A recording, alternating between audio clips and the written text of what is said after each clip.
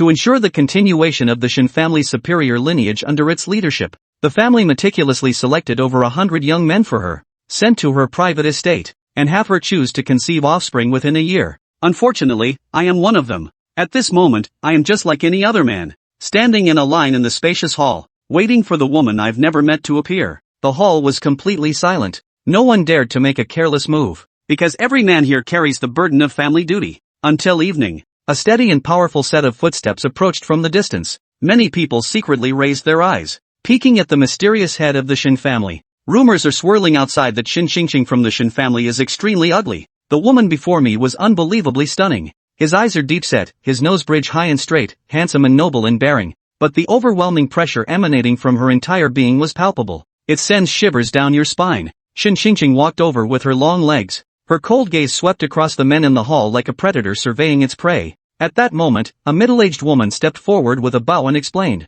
"Miss, this is someone carefully selected from the old residence." The old lady instructed that one must be carefully selected. Hearing about the old house, she narrowed her eyes dangerously, then lazily sank into the sofa. Since it's the meaning of the old house, then let's begin. Unexpectedly, her voice turned out to be incredibly captivating. Just by hearing her voice, it's impossible to equate her with a violent nature. The middle-aged woman immediately opened the materials in her hand. Officially begins. Zhang Fei, 23 years old, 180 centimeters tall, weighing 160 jin. We have all undergone rigorous screening. The conditions are perfect in every aspect. Just provide these 3 pieces of data when you arrive. After all, Shin Xingqing wasn't a particularly patient person. Zhang Fei, whose name was called, suppressed his excitement. He stepped forward and spoke in a gruff tone. "Good evening, miss." Shin Xingqing couldn't even be bothered to lift her head. The bodyguard stepped forward to escort Zhang Fei away. He instinctively rushed in the direction of Shin Xingqing, attempting to throw myself directly into her embrace. Shin Xingqing lazily reclined on the sofa, yet his eyes betrayed a bloodthirsty, chilling glint. Before Zhang Fei could run closer, he was forcibly pressed to his knees by the bodyguards. He immediately put on a pitiful and helpless expression, with tearful eyes, gazing at Shin Xingqing. Shin Xingqing curled her lips into a smile, captivating everyone with her charm. "The crocodile in the garden is hungry." Everyone looked puzzled, but the bodyguard quickly answered with actions. The bodyguard effortlessly lifted Zhang Fei. He strode quickly toward the garden fish pond and threw it down fiercely. Dozens of crocodiles instantly opened their gaping jaws and frenziedly tore at their prey. The scene was extremely bloody. Zhang Fei didn't even have time to scream. The middle-aged woman let out a soft sigh. This Zhang Fei has become a classic example of killing the chicken to scare the monkey. If he had obediently followed the bodyguards away just now, at least you can stay alive. What a pity. The remaining people all turned deathly pale with fear. Someone burst into a scream. Some were so terrified they collapsed to the ground on the spot. The person who collapsed to the ground was immediately dragged away. No one knows their fate. Seeing this, a man was so frightened that he wet himself. Before Shin Xingqing could speak, the bodyguard simply carried the person away. He was already so frightened that his entire body went limp, without the slightest ability to resist. "This is utterly outrageous." The voice came precisely from that terrifying woman on the sofa. The screaming boys all covered their mouths, afraid that they might be next. She perfectly illustrated what it means to have an angelic face. Devil's heart. No one expected. This woman is 100 times more terrifying than the rumors say. People sent here. At this moment, I feel like a lamb awaiting slaughter. All the men present were scared out of their wits. No longer dare to look directly into her eyes. He could only lower his head and tremble in fear. Shin Xingqing seemed quite satisfied with this result. Only 7 people remained in the line now. The middle-aged woman told us to stand properly, as if the earlier bloodshed was just a trivial matter. She continued to speak. Su Xianyan, 21 years old, height 185 centimeters, weighing 180 jin, approximately 198 pounds. Su Xianyan didn't expect to be the next one. Not yet recovered from the shock, he trembled and opened his mouth with difficulty. "Young miss." Shin Xingqing furrowed her brow slightly. The dissatisfaction on their face was unconcealed. The bodyguard stepped forward to take him away, learning from past mistakes. He didn't dare to resist in the slightest. One after another, Shin Xingqing remained unmoved. She narrowed her eyes dangerously. Patience has clearly run out. She has never been interested in men, just found it noisy and annoying. Otherwise, the people at the old mansion wouldn't be in such a hurry to pressure her to carry on the family line. There were only 3 people left. The young lady was on the verge of flying into a rage. The middle-aged woman could only brace herself and speak faster. Pastoral, 20 years old, height 186 centimeters, 186 pounds in weight. I clenched my lips tightly. That scene is still replaying before my eyes. I instinctively fear and resist it. I can only pray that I don't get chosen. Good evening, miss. Shin Xingqing still seemed unsatisfied. My palms are drenched in cold sweat. Now there are only 3 people left. My chance of being selected is 1 in 3. Perhaps it was because they heard my clear and melodious voice. She finally reacted. Gaze casually falling upon me, looking up. Just 2 words. Yet utterly spine-chilling. My hand instinctively clutched tightly at the hem of my pants. I tried too hard. The fingertips had long since turned pale. The head was slightly raised, yet the eyelids drooped low. Dare not meet her gaze. I fear that in the next moment, death will come. I could only desperately force myself to calm down. But after all, I'm only 20 years old. Sensing the woman's scrutinizing gaze, my body still couldn't stop trembling. Her commanding tone brooked no argument. Seeing me frozen in place, the bodyguard shoved me forward. I can only move my feet slowly. Until I came closer. Shin Xingqing finally took a close look at my face. He's the one, his eyes look clear. The child born will surely be excellent. Just a few simple words. My face instantly turned deathly pale. Yet I don't even have the right to resist. The remaining 2 people breathed a sigh of relief. She was led away by the middle-aged woman. The candidate was chosen, and immediately a male servant took me to bathe. I followed along in a daze, until soaking in warm milk. It still feels like a dream. At that moment, the door was pushed open. A middle-aged man around 40 years old walked in. His features were bold and striking, with eyebrows arched like distant mountain peaks. A faint smile lingered on the face, yet exudes an air of cool detachment. This demeanor doesn't resemble that of a male servant. Instead, he seemed like a rigid schoolteacher. I instinctively shrank down. Let the milk cover your neck. He came up to me and said in a flat tone, "Hello, 001. From now on, I will be responsible for your round-the-clock care, until you have her give birth to the baby. You can call me Uncle Ran. I am the person specially transferred by old Zhai." 001? I didn't hear anything clearly. Only these 3 numbers were captured. It seems to be calling for me. Yes, starting today, your codename is 001. If you don't get her pregnant within a month, we will replace the person. In other words, as long as I didn't get her pregnant, there would be 002, 003, how absurd. We weren't even worthy of having names. Can money and power allow one to do as they please? Now it seems, indeed it is possible. Thinking of the Mu family trying to ingratiate themselves with the Shin family. Push me into the fire pit. Trapped in this cage, I can't breathe. Shin Xingqing, this woman, only needs to move her lips. Can easily decide someone else's life or death. She wanted to escape, but she couldn't. The estate was so vast that she'd likely collapse before even reaching the woods, let alone endure a whole day with someone watching her every move. Now, it seemed there was only one way out. If I don't conceive within a month, can I leave? Aunt Rand's face remained expressionless. Yes. Perhaps the day's events had shaken her too deeply. A sudden thought seized her and she blurted out, "To leave alive?" Aunt Rand paused, as if recalling today's events. Of course. Yet the answer brought no relief, only a heavy weight settling in her chest. Pregnancy. She was only 20, in the prime of her life, yet forced to bear someone else's child. The very thought was laughable. Feeling suffocated, Yi Anning submerged herself completely in the milk, only to be pulled out by Aunt Ran within a second. 001, you are not permitted to harm your own body. She couldn't even control her own body. A wave of bitterness spread through her entire being. A maid wiped the milk from her face with a silk handkerchief. When Aunt Ran saw her eyes open, she produced a video. At the first glance, Yi Anning's amber pupils suddenly contracted. The video contained extremely indecent content. She snapped her eyes shut, bowed her head, and flushed crimson. The filthy sounds echoed in her ears, making Yi Anning wish she could sink into a hole. 001, open your eyes and watch carefully. You must learn to serve the young master well. The maids in the room showed no change in expression. To them, this seemed like the most ordinary thing in the world. No. Yi Anning instinctively resisted. Open them. Or you'll regret it. Aunt Rand's tone carried a blatant threat. Before she could react, two maids seized her head from either side, forcing her eyes open. Her entire body was restrained on both sides. No matter how she struggled, it only splashed useless droplets of water. This mental torment made Yi Anning wish for death. Tears streamed down her cheeks into the milk, indistinguishable whether they were tears of sorrow or physiological tears. At the end of the video, it even instructed her on how to conceive more easily. Yi Anning didn't know how she endured it. By the time she regained her senses, she had already been carried to the bed. She now wore a red nightgown, the color accentuating her skin's snowy pallor. Bright lights illuminated the room, its gray-toned decor mirroring Huo Tingyuan's presence, creating an uncomfortable, oppressive atmosphere. Huo Tingyuan wasn't in the room, but Aunt Ran was watching her from a corner. The atmosphere was strange. Only when Huo Tingyuan stepped into the room did Aunt Ran quietly withdraw. Inside the room, Yi Anning could clearly hear the sound of her own heartbeat. She couldn't tell if it was fear or nervousness. At some point, the sash of Huo Tingyuan's bathrobe had come undone, revealing his rugged chest. The contours of his firm muscles were faintly visible. The contours of his abdominal muscles were sharp and powerful. The bathrobe hung loosely around his waist, accentuating his sturdy, upright posture. A classic example of someone who looked slim in clothes but had muscle beneath. The only solution Yanning could think of was to pretend to be asleep. She closed her eyes and tried to keep her breathing steady. As for the content she'd been learning in the video, she simply couldn't manage it. On the surface, Yanning appeared to be fast asleep, but only she knew every nerve in her body was stretched taut. Just then, she keenly sensed the bed dip slightly at the edge. Her previously steady breathing instantly became rapid and erratic.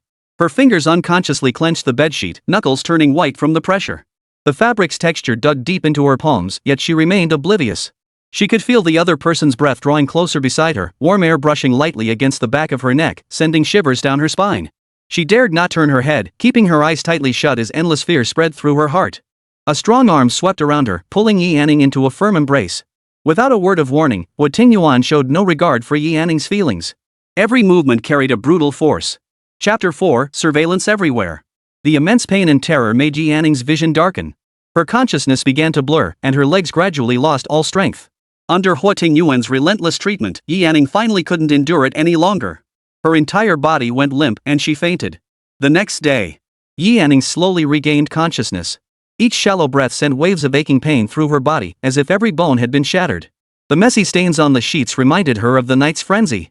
Gritting her teeth against the pain, she sat up. The slightest friction between her skin and the quilt sent waves of discomfort through her.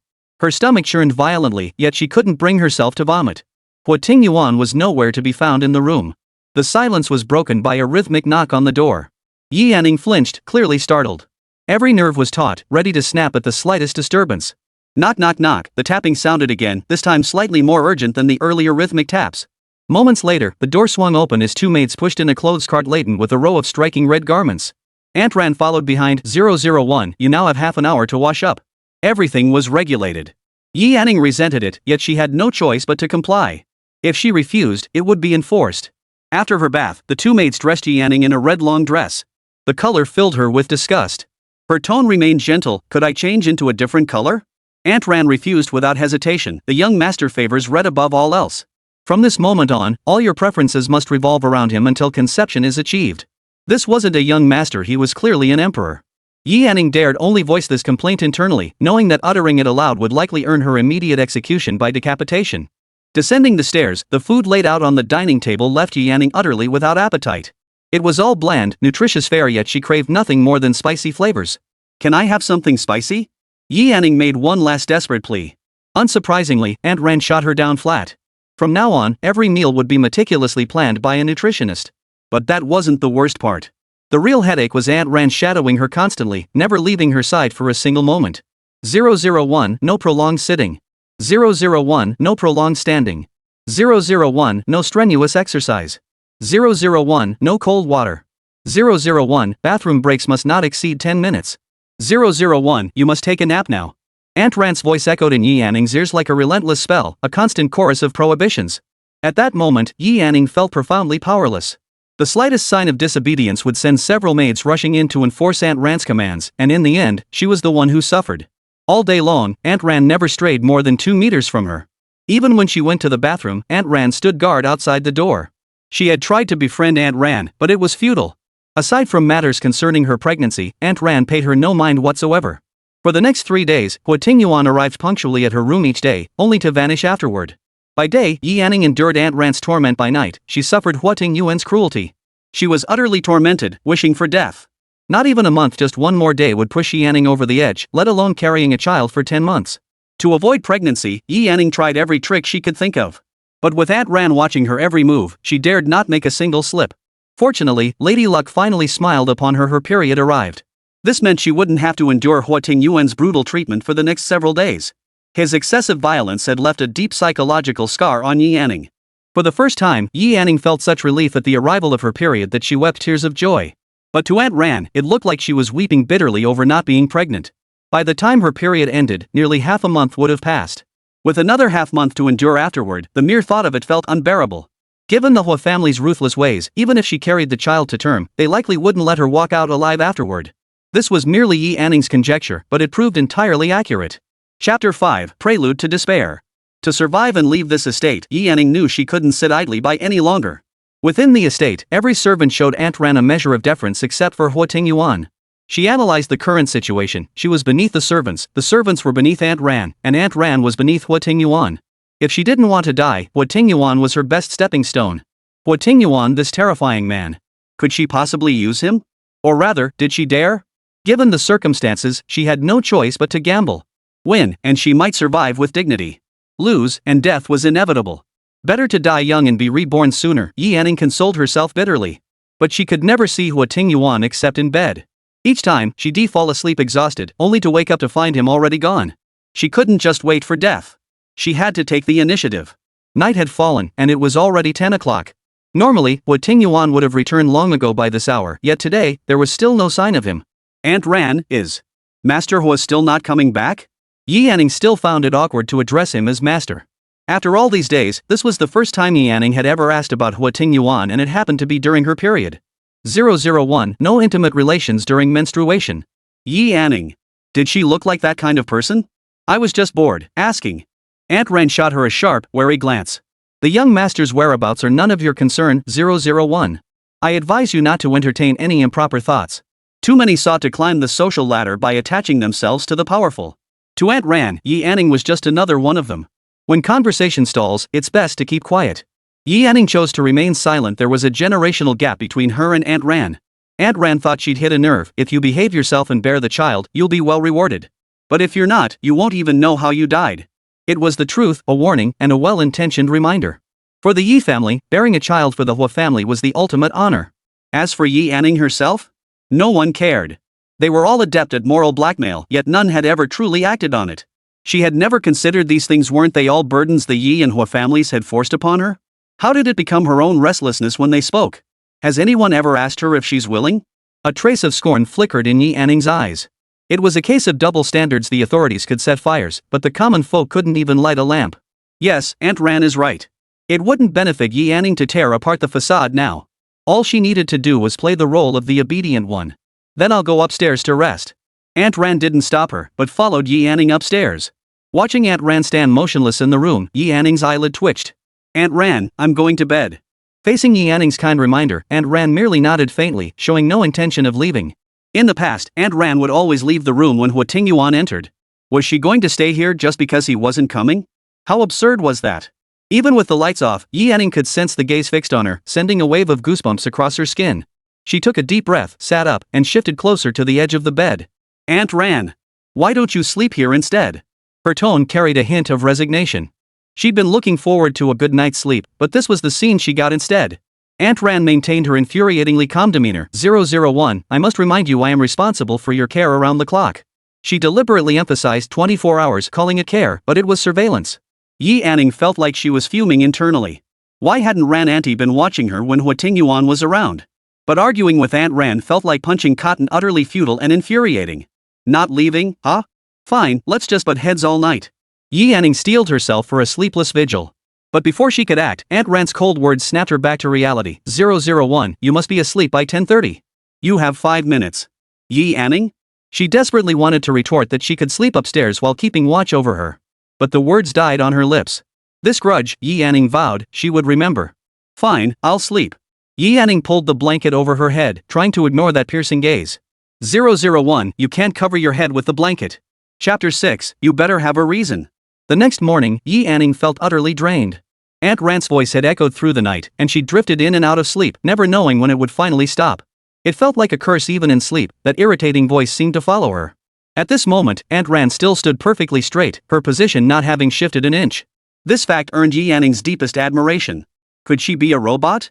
A faint smile never left her face. No matter what she said, her tone remained calm and measured. She followed Yi Anning around all day long, seemingly without fatigue. Auntie, aren't you tired? There's no one else here. If you rest for a bit, the sky won't fall, you know? Yi Anning couldn't quite pinpoint her emotions. At first, she genuinely disliked her, but now she felt a twinge of pity. 001 You can sleep for another 31 minutes. That irritating voice sounded off again, still carrying the same tone. Yi Anning snatched back the fleeting sympathy she'd felt. She wanted to slap herself silly. This kind of person was asking for it. She didn't understand, but she respected it, respecting others' fates. Instead of wasting energy on that, she should focus on feeling sorry for herself. May I see the young master? Huo Tingyuan hadn't appeared all night. Before Aunt Ran could refuse, Yi Yanning hurriedly added, I have something about the pregnancy I'd like to discuss with him. Fearing Aunt Ran might interject, she added, this is something only the young master and I can discuss. To Aunt Ran, Yi Yanning's pregnancy was the most important thing in the world. After a moment's thought, she pulled out her phone and made a call. The young master will return tonight and asked me to relay a message, you'd better have something important to discuss. The moment those words left her mouth, Yi Yanning could picture his menacing glare, sending a shiver down her spine.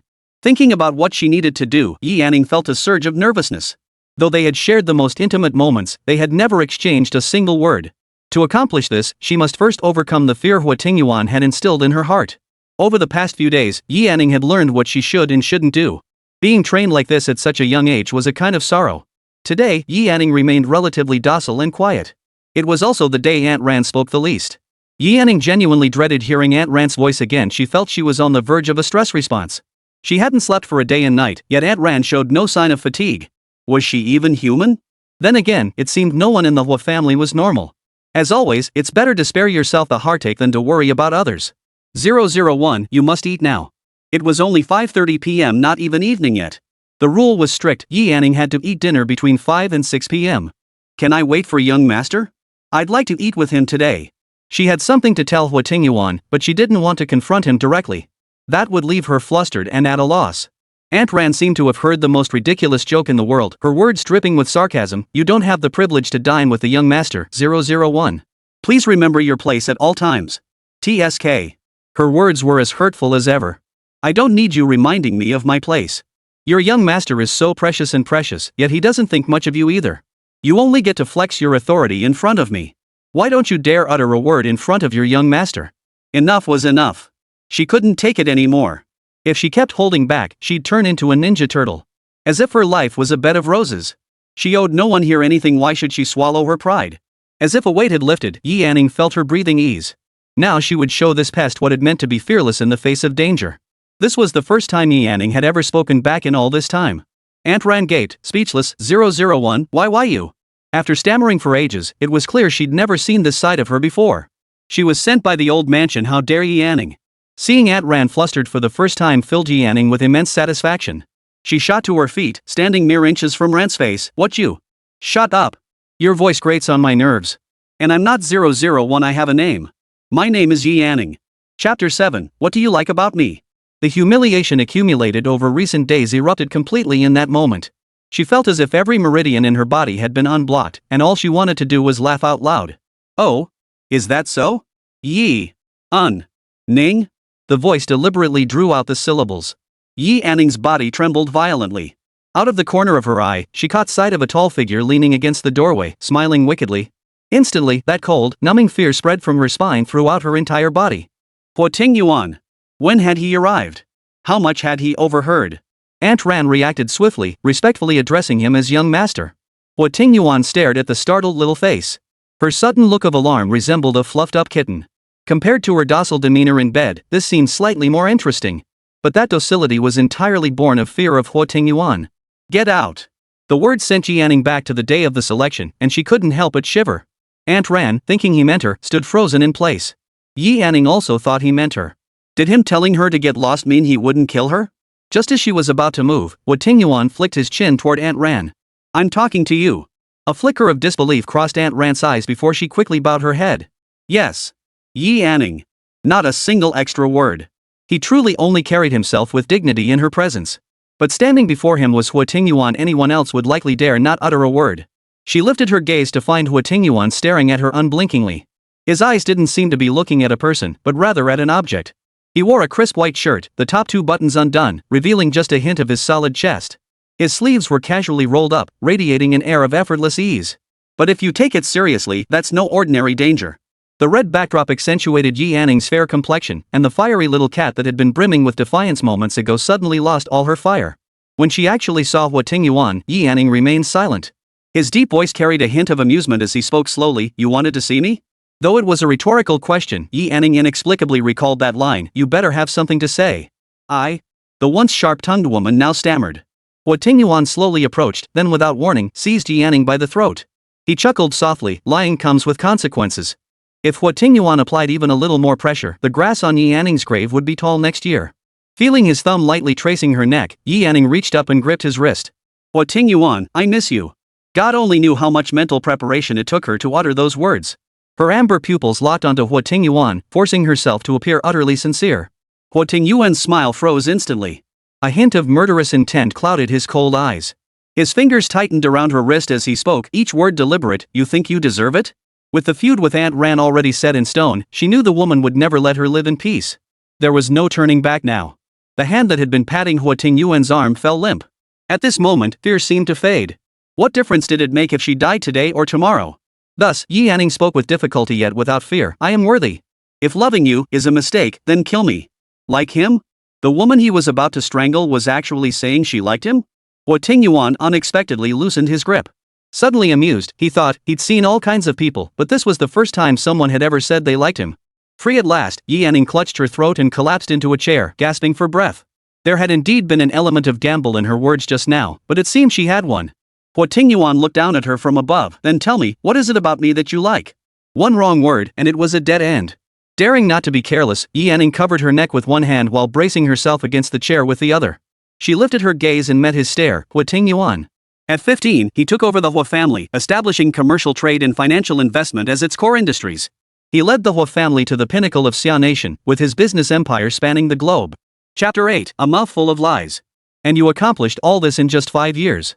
Clearly, Huo Tingyuan was dissatisfied with this assessment. It was merely the tip of the iceberg in his illustrious achievements, merely accomplishments he'd revealed to cultivate a favorable reputation. Boring. Hua Yi, it's feeding time. No sooner had the words left his mouth than a man with a crew cut and tattooed arms walked in from outside. Yi Anning's breath caught. I'm not finished yet.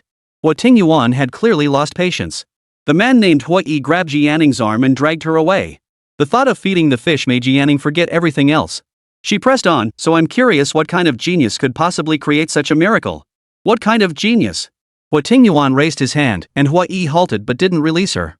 So I gathered every piece of information about you. You act with steady decisiveness, possess long-term strategic vision, and strike decisively once you spot an opportunity.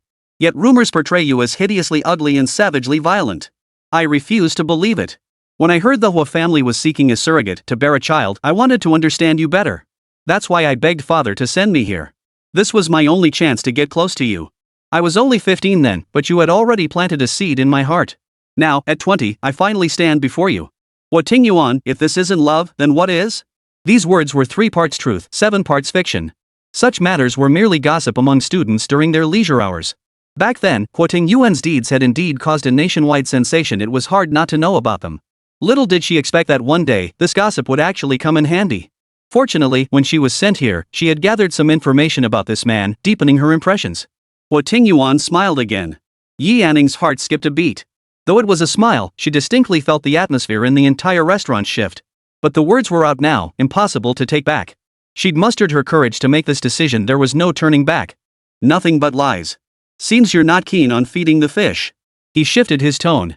How about feeding the snakes instead? Yi Anning sucked in a sharp breath and slumped her shoulders. Her attempt had not only failed to work but had backfired completely. Given the situation, she dared not hope for much. Then please, just put me out of my misery. Compared to being fed to fish, snakes, or dogs, she preferred a swift death, though staying alive was her true wish. Seeing the shattered look in her eyes, Huo Tingyuan showed no mercy. He strode out, followed by Hua Yi dragging Yi Anning behind him. A compact sightseeing vehicle waited at the entrance. Hua Yi took the driver's seat, while Yi Anning sat beside him. Huo Tingyuan stretched his long legs and settled into the back row. The vehicle gradually entered the forest, distancing itself from the estate. Darkness thickened around them, every tree blending into the same silhouette. Vision was limited to the narrow strip illuminated by the headlights. In the silent woods, only the hum of the sightseeing vehicle's engine echoed. They drove for a long time without leaving the forest, a testament to its vastness. The air grew colder the deeper they ventured, and feeling a chill creeping over her, Yi Anning rubbed her arms. Huo Tingyuan watched her every move from behind. People only tell the truth when they're about to die. After driving another stretch, the vehicle slammed on the brakes, nearly sending Yi Anning crashing into the windshield. Hua Yi got out, yanked Yi Anning out of the car, and pulled her forward. Huo Tingyuan remained seated, leaning lazily against the vehicle, his gaze fixed straight ahead as he watched them. The surroundings were pitch black and silent. Having a burly guy by her side made Yi Anning feel slightly more at ease. But where was he dragging her? Were they going to kill her here and bury her on the spot? Yi Anning's mind raced with chaotic thoughts. After only a few steps, she heard something hissing. She instinctively slowed her pace, but Huo pulled her forward, forcing her to quicken her steps. After a few more steps, the sound grew louder. Yi Anning's heart pounded, her sense of foreboding skyrocketing. As they drew near, Huo halted. They stood before a deep pit. Only then did Yi Anning realize the sound emanated from below. It was pitch black, obscuring the depths, but the hissing grew louder not from one source, but many. Huo produced a flashlight from somewhere and shone it down. Yi Anning's legs instantly went weak. It was a spine-chilling pit, densely packed with snakes. They were tangled together, writhing and slithering, forming a churning sea of snakes that obscured the pit's bottom. This instantly reminded Yi Anning of that line, "How about feeding the snakes?" Chapter 9, Crisis. Her blood seemed to freeze in her veins. Yi Anning's pupils dilated, her face drained of color. Her hand instinctively grabbed Huo beside her, cold sweat pouring down her forehead. The person who had just moments ago offered a sense of security now felt utterly unreliable. Seeing Yi Anning's state, Huo Tingyuan's expression held a hint of a smile that was anything but kind, dripping with cruelty. "Throw her down." "No!" The cry pierced the silence, echoing around them, lingering long after it faded. Yi Anning clung desperately to Huo with both arms and legs, her panic so intense she even bit down on his collar. Pure survival instinct drove her actions. Huo Tingyuan wasn't joking, he truly intended to feed her to the snakes. She could die, give her a quick end, but she absolutely could not endure being tortured to death like this. Huo tried to pull her away, but couldn't dislodge her at first. This woman, though petite in appearance, possessed surprising strength. They had underestimated the sheer will to survive that erupted when a person was on the brink of death. Huo grabbed her hair, and Yi Anning, wincing in pain, released her grip. Tears fell in heavy drops. "No, no, please, no." Seeing the pleading in her eyes, Huo shot a glance at Huo Tingyuan and loosened his grip slightly, signaling Yi Anning that she'd begging the wrong person. Yi Anning frantically turned her tear-streaked face toward him. "Huo Tingyuan, just end it for me. I beg you." Huo Tingyuan stepped out of the car, picked up a stone from the ground, and walked over. Reaching the edge of the pit, he yanked Yi Anning off Huo and forced her to face the gaping hole. With a sharp flick of his wrist, the stone plummeted into the swarm of snakes. Huo's flashlight illuminated the spot clearly. Under attack, the snakes scattered in all directions.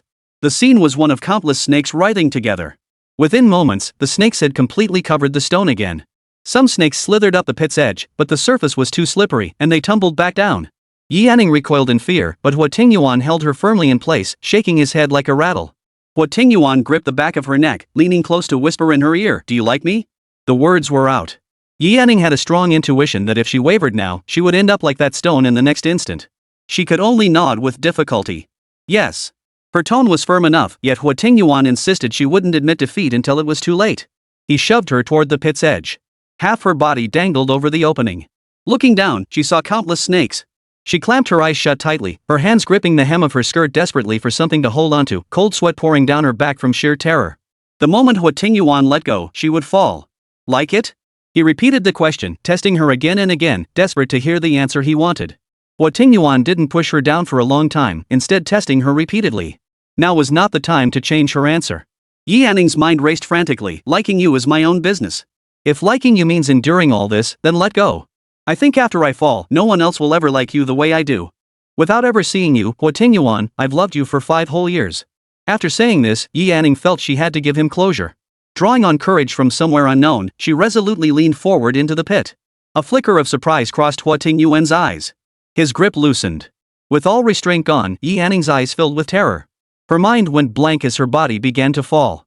The expected pain didn't come in the next second. Someone caught her around the waist, turned, and she landed in a strong embrace. The moment she was forcibly pulled back from the brink of death, Yi Anning's consciousness lingered in the snake pit where she had fallen. Her heart pounded violently in her chest, and the joy of surviving the ordeal surged over her like a tidal wave. It was Huo Tingyuan who saved her. Yi Anning couldn't suppress a bitter sneer. She felt no gratitude. From the very beginning, she had known exactly who had brought all this upon her. Lifting her gaze, her eyes first froze, then lit up as if she had seen something. Her voice trembled with fear as she asked, Huo Tingyuan, do you believe me now?" Huo Tingyuan's face remained expressionless as he bent down, hoisted her onto his shoulders, and strode toward the sightseeing vehicle. Chapter 10, Investigation. Yi Anning's heart finally settled, convinced she'd finally made it through this ordeal. The journey had been bitterly cold, yet now her forehead was beaded with sweat. Only after settling into the car did a wave of dread wash over her. Where had she found the courage for such a dangerous act? How had she dared? If she had to do it again, she doubted she'd have the nerve. Closing her eyes, the image of those writhing snakes still haunted her vision. Huo Tingyuan beside her remained silent, and Yi Anning dared not speak either, completely immersed in the joy and lingering fear of having survived. Stop the car. The car came to a smooth halt. But it had only been moving for 10 minutes. Yi Anning's heart tightened. Could there be something else? Huo Tingyuan watched the tense woman and spoke coldly, "Get out." Could she refuse? The answer was no. Facing Huo Tingyuan's menacing gaze, she slowly stepped out of the car. What would she have to face this time? Only she got out. Huo Tingyuan and Hua Yi remained seated, leaving Yi Anning utterly bewildered. "Yi Anning, if I see you at the estate tomorrow, you may make one request." Before she could respond, he ordered the driver to start the car. Yi Anning froze, then snapped into action, chasing after the car. But she had already expended too much mental energy, and her body hadn't fully recovered. After only a few steps, the car gradually vanished from sight. Suddenly, darkness enveloped her, making it impossible to discern direction. The surrounding trees all looked identical. When she had arrived, she hadn't noticed that there was no road beneath her feet. That car, it looked so compact, yet it could navigate this forest. That's why she'd overlooked this problem all along. There were snakes in this forest. Who knew what else lurked here? Yi Anning slid down against a tree trunk, daring not to make a sudden move. Wearing only a thin dress, she felt something trickling between her legs. Yi Anning realized she hadn't changed her sanitary pad in a long time. The only thing she could do now was conserve her strength and wait until dawn to leave. If only there were moonlight. But the sky was pitch black, not a single star in sight, only the occasional chirping of insects breaking the silence. With no sense of time or direction, Yi Anning should have been afraid, yet her heart remained utterly still. She curled up, resting her head on her knees, one hand tracing circles on the ground as she counted softly. 1, 2, 3, 4. This demeanor hardly suggested a first-time experience. From afar, a woman with disheveled hair and dressed in red huddled in a corner, muttering to herself, a truly eerie sight. Inside the estate, Aunt Ran, seeing only Huo Tingyuan return, assumed Yi Anning had already been dealt with. "Young master, when shall we arrange for new candidates?" Already in a foul mood, Huo Tingyuan shot Aunt Ran a cold glance. "Get out." Only after Aunt Ran left did he sit down on the sofa. "Bring me the surveillance footage." Hua Yi approached carrying a tablet. The footage showed the woman neither screaming nor panicking, but quietly huddled beneath a tree. The deadline was tomorrow, and she hadn't wandered off yet. She seemed to have some sense. He tossed the tablet aside, leaning back on the sofa with eyes closed. "Bring me her file." Yi Anning's file had been delivered to the estate long before the screening process began, containing every detail imaginable. Soon, the files appeared on the tablet. Huo Tingyuan rubbed his temples and picked up the tablet to review it. Yi Anning, adopted daughter of the Yi family. At 35, the Yi couple had yet to conceive, so they chose to adopt a baby girl from an orphanage. Unexpectedly, the Yi couple conceived the following year after the adoption. A year later, they gave birth to a daughter. The records indicated the Yi couple showed no favoritism, raising both girls equally. Knowing full well that the Huo family was a den of tigers and dragons, she still sent Yi Anning here.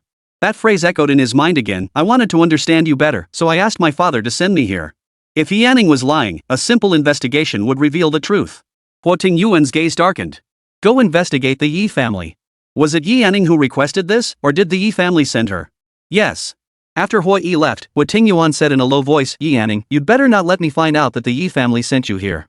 Chapter 11, Survive. If she had been sent by the Yi family, then everything Yi Anning had said would crumble without a fight, all lies meant to deceive him. If that were the case, he would make Yi Anning understand that the snake den was merely an appetizer. The sky was just beginning to lighten when Yi Anning's eyelashes fluttered. She hadn't slept well the night before, and after everything that had happened, she drifted off into a hazy slumber. When she opened her eyes, the sky was already turning pale. In all these days, this was probably the only good thing that had happened. As long as the sun rose, she could discern her direction. Her legs were numb and unresponsive. Yi Anning braced herself against the tree and slowly stood up. A wave of dizziness hit her, and she quickly lowered her head, leaning heavily against the tree to keep from collapsing. Looking down, she noticed a small patch of vivid red. Her period had leaked. Thankfully, her skirt was red. From afar, she'd only seen trees without knowing their species. Now up close, she recognized them as maples. If she'd come here purely for leisure, she'd have fallen in love with this place. But Yi Anning had no heart for appreciation. The dense canopy of trees, battered by the night wind, had long since obscured the tire tracks.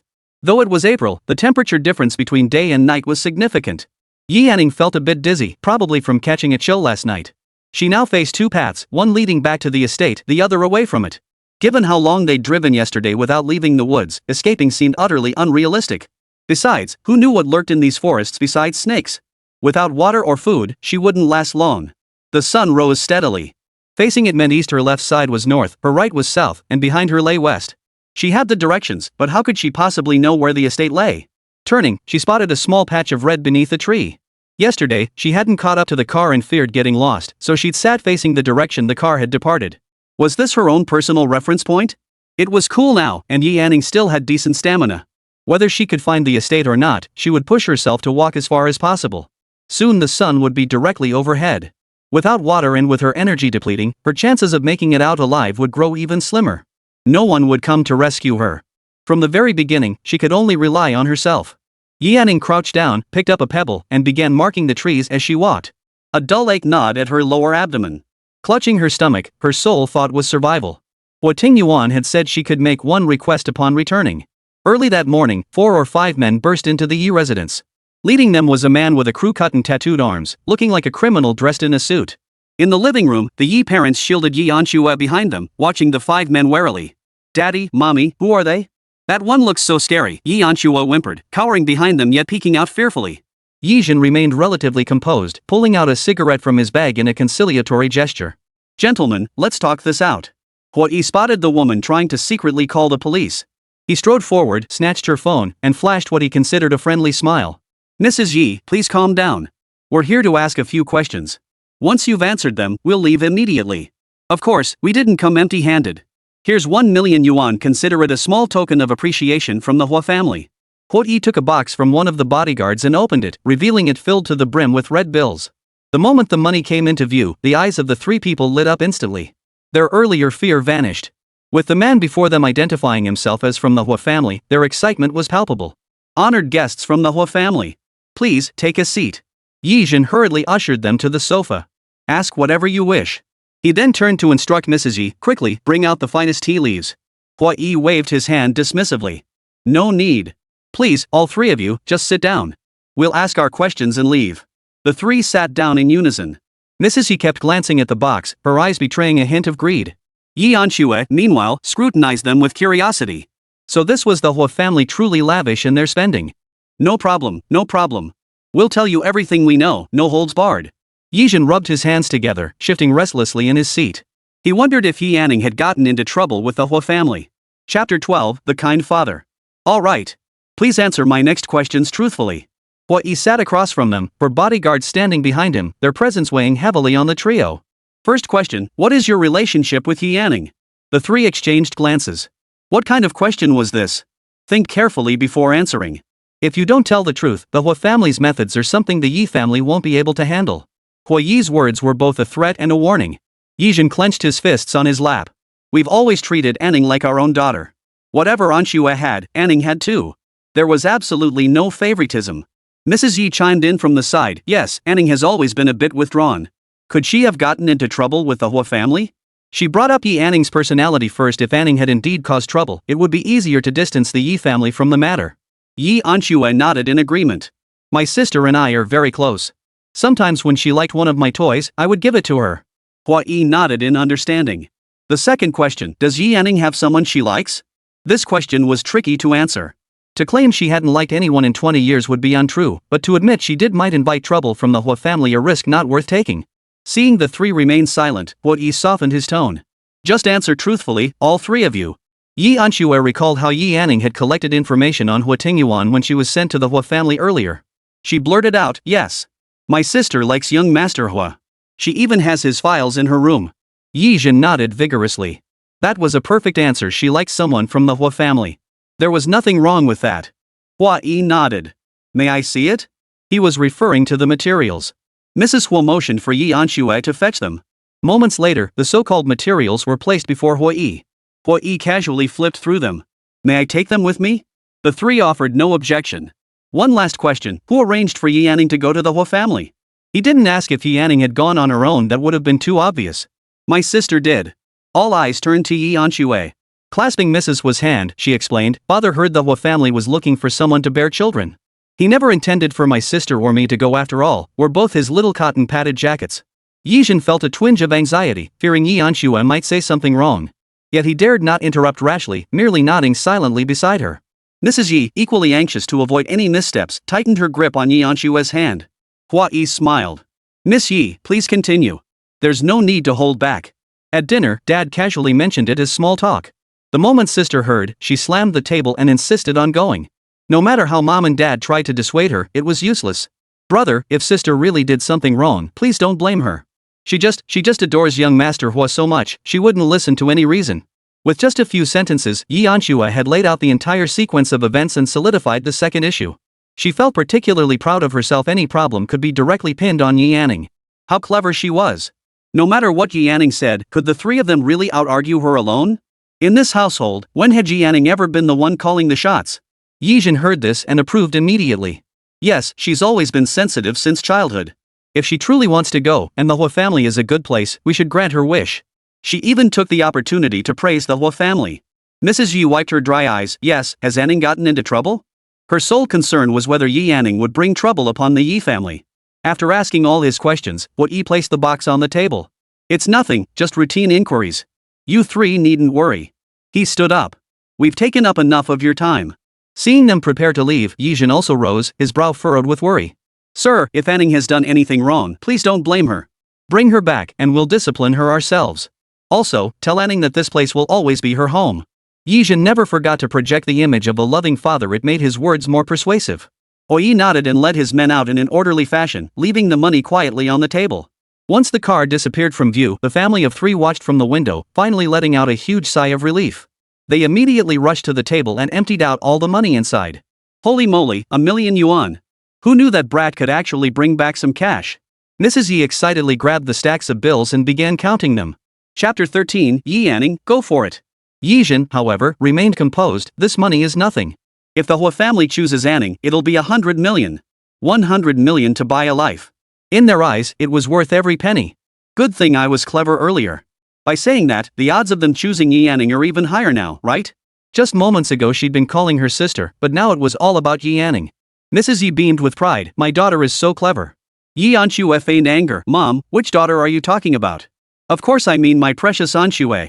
That Yi Anning is just an adopted child. How could she compare to my own flesh and blood? You're the flesh of my flesh. Back in the first year after adoption, she decalled her precious daughter constantly too. Now, everything had changed beyond recognition. Enough. Don't bring this up again. Mind your words, walls have ears. Yi Jin was a cautious man. This matter was bound by a confidentiality agreement. The one-year term stipulated that if Yi Anning didn't return, the Yi family account would receive an additional 100 million yuan. If Yi Anning did return, the Yi family account would receive an additional 5 million yuan. The Huo family was wealthy. Once someone was taken away, they would pay 5 million upfront. That 5 million had already been deposited. All they needed was 1 year, and they were guaranteed at least 5 million.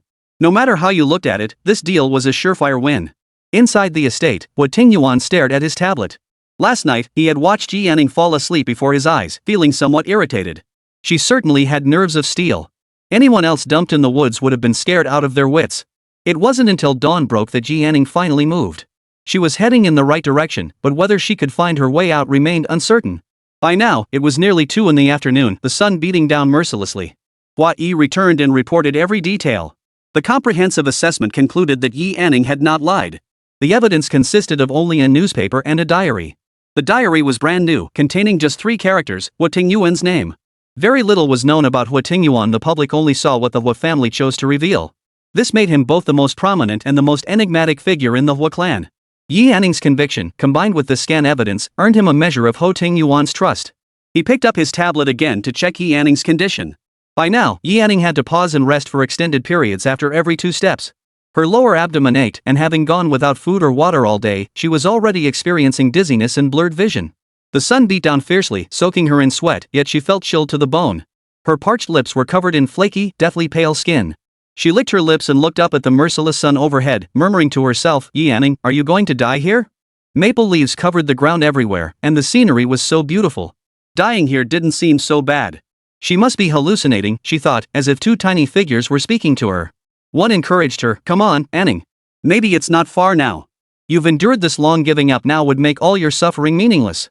The other whispered seductively, Yi Anning, just lie down. No one cares if you live or die. Lie down now and find relief. Yi Anning picked up a branch from somewhere, propped herself up with it, and managed 2 more agonizing steps. Those 2 steps seemed to drain every ounce of strength from her body. Her vision blurred, and she crashed heavily onto the ground. The thick layer of leaves cushioned the fall, softening the impact. With great effort, she rolled over to face the sky. Above her stretched a deep blue expanse dotted with towering tree trunks. A breeze stirred, sending more maple leaves drifting down to rest gently on her head. Yi Yanning, a voice whispered, dying here isn't so bad. It's beautiful, isn't it? She could walk no further. She reached out, picking up maple leaves beside her and scattering them over herself, sometimes grabbing a handful, other times just one or two. Seeing Yi Yanning gather leaves to cover herself, Huo Tingyuan was puzzled. She was no more than 2 kilometers from the estate. What is she doing? Huo Yi glanced at the tablet.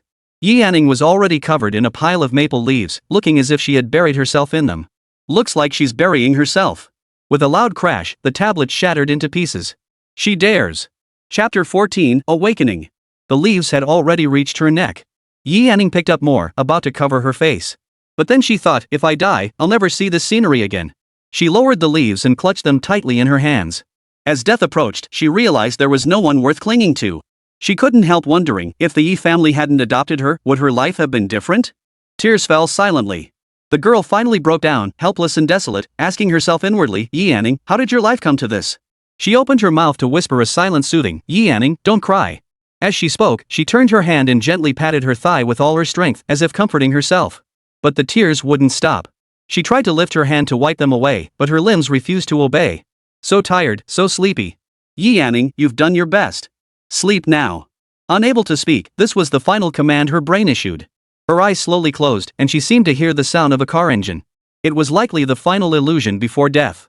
Her eyes closed completely, and she lay peacefully on the ground, as if merging with the maple leaves. The car hadn't come to a complete stop yet, its body still swaying slightly, but the man had already stepped out. Huo Yi, water. Huo Yi pulled the car to a halt, retrieved a bottle of water from under the seat, and handed it over. The moment he touched her, her body felt alarmingly hot, and her face was deathly pale. Water touched her lips, but Yi Yanning didn't swallow. Huo Tingyuan ignored it and kept pouring. Finally, the leaves on the ground drank their fill. Only when the bottle was empty did Huo Tingyuan lift her entire body. He felt a sticky substance on his hands and saw blood had stained them. Dried blood had also congealed between her legs, a horrifying sight. The car sped toward the estate at top speed.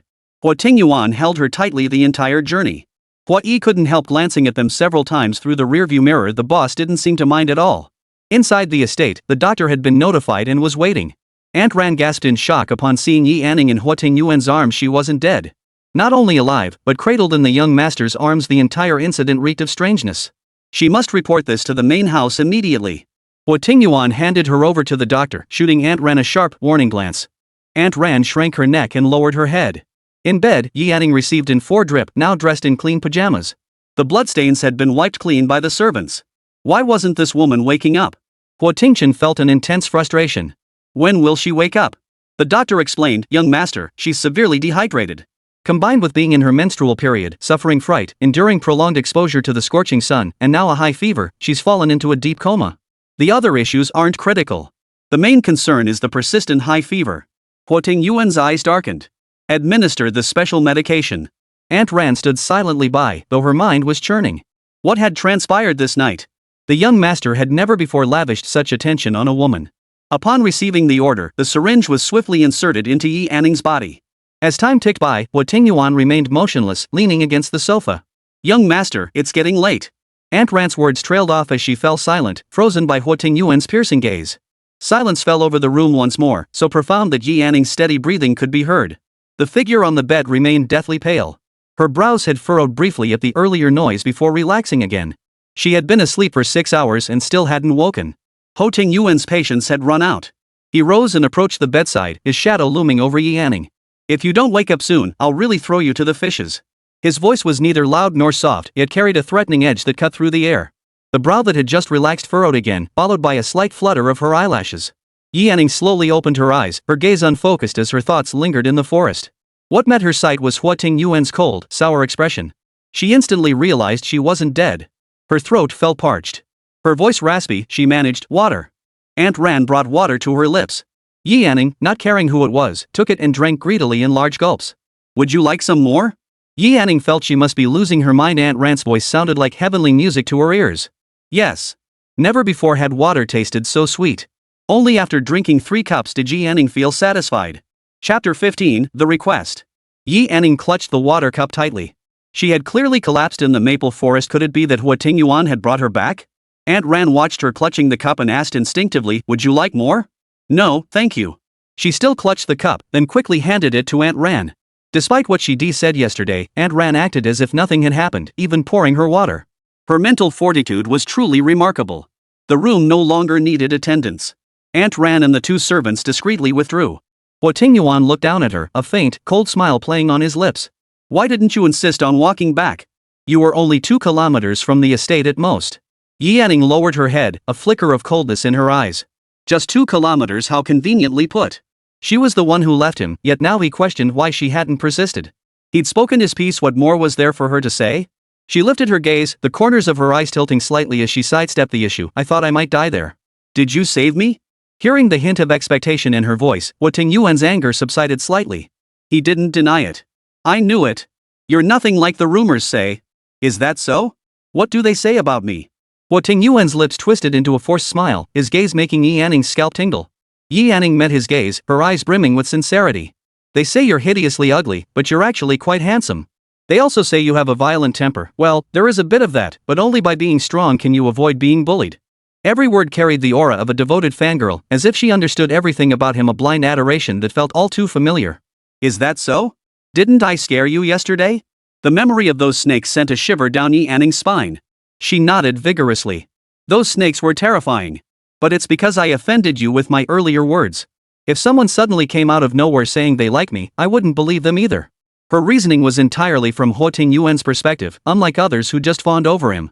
At first glance, it seemed quite believable. He offered a meaningful smile. So you're saying you don't blame me for leaving you in the maple forest yesterday?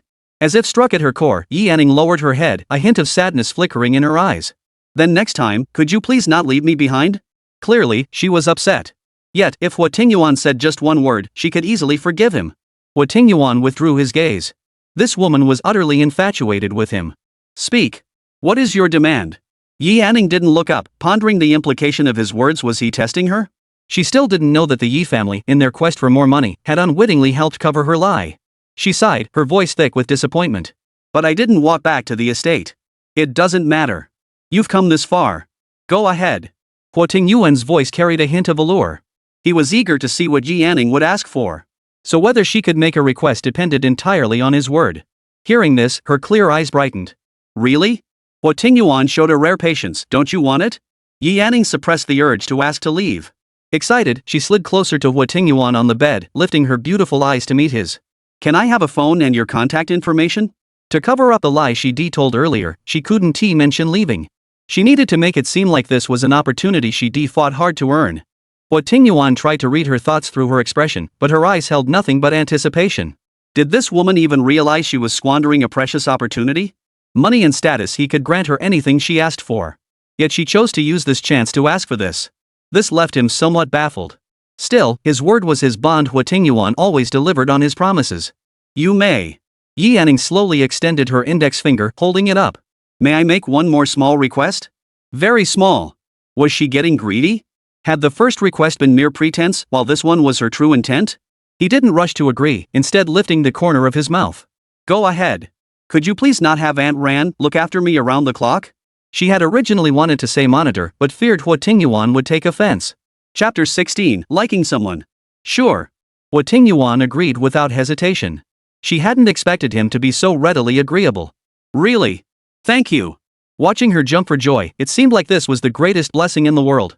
Huo Tingyuan thought, this woman is surprisingly easy to please. Hua-yi. At the command, Yi pushed open the door within a breath. Take her back to the old estate. Yanning hadn't expected Huo Tingyuan to be such a man of action. Not only did she get her phone back, but Aunt Ran was also sent away. That meant no one would be nagging at her anymore. After handing her the phone, Huo Tingyuan left. Yanning couldn't care less where he went. She eagerly unlocked it. Inside, there was only one number. No need to guess, it was Huo Tingyuan's. Surprisingly, the SIM card inside was still her old number, which made things so much easier. She picked up the phone but had no one to contact. After vanishing for so long, her WeChat was empty. She typed in Huo Tingyuan's number, a blank profile picture, not even a nickname. She sent a friend request, which went through smoothly. Inside the bar's luxurious suite, tall, handsome men gathered to drink. On the small dance floor, 4 or 5 exquisitely beautiful women swayed to the music. The suite housed none other than the younger generation of Xia Nation's 4 most prominent families. In present-day Xia Nation, the top elite clans were divided into 4 major families, the Hua, Xiao, Shu, and Huangpu families, with the Hua family at the helm. The Hua family dominated commerce, the Xiao family excelled in scientific research, the Chu family cultivated cultural heritage, and the Wangpu family held sway in politics. These four families united through mutual interests. The older generation rarely appeared in public now, gradually handing over power to the capable hands of the younger generation. A computer sat beside Huo Tingyuan, its screen mirroring the display on Yi Anning's phone. Seeing her at him as a friend without hesitation, a pleasing curve lifted the corners of his lips. Though they were here to drink, Huo Tingyuan kept his eyes glued to the computer. Xiao Jingchuan swirled his wine glass and gestured for the dancers across the room to leave. Xu Mashu and Huangpu Berlin, engrossed in the performance, shot him disapproving glances. Xiao Jingchuan set down his glass and urged them to calm down. "Brother Ting, it's rare for us to gather like this. Why are you glued to that computer? Could it be hiding some beauties?" He leaned in to peek at the screen. Huo Tingyuan swiftly covered the screen with his large hand, closing it. "What you shouldn't see, you don't see." His words piqued Xu Mashu and Huangpu Berlin's curiosity. Xu Mashu refilled his cup. "Brother Ting, heard the old estate found you a beauty lately?" As for what she did for a living, everyone knew exactly what was going on. "Brother Ting's never been one for women." "I don't see it happening," Huangpu Berlin said, taking a sip of his drink. "Lately, that little girl Shangsheng has been pestering us to see Brother Ting." Huo Tingyuan's mind was elsewhere. Thinking of Yi Anning, he suddenly blurted out, "What does it feel like to like someone?" The three exchanged glances, setting down their cups one by one, instantly intrigued. Has Brother Ting finally woken up? To actually ask such a question. Xiao Jingchuan spoke first, "It's definitely wanting to get close to them no matter what." Yi Anning came to his side without hesitation. Huo Tingyuan nodded. "Go on." Xu Mashu pondered for a moment, "It means being willing to sacrifice your own happiness for them." When he left her behind, she didn't complain, only saying not to leave her next time. Huo Tingyuan fixed his gaze on Huangpu Belan, waiting for his answer. For a moment, Huangpu Belan couldn't recall. He tapped the table lightly, then suddenly brightened. They'd gather intelligence on the other person and desperately try to contact them. Not a single detail was off. At that moment, Huo Tingyuan believed him 3/4 of the way. Xiao Jingchuan didn't beat around the bush. He asked directly, "Brother Ting, whose girl could possibly catch your eye?" Xu Mashu chimed in, "Brother Ting, bring her out sometime. Let us guys take a look and give our seal of approval." These days, too many women were after money. Having had little experience with women, Huo Tingyuan had no idea how far some would go for it. Huangpu Berlin nodded in agreement, feeling Huo Tingyuan's inexperience in matters of the heart made him vulnerable to deception. For money, he actually hoped Yi Anning was that kind of woman it would make things easier for him to handle. As if compelled by some unseen force, he pulled out his phone and accepted Yi Anning's friend request. Chapter 17, Flour Pastries. Having gotten the answer he wanted, Huo Tingyuan didn't drink a single drop of alcohol. Dismissed. He rose and left, leaving his laptop behind. Just as the three others were about to sneak a peek at its contents, Huo Yi walked in and took the computer away. TSK. If only I could have a capable assistant like Huo Yi someday. Xiao Jingchuan raised his glass and drained it in one gulp.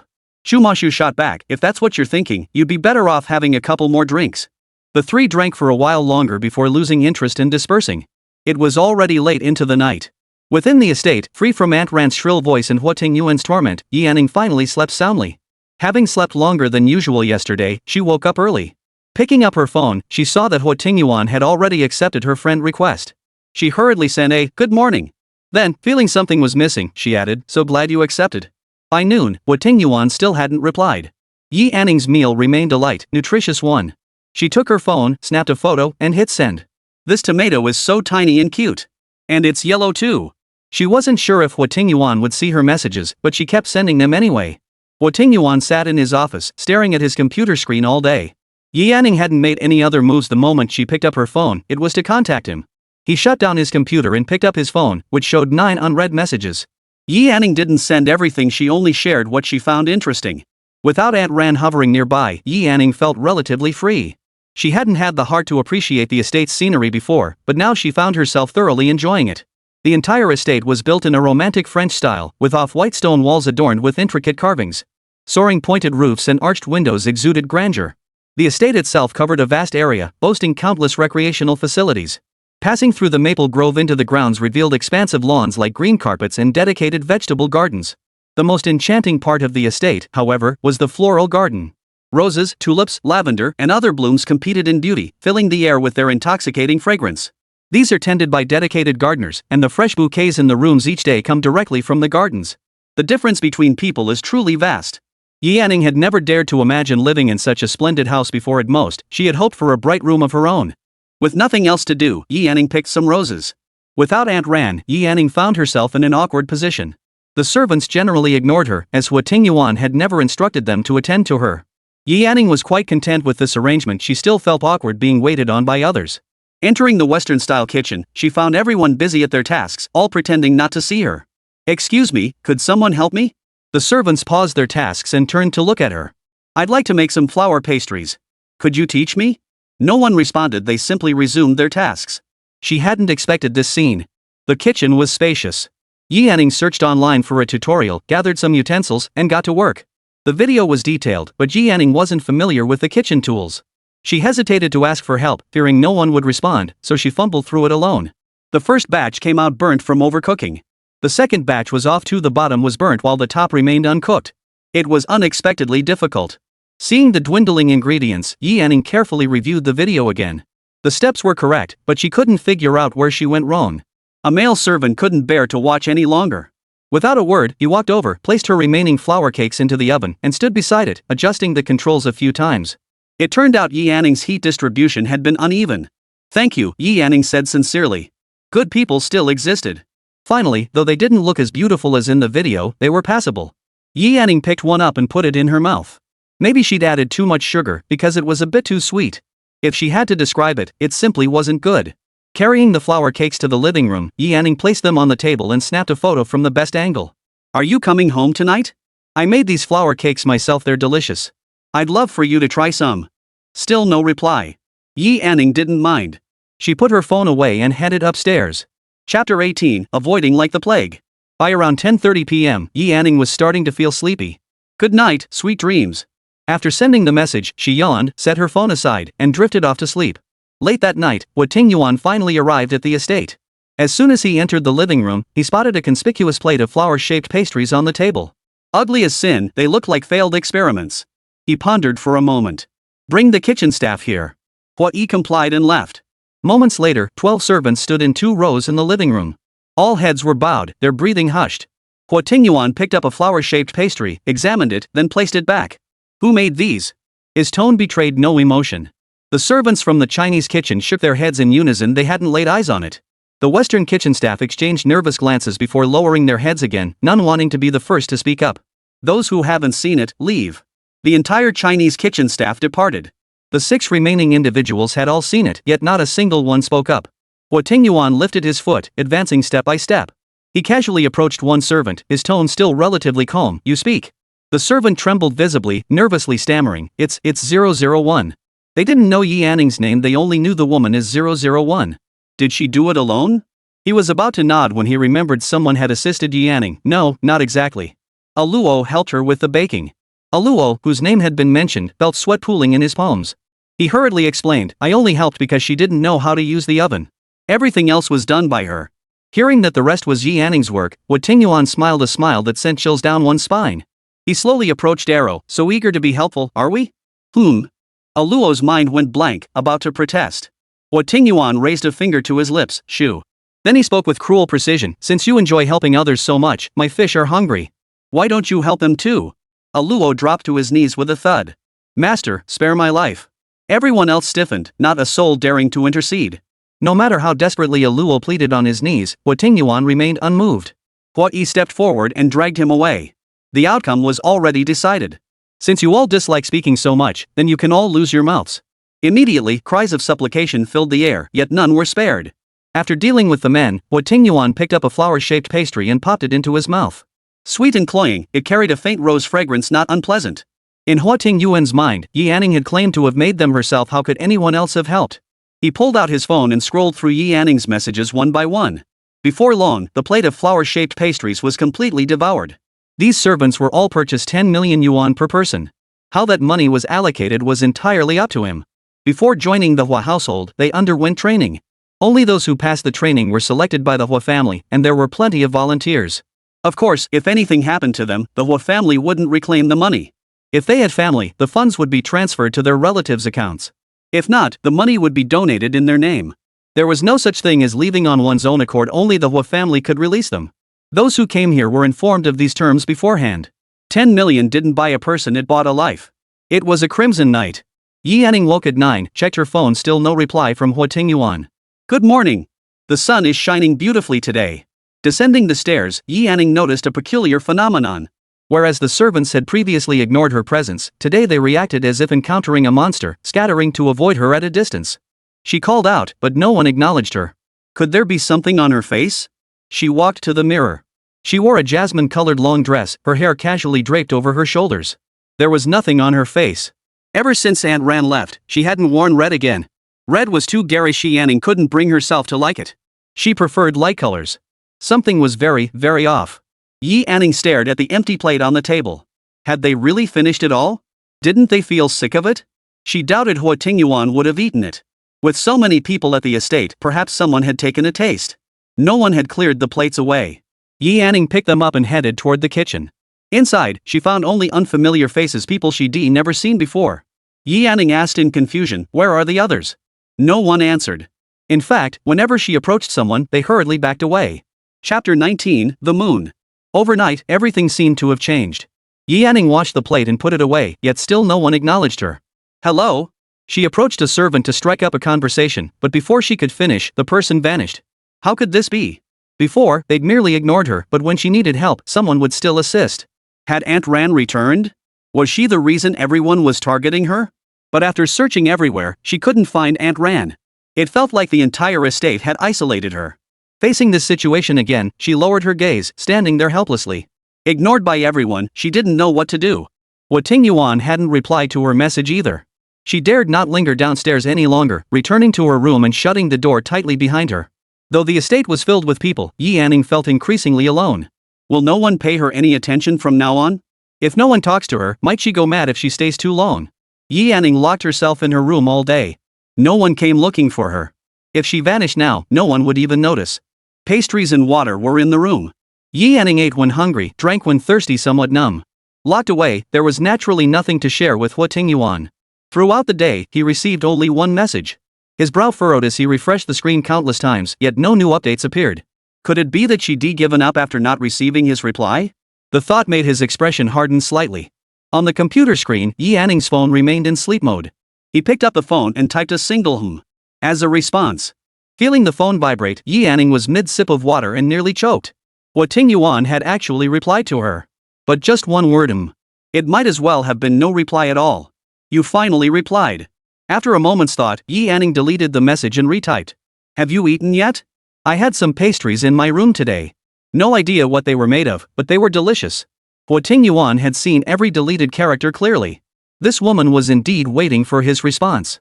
She ate pastries today but didn't send him a photo, something that didn't quite satisfy Huo Tingyuan. Usually, she'd share anything with a photo attached. Huo Tingyuan typed 2 words. "Photo." Yi Anning froze. What photo? The pastry? But she'd already eaten it. All that remained was an empty plate. She snapped a photo of the empty plate and sent it. "So delicious, I finished it all. I'll send you a pic next time if there's more." Yi Anning made no mention of her ordeal at the estate. Men only relish the feeling of being adored, they never truly empathize with your plight. Besides, the person on the other end was Huo Tingyuan. The fact he even replied was surprising enough. Yi Anning wasn't expecting anything more. At the very least, his reply counted as a conversation, better than being completely ignored. Finding an outlet for her emotions, Yi Anning stood on the balcony, letting the evening breeze wash over her. She snapped a photo of the moon and sent it. "The moon is exceptionally bright tonight." It seemed like a trivial remark, but upon receiving the message, Huo Tingyuan instinctively looked up at the moon. He picked up his phone to compare the photos. Different angles meant different moons. The next second, Yi Anning received a photo of the moon in return. Compared to hers, Huo Tingyuan's scene taken from much closer, his moon was large and crystal clear. "Wow! The moon looks so beautiful where you are, like you're standing right beneath it." "Amazing!" Her emotional investment skyrocketed instantly. This tactic worked wonders on Huo Tingyuan, a smile involuntarily curving his lips. The entire building had 121 floors. He was on the very top floor. Combined with the zoom, he was naturally closer to the moon. Standing by the window, he could even see most of Yangcheng City clearly, with an unobstructed view. Before he knew it, it was already 10:30 p.m. Yi Anning had developed an early-to-bed habit, and Huo Tingyuan hadn't replied. "Good night. Sweet dreams." Huo Tingyuan stared at his phone, debating whether to reply, when a knock sounded at the door. "Come in." Huo Yi pushed the door open. "Boss, there's been a hitch with the M-Country project. They're not releasing the personnel now." Initially, the client had been satisfied with the quoted price. But after the team arrived, the client started demanding price hikes and even detained personnel outright. Huo Tingyuan narrowed his eyes slightly. You can't even handle something this simple? Chapter 20, Business Trip. Huo Yi knew this was the prelude to Huo Tingyuan's anger. Asin said he'd return to accept punishment. That same night, Huo Tingyuan flew to Country M immediately. The next morning, Yi Anning rose early. She carefully selected an open-fronted white gauze dress, her fair arms covered only by a sheer layer of fabric. She twisted her hair into a braid with a ribbon, her entire look radiating purity and innocence. Yi Anning rarely dressed like this. Looking at her innocent reflection in the mirror, she resembled a high school student, though then again, she was only 20. Descending the stairs, the servants still avoided her sight. Yi Anning, mentally prepared, said nothing to them and stepped outside onto the lawn. Finding a spot with a nice view and a swing behind her, Yi Anning pulled out her phone and began taking selfies. Her radiant smile made every photo burst with energy. She casually selected 2 and hit send. Good morning. There's a swing behind me, it looks great in photos. Huo Tingyuan was playing with his phone when he realized the time it was already morning back home. The next moment, his phone buzzed. He picked it up to find 2 selfies waiting. Her clear pupils, like a pool of spring water, filled his vision. He recalled how it was those pure eyes that had first captivated him on their first meeting. Back then, he'd simply thought her eyes were beautiful and any child born from them couldn't be anything but stunning. Boss, Michael demands you meet him personally. Huo Yi's voice snapped Huo Tingyuan back to reality. Where's Asen? At Michael's headquarters. At Michael's headquarters, Huo Tingyuan proceeded unimpeded to the top floor. Michael sat leisurely in his executive chair, clearly expecting Huo Tingyuan's arrival as he pushed open the door. He rose from his chair, arms outstretched for a hug, and spoke in his halting Chinese. "Well, I've been waiting for you for a long time." Huo Tingyuan stood motionless. I hear you found the previously discussed price unreasonable? His tone was devoid of emotion, almost like stating a fact. Michael showed no awkwardness. He withdrew his arms, one hand on his hip and the other supporting his chin as if deep in thought. Huo, you know many people want to partner with us. I think the price could go up a bit more. Huo Tingyuan snorted. Oh? Then what do you think would be appropriate? Thinking Huo Tingyuan had relented, Michael sank into a chair. At least 10 times the original amount. Huo Yi immediately shut the door behind him without hesitation. Michael raised an eyebrow. This was his turf. He was certain Huo Tingyuan wouldn't dare do anything. The next second, Michael regretted it. The man who had been smiling a moment ago now had his fingers clamped around Michael's throat, lifting him off the ground. Before Michael could react, his head slammed hard against the desk. A relentless barrage of punches followed, landing mercilessly on his head. Before Michael could utter a word or raise a hand to defend himself, he was yanked by the hair and slammed violently against the glass. When the grip finally released, Michael collapsed on the floor, moaning in agony. Huo Tingyuan crouched down and wiped his hands on his shirt. Consider the deposit your medical expenses. Hope you can hold on. He patted Michael's shoulder. Michael clutched his head in fear, utterly stunned that Huo Tingyuan would resort to violence. As he approached the door, he heard Michael curse in English utterly vile words. If he could tolerate that, he wouldn't be Huo Tingyuan. Huo Tingyuan pulled his foot back from the threshold and turned, advancing step by step toward Michael. Michael instinctively braced himself and tried to retreat backward, only to be blocked by the glass. He stared at Huo Tingyuan in terror. What do you want? Huo Tingyuan regarded the man on the floor with keen interest. Did you think I was easy to deal with? This wasn't his turf, and he had little desire for trouble. But if someone was eager to meet their end, how could he refuse? Michael pushed himself up to the table and pressed the emergency button. The next moment, a shrill alarm blared throughout the entire building. Seemed he hadn't hit him hard enough earlier. After setting the alarm, Michael's eyes flashed with madness. None of you are leaving today. All of you die. Huo Tingyuan clapped slowly, his lazy voice echoing, "Who told you we were leaving?" The words had barely left his mouth when a black muzzle pressed against Michael's temple. He sucked in a sharp breath. Chapter 21, The Madman. Michael now stared at Huo Tingyuan as if he were a madman. His tone softened. Well, we can talk this out. How about we stick to the terms we agreed upon earlier? Huo Tingyuan raised his hand, and Huo Yi lowered the gun. Where are my men? After waiting an eternity with no sign of the bodyguards, Michael felt his confidence crumbling. They're downstairs. Huo Tingyuan glanced sideways. Huo Yi opened the door, revealing a crowd huddled on the floor, all because someone nearby had a gun pointed at them. When had these people arrived? The front desk had clearly reported only 2 individuals entering the building. This wasn't Xiaogua. How had Huo Tingyuan managed this? Find someone to bring my men here. Huo Tingyuan's voice snapped Michael back to reality. Clutching his head, he struggled to his feet. Will, go get them. The named Will cautiously raised his head, rising slowly only after receiving a nod of permission. 2 men followed him to retrieve the hostages. Within 3 to 5 minutes, Asen and the female assistant came into view. Arson hadn't expected Huo Tingyuan to come personally. Excited, he stepped forward. Boss. A quick glance revealed neither man appeared injured. Michael's gaze settled on Huo Tingyuan as he saw them arrive. Hua, can we sit down and talk properly now? A sneer crossed Huo Tingyuan's face. No. His refusal was blunt and decisive. Michael froze, his eyelids fluttering rapidly. Hua, just tell me what you want. A faint smile played at the corner of Huo Tingyuan's lips. Your life. How dare you? Michael ignored his headache, pointing his finger right at Huo Tingyuan's nose as he shouted, in your own words, Xia, this is called taking advantage of someone in distress, a thoroughly unethical act. Wrong. This is called first courtesy, then force. My people came here cheerfully to sign a contract with you, yet you jacked up the price at the last minute. What kind of behavior is that? Michael knew he was in the wrong. But you also split my head open. He pointed at his own head, seething with anger. Michael pointed at his head and spoke in broken Chinese, the scene becoming somewhat comical. Just then, Huo Tingyuan's phone vibrated. He picked it up to find a video sent by Yanning. The clip showed Yanning excitedly feeding crocodiles in a muddy pond. She tossed fruit, and the crocs scrambled for it, accompanied by her silvery laughter. So much fun. They actually eat apples. Yanning felt a chill thinking about how they devoured humans. She'd filmed the video and fled, wanting to share something different with Huo Tingyuan, afraid yet eager to experience it. A hint of surprise flickered in Huo Tingyuan's eyes. That muddy swamp was usually off limits to anyone daring enough to approach. These crocodiles fed on human flesh. Though they couldn't climb out of the water, their massive forms were intimidating. How had Yanning dared to go near them?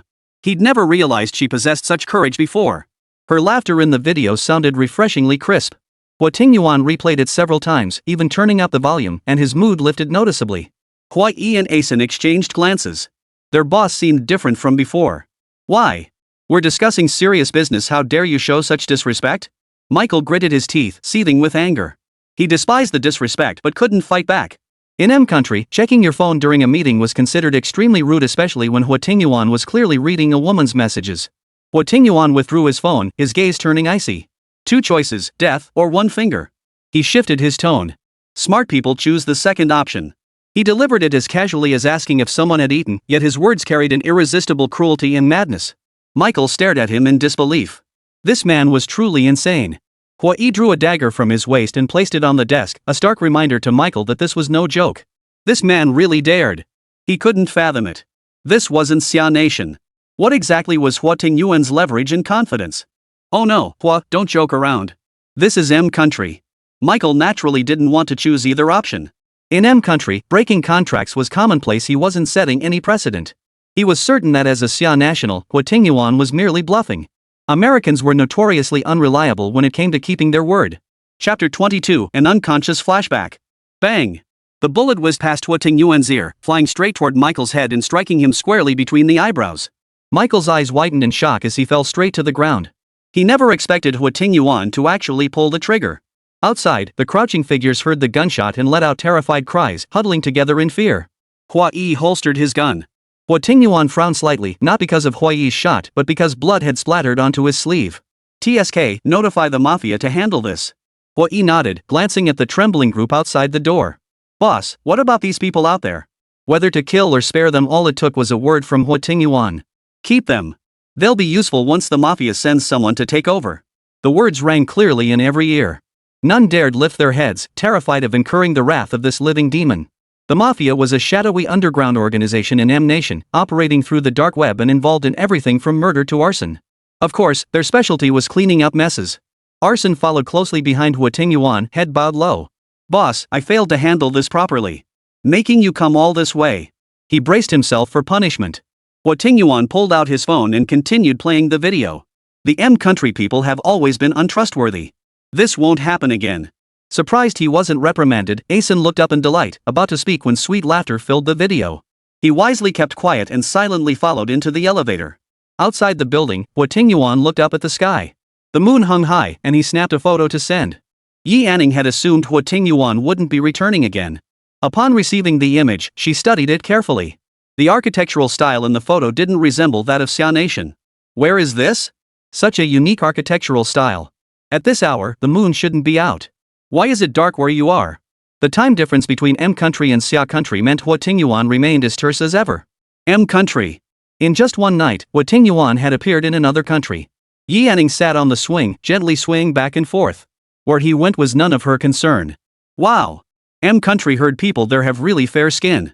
Huo Tingyuan thought of Michael's thick beard. He didn't seem particularly fair-skinned either. Huo finally came down. Boss, the head of the mafia wants to see you. Having just stirred up trouble, refusing now seemed unreasonable. Where?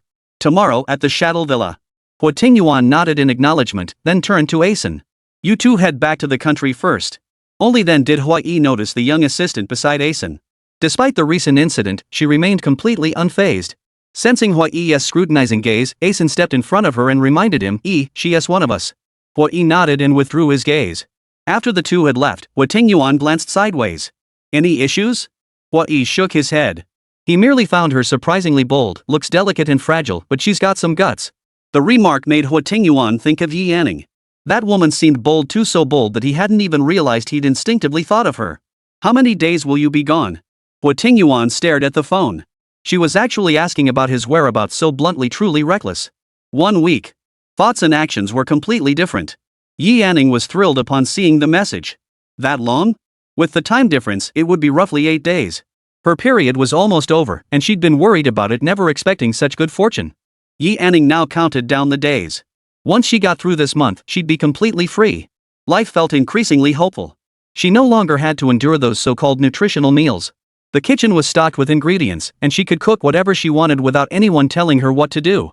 Life couldn't get any better. With no more than a fortnight left, freedom beckoned. Yet Yi Anning overlooked one crucial question: what if Huo Tingyuan took an interest in her? Her sole focus was on quietly enduring this month, forcing herself to feign affection. Little did she know this would become the decision she'd most regret later. Yi Anning didn't reply for a long time, prompting Huo Tingyuan to send a question mark. Her heart skipped a beat. She'd been too excited earlier and hadn't thought through her reply. Is country fun? Can you bring me some local specialties when you return? Ha ha. Chapter 23, Where Does the Road Lead? It was meant as a light-hearted joke to ease the tension, but to her surprise, Huo Tingyuan actually replied. Sure. So concise and decisive that Yi Anning almost doubted whether it was really Huo Tingyuan himself. Really? You're so kind. Even through the screen, Huo Tingyuan could picture her sparkling eyes and eager expression. But in truth, Yi Anning's expression held only a hint of surprise. The thought of the usually cold-hearted Huo Tingyuan agreeing to bring her a specialty from country left her feeling a bit dazed. Huo Tingyuan didn't reply again. Yi Anning guessed he must have fallen asleep, since it was the middle of the night over there. With that thought, she refrained from sending another message to disturb him. Swinging gently on the swing, these past few days felt like an eternity. She couldn't believe she'd experienced life's limitations, death, survival, and isolation all within such a short span. Those few days had been more eventful than her entire previous 20 years. Remembering how close she had come to death, she now cherished her chance at survival more than ever. With Huo Tingyuan far away in country and the estate servants paying her no mind, it seemed like the perfect chance to escape. Yet Yi Anning dared not flee rashly. That pile of snakes in the maple forest was terrifying enough. She never wanted to see them again in her life, let alone wonder if other wild beasts lurked in such a vast forest. Calmly, she realized she could map out an escape route. Better safe than sorry, knowing the way out would be a definite advantage. But where to begin? Her gaze swept toward the front of the estate. If she were the owner, how would she have designed the paths? The entire estate was hidden within the maple forest, proving the owner didn't want to be disturbed by the outside world. Since they didn't want to be disturbed, they wouldn't have designed the route to be too conventional. The grounds featured only gravel paths, no paved roads. Someone like Huo Tingyuan would surely rely on vehicles for convenience, yet she never heard any engine sounds. Where could the roads be? Yi Anning rocked the swing absent-mindedly, her thoughts elsewhere entirely. The estate provided everything needed for sustenance, eliminating the need for outside procurement. Nor did any servants speak to her. It felt like entering a dead end. It couldn't possibly be in the sky. Yi Anning dismissed the absurd notion. A helicopter was plausible, but helicopters were loud and she had never heard one. How could it be in the sky? Suddenly, a flash of insight struck her. If not in the sky, could it be underground? The more she thought about it, the more plausible it seemed. Like how people dug tunnels, cars traveling underground would naturally be silent. This design made perfect sense. Yi Anning had never seen any cars parked outside the estate. That left only one possibility: the vehicles were all stored underground, like in an underground parking garage. But where would the entrance be? The entire estate was so vast, how could she possibly locate the entrance? With this possibility in mind, she began wandering around the estate's perimeter. Nothing seemed amiss. The ground felt solid beneath her feet. Could she have been wrong? After searching all day without finding a single trace, Yi Anning lay exhausted on her bed after showering and drifted off to sleep without realizing it. Huo Tingyuan drifted into a light sleep at the hotel. The reason for his shallow slumber was that he kept worrying Yi Anning might send a message, causing him to open his eyes every so often to check his phone. Logically, she had sent him her last message at noon, meaning she hadn't sent him a single message all afternoon. He opened his eyes. It was 6 a.m. here, around 8 p.m. in Xiagua. Huo Tingyuan closed his eyes again for a short nap, waking up 3 hours later. Usually, he'd receive a goodnight message by this hour, yet today his phone remained silent, not even a simple goodnight. Huo Tingyuan let out a cold laugh. Had he lost his mind? Why was he caring about a woman's messages? Once he got back, he'd toss Yanning to the fish, no, half to the fish and half to the snakes. Logically, Yanning should have sent that goodnight message. Could it be his phone was malfunctioning?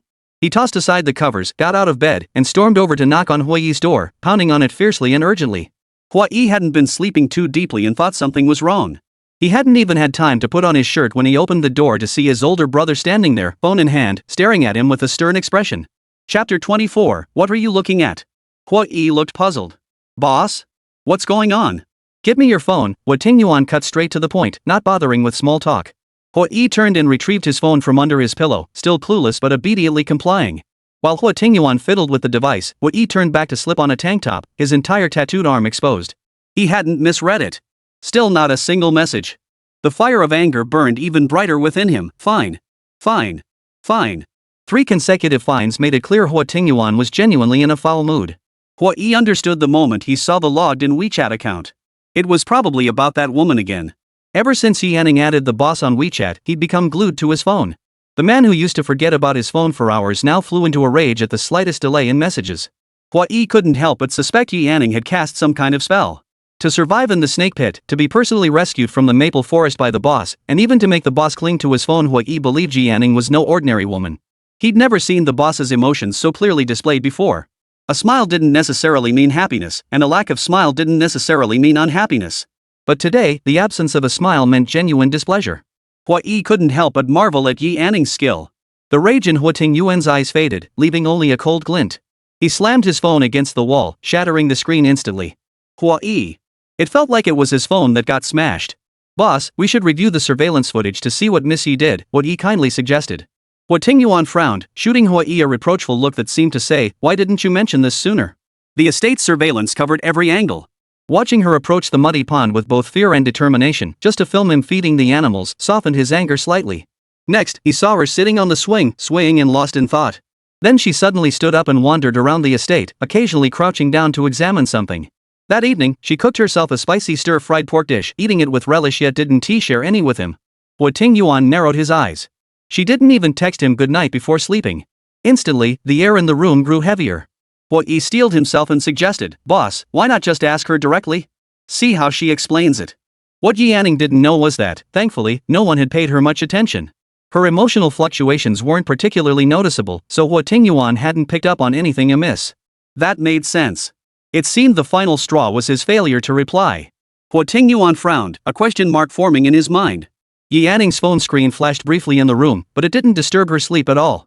Seeing her sleeping so soundly, Huo Tingyuan lowered his eyelids slightly, seemingly deep in thought. Why hadn't he noticed how sweetly she slept when she was beside him before? On the screen, Yanning wore a floral nightgown, her hair naturally spilling across the pillow.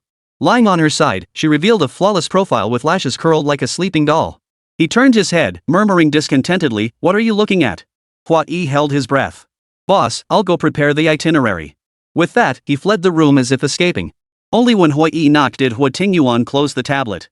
Boss, the car is waiting at the hotel entrance. Hearing no response, Huoyi called out to alert him. A few minutes later, the door opened. Huo Tingyuan had changed into a light blue shirt layered under a double-breasted black coat, the collar slightly open, radiating an undeniable charm. The Sandor villa sat on a vacant lot at the edge of M City's downtown. No one would have guessed the man residing inside was the head of the mafia. The iron gate creaked open, white walls obscuring the villa's interior as the car rounded a corner toward the main building. Axel personally opened the car door for Huo Tingyuan, his voice brimming with excitement. Brother, you're finally here. Axel, just 22 years old, sported golden hair and sapphire blue eyes.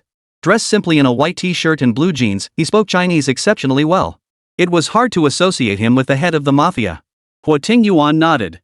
The boy seemed to have grown considerably taller since they last met back then. He'd been nothing but a skinny little brat. Chapter 25, Slow Feeding. Axel was the youngest son of the M Kingdom's royal family. Years ago, he fled to Xia Kingdom after being hunted down by his half-brother. Rescued by Huo Tingyuan, who learned of his true identity, Huo funded the establishment of the M Kingdom's mafia organization. Now that he had avenged his family, he stood as the sole heir to the throne. Holding the reins of M's dark web resources and possessing royal blood, his ascension to the throne was only a matter of time. All this was thanks to Huo Tingyuan. In his heart, Huo Tingyuan was like a brother to him. Huo Tingyuan smiled and embraced Axel. Your Chinese is so fluent now? Axel scratched his head, looking like the friendly younger neighbor. I've been studying Chinese whenever I had free time these past few years. I even picked out a Chinese name for myself. Huo Tingyuan raised an eyebrow, eager to hear his Chinese name. Axel cleared his throat. Huo De.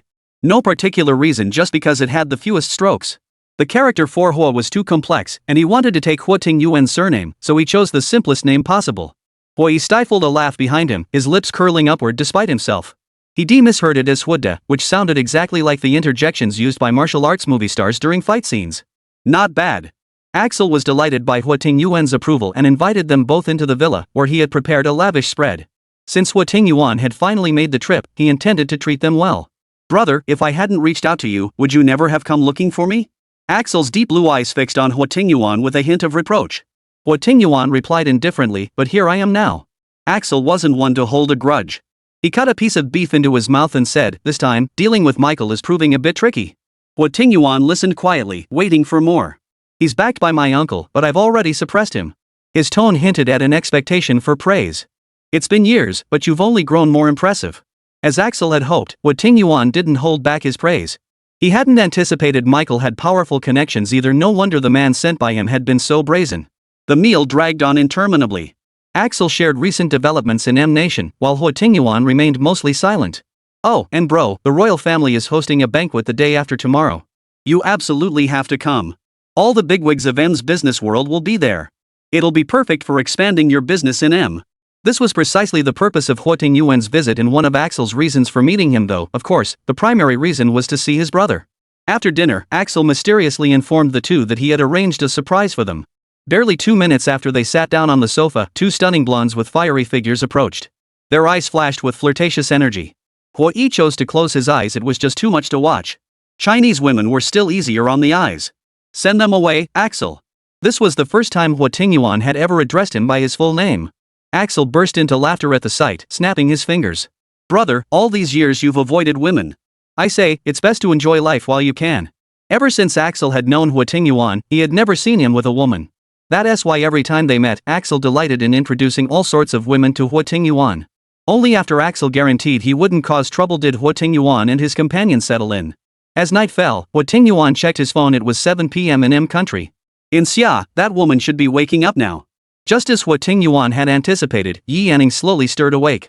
Picking up her phone, she found a rare message from Huo Tingyuan, a single question mark. Yi Yanning furrowed her brow slightly. What did the question mark mean? Had she forgotten to send a goodnight message? Or had she neglected to share her location? She decided to explain with a simple message. Good morning. I thought you were asleep and didn't want to disturb you with a message. Look at her, putting herself in his shoes. Her phone finally stirred. Huo Tingyuan had expected a lengthy explanation, but she tried to dismiss him with just one sentence. But she did reply as soon as she woke up again, considering his feelings. Reluctantly, he gave her another chance. The fish and snake business could wait. You can send it next time. Huo Tingyuan felt off somehow, but Yi Yanning couldn't pinpoint what was wrong. Would that disturb your rest? I want you to get proper sleep. Chapter 26, Searching. Reading the message, a peculiar emotion welled up inside Huo Tingyuan. For the first time, someone cared whether he was resting well. Everyone assumed he, Huo Tingyuan, was invincible, as if he never grew weary. All his anger vanished, and he even found himself wanting to see her. Look at you. Thinking this, he acted accordingly. Yi Yanning froze for a moment, covering her face with the quilt and leaving only her eyes exposed. She hadn't gotten out of bed or washed up yet, so this was the only way she could take the photo. I haven't gotten up yet, feeling a bit shy. A pair of clear, bright eyes filled the screen, their corners slightly upturned, staring intently at the display as if meeting his gaze across the distance. Huo Tingyuan didn't reply. Yi Yanning got up and washed up. She still needed to hurry and find a way out. She wondered if the connection between the maple grove and the lawn might hold a clue, so she expanded her search area and continued looking. After washing up, Huo Tingyuan still hadn't replied. She figured it was probably nighttime where he was, maybe he'd fallen asleep. Good night. Sweet dreams. The familiar goodnight message. Huo Tingyuan wasn't asleep. Instead, he stared at the photo, lost in thought. No matter how many times he looked at it, Yi Yanning's eyes still seemed beautiful and pure. Receiving the message, he chuckled softly. The thought that Yi Yanning had reformed after just one warning brought a tinge of satisfaction to his heart. He deliberately didn't reply, wanting to see if Yi Anning would message him while he was asleep. Downstairs, Yi Anning had little appetite. Thinking a glass of milk would suffice, he reached for it, then remembered Huo Tingyuan's suggestion to send a message. He casually snapped a photo of the cup, with 2 slices of bread beside it. Time to eat. Receiving the message, Huo Tingyuan's smile deepened. This kid was teachable. His fingers gripping the cup were long and fair, a pleasing sight. The man closed his eyes contentedly to rest, seemingly uninterested in replying. He figured he'd see plenty of messages when he woke up. Yi Anning had no idea a single message could trigger so many thoughts in a man. She finished her milk in 2 gulps, washed the cup, put it back, grabbed her phone, and headed straight for the edge of the maple forest where it met the lawn. Though the distance seemed short, it took her a full 20 minutes to reach it. Since she was already here, she snapped a couple of photos of the maple forest and sent them. Your maple forest is so beautiful. There was a second sentence that followed, if there weren't any snakes, but Yi Anning only sent the first part. Feeling as if she'd completed a task, Yi Anning tucked her phone back into her pocket and began searching the surrounding area. Nothing looked right. The leaves were piled thickly. If the entrance were here, the leaves wouldn't be so heavily accumulated. Had she misjudged? How could someone like Huo Tingyuan possibly crawl underground? The sun overhead grew hotter. Yi Anning found a shady spot in the forest, lay down flat, and stretched out in a sprawled position. The deep blue sky held 2 large white clouds drifting by very slowly. Maple leaves drifted down intermittently. Compared to that final glimpse last time, this time she was completely relaxed. The sky looked truly beautiful from this angle, like a stunning painting. She pulled out her phone and snapped a photo. So beautiful. A rustling sound reached her ears, and Yi Anning's nerves instantly tightened. She sat up, following the sound to see a small bird pecking at leaves. Startled, Yi Anning thought it might be a snake. She hurriedly stood up. With the sun so strong and such a large snake nest, who knew if one might crawl out? Stepping back onto the lawn felt more reassuring. Yi Anning walked back, feeling the heat. She craved something cold and refreshing. In that case, she decided to try making ice cream today. The kitchen was well stocked anyway, and it would pass the time. Yi Anning felt she was wasting her days doing nothing. If she stayed like this much longer, she feared she'd become useless. Fortunately, there was only another half-month at most. She really was counting down the days. The moment she entered the kitchen, the staff's expressions darkened. Yi Anning could clearly see the reluctance in their eyes. They all kept their distance from her. Yi Anning took a deep breath. Outwardly, she seemed unconcerned, but inwardly, she felt a bit flustered. She adjusted her mindset. The video tutorial had been clear. Yi Anning prepared all the ingredients first to avoid rushing later. After searching high and low, she still couldn't find the mold, the crucial tool for making the cake. What are you looking for? Chapter 27, New Friend. Yi Anning was crouched down, rummaging through the cabinet for the mold. A girl about her age was perched on the other side of the cabinet, staring intently at her. With only Yi Anning and the girl present, it was clear the girl was addressing her. It had been so long since anyone had spoken to her that she seemed genuinely excited. I'm looking for the ice cream mold. The girl seemed to ponder what kind of mold she meant. She stood up, rummaged through another cabinet, and held up what she thought was the mold. Is this it? Yi Anning nodded happily. Yes, that's it. Thank you. Another maid witnessed the scene and shouted sternly, Xiaoman. What are you doing? Are you trying to get yourself killed? Xiaoman was a newly hired maid assigned to kitchen duties. Having just finished her training today, she was unaware of the estate's strict rule forbidding anyone from assisting Yi Anning. Xiaoman looked at her in confusion. I'm helping her find something. Is that not allowed? Her tone carried a hint of inquiry. Yi Anning was equally baffled. Why would helping her be considered reckless? Seeing Yi Anning present, the maid hesitated to say more. She stepped forward to pull Xiaoman away, but Xiaoman shook off her hand. She needs help. Most of the kitchen staff were in their 30s or 40s.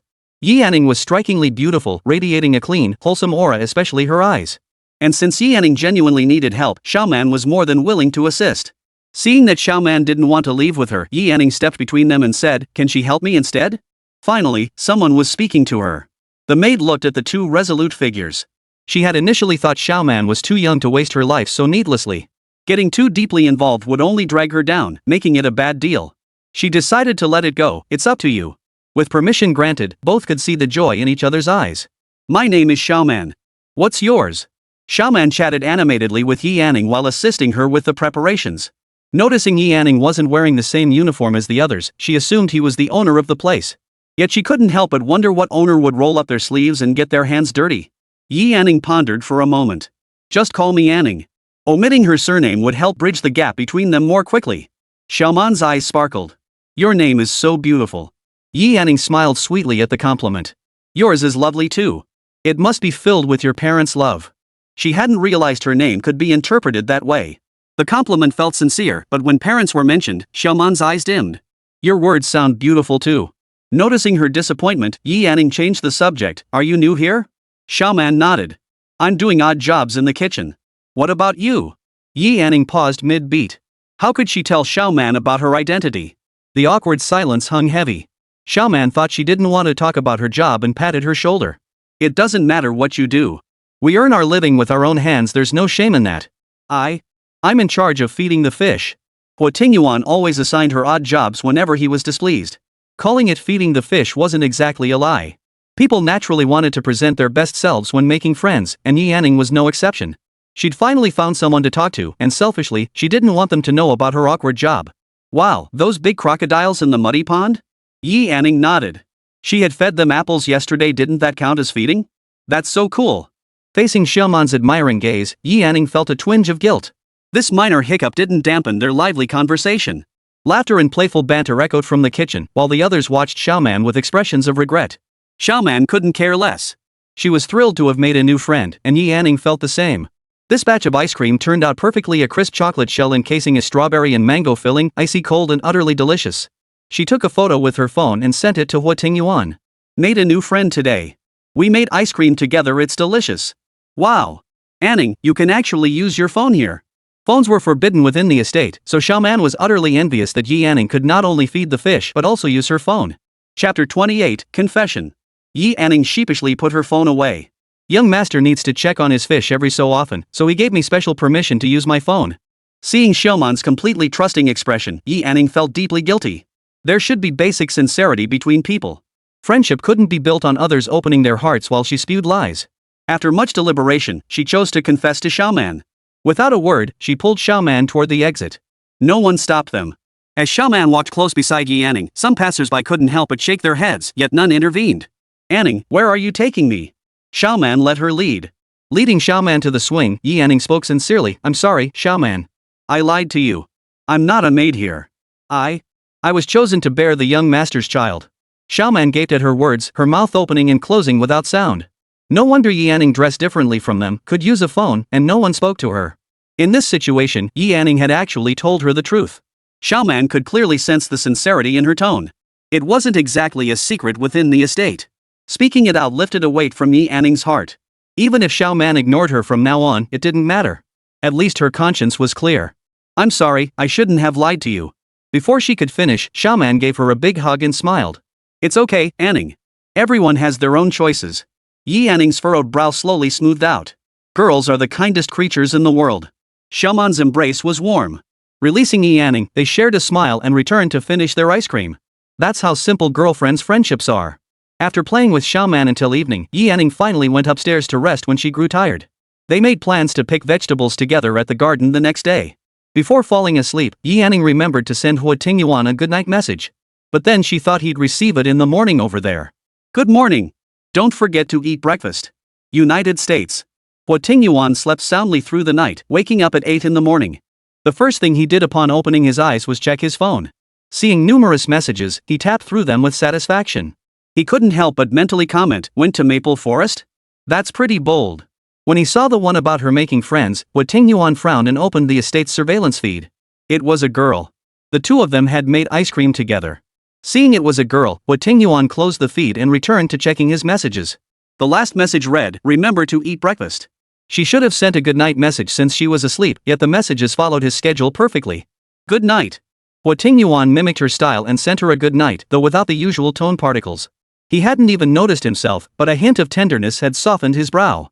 Bro, do you know what makes the most money in country? At the dinner table, Axel finished his last bite of steak and wiped his mouth with a napkin. Go on. Huo Tingyuan stared at the steak and red wine before him, his appetite gone. Bring me a glass of milk. A servant placed a glass of milk before him. He took a sip. Casinos, Axel stated. A small casino can generate tens of millions in daily revenue, while large ones deal in hundreds of millions.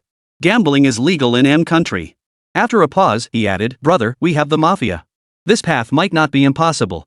Huo Yi, unaccustomed to using cutlery, gave up and resorted to eating with his hands. Axel shook his head with a TSK. After all this time by his brother's side, he and T picked up a shred of refinement, just a rough and tumble guy. Now look at his brother, the very embodiment of elegance as he sat there. The contrast was stark indeed. Huo Tingyuan took a sip of milk. It tasted bland, with an overpowering milky tang. He couldn't understand how Yi Anning could enjoy this. If it were sweeter, it might actually be decent. He set down his glass. Do you have a plan? Axel had been waiting for that question. He glanced at Huai, whose mouth was smeared with milk residue, and tossed him a handkerchief with a hint of disdain. Wipe that off. A servant promptly handed over a set of documents. Axel had clearly prepared this in advance, waiting only for Huo Tingyuan to speak. Huo Tingyuan picked up the documents and flipped through them casually. They were detailed and presented a solid option. Since you want to try it, do it properly. With Axel's current capabilities, he was fully capable of taking on this major responsibility. Receiving the approval, Axel beamed with delight, like a child praised by their parents for a small accomplishment. Nothing else was planned. Once tomorrow's banquet concluded, they could return home.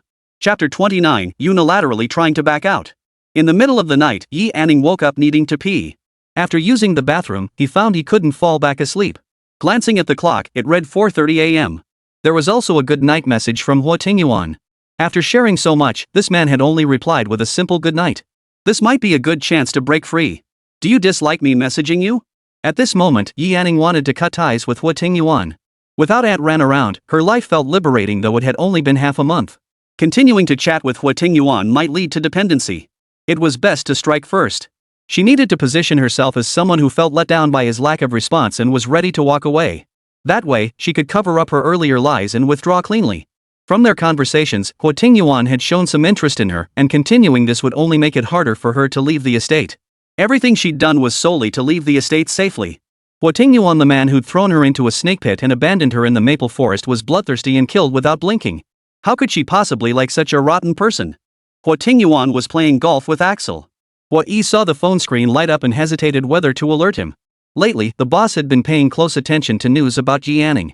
Knowing Huo Tingyuan as he did, Axel picked up his phone and approached. Boss, it seems to be news from Xia country. Huo Tingyuan took the phone, and Huo naturally grabbed his golf club. Glancing at the time, it was still midnight in Xia. That woman wasn't sleeping at this hour, she was actually messaging him. Opening the message, Huo Tingyuan's expression stiffened. Before he could reply, another message popped up. You hardly ever reply to me, Huo Tingyuan. Am I bothering you? Sorry. Having your contact info made me unable to resist messaging you. I never considered whether I might be bothering you. Every reply from you makes me so happy. But I've shared so much, and all you ever say is goodnight. I shouldn't have bothered you. I've come to realize that liking you is my own business. Liking someone shouldn't disrupt their life, it should be a quiet admiration. Yi Anning couldn't help but admire herself. Reading these words made her feel a pang of sadness.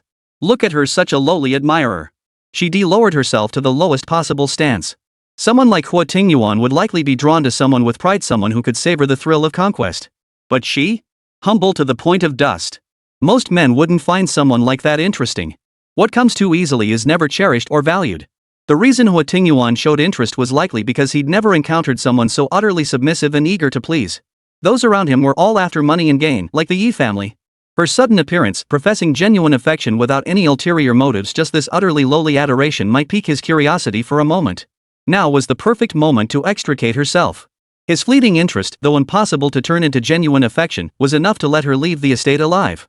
Yi Anning hadn't anticipated that her assessment was only half correct. Seeing the long string of messages accusing Huo Tingyuan of not replying promptly, he unexpectedly flashed a smile that reached his eyes. Huo, standing nearby, could sense his boss's genuine happiness. Unlike his usual smile that concealed a knife, this one seemed genuinely heartfelt. Huo Tingyuan could picture the little woman tossing and turning in bed, torn in melancholy. He sat down beside her and began typing. I'll be more careful next time. Get some rest. I'll be back the day after tomorrow. Yi Anning's eyelid twitched upon receiving the message. It seemed different from what she'd expected. What did he mean by I'll be more careful next time? He even specified his return date, the day after tomorrow. Wasn't it supposed to be a week? How could it be so soon? She bit her lip, determined to steer the conversation back to where she wanted it. Huo Tingyuan, this feels like you dislike me yet still want to string me along. Right. Those clingy suitors hanging on by a thread were exactly like the current Yi Anning. My affection may be cheap, but I still have a shred of self-respect.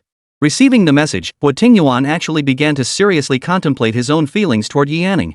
It began with curiosity about what kind of affection she spoke of. Then gradually, he found himself anticipating her messages, drawn to her. Chapter 30, Big Baby. Once he understood his feelings for her, things became straightforward. What? Is that the extent of your affection? She was the one who cried and begged for his confession back then, yet now she was backing down? Huo Tingyuan narrowed his eyes. Or are you lying to me? Receiving the message, Yi Anning's heart skipped a beat. She could almost hear his icy tone across the distance. Before Yi Anning could reply, another message popped up. Or perhaps you'd like to revisit the snake pit? I've got other fun things to offer besides that place. Care to give it a try? Even through the text alone, Yi Anning could feel the raw threat. That cold, numbing fear washed over her once more. Huo Tingyuan wasn't one to joke around. Her heart hung in suspense. It seemed the time wasn't right yet. Huo Tingyuan was returning the day after tomorrow. Without a second thought, she hurried to appease him. Of course not. You're my precious little darling I've been longing for. I just want you to reply to me more often. Yi Anning felt a pang of regret, silently berating herself for rushing things. Huo Tingyuan was never like ordinary people, and now she felt completely at his mercy. Suddenly, she felt utterly uncertain. What was Huo Tingyuan really thinking?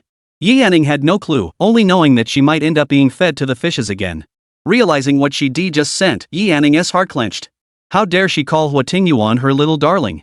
She hastily flipped her phone face down on the bed, patting her chest. Scared to death. She knew better than to send random messages late at night. It was easy to act without thinking. Yi Anning felt troubled.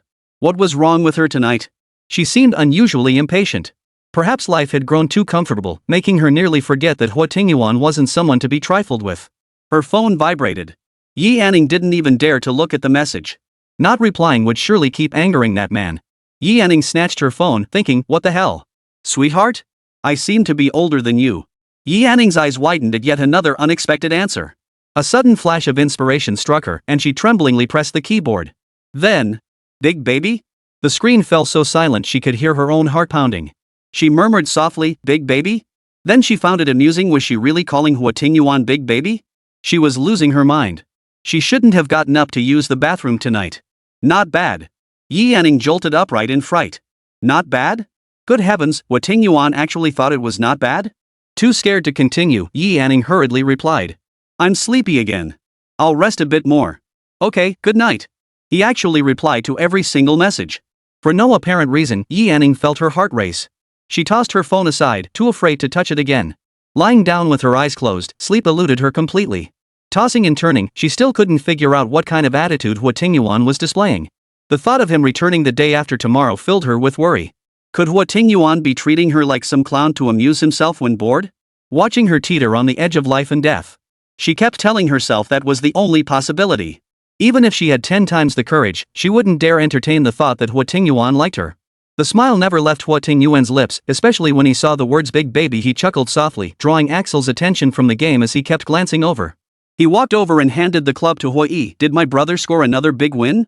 It was undoubtedly that woman Yi Anning making another move. Huo Yi set his club aside and shook his head, indicating he knew nothing. Catching Axel approaching out of the corner of his eye, Huo Tingyuan discreetly tucked his phone away, the smile fading from his face. Bro? What's got you so cheerful? Huo Tingyuan paused briefly before his thin lips parted. The little cat at home is being a bit mischievous. Unaware that kitten referred to Yi Anning, Axel exclaimed excitedly, Bro, you got a cat? What breed is it? Let me see. Yi Anning had fair skin and large, clear eyes, a breed that did resemble her, a white Persian cat.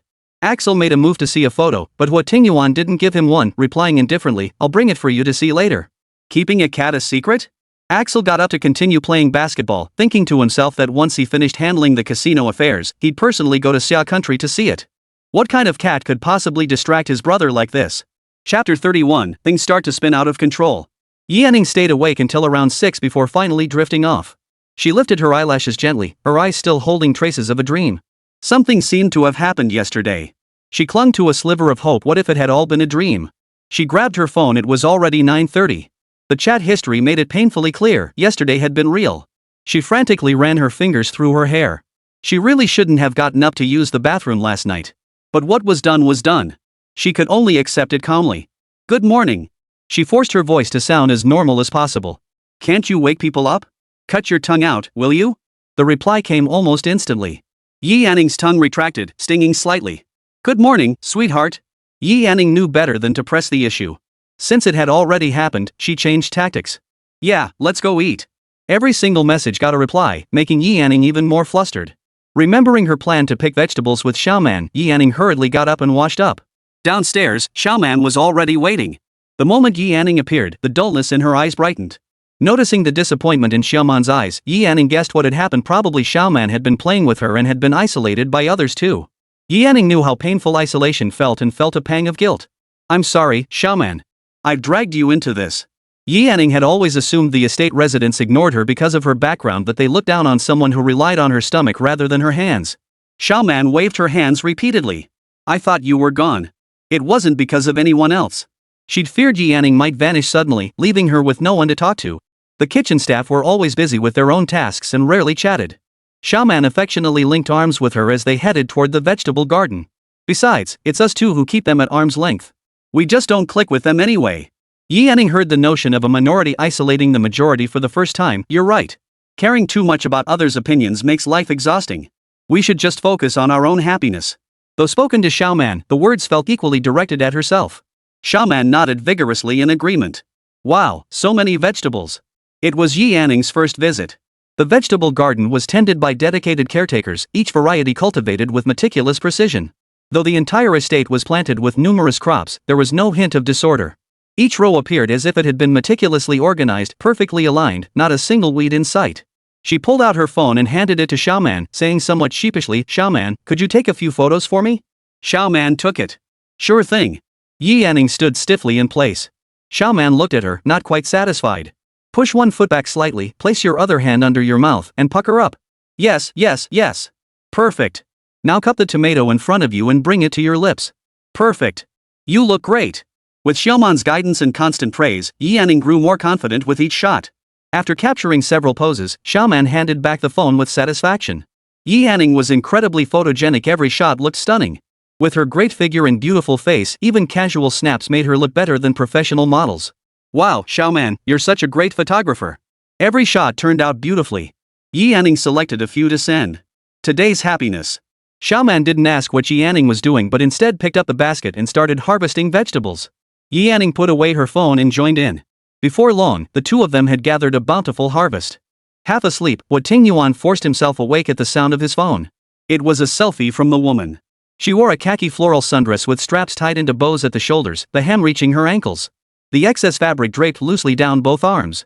The vegetable garden served as her backdrop as she struck various playful poses and made silly faces, radiating youthful energy with eyes brimming with laughter. These weren't selfies. So who took them? Who took these? He was the type to ask questions whenever something came to mind. Huo Tingyuan was still awake. That new friend I met the other day, isn't her photography skill amazing? Sweetheart, why aren't you resting yet? Yi Anning grew increasingly comfortable calling him Big Baby, simply because she didn't want to wait for Huo Tingyuan to return and feed her to the fish. Chapter 32, Unwilling to Face. Seeing the message, the image of the other girl making ice cream and the surveillance footage that day flashed through Huo Tingyuan's mind. Waiting for your good night. Ha? Was he responding to her? It seemed that after she'd said those things last night, he really had started responding to everything. Sweetheart, good night. Sweet dreams. Huo Tingyuan was back. Surely he wouldn't just toss her to the fishes? Thinking this, Yi Anning felt slightly reassured, though she sensed things weren't unfolding the way she'd hoped. Crouching in the vegetable patch, Yi Anning beckoned to Xiaoman with a flick of her finger. Xiaoman came over, bending her body as she walked. The two of them crouched in the vegetable garden, the surrounding plants offering them some cover. Xiaoman, do you know the way out of the estate? Xiaoman shook her head. They blindfolded me when I came here. Yi Anning had been blindfolded too when she arrived. She sighed softly. With Huo Tingyuan showing interest in her now, she couldn't afford to rely on just one plan. She wanted to be prepared for any eventuality. She didn't know if Huo Tingyuan would let her leave after the month was up. When that time came, at least she'd know the way out and could sneak away while he was away. Why are you asking? Do you want to leave? Yi Anning glanced around. Seeing no one paying attention to them, she nodded. I didn't come here willingly. I don't want to have children either. Xiaoman's mouth fell open in surprise. She quickly scanned the area before pulling Yi Anning toward a spot with more vegetables. The two moved stealthily. Remember, you must never say this again to anyone. Yi Anning nodded.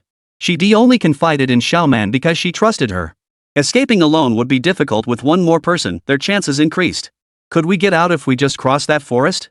We can't get out. The maple forest is huge, and there are snakes inside, lots of snakes. The mere thought of those snakes sent a chill down Yi Anning's spine, causing her voice to rise slightly. Xiaoman hurriedly covered her mouth. Leaving the estate meant certain death. Shoo. The entire estate is under surveillance. Don't say another word. I'll keep an eye out for you. You mustn't say it again. Yi Anning's heart clenched. Was the entire estate covered in surveillance? Would Huo Tingyuan be watching? She hoped she hadn't given anything away. After a moment, the two rose naturally, carrying their vegetables out of the garden. Only when they were sure no one was watching did Xiao Man relax.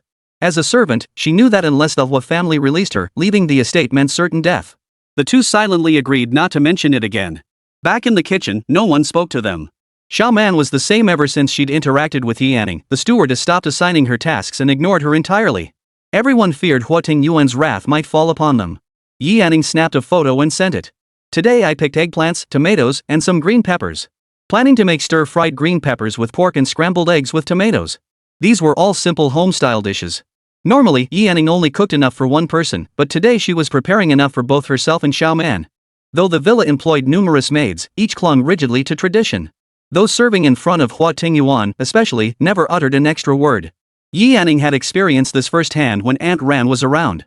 Though they didn't seem much older than her, they all acted like puppets on strings. Since Xiao Man couldn't dine in the main building's restaurant, Yi Anning chose to eat in the kitchen. As long as she could share a meal with her friend, the location didn't matter. After dinner, Yi Anning lay exhausted on her bed, her mind afog. Another afternoon of futile effort. Xiao Man had stayed in the kitchen all afternoon. Though the housekeeper hadn't assigned her tasks, she hadn't forgotten her place. She couldn't help wondering if there truly was no path at all, if the only way forward was to traverse the maple forest. The facts were undeniable, and Yi Anning had no choice but to accept them. But then she remembered Huo Tingyuan had said he'd return the day after tomorrow. When he came back, she could see where he'd come from, couldn't she? But she didn't want to be pregnant, nor did she want to face Huo Tingyuan. Yes, what would she do when Huo Tingyuan returned? Continue pretending? Unable to find an answer, her mind weighed down by these thoughts, Yi Anning couldn't sleep. Yet she also didn't want to wait until Huo Tingyuan woke up and sent her a message, only to discover she hadn't slept yet. She sent a good morning message and tossed her phone aside, her mind blank as her thoughts drifted far away. Then she remembered the surveillance cameras everywhere in the estate. She scanned her surroundings again, seeing none. But Xiao Man wouldn't lie to her. Chapter 33, The Heir to the Throne. Yi Anning's eyes were slightly reddened. Living was easy, but living well was incredibly difficult. Every step felt like an uphill battle now. Huo Tingyuan would be back soon, and the pressure she felt was immense. Outside, rain began to fall in a steady patter. Unable to sleep, Yi Anning got up and sat down on a chair on the balcony. Hugging her knees, she could smell the earthy scent of rain soaking into the soil. For a fleeting moment, she felt an urge to jump off the balcony. She approached the railing. Second floor not very high. Jumping wouldn't kill her. Realizing she'd even entertained such a thought, she hurriedly backed away, retreated indoors, closed the glass door, and then flung herself onto the bed. She wrapped herself tightly in the quilt and exhaled a long breath. She, Yi Anning, would never resign herself to fate so easily. Yi Anning always knew how to comfort herself. Her phone vibrated beside her. Without looking, she knew it was a message from Huo Tingyuan. She decided to pretend to be asleep. Huo Tingyuan had replied briefly to her messages. He was attending the Kingdom royal banquet today, and if things went smoothly, he could return home that same day. He couldn't wait to see the look on that woman's face when she woke up and found him there. She'd be both surprised and thrilled. Inside Kingdom's grandest castle, the atmosphere was bustling with excitement. Attendees were all influential figures in Nation. Axel hadn't departed with Huo Tingyuan, and the others he'd been recalled last night. Thus, only Huo Tingyuan and Huo Yi attended today. Huo Tingyuan whispered instructions into Huo Yi's ear. Huo Yi nodded and departed. Downstairs, Axel had arranged a car. Though the heat was intense outside, the car interior remained cool. With today marking their final day in country, no particular emotion was visible on Huo Tingyuan's face. Your Excellency, we have arrived. Huo Tingyuan nodded, and the next moment, the car door opened from the outside. Guided by a waiter, Huo Tingyuan entered the grand hall. Amidst the crowd, someone immediately noticed the Xia national face. He wore a black suit without a tie, his features sharp and angular, exuding the quintessential handsomeness of a Chinese man. His tall figure stood there, radiating an aura of untouchable authority that made him seem formidable. He was the sole Chinese face amidst a sea of blonde hair and Western features. Hey, buddy, who's that? He's pretty handsome. Oh, I think he's got a better build than Jerry. Abella, you should go buy him a drink. Oh no, his gaze is kind of intimidating. Huo Tingyuan immediately spotted Axel surrounded by admirers. Dressed in a blue suit with neatly styled hair, Axel held a glass of wine while conversing with those around him. Spotting Huo Tingyuan, he waved, then said something to those beside him before striding purposefully toward Huo Tingyuan. He lifted a glass held by a waiter and offered it to Huo Tingyuan. Bro. Huo Tingyuan nodded. Hey, Your Highness, who's this? Several people gathered around, curious about Huo Tingyuan's identity, someone important enough for Axel to personally greet. Let me introduce you all. This is my best brother, Hua. In M country, people typically introduce only their last names. Axel made the introduction with great solemnity. But Your Highness, how could you be brothers with those cowardly Chinese? This remark earned him a cold stare from Huo Tingyuan. Feeling uncomfortable under the intense gaze, he raised his wineglass and took a sip, offering an apology. They hadn't expected Huo Tingyuan to understand their conversation, assuming he didn't speak English. Brother, these are just spoiled brats. Don't bother with them. This was spoken in Chinese, leaving the others unable to understand. Huo Tingyuan withdrew his gaze and did not drink. The man silently stepped aside, and at that moment, all eyes converged on a single point. The elderly king stood by the balcony railing upstairs, tapping it lightly with his hand as his voice sounded utterly weary. Ladies and gentlemen, this banquet is to announce my successor. All eyes fell upon Axel once more. There was no doubt he was the rightful heir. That would be my younger brother, Rufus. The declaration sent shockwaves through the hall. Axel stood frozen in place, utterly bewildered. Just yesterday, it had been declared that he would inherit the throne. How had it suddenly become his uncle? Chapter 34, Return Home. Huo Tingyuan patted Axel's shoulder, signaling him to snap out of it. Axel snapped back to reality. I refuse.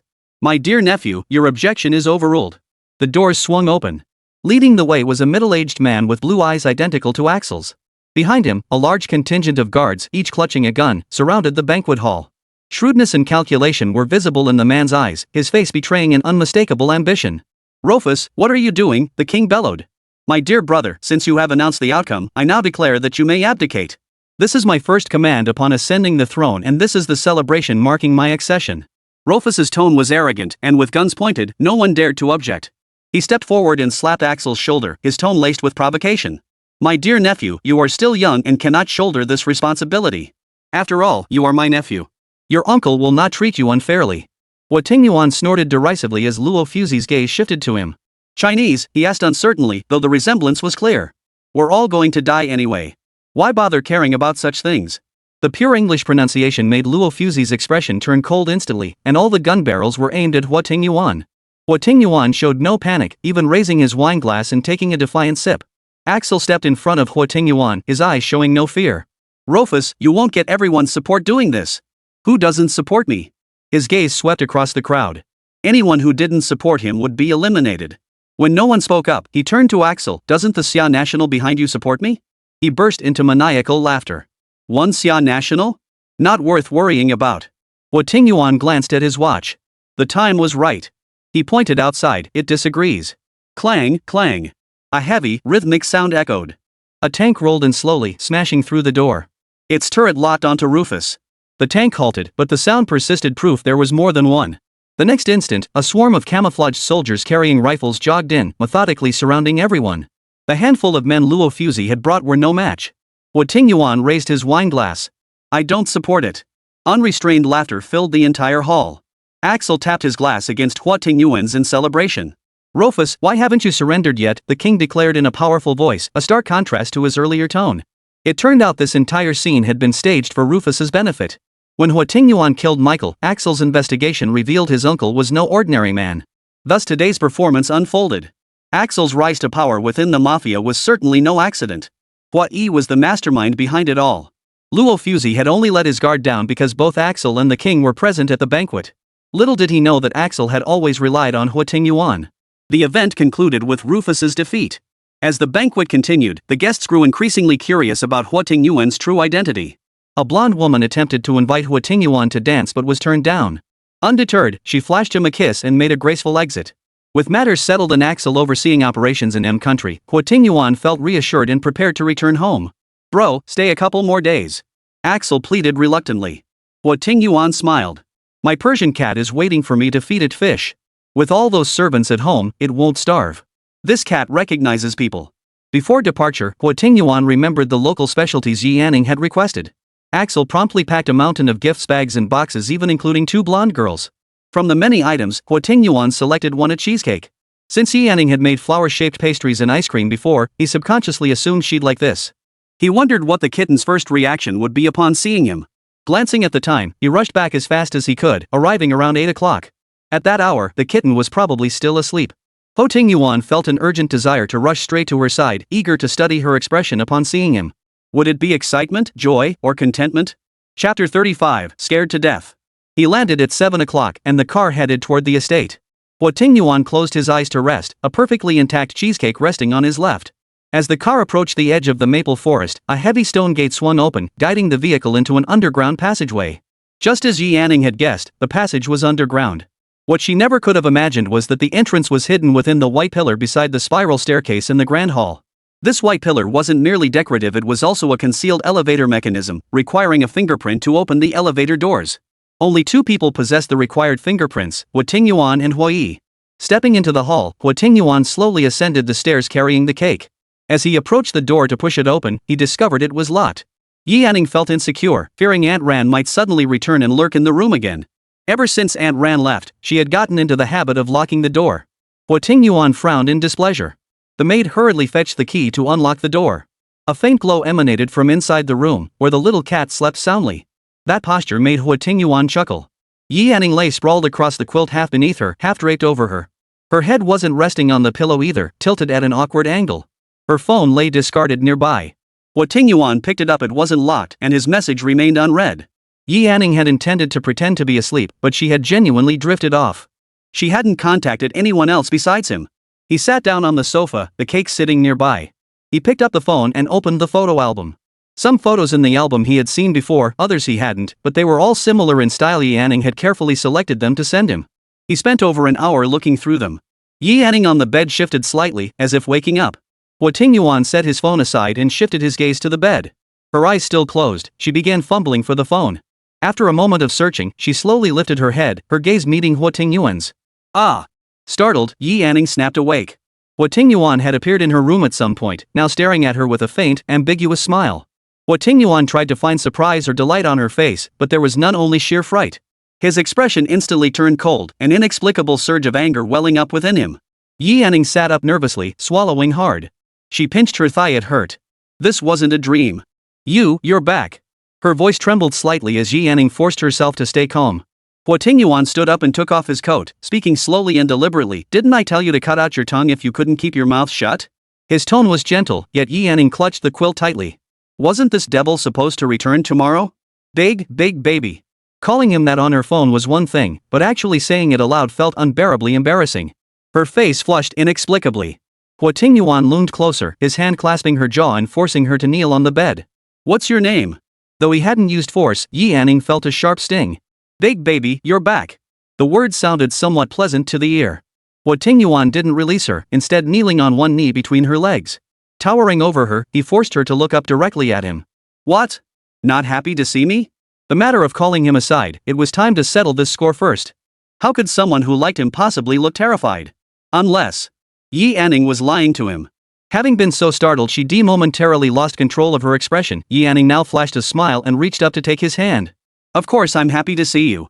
It's just waking up to find someone suddenly in the room would startle anyone.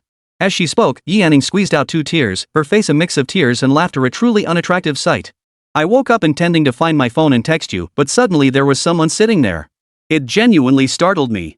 Yi Anning grew increasingly aggrieved as she spoke, and it was true. Who wouldn't he be startled by that devil? Upon careful reflection, everything Yi Anning said added up. Yet, despite the initial shock, there wasn't a trace of delight in her voice. Even when speaking to him, her words trembled. Huo Tingyuan traced her lips with his thumb. That mouth, was it lying? Chapter 36, Testing. Seeing Huo Tingyuan's obvious skepticism, Yi Anning sat up, wrapped her arms around his neck, closed her eyes, and pressed her lips to his. When Huo Tingyuan didn't pull away, she gathered her courage and whispered into his ear, "My darling, I missed you." Huo Tingyuan heard a hint of sincerity in her words. The coldness in his eyes slowly melted away, and the anger in his heart subsided considerably. His large hand clasped the back of her neck as he kissed her. Yi Anning knew exactly what would happen next, and her heart sank deeper and deeper. Compared to before, Huo Tingyuan seemed gentler this time. Was it because he was moved? Yi Anning didn't know. All she knew was that the sun had risen outside and was about to set again. By the end, she didn't even know how it had ended. Xiaoman hadn't seen Yi Anning all morning and began to worry. She was about to go upstairs to look for her when she was told the young master had returned. In that instant, she understood what Yi Anning was facing. Returning to the kitchen, she worked silently, her mind haunted by Yi Anning's words, "She didn't consent." The others knew the young master had returned too, and they knew Xiaoman was close to death. Night fell before Yi Yanning slowly regained consciousness. She found herself cradled in a firm embrace. Having gone without food all day, she felt ravenous. The sheets had been changed, and her body had been washed. Recalling what had happened in the bathroom, her face flushed crimson once more. This was the first time she'd woken up with someone still present. She sat up gently, carefully removing Huo Tingyuan's hand. But as she turned, she found Huo Tingyuan staring straight at her. Yi Yanning silently complained to herself, wondering why he always liked to stare at people without a sound. Her expression softened into a shy smile. "Did I wake you? I'm hungry. I'd like something to eat." She hadn't forgotten she was playing the humble card, insisting she hadn't woken him on purpose. Huo Tingyuan said nothing. He rose, picked up the cheesecake from the sofa, and handed it to her. "The local specialty you asked for." Yi Yanning froze. It had been just a joke, she hadn't expected Huo Tingyuan to actually bring it. "Did you bring this back from M country?" Huo Tingyuan nodded. She set the cake aside. Before Huo Tingyuan could get upset, she hurriedly explained, "I want to freshen up first. You went all that way to get it, so of course I want to savor it properly." He didn't make a fuss over her eating habits. After satisfying his hunger, Huo Tingyuan seemed much more patient. After freshening up, Yi Yanning noticed the obvious marks on her body. She chose a conservative outfit, a white top with lace trim at the neckline and cuffs, paired with a pair of slim-fit bell-bottom pants. The look was fashionable yet simple. When she emerged, Huo Tingyuan was no longer in the room. Only the cheesecake remained beside the bed. Yi Yanning carried the cake downstairs. Back when her parents traveled, they'd always bring back treats for Yi Anshue. Cakes were one of them. Little Yi Yanning was fascinated by the beautiful, intricate cakes, but she could only watch from the sidelines, waiting for the leftovers Yi Anshue left her. But Yi Anshue seemed determined to tease her. Even when she was clearly full, she'd insist on forcing Yi Yanning to eat, and even if Yi Yanning swallowed it only to spit it into the trash, she wouldn't let her have it. Her parents would just say they'd buy her one next time. Next time, they'd only buy one. The cake's lid was incredibly difficult to open. It took Yi Yanning a full 20 years to finally crack it open, never imagining it would be the work of Huo Tingyuan. She took 2 bites. It was sweet and cloying. So this was what cake tasted like, not as delicious as she'd imagined. Not tasty? A lazy voice echoed as Huo Tingyuan, clad in a robe, suddenly materialized again. His constant ghost-like appearances still unsettled Yi Yanning, though she dared not complain. "It's delicious. It just reminds me of my parents. They used to buy me cakes often too, but yours seems a bit tastier." Huo Tingyuan picked up the spoon she'd used and took a taste. "Sweet. Not bad. If you want to eat it, I'll buy it for you later." Later? So Huo Tingyuan didn't want her to leave. She tentatively asked, "Aunt Ran mentioned that if I don't conceive within a month, I'll be replaced. Is that true?" She lowered her head, her eyes filled with hope, though her voice carried a hint of sadness. She longed to hear him say, "Yes, if you haven't conceived after a month, you can leave." But he didn't. Huo Tingyuan's expression remained impassive. "Without my permission, who dares replace you?"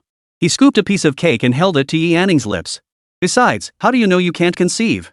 Chapter 37, The Abortion Potion. Yi Yanning smiled faintly, biting into the cake. "I don't. I'm afraid you'll find someone else."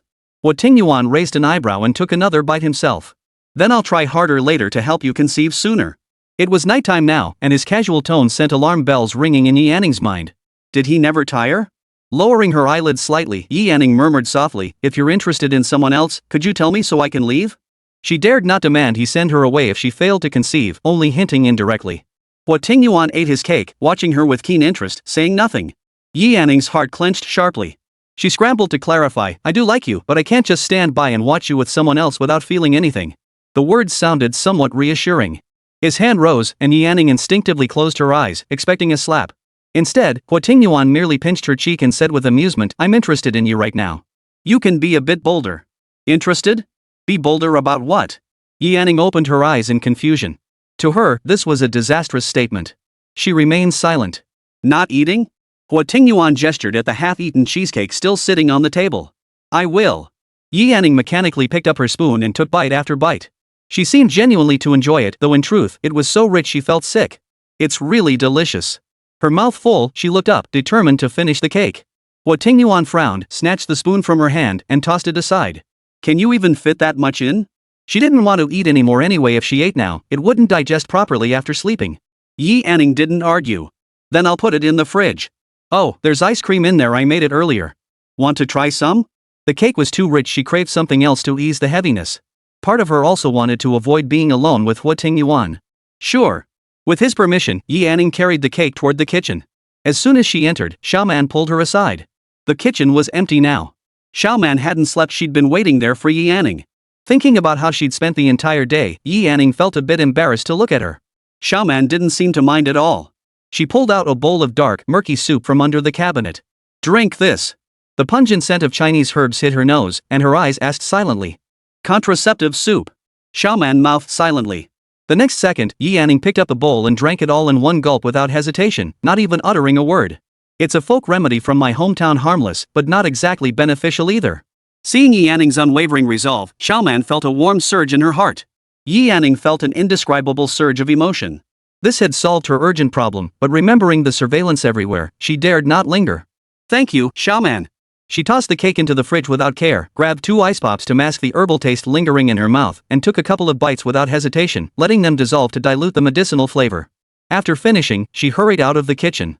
Xiaoman secretly wrapped up the medicine residue, intending to find a place to bury it. Entering the living room, Huo Tingyuan lay lazily on the sofa. The light fell on his face, his eyes were closed, as if he were asleep.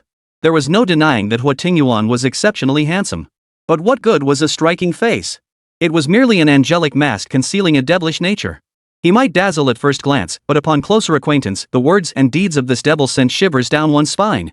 Yi Anning slowly approached, ice cream in hand. Huo Tingyuan? No response. Yi Anning tightened her grip on the ice cream. She desperately wanted to ignore him and go upstairs, leaving him here. But that would only provoke him, and it didn't fit her lapdog persona. But she couldn't exactly carry him upstairs. The servants were nowhere to be found. Yi Anning walked over to the sofa, set her ice cream down, and took a big bite of her own. She gently shook the figure on the sofa, her words muffled. Don't sleep here. Turning her head, she met the man's dark eyes and froze. He seemed to be smiling, yet not quite, giving off an unsettling vibe. His voice was low and haunting. Didn't I tell you to cut your tongue out if you didn't call for help? How many times now? Yi Anning fell silent, having assumed he was asleep. She hadn't realized he'd merely been resting his eyes. She swallowed nervously. Chapter 38, Escape at Any Cost. Before she could finish, he suddenly pulled her toward him. Caught off guard, she fell into his embrace. Before she could speak, he lowered his head and claimed her lips with a forceful kiss. Yi Anning's eyes darkened, her pupils contracting sharply. She had just taken Chinese herbal medicine. Huo Tingyuan tasted chocolate and strawberry, tinged with a hint of bitterness. He released Yi Anning, his brows furrowing. Cold sweat broke out on Yi Anning's forehead. Had he discovered something? Why is this ice cream bitter? He demanded. Yi Anning's breath caught. I used dark chocolate. It can be a bit bitter.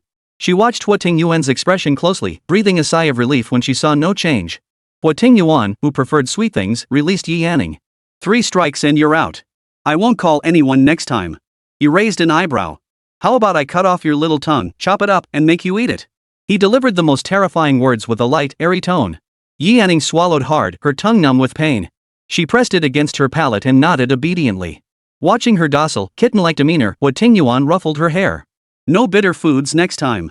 Though she'd only known Huo Tingyuan for a few days, she could already sense his underlying obsession and domineering nature. Yi Anning dared not defy him, feigning a yawn. Big baby, I'm sleepy. Can I go upstairs to sleep? She simply didn't want to stay with Huo Tingyuan. Huo Tingyuan carried her upstairs. Yi Anning lay completely still in his arms, yawning constantly. Once on the bed, Yi Anning turned her back to Huo Tingyuan and fell asleep, looking utterly exhausted. Soon, the sound of her steady breathing filled the room. Huo Tingyuan didn't lie down beside her. Instead, he turned and went back downstairs. Only after he left did Yi Anning open her eyes, yet she dared not move. Xiaoman had warned her cameras were everywhere. She deeply resisted any contact with Huo Tingyuan. Spending even one more second with such a bloodthirsty man was dangerous. Since Huo Tingyuan refused to let her leave, she could only rely on herself. For now, the only option was to continue her charade, lowering his guard against her. The estate staff ignored her, and Huo Tingyuan wouldn't stay here indefinitely. If she couldn't find him, she'd have to risk crossing the maple forest. But she had no money. Venturing out into unfamiliar territory, money was her only security. Leaving here meant she couldn't go home either. Huo Tingyuan would track her down too easily. Her identification papers were still with the Yi family. Even if she managed to escape, she'd have to risk going back to retrieve them. For now, she needed to find a way to get money. Escape. She would escape at any cost. Huo Tingyuan took a call, descended the stairs, and entered the elevator. Hua Yi was already waiting with the car parked at the underground elevator exit. Huo Tingyuan got in, and Hua Yi glanced at him through the rearview mirror. Huo Tingyuan glanced back through the mirror, their gazes meeting. Speak your mind. Xiao Xiao just called. He said he has a new research breakthrough to share with you. He's at Shangdi. Huo Tingyuan pondered for a moment. I'll go to Shangdi. Have Asen handle things at the company. Huo Yi nodded, then added, also, the old family estate wants you to return this week. Huo Tingyuan said nothing more, closing his eyes to rest. Huo Yi drove with focused attention. Boss, we're here. Huo Tingyuan prepared to exit the vehicle. After a moment's thought, he instructed, you go to the company and assist as senior with that. He stepped out. Huo Yi drove away, while Huo Tingyuan took the private elevator to the top floor. Inside the luxurious suite, not only Xiao Jingchuan was present, but also Chu Mashu and Huangpu Berlin. Beside Chu Mashu sat a gentle-looking young woman. Ting, come quick. Xiao Jingchuan was thrilled. Everyone was finally gathered. As soon as Huo Tingyuan sat down, he eagerly pulled out a small box. What's the rush? I haven't introduced everyone yet. Chu Mashu kicked his leg in displeasure.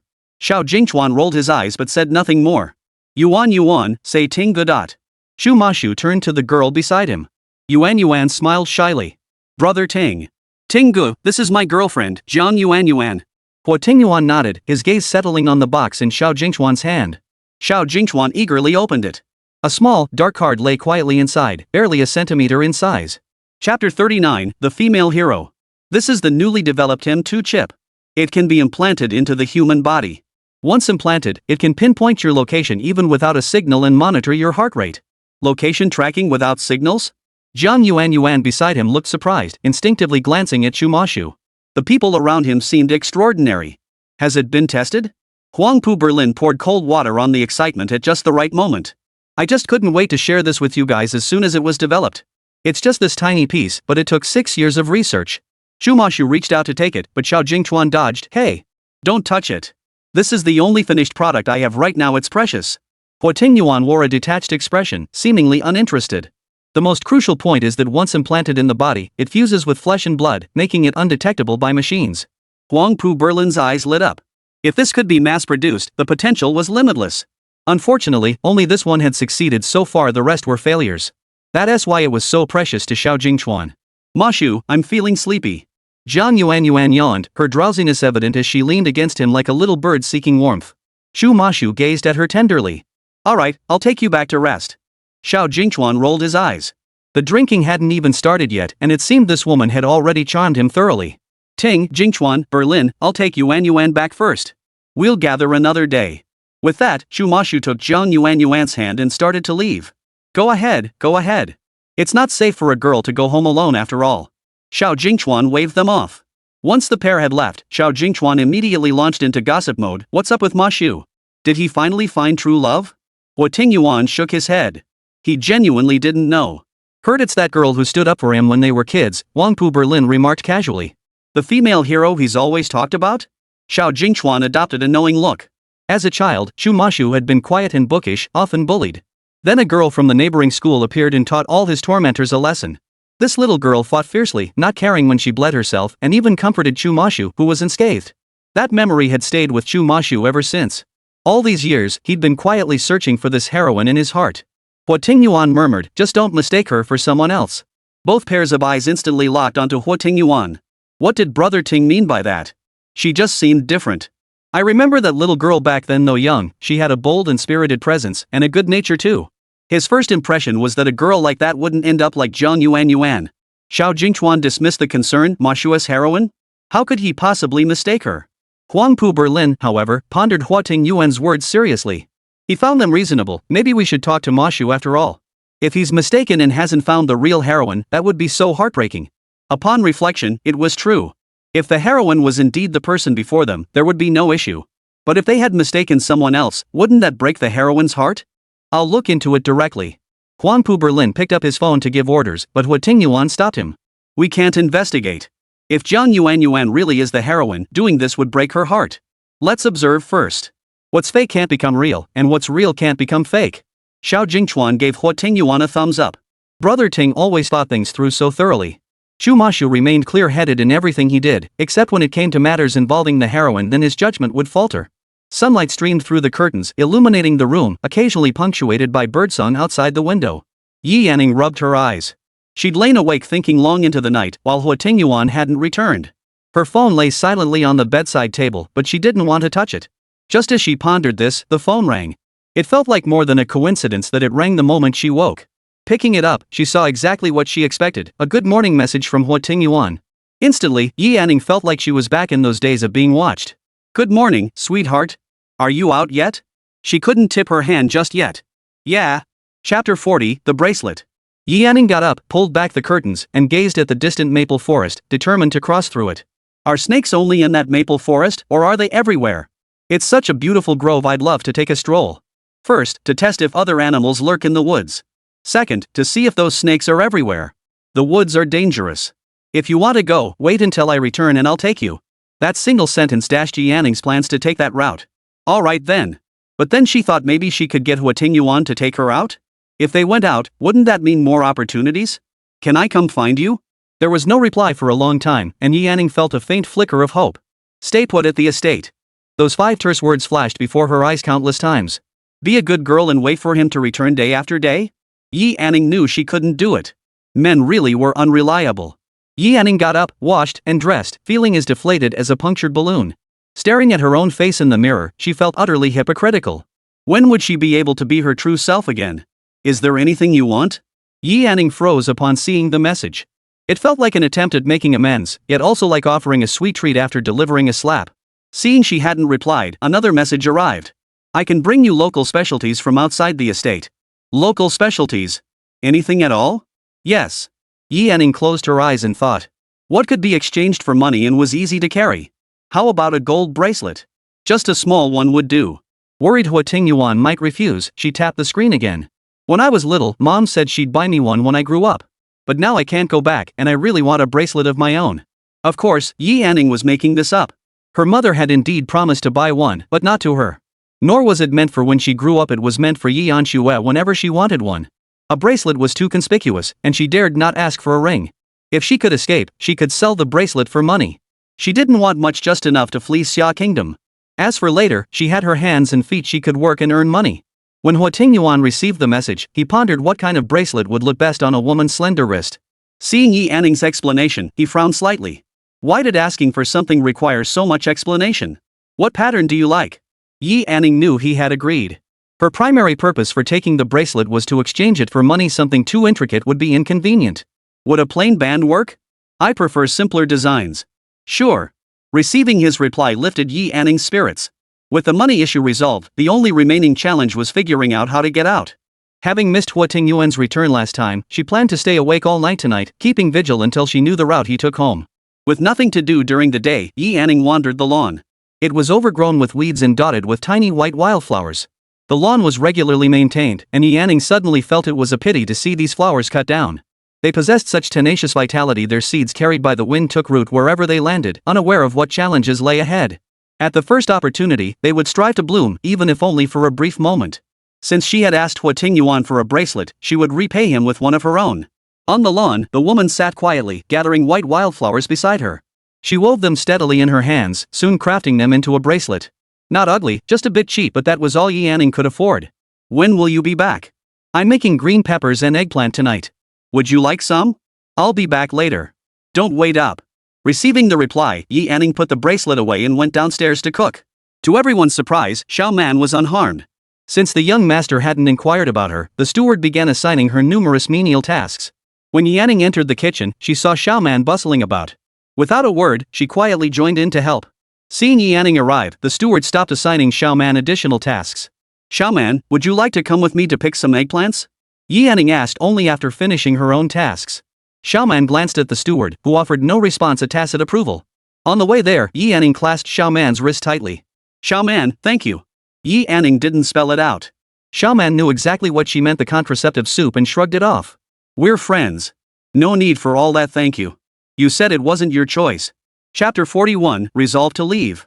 Perhaps moved by Yi Anning's sincerity, or perhaps recalling her own experiences, Xiao Man didn't stand idly by. Simply because she had expressed her unwillingness, Xiao Man helped her without hesitation. Yi Anning's eyes reddened slightly. Xiao Man, She trailed off. Xiao Man clasped her hand in return. If you need help, just say so, Anning. We're friends. Yi Anning lowered her head, her voice barely audible. If possible, I want to leave soon. Maple Forest was dangerous, but staying by Huo Tingyuan's side was even more perilous. She remained determined to leave. How can I help you? Xiao Man whispered back. I need a small dagger. Yi Anning had made up her mind, if she ever faced something truly unavoidable, she would end it herself. She'd rather die than continue living this hypocritical life. Xiaoman nodded silently. After eating, Yi Anning remained seated in the hall, waiting. If she still didn't learn the way back to Huo Tingyuan today, then she would head to Fenglin. Return to room to rest. For simple words. Yi Anning knew he was undoubtedly watching her again. I want to wait for you. Yi Anning refused to compromise so easily. Go back to your room and wait. Though the other side had conceded, Yi Anning wouldn't press her advantage. Rising, she climbed the stairs and sat in the wicker chair by the balcony, her gaze fixed intently on the grounds beyond the estate. The entire estate was eerily quiet, no loud voices, no neon lights. The more tranquil it felt, the more terrified Yi Anning became. She feared she might be trapped here for the rest of her life. Feeling footsteps behind her, Yi Anning turned to see Huo Tingyuan approaching. She was certain no cars or people had appeared outside the estate. How had Huo Tingyuan arrived? Her face lit up with delight. My darling, you're back. This time, Yi Anning remembered to address him properly. Huo Tingyuan raised an eyebrow. She was learning quickly. He handed her a box. Open it. Yi Anning knew it was the bracelet. She feigned delight as she took it and opened the box. The bracelet's shape was an irregular curve, like a winding vine. 2 characters were engraved on it: Anning. Several butterflies were intricately carved around the characters, their forms vivid and lifelike. Without any elaborate patterns, it was simple yet beautiful. Yi Anning hadn't expected him to put so much thought into it and was somewhat surprised, as she had only wanted a plain band. Huo Tingyuan admired the subtle expression on her face, finding it utterly pleasing. It's beautiful. Thank you. Yi Anning genuinely loved it, especially that it bore her name.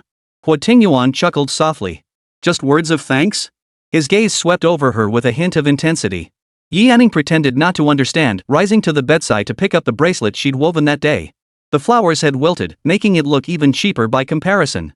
She clutched it awkwardly in her hand, then walked back to Huo Tingyuan and slowly opened her palm. I made this with my own hands. It's for you. The moment I saw these flowers, I knew they'd suit you perfectly. Surprised that Yi Anning had prepared a gift for him, Huo Tingyuan swept his arm out, sitting down on the wicker chair. Yi Anning instinctively sat down on his lap. Looking at the flower wreath again, he could see it was made of wilted little white flowers. Huo Tingyuan slipped the gold bracelet he'd given her onto her wrist. Just as he'd imagined, it looked beautiful. Her slender, pale wrist was enhanced by the bracelet, adding a touch of elegance. He extended his hand, gesturing for Yi Anning to put it on him. Huo Tingyuan's hands were large, with slightly rough palms that felt uneven to the touch. The flower garland was a bit small, so Yi Anning carefully slipped it onto his wrist, careful not to damage it. He lowered his head, catching sight of her pale nape as she diligently fastened the bracelet. Huo Tingyuan cooperated fully throughout the process. Finally, it was on. Yi Anning breathed a sigh of relief. It wasn't broken, it seemed to be woven quite sturdily. The bracelet looked a bit small on Huo Tingyuan's wrist, stretching just enough to fit. It was a shame the flowers had wilted, otherwise it would have been quite pretty and matched his black suit perfectly. But then again, it definitely wouldn't last long. Maybe we should take it off. The flowers are wilted. I'll get you a better one later. Saying this, Yi Anning reached out to remove it. She was all talk about the future. Who could predict what would happen then? Huo Tingyuan, however, clasped her hand behind hers, intertwining their fingers. He chuckled softly and kissed the top of her head. Yi Anning froze, her entire body stiffening in his embrace. This beast. She tilted her head up to look at him, her voice low and trembling. Can we not tonight? I'm still a little. The rest of her words trailed off, inaudible even to herself. Chapter 42, The Passage. Huo Tingyuan hadn't caught her words either, but he recognized the refusal. Yet, gazing at the tangled weeds on his wrist, he found himself strangely unable to feel angry. He raised an eyebrow, a hint of tenderness clouding his usually cold eyes. What? Yi Anning's fingers nervously gripped the hem of her skirt. She could actually detect tenderness in his tone. Summoning her courage, she whispered, "It still hurts a little." Her ears flushed crimson the moment the words left her lips. Calling him big baby made her blush, kissing him made her blush, even speaking made her blush. Why were these kitten ears so sensitive? Perhaps it was the bracelet's effect, or perhaps he found the kitten in his arms unusually adorable, but tonight, Huo Tingyuan truly didn't touch her. He simply held her close as they fell asleep. In Huo Tingyuan's embrace, Yi Anning felt extremely uncomfortable. She couldn't sleep but dared not move. A low voice murmured above her head, "Don't want to sleep? Then let's do something else." Perhaps due to drowsiness, his voice carried a hint of hoarseness. "Sleep. I'll sleep right now." Yi Anning closed her eyes, forcing herself to drift off. The kitten slept obediently in his arms, soft and warm, its nose carrying a faint, pleasant scent of grass and plants. Perhaps keeping a kitten for life wouldn't be so bad. It would seek affection, act spoiled, and occasionally bring him little surprises. In that instant, the thought of keeping the kitten locked away beside him flashed through his mind. And if he thought it, he would do it. Yi Anning slept through the night without dreams. When he awoke, the space beside him was empty.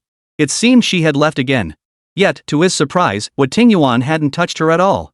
Escaping last night didn't guarantee escape tonight. Running away was the only way out. Yesterday, Huo Tingyuan hadn't returned from outside the estate. Yi Anning's mind raced. She'd been fixated on the idea that the path must lead outside the grounds, but who said it had to be outside? After much deliberation, only one possibility remained: the path lay within the house itself. She didn't forget to send Huo Tingyuan a good morning message, trying her best to act as normal as possible. The closer she got to leaving, the more crucial it was not to give herself away. Descending the stairs, Yi Anning scrutinized every piece of furniture for the first time, though she had to be careful not to appear too obvious. Standing beside the staircase banister, she glanced at the paintings hung high on the walls, then scanned the gaps between the wall panels. Finally, her gaze settled on the white pillar beside her. The entire white column stretched from the first floor to the top, running vertically through the entire building. The spaciousness of the house meant the pillar didn't look particularly out of place. Viewed this way, it resembled a passageway. With this thought, her certainty reached 70 or 80%. Yi Anning's palms were sweaty. Where would the door be?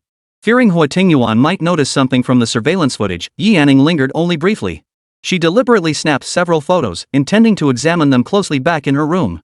The entire white pillar bore some minute cracks, barely noticeable without close inspection. Perhaps this was the door. After pinpointing the location, Yi Anning cautiously descended the stairs. Standing alone to study it would draw too much attention, so she turned back upstairs and changed into a black dress. Descending the stairs, Yi Anning headed straight for the kitchen. Xiaoman was wiping down the table. She hurried over to her side. Xiaoman, could you take a photo for me? It was the first time Xiaoman had seen Yi Anning dressed entirely in black. Her previous outfits were mostly light colors, though still very pretty. Hold on, I'll take it after I finish here. Xiaoman sped up her work. What was done, a few more minutes wouldn't matter. She even pitched in to help, and the two finished quickly. They reached the hall, where Yi Anning stood before a white column. Xiaoman, make sure to take a flattering shot, okay? Her voice carried a bit.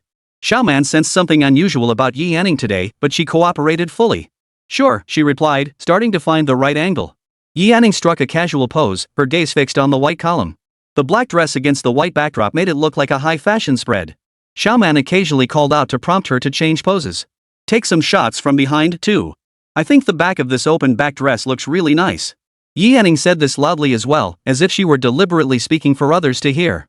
Xiaoman nodded. Yi Anning struck a pose, carefully examining the crack she'd spotted earlier. It was indeed a door. If this was a door, then the mechanism to open or close it must be nearby. Yi Anning shifted slightly to the side. At a glance, she spotted the difference: a smooth stone wall. From a distance, it blended seamlessly with the pillar itself, but upon closer inspection, it was remarkably smooth. Yi Anning reached out to touch it, and the stone wall suddenly lit up. Chapter 43, The Password. The glare prevented Xiaoman from seeing clearly. Yi Anning's mouth fell open slightly.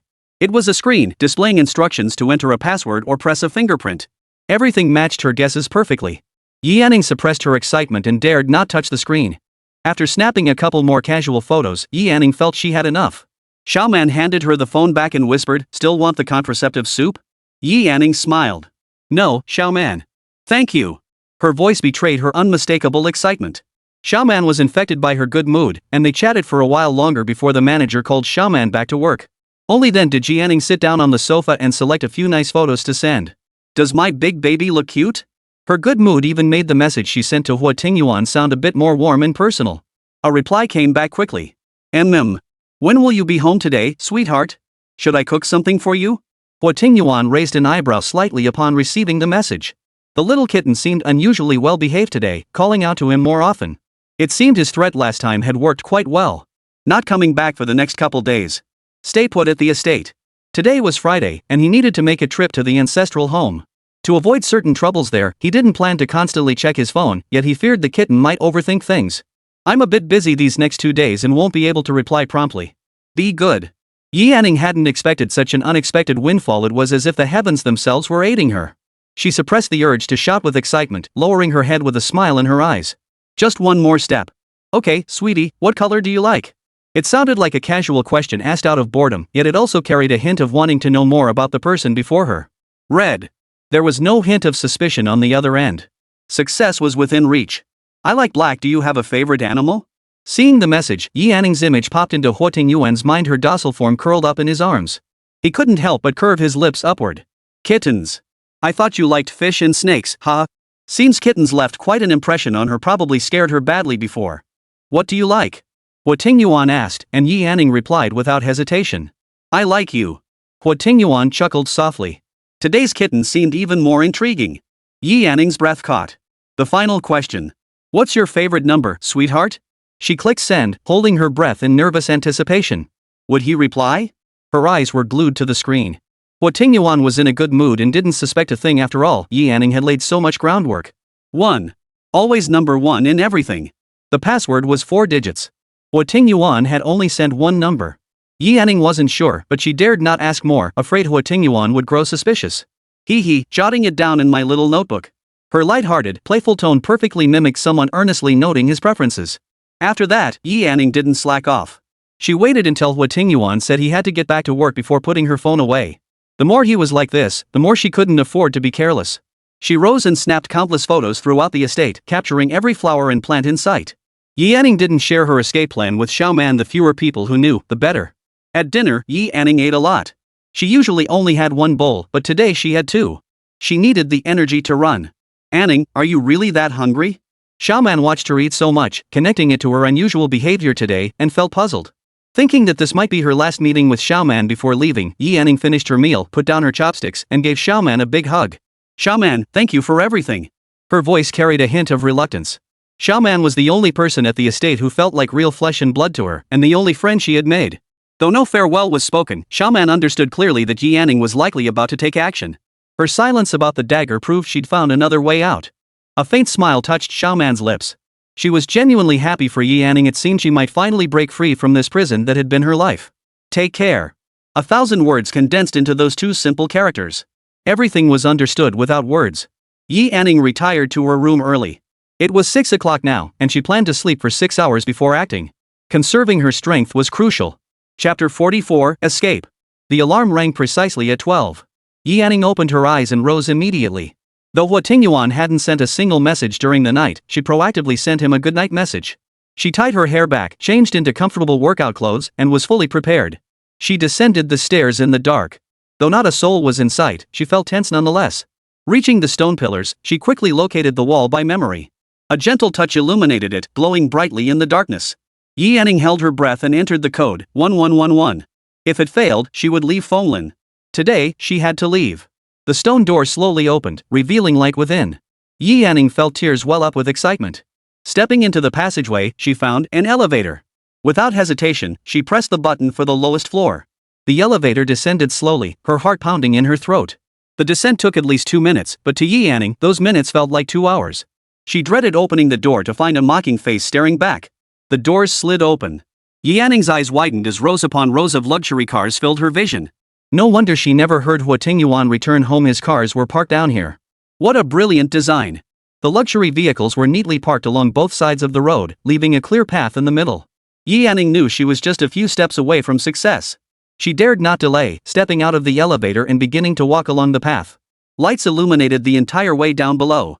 It was a pity she couldn't drive, otherwise she could have reached her goal twice as fast. The road stretched endlessly ahead. Every step took her further from the estate. With a heart pounding with excitement, Yi Anning kept her head down and pressed forward. After 4 or 5 hours of walking, she still hadn't seen an exit. Wiping sweat from her forehead, she felt her back damp with perspiration as her pace gradually slowed. After walking straight for so long without reaching an exit, the danger level was obvious if she was indeed in the maple forest. To lighten her load, she'd brought only 1 bottle of water. It was nearly empty, yet the path showed no end. She took a sip and quickened her pace. After another hour of walking, Yi Anning stopped, bent over, and gasped heavily. Her feet ached from the long trek, and her strength was nearly depleted. Hunching over, sweat dripped heavily from her forehead. She couldn't stop. If Huo Tingyuan returned now, he would find her right there. Yi Anning wiped her brow with her sleeve, gritted her teeth, and pushed on. Finally, the endless path ahead gave way to a massive stone door. The closer she got, the heavier her heart grew. The door was solid stone. No matter how hard she pushed, she couldn't budge it an inch. Despair washed over her. Yi Anning pounded the door in frustration. After walking this far, she refused to give up. But then she thought, Huo Tingyuan couldn't possibly push this door open every time he returned. There had to be some kind of mechanism. Clinging to a sliver of hope, she searched everywhere. Finding nothing overhead, she crouched low and scanned the ground. Unexpectedly, instead of a mechanism, she spotted a dog hole. Without a moment's hesitation, Yi Anning dropped to her hands and knees and began crawling through. The opening was filled with tangled weeds, making progress difficult. Fortunately, Yi Anning was slender, and with a determined effort, she wriggled through. The sky was still dim. Yi Anning rose and walked toward the roadside, leaving behind a maple forest that stretched as far as the eye could see. Excited, she ran onto the road. As cars passed by, she waved frantically, but several drove past without acknowledging her. Just as she felt disappointed, a Volkswagen Polo pulled up in front of her. The window rolled down slowly, revealing a young woman. "Need a ride?" the driver asked. Yi Anning nodded vigorously. The woman motioned for her to get in. The moment she sat down, Yi Anning finally relaxed. Exhaustion washed over her, and she leaned back, breathing heavily. "Sweetie, what happened?" The driver had spotted the sweaty girl flagging down cars from afar. Seeing a young woman alone in the suburbs early in the morning, she didn't hesitate to pull over. Faced with this sudden kindness from a stranger, Yi Anning unexpectedly burst into tears. She hadn't meant to cry, but she simply couldn't hold it back. The woman pulled over and turned back to ask, "Did you run into trouble?" She looked young, as if she'd been through something terrible. Chapter 45, Escape from the Manor. Recalling everything that had happened, it all felt like a dream. Even now, as she set out on her journey away, her heart still felt as unreal as a fantasy. The woman silently handed her tissues. Only when her sobs had subsided to intermittent sniffles did she gently offer comfort. There. No more crying. Wipe your tears dry, okay?" Yi Anning nodded, gathering her composure. "Thank you, sister," she said sincerely. The woman smiled. "My name is Huo Tingyuan. What's yours?" The question seemed meant to distract her from her sorrow. Yi Anning. Seeing her mood improve slightly, Huo Tingyuan turned back to driving. "Little Anning, where are you headed?" Yi Anning had intended to go home and retrieve her documents for leaving the country, but now seemed inopportune. Given the Yi family's approach to matters, her mere appearance might lead them to seize her and deliver her to Huo Tingyuan. Unsure of her destination, Yi Anning shook her head. "Sister Xianwan, where are we?" "The outskirts of Yangcheng." Yi Anning breathed a sigh of relief. Still within Yangcheng's borders, she planned to find a place to stay first and sneak back to the Yi residence after dark to retrieve her documents. "Need help, Xiao Anning?" Xu Xiaowan could see at a glance that the young girl was in a bind. I don't know where to go now." Penniless and unable to move forward, she needed to exchange the bracelet for money first. "How about I take you somewhere to eat first?" After walking for so long, Yi Anning was indeed hungry. Yet she felt awkward imposing too much on Xu Xiaowan, a mere stranger who had already given her a ride, for which she was deeply grateful. Seeing Yi Anning shake her head, Xu Xiaowan didn't press the issue. Instead, she drove straight to a breakfast shop. She got out, bought a few steamed buns and 2 bottles of water, then handed them to Yi Anning in the car while eating herself. Yi Anning took them and began eating heartily, feeling a bit teary-eyed. Why did she have such incredible luck encountering someone so kind? Perhaps all her bad luck had been used up encountering the Yi family and that scumbag Huo Tingyuan, leaving only good fortune behind. After eating her fill, Yi Anning felt a pang of guilt. "Could you help me find a place to pawn this gold bracelet?" She wanted to get some money to give to Xu Xiaowan, otherwise, she felt she couldn't live with herself. Xu Xiaowan glanced at the bracelet on her wrist. "This bracelet is so beautiful, and it even has your name on it. Wouldn't it be a shame to replace it?" Yi Anning shook her head upon hearing this. "It's a bad memory." But I need to head home now. Why don't you come with me first, and I'll take you there later?" Having nowhere else to go, Yi Anning nodded. "It'll take 2 or 3 hours to get to the city. Do you want to rest a bit?" When Yi Anning first got in the car, Xu Xiaowan had turned off the air conditioning. She could see Yi Anning was drenched in sweat, and the sudden temperature change could easily make her catch a cold. Now, seeing that Yi Anning had recovered somewhat, she turned the AC back on. This small gesture warmed Yi Anning deeply as she leaned against the window, watching the scenery pass by. She had truly escaped. Once she left Xia country, she would be completely free. "Xianwan, is there a country you'd like to go to?" Yi Anning felt lost. How would she live in another country? Could she earn a living with her own skills? Xu Xiaowan pondered for a moment. "France, I guess. I hear it's a romantic country. Are you planning to go abroad, Xiao Anning?" Xu Xiaowan asked. Yi Anning hesitated before replying. "I've gotten involved with someone with powerful connections." "I see. Well, you'll need to work hard and become strong yourself. That way, you won't have to fear them." Yes, hiding wouldn't solve anything in the end. But no matter how strong she became, could she ever surpass Huo Tingyuan? Probably not. There wasn't a second person like him in all of Xia. What if this person is impossible to surpass? Xianwan smiled. "You won't know unless you try, right?" Yi Anning looked up in surprise at those words. True effort always yields results, just as she never imagined escaping before. Once abroad, she would work hard to earn money and then strive to find her own path in life. Pulling out her phone, she saw it was already 10 o'clock. Afraid Huo Tingyuan might grow suspicious, Yi Anning sent him a good morning message. Huo Tingyuan hadn't replied to her good night message yesterday either, proving he was still busy. That was best. By the time Huo Tingyuan realized what was happening, she would have long since vanished. Chapter 46, Discovery. Xu Xiaonuan lived alone. Young yet owning both a car and a house, Yi Anning envied her deeply. When would she have her own little nest? She handed Yi Anning a clean set of clothes. Xiao Anning, why don't you take a shower first? I'll whip up something to eat, okay? Sweaty all over, Yi Anning took the clothes to the bathroom. Xu Xiaonuan sat down with her laptop, finding a spot at random. Minutes ticked by. After her shower, Yi Anning selected photos from the estate to share all pre-shot snaps. She shared many, but Huo Tingyuan didn't reply to a single one. Yi Anning didn't mind. She sat down beside Xu Xiaonuan and saw her sketching away, seemingly designing a piece of jewelry. The jewelry gradually took shape under Xu Xiaonuan's hands, a cluster of delicate little flowers assembled into a large necklace, adorned with a purple gemstone at the front. Yi Anning watched, completely captivated, finding it truly beautiful. After finishing the coloring, Xu Xiaonuan smiled softly at the engrossed Yi Anning. Do you like it? It's gorgeous. I've only ever seen such beautiful necklaces on TV before. Xu Xiaonuan shut down her computer. Outside, dusk had already fallen. It took a while. Shall I take you to dinner first, then help you change? Yi Anning nodded obediently. Xiaonuan, you're so talented. Want to learn? Xu Xiaonuan smiled. Design something to wear around your own neck. Can I? Yi Anning had never studied anything like this before. Everyone starts from zero. You won't know if it suits you until you try. Xu Xiaonuan's words always carried an inexplicable sense of strength, planting seeds of eagerness deep within one's heart. Yi Anning pressed her lips together. She wanted to try, but now wasn't the right time. As if sensing her hesitation, Xu Xiaonuan suggested, we can add each other on WeChat. You can reach out anytime. Recalling that this phone belonged to Huo Tingyuan, Yi Anning hesitated before replying, could I add you after switching phones? This one isn't quite convenient. Of course. Come on, let's grab something to eat first. After lunch, Xu Xiaonuan kept her promise and took her to exchange the bracelet. To Yi Anning's surprise, the small bracelet fetched 50,000 yuan, far more than she'd imagined. The first thing she did with the money was buy a new phone and add Xu Xiaonuan. The moment she added her, she transferred 1,000 yuan to Xu Xiaonuan. Of course, Xu Xiaonuan declined the transfer. The two parted ways there. Yi Anning headed back to the Yi residence to retrieve her ID photos. The Huo family's ancestral home. At the dinner table, Mrs. was served food onto Huo Tingyuan's plate. Tingyuan, manager Ran will accompany you back this time. We also need to select someone to assist with the childbirth. The old residence was displeased with Huo Tingyuan for sending Aunt Ran back. Aunt Ran truthfully reported Yi Anning's actual situation. Huo Tingyuan's expression remained impassive, no need. Xiao Mao disliked that Ran housekeeper. As for children, he wanted to have them with Xiao Mao. Just then, Huo Yi entered with a grave expression, big brother. Seeing the people at the table, Huo Yi paused without speaking. Huo Tingyuan stood up, let housekeeper Ran stay at the old mansion. What if I accidentally play with the baby to death? This was his way of saying they could make arrangements if they wished, but he wouldn't be held responsible if she died. I have business at the company. You all continue eating. Before anyone could react, Huo Tingyuan strode out, Huo Yi following close behind. In the car, Huo Yi spoke up, boss, a jewelry store contacted us. They claim to have found a lost gold bracelet belonging to the Huo family.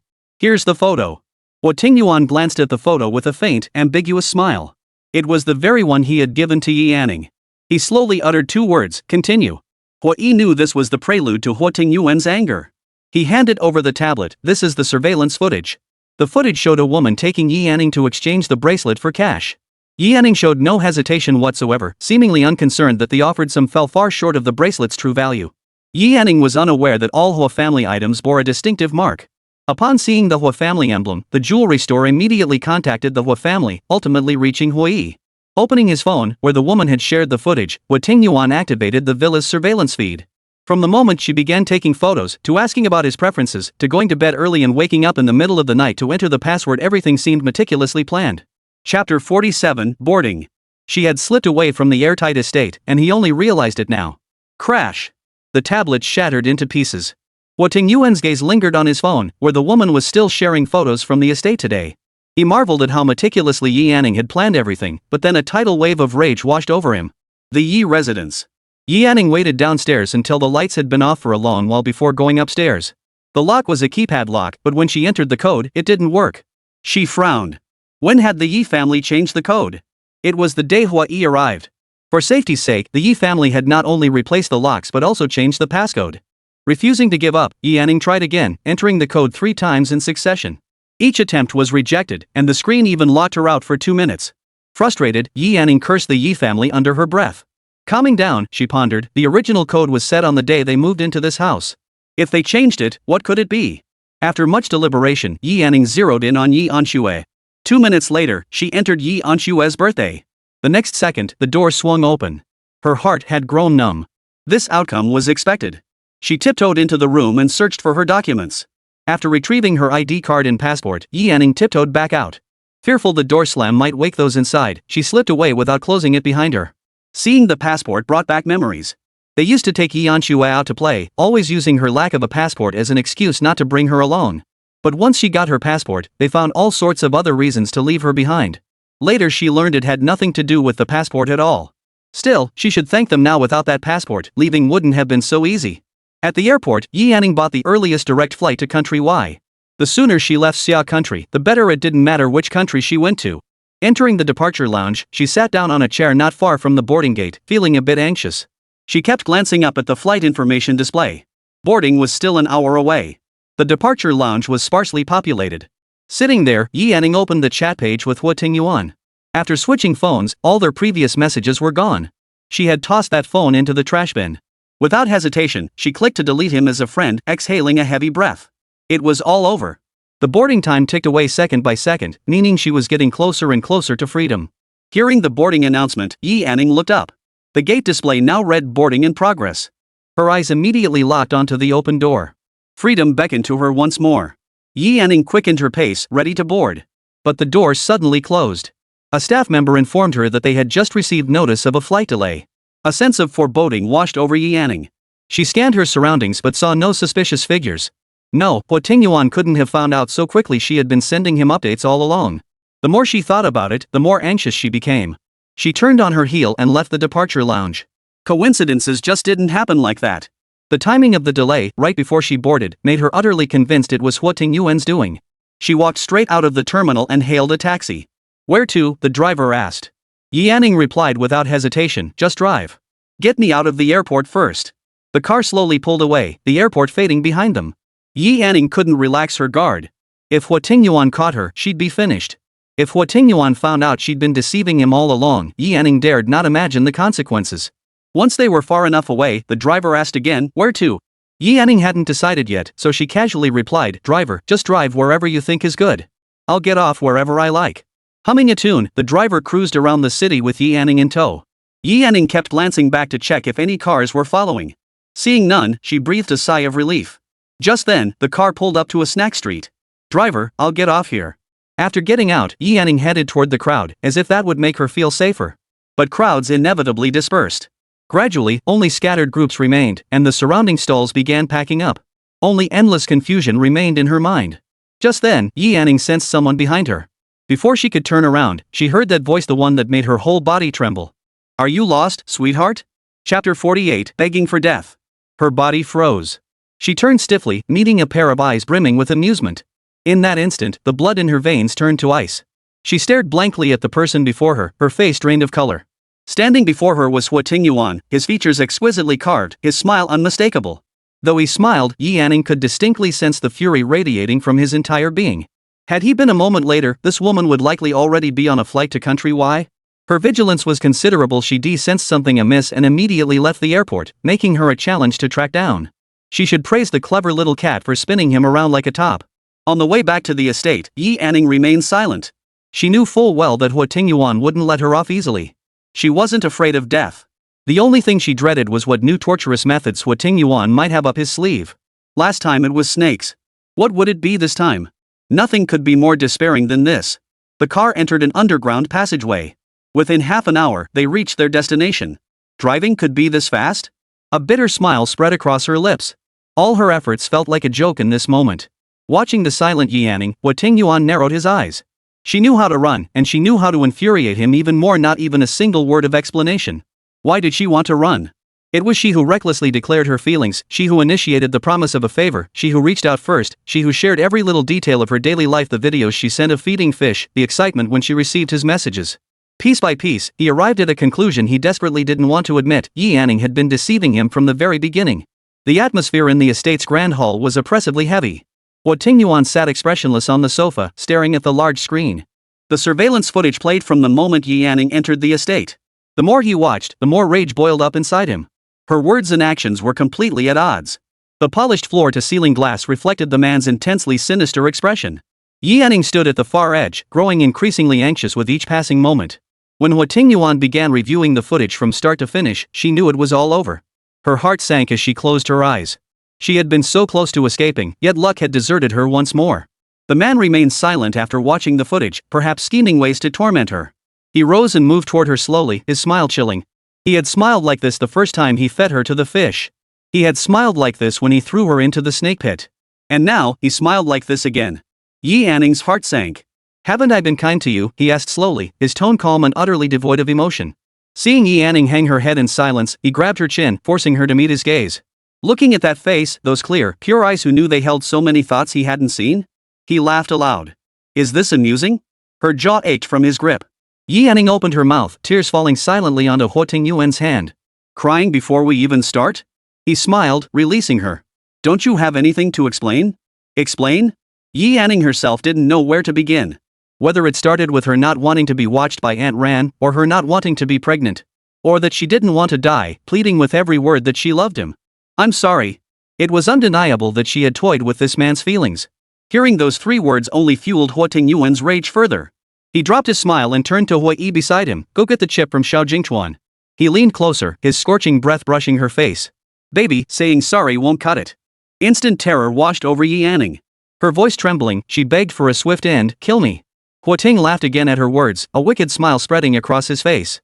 "That would be no fun at all." He dragged Yi Anning outside. In the distance, muffled moans echoed. Directly opposite them lay a mud pit. Outside, lights blazed brightly. Yi Anning could see a large group of servants kneeling on the ground in the distance, surrounded by bodyguards pointing guns at them. One servant hung high above the mud pit. Yi Anning looked up at him in terror, utterly bewildered. A faint smile tugged at the man's handsome lips. "They didn't keep a close enough eye on you, did they?" Chapter 49, Let's Die Together. The next moment, as if to prove his words, crocodiles in the muddy pit leapt repeatedly to bite at the dangling man's feet. 1 bite, 2 bites, both feet were torn off. A thrill flashed in Huo Tingyuan's eyes as he lowered his gaze to savor Yi Anning's deathly pale expression. "Baby, do you like it?" Yi Anning's face drained of color. Only when the man's body vanished completely from the air, a mixture of blood and mud, did she look at Huo Tingyuan in disbelief. "You're insane." That was a living, breathing human being. But she forgot Huo Tingyuan was no ordinary man. Mad? That seemed to be the most amusing thing Huo Tingyuan had ever heard. He replied with a casual air, "It's only fun this way. They've been waiting here for ages, just for you to return. They couldn't wait to put on a show for you feeding the fish. How about it? More entertaining than feeding apples, huh?" His tone bordered on mania. The next moment, another servant was hoisted up. Yi Anning shook her head violently, screaming, "Huo Tingyuan, don't do this. Stop it." She couldn't bear seeing these people turned into fish bait for her sake. Some she had never even met. They had done nothing wrong. Huo Tingyuan didn't call a halt. This time, the victim was hung upside down, their head bitten off first. Servants surrounding the mud pit were coated in blood-stained mud, trembling like leaves yet too terrified to scream. "No! No! Huo Tingyuan, I'm the one who did wrong. Me! Kill me instead! Kill me!" Yi Anning cried, her words jumbled with emotion. Huo Tingyuan stared at her coldly, raising a hand to stroke her hair. "What did you call me?" Yi Anning lifted her head, her eyes bloodshot. Only now did she realize what kind of demon she had provoked. At this moment, he still cared about what she called him. When she didn't answer, another servant was hoisted up, rising slowly. Yi Anning held her breath and shrieked, "Big baby, no!" Huo Tingyuan raised his hand, his tone surprisingly considerate. "Running all day must have tired you out. Take a little rest. Something even more exciting is coming up." The suspended figure was lowered. Yi Anning's legs buckled, and she knelt down. Huo Tingyuan scooped her up and held her tightly against his chest. It was her fault these people were suffering. Yi Anning looked up blankly. What did they do wrong? Why don't you just kill me? She longed for death, yet he refused to grant it. Huo Tingyuan smiled. "Darling, I've only raised this one little kitten. If I killed you, where would I find such an entertaining little cat?" Cat. Recalling how Huo Tingyuan had once mentioned his fondness for kittens, Yi Anning couldn't help but feel a chill of dread. Huo Tingyuan intended to make her feel guilty, burdened by the weight of countless lives lost. In this moment, she bitterly regretted ever crossing paths with this devil. But if she could start over, with the same mindset and reasoning, the outcome would be the same. "Take it out on me. Please let them go," Yi Anning pleaded, her voice trembling. Huo Tingyuan lowered his head to kiss her forehead, his voice light as a feather as he spoke the most terrifying words. "This is only the beginning. The stone-pillared door swung open. Huo Yi strode in with steady steps, followed by several figures in white coats. In his hand was a small box. Huo Tingyuan took the box and toyed with it in his hands. Know what this is? Yi Anning remained silent. He continued, almost to himself, a chip implanted in the human body. Once it's in, I'll know your every move. That way, I won't have to worry about you running away. The kitten was too wary the slightest lapse in his attention and it would slip away. This way, the kitten would never escape again. The person in his arms began struggling violently, every fiber of her being resisting. Madman. Huo Tingyuan, you madman. Huo Tingyuan lowered his head, laughing wildly. Don't want it? Fine, we won't implant it. Yi Anning looked at him in terror, seemingly trying to gauge the truth behind his words. She opened her mouth. I refuse. If they really intended to implant this chip, she'd rather die. Even if everyone in the estate perished, she wouldn't survive. She'd die alongside them, freeing herself from this demon's control. Yi Anning's thoughts were extremely extreme at this moment. His response was predictable.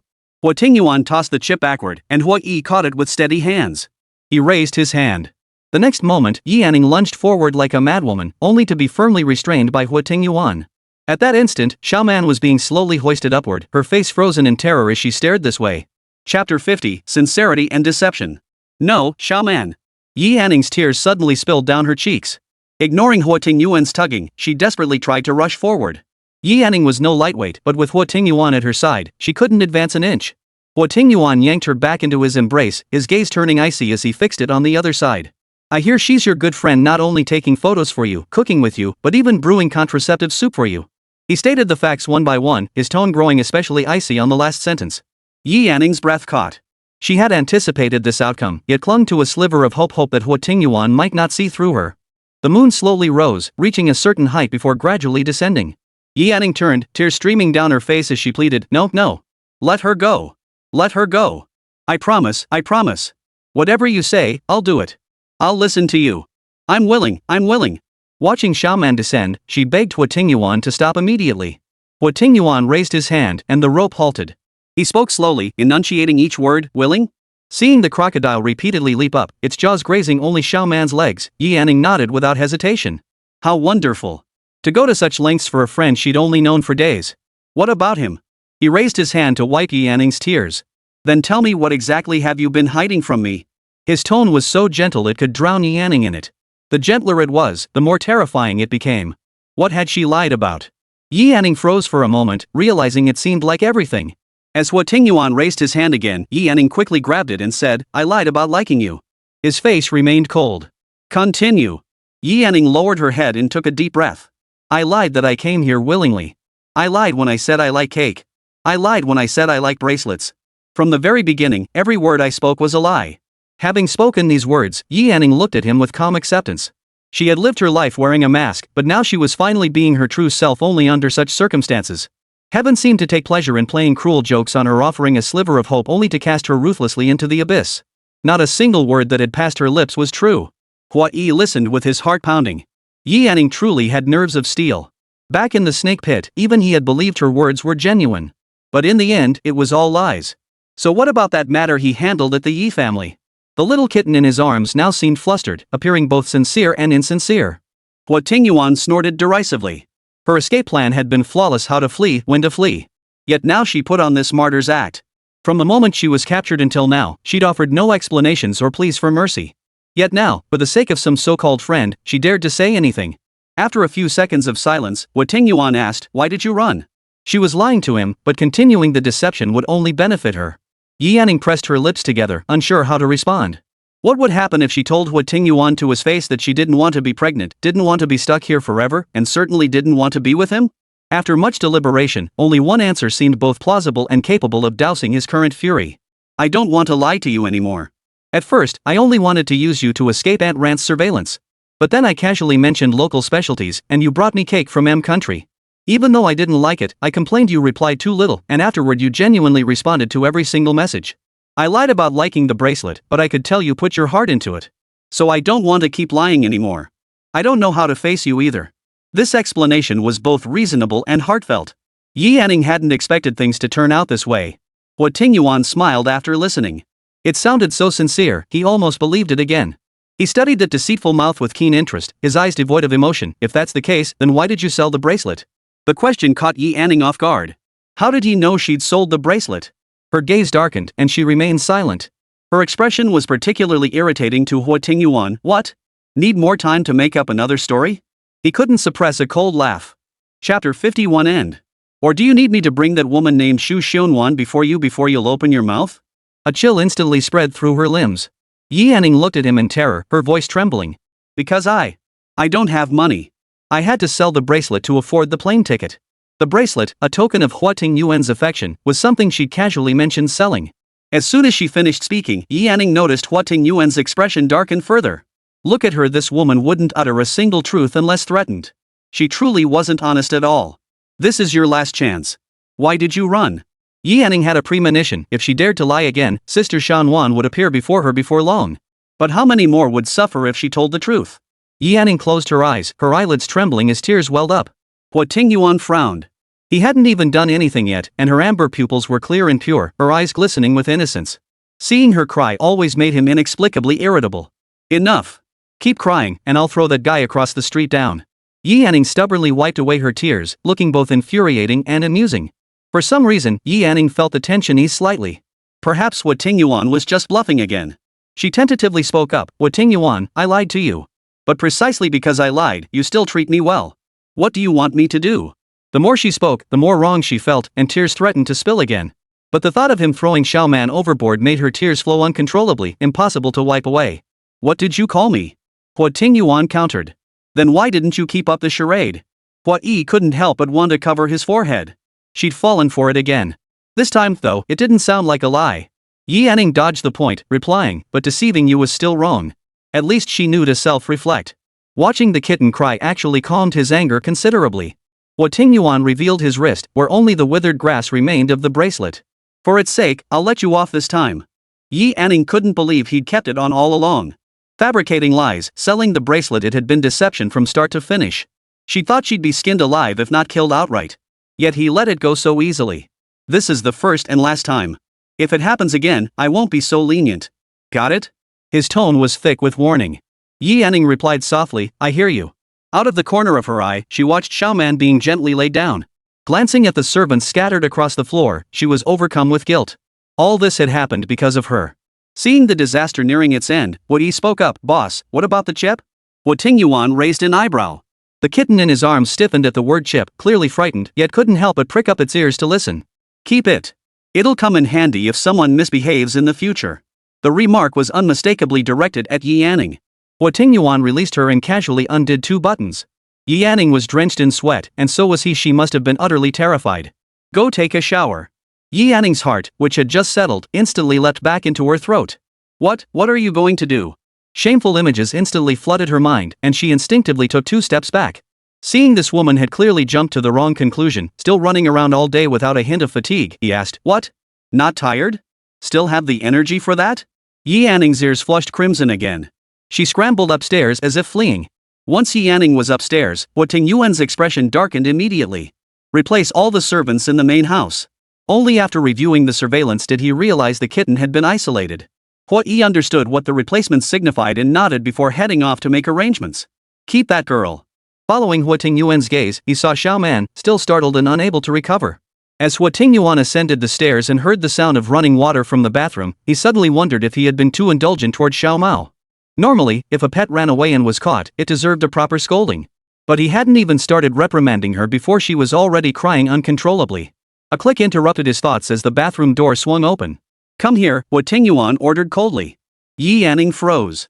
Was he settling scores now?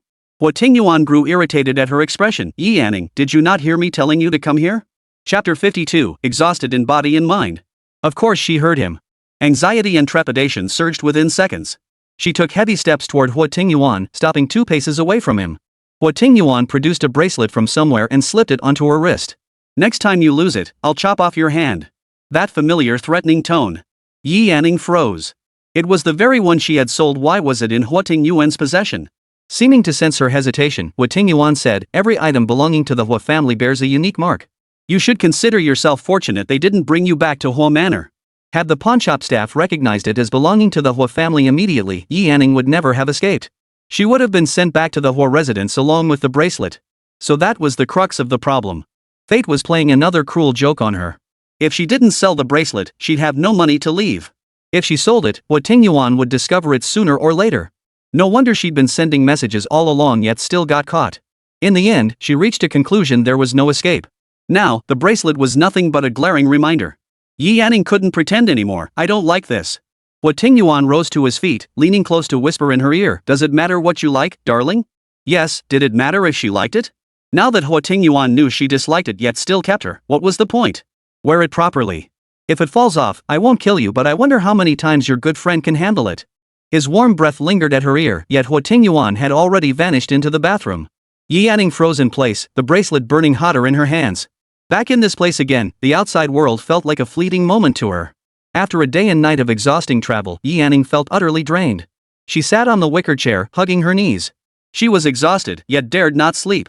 Closing her eyes only brought back the vision of blood-soaked mud overflowing from the swamp, the half-devoured corpse torn apart by the crocodile's frenzied bite. Innocent lives, subjected to inhuman torment because of her. At this moment, Yi Yanning felt like a harbinger of disaster, bringing calamity wherever she went. And then there was Xiaoman. How was Xiaoman doing? Was she terrified? She must be terrified, just watching it had frightened her. Yi Yanning wanted to see her but dared not. What could he possibly say? Only I'm sorry, it seemed. After his shower, Huo Tingyuan emerged to find the kitten curled into a tight ball on the wicker chair, seemingly asleep. Why sleep in that tiny spot when there's a proper bed?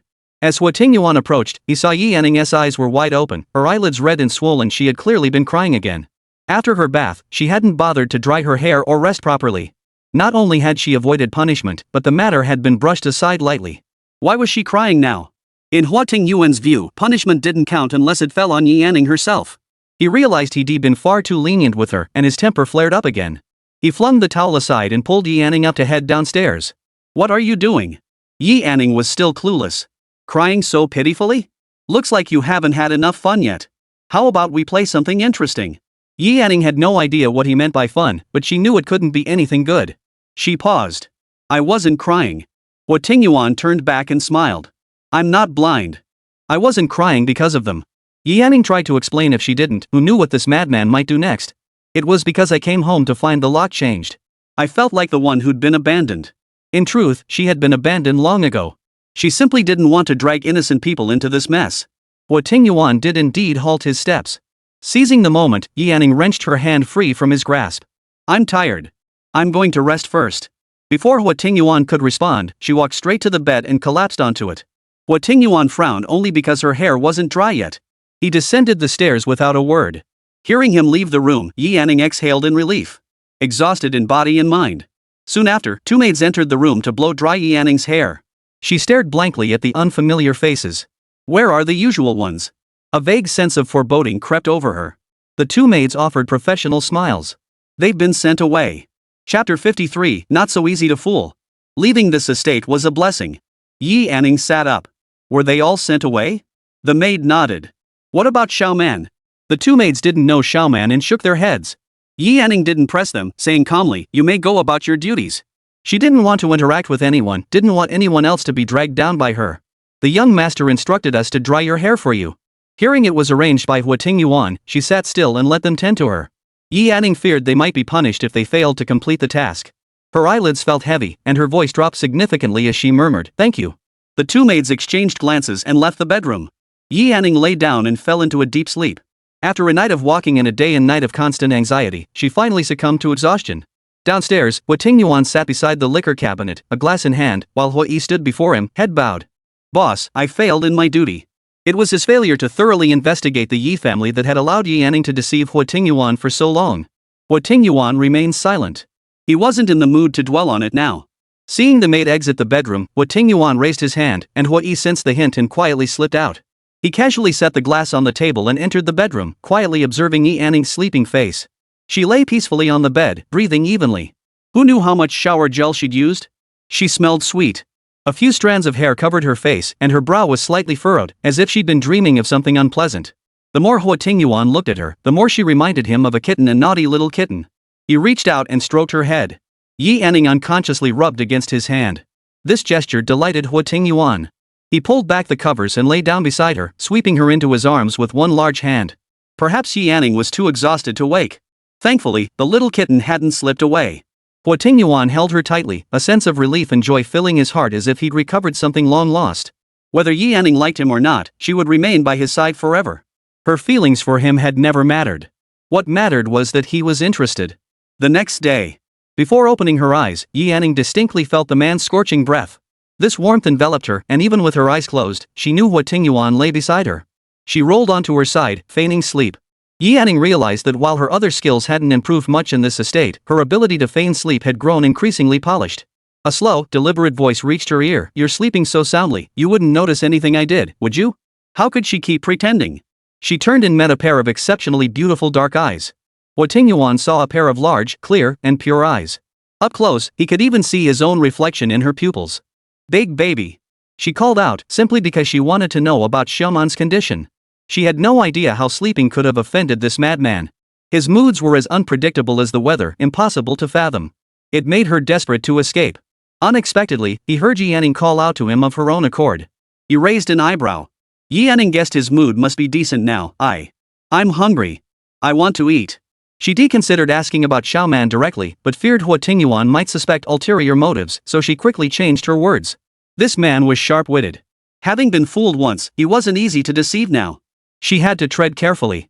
The little kitten seemed tamer after waking up, though who knew what scheme she was hatching next. "Hungry and still not getting up?" he asked in his cool tone. Hearing this, Yi Anning rolled out of bed without hesitation, her movements fluid and swift, unwilling to linger a single second longer. Huo Tingyuan. Now that she was up, he seemed less than pleased. At the dining table, Huo Tingyuan's meals had improved considerably, yet Yi Anning had little appetite, occasionally stealing glances at Huo Tingyuan. Speak your mind. If he didn't say something soon, the little kitten might burst from bottling it up. Yi Anning picked up her chopsticks and diligently served him a piece of meat. Was Xiaoman sent away too? She hoped to hear a definite yes from Huo Tingyuan. Instead, he replied with a casual shrug, "No, not at all. Your dear friend absolutely has to stay and keep you company, don't you think?" Sweetheart. That's not necessary. Having you is enough for me. Yi Anning instinctively lied. Chapter 54, One Dares to Speak, One Dares to Hear. Huo Tingyuan looked at her with a half-smile. "Seems the I like you act isn't over yet." Yi Anning wanted to slap herself silly for saying that. Stealing herself, she asked, "Then can I see Xiaoman?" "Sure." Generous unlike Huo Tingyuan. "Really? You're the best." Yi Anning. If she said she was used to it, would Huo Tingyuan believe her? Is that so? If you were okay with it, why did you run away? Huo Tingyuan's gaze darkened as he watched her, his magnetic voice tinged with a hint of seductive charm. Yi Anning offered a sweet smile. "It's all in the past, we should look forward, right?" She tried to escape the heavy topic with a light-hearted approach. Huo Tingyuan said nothing, simply picking up the piece of meat and biting into it. His expression made Yi Anning shrink her neck. To those who knew him, he looked like he was eating meat. To those who didn't, he looked like he was eating a person. Yi Anning feigned ignorance. "Where's Xiaoman?" Xiaoman all day long. She just keeps repeating those two words. It's getting on my nerves. When would she finally start saying things he actually wanted to hear? He snapped his fingers. Within 2 or 3 minutes, Huo Yi walked in carrying Xiaoman. Xiaoman's hair was a tangled mess, her clothes filthy. She darted away from anyone who approached, her nerves stretched taut. Yi Anning felt a pang of sorrow at the sight. She stood up and walked toward Xiaoman, stopping 2 steps away. Her voice trembled with tears. "Xiaoman." Hearing Yi Anning's voice, a flicker of clarity returned to her cloudy eyes. She slowly lifted her head to look at Yi Anning. Had Xiaoman forgotten her? The severe fright had caused Xiaoman's memory to become confused. As if she saw something, her eyes suddenly widened. "Anning. Run. Run out." She began running frantically around the room. Yi Anning rushed forward, scooped her up, and whispered softly, "Xiaoman, it's me. I'm Anning." Huo Tingyuan watched the two of them with displeasure.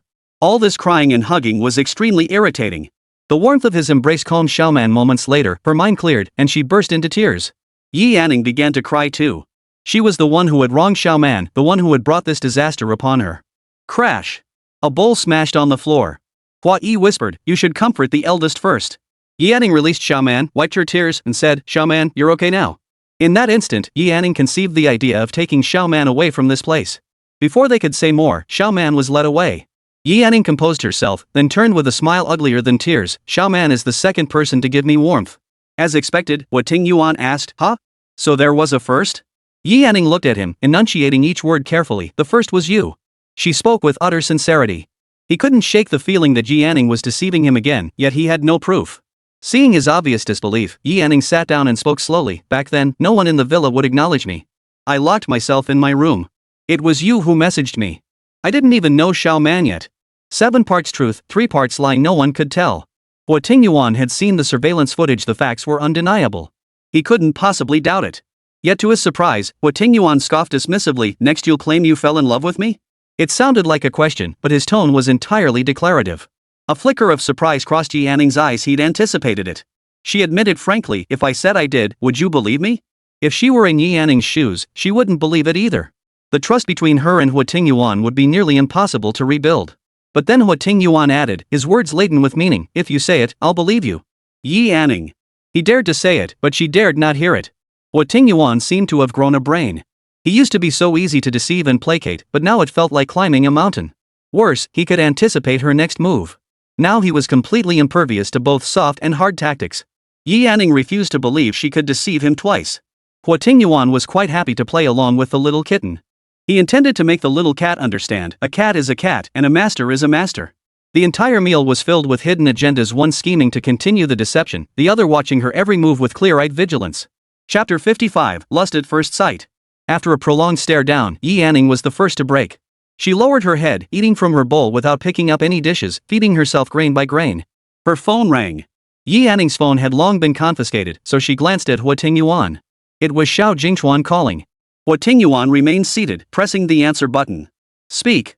Yi Anning couldn't hear what was said on the other end, but she could tell Huo Tingyuan's expression remained unchanged throughout. After hanging up, Huo Tingyuan looked at the kitten pawing at its rice again. Yi Anning. Yi Anning looked up at him. You'd better behave yourself. His words trailed off mid-sentence. Yesterday she'd been scared out of her wits, and today she was back to normal. Who knew what she'd start scheming about once he left and she had nothing better to do? What is it? When did this man develop the habit of speaking in half sentences? Huo Tingyuan met her clear gaze. At this moment, he couldn't possibly believe the innocence she was projecting. He changed his mind instantly, just eat quietly. I'll take you out later. At his words, the woman's eyes lit up. She asked uncertainly, are we going outside the estate? She never dared dream Huo Tingyuan would actually take her out.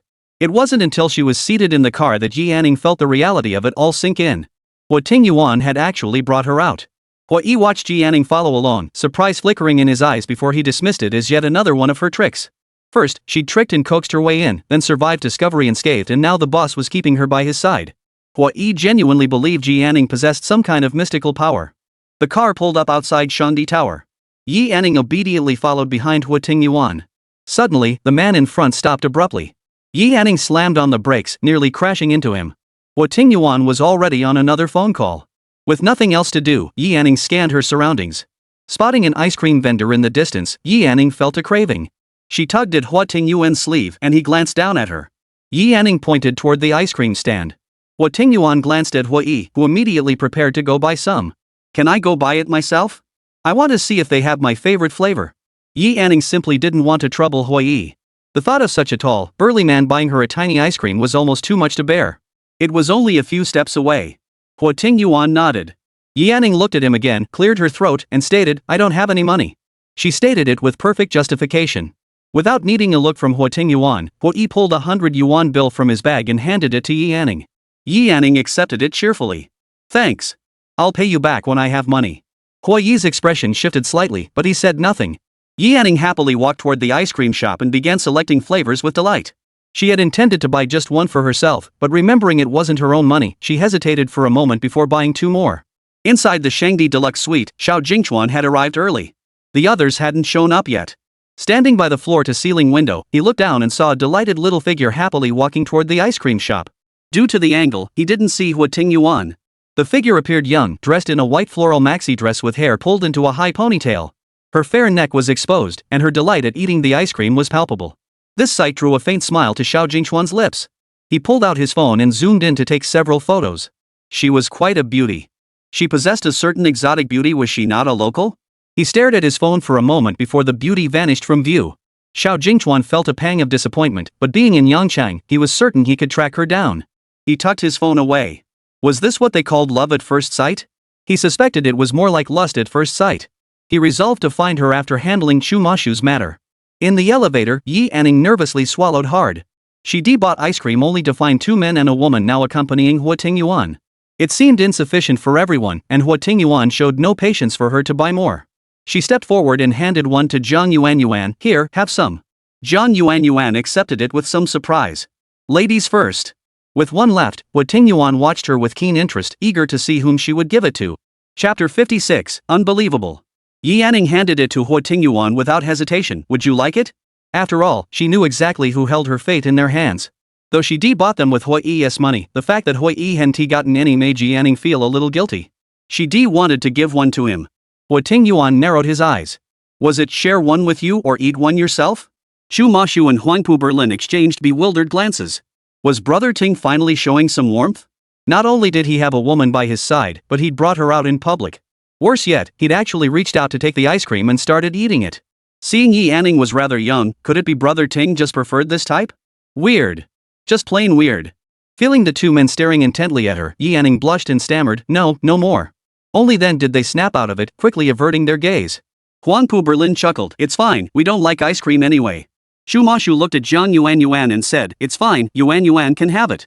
Jiang Yuan lowered her head, her cheeks flushing slightly. She took a bite of the ice cream. It was sweet. Yanning still clutched a handful of loose change. She handed it to Huai and said, here, take it. She had wanted to keep it for herself, but she didn't have a purse on her. The atmosphere grew even more awkward. Huo Tingyuan's woman spending Huai's money. Though all of Huai's money came from Huo Tingyuan, could Brother Ting really be this stingy? With countless assets at his disposal, he couldn't spare a little pocket money for his little woman? Huo Tingyuan couldn't care less about their thoughts. This ice cream was sweet, tastier than the bitter stuff last time. Probably because a certain kitten hadn't been forced to drink herbal medicine this time. The elevator doors opened. Huo Tingyuan stepped out first. Yanning intended to let the others exit first, but unexpectedly, they all seemed to be waiting for her to go first. For a moment, no one moved. Yanning. The worst part about sudden unspoken agreements was how awkward they felt. She hurried out, but in her haste, the ice cream dropped onto her skirt. Yikes. Yanning looked up. Can I go wash this off? Huo Tingyuan saw the ice cream smeared on her hands and skirt and motioned for Huai to take her. The others entered the suite first. Though there was a bathroom inside, Yanning preferred the one closer to the entrance.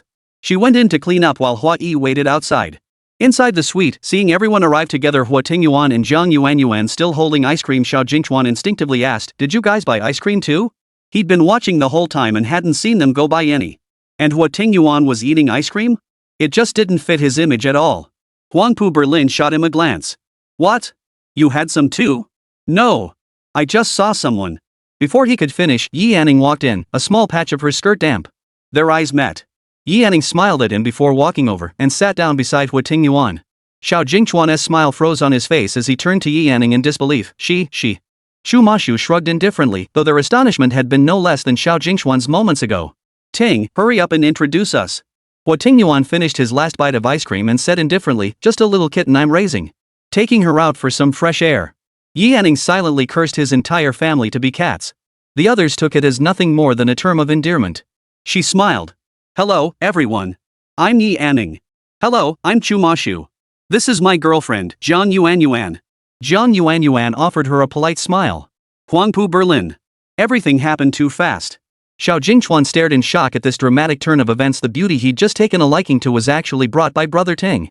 So the ice cream she'd just bought was for Brother Ting. Yanning's gaze fell on him. Why did this guy seem so dazed? Xiao Jingchuan was momentarily crushed, overcome with disbelief. After a pause, he managed, hello, I'm Xiao Jingchuan. Xiao, Chu, Huangpu, Huo Yanning's beautiful eyes flashed with surprise. The surnames of the four major families were all gathered in this suite. Given Huo Tingyuan's status, these were undoubtedly the four major families of Xia Nation. Yet she never imagined they would gather together like this. Xiao Jingchuan sat silently in the corner, struck dumb, a stark departure from his usual chatterbox self. Originally, this gathering was about Chu Mashu and Jiang Yuan. Huangpu Berlin, seeing Xiao Jingchuan silent for so long, spoke in a deep voice, Mashu, how did you find your heroine? His tone carried a hint of jest. Uninvolved, Yanning sat listening, occasionally nibbling on the fruit before her. Chapter 57, Alive is Fine. At this mention, Chu Mashu's face lit up with a warm smile. It was quite a coincidence, actually. I happened to pass by my old school that day and thought I'd drop by. That's when I ran into Yuan. A child was being bullied, and Yuan stepped in to stop it. Later, they chatted about their childhoods, and everything Jiang Yuan mentioned matched up perfectly. Naturally, they ended up together.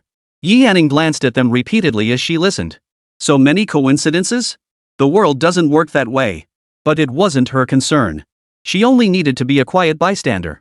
Xiao Jingchuan snapped back to reality and began questioning, with so many people around, how did you dare help this kid, Yuan Yuan? Everyone's gaze naturally fell on Zhang Yuan. Huo Tingyuan studied her expression, finding nothing amiss. Zhang Yuan answered without hesitation, I didn't think much about it at the time. There were only 4 or 5 people. I felt I could handle it. Her precise count of the number of people added to her credibility. Seems like you trained as a kid? Huo Tingyuan asked calmly. Why did it feel like all 3 men in this room were subtly targeting this woman named Zhang Yuan? Huo Tingyuan didn't seem like the type to meddle in others' affairs. Yi Yanning kept her head down, eating fruit, mentally analyzing the situation. I studied Taekwondo for a while as a kid, she answered bluntly. Xiao Jingchuan remarked, huh? Berlin, I recall you're a black belt. What belt level are you, Yuan? Zhang Yuan smiled. I earned my green belt when I was little, but then we moved and I stopped training. Yi Yanning caught on these people were trying to figure out if she was the same person from back then. These questions were too one-sided. Taking a bite of her apple, she tilted her head back and said casually, who remembers childhood things that clearly? Her words both saved Zhang Yuan from awkwardness and reminded everyone that childhood memories couldn't possibly be that vivid. People only remember things vividly when they've done something truly terrible. Memories of helping others just fade away over time. It's impossible to recall how many people you helped or what you were thinking back then. You might vaguely recall having done something, but the specific thoughts or reasons behind it would be lost. Whether they could discern the underlying meaning remained unknown. Zhang Yuan responded with a smile, exactly. Childhood matters are long gone. Fate brought us together, let's just cherish the present. She exchanged a glance with Chu Mashu, their eyes brimming with unmistakable affection. Yi Yanning had never seen such a deeply affectionate gaze before. She studied it carefully, determined to imitate it someday for Huo Tingyuan. Chu Mashu ruffled her hair. Meeting you means I have no regrets. Yi Yanning's eyes lit up. Compared to Zhang Yuan's gaze, Chu Mashu's felt even more genuine. Seeing this, the other 3 fell silent. Xiao Jingchuan turned to Huo Tingyuan's side and asked, Ting, did you take the chip to implant into a human body? Chip, human body. Yi Yanning instantly thought of that little thing, still feeling a chill at the memory. Huo Tingyuan answered honestly, no. Realizing it hadn't been tested yet, Xiao Jingchuan suggested, you could try it on a small animal first. At those words, Huo Tingyuan's gaze drifted toward Yi Yanning, is that so? How about implanting it into a kitten? Yi Yanning stiffened. Sure, a living subject will do. It seemed the chip was Xiao Jingchuan's doing. Yi Yanning shot him a reproachful glance. Kittens are so adorable, how could you bring yourselves to do that? That's not right. We should cherish animals. After Yi Yanning spoke, the room fell silent. Xiao Jingchuan watched her lips move, her words both adorable and amusing. He found himself even more unable to resist fixing his gaze upon her. Huo Tingyuan snorted. The kitten's being naughty, isn't it?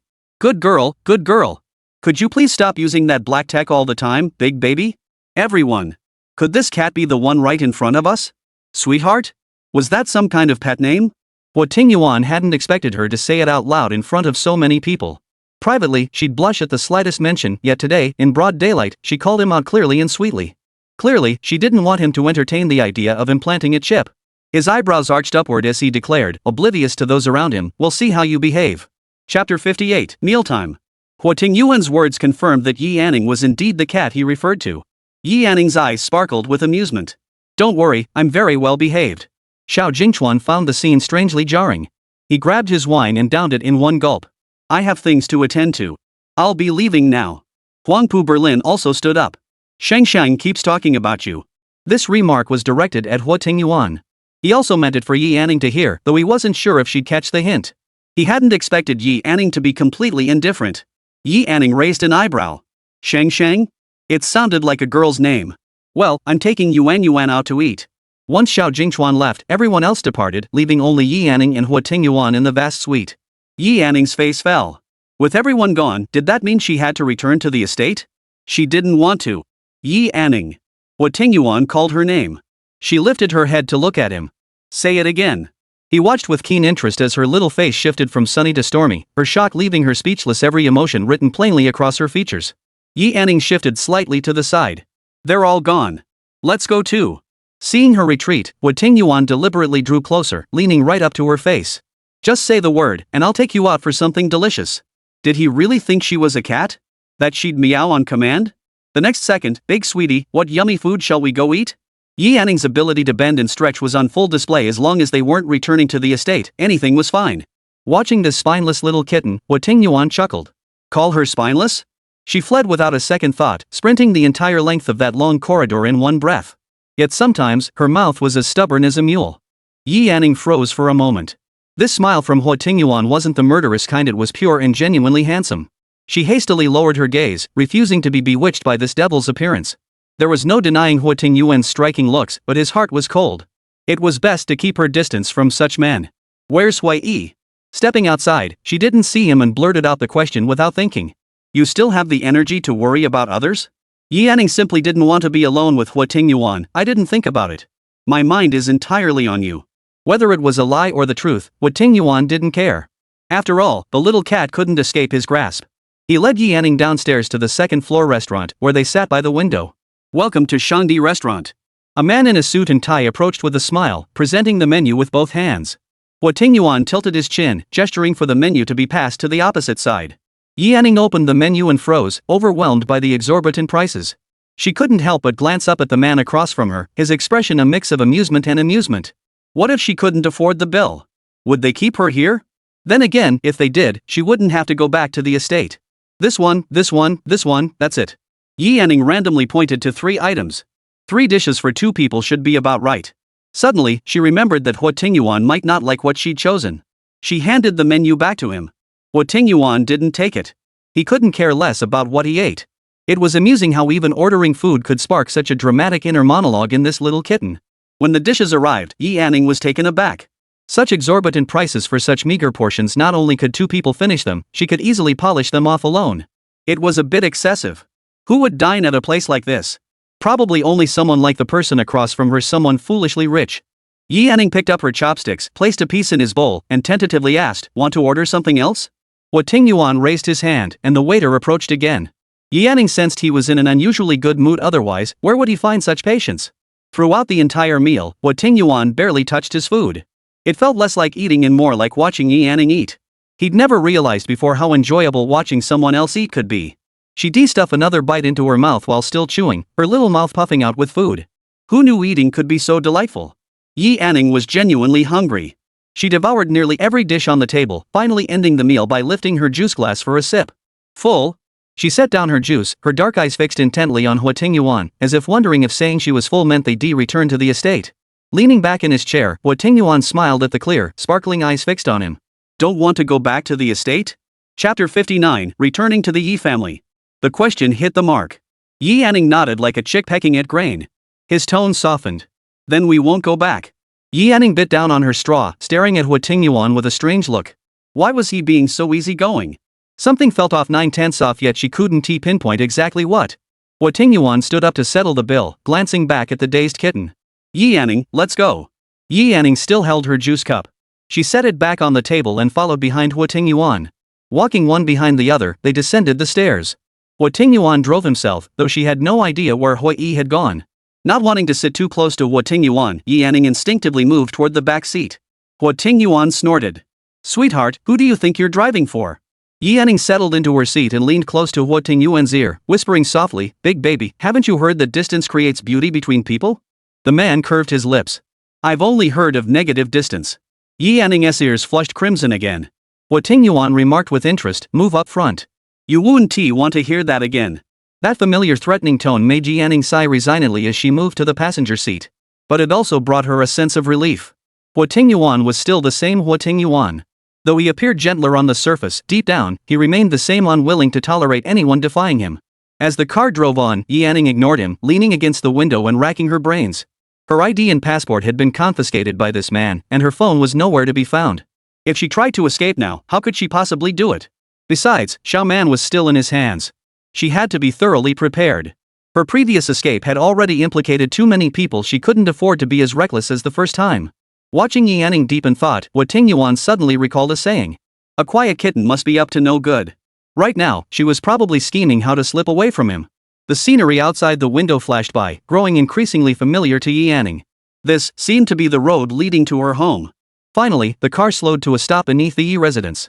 Yi Yanning looked at Huo Tingyuan in confusion. Was he letting her go home? She wouldn't dare dream of such a thing. Yi Yanning, get out. Really? Yi Yanning unbuckled her seatbelt and opened the door, never imagining she'd return home this way. Huo Tingyuan, what are you doing? Before getting in, he was darling, but once out, it was just Huo Tingyuan. Sometimes she really wanted to cut off her own ears to avoid repeating herself over and over. Didn't the Yi family change the door code? I'm taking you to reset it. He actually took her made-up excuse seriously. Yi Yanning tugged at the corner of her mouth, finding it absurd. Besides, what difference did changing it make? Would he let her go home? Definitely not. So what was the point of this whole thing? Sometimes she genuinely couldn't fathom Huo Tingyuan's thought process. Don't want to go? Then go back to the estate. Yi Yanning genuinely had no intention of going up. She couldn't imagine what kind of expression she'd need to face the three people upstairs. Huo Tingyuan leaned close to her ear and chuckled. I meant go back to the estate to have a baby. Then what are we waiting for? Let's hurry up and go. Maybe we can still make it for dinner. Yi Yanning practically fled ahead. Inside the elevator, Yi Yanning felt uneasy. What should she say when she saw them? Confront them about why they sent her away? Or pretend nothing had happened? Either way, she dreaded the confrontation. This family felt like money dropped in a cesspool, too shameful to leave behind, yet disgusting to retrieve. Reaching the door, Yi Yanning knocked. Having to knock on her own door, a bitter taste rose in her throat. Mrs. Yi opened the door. Seeing Yi Yanning's face, she gasped in alarm. Why are you back? Then she noticed the tall, handsome man following behind her. Mrs. Yi immediately shrieked, Honey! Come quick! What's going on? Yi Zhen's voice echoed from the study. The next second, he opened the door and stepped out. The moment he saw Yi Yanning, he froze for 2 seconds before his expression hardened into sternness. He stepped to the doorway, raised his hand, and was about to slap Yi Yanning across the face. The next instant, he was kicked out by Huo Tingyuan, crashing heavily onto the coffee table. Husband! A scream mingled with agonized moans echoed through the room. Chapter 60, Huo Tingyuan loves me. Yi Yanning's eyes were slightly reddened. Before opening the door, she had hoped to see a trace of remorse or guilt on their faces. There was none, only anger and shock. Yi Anxue heard the commotion and emerged from the room. Her gaze immediately fell upon her father sprawled on the floor, her mother supporting him, and Yi Yanning standing at the doorway with a calm expression, flanked by a handsome man whose gaze could devour her. Yi Yanning! What have you done? Yi Anxue rushed over, joining Mrs. Yi to help Yi Zhen up, her voice trembling with fury and panic. Huo Tingyuan's kick had been brutal. Yi Zhen was too pained to speak. Mrs. Yi, tears streaming down her face, screamed, He is your father. Yi Yanning let out a cold laugh. Father? What kind of father would push his own daughter into a pit of fire for money? Her tone was flippant. I never said he wasn't my father. Yi Yanning, what do you think you're doing? Bringing a man here to back you up? Yi Anxue stood up, her eyes blazing with fury. Backing her up? Yi Yanning didn't see it that way. Wasn't this the Ho family's beloved young master they'd been raving about? How could they not recognize him standing right before them? Huo Tingyuan spoke coldly, enough noise. Mrs. Yi nearly faltered under Huo Tingyuan's imposing presence. Quickly regaining her composure, she invoked the Huo family's authority. The Huo family won't let you get away with this. Yi Yanning snorted derisively. How laughable. Are you that close to the Huo family? This felt strangely satisfying, like asking a question while already knowing the answer. Yi Yanning's presence at the Yi residence could only mean two things: either the Huo family had rejected her, or she had found this man behind her as a protector. But in Xia Kingdom, what man dared to offend the Huo family? Rumors described Huo Tingyuan as hideously ugly, in his 40s or 50s, with a violent temper and ruthless methods. There was no way they could possibly confuse the man behind Yi Yanning with Huo Tingyuan. Alright, since you're all so upset, I'll introduce him to you. This is Huo Tingyuan. Yi Anxue reacted the most intensely, exclaiming, Impossible. Absolutely impossible. How could Huo Tingyuan possibly be the man standing behind Yi Yanning? She refused to accept it. Yi Yanning raised an eyebrow. What's impossible about it? Have you ever actually met Huo Tingyuan? You haven't, but I have. Not only is Huo Tingyuan just 26, but he's handsome, has a great physique, and is both wealthy and powerful. I really should thank you for sending me to the Huo family. She pulled Huo Tingyuan close and planted a smacking kiss on his cheek. Most importantly, Huo Tingyuan loves me. A handsome curve lifted at the corner of Huo Tingyuan's lips. As if to play along, he pulled out his phone and dialed Huo Yi's number. He answered instantly. Come to the Yi residence. By then, Yi Zhen had been helped to the sofa and was catching his breath. Clutching his chest, he groaned, Anning, stop this. I'll contact the Huo family to send you back. Clearly, he didn't believe her. Hearing Yi Zhen's words, Yi Anxue felt reassured. I knew you were lying. Just wait and go back obediently to have children with that old man. Mrs. Yi softened her tone. Anning, today's incident can be forgiven, but you must return to the Huo family obediently. In their eyes, Yi Anning was walking cash. Being chosen meant 100 million yuan, enough to elevate the Yi family's standing in Yangcheng by several notches. Though she'd anticipated this outcome, Yi Yanning realized she'd underestimated the sheer ugliness of their true colors. Her lips turned down slightly, feigning panic as she turned to Huo Tingyuan behind her. Darling, what should I do? They're sending me back. What will you do without me? I love you so much. Hearing her words, the trio's hearts sank in relief, nearly convinced by her plea. Yijin cleared his throat. Young man, the Huo family isn't someone you can afford to offend. You'd better leave immediately. He simply didn't want the Huo family to discover Yi Anning's affair with another man. Yi Anxue flashed an innocent smile. Brother, my sister intends to bear children for the Huo family. She's using you. Don't let her looks deceive you. How convenient. Yi Anning didn't stop her from seducing her man right in front of her. If she could lure him away, Yi Anning would be grateful to heaven. Mrs. Yi still harbored resentment over Yijin's humiliation, fuming, husband, the Huo family should teach this man a proper lesson. Indeed, she seemed quite familiar with the Huo family. Chapter 61, Big Baby Hug. Huo Tingyuan chuckled softly, asking with interest, so what do you suggest we do? Unexpectedly, Huo Tingyuan played along so readily. She conceded helplessly that I suppose they'll just have to send me back to that old man to bear his child. Yi Anxue approached, tugging at Huo Tingyuan's sleeve in a soft, delicate voice. Brother, would you like to come in for a moment? I'll get you some water.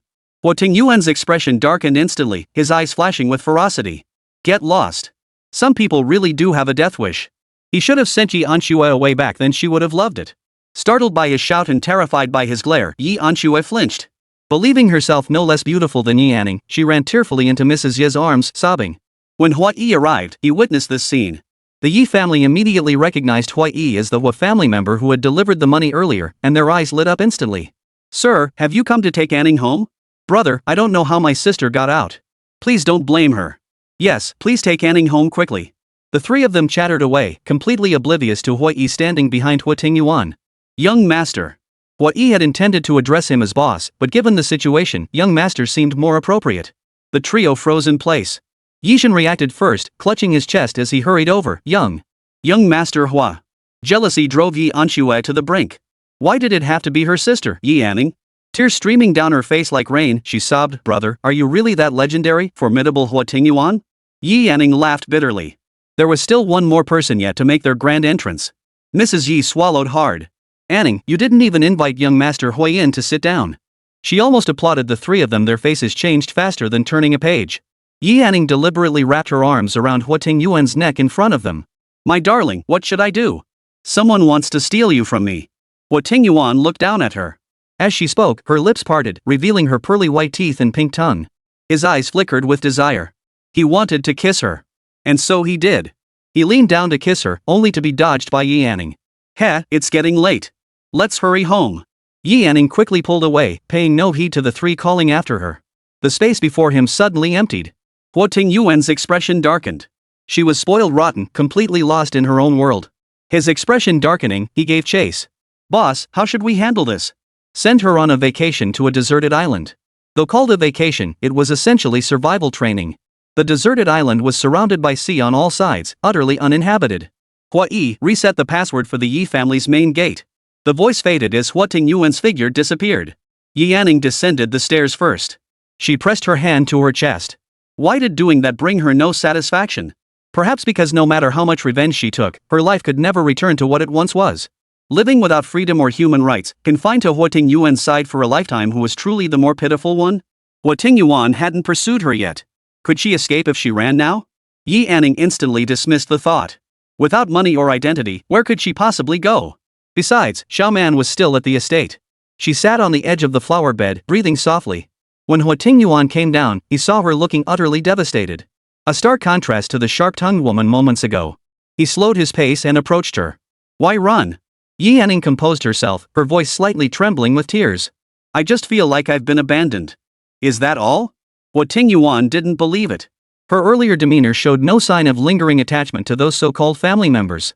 Huo Tingyuan was sharp, he saw right through her thoughts. Yi Anning threw herself into his arms, her voice soft. Big baby, hold me. Hearing that sweet nickname again, Huo Tingyuan pulled her closer. A hint of warmth softened his usually cold eyes. Yi Anning, as long as you don't run away, you can have anything you want. Yet beyond sweet words, Huo Tingyuan seemed to favor direct action. Yi Anning's pupils sharpened. She wanted nothing but escape from this absurdity. After a long pause, she murmured her consent. All right. Let's go home. Yi Anning requested to return to the estate. Chapter 62, Taking the Medicine. Huo Tingyuan released her, cupped her small face, and kissed her, repaying the debt Yi Anning had just incurred. Yi Anning's expression was complex, yet she offered no resistance. After the kiss ended, she melted into his embrace like a soft kitten. The sky had already turned dusk. Yi Anning dozed off in the car, unaware of what time they arrived at the estate. She only knew that the moment she stepped out, Huo Tingyuan lifted her up. The moment they stepped into the hall, the man's eyes darkened, and he bent down to kiss her. Startled awake from her drowsiness, Yi Anning struggled to break free from his embrace. Huo Tingyuan swallowed involuntarily, unusually patient as he released her. He leaned in, meeting her gaze directly. "Will you cooperate nicely?" He drew her back into his embrace. "I want you tonight." With him putting it so bluntly, Yi Anning knew escape was impossible. She closed her eyes in silence. Yi Anning slept deeply, waking only near noon to find herself dressed in fresh pajamas. Huo Tingyuan was nowhere to be seen beside her. She sat up and looked down at her flat stomach. What should she do? Could she be pregnant? The medicine Xiaoman had given her flashed through her mind. She needed to see Xiaoman. Searching around, she found no sign of the man. Grabbing a maid, Yi Anning asked, "How do I contact your young master?" She didn't have a phone, and even if she did, she had already deleted Huo Tingyuan's contact information. Her only hope now rested on the maid before her. The maid shook her head. They had no access to Huo Tingyuan's schedule. Huo Yi would notify them if anything arose. A wave of inexplicable panic washed over her. Yi Anning insisted, "I need to see Xiaoman." Another shake of the head. Yi Anning grew frantic, standing in the lobby and shouting Huo Tingyuan's name. She didn't know if he was watching the surveillance feeds, only that the longer she waited, the more terrified she became. No response. Yi Anning's heart plummeted. Looking for something? A voice suddenly came from behind her. Yi Anning turned to find him holding a rabbit. That wasn't the point. Without hesitation, Yi Anning declared, "I need to see Xiaoman." Huo Tingyuan handed the rabbit to a maid, his expression revealing his understanding without saying a word. "What do you need her for?" He knew Yi Anning's purpose in seeing Xiaoman was for that so-called contraceptive soup. Facing his intense gaze, Yi Anning didn't hide her feelings. "I don't want to get pregnant. You said I could have anything I wanted as long as I didn't run away." Her words were refreshingly candid. She expected him to fly into a rage, but to her surprise, Huo Tingyuan spoke gently, "If you don't want to get pregnant, then don't. Bring it in." As his voice faded, footsteps echoed in the room. A maid approached carrying a bowl that appeared to hold medicine. Only when she drew closer did Yi Anning recognize the dark, murky contents traditional Chinese herbs. Huo Tingyuan lifted it and held it before her. "Drink it. It's specially prepared and won't harm your body." Yi Anning looked doubtful, standing still. The man frowned slightly. "Don't you trust me?" "I do," she replied without hesitation. Under his watchful gaze, Yi Anning downed the entire cup in one gulp. Her tone softened. "I want to see Xiaoman. After all, she ended up like that because of me." Huo Tingyuan could tell she wouldn't give up until she saw the child today. "As you wish." He tossed out the words and headed upstairs. Yi Anning couldn't fathom what had set him off against such an unpredictable man. Xiaoman was confined in a small, enclosed room in the attic, furnished only with a bed and a table. When Yi Anning entered, Xiaoman's eyelashes fluttered slightly. Seeing her confined here after what had happened filled Yi Anning with heartache and guilt. Her resolve to take Xiaoman away from this place grew stronger by the day. She didn't know if there were surveillance cameras, but she remained vigilant. "Xiaoman," Yi Anning called softly. Xiaoman's eyes were clear and steady, fixed on Yi Anning without blinking. Tears filled her eyes, and Yi Anning knew Xiaoman recognized her. She stepped forward and embraced Xiaoman, whispering, "Xiaoman, I'm sorry." Xiaoman shook her head against Yi Anning's neck. It wasn't her fault, the fault lay with that terrifying man. Yi Anning gently patted her back and whispered, "Trust me." Xiaoman didn't respond to that. Wiping her tears, she asked, "Are you okay?" Yi Anning nodded, her eyes filled with sorrow. She desperately wanted to ask about the abortion potion, but she knew Huo Tingyuan was surely watching them. Chapter 63, Discovery. How could Xiaoman, locked up here, have given her the contraceptive potion? Yi Anning didn't believe a word of what Huo Tingyuan had said about that bowl of medicine. Just as she pondered this, Xiaoman suddenly threw herself into her arms. Swiftly, she stuffed something into Yi Anning's pocket. It was the medicinal residue she'd wrapped up last time, still untouched. "Anning, may your wishes come true. Be happy every day." She didn't know if Yi Anning could understand her subtle hint. Yi Anning smiled. Yes, Xiaoman should be happy every day too. With that, Yi Anning left. The surveillance footage showed their interaction was perfectly normal, nothing more than a hug, no other unnecessary gestures. It seemed Yi Anning had believed the potion was a contraceptive decoction, but it was nothing of the sort, merely a tonic. He knew Yi Anning longed to escape his side at every moment. Yi Anning was a person of deep loyalty and affection, and the child was the strongest bond between them. He wanted not only her body but her heart too.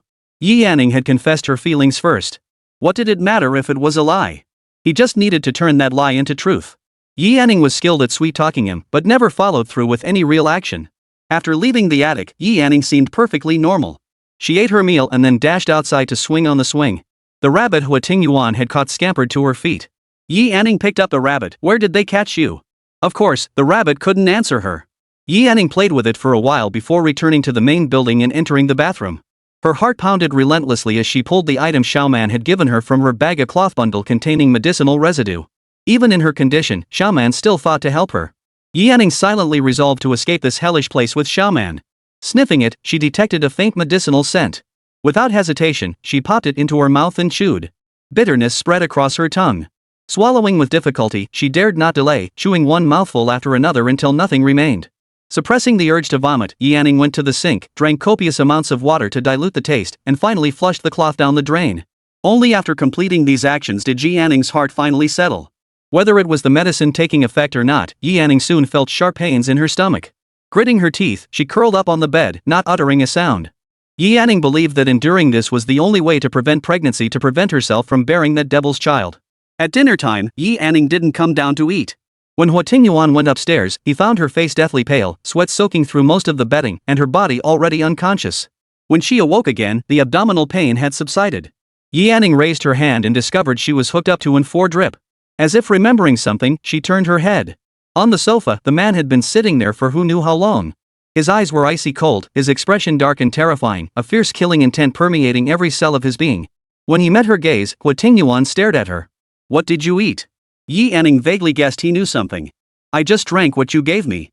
Your friend sure has a mouth of steel. He'd rather have his bones crushed than tell the truth. Before she could finish, Huo Tingyuan cut her off abruptly. Yi Anning's eyes flashed sharply. Ignoring the 4 still attached to her hand, she sat up abruptly, her gaze filled with terror as she stared at him. What did you do to Xiaoman? You still have the energy to worry about others? Huo Tingyuan stood up and walked to her, towering over her. I asked what you ate. Another moment, and even a god couldn't have saved her. She hadn't known that one ingredient in the medicinal residue she'd consumed clashed with the tonic Huo Tingyuan had given her. Once again, she had dragged Xiaoman into danger, Xiaoman, who had helped her countless times. Yi Anning lowered her head, saying nothing. Caught red-handed, she showed no intention of explaining or begging for mercy.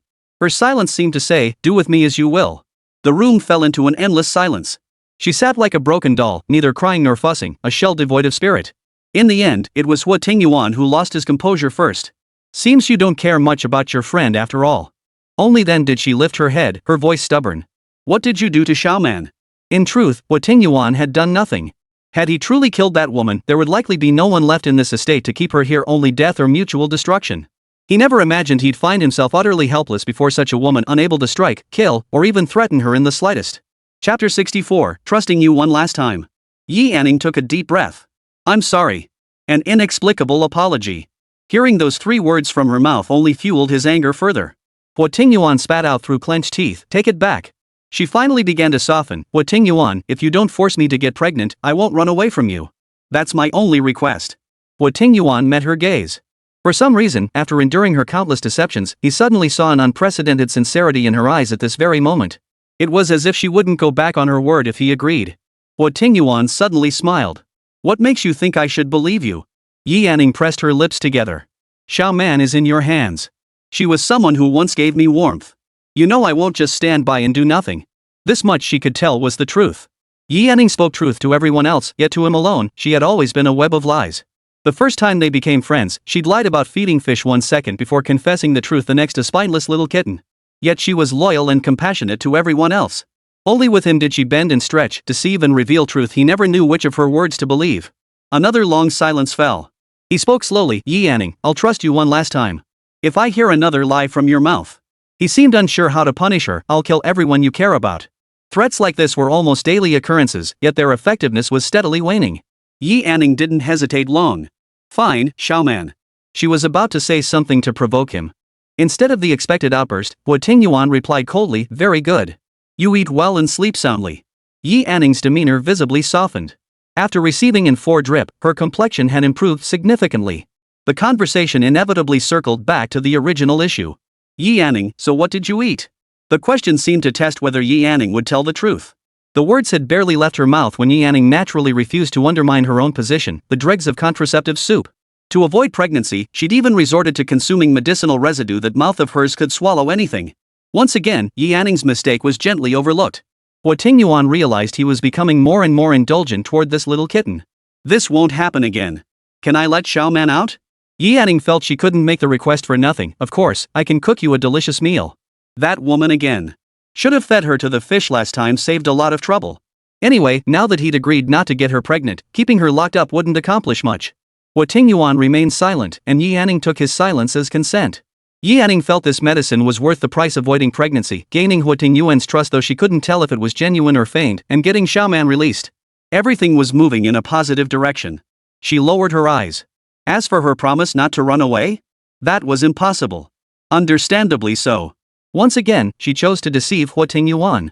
After all, she'd lied so many times before. Once she left, it would be the last time. After all, she was only 20. Life stretched long before her. She refused to be chained to Huo Tingyuan for eternity, reduced to a useless shell. She wasn't even fit to be a canary in a cage. Her very existence threatened others' lives. Yi Yanning had always been clear about her place in the world. She knew exactly what she wanted and how to treat different people. She'd learned to read the room and play her cards right from a very young age. Escaping this absurdity was her true desire. As for the people she cared about, she would find a way to hide them first. To prove she hadn't deceived him, Yi Yanning researched his favorite dishes and cooked several with genuine care. Xiaoman was also released, though she remained a servant, returning to her post. Everything seemed to return to normal. Days passed both slowly and swiftly, and before they knew it, mid-May arrived. During this time, Yi Yanning hadn't uttered a single false word to Huo Tingyuan. Yet one thing remained unchanged: the occasional fake sweet talk would slip from her lips. It wasn't that Yi Yanning wanted to, it was because Huo Tingyuan would punish her if he didn't hear the names he wanted to hear. And this punishment was particularly difficult to utter. Over time, calling him darling grew increasingly natural. Yi Yanning never imagined this precarious equilibrium would be shattered by a single visitor, offering her a glimmer of escape. Chapter 65. How much would you sell for? A faint floral scent wafted on the breeze. Whatever method the gardener had used, the flowers hadn't wilted after all this time.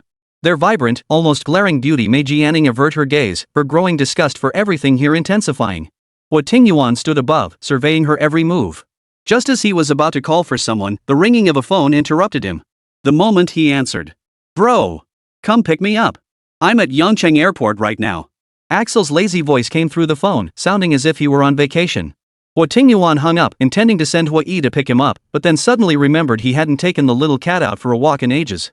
It was the height of summer in May. Yi Yanning looked utterly listless. Even being called out to go somewhere failed to spark her interest. She didn't ask where they were going, just slumped lazily beside Huo Tingyuan. She wasn't particularly enthusiastic about today's outing. After a long drive, the car slowly pulled up at the airport exit. Huo Tingyuan got out to make a call. Soon, Yi Yanning spotted a figure approaching. Golden hair, blue eyes, curly locks, fair skin, cheeks flushed with a faint blush. He looked every bit a handsome young man. His outfit, however, was uninspiring: a plain white t-shirt and slightly tight jeans, casual and minimalist. Axel approached and gave his brother a big hug, his excitement evident. Brother. He glanced sideways and noticed the girl in the car staring intently at him. At first glance, he thought her eyes were incredibly beautiful. Her large eyes sparkled as she stared at him, like the dolls he used to hold as a child. Are all people from Xiagua this good-looking? What surprised him even more was that his brother had brought a girl to pick him up. Was she a welcome gift? Bro, who's this pretty doll? Axel couldn't hide his curiosity. Huo Tingyuan smiled. Just a kitten I'm raising. Axel's blue eyes lit up. Bro, you mean that Persian cat you mentioned? Wow, his brother's pet kitten was seriously cool. Looking at it now, Yi Yanning clinging to the car window did look quite like one. To Americans, treating people like pets was far more common than all sorts of other bizarre things. The car door opened. Yi Yanning and Axel locked eyes. Axel greeted first. Hello there, little Persian cat. Persian cat? This must be another one of Huo Tingyuan's creations. Yi Yanning smiled politely, amazed at how fluent his Chinese was. If not for his appearance, no one would suspect he was a foreigner. Axel, nicknamed Little Cat, had to settle for the passenger seat. As soon as he got in, he blurted out, I missed you so much. He suddenly recalled the Chinese name he'd given him and teased, what's your language? Big brother Hua? Yi Yanning couldn't help but ask aloud, as the name seemed utterly mismatched with the man himself. Being called by his Chinese name clearly pleased Axel, who took it as a sign of approval. He turned his head and asked, so, how about it? Isn't my Chinese name pretty cool? Yi Yanning chuckled. She couldn't for the life of her associate those two characters with cool, but she didn't want to crush his spirits. She gave him a thumbs up. Cool. Huo Tingyuan ruffled Yi Yanning's hair with his large hand. Am I cooler, or is he? What was there to compare? My brother's the coolest. Axel cheered. Yi Yanning laughed out loud. Where did this little fanboy come from? As the car glided into the estate, Axel realized for the first time that houses could be built in such a place. One glance, and he wanted it. He scanned the surroundings thoughtfully. Bro, would you sell this estate? Not for sale. Bro. Name your price. Yanning silently wondered what this young man's background was. He looked about her age, yet he was already talking about making an offer. Axel didn't seem ready to give up so easily. Then what would make you willing to sell? He genuinely loved this place. It was exactly the idyllic paradise he'd imagined, with beautiful scenery and no disturbances. He truly adored it. Huo Tingyuan frowned. Keep talking, and I'll toss you back to the US. His patience had completely run out. Chapter 66, Going Together. That single sentence silenced Axel completely. At the dinner table, Axel devoured everything with relish. Yanning swallowed hard, finding for the first time that someone could make wolfing down food look elegant. After finishing his meal, he wore a satisfied expression and elegantly wiped his mouth. Bro, can I borrow your little Persian cat to take care of? The food on Yanning's chopsticks dropped into his bowl. He wondered if he'd misheard. Huo Tingyuan set down his chopsticks, raising an eyebrow. Looking for trouble? She's beautiful. He paused. I like her. Axel's affection was superficial. He simply adored Yanning's beautiful, large eyes. When the estate refused to sell her, he set his sights on Yanning herself. Huo Tingyuan's gaze returned to Yanning. What are you staring at? Eat your food. He turned his head, his tone cold. Does Gunzi like her? Axel finally saw through it. This wasn't some pampered kitten. She was clearly a woman he'd invested his heart in. He immediately threw up his hands in surrender. Then I don't like her. The teenager dropped his carefree demeanor. Bro, I'm here on serious business this time. Speak. The casino in M Country opens next week. I was afraid you wouldn't come, so I came personally to invite you. That was only part 1. Part 2 was that he was bored staying in M Country and wanted to come out for a visit. Casino? Opening? Yanning froze, growing even more curious about the identity of this youth before her. Setting that aside, if Huo Tingyuan was heading to M Country, far from the Emperor's reach, could she seize the chance to flee with Xiaoman? She lifted her gaze to meet Huo Tingyuan's eyes. So you're going to M Country? Hearing her words alone, Huo Tingyuan didn't need to guess her intentions. You want me to go? Yanning lowered her head, pretending to eat. If I said I didn't want you to go, you wouldn't believe me anyway. He watched her obediently lower her head to eat again. Yanning looked up at him. What is it? The man spoke with a hint of amusement in his voice. How about I take you with me? He could clearly see Yanning's eyes flicker before she quickly regained her composure. Sure. I've never been to M Country. It was utterly fascinating. Yanning probably didn't realize that most of her inner thoughts played out on her face, leaving her little schemes perfectly transparent. I won't just take you. Huo Tingyuan curved his lips. I'll bring your good friend along too. Yanning couldn't fathom his intent. Wasn't he afraid she'd run off with Xiaoman? Or did he have other plans? Huo Tingyuan's reasoning was simple. He was genuinely annoyed seeing her and Xiaoman together. His plan was to drop them off at Axel's villa. Separating them would prevent their meetings while keeping Yanning under his control. Axel watched the scene silently, sensing an odd tension between his brother and the Persian cat. The busiest street in Yangcheng. 2 bodyguards trailed behind, laden with bags of various sizes. Zhang Yuan kept her head down. After spending so many days with Chu Mashu, there had been little progress. She stopped abruptly, gently taking Chu Mashu's hand. Mashu, can you accompany me tonight? The implication couldn't be more direct. Chu Mashu looked down at her. For some reason, the more time they spent together, the fainter that feeling in his heart grew. He felt no romantic attraction toward Zhang Yuan. The closest they'd ever gotten was holding hands. He smiled. Yuan, it's getting late. I'll walk you home.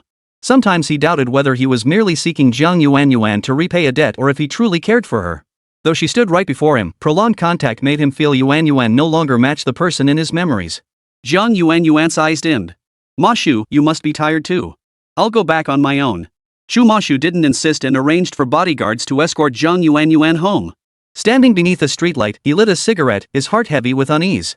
If he didn't like Zhang Yuan, he should have made that clear to her long ago. A gust of wind swept through, carrying a sheet of draft paper straight toward him. Chu Mashu instinctively reached out and caught it. When the wind died down, he looked at the paper in his hand. It was a design sketch for a bracelet. Chapter 67, Eating Rabbit. Sir, hello. This is my design sketch. The paper blocked his view. Chu Mashu lowered the sketch to reveal a pair of sensual red lips, followed by a long black dress. She held a sheet of paper identical to the one in his hand. Chu Mashu withdrew his gaze. This little bead would look better in red. He was referring to the bracelet in the sketch, which was entirely light-colored. He felt it needed a touch of bold color. Is that so? Perhaps everyone's taste differs. Xu Xianwan, however, believed simple elegance was the perfect palette for her bracelet. Of course, it's just a suggestion. Xu Mashu handed back the sketch. His tailored suit accentuated his tall, slender frame, the tie at his collar knotted with meticulous precision. His eyes were deep and piercing, framed by gold-rimmed glasses. His nose was high and straight, his thin lips slightly parted, exuding an innate intellectual charm. This was Xu Mashu's first impression on Xu Xianwan. "Thank you," Xu Xianwan replied, taking the manuscript without intending to linger. Watching her retreating figure, Xu Mashu's gaze followed her. "Wait, haven't we met before?" Xu Xianwan frowned at him over her shoulder. What a cliché way to strike up a conversation. She replied as she walked away. "Yeah, we met just a second ago." "You should hurry home, it's not safe for a man to be out late at night." The wind scattered her teasing tone. In that instant, Xu Mashu realized that what he felt for Jiang Yuanyuan wasn't affection. Most of their time together was spent in silence. Jiang Yuanyuan would endlessly rehash childhood stories. At first, Xu Mashu had been genuinely interested, but over time, a hint of annoyance had crept in. The next morning at 10 o'clock. Sunlight spilled across the lawn as Yi Yanning basked in the warmth, rabbit cradled in her arms. The morning sun wasn't as scorching as the afternoon sun. Instead, it brought a touch of warmth. Not only was Huo Tingyuan taking her to M country, but he was also bringing Xiaoman.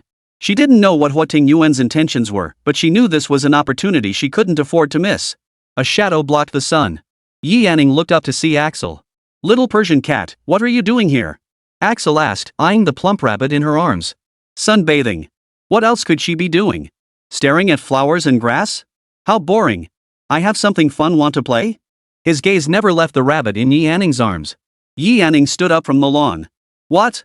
The next moment, her arms were empty. Axel grabbed the rabbit and headed straight for the kitchen. She seemed to know exactly what he was up to. As he walked, he remarked, "This rabbit's so plump and big it'd be a shame not to eat it." Yi Yanning watched him leave without chasing after him. Ever since she'd seen the rabbit, she'd braced herself. Huo Tingyuan was undoubtedly waiting for her to grow attached to it so he could use it as leverage. Therefore, in her eyes, this rabbit was nothing more than just a rabbit. Once bitten by a snake, one fears even a rope for 10 years.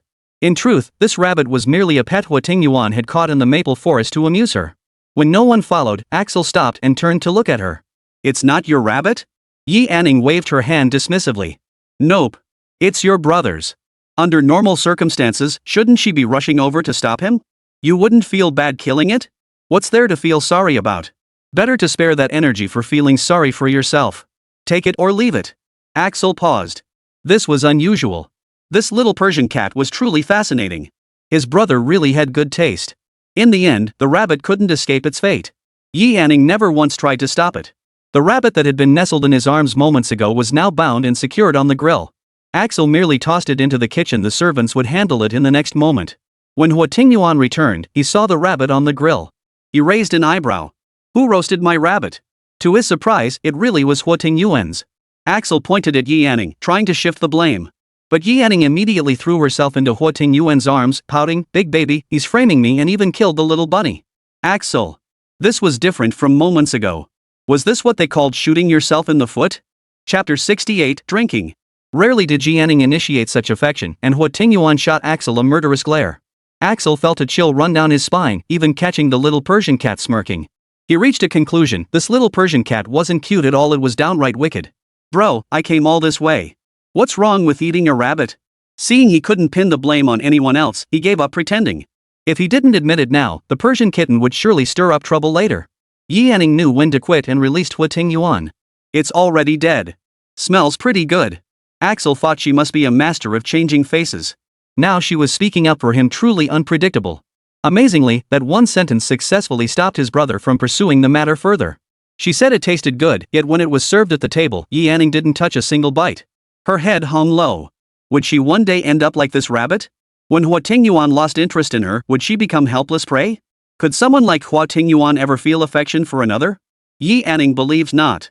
Humans possessed 7 emotions and 6 desires, but Huo Tingyuan was a devil driven solely by the desire to kill. Not tasty? The voice came from above, interrupting Yi Yanning's thoughts.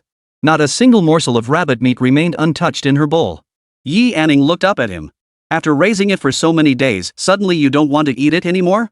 Axel paused mid-bite, having just praised its aroma moments before. She set down her chopsticks and stretched lazily. "Big baby's sleepy. I'm going to take a nap." Only after Yi Yanning went upstairs did Axel lean in. "Bro, with this little Persian cat of yours, how do you tell which words are real and which are fake?" He asked the wrong person. The one most deceived was Huo Tingyuan. Axel himself couldn't tell the difference. Some words sounded sincere but were lies, while others were mere offhand remarks that seemed genuine. After a moment's silence, he replied, "You'll have to judge for yourself." Axel suddenly felt relieved that Huo Tingyuan hadn't been entrusted to his care. Spending all day guessing truth from lies wouldn't be fun. The people by his side were those he trusted with his life. Especially for men of their stature, how could they tolerate liars in their inner circle? Yi Anning's survival was nothing short of a miracle. Even more absurd than the miracle was the fact that his brother still indulged him to some extent. Whether it was due to his impending departure abroad or not, Huo Tingyuan remained busy for the next few days. Axel couldn't sit still for long. Within days of arriving, he'd already befriended the estate's maids. Right now, he was throwing a party downstairs. Inside, music and lights intertwined ceaselessly, and Yi Anning found herself swept up in the festive atmosphere. It was the first time in her life she'd partied like this. Axel sat on the sofa, drinking with two maids in his arms. Whether it was the pulsing music or the release of pent-up energy, Axel coaxed Yi Anning into drinking quite a bit. "Little Persian kitty, drink up." Yi Anning looked up dazedly, her eyes unusually soft. Her eyes were slightly narrowed, a hazy look in them. Hearing the voice, she couldn't focus her gaze. The glass was brought to her lips, and Yi Anning opened her mouth obediently to drink. Axel chuckled. "Such a good little kitty." The lights and music inside the room abruptly stopped. "What are you doing?" The voice was icy cold. Huo Tingyuan stepped into the hall, his gaze immediately locking onto the two figures standing uncomfortably close, their intimate gestures glaringly obvious. Axel set down his glass, leaned back on the sofa, and embraced the two maids. "Bro, your little kitty's so well behaved after a drink." "Drunk?" Huo Tingyuan frowned. "Yi Anning?" Yi Anning tilted her head. He commanded, "Come here." The next moment, Yi Anning stood up and swayed toward him with unsteady steps. Axel's smile grew broader, as if to say, "See? She really is well behaved. Bro, you better make the most of this." With that, he laughed and took both maids upstairs. Huo Tingyuan couldn't be bothered with him. His eyes flickered slightly, as if he'd thought of something amusing. He sat down on the sofa with keen interest. His voice carried a hint of seduction. "Come here, baby." When she didn't move, he raised an eyebrow. "Yi Anning, come here." Yi Anning turned again and swayed unsteadily toward him. So calling baby meant her after all. Interesting. A tipsy kitten seemed even more alluring. He leaned lazily back on the sofa and opened his mouth. "Yi Anning, sit on my lap." Chapter 69, still more obedient when drunk. After giving the command, he saw no movement from the person before him. Huo Tingyuan thought she had sobered up, but noticed the look of difficulty on her face as if she didn't know how to sit. The man snorted derisively, taking her hand to guide her movements. The next second, Yi Anning straddled his lap. His voice was hoarse with amusement. "Yi Anning, kiss me." The anticipated kiss didn't land on his lips. Yi Anning seemed unaware of what kissing entailed, merely covering his jaw with her lips. As if she couldn't find the right direction. Her gaze was hazy, seeing only the handsome profile before her, the voice so pleasing, laced with seduction. Ironically, this very state of her made Huo Tingyuan's heart tingle with desire, more pleasurable than actually doing anything. Prolonging this teasing would only torment him further. Huo Tingyuan was never one to take a loss. He carried her upstairs in this position. The next day at noon, Yi Anning slowly came to, her head pounding, throat parched, and body aching all over. Was the after-effect of alcohol really this intense? She pressed her temples. Her memory ended with Axel handing her a glass of wine. Sweet at first sip, it had a spicy aftertaste. With ice cubes added, it was ice cold. She'd greedily downed several glasses before losing track of what happened next. No one was beside her, and her clothes were intact. Yi Anning got out of bed and gulped down 2 glasses of water. Only after drinking did she realize how ravenously hungry she was. This alcohol was truly no good. After freshening up and heading downstairs, she found Axel staring at her with a meaningful look. What was that look on his face? Well, our little Persian kitty's awake? Looks like you were pretty worn out last night." "What do you mean?" Yi Anning glared at him. "You didn't drug me last night, did you? Otherwise, how could she have no memory of last night at all?" Seeing that Yi Anning remembered nothing, he seemed to have discovered a new continent. "You don't remember anything from yesterday?" Axel's expression clearly suggested something had happened yesterday. But she couldn't recall it herself. Yi Anning forced herself to stay calm. "It's just that I drank some alcohol." Axel only smiled, saying nothing. Yi Anning was famished and didn't press the issue, though she couldn't help wondering if she'd gotten drunk and acted foolishly last night. As the servants brought the dishes to the table, Yi Anning ate while pondering. After all, drinking rarely led to anything good. Better to forget it. With that thought, she stopped dwelling on it and focused on filling her stomach. Having learned from past experience, Axel tried every trick in the book that evening, but Yi Anning refused to drink. "This tastes better than yesterday's. Come try it." Yi Yanning looked every bit like a weasel paying respects to a hen. How about I tell your brother when he gets back? Could you stop threatening to tattle on me all the time, he murmured. You're much nicer when you're drunk. Yi Yanning didn't catch the last part. She shrugged. What can I do? It's the only power I have. Truthfully, complaining was all she could do, but she called it strategic resource allocation. When Huo Tingyuan entered, Axel called out first, brother. Huo Tingyuan approached, glancing at the distance between the two not too close. Axel kept glancing at his brother's expression. Even after a night had passed, traces of satisfaction still lingered on the man's handsome face. Yi Yanning, however, showed no change in her expression whatsoever. It seemed she had no recollection of last night's events. Huo Tingyuan sat beside Yi Yanning, his voice lazy. Go pack your bags. Yi Yanning froze. When are we leaving? The man seemed in a good mood, patiently replying, tomorrow. If you don't want to pack, you can buy new things when we get there. Yi Yanning lowered her eyes at his words. What luggage could she possibly have? What in this estate truly belonged to her? What about Xiaoman? She asked in a muffled voice. That woman again. The thought that this trip meant she wouldn't be coming back made Huo Tingyuan smile. Go find her and pack together. To her surprise, Huo Tingyuan was serious. Yi Yanning glanced up. Even if it was a trap, she was prepared to jump into it. Then I'll go find Xiaoman. She seemed quite pleased, evidently satisfied with this trip. It was past midnight, yet Yi Yanning still hadn't returned to her room. Just because he'd told her to go find that woman? Huo Tingyuan frowned in displeasure. Was she that thrilled about seeing her?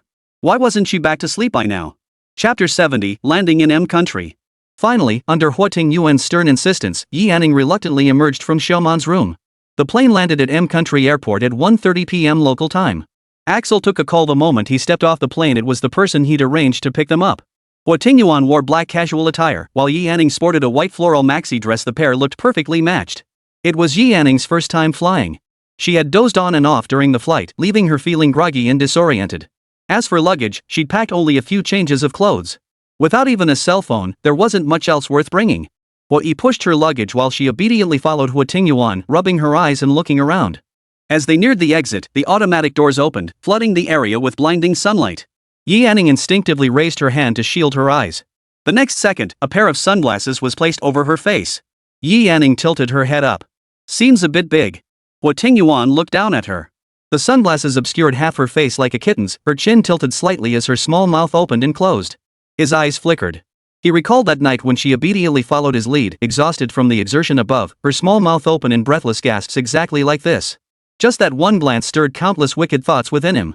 Bro, there's a mall over there. I'll go buy them, Axel said, already striding toward the shops. He not only bought a pair of sunglasses for himself but also got sun hats for Yi Yanning and Xiaoman. His gentlemanly demeanor made Xiaoman steal a few glances at him. She followed obediently behind them the entire way. Though she had seen Axel at the estate before, today was the first time she'd been so close to him. Yi Yanning accepted without refusal, putting hers on. Thanks. Two black sedans waited outside the airport, their air conditioning already running. The moment they stepped inside, the cool air enveloped them, and Yi Yanning comfortably closed her eyes. Removing her sunglasses, she gazed out the window with wide-eyed curiosity. It was her first time in the United States. Though she'd seen photos shared by Huo Tingyuan long ago, the real-life sights felt vastly different. Come to think of it, Huo Tingyuan still hadn't noticed she'd deleted him. He didn't give her his phone now either. Whenever they went far, he'd take her with him, so having Yi Yanning's phone was of little use to Huo Tingyuan. Yi Yanning studied the terrain intently. All her documents were in Huo Yi's possession, and she needed to devise a plan to retrieve them. Being in unfamiliar territory, Huo Tingyuan likely had little influence in M Country. This trip to M Country presented the perfect opportunity to escape. As for Xiaoman, she planned for them to split up during the escape. If they were caught together, they'd all be taken down. If they split up and Huo Tingyuan caught her but not Xiaoman, Xiaoman would be safe. If he caught Xiaoman but not her, then Xiaoman would also be safe. After all, Xiaoman's purpose was to serve as leverage against her. If she escaped and Xiaoman was killed, who would that prove anything to? Her mind made up, she set a small goal first: obtain the documents. The driver up front spoke a sentence Yi Yanning couldn't understand. The car slowed to a crawl, and she knew they'd likely arrived. This realization struck her. She didn't speak the local language, only a few simple phrases. Yi Yanning turned her head to see the car turning onto a long tree-lined driveway, driving all the way to a private villa dominated by golden hues. Circling past the central fountain, she spotted numerous servants in matching uniforms, each with striking blonde hair and blue eyes. The car came to a gentle halt at the main entrance, where attendants immediately approached to open the doors. The servant's demeanor made it clear Axel was the owner of this place. So young and already financially independent. Then again, anyone who could call Huo Tingyuan his brother wasn't your average person. It's just, the maids here are dressed rather revealingly. Whether it's the weather or not, Yi Anning couldn't help but feel awkward, unsure where to look.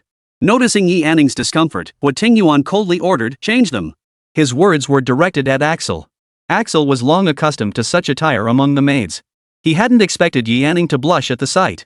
Raising a hand, he ordered, all of you go change into something normal. Chapter 71, Stroking the Master's Fur. The luggage was carried to the rooms by the servants. Yi Anning's gaze fell on Hui, wondering where his room was. Huo Tingyuan's cool voice reached her ears, do you like it? She glanced away, answering indirectly, it's beautiful. The style is different from the estate. Taking her words at face value, Huo Tingyuan assumed she was genuinely admiring the architecture. Anning, this place is so beautiful. It was Xiaoman's first visit too, and she was fascinated by everything around her. Xiaoman, what's your room like? Take me to see it. The two women linked arms and walked away. Huo Tingyuan sauntered over to the sofa and sat down casually, unusually leaving Yi Anning to her own devices. After all, she wouldn't be staying alone. Once they returned to Xia Kingdom, they'd be worlds apart. He'd let her enjoy this final time with her best friend. He even considered himself quite generous. The casino's opening day was June 1st, just one day away. That evening, Axel thoughtfully arranged a welcome party. The servants decorated the house, going all out with the extravagance.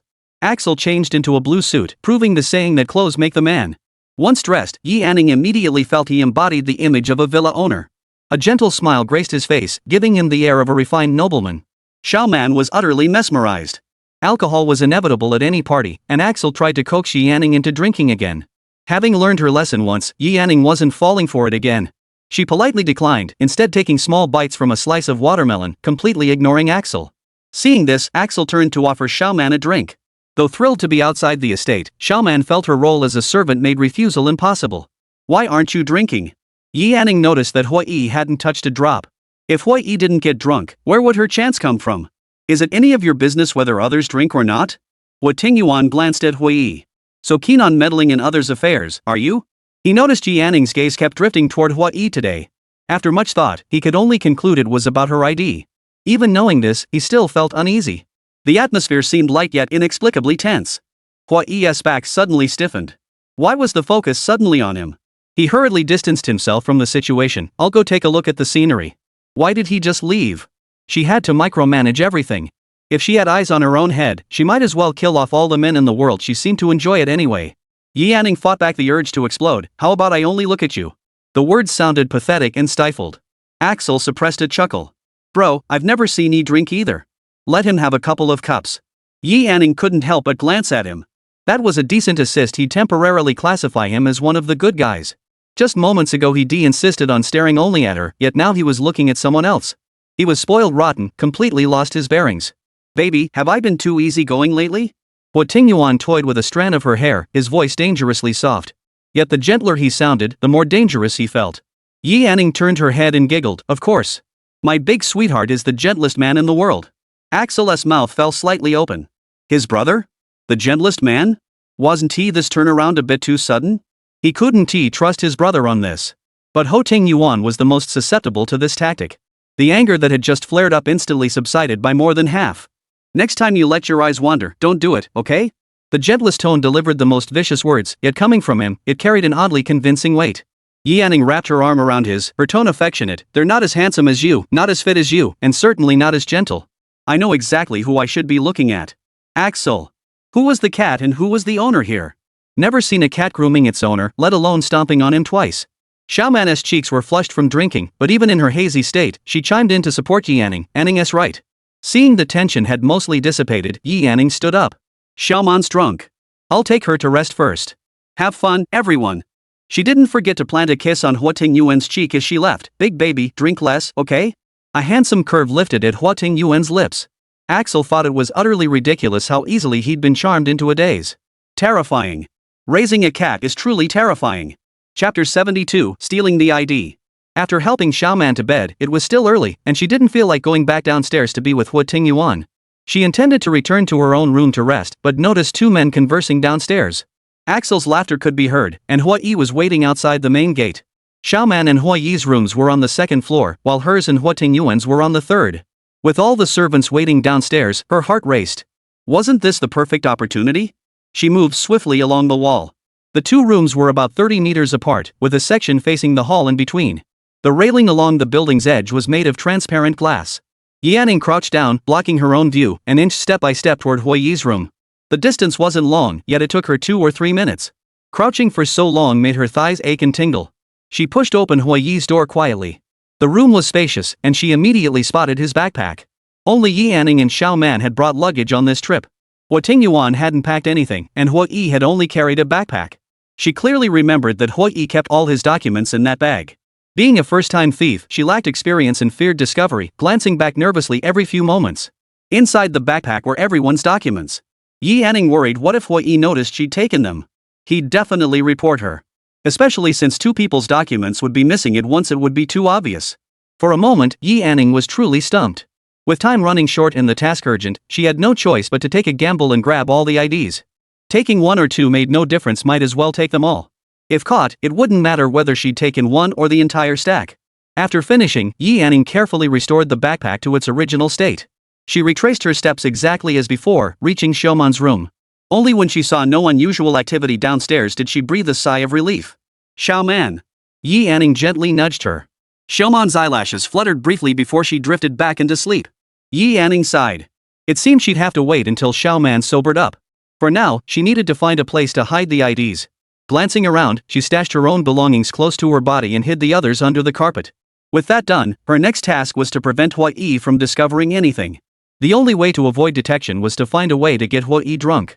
She needed to buy as much time as possible. She smoothed her skirt, took a deep breath, and descended the stairs. Though Yanning had only spent about 10 minutes on these preparations, the time felt interminable. Seeing Huo Tingyuan looking perfectly normal, she felt slightly relieved. She walked over and sat down beside Huo Tingyuan with natural ease. Why are you 2 drinking alone? How boring, big baby. Yeah, bro, you won't let the maid join us. Why not call E over? We could all hang out together. Axel was such a good guy. His words were exactly what she wanted to hear. Yanning feigned concern for Hua Yi. Forget it. Hua Yi probably can't drink. Don't put him on the spot. This remark successfully sent Huo Tingyuan over the edge. Hua Yi, come in. The moment Hua Yi sat down, Huo Tingyuan pushed the glass of liquor toward him. Drink. She expected Hua Yi to make excuses, but to her surprise, he didn't say a word. He just picked it up and drank. How can you drink like that? Axel looked utterly speechless. This was hard won at auction. Wine can be auctioned? Yanning asked. How much would that cost? Axel took a sip. Not expensive, just over $2 million. That's about 20 million yuan. Yanning's eyes widened in shock. Not expensive? Just? Money seemed like leaves to them. Axel paused. So surprised? Does my brother usually give you very little pocket money?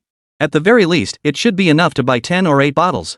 Huo Tingyuan actually pondered that for 2 seconds, realizing he hadn't given the kitten any pocket money.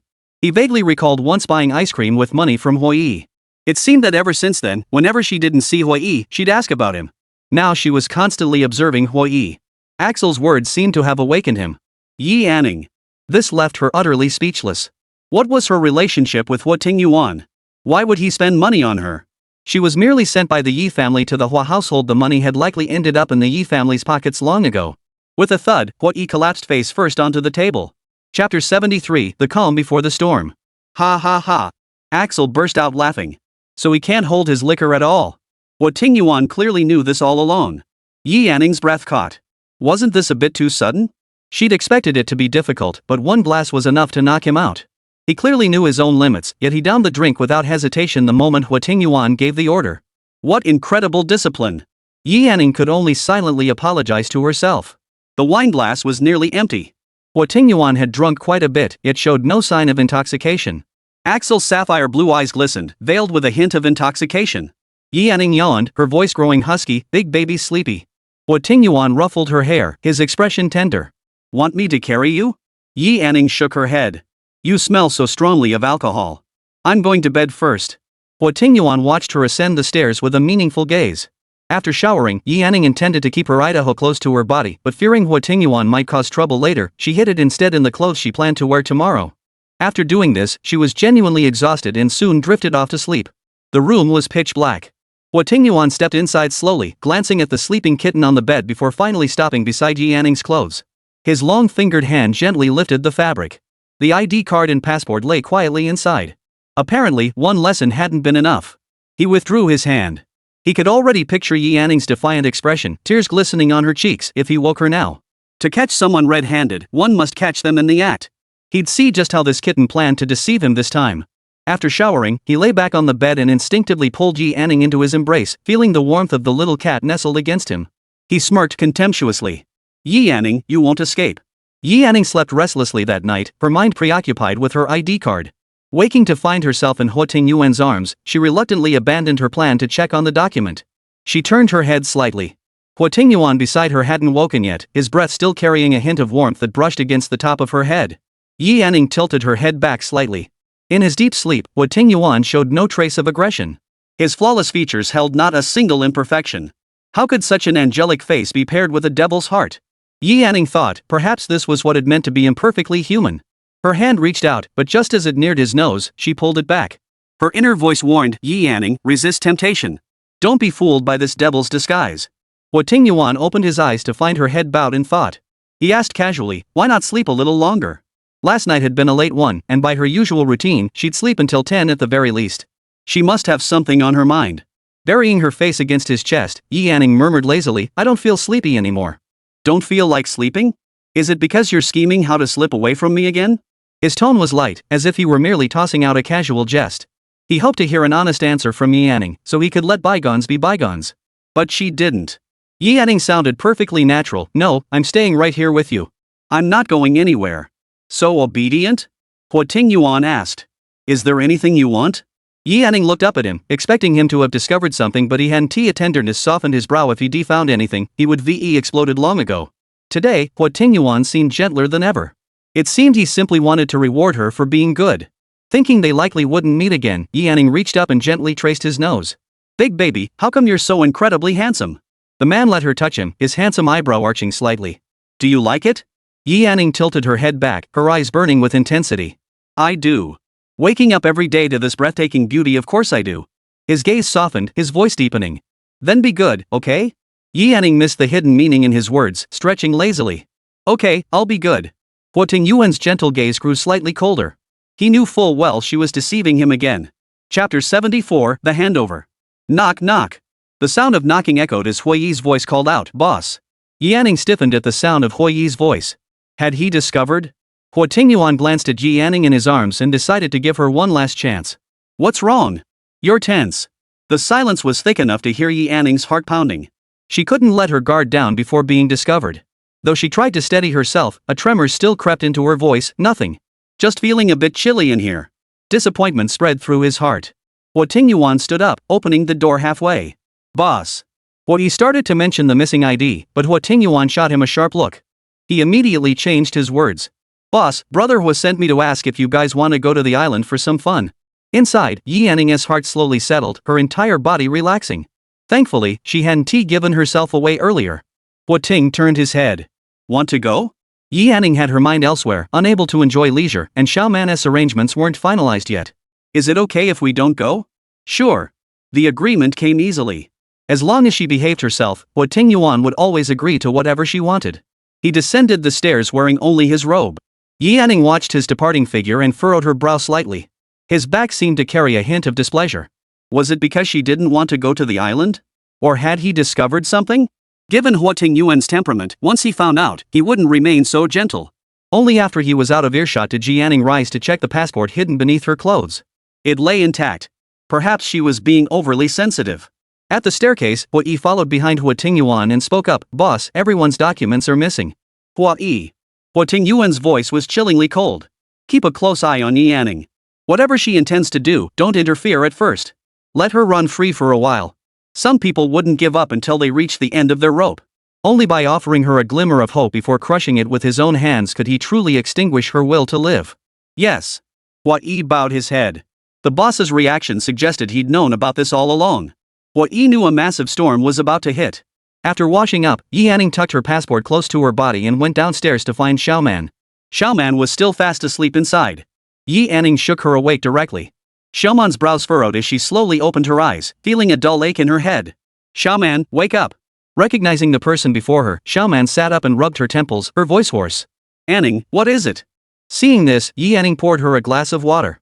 Only after she drank it did he retrieve her documents from under the carpet and hand them to her. Xiaoman, take this and leave. Don't return to Xiagua for now. Go anywhere you want.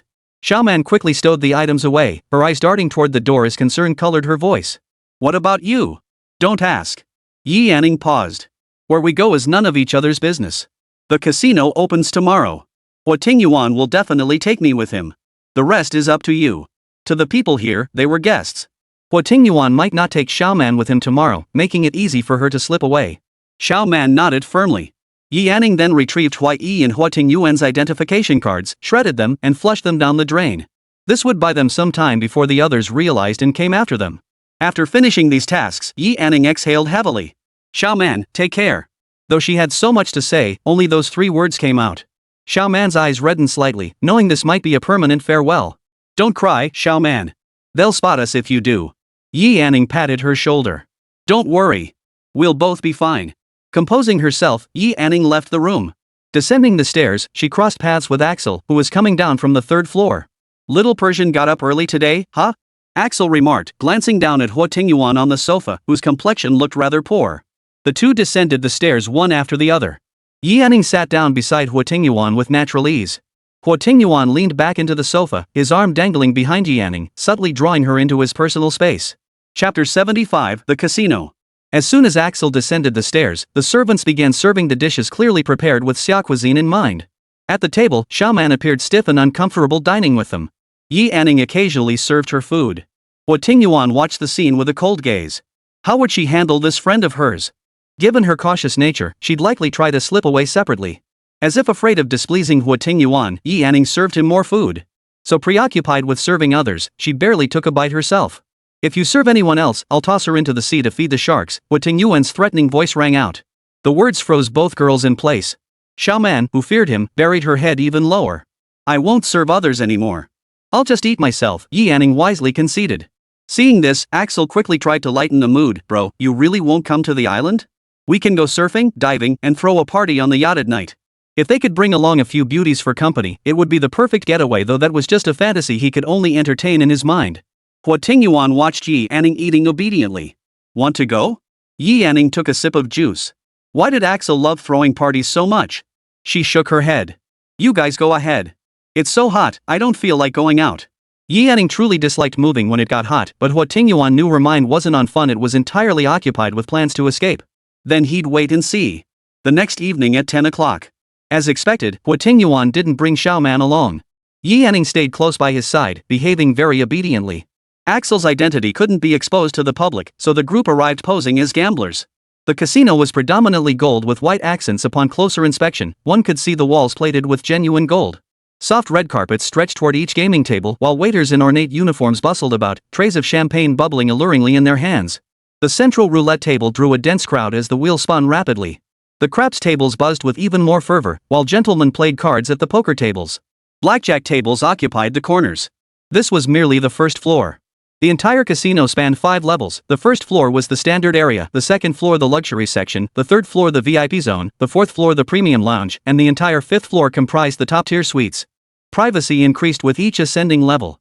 Yi Yanning witnessed such scenes for the first time, people striking it rich overnight and others going bankrupt overnight, all unfolding constantly.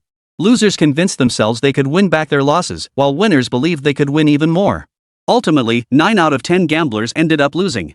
In the grand private room on the 3rd floor, Huo Tingyuan and Axel were playing cards with others. Yi Yanning couldn't follow the game and watched with little interest. The room was thick with cigarette smoke. Yi Yanning remained extremely cautious this time, unwilling to act rashly without a suitable opportunity. Axel noticed her disinterest. Bro, should we send the Persian kitty to rest on the 5th floor? It might be a late night. Huo Tingyuan was about to refuse, but then realized Yi Yanning wouldn't dare make a move with him watching so closely. He glanced at the person sitting obediently beside him. Want to go rest or stay here? He longed to hear her say, stay here with you. But she didn't. Yi Yanning pondered for a moment. This suggestion from Axel would also allow her to slip away from Huo Tingyuan's gaze. She looked at him, then I'll go rest for a bit. Huo Tingyuan withdrew his gaze, tossed several of the largest chips onto the table, and said indifferently, all right. Have Hua Yi take you. Huo Yi led her up to the 5th floor. They entered the suite together. Yi Yanning went into the rest area while Huo Yi stood guard outside the door. Yi Yanning walked to the bed, collapsed onto it, and sighed. If she didn't get a chance tonight, Huo Tingyuan would discover her passport missing when she returned to China tomorrow. Moments later, she sat up and began surveying the lounge. Though called a lounge, it was nearly a full-sized room, complete with a bathroom and a balcony. A balcony? She got up, locked the lounge door, and walked toward the balcony. Looking down, she realized descending from here would be like jumping off a building. Not even 100 dares would convince her to try it. Chapter 76, Escape from the Casino. She shook her head and turned away, but out of the corner of her eye, she spotted an identical large balcony next door, separated by no more than 2 meters. In an instant, a plan formed in her mind. If she could leap from this balcony to the one next door, wouldn't she be able to escape through the adjacent suite? It was dangerous, but the odds were in her favor. But how could she possibly make it across such a gap? A fall like that wouldn't be a joke. Yi Anning stood pondering. This might be her only chance tonight. She had to take the gamble. She dragged a chair from inside the room, climbed onto it, and peered down nervously. Yi Anning gripped the outer wall, carefully stepping onto the edge. The balcony was spacious, and her legs were long. If she could jump across with all her strength, it might just work. The balcony was carpeted, so she wouldn't get hurt. Yi Anning dared not look down. Her palms were sweaty, and her feet felt slippery, making it hard to get a good grip. She slowly straightened up, taking a nervous deep breath. After standing there for a long time, she finally gathered her courage and leaped. Her heart seemed to stop beating, time itself frozen, until the moment she landed safely. Only then did Yi Anning dare to close her eyes. Turning back, she saw she had indeed crossed safely. Yi Anning touched the ID on her body. It hadn't fallen out. She dared not linger, rushing into the room and scrambling to open the door and exit. Fortunately, the suite was empty. Huo Yi watched her exit the adjacent suite, then stepped behind the wall and dialed Huo Tingyuan's number. "Boss, Miss Yi escaped from the neighboring suite." Huo Tingyuan answered with a complex expression, his voice cold. "Follow her. Send people to the airport." "Brother?" Axel, unaware of what had transpired, only noticed Huo Tingyuan's expression darken abruptly. Huo Tingyuan stood up and stated a fact: the kitten is trying to escape. Watching the elevator descend slowly, Yi Anning was eerily calm now, a stark contrast to the tension she'd felt when jumping from the balcony earlier. Far away in M country, the bracelet on her wrist might still be sellable. With the casino located at the heart of M country, she could easily go anywhere. Yi Anning stepped out of the casino doors and glanced back. Everything appeared normal. Having learned from her previous mistake, she dared not let her guard down. Her immediate task was to leave this place and hurry to the airport, but she had no money on her. Without direction, Yi Anning scanned her surroundings, searching for someone who might be able to help her. In the distance, a tall man was on the phone. His silhouette and attire suggested he was from Xia. A car was slowly pulling up in front of him. From a distance, he appeared wealthy or influential. Perhaps she could sell the bracelet to him. Her heart sank. Could anything be worse than being dragged back? Undoubtedly, no. As the man was about to get in, she rushed forward and slid into the car just as the door closed. Huo Yi froze at the sight. A private car? An accomplice? He urgently dialed, "Boss, Miss Yi got into a private car." "Who?" Xiaoman had been detained at the villa all along. It couldn't be her. Huo Yi fell silent. By the time he reached the roadside, the car had vanished. Clearly, she was gone. Inertia pushed the man to the farthest corner of the car.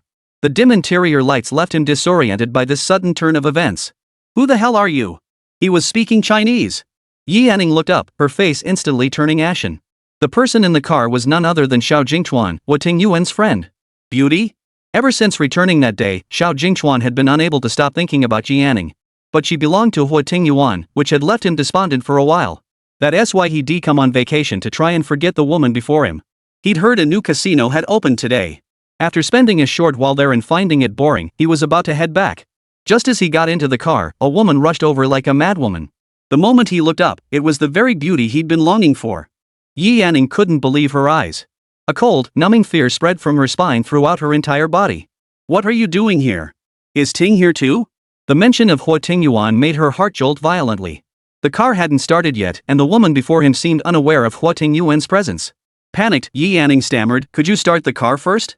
Though he didn't know what had happened, he could tell Yi Anning was terrified. He said in English, "Drive." The car sped off, and Yi Anning glanced back, still trembling. Spotting Huo Yi chasing after them in the distance, her heart sank to the bottom. She'd been discovered. "Now can you tell me what happened?" Xiao Jingchuan handed her a bottle of water. Chapter 77, I'll go with you. Yi Anning didn't take it. How could she explain? Her mind was in chaos. How could such a coincidence exist in this world? This was Huo Tingyuan's friend. She had no idea what to do now, only that being taken back meant her fate was uncertain. Not talking? Xiao Jingchuan unscrewed the cap. "If you don't talk, I'll have the driver take you back." "No." Yi Anning gripped his wrist nervously, then glanced back at the rear of the car. Xiao Jingchuan watched her pale, delicate hand, tightening his grip on the water bottle. "Don't want to talk? Then tell me how you ended up there." "Was Ting with you?" Yi Yanning pressed her lips together, a wave of despair washing over her. If she didn't speak, Xiao Jingchuan would definitely keep pressing her. If she did speak, he would surely send her back to Huo Tingyuan. Seeing her still silent, Xiao Jingchuan concluded something was seriously wrong. He pulled out his phone to call Huo Tingyuan, a number Yi Yanning knew all too well. Her pupils dilated. In a panic, she knocked over both the phone and the water bottle. Tears instantly streamed down her face as she pleaded, eyes reddened. No, don't call him. The spilled water soaked Xiao Jingchuan's pant leg and drenched Yi Yanning's sleeve. At that moment, Xiao Jingchuan finally understood the source of her terror. Head bowed, her voice trembling with sobs, she pleaded, please don't call him. I was sent to the Huo family by the Yi family. I don't want to be with him. Please, let me go. Xiao Jingchuan stared at her in astonishment. So the Huo family mansion had sent her to the Huo household, and she had been chosen by Brother Ting. Judging by Ting Ji's demeanor, he clearly took a strong interest in Yi Yanning. I just escaped from the casino. Huo Tingyuan is inside. Please don't send me back. Her voice was filled with despair, as if she had narrowly escaped death only to fall into hopelessness. So she hadn't spoken up because she feared being sent back to Brother Ting? Xiao Jingchuan's brow furrowed deeply. He hadn't anticipated this situation. The person before him was clearly resisting. He took off his coat and draped it over her. Don't cry. Yi Yanning looked at him helplessly, her heart pounding with anxiety, terrified he might say, I'll take you back, at any moment. It's easy for Brother Ting to find someone. Xiao Jingchuan glanced at the stiff figure beside him and pressed, what do you plan to do? Hearing the tone in his voice, Yi Yanning knew he had no intention of taking her back. Nervously, she spoke up, I want to go to the airport. To another country. Xiao Jingchuan shook his head. If Brother Ting wants to find you, he'll likely track you down before you even reach the airport. To prove he wasn't bluffing, Xiao Jingchuan picked up his phone and dialed the airline's number. Just as Xiao Jingchuan had said, she couldn't go anywhere. Yi Yanning hadn't expected Huo Tingyuan to move so swiftly. Here in M country, he possessed such reach. She couldn't think of any way out, and even felt an urge to go back and admit her mistake. If you trust me, come with me. Yi Yanning looked up in disbelief. Huo Tingyuan's friend was actually willing to help her. Gazing into her large, wet eyes, Xiao Jingchuan offered a gentle smile. If you don't want to come with me, that's fine too. I can still take you to the airport. I'll go with you. Her tone was gentle, yet each word rang with conviction. She had no choice at all. The room Yi Yanning had fled into was thick with tension. Hearing the report that the car's owner hadn't been traced, the man's face darkened instantly. Great. Someone actually came to pick her up. Just great. He had clearly underestimated Yi Yanning. He intended to toy with her casually, but she delivered yet another surprise. This time, she'd slipped away right under his nose and he'd personally given her the chance to escape. Keep searching. Huo Tingyuan issued further orders. Axel, seal off every route out of M country. At this moment, no one dared question the man's orders. Even Axel, usually all smiles and jokes, understood the gravity of the situation now, his expression serious. Unfortunately, the casino contained no surveillance equipment, and tonight's crowd was highly diverse.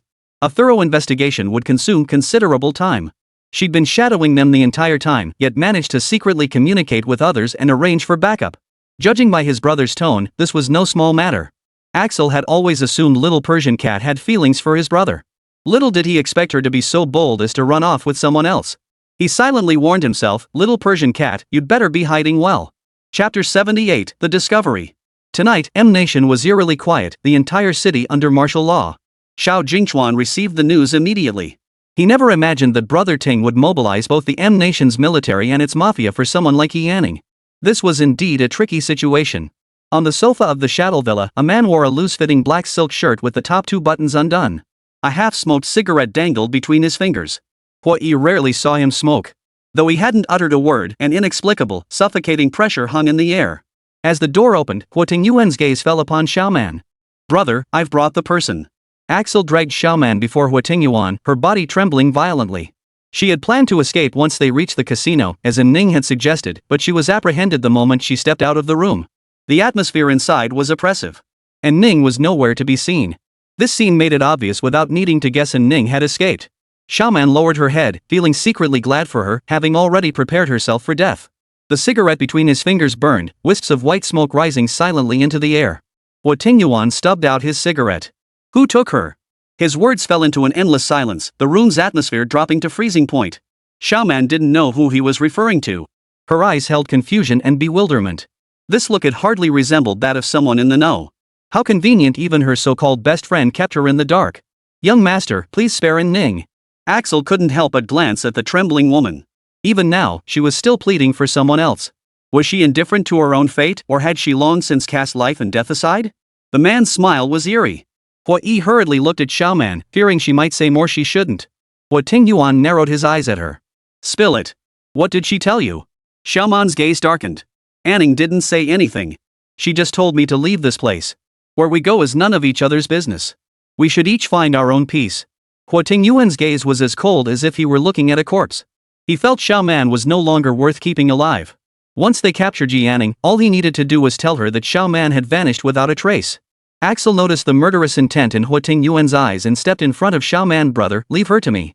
Xiaoman instantly looked up at the man before her, a wave of indescribable emotion surging through her. Huo Yi froze at Axel's words. He hadn't missed the murderous intent in Huo Tingyuan's eyes, but he hadn't expected Axel to step forward. Axel's reason for stepping forward was simple: he found it uninteresting to let someone who wasn't afraid of death go to their end. Huo Tingyuan shot him a glance. Don't let her show her face before me again. With that, Axel waved at Xiaoman, signaling her to leave immediately. Stunned, she climbed the stairs to the second floor. Only after her footsteps faded did Axel speak up. Brother, after all this time without a trace, she definitely isn't from M country. Upon reflection, Yi Anning had been by his side the entire time without even a phone. How could she have contacted anyone? There seemed only one possibility: she didn't know the driver and had simply gotten into the car. This revelation struck him with another jolt of surprise. Whoever she was, she'd gotten into the car so naturally that everyone assumed they knew each other. Axel's phone buzzed twice. He picked it up, opened the notification, and looked up. Brother. Speak. Axel paused for 2 seconds. It's Xiao Jingchuan. Xiao Jingchuan watched the person eyeing him warily and chuckled softly. Have something to eat. They'd agreed readily in the car, but the moment he led them into the room, they began eyeing him warily. Yi Anning eyed the food on the table warily, not because of anything else, but because there was only one bed in the room. When traveling, one naturally assumes the worst intentions of others. In that moment of desperation, Shi had no choice but to make that decision. When Huo Yi chased after her, Shi thought it was all over. Now she reflected, Xiao Jingchuan was neither kin nor kinsman to her, and as a friend of Huo Tingyuan, what could he possibly want? She had no money, and as for physical attraction, Shi already been with Huo Tingyuan. He surely wouldn't find her appealing. Judging by her current state, calling her unintelligent would be unfair. She'd managed to escape from Ting's side by any means necessary. Yet calling her clever would be equally inaccurate, since she only began to guard against others after arriving at their destination. Chapter 79, Arranging Everything. Not eating? Xiao Jingchuan took a bite of bread. How will you have the strength to run on an empty stomach? He handed her the bread. If things go as expected, they'll trace it back to me soon. You need energy to run. His words carried an air of sincerity. Yi Anning recalled another saying, trust those you employ, and don't employ those you doubt. She took it and began eating. Xiao Jingchuan had one point right: you need energy to run on an empty stomach. The abrupt ring of a phone shattered the newly found harmony in the room. Yi Anning stiffened. Xiao Jingchuan frowned slightly upon seeing the caller ID. They'd traced it this quickly? That decisive efficiency was unmistakably Huo Tingyuan's style. He held the screen toward Yi Anning. See? They've already traced it. Whatever I say, don't you dare speak, okay? Seeing his sincere expression, Yi Anning nodded instinctively. Satisfied with her compliance, Xiao Jingchuan switched to speakerphone. His voice was lazy. Ting. Where? Getting straight to the point, it was clear they'd already traced the call to his location. Yi Anning's breath caught at the sound of his voice. He knew. He knew everything. In M country. Guess who I found, Brother Ting? Before the other end could respond, he added, I found your little kitten. Yi Anning lowered his head. What Tingyuan calling meant he'd traced it back to Xiao Jingchuan. Xiao Jingchuan had washed his hands of it completely. No wonder he hadn't blamed him. A heavy silence hung over the line for over 10 seconds before Yi Anning heard the voice again. Is she still there? She's here, but she seems pretty shaken up. I had someone give her a sedative, and she's asleep now. Tinggu, where are you?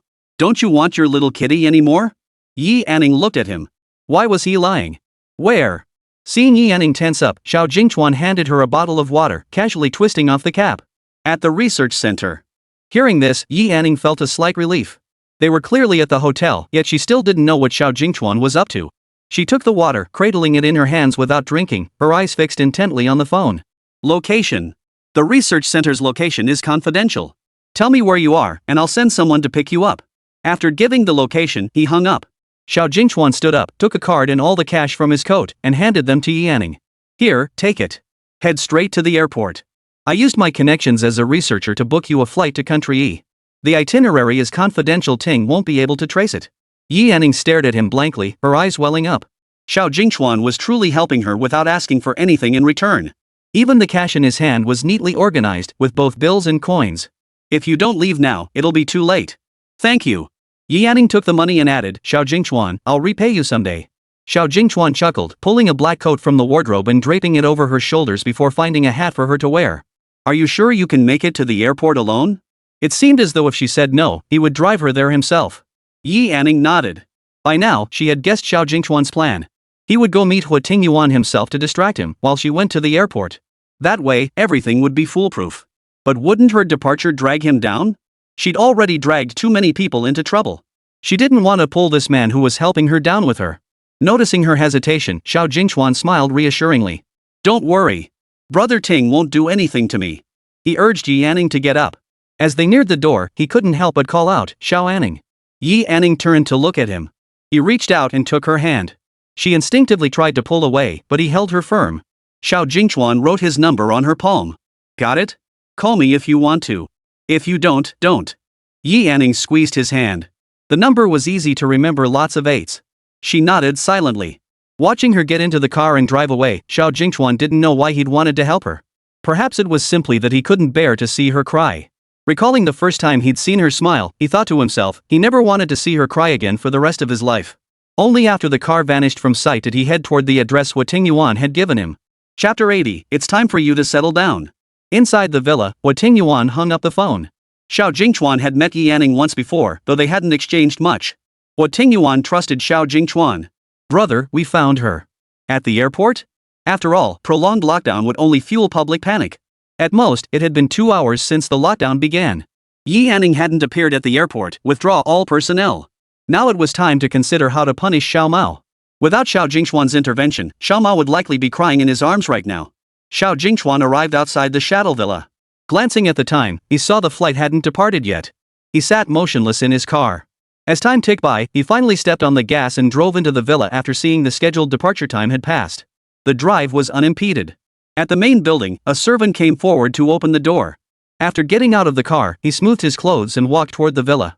Only after the plane took off did Ji Yanning press her hand to her chest, its rapid beating gradually slowing. At this very moment, she had escaped with the help of a man she had met only once, a friend of Huo Tingyuan's. She had left that unpredictable, volatile man who threatened her at the drop of a hat. Tears fell steadily down her cheeks. Ma'am, do you need assistance? The flight attendant handed her tissues, repeating the question in English when she didn't understand, then switching to Chinese. Yi Yanning shook her head. She was happy. From now on, no one could ever bind her again. She was free to live her life exactly as she pleased. Inside the Shadow Villa, the silence was deafening when only Xiao Jingchuan entered. Axel stepped outside to check, but no one was there. Stop looking, Xiao Jingchuan said. I let her go. After a few seconds of silence, Huo Tingyuan looked at him with a complex expression. Explain. As a brother who had grown up alongside Ting since childhood, Xiao Jingchuan knew how much Ting valued Yi Yanning. Otherwise, he wouldn't have brought her out to meet them. He had given the address and waited for him to bring her over, knowing full well that this was an act of trust. But now, he had not only betrayed Ting's trust, but also the years of friendship between them. Xiao Jingchuan didn't respond to that remark. Ting, let her go. She isn't happy by your side. Happy? What was happiness? Yi Yanning had come to him first. She was happy, but what about him? Huo Tingyuan rose with a hollow expression, pacing step by step toward Xiao Jingchuan. His hand rose, but seeing Xiao Jingchuan's closed eyes, he merely slammed it heavily onto his shoulder. Tell me. Why? Why let her go? Knowing Xiao Jingchuan, he wouldn't release Yi Yanning without reason. The answer was almost obvious. From the shock when he first saw Yi Yanning, to his subsequent bloom, to today's intervention, what else was there for Huo Tingyuan not to understand? You think hiding her away will keep me from finding her? Huo Tingyuan smiled. Jingchuan, it's time you settled down. This was an attempt to sever his lingering feelings for Yi Yanning entirely. Xiao Jingchuan froze. He'd anticipated a fight, even thought Ting might never speak to him again, but never expected this outcome. No, I won't agree to it. Even if it weren't for Yi Yanning, he wouldn't marry so easily, especially not to a woman he didn't love. You will. It wasn't a discussion, it was a declaration. Huo Tingyuan rose and left the villa, followed closely by Huo Yi. Once they were gone, Axel couldn't help but give Xiao Jingchuan a thumbs up. You've got guts, man. Stealing a woman from my brother? I respect that. He picked up a glass from the table. Here's to your happy marriage. I won't be attending. Xiao Jingchuan shot him a glance. What kind of clown was this? He snatched the cup from Axel's hand and downed it in one gulp. Expecting liquor, he discovered it was plain water. He set the cup down and patted Axel on the shoulder. At the very least, it should have been tea. Though Axel spoke good Chinese, he didn't catch the meaning. Watching the man's dashing retreat, he gave him another thumbs up. This guy was interesting. Axel resolved to get to know him better next time. If it had been him, he probably would have already smashed the cup in frustration. Chapter 81, The Crisis Revealed. Once in the car, Huo Tingyuan lit another cigarette, holding it between his fingers without puffing, letting it burn itself out. Huo glanced at him through the rearview mirror. Boss, where are we headed? The cigarette but extinguished. The man lifted his gaze. Country E. As for YE country? Based on his understanding of Xiao Jingchuan, he knew the man would arrange for Yi Anning to be sent to a country he hadn't yet visited himself. After a 10-hour flight, Yi Anning landed safely. She had no luggage. As the airport doors opened, a biting cold wind swept in. It was unexpected that even in June, the weather here still felt chilly. In a daze, she recalled the bright sunshine upon arriving in Country M and the sunglasses placed over her face. Pulling her coat tighter around her, Yi Anning felt a bit lost. Did Xiao Jingchuan know it would be this cold? She also wondered what Huo Tingyuan would do to him. Did the concept of friendship even exist in Huo Tingyuan's eyes? Stepping outside the airport, the scene differed from her expectations. Houses stood as small, detached structures, streets were wider, and traffic was sparse. Being alone in a completely unfamiliar place, it made her shiver involuntarily. A cold wind blew mercilessly across the back of her neck, sending another shiver through Yi Anning. She looked around for any shops. It was freezing. She followed the footsteps of someone ahead and entered a restaurant. A large fireplace dominated the interior, and the warmth enveloped her the moment she stepped inside. She found a corner to sit down. A waitress stood beside her with a smile. Yi Anning breathed a sigh of relief when she saw the menu. It was printed in Chinese. Hot soup arrived at the table. Yi Anning took a sip, warmth spreading through her body. After a moment's respite, she began to think about what to do next. With no common language and the bitter cold outside, she needed to find shelter before nightfall. Yi Anning waved to signal for the bill. The waitress approached, and Yi Anning pulled out the largest bill from her purse and placed it on the table. The waitress chattered away, but Yi Anning couldn't understand a single word. Seeing Yi Anning truly couldn't understand, the waitress turned and left. Moments later, another woman followed behind her. Judging by her attire, she was likely the waitress's supervisor. Again, they said something Yi Anning couldn't understand. She watched them nervously, suddenly remembering that the money Xiao Jingchuan had given her was from M country. Judging by their reactions, it probably wasn't accepted here. Can we use this? Yi Anning picked up the bill and held it out to them, but they couldn't understand either. Finally, the supervisor accepted the money and instructed the waitress to stay and watch over Yi Anning. They weren't going to detain her here, were they? Oh no. Stranded in a foreign place, it seemed she was about to get her first lesson in survival. Yi Anning stood up, but the waitress nervously blocked her path, muttering something Yi Anning couldn't understand. She wasn't trying to leave, she just wanted to see if there was a bank outside. When faced with problems, you just have to solve them. Now wasn't the time to complain about fate. Just as Yi Anning was frantically trying to figure out what to do, the manager walked over again, holding a small stack of cash. She held it out to Yi Anning, who frowned, as if the amount was too much and this was the change. But she had only given one bill, how could the change be so much? She wasn't sure if it was correct, yet the woman gestured for her to take it. She took the money. The woman made a gesture of invitation. Yi Anning glanced back at them every few steps. No one stopped her, in fact, they all wore smiles. Was money in M country that valuable? If Xiao Jingchuan had given her so much, didn't that make her rich now? In the restaurant corner, the two men exchanged a glance the moment they saw Yi Anning pull out the large bill. There's a saying that holds true anywhere, never flaunt your wealth. Yi Anning had intended to find a store to change into warmer clothes, but as she walked, she felt as though someone was following her. Could it be Huo Tingyuan chasing after her? She kept glancing back, but saw nothing. Huo Tingyuan wasn't the type to lurk around. Something felt off. She only just arrived here, she couldn't possibly have any enemies. After much thought, she concluded it must be related to her meal at the restaurant earlier. A woman's instincts are usually spot on when danger looms, and Yi Anning trusted hers implicitly. Surveying the deserted surroundings, she silently cursed her misfortune. Chapter 82, Misfortune Strikes Twice. The moment she turned back, a bucket of cold water was violently dumped over her. The icy liquid soaked her clothes, sending shivers through Yi Anning's entire body.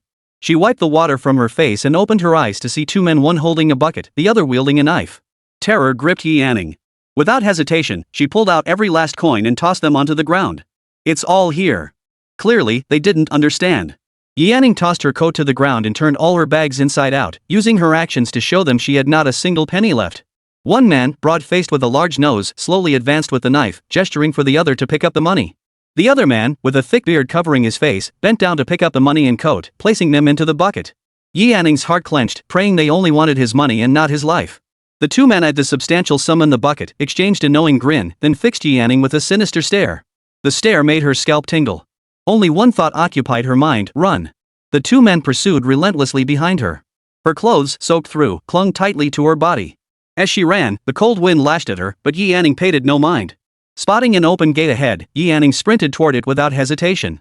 Seeing her direction, the two men behind her slowly halted their pursuit. Exchanging a glance, they began to back away. Spotting their retreat, Yanning had no time to think. She turned to find a man covered in black tattoos, his menacing gaze fixed on her. Just as she turned to flee, a sharp pain shot through her wrist, followed by a powerful force yanking her backward. Yanning screamed in terror, but aside from the two robbers who had just vanished, the area was completely deserted. Her cries quickly faded. Her desperate struggle against a man whose arm was thicker than her thigh was utterly futile. Within seconds, she was dragged through the gate.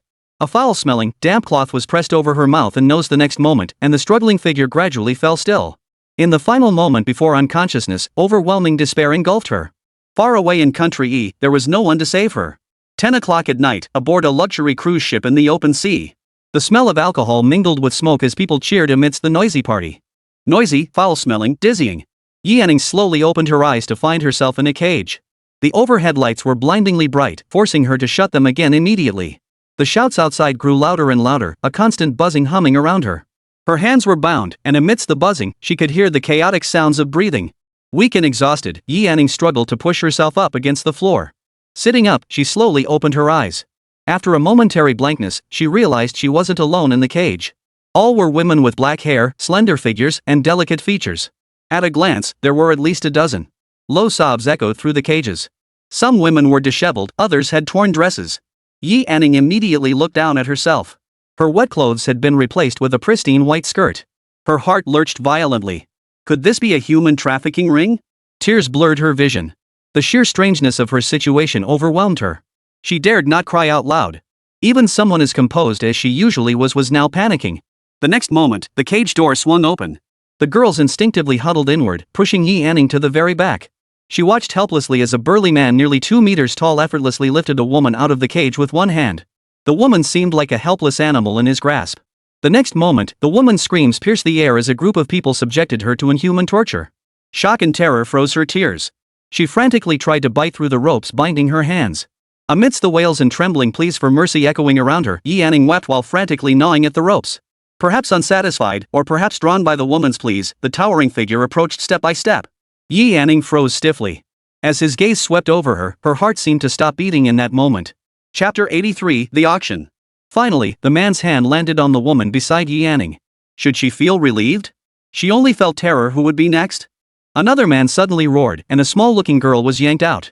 Behind her lay a rope, ground through and severed. Dragged from the cage, the girl screamed in terror. In desperation, she bit down on the man's arm. The pain made him swing her high into the air and slam her hard onto the ground. The blow was delivered with full force.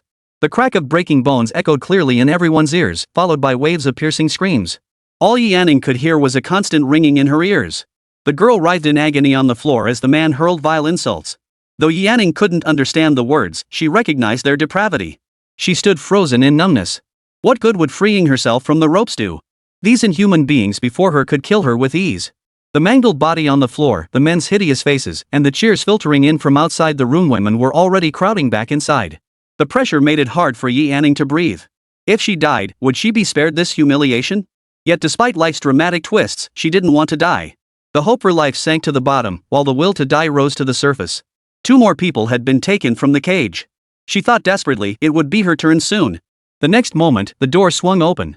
2 men entered and spoke with the man inside. Yanning couldn't understand or hear clearly. Her will to survive was fading. The next second, the iron cage opened, and Yanning was dragged out. Was this the end? Yanning let a broken smile curve her lips before closing her eyes, utterly lifeless. Go! The expected pain never came. Instead, a man shoved her while barking orders. Barefoot and numb, she followed them to the door. Someone bent down and hung a bell around her ankle. Each step chimed a stimulant for the men, the voice of death for the women. Outside, pitch darkness enveloped them. The jingle of the bell echoed, instantly silencing the roaring crowd below. The entire cruise ship hall echoed only with the crisp ringing of the bell. Yanning was led to a high circular platform. She was shoved inside, and the next moment, she heard the door slam shut. A blinding white light flooded her body. She was locked inside a transparent glass enclosure. The next moment, deafening screams erupted from the men. Terrified, Yi Anning stumbled backward, colliding with the glass. The incessant gingling of bells filled the air as she covered her ears, looking around in panic. Ladies and gentlemen, this is tonight's grand finale item. This line was translated into Chinese, and the auctioneer's words were simultaneously interpreted into various languages throughout the venue. She was going to be auctioned off? This was beyond Yi Anning's comprehension. People could actually be auctioned off? How absurd. And yet, there were so many people below the stage. How outrageous. As you can all see, she possesses skin as white as snow, a slender figure, and top-tier looks. Starting bid, 5 million. Each increment must be no less than 1 million. Bidding is now open. As the auctioneer's voice fell, a flurry of bidding calls erupted from the crowd below. 6 million. 8 million. 20 million. Wow, Mr. Bidder One has offered 20 million. Any higher bids? This beauty is exceptionally gentle and petite, perfect to take home as a pet. Amid the auctioneer's masterful hype, a new round of bidding commenced. 25 million. 30 million. 50 million. Yi Anning was bathed in white light. While others could clearly see every one of her movements, she could only perceive darkness and feel the hostile stares directed at her. Wow, our Mr. Number One has bid 50 million. Any higher bids? 50 million, going once. 50 million, going once. 50 million. 100 million. Anyone who bids higher, I'll crush them. The sudden sound of a familiar voice made Yi Anning's heart skip a beat. Her previously lifeless, numb eyes lit up. Chapter 84, just in time. Yi Anning couldn't see. After the voice faded, she thought it was just a dying hallucination. The sudden turn of events froze the atmosphere instantly. The auctioneer paused for just 2 seconds. Lighting technician, please spotlight the gentleman who just bid 100 million. A spotlight swept the room, finally settling on the staircase entrance. The man's towering height and striking features made him stand out even in the sea of people. Beside him stood another man of similar height, sporting a buzz cut. When the spotlight fell upon him, Yi Anning clearly saw his face. Her breath caught in that instant. She had actually spotted Huo Tingyuan here, still wearing the suit he'd worn to the casino, the top 2 buttons of his shirt casually undone as always. Wow, what a handsome gentleman. Looks like you're quite interested in our grand finale item. Now, any more bids? Clearly, the auctioneer hadn't heard Huo Tingyuan's remark. She was solely focused on driving up the price, growing more excited with each higher bid. Bidder number 1, are you going to raise your bid? If you miss out this time, you won't find such a gem again. To others, spending 100 million on a woman seemed like a terrible bargain. Seeing this, the auctioneer provoked him directly. Ha, looks like our Mr. Number One is getting cold feet. A wave of mocking laughter and sighs swept through the crowd. Mr. Bidder One was practically being carried along. Refusing to bid meant losing face, but going through with it risked Huo Tingyuan actually pulling the trigger. All sorts of people came here to play, and it couldn't be ruled out that someone might actually pull a trigger. What happened on the ship stayed on the ship, that was the rule. It seems our grand finale item will ultimately go to that dashing gentleman. Then, 120 million. Mr. Number One spoke up again. Huo Tingyuan sneered. The next instant, bang! The bullet pierced the man's forehead with pinpoint accuracy, all within the blink of an eye. Yi Anning could only see Huo Yi draw his gun without hesitation, aiming directly at her and firing. Chaos erupted instantly, screams and shouts of panic echoing through the room. The auctioneer remained unflappable. Everyone, please remain calm. Our personnel will handle this. There's no need for panic. Let's continue with the auction, shall we? Her voice rang out, and the sounds of fleeing below grew slightly quieter. Madness. Yi Anning felt like everyone had lost their minds. Huo Tingyuan's gaze fell unabashedly upon Yi Anning, a faint smile playing at the corners of his lips. 200 million. Continue. The entire hall fell silent. Who dared to bid now? The auctioneer knew continuing was futile and declared Yi Anning's final bid accepted by Huo Tingyuan. She had fled from him at all costs, only for him to appear and save her in the end. Yi Anning couldn't pinpoint her emotions. All she knew was that the moment she heard his voice, the weight on her chest lifted. That feeling, it was absurd, but she believed him. She believed he would save her. The glass door swung open. A burly man stepped forward to pull Yi Anning inside. Before his hand could touch her, that utterly emotionless voice cut through the air. Try touching her? The man's hand froze mid-air, slowly retracting. Huo Yi breathed a sigh of relief. He'd rushed like mad, but thankfully he'd made it in time. If he'd been even a moment later, he dared not imagine the consequences.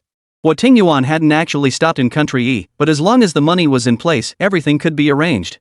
After investigating, they discovered Yi Anning had been robbed and even lured onto this ship.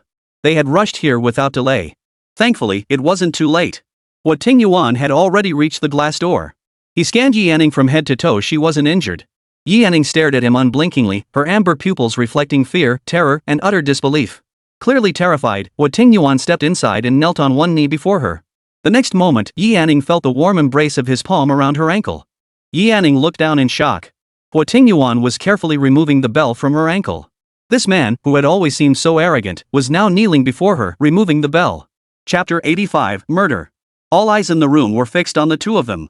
Even the usually unflappable auctioneer's eyes held a hint of surprise. A tall, handsome man who spent money like water had actually lowered his head and bent down before an auction item. In all my years on this ship, I've never seen such a thing. Huo Tingyuan tossed the bell aside casually. Rising to his feet, his face regained its usual icy composure. Yi Anning, you may flee. But do not escape in such a pitiful state. All the rage, all the fury, vanished the instant he knew she was in danger. Only one thought remained. Yi Anning must be safe. Tears fell onto the floor with a soft patter. Huo Tingyuan thought he might have been too harsh. She had just endured this catastrophe, their issues could be settled later. His large hand swept out, and Yi Anning fell into an embrace that felt both familiar and strange. Huo Tingyuan's towering figure made the person in his arms seem even more petite. No matter where you run, I will find you. The words seemed to carry layers of meaning, yet perhaps they meant only what they said. The men below watched with playful eyes, while the women gazed with blatant envy. It seemed everyone had forgotten the terrifying scene that had just unfolded. Then again, what good people could possibly be found aboard this ship? Yi Anning's sobs grew louder. Huo Tingyuan released her, scooped her up in his arms, and carried her away. She buried her face in his chest, her body shaking with sobs. The ship wouldn't dock until tomorrow morning. In the cabin, the doctor gave Yi Anning a cursory examination. She'd merely suffered a fright. Her inner strength was forged by witnessing Huo Tingyuan's ruthless actions without batting an eye. Otherwise, she might have lost her mind.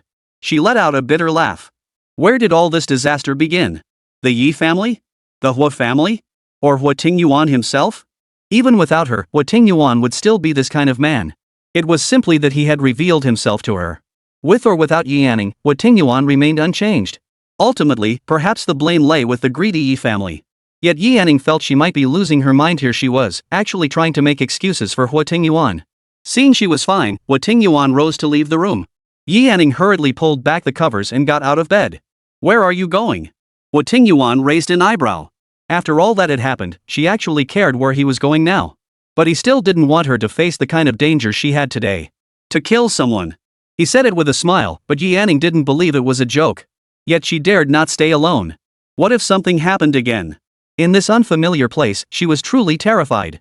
Seeing her distress, Huo Tingyuan frowned. You jumped off the 5th floor to escape, and now you're scared? His words made Yi Anning feel utterly wretched. Her eyes stung again. If she'd known this would happen, she might as well have jumped from the 5th floor and shattered herself to pieces. At least that would have been quick. Seeing her on the verge of tears again, an inexplicable irritation washed over Huo Tingyuan. He coldly ordered, "Put your shoes on." That familiar tone. Yi Anning sniffed back tears and obediently laced up her shoes. Seeing her resigned yet compliant expression, Huo Tingyuan couldn't stay angry. She was spoiled rotten. He walked ahead, Yi Anning trotted obediently behind. Huo Yi couldn't help but regard her with renewed respect. After such a major incident, she managed to recover completely. Clearly, the boss had no intention of punishing her. She was someone with real capability. Pushing open the private room door, they found a man in his 50s from country E seated inside, with a beautiful young woman standing beside him. They didn't look like they were here to kill, rather, they seemed to be here for business negotiations. Yi Anning's anxious heart eased slightly. This man's attire suggested he was no ordinary person, especially his neatly trimmed white short hair, radiating authority and maturity. As they sat down, Huo Tingyuan naturally placed fruit in front of Yi Anning. She froze. The gesture felt practiced, as if he'd done it countless times. The man studied Yi Anning for a moment before uttering a phrase she couldn't understand. Is this the person you're looking for? The question came from the beautiful woman beside him. Yi Anning suddenly understood she was the interpreter. Faced with the obvious truth, Huo Tingyuan dismissed the question as foolish. I promised you, and you won't get a single cent less. The man smiled and took a sip of wine. Pleasure doing business. Huo Tingyuan's expression was neither smiling nor frowning. You have your rules. Naturally, I have mine. Of course. However, the man paused. You caused quite a bit of trouble on the ship just now. Yi Anning immediately thought of the man Huo Yi had killed. She lowered her head, worried that Huo Tingyuan might get into trouble. Huo Tingyuan smiled faintly. Then we'll have to trouble General Ivanov. This man was actually a general. Huo Tingyuan seemed to know influential figures in every country. Ivanov remained silent, taking a sip of wine as if the matter was difficult to handle. This look meant he wanted more. I've said it before, anything money can fix isn't a problem, Huo Tingyuan replied, sounding perfectly reasonable. But he mimicked Ivanov's earlier tone. I'd advise you to know when to quit. Hearing this, Ivanov paused mid-sip. He'd been demanding a whopping 10 billion, but this man clearly wasn't someone to be trifled with. A flash of shrewdness crossed his eyes. Naturally, no one would dare cause you trouble. Before coming, he'd researched Huo Tingyuan's background. Weighing the pros and cons, it was better to have more friends than more enemies. Just as he pondered this, Huo Tingyuan chuckled, "The general is a wise man." Clearly, some undisclosed deal existed between them. Yi Anning remained unaware that Huo Tingyuan had spent a fortune to clear a path to find her as quickly as possible. The sound of knocking outside interrupted the conversation between the two inside. The door swung open, and 3 men were thrown inside the heavily tattooed man who had robbed Yi Anning and brought her aboard the cruise ship. Following them were Hui Yi and several men in military uniforms. All 3 men bore injuries of varying severity. The 2 robbers lay sprawled on the floor, their faces bruised and swollen, while the third, seemingly more physically fit, knelt on the ground. Seeing the man who had drugged her again, Yi Anning's breathing quickened, her body trembling slightly. Huo Yi walked over to Yi Anning and placed the stolen money and jacket beside her. Huo Tingyuan shot him a displeased look. Why bother retrieving the money and coat from other men? Yi Anning was in no state to care about such things. The man with the large nose struggled to lift his head. Spotting the figure seated beside Huo Tingyuan, he began sobbing incoherently, begging for mercy. Huo Tingyuan frowned in disgust. Tisk. The next instant, Huo Yi drew a dagger from his waist. With a swift motion, he slashed the man's carotid artery, creating a long gash. The action was so fast that Yi Anning hadn't even registered what was happening. The man grunted and collapsed to the ground, blood gushing from his neck. Chapter 86, Settling Accounts After the Fall. Yi Anning gasped for breath, her face instantly turning pale. Blood dripped from the dagger in Huo Yi's hand. Huo Tingyuan hadn't been joking when he said he came to kill. The next second, Huo Yi grabbed the other bearded man by the hair, pressing the dagger against his throat, forcing him to lift his head with difficulty. Too terrified to scream, the man could only make muffled sounds while staring at Yi Anning, his eyes filled with pleading. Yi Anning stood rigid, her hands clenched into fists from sheer tension. Seeing her trembling state, Huo Tingyuan ruffled her hair. He'd told her to rest in the room, but she couldn't bear to stay away, and now this scene was tearing her apart. The general inside the room remained silent. If Huo Tingyuan had needed it, a single word from him would have been enough for the soldiers to swiftly dispose of the remaining 2 men.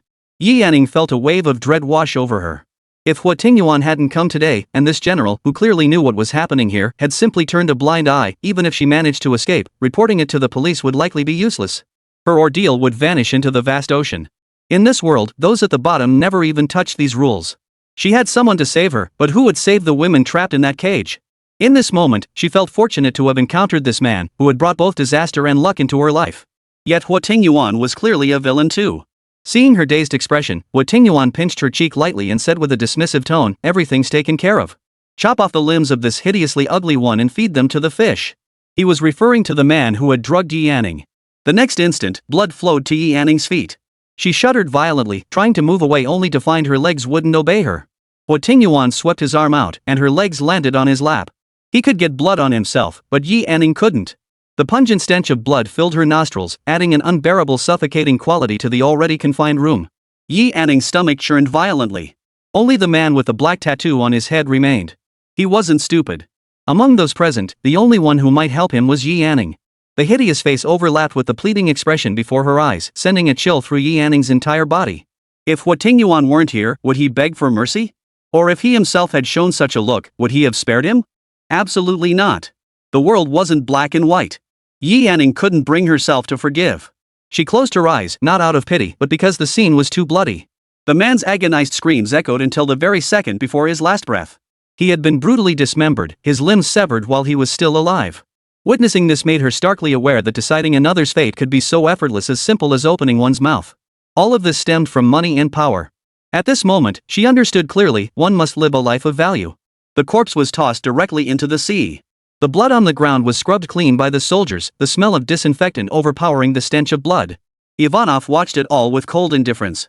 Not a soul on the entire ship cared to them, these were mere ants. Once the matter was settled, Huo Tingyuan carried the pale woman in his arms away. Ivanov raised his eyes slightly. "Take your time." He had intended to settle their unfinished business once the matter was resolved, but unexpectedly, Yi Anning had fallen asleep in his arms. It wasn't Yi Anning's fault. She'd fled M country overnight, been too excited to sleep on the plane, and then endured all this after landing. Now, enveloped by Huo Tingyuan's unique scent, she relaxed and felt overwhelmingly tired. Even she hadn't realized it, this man who instilled fear in her also brought her a sense of security. On the plane, Huo Yi glanced at the woman sleeping with a cute eye mask, then looked away. But moments later, his gaze returned. She looked anything but someone about to be punished utterly at ease. It seemed this incident would be brushed aside lightly once more. He had no idea what kind of magic potion Yanning had slipped the boss, but he hoped this incident would finally put an end to her antics. The sleeping woman removed her eye mask and rubbed her eyes groggily. Yanning, awake? Yanning nodded. Before she could speak, Huo Tingyuan added, now that you're awake, it's time to settle the score. This statement struck Yanning with terror no less intense than when she'd learned she was to be auctioned off. Her eyes snapped open, and she realized she was on a plane. Are we back in Xia? Seeing her evasive response, Huo Tingyuan scoffed. Yes. Come get some water. Huo Yi found the scene unbearable to watch and closed his eyes to rest. What could possibly go wrong? Chances were, Yanning would charm her way out of it effortlessly once again. Yanning sipped her water cautiously. Huo Tingyuan didn't seem overly angry. If she apologized proactively, it should be fine, right? Soon enough, she would learn just how unforgiving this man could be. Returning to the estate, Yanning no longer felt the urge to flee as she once did. Instead, a strange sense of relief washed over her. Even after dinner, Huo Tingyuan hadn't mentioned settling accounts. Yanning thought the matter was dropped, but then Huo Yi led several people in white coats into the room. Huo Yi had been equally surprised by the notification, seemingly intent on settling accounts properly. Noticing Yanning's shifting gaze, Huo Tingyuan's smile widened. Have you eaten your fill? A wave of dread washed over Yanning. Her stomach churned. Should I be full? Looks like you are, he said, beckoning to the men in white coats. Implant the chip. Yanning stared in disbelief at his calm, composed face. She shook her head violently, desperate to change this outcome. No. I know I was wrong, Huo Tingyuan. Please, don't. Meeting her clear, innocent eyes, Huo Tingyuan showed no mercy this time. What do you say? Maybe we should have the doctor examine that tongue of yours. Why can't you ever call for help? Had he hesitated even a moment longer, the consequences would have been unimaginable. After much deliberation, he concluded that implanting the chip was the only way he could feel at ease. The man who had gently knelt to untie her bell on the ship had now reverted to his former self.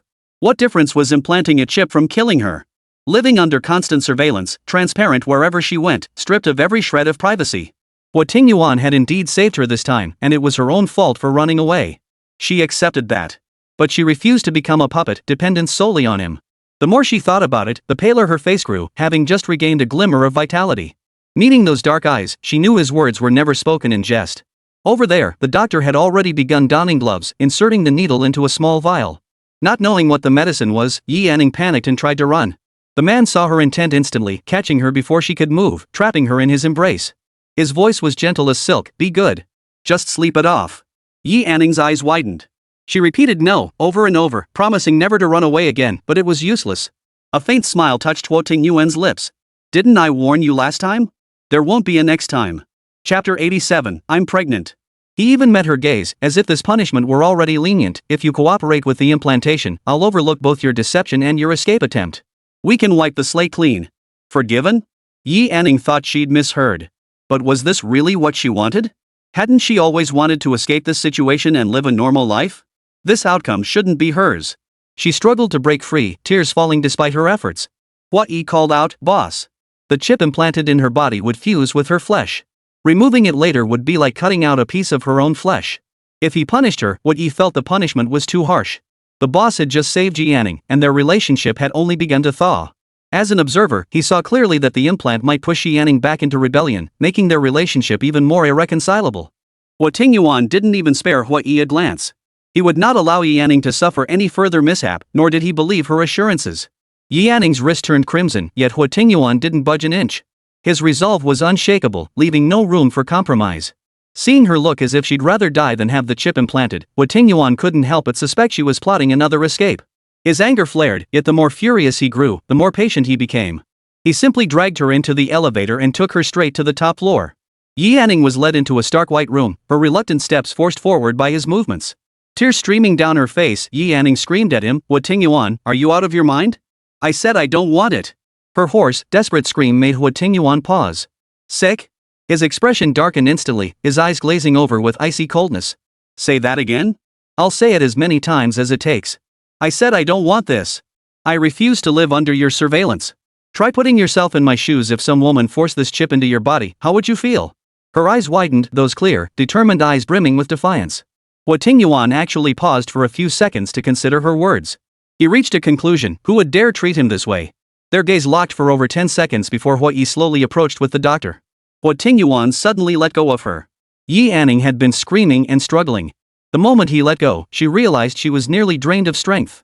Without his support, she collapsed limply onto the floor. Had her words moved him? Yi Anning clutched her chest, her breaths rising and falling heavily. Boss. Seeing her state, Huo assumed Huo Tingyuan had relented. But Huo Tingyuan issued his command with his usual condescending tone, implant. Yi Anning snapped her head up to stare at him, unable to believe her ears. Reasoning didn't work. Force didn't work. Who on earth had raised this devil? Yi Anning watched in terror as the doctor approached with the needle. She stood up to run, but Huo Tingyuan remained rooted to the spot, showing no intention of chasing her. The next moment, Huo blocked the doorway, averting his gaze to avoid meeting hers. You can't leave. Failing to intimidate him, Yi Anning turned and immediately softened her tone. Sweetheart, don't treat me like this. Please don't implant the chip. I promise I'll never run away again. Give me another chance. If it happens again, I won't say a word. Please? She waited expectantly for that okay from Huo Tingyuan's lips. No. His response came without hesitation. Had he not known Xiao Jingchuan well, or if Xiao Jingchuan had sent her to another country, he might never have found this little kitten again. Another time? With these two experiences under his belt, he'd likely never find her again. That thought alone made it impossible for Huo Tingyuan to soften his heart. She'd been given countless chances, yet failed to seize a single one.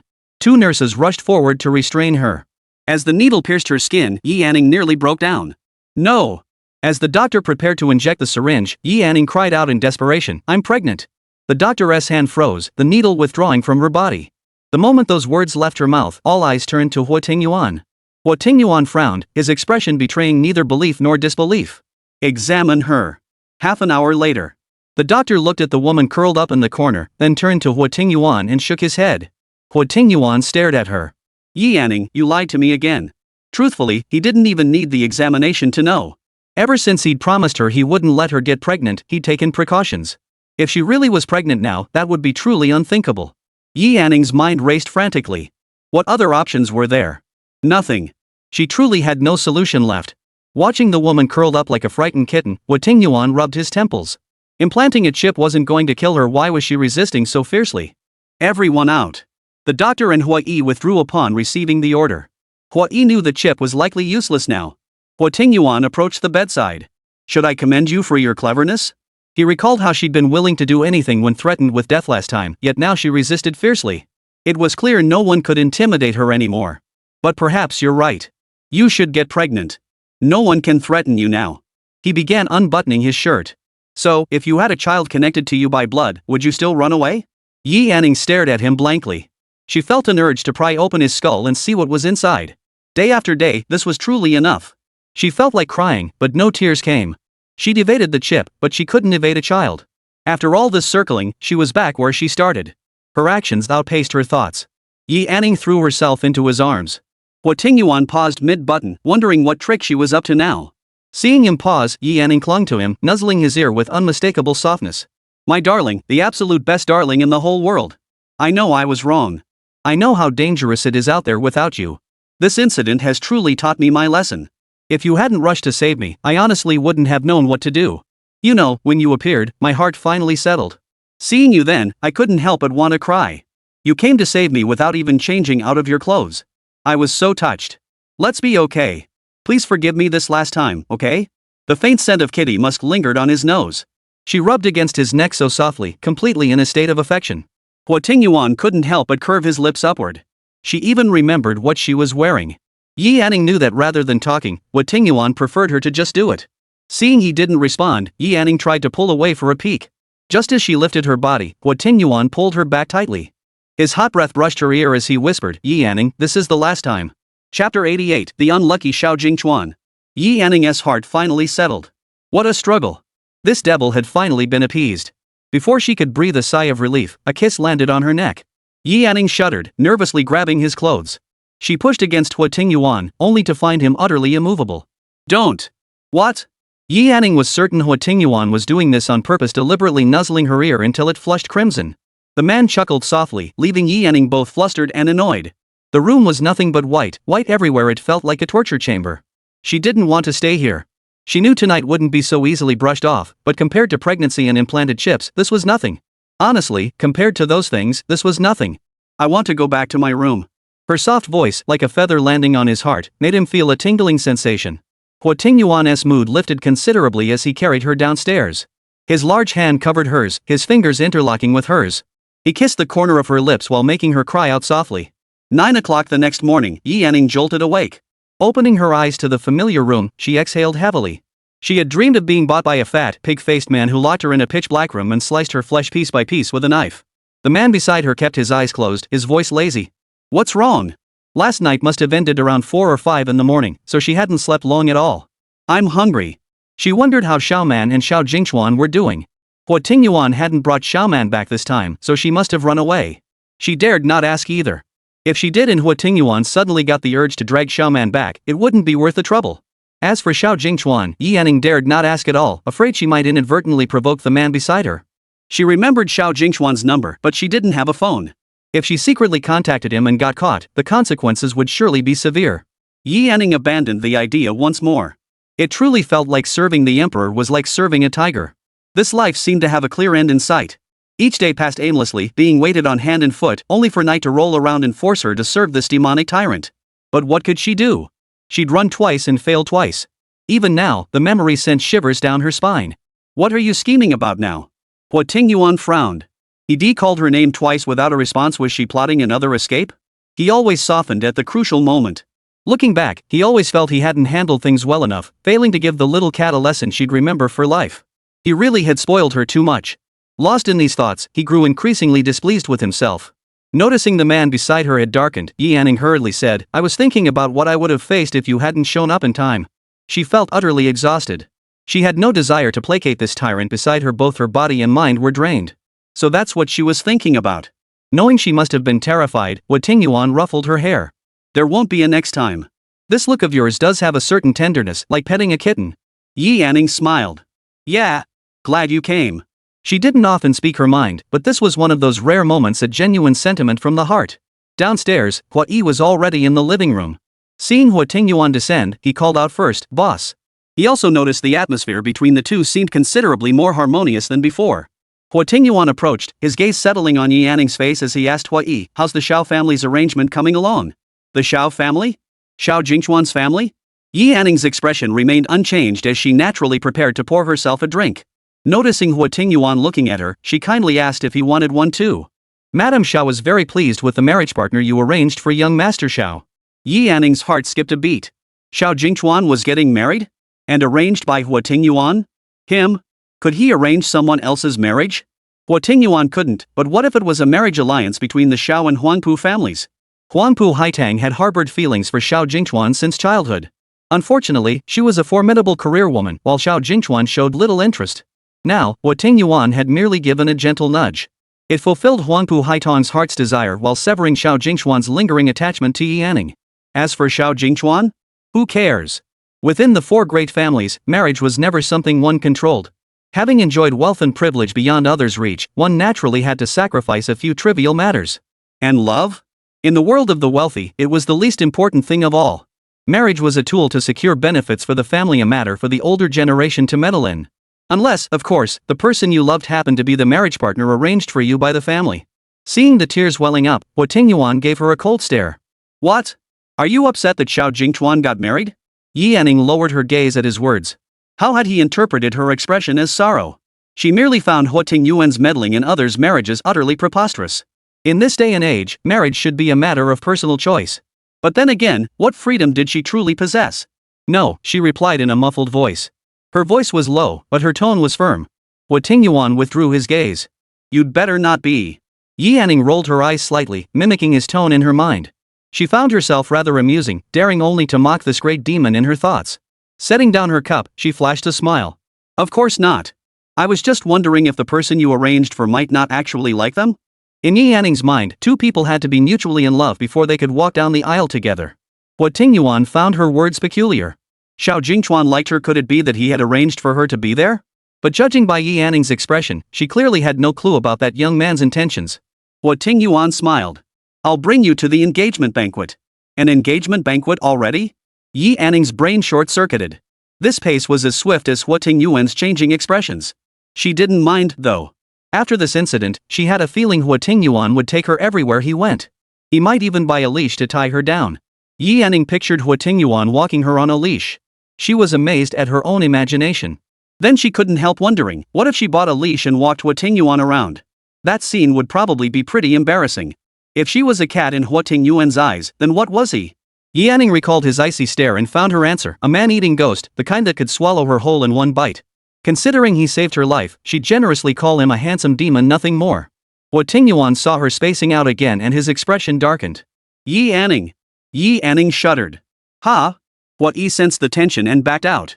The man beckoned her with a flick of his finger. Yi Anning nervously lifted her cup for a sip, her eyes darting around. She hadn't done anything to upset him, had she? Right.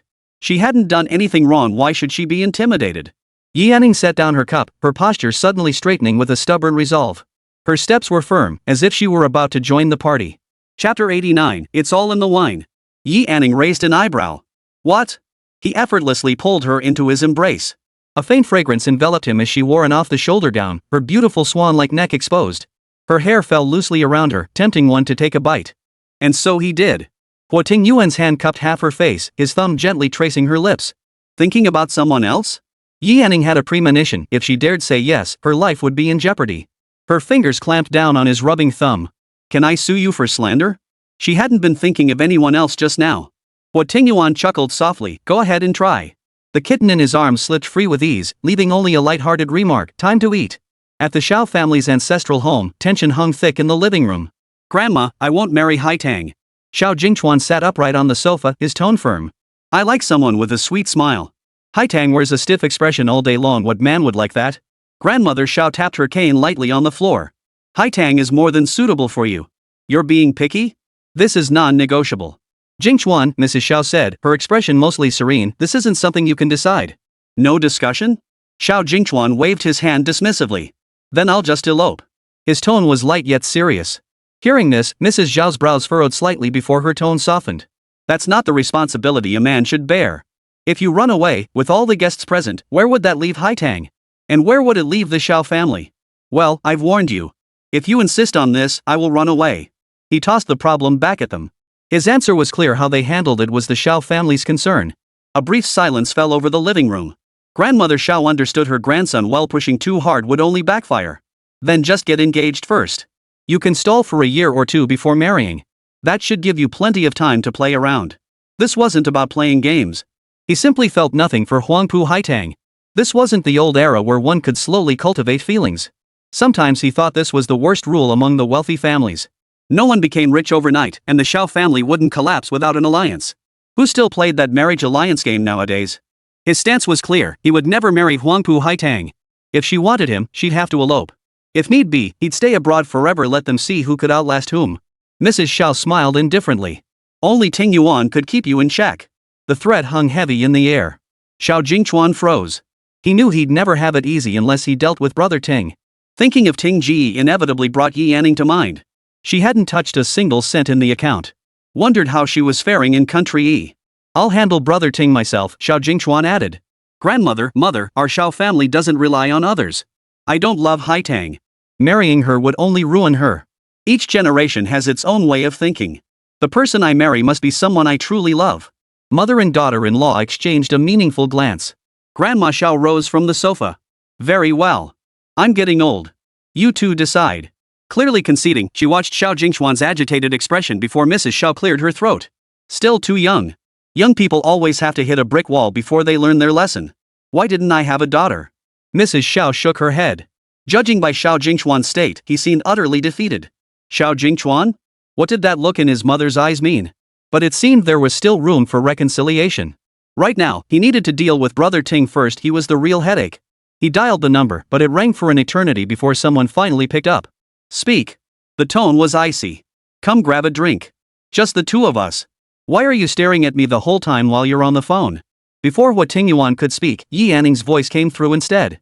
Her voice carried clearly, proving they were standing very close. Xiao Jingchuan froze. Had she been brought back? But Yi clearly sent her to country E. How could this be? And so quickly, it had only been 2 days. Xiao Jingchuan held his phone before his eyes, utterly disbelieving. You pick the location. With those words, the call ended abruptly. Xiao Jingchuan stared blankly at the phone. He couldn't have misheard. Then he remembered the money in her account hadn't been touched. Had she really not escaped? Inside the imperial suite. This time, Huo Tingyuan had arrived first. Xiao Jingchuan entered the room and scanned the space, but saw no sign of the petite figure. He walked over, sat down, poured himself a glass of wine, and drank it in one gulp. After downing it, he lifted his gaze to meet Huo Tingyuan's eyes, his own holding no trace of concealment. Ting, I do like her. I liked her from the very first moment I saw her. He didn't deny it, yet he had never once considered fighting for her. He had intended to forget her by going out to clear his mind, yet fate had brought them together again. Xiao Jingchuan felt it was fate playing tricks on him. Huo Tingyuan watched him silently, waiting for more. I need to apologize to you, but I don't regret helping her. This apology comes from me as your brother. This lack of regret comes from me as myself. If given another chance, he would still make the same choice. If she liked you, I wouldn't say a word. But she's afraid of you. The man, who had been expressionless, heard these words and his dark eyes darkened. Afraid of him? Xiao Jingchuan still remembered Yi Anning's terrified expression when he mentioned Brother Ting in the car. Huo Tingyuan said nothing, pulling out his phone and placing it on the table. He tilted his chin, gesturing for Xiao Jingchuan to look for himself. Confused, Xiao Jingchuan obediently picked up the phone. It displayed chat logs between Brother Ting and a woman. His brow furrowed deeper with each line, until he saw the photo sent by the other party, Yi Anning herself. His frown instantly relaxed. Every word and sentence showed Yi Anning taking the initiative. She even said she liked Brother Ting. Huo Tingyuan leisurely swirled the drink in his hand. Just a little spat, got a bit harsh with the kitten, and she went off crying and running away from home. Guess you happened to catch it. And you? You just shipped her off to country E. His heart sank. Xiao Jingchuan seemed to grasp something as he looked up and asked, but she said the Yi family forced her to go. After all this time by my side, is she pregnant? Huo Tingyuan chuckled. Or are you implying I'm inadequate? Huo Tingyuan wore a smile, but inwardly he was deeply annoyed. Xiao Jingchuan truly didn't treat him as an outsider, spilling everything to him. With the evidence laid bare, Xiao Jingchuan showed none of the anger or disappointment one might expect. Instead, he seemed almost relieved. Well, this is for the best. At least Yi Anning had been willing. If a girl had been forced to bear another man's child, or even imprisoned, that would have been the most terrifying outcome. Everything was fake, proof that it never happened. Xiao Jingchuan filled his glass to the brim, then clinked it against Huo Tingyuan's without waiting for a response. It's all in the wine. He downed his glass in one gulp. Seeing Huo Tingyuan hadn't touched his, he raised an eyebrow and reached to pour again. Chapter 90, Freedom. Huo Tingyuan pressed the bottle down with one hand and downed the drink in his other in one gulp. Not a word was spoken, but Xiao Jingchuan knew the matter was settled. Halfway through drinking, Xiao Jingchuan suddenly asked, Brother Ting, how did you get my grandmother to agree? Grandma Xiao, being of advanced age, usually didn't meddle in such trivial matters. She adhered to the belief that children should find their own happiness. Who would have thought she'd suddenly pressure him into marriage? Huo Tingyuan replied with a casual shrug, I just told the old lady you found a foreign girl in M country and you're head over heels for her. Though the old lady avoided meddling in such matters, she was deeply traditional at heart and must have been anxious. When Huo Tingyuan repeated the same words to Huangpu Haitang, both sides would naturally find a way forward. With just a subtle nudge from him, Huangpu Haitang's feelings toward Xiao Jingchuan would naturally steer toward the path Huo Tingyuan desired. One sentence to destroy a person poisonous enough. Xiao Jingchuan couldn't help but applaud him inwardly. It had been effortless. With this matter finally settled, the rain fell steadily on the way back. Xiao Jingchuan sat in the car, extending his hand out the window. Raindrops fell onto his palm. A faint smile played on his face, perhaps relief, or perhaps an emotion even he couldn't quite name. July arrived unnoticed, and the outdoor temperatures grew increasingly scorching. Yi Anning had become much more settled since her return.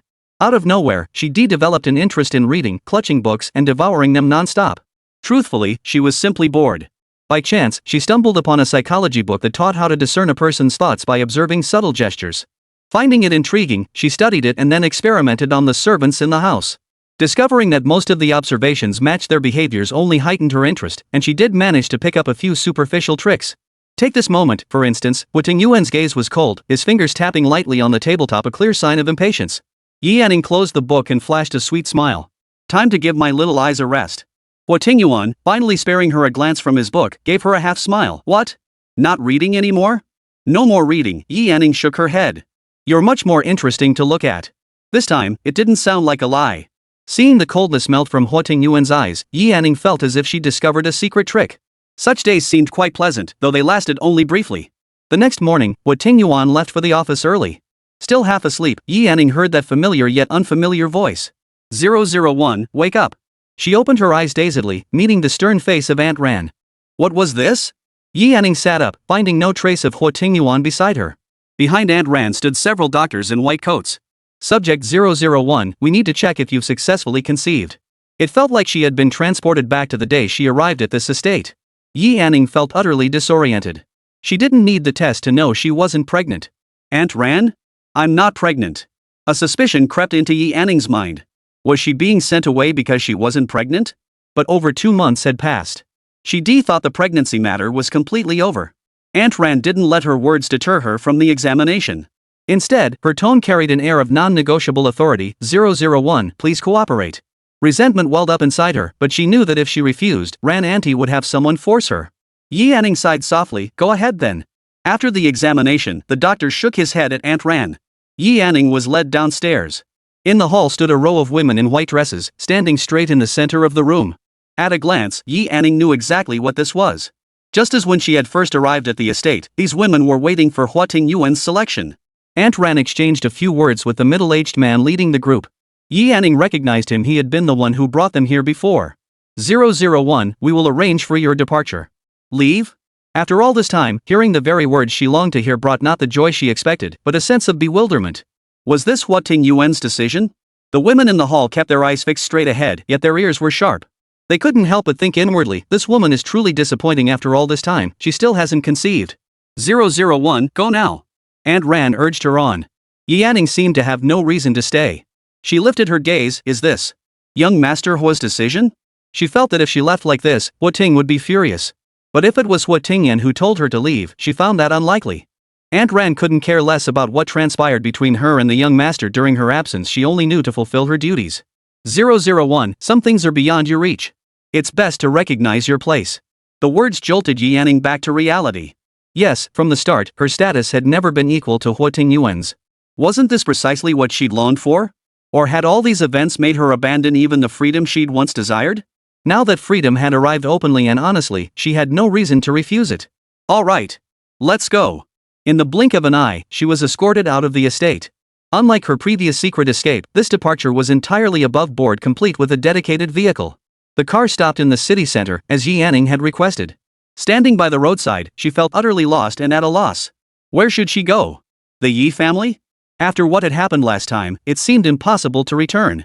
And so, Yi Anning wandered aimlessly through the streets.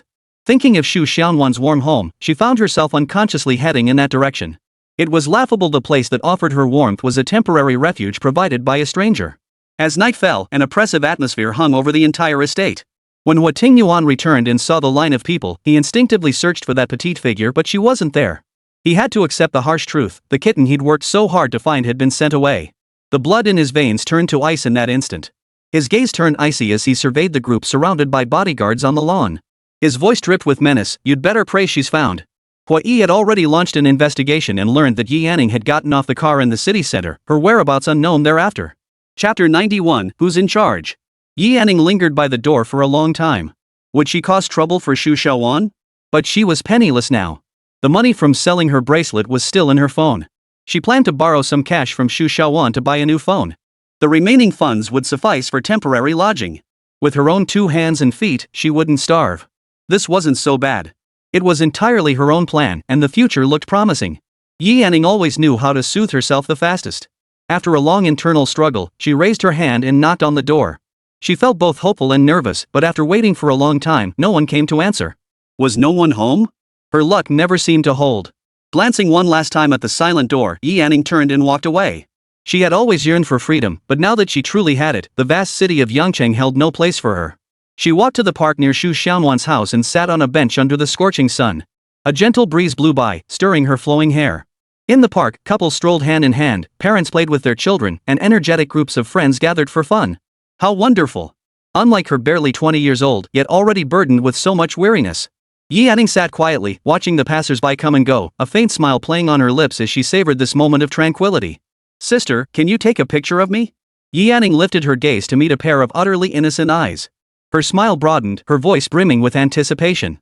It was a sweet, soft little girl, seemingly about her own age. Yi Anning naturally wouldn't refuse. Taking the camera, she carefully snapped a photo for her.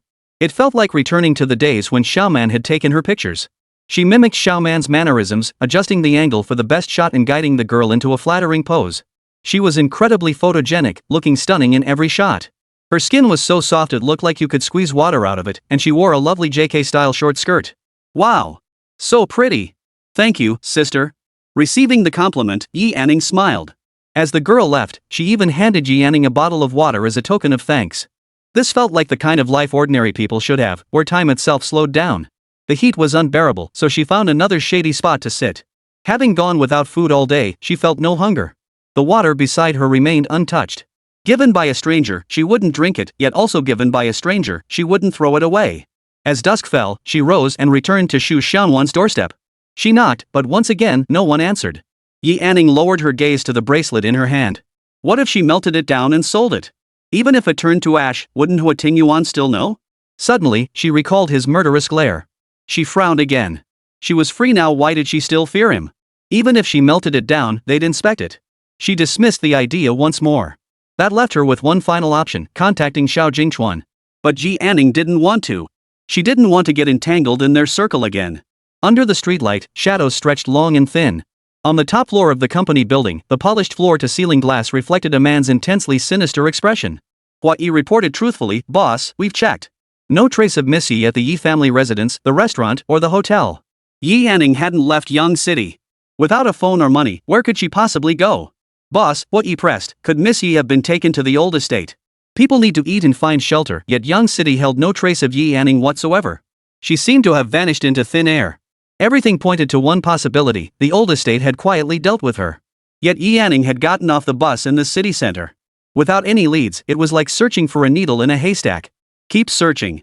Huo Tingyuan's eyes glowed crimson as he rose, his entire being radiating a dark, menacing aura. With those words, Huo Tingyuan sped off toward the old mansion. Hua Yi dared not delay. This rage could only be extinguished by finding Yi Anning. Otherwise, more people would suffer. Inside the car, as the speed slowed, Huo Tingyuan dialed Asen's number. The call was answered instantly. "Go to the estate and bring back those two useless pieces of trash from the old mansion." He hung up before the other end could respond, and the car accelerated to 180 miles per hour. When Huo Tingyuan arrived, Asen was already there, accompanied by a contingent of bodyguards. The butler of the old house, seeing this, hurried inside to report. "Master. Mistress. Young master has returned." Huo Tian raised an eyebrow. Such a fuss. Before he could finish, a figure crashed to the ground at his feet. Huo Tian glanced down, his expression unflinching. Mrs. was smoothed the hem of her skirt. "Go fetch the doctor." The couple remained uncharacteristically calm, clearly viewing this as a minor incident of no consequence. Following closely behind was Huo Tingyuan, his face cold and fierce, radiating an intense aura of lethal intent. Asen blocked the butler heading to fetch the doctor. Without Huo Tingyuan's permission, no one was to leave the hall. Huo Tian lifted the tea before him and took a sip. "Is this how you handle things?" His words carried nothing but reproach. Bang! A gunshot rang out. The man writhing in agony on the floor ceased breathing instantly. Huo Tingyuan had fired the shot himself. "What's the rush?" Huo Tingyuan smiled instead of anger. "Isn't this just an appetizer for you two elders?"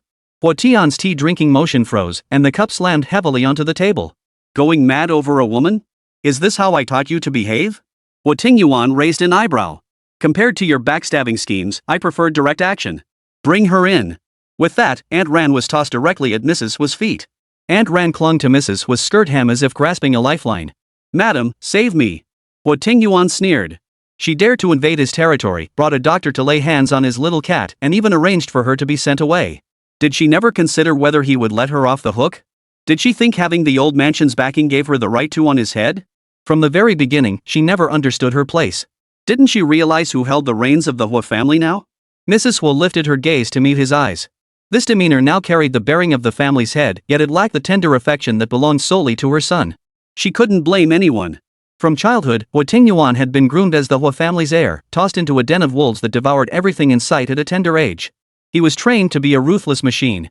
This forged Huo Tingyuan's ruthless decisiveness and his utter disregard for kinship. "How dare you?" Huo Tian slammed his cup down. "Do you think we're dead? One woman has made you lose your mind, so she doesn't deserve to live." The words instantly ignited all the rage within Huo Tingyuan. He fired directly at Aunt Ran. The bullet struck her heart. His eyes blazed with murderous intent. "Let me remind you, the Huo family is under my command now." He holstered the gun. "Interfere with my affairs again, and the entire Huo family will suffer." This wasn't a warning. Asen knew the boss was capable of doing exactly that. Huo Tian's face twisted with fury as he pointed at Huo Tingyuan, seething, "You dare? Then go ahead and try." "See if I dare," Huo Tingyuan sneered contemptuously. See if you dare meddle in my affairs or try to control your Huo family members. Don't forget I don't discriminate when it comes to killing. Each word pierced through every person present. Not a shred of jest existed in his words, only pure threat. Chapter 92, Taking It Slow with Her. Things he'd never cared about before the old mansion could be arranged however they pleased. He'd always been indifferent. Now that he cared, if he didn't resolve it once and for all, it would only breed more trouble later. And he hated unknown troubles, especially when those troubles could potentially threaten Yi Anning's life in the future. His goal was to eliminate the problem once and for all. His phone vibrated. It was an address sent by Huo Yi. No need to guess, it was Yi Anning's location. Asen noticed the oppressive atmosphere eased slightly when the boss checked his phone. Huo Tian clutched his chest in anger, feeling for the first time that Huo Tingyuan was slipping from his grasp. As for Mrs. Huo, she opened her mouth but ultimately swallowed the words she intended to say. Clean it up. Don't disturb the elder's peaceful retirement. Huo Tingyuan patted Asen on the shoulder and strode away. It was already 1 a.m. Yi Anning sat on a bench below Xu Xianwan's apartment building. A penny pinch as a hero. Yi Anning was helpless, left only to pray Xu Xianwan would return soon. When Huo Tingyuan arrived, he spotted her sitting alone on the bench from afar, looking like an abandoned kitten. His heart tightened with a dull ache. He hadn't given her money or a phone, leaving her stranded with nowhere to go but to wait here for the only woman who'd ever helped her. Imprisonment was never a long-term solution. With so much time ahead, Huo Tingyuan suddenly found himself wanting to take things slowly with her. Yi Anning. The sudden familiar voice startled Yi Anning as she swatted at a mosquito. She looked up in surprise. It was Huo Tingyuan. She had guessed that Aunt Ran sending her away wasn't Huo Tingyuan's doing, but she hadn't expected him to come looking for her after all. Wasn't Aunt Ran sent by the Huo family? Didn't Huo Tingyuan have to follow the Huo family's orders? With these questions swirling in her mind, she slowly rose to her feet. What greeted her was a firm, scorching embrace. His large hand rested on the back of her head while the other wrapped around her waist, pulling her tightly against him. Yi Anning's head was pressed against his chest, where she could hear the steady, powerful beat of his heart. His magnetic voice, tinged with a seductive allure, murmured from above her, "Yi Anning, come home with me." Home? Those two words held immense allure for Yi Anning, yet she still shook her head in Huo Tingyuan's embrace. Huo Tingyuan frowned, unusually restraining his temper. Don't want to go home? That was Huo Tingyuan's home, not hers. To her, it was merely a luxurious cage. Perhaps it was because everyone she had seen today seemed to have a clear direction in life. Yi Anning wanted to live with purpose and self-worth. Staying by Huo Tingyuan's side meant a life of comfort and security, but what about her own life's path? Huo Tingyuan might be interested in her now, but what about later? What could she offer him? Their relationship hinged entirely on one word from Huo Tingyuan. After this ordeal, Yi Anning wanted to live a life of meaning. Just like on that ship, she wanted to be someone who saved herself, not someone waiting for a faint hope of rescue.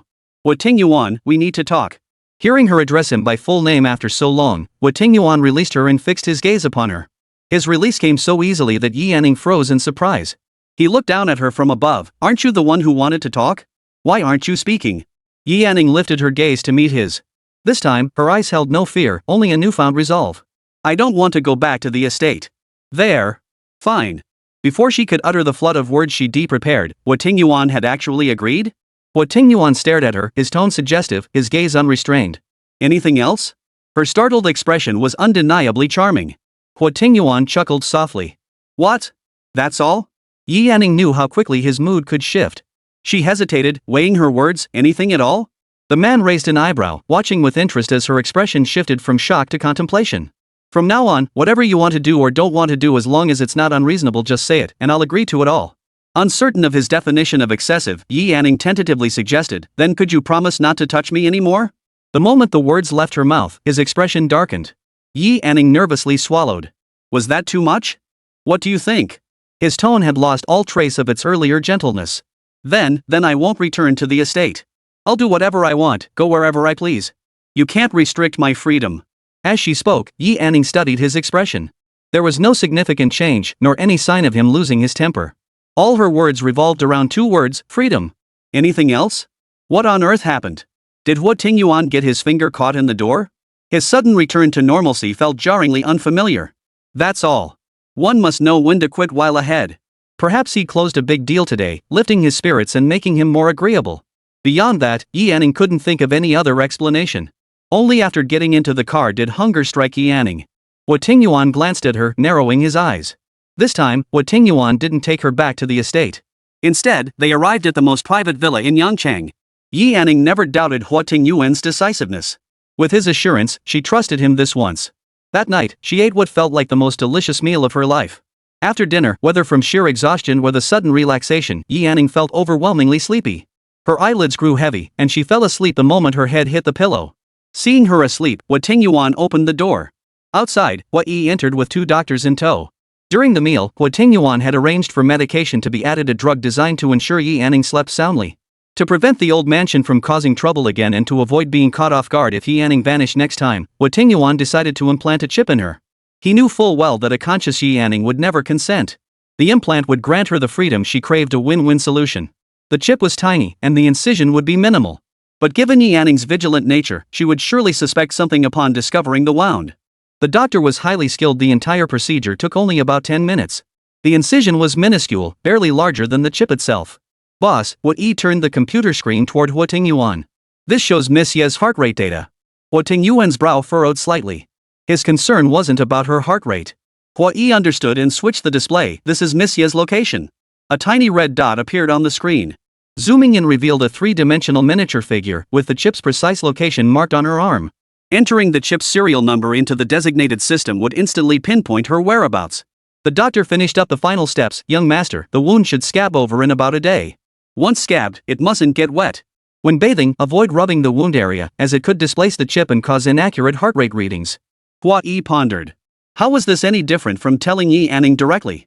An unexplained wound on her arm would inevitably raise suspicion. Chapter 93, Indifference. After hearing the doctor's instructions, Huo Tingyuan raised his hand, and everyone in the room withdrew. The chip was already implanted within her body. Without his permission, Yi Anning couldn't possibly remove it. There was little point in keeping it hidden. Huo Tingyuan didn't believe in playing hide and seek. He just wondered what kind of reaction the little cat would have when she woke up. The man turned off the light and headed straight for the bathroom. After his shower, he glanced at the bed. She still lay flat on her back. He lifted the covers, intending to pull her into his arms as usual, but the thought of her wound made him reconsider. Yi Anning slept for a long time. When she opened her eyes again, the sun outside was at its hottest. A slight stinging sensation on her arm made her look down instinctively. There, neatly stitched between her arm bones, was a small wound. The stitches hadn't scabbed over yet, and she could faintly detect a scent that wasn't from the shower gel. She couldn't help but touch it. Through the skin, she could faintly feel something unusual. A stitched wound had appeared on her body out of nowhere. It didn't look like an injury, but rather, the wound and that tiny chip overlapped in her mind. She sat numbly on the bed, her mouth opening slightly as her brain frantically pieced together the sequence of events.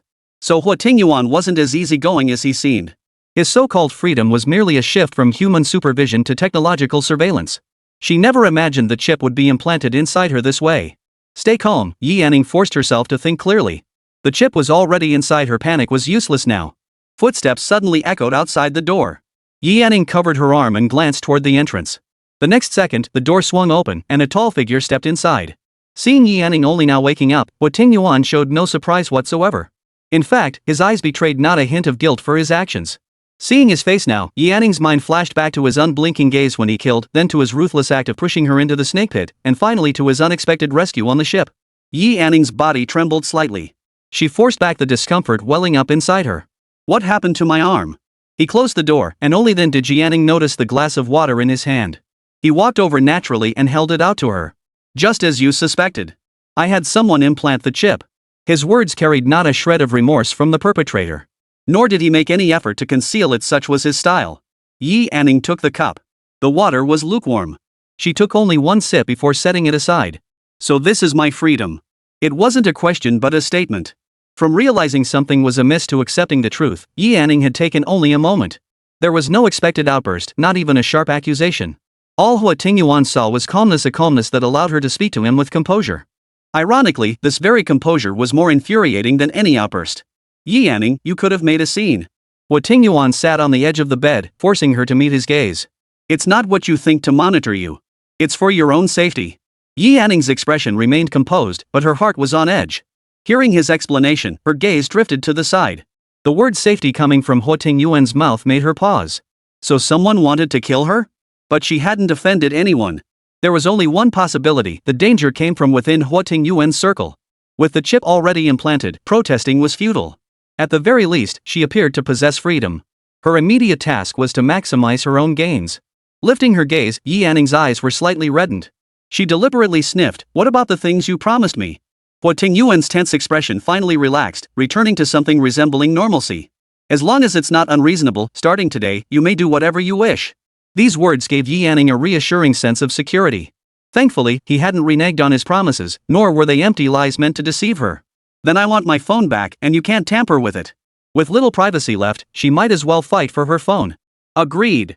The agreement came swiftly, a classic case of slapping someone and then offering candy. She took the candy, but the slap?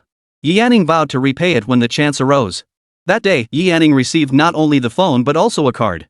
You're not allowed to think about selling the bracelet, and you definitely can't use other men's money. This time, Yi Yanning would rather sleep on the streets than sell the bracelet, and Huo Tingyuan was satisfied. Little did he know that given the circumstances, Yi Yanning would have sold it. The phone was brand new. Huo Tingyuan truly hadn't tampered with it. She inserted the SIM card and logged into a messaging app she hadn't used in ages. To her surprise, there were messages from her family, though they appeared to be quite old. There was also a concerned message from Shu Xianwan. Yizhen, Anning, hurry up and beg young Master Hua for mercy. Seeing this, Yi Anning frowned. Mrs. Yi's message then cleared up her confusion. You brat! How dare you have young Master Hua send us to a deserted island? I've wasted my time raising you. You'd better beg him to reverse this decision immediately. Yi Anchue, the Yi Anning. How dare you? I won't let you off easy. Yi Anning raised an eyebrow. Make her life miserable?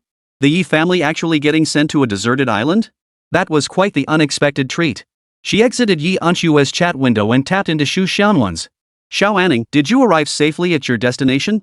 This person who offered her moments of warmth, the first she thought of when facing trouble, so many words she wanted to say, yet in the end, she only replied with 3.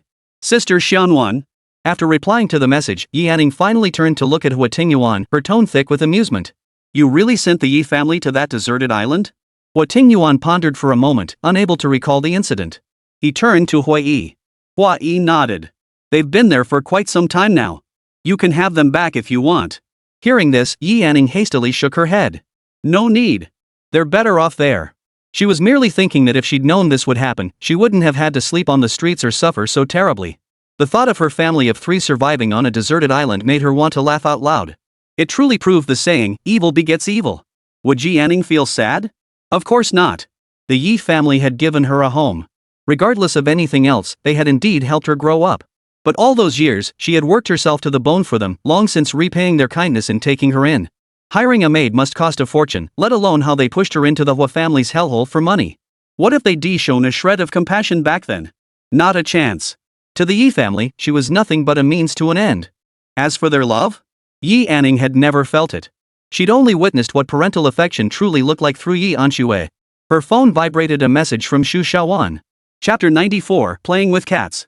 What's wrong? Did something happen out there? Those few simple words made Yi Anning want to cry again. She only called once, and Shu Xiaowan had already sensed her mood. That's how people are. Sudden concern is the most unsettling. Seeing her reddened nose, Huo Tingyuan frowned and snatched the phone from her hand to glance at it. What are you doing? Yi Anning reached out to grab it back, but a sharp pain shot through her arm as she raised her hand. She had no choice but to lower her hand, glaring at this man with no sense of boundaries. Huo Tingyuan pulled her into his embrace, holding the screen between them. It's just a message. What's there to be sad about? Huo Yi sensibly stepped outside. The two didn't seem like they'd just argued. Clearly, the boss had his own way of smoothing things over. The boss is just amazing. As if Huo Tingyuan understood anything.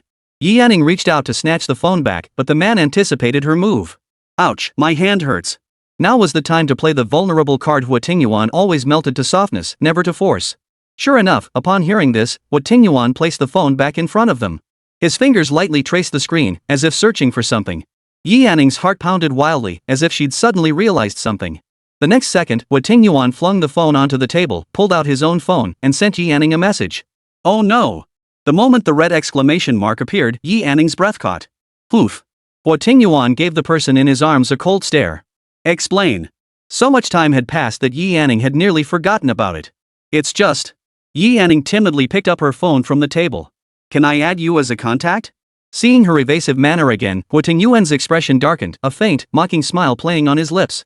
When? The first time I ran away. I wanted to put an end to everything involving Xiagua.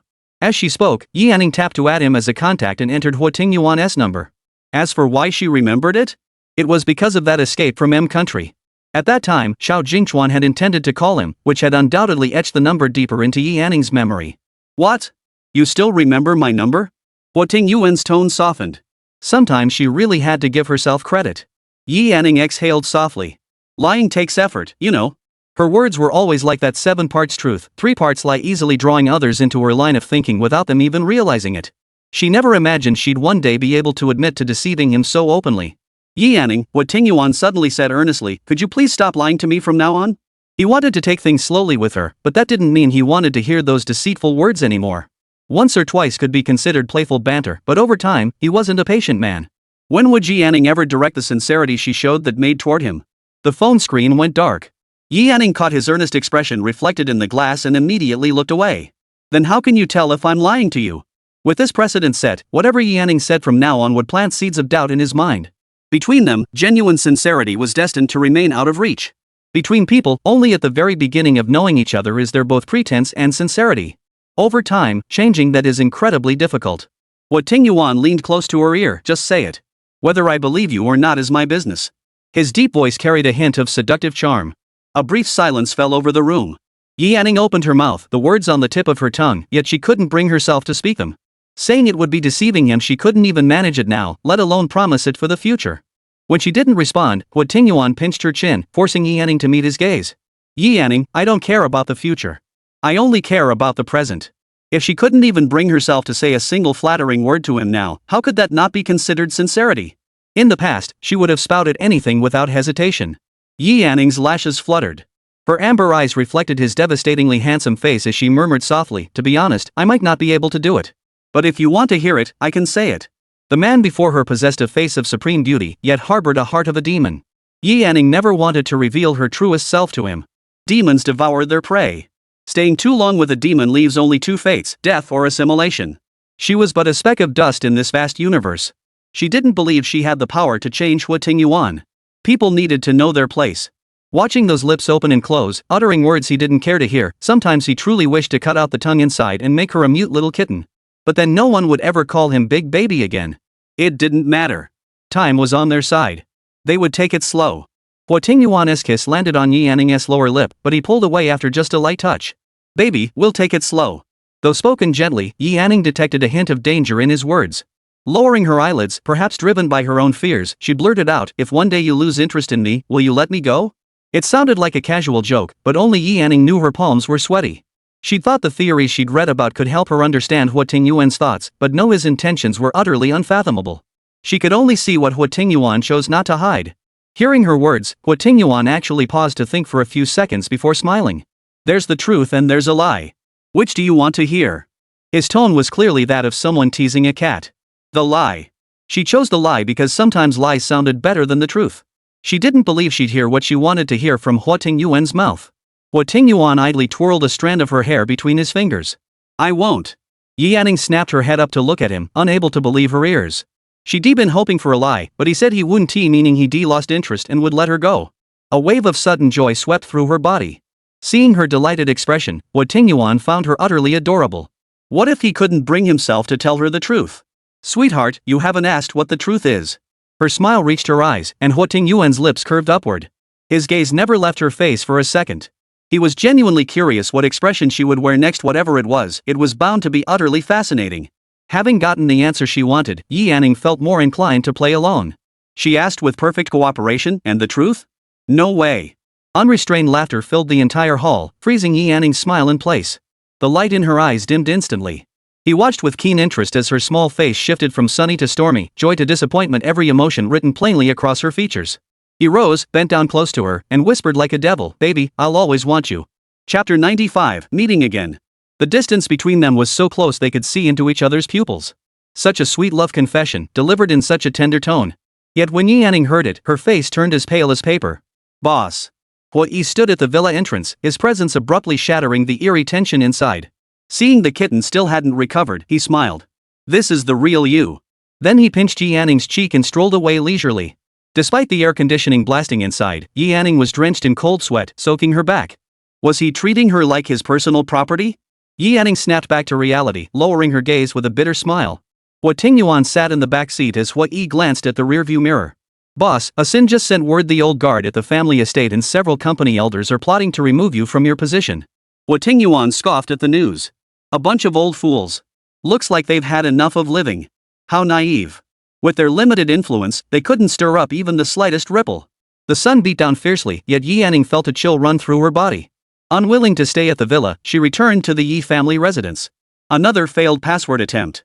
A memory surfaced. Huo Tingyuan had once promised to help her reset it. She entered the old code, and the door swung open. Opening the door, Yi Yanning walked straight into a pitch-black room.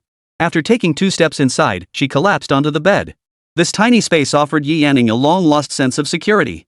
Breathing in the faint musty scent of the bedding, she drifted off to sleep. Her phone vibrated, and Yi Yanning opened her eyes in the darkness. After a good night's sleep, her mood had improved considerably. She never blamed fate or others. Glancing at her phone, Yi Yanning sat up abruptly. It was a voice call from Xu Xianwan. Yi Yanning pressed the answer button decisively. Hello? Sister Xianwan. Xiao Anning, I just got back from a business trip and saw the surveillance footage of you looking for me. Did something happen? Worried she might overthink it, she added, I called you as soon as I saw it. Her warm concern touched Yi Yanning, who sniffed back tears. Xiaowan, can I treat you to dinner? A chuckle came from the other end. Little crybaby, of course you can. Yi Yanning chuckled at the nickname crybaby. They chatted for a while longer before hanging up cheerfully. She glanced at the time, 4 in the afternoon. She sent Xu Xiaowan her location and set off from the Yi residence. Not knowing what Xu Xiaowan liked to eat, Yi Yanning chose a decent restaurant called Come Home for Dinner. She planned to use the money from selling her bracelet last time, a considerable sum for her. The click-clack of high heels reached her ears. Yi Yanning looked up to see Xu Xiaowan wearing a blue dress that hugged her delicate curves. Her red lips were both bright and bold, radiating confidence and grace. Yi Yanning waved her over to their table. After more than 2 months, she saw the seemingly perfect woman once again. As she approached, she offered an intelligent smile. Little crybaby, we meet again. Yi Yanning recalled the first time she'd seen this little girl, looking pitiful by the roadside. Xu Xiaowan sat down, her delicate eyebrows arching slightly. Such a lovely restaurant, you really put thought into this, Xiao Anning. She didn't mind being called Yi Yanning. In fact, it sounded rather pleasant coming from Xu Xiaowan's lips. Yi Yanning felt a warm glow in her heart. Sis Xiaowan, thank you. Last time she'd left in such a hurry without properly thanking her, so this was finally her chance. This unexpected thank you amused Xu Xiaowan, suddenly putting her in a playful mood. Little beauty, what can you offer in return? Why not pledge yourself to me? The simple remark instantly lightened the mood, easing all tension from Yi Yanning's shoulders. Xu Xiaowan met her clear eyes and asked with a smile, Little Anning, if anything's bothering you, you can talk to me about it. Of course, it's fine if you don't want to. Ever since entering the room, she'd noticed a faint trace of worry between Yi Yanning's brows. Clearly, something was troubling her. Yi Yanning wanted to speak, but in the end, she said nothing. Friends shouldn't constantly burden others with negativity. Everyone already had their own troubles to handle, and life was exhausting enough. Besides, Xu Xiaowan couldn't help with her situation, it might even drag her into trouble. Yi Yanning was clear-headed enough to understand this. She simply wanted to spend time with someone other than Huo Tingyuan, and she genuinely wanted to thank Xu Xiaowan properly. The meal passed in cheerful conversation. So much so that Yi Yanning didn't want to return to the villa. By the time they finished eating, it was already 6 o'clock. A ringing phone interrupted their conversation. Yi Yanning glanced at the caller ID, and her good mood instantly dimmed by half. Noticing this, Xu Xiaowan stood up. Answer it first. I'll just use the restroom. Yi Yanning nodded and resignedly pressed the answer button. Kitty, come home. Huo Tingyuan's voice sounded weary. After hanging up, Yi Yanning got up to pay the bill, only to be told that Xu Xiaowan had already settled it. Xu Xiaowan had just emerged from the restroom. Xiaowan, I promised I'd treat you. Xu Xiaowan smiled. It doesn't matter who pays. The important thing is to have fun. Xiao Anning, where are you headed? I'll give you a ride. This made Yi Yanning feel a bit embarrassed, so she decided to return the favor another time. Sis Xiaowan, it's okay. Someone's picking me up. Outside the restaurant, a black Rolls-Royce was parked by the roadside. Xu Xiaowan watched Yi Yanning get into the car, looking somewhat surprised. Xiaowan, text me when you get home safely. Seeing the message on her phone and watching the car vanish from view, Xu Xiaowan smiled softly. She always judged friends by their character, not their background. She thought only Huo Yi would pick her up, but unexpectedly, Huo Tingyuan was there too. After getting into the car, Yi Yanning nonchalantly sent Xu Xiaowan a message, but as her fingers swiped across the screen, she found herself at a loss. She hadn't quite figured out how to deal with this stubborn man yet. Huo Tingyuan narrowed his eyes, observing her texting and her flustered state.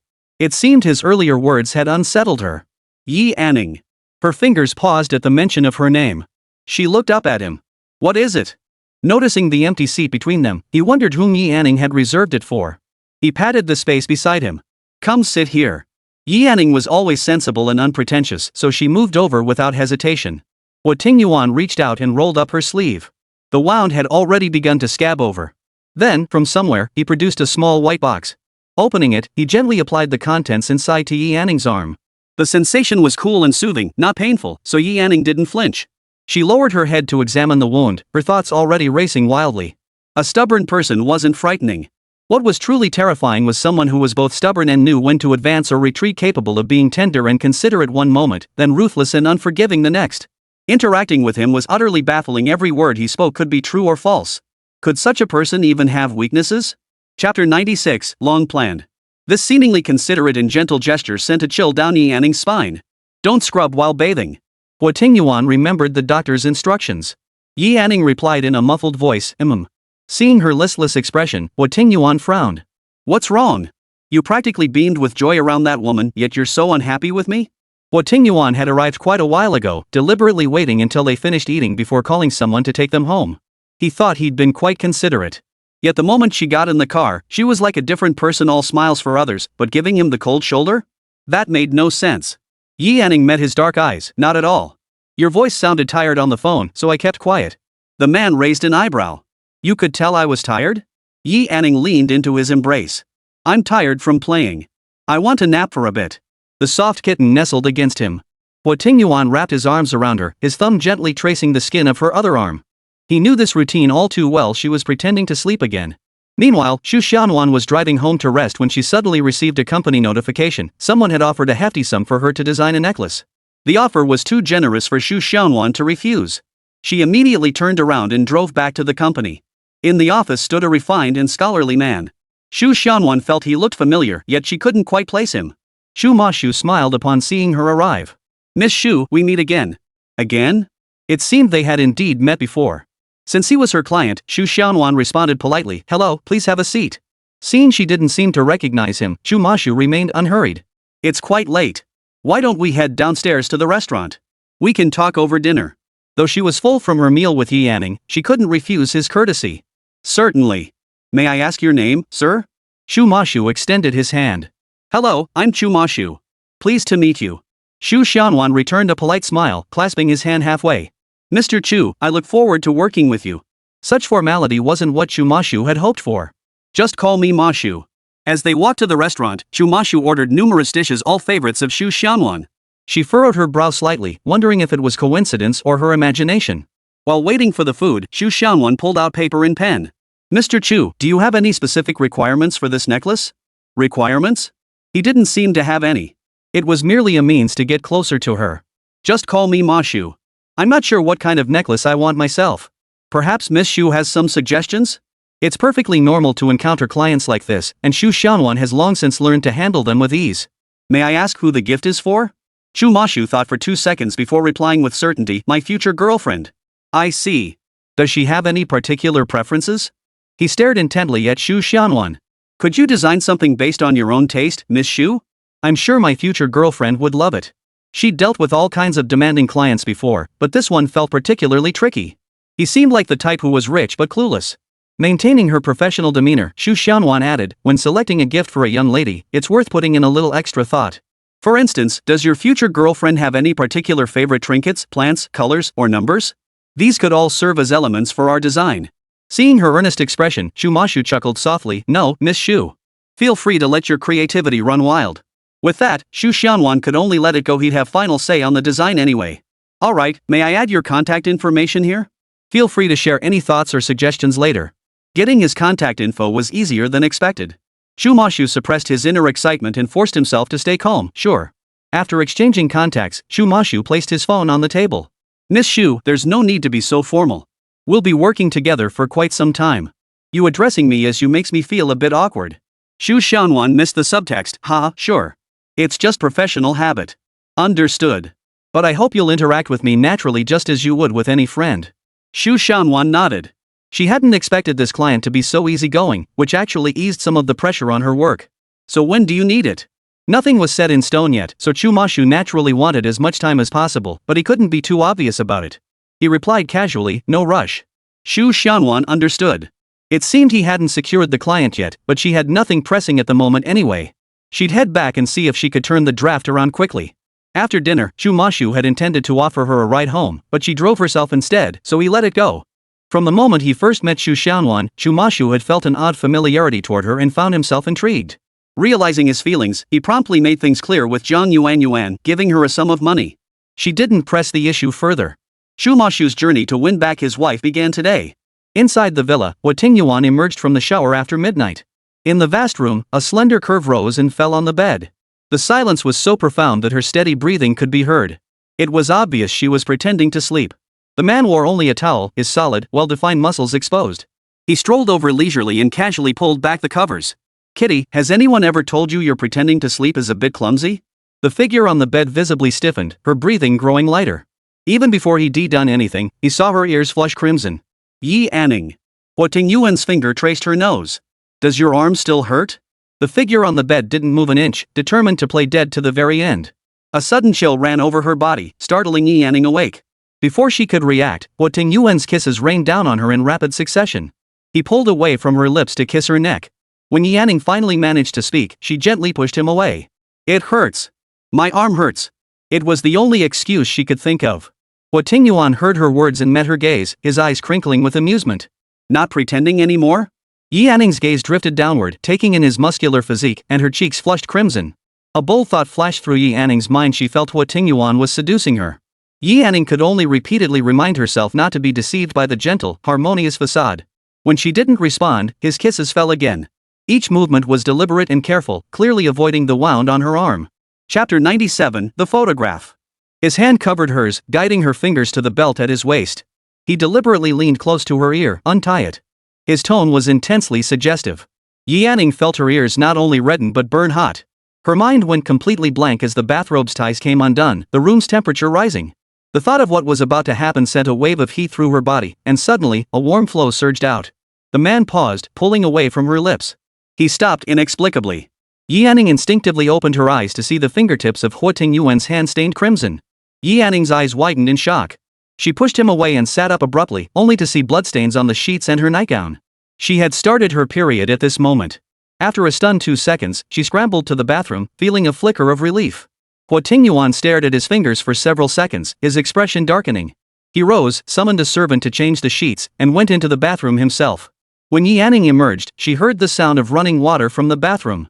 A smile curved her lips. Her improved mood even made the room's furnishings seem more pleasing to her eyes. The sheets had been changed, and Yi Anning blissfully lay down, drifting into a deep sleep. In a hazy daze, she found herself falling into a firm embrace.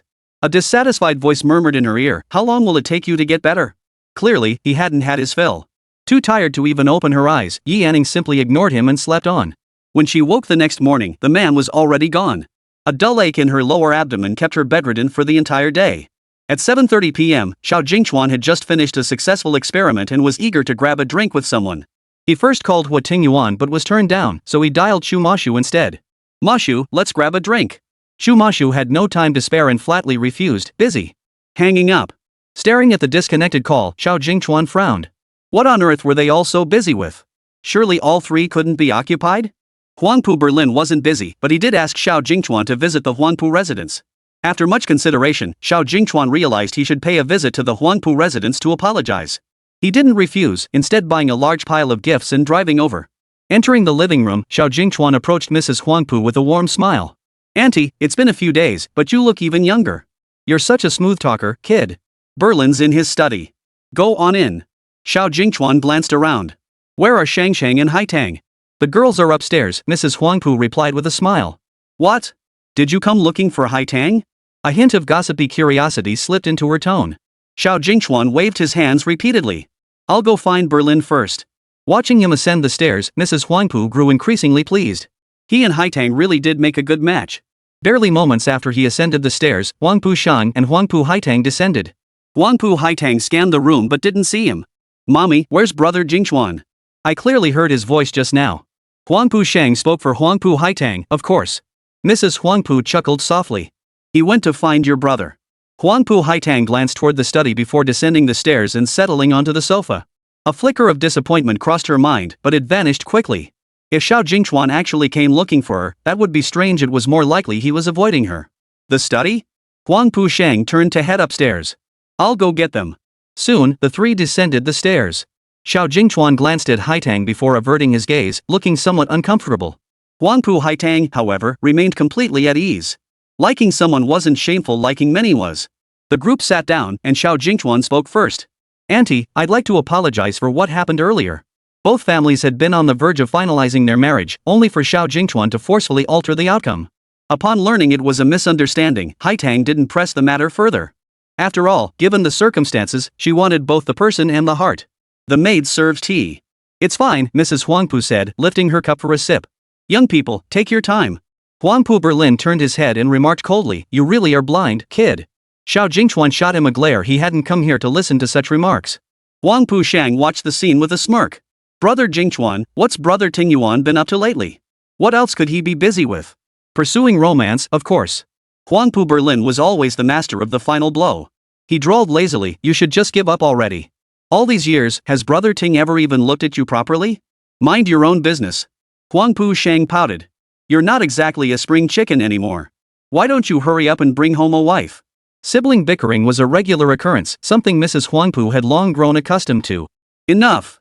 Both of you shut up. At Huangpu Haitong's command, both siblings wisely fell silent. In this household, they both harbored a certain reverence for their elder sister. Pure bloodline dominance. Xiao Jingchuan chuckled. Having siblings wasn't just lively, it was downright entertaining. Huangpu Shang shot her brother a look of pure defiance. Someone really needed to rein him in. Suddenly, an idea struck her. Brother, I saw this gorgeous girl in the park the other day. I think she'd be perfect for you. Huangpu Berlin looked at her skeptically. Cut it out. To you, every woman is a beauty queen. Don't believe me? Huangpu Shang stood up. I have photos. As she actually went to fetch the camera, everyone's eyes turned to her. Huangpu Berlin wore a faint expression, as if convinced she couldn't produce anything worthwhile. Huangpu Shang rummaged through the photos for a while before finally pausing on one featuring an exotic face. The subject was none other than Yianning, sitting in the park that day. She sat beneath a willow tree, her eyes brimming with melancholy yet her lips curved into a faint smile. Dressed in a light green gown, her complexion appeared even more radiant under the sunlight. A picture-perfect beauty. That day, Huangpu Shang couldn't resist snapping a picture of the scene. Later, hoping to get closer to the beauty, he struck up a conversation. To his surprise, she was not only stunning but also patient, and she looked great in photos. She was quite pleased, though he later forgot to give her the photo. Here. You look absolutely stunning, especially your eyes, she said, handing over the camera. Instead of the expected praise, silence fell. This wasn't right. Huangpu Shang asked confidently, hey? Are you speechless from being so dazzled? This piqued Xiao Jingchuan's curiosity a bit, and he leaned in for a look. Holy crap! After the exclamation, another wave of silence fell. Seeing their reactions, even Huangpu Haitang and Mrs. Huangpu grew curious. Huangpu Haitang stood up to take a look. The photo was fine indeed, a beauty. But the expressions on their faces seemed off. Let me see it too. Mrs. Huangpu insisted on seeing what kind of beauty could cause such an awkward silence. The moment the camera was handed over, the image met her eyes. Those amber-colored pupils seemed to pierce through the photograph and lock gazes with Mrs. Huangpu. Chapter 98, Something's Off. Clunk. The camera hit the floor. Mrs. Huangpu's gentle face twisted in an instant. Huangpu Berlin and Xiao Jingchuan exchanged glances. Could this reaction mean she recognized that woman as Brother Ting S? The moment he saw the photo, Huangpu Berlin broke out in a cold sweat. That was Huo Tingyuan's woman, and his sister actually wanted to introduce her to him. The thought alone was terrifying. Xiao Jingchuan never expected Huangpu Shang to have a photo of Yianning, let alone try to introduce her to his brother. What the hell? One photo, three vastly different reactions. Huangpu Shang picked up the camera with a pained expression and asked in confusion, Mommy, what's wrong? Unlike their shock, Mrs. Huangpu's face was frozen in terror. How could a mere photograph elicit such an expression? A lump formed in Mrs. Huangpu's throat as she gripped Huangpu Shang's hand. Shang, who is she? Though puzzled, Huangpu Shang answered truthfully, I saw her in the park that day. I don't know her. Hearing this, Mrs. Huangpu's expression eased slightly. She glanced at the others and remarked, she doesn't look like someone from Yangchang. Not very pretty. This explanation was clearly full of holes. You two go ahead and play, Mrs. Huangpu said as she stood up. I'm feeling a bit tired. With that, she headed upstairs. Huangpu Shang fiddled with the camera, relieved it wasn't broken. She looked up. Sis, is she not pretty? Why are they acting so weird?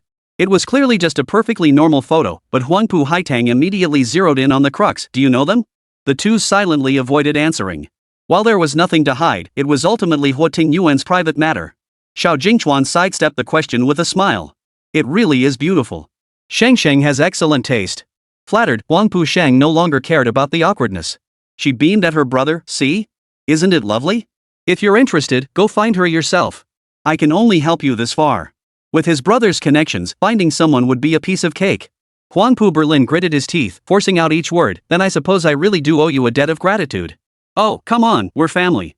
Huangpu Shang tucked away his camera. I'm quite satisfied with this sister-in-law. Huangpu Haitang frowned. Something was definitely fishy between these two. Berlin and I have drinks planned, so we'll be heading out now. Huangpu Berlin immediately caught the signal. Right, let's go.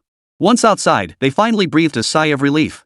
Huangpu Shang was easy to fool, but Huangpu Haitang was sharp as a tack. Stop right there. Huangpu Haitang's voice rang out. Not a single one of you is leaving until we get to the bottom of this today. Her keen intuition told Huangpu Haitang something fishy was definitely going on. She wasn't like Shengsheng, willing to let things slide.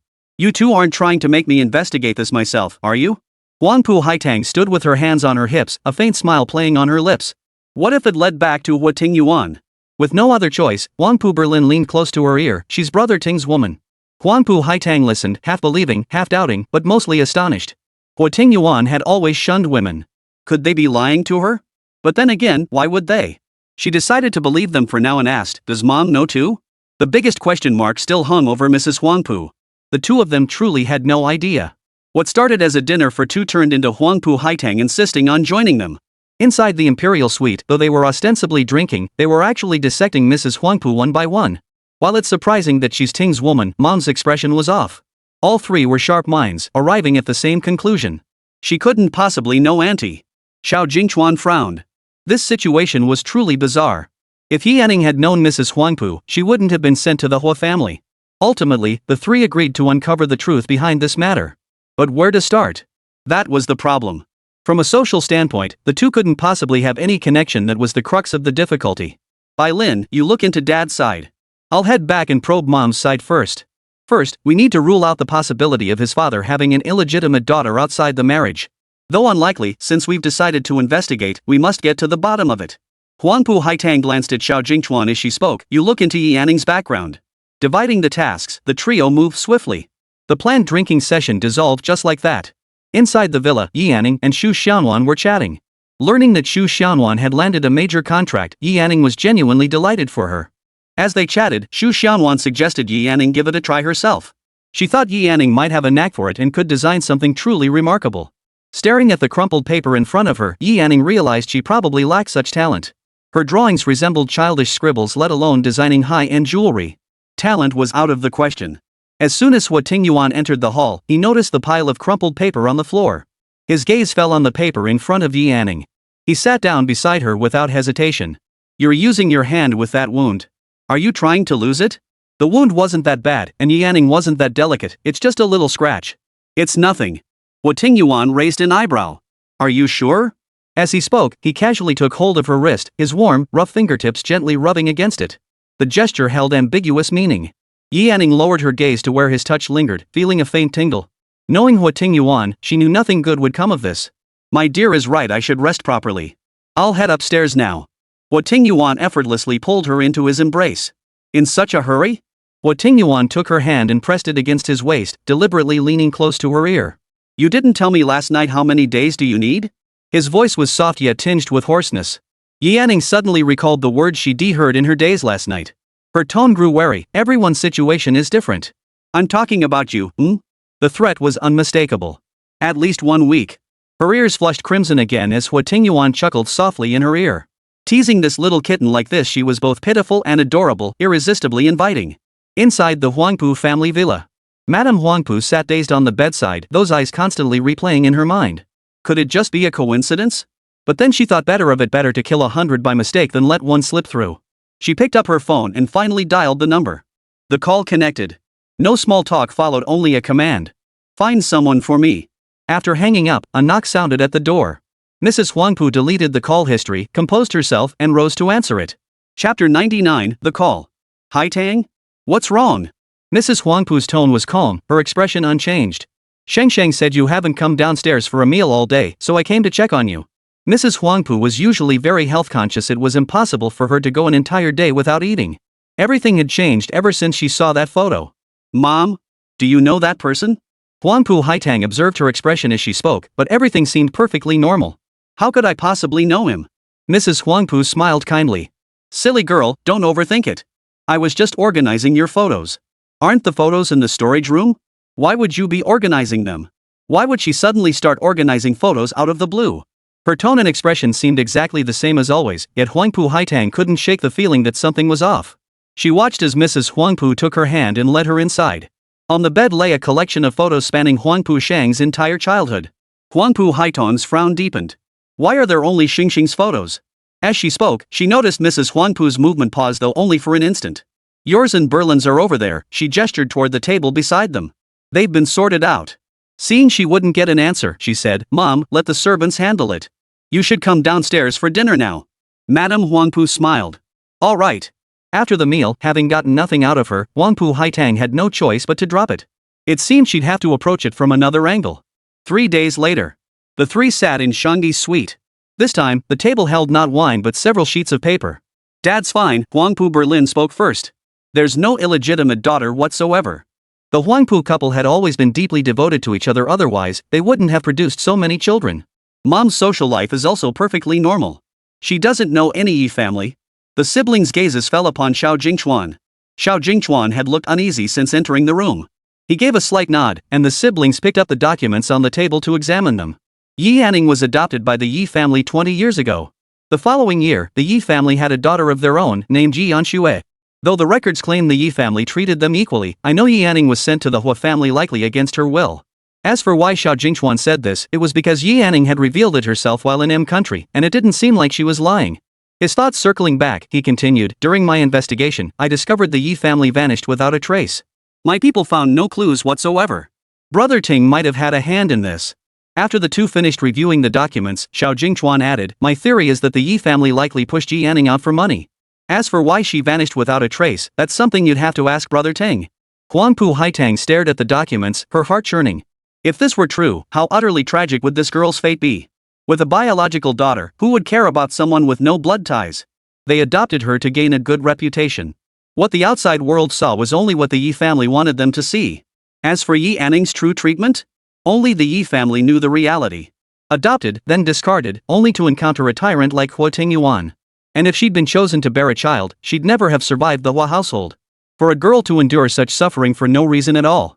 Thinking of that photo, her sorrowful expression, Huangpu Haitang felt a deep ache in her heart. Barely 20 years old, the same age as Shengsheng.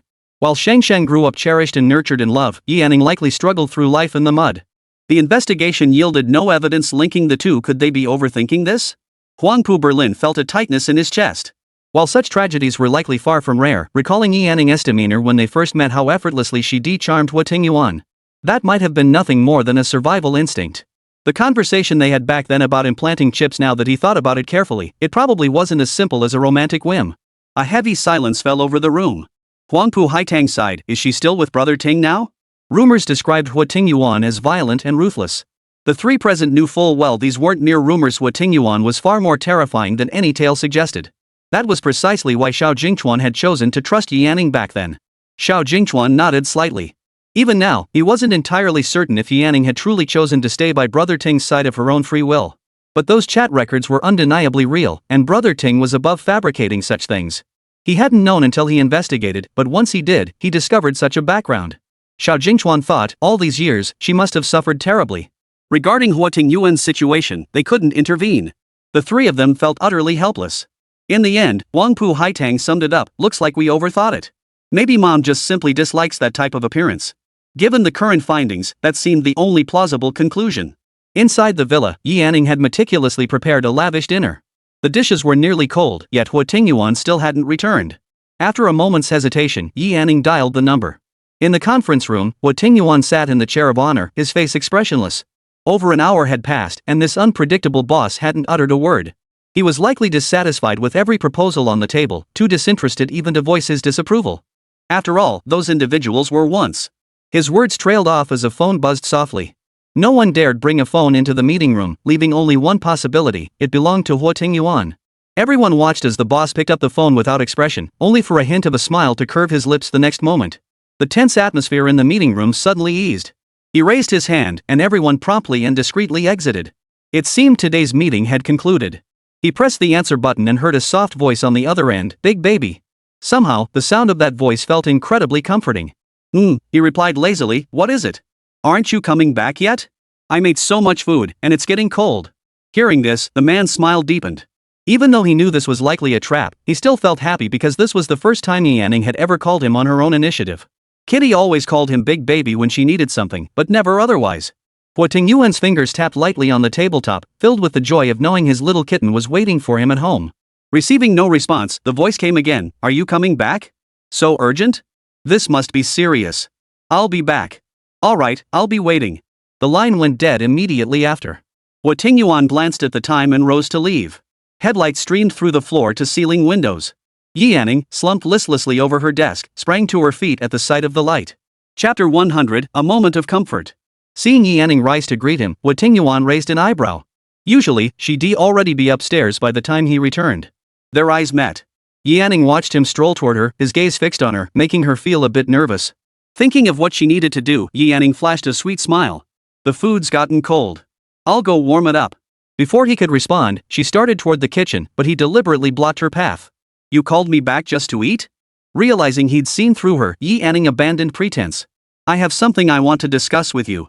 Huo Tingyuan walked over and sat down on the sofa, with the kitten standing obediently beside him. To an outsider, it might have looked like the cat was being punished. Judging by his expression, Yanning concluded his mood wasn't too bad. After a few seconds of deliberation, she spoke up, I was thinking. I'd like to go to a jewelry exhibition with Sister Xianwan. On weekdays, you're at the office and I'm home alone. It gets so boring and I don't know what to do with myself. That's why I want to go. Huo Tingyuan remained silent. Seeing no change in his expression, she hesitated. You said as long as it's not excessive, it's fine. Where? Huo Tingyuan cut straight to the heart of the matter. If it were in Yangcheng, Yanning wouldn't have gone to such lengths to arrange this. That left only one possibility, it wasn't in Yangcheng, and it might involve spending the night away. Nansure. I'll be gone for 2 days. Just as he suspected. Such a minor matter required such elaborate preparations, and the fact that it involved an overnight stay slightly annoyed him. Is there a man going with you? The blunt question caught Yanning off guard. No, just Sister Xianwan. Go. Xiao Ma was being so considerate. If he refused now, she might not be so eager next time. Really? Yanning had prepared a whole list of excuses, never expecting such an easy agreement. Her surprised tone, was it that hard for her to speak? Huo Tingyuan countered, or what? Her mood lifted, and even Huo Tingyuan seemed more agreeable now. Yanning smiled and said, then I'll go warm up the dishes. Huo Tingyuan frowned in displeasure. They had servants, and besides, her arm was injured. Seeing his frown, Yanning feared he might change his mind. You wouldn't go back on your word, would you? The moment the words left her mouth, the man's expression darkened further. Huo Tingyuan stared at her for a moment. Send the servants. Yanning. His tone was sharp. When have I ever gone back on my word? In Huo Tingyuan's memory, as long as she behaved herself, he had always agreed to whatever she wanted. Yanning hadn't expected him to ask that suddenly. She lowered her eyelids, her voice barely audible. When? What? Huo Tingyuan genuinely hadn't caught her words. In the bedroom. You always lie to me. The words in bed were too painful for Yanning to utter, yet he insisted on pressing her for answers. Huo Tingyuan instantly understood what she meant. He scoffed, you can't remember the rest, but this you remember perfectly, huh? Yanning nodded immediately, and not just once or twice. Her defiant stance was tantalizing to behold. When are you going? He asked lazily. The day after tomorrow. Her reply was quick, as if afraid he might change his mind. But by the time she returned, her period should be over. With that thought, Huo Tingyuan readily agreed. Meanwhile, at the Huangpu family villa, Mrs. Huangpu received a call.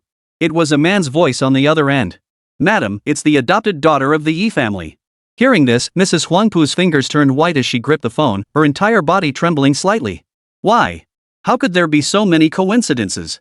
Why must she be an adopted daughter? Her expression changed abruptly. I want her dead. I want her dead. Her voice was strained with fury, almost unrecognizable. There was no question on the other end. Yes, madam. Rest assured, I'll make the arrangements. The drive from Yangcheng to Nansha took about 4 hours. Not too long, and for convenience, Xu Xianwan decided to drive. Frowning at the address on her phone, she recalled the luxury car that had picked up Yanning that day. Her frown smoothed out. This little one really was quite mysterious. But if Yanning didn't mention it, she had no intention of asking. The car pulled up outside the villa. Yanning stepped out of the Rolls-Royce, her face radiating unmistakable joy. Sis Xianwan. Xu Xianwan unbuckled her seatbelt and stepped out, noticing an exceptionally handsome man following behind Yanning. She studied him briefly before lifting her gaze to find Huo Tingyuan scrutinizing her in return. His stare was chillingly cold. One glance was enough for Xu Xiaonuan to realize this man was not someone to mess with. She averted her gaze and leaned against the car, waiting for Yi Yanning. Yi Yanning started running toward Xu Xiaonuan with a smile, but before she could take 2 steps, Huo Tingyuan pulled her into his arms. Yi Yanning, by whatever catches your eye, Huo Tingyuan murmured softly. Just remember to bring me some local specialties from Nanchur when you return. Local specialties?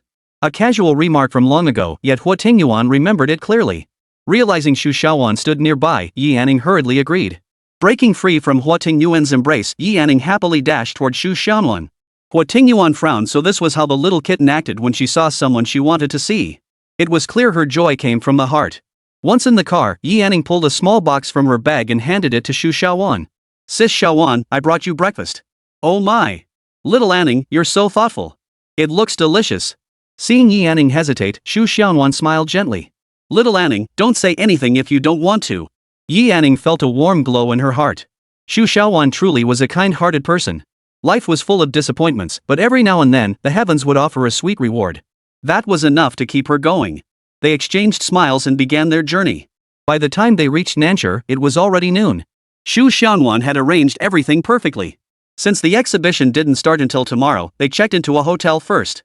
After delivering Xu Xiaonuan's exhibits to the venue, she took Yi Yanning to sample local delicacies.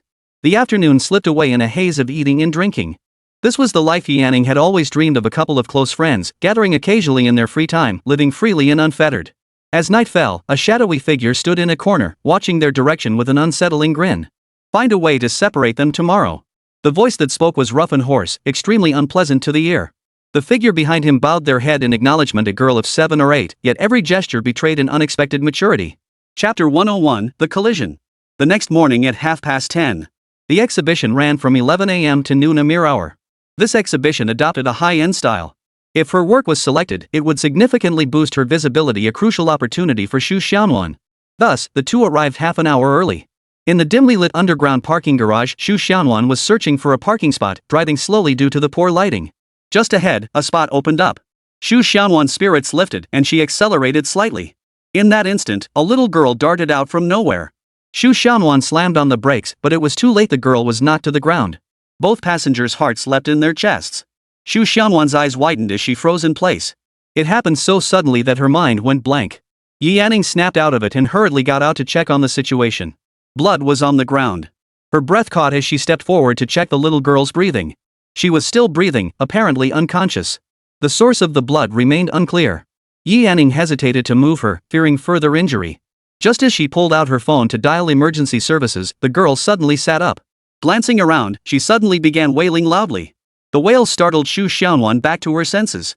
She hurriedly got out of the car, and the two women rushed over. Little one, where does it hurt? The girl glanced at them, then pointed to her leg, signaling she couldn't move. Anning, carry her to the car. We're going to the hospital. At those words, the girl clutched Yi Yanning's hand with terrifying strength. Her eyes filled with terror as she stared at Xu Xiaonuan, shaking her head frantically. Clearly, she was terrified of Xu Xiaonuan. Are you afraid of her?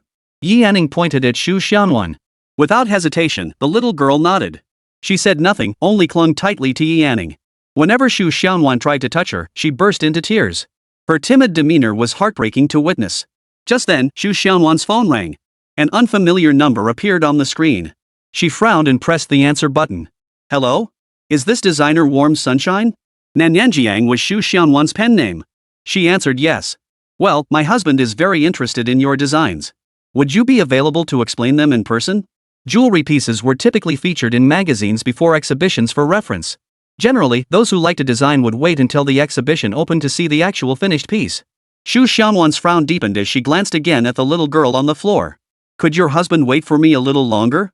There was a moment of silence before a polite voice replied, well, our gentleman is in a hurry. Otherwise, we wouldn't have contacted you in advance. The basement was quiet, no cars, no people, and Yi Yanning heard every word of the conversation clearly. Hearing no response from Xu Xiaonuan, the voice added, our gentleman will wait for you for 10 minutes at most. Staring at the disconnected call, Xu Xiaonuan felt torn. Yi Yanning pressed her lips together. This was a golden opportunity for Xu Xiaonuan. Xiaonuan, you go. I'll take her to the hospital. Anning. Seeing Xu Xiaonuan's hesitation, Yi Yanning reassured her, I'll notify you immediately if anything happens. Besides, she's a bit afraid of you. And it's only for an hour I can handle it, Sister Xianwan. Xu Xianwan had helped her before, and now Yi Anning naturally wanted to repay the favor. Inside the ear hidden by the little girl's hair, the headphones crackled with a rough voice, 2 more minutes. If that woman doesn't leave, we'll take care of both of them. Hearing the voice, the girl began silently counting down in her mind. Don't worry, Sister Xianwan. I'll handle it. You can go now with peace of mind. Go for it. Finally, after Yi Anning's persuasion, Xu Xianwan parked her car and left the basement, glancing back every few steps. As for the little girl, she clung desperately to Yi Anning, even trying to crawl into her arms. Seeing this, Yi Anning had no choice but to hold her close. The child was heavier than expected and felt surprisingly sharp against her skin. Once Xu Xianwan vanished into the parking lot, Yi Anning bent down to look for the girl's parents. Suddenly, a pungent odor hit her nose. This smell. Before she could process it, she collapsed straight onto the ground. The little girl jumped out of her arms and waved at the air around them. Immediately afterward, a white van pulled up. A sinister-looking man jumped out, frowned at the blood on the ground, and ordered, "Clean it up." The little girl began cleaning up without a word. By the time she finished, Yi Anning had been loaded into the van. Meanwhile, in Yangcheng, Huo Yi frowned as he carried his laptop toward the office. "Boss." The computer beeped incessantly, emitting a continuous alarm. He turned the screen toward Huo Tingyuan. "Boss, Missia's heart rate is abnormal, and her location keeps shifting." Huo Yi hadn't been paying attention, but the computer's automatic alert concerning Yi Anning made him hesitate no longer. He immediately reported it. Yi Anning knew she couldn't escape with the chip implanted in her. Even if she tried to flee, she'd have to disable the chip first. In an instant, Huo Tingyuan deduced she was in danger. Head to South City. Inside the car, Yi Anning's eyelids felt heavy, her mind slightly foggy. A rough voice echoed in her ears. "Yes, madam. Rest assured, I'll handle it cleanly." The scent she smelled before fainting was strikingly similar to the one that had knocked her unconscious back in Country E. The vehicle swayed as Yi Anning forced her eyes open. It took at least a full minute before she could fully open them, only to find the little girl watching over her. "You're awake." The girl's voice was unpleasant to the ear. Yi Anning looked around. She was lying on her side in a van with the back seats removed, her hands and feet bound.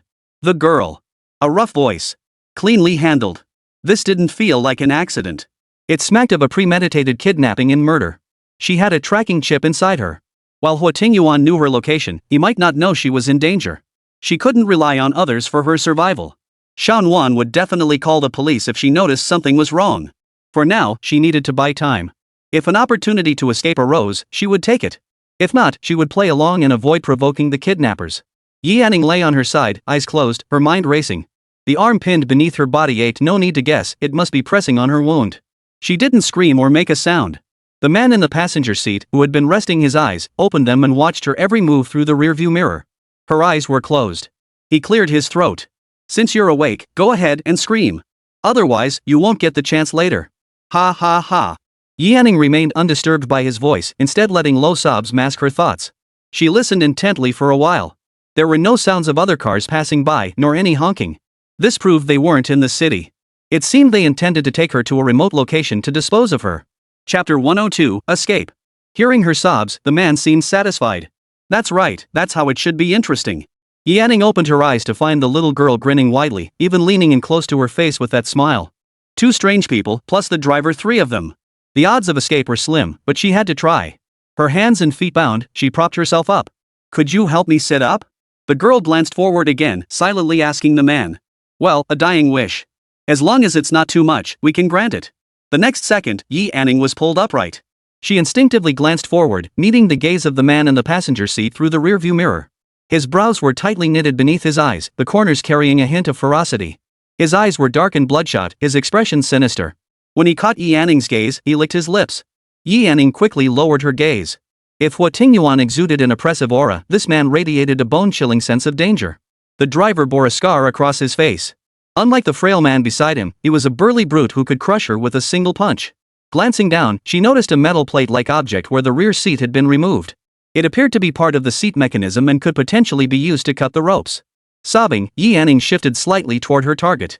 Turning her head, she whimpered, "Gentlemen, we have no quarrel. Could you at least let me die knowing why?" That's how it always played out on TV. Yi Anning could only try to make herself seem as genuine as possible. The man spoke in a dark, ominous tone. "Sometimes people die faster because they talk too much." Yi Anning dared not utter a sound, her sobs growing louder as she tried to keep her movements as quiet as possible. The man rolled down the window and reached out. Yi Anning glanced at the landscape mountains stretched beyond. She didn't know where they were headed, but it was undoubtedly remote. If she could just find a way to hide in the mountains, the tracking device on her would ensure Huo Tingyuan would discover her within 2 days. She never imagined this chip would one day save her life. For a moment, she felt both joy and sorrow. The joy was that at least she wouldn't die out here. The sorrow was how to escape these 3 men right now? The little girl suddenly leaned in close to her face. Startled, Yi Anning froze. Had she been discovered? Fortunately, the girl merely peered at her before walking away. Yi Anning feigned concern. Are you okay? Did that car hit you? The sudden concern seemed to puzzle the little girl. She froze for a moment, then broke into a wide grin. Something felt off about this. How could she have the energy to worry about others when she couldn't even save herself? The man in the passenger seat withdrew his gaze. If she didn't die, who would? Perhaps Yi Anning was too dull, or maybe the little girl was simply tired. She quietly curled up in the corner, closing her eyes for a nap. Relieved, Yi Anning quickened her pace. Her wrist ached from the grinding. The bracelet was still on her wrist, which meant these people weren't after money, they simply wanted her dead. The more desperate the situation, the more she had to stay calm. Panic would only give her away. Yi Anning's heart raced. The moment the rope snapped, tears streamed down her face. She clutched the rope in her hand, but the one binding her feet remained untouched. What should she do? The little girl seemed manageable, but what about that man and the big guy? The sudden stop of the vehicle interrupted Yi Anning's thoughts. The 2 men in front got out, seemingly surveying the terrain. This spot will do. The voice wasn't close, but to Yi Anning, it sounded like a death countdown. Yet it might also be her only chance. Yi Anning watched the little girl while undoing the ropes binding her feet. The sound of the door opening would surely wake the child, but Yi Anning couldn't afford to care. She flung the door open and scrambled out. Unbeknownst to her, the door opened onto a ledge where the road met the jungle. Yi Anning stumbled, her foot missing the step, and she fell straight down. It wasn't a great height, but caught off guard, she slammed down hard. A sharp pain shot through her arm as she hit a rock during the fall, causing the implant site to start bleeding. She's escaped. She's escaped. The girl's shrill voice rang out. Without a moment to think, Yi Anning instinctively scrambled to his feet and sprinted into the jungle. Whoa! This is so much fun, so entertaining. Get the gun. A coarse voice echoed again. Now Yi Anning was the prey, the hunter's gun barrel already aimed at her legs. The man didn't seem intent on killing her outright, he wanted to play with her some more. The display that had been functioning normally suddenly began flickering. The heart rate reading vanished completely, and after a moment of flashing, the red dot disappeared as well. Huo Yi's breath caught. He glanced at Huo Tingyuan, unable to bring himself to tell the truth. Boss, the location signal's gone. They were currently in pursuit, with Huo Tingyuan personally driving. Surveying the remote location, Huo Tingyuan asked, how far is it from the last known location? 5 kilometers. The road was winding and rugged. Even at top speed, it would take at least 10 minutes to reach the last known location. Bang! Bang! 2 consecutive gunshots rang out, bullets striking the tree trunk directly. Hidden behind the tree, Yi Anning felt his heart pounding so hard it threatened to leap from his chest. She hadn't anticipated the other person having a gun. Yi Anning was now completely at a disadvantage. She dared not run. Hiding behind the tree, she hesitated to make her next move. She wasn't stupid, how could she possibly outrun bullets? No escape, no mercy. The man narrowed his eyes, clearly furious. Go find her. Shoot her on sight. This was taking far too long, not his style at all. If it weren't for the fact that killing someone in the city would cause trouble for his wife, he wouldn't have bothered coming to this godforsaken place. Surprisingly, this one was somewhat clever. He'd gone to great lengths to lure her here. If she escaped, the game would be over. His gun barrel locked onto the tree where Yi Anning was perched. The little girl and the burly man had already leaped down, advancing step by step. Ah! Snakes! Yi Anning's shriek suddenly pierced from behind the tree. The advancing pair instinctively halted, and even the man aiming his gun at the tree turned his head to look. Now! Seizing the opening, Yi Anning lunged forward. A steep slope lay ahead, and without hesitation, she plunged down. As long as it wasn't a cliff, in a life or death moment, there was no choice. Chase her. Realizing he'd been tricked, the man cursed loudly as he leaped down the slope. He pulled out his phone, dialing as he gave chase. Send reinforcements. Send reinforcements. Yi Anning dared not stop. Every extra step meant a sliver more hope for survival. The man behind her seethed with rage. The jungle was vast, offering plenty of cover. Escape might still be possible. Ultimately, it was his own lack of vigilance, his underestimation of this woman, and his failure to recognize Yi Anning's survival instincts. He had assumed that Yi Anning, first drugged and then with her slight frame, couldn't have gotten far. Anger surged through him, and he grew serious. Run, run. Once he caught her, he'd break her legs first, then slice her flesh piece by piece with a knife. This thought brought him some relief. Chapter 103, The Moment of Life and Death. When Huo Tingyuan arrived, he saw only a dilapidated van parked by the roadside. "Boss, there's a severed rope inside." Huo Yi picked up the rope from the vehicle, suspecting it had been used to bind Yanning. Huo Tingyuan scanned the area, approaching the vehicle's side. Footprints led into the thicket. He braced himself and leaped down, his eyes darkening instantly. A sharp rock bore traces of dried blood. The blood had dried, indicating the incident had occurred some time ago. Huo Tingyuan glanced sideways. How much longer until a sin arrives? Half an hour at the earliest.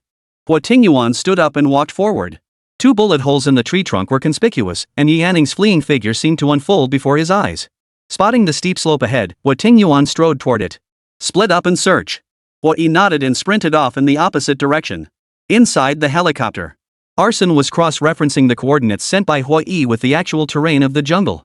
Deep within the jungle, the dense vegetation slowed Yanning's progress, leaving her face and body streaked with long, thin cuts. Yet she seemed oblivious to the pain. Glancing back, she saw distinct traces where she had fled. Her pursuers hadn't caught up yet, but Yanning dared not let her guard down. She accelerated her pace, then turned back and slid down. Her heart pounded relentlessly, beads of sweat forming on her forehead. After sliding down, she began walking back. Why walk? Because she had to slow her pace to avoid making any sound. The slightest noise could give her away. If those people followed the tracks above, they would miss her. Then, when she turned back, the most dangerous place would become the safest. Before she could take 2 steps, footsteps echoed from above. Yanning pressed herself flat against the grassy ridge, holding her breath. The footsteps were light. Yanning deduced it was the little girl clearly. She wasn't as simple as she appeared. Only one had passed. Yanning dared not move. There were 3 of them, yet only one set of footsteps had passed overhead. Where were the other 2? Her footprints were so obvious. She came to a conclusion: either they were splitting up to search, or they intended to surround her. Her heart instantly leapt to her throat. What should she do? Continue moving or stay put? They could afford to make many mistakes, but she couldn't afford a single one. Her taut nerves would snap at the slightest disturbance. She felt her life ticking away in a countdown to death. Steeling herself, she gambled that they wouldn't expect her to turn back. Though these past 20 years had been hard, she had met Xiaoman and Sister Xianwan. The care and warmth they gave her were real and genuine. She didn't want to die. At this moment, fear seemed to fade. Yanning's eyes gleamed with an unprecedented resolve. Her heartbeat resumed. Wiping the sweat from her brow, each step she took was proof of her will to survive. Having fled without a drop of water, her pace slowed considerably, yet she dragged her weary body forward. To die here would be to die with regret. The little girl frowned at the untouched weeds ahead. Clutching her gun, she scanned the surroundings. Finding no trace, she pressed her earpiece. Lost her. Lost her. The 2 men preparing to flank her halted abruptly. The man's already grim expression darkened further. After a mere 2 seconds of silence, the gloomy man turned and sprinted back, bellowing, "Split up and search. Shoot on sight." An hour had already passed. That meant a weakling, incapable of lifting a chicken, had been evading them right under their noses for an entire hour. The surrounding silence was eerie. Despite the scorching sun, the forest felt cool. As she walked, Yanning sensed something was wrong. She had never taken this path before, and looking around, she couldn't discern her direction. Focused solely on fleeing, she hadn't paid attention to her bearings. If she got lost in this forest, her heart sank deeper and deeper. She hid behind a large tree, carefully studying the surrounding terrain. It was mountainous, with steep, undulating slopes. Without any landmarks, she was bound to get lost. She couldn't go on. Her strength was nearly spent. She needed to find a place to hide. She would wait for nightfall, when her strength might recover somewhat, making her escape more feasible. The longer she could delay, the greater her chances of survival. Glancing around, Yanning decided to head uphill. The advantage was better visibility, but the downside was greater physical exertion. Emerging from behind a tree trunk, she prepared to ascend. But the moment she stepped out, she found herself face to face with the gloomy man. Yanning's heart instantly plummeted, her breath catching in her throat. The gloomy man's eyes blazed with excitement as he aimed the gun barrel directly at Yanning's heart. He opened his mouth, silently uttering 2 words, "Die." Blood froze in her veins. Yanning felt icy cold, her ears deaf to all sound, her throat constricted as if blocked, suffocating her. So this was what it felt like to face death with full awareness. Her vision went blank, and she could no longer feel her own breath or heartbeat. Bang! The bullet flew straight toward her heart. Unable to move an inch between her legs, Yanning instinctively closed her eyes, awaiting death. Pain did not come. Instead, a familiar scent reached her nostrils first. Then, her entire body was knocked down. She rolled several times on the ground, unsure where she ended up, pinned beneath a heavy, hard body. Opening her eyes, she saw that familiar face. By the time she regained her senses, she had been pulled behind a rock. The man's rapid, powerful heartbeat reverberated through her, sending shivers down her spine. Huo Tingyuan glanced down at the person in his arms. Those beautiful eyes were wide open, filled with terror. She was alive, warm, and right in his arms. Huo Tingyuan's heartbeat gradually returned to normal. It all happened in an instant. The gloomy man's eyes filled with confusion, then blazed with fury. Dealing with a woman had proven so troublesome and she had help? When did they follow? Since they were here, they would die together. He fired several shots toward the rock where they were hiding, closing in with each step.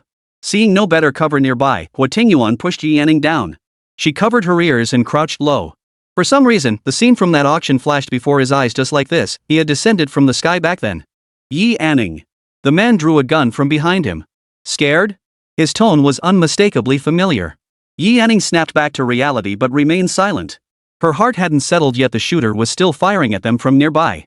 Had Huo Tingyuan come alone to rescue her? If so, it was a foolish move. Both of them could easily die here. Receiving no response, Huo Tingyuan lowered his gaze to study her expression. He instantly understood her thoughts. His voice remained calm. Don't worry. I won't let you die here. Chapter 104, Rescue. Sin had completed his reconnaissance. The helicopter had already reached the target location. Everyone awaited the parachute jump command. Looking down, 4 or 5 minivans suddenly appeared on the road. A large group of people jumped out and rushed straight toward the target location. Sin scoffed in disdain. The helicopter's roar was deafening, causing those below to look up involuntarily. The moment the shadowy man lifted his gaze, he froze in place. That was the Huo family's helicopter. How could the Huo family be here? He cursed under his breath, immediately finding cover to hide.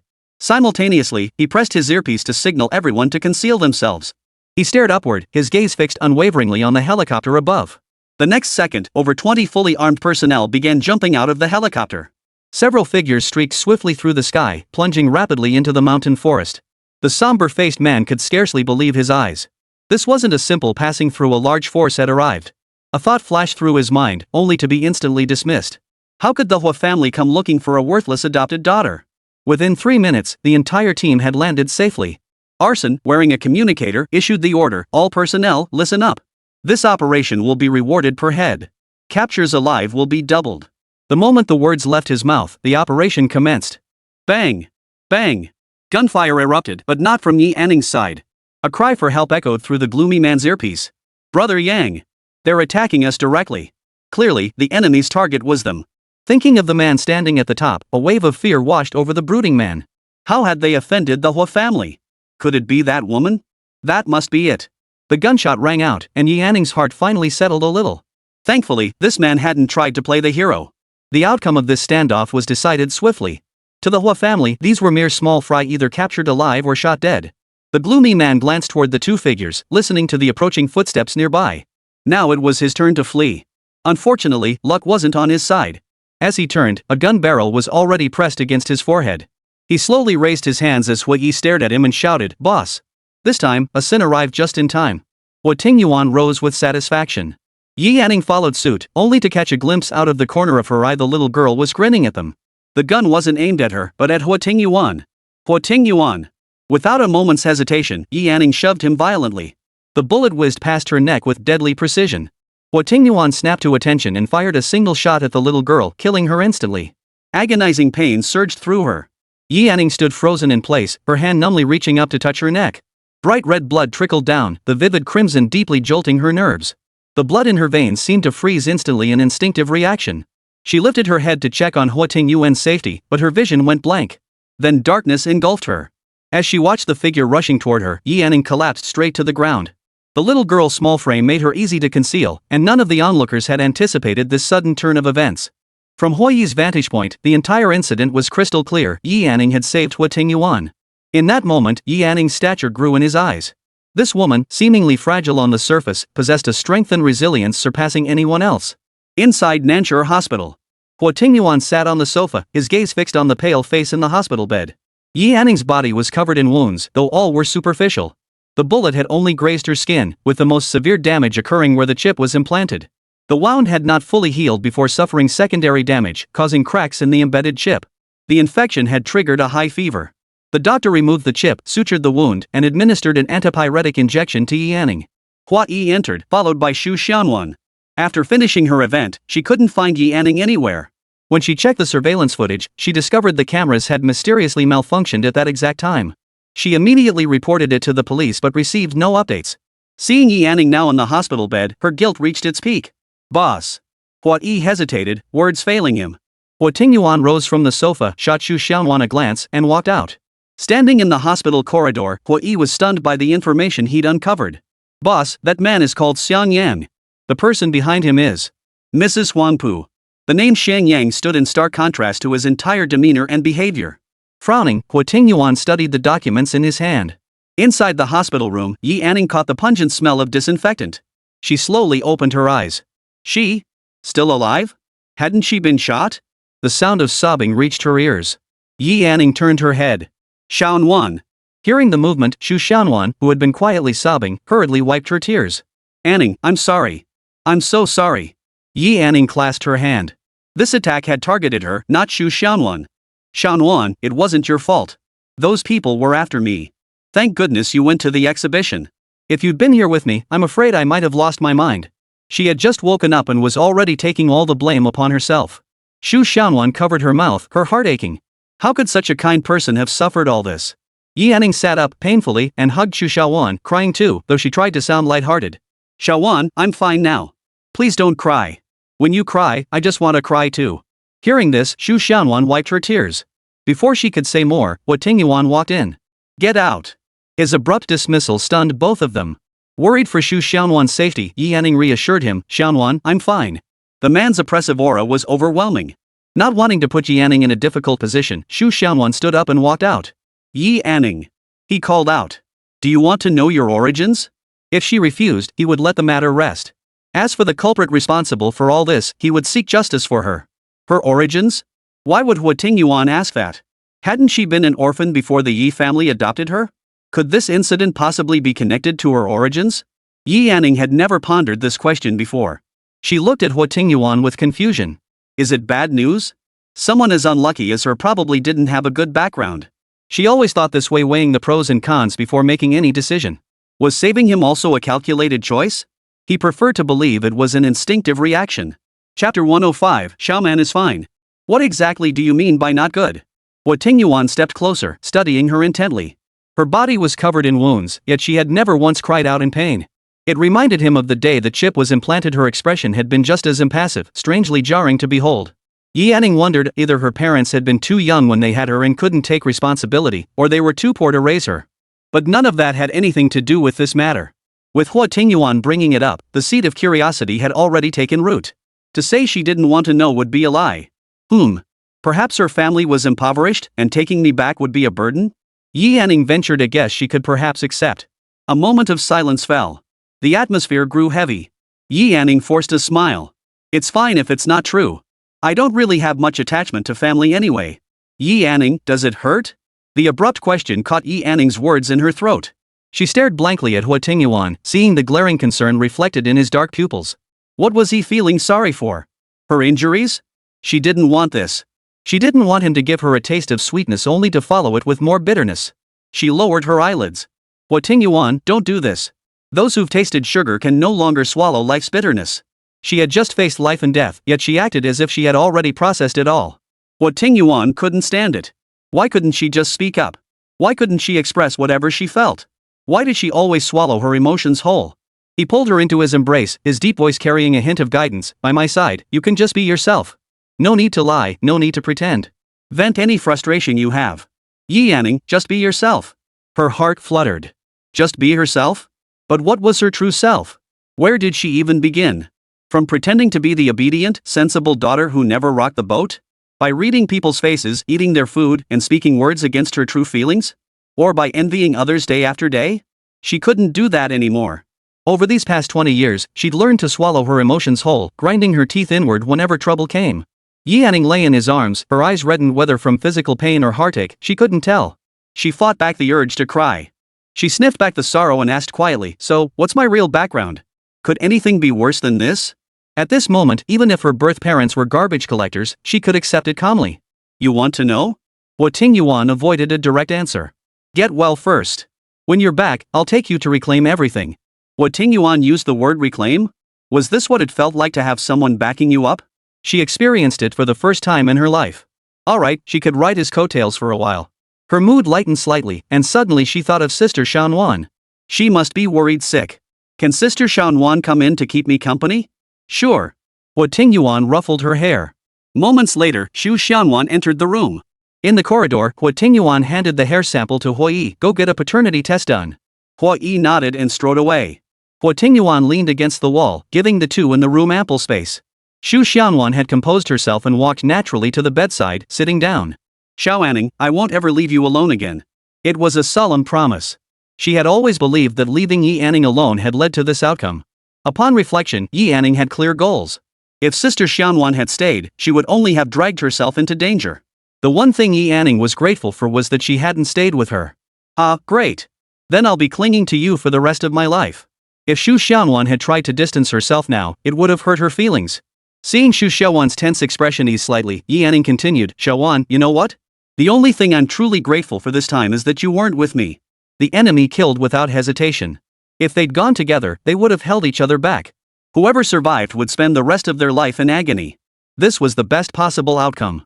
She clasped Xu Xiaowan's hand tightly, her tone lightening. Sis Xiaonan, given our situation and mindset back then, that was truly the best decision we could have made. If I had to do it again, I'd make the same choice. Her tone was gentle, yet each word carried unwavering resolve. These words startled Xu Xiaonan, who had been stuck in a dead end, and suddenly she felt at ease. Their eyes met, and they could see sincerity in each other's gaze. No one possesses divine foresight. What happens, happens. Different choices lead to different outcomes. Live in the present and cherish the moment. Don't dwell on the past and waste the time you have now. Though her injuries weren't severe, Yi Anning stayed in the hospital for a full week. Only after persistent pleading did she finally set foot on the road back to Yangcheng. The car ride back was quiet. Huo Tingyuan closed his eyes to rest, while Yi Anning gazed out the window at the passing scenery. Everything felt eerily calm and unreal. What are you thinking about? The voice came from behind her. Yi Anning didn't turn around, replying softly, nothing. Just watching the scenery flash by, emptying my mind. That was probably just zoning out. Yi Anning turned her head and asked casually, did Xiaoman run away? She'd been preoccupied with it, too afraid to ask before. Now that she no longer wanted to run, it didn't matter if she asked. Yi Anning didn't need to mention Huo Tingyuan for him to remember. He didn't hide anything either, she's in M country. She didn't run away. Didn't run away? Yi Anning instinctively asked, is she okay? Huo Tingyuan didn't respond, instead dialing Axel's number. Bro? What's up? Why are you calling so late? A disgruntled complaint came from the other end. It was nighttime in M country. Have that maid answer the phone. Axel was half asleep. With so many maids in the villa, which one should he ask? He sat up, pondering, until a specific face came to mind. Rustling sounds came from the other end, sounding like someone descending the stairs, followed immediately by a knock on the door. Who is it? Just one word, and Yi Anning recognized it as Xiaoman's voice, clear and intact. She hung up immediately. Xiaoman would worry knowing she was with Huo Tingyuan. As long as Xiaoman was fine, that was all that mattered. She lifted her gaze and met those dark eyes with a soft smile. I trust you. Aware of her subtle thoughts, Huo Tingyuan gave a faint, ambiguous smile, choosing not to press the matter. Over there, Axel was utterly baffled. Seeing Xiaoman open the door in her pajamas, he seemed at a loss for words. As the car entered Yangcheng, the route was unfamiliar to Yi Anning. She turned to Huo Tingyuan, where are we going? Huo Tingyuan toyed with his phone, his voice lazy. Honey, didn't I tell you? Once you're healed, I'll take you to get it back. Yi Anning. He called her name earnestly. Whatever happens next, don't be afraid. I'm here. That cryptic remark left Yi Anning with an uneasy foreboding. Chapter 106, Suffocation. The car pulled up to a villa halfway up the mountainside. Yi Anning stepped out, her mind filled with questions. The bodyguards behind her restrained the sullen man, causing Yi Anning to frown. Huo Yi emerged from the villa and nodded to Huo Tingyuan. The group entered the villa. 5 people were gathered in the hall, one of whom Yi Anning recognized Huangpu Berlin. Scanning the room, Huo Tingyuan remarked coldly, looks like everyone's here. Huangpu Shang exclaimed in surprise, Brother Tingyuan? Pretty sister? When Mrs. Huangpu spotted Yi Anning, her fingernails dug deep into the sofa. Her gaze then fell on Shang Yang following behind, and panic instantly flashed across her face. Huangpu Song, sensing his wife's distress, immediately clasped her hand. Wanqiu, what's wrong? Madame Huangpu forced herself to remain composed and shook her head. Hearing the words pretty sister, Yi Anning's mind raced. This face seemed familiar, somehow both recognizable and comforting. Sister, it's me. Do you remember the photo you took of me in the park? A photo? Meeting her gaze, those innocent pupils mirrored the face before her. Yi Anning exclaimed with delight, I remember. Huangpu Shang, puzzled by their sudden closeness, opened his mouth to ask but was interrupted by a cough. Ahem. Huangpu Berlin cleared his throat. Brother Ting, you had our family wait here. What do you need? Huangpu Haitang's gaze had been fixed on Yi Anning the entire time. Thinking of her ordeal, she couldn't help but feel sympathy. Huo Tingyuan fixed his gaze on Mrs. Huangpu, narrowing his eyes. The focus today isn't on you.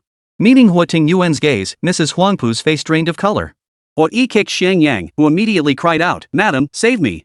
This cry for help drew everyone's attention back to Mrs. Huangpu. Now, everyone present noticed something was terribly wrong with her. Huangpu Haitang suddenly realized something and demanded, "Mom, you know her, don't you?" Her tone was almost accusatory. Yi Anning's heart pounded wildly. So this was the mysterious lady behind it all? The one who wanted her dead? But she didn't recognize this woman at all. Seeing that concealment was impossible, Mrs. Huangpu closed her eyes. When she opened them again, they fixed on Yi Anning with seething hatred. This raw, unfiltered hatred made Yi Anning's hair stand on end. She couldn't comprehend where such intense malice could possibly come from. Gritting her teeth, Mrs. Huangpu spat out each word, "She's a bastard who should never have existed." Huo Tingyuan's eyes instantly turned cold. Say that again? Yi Anning tugged at Huo Tingyuan's hand, staring blankly at the woman consumed by hatred. Go on.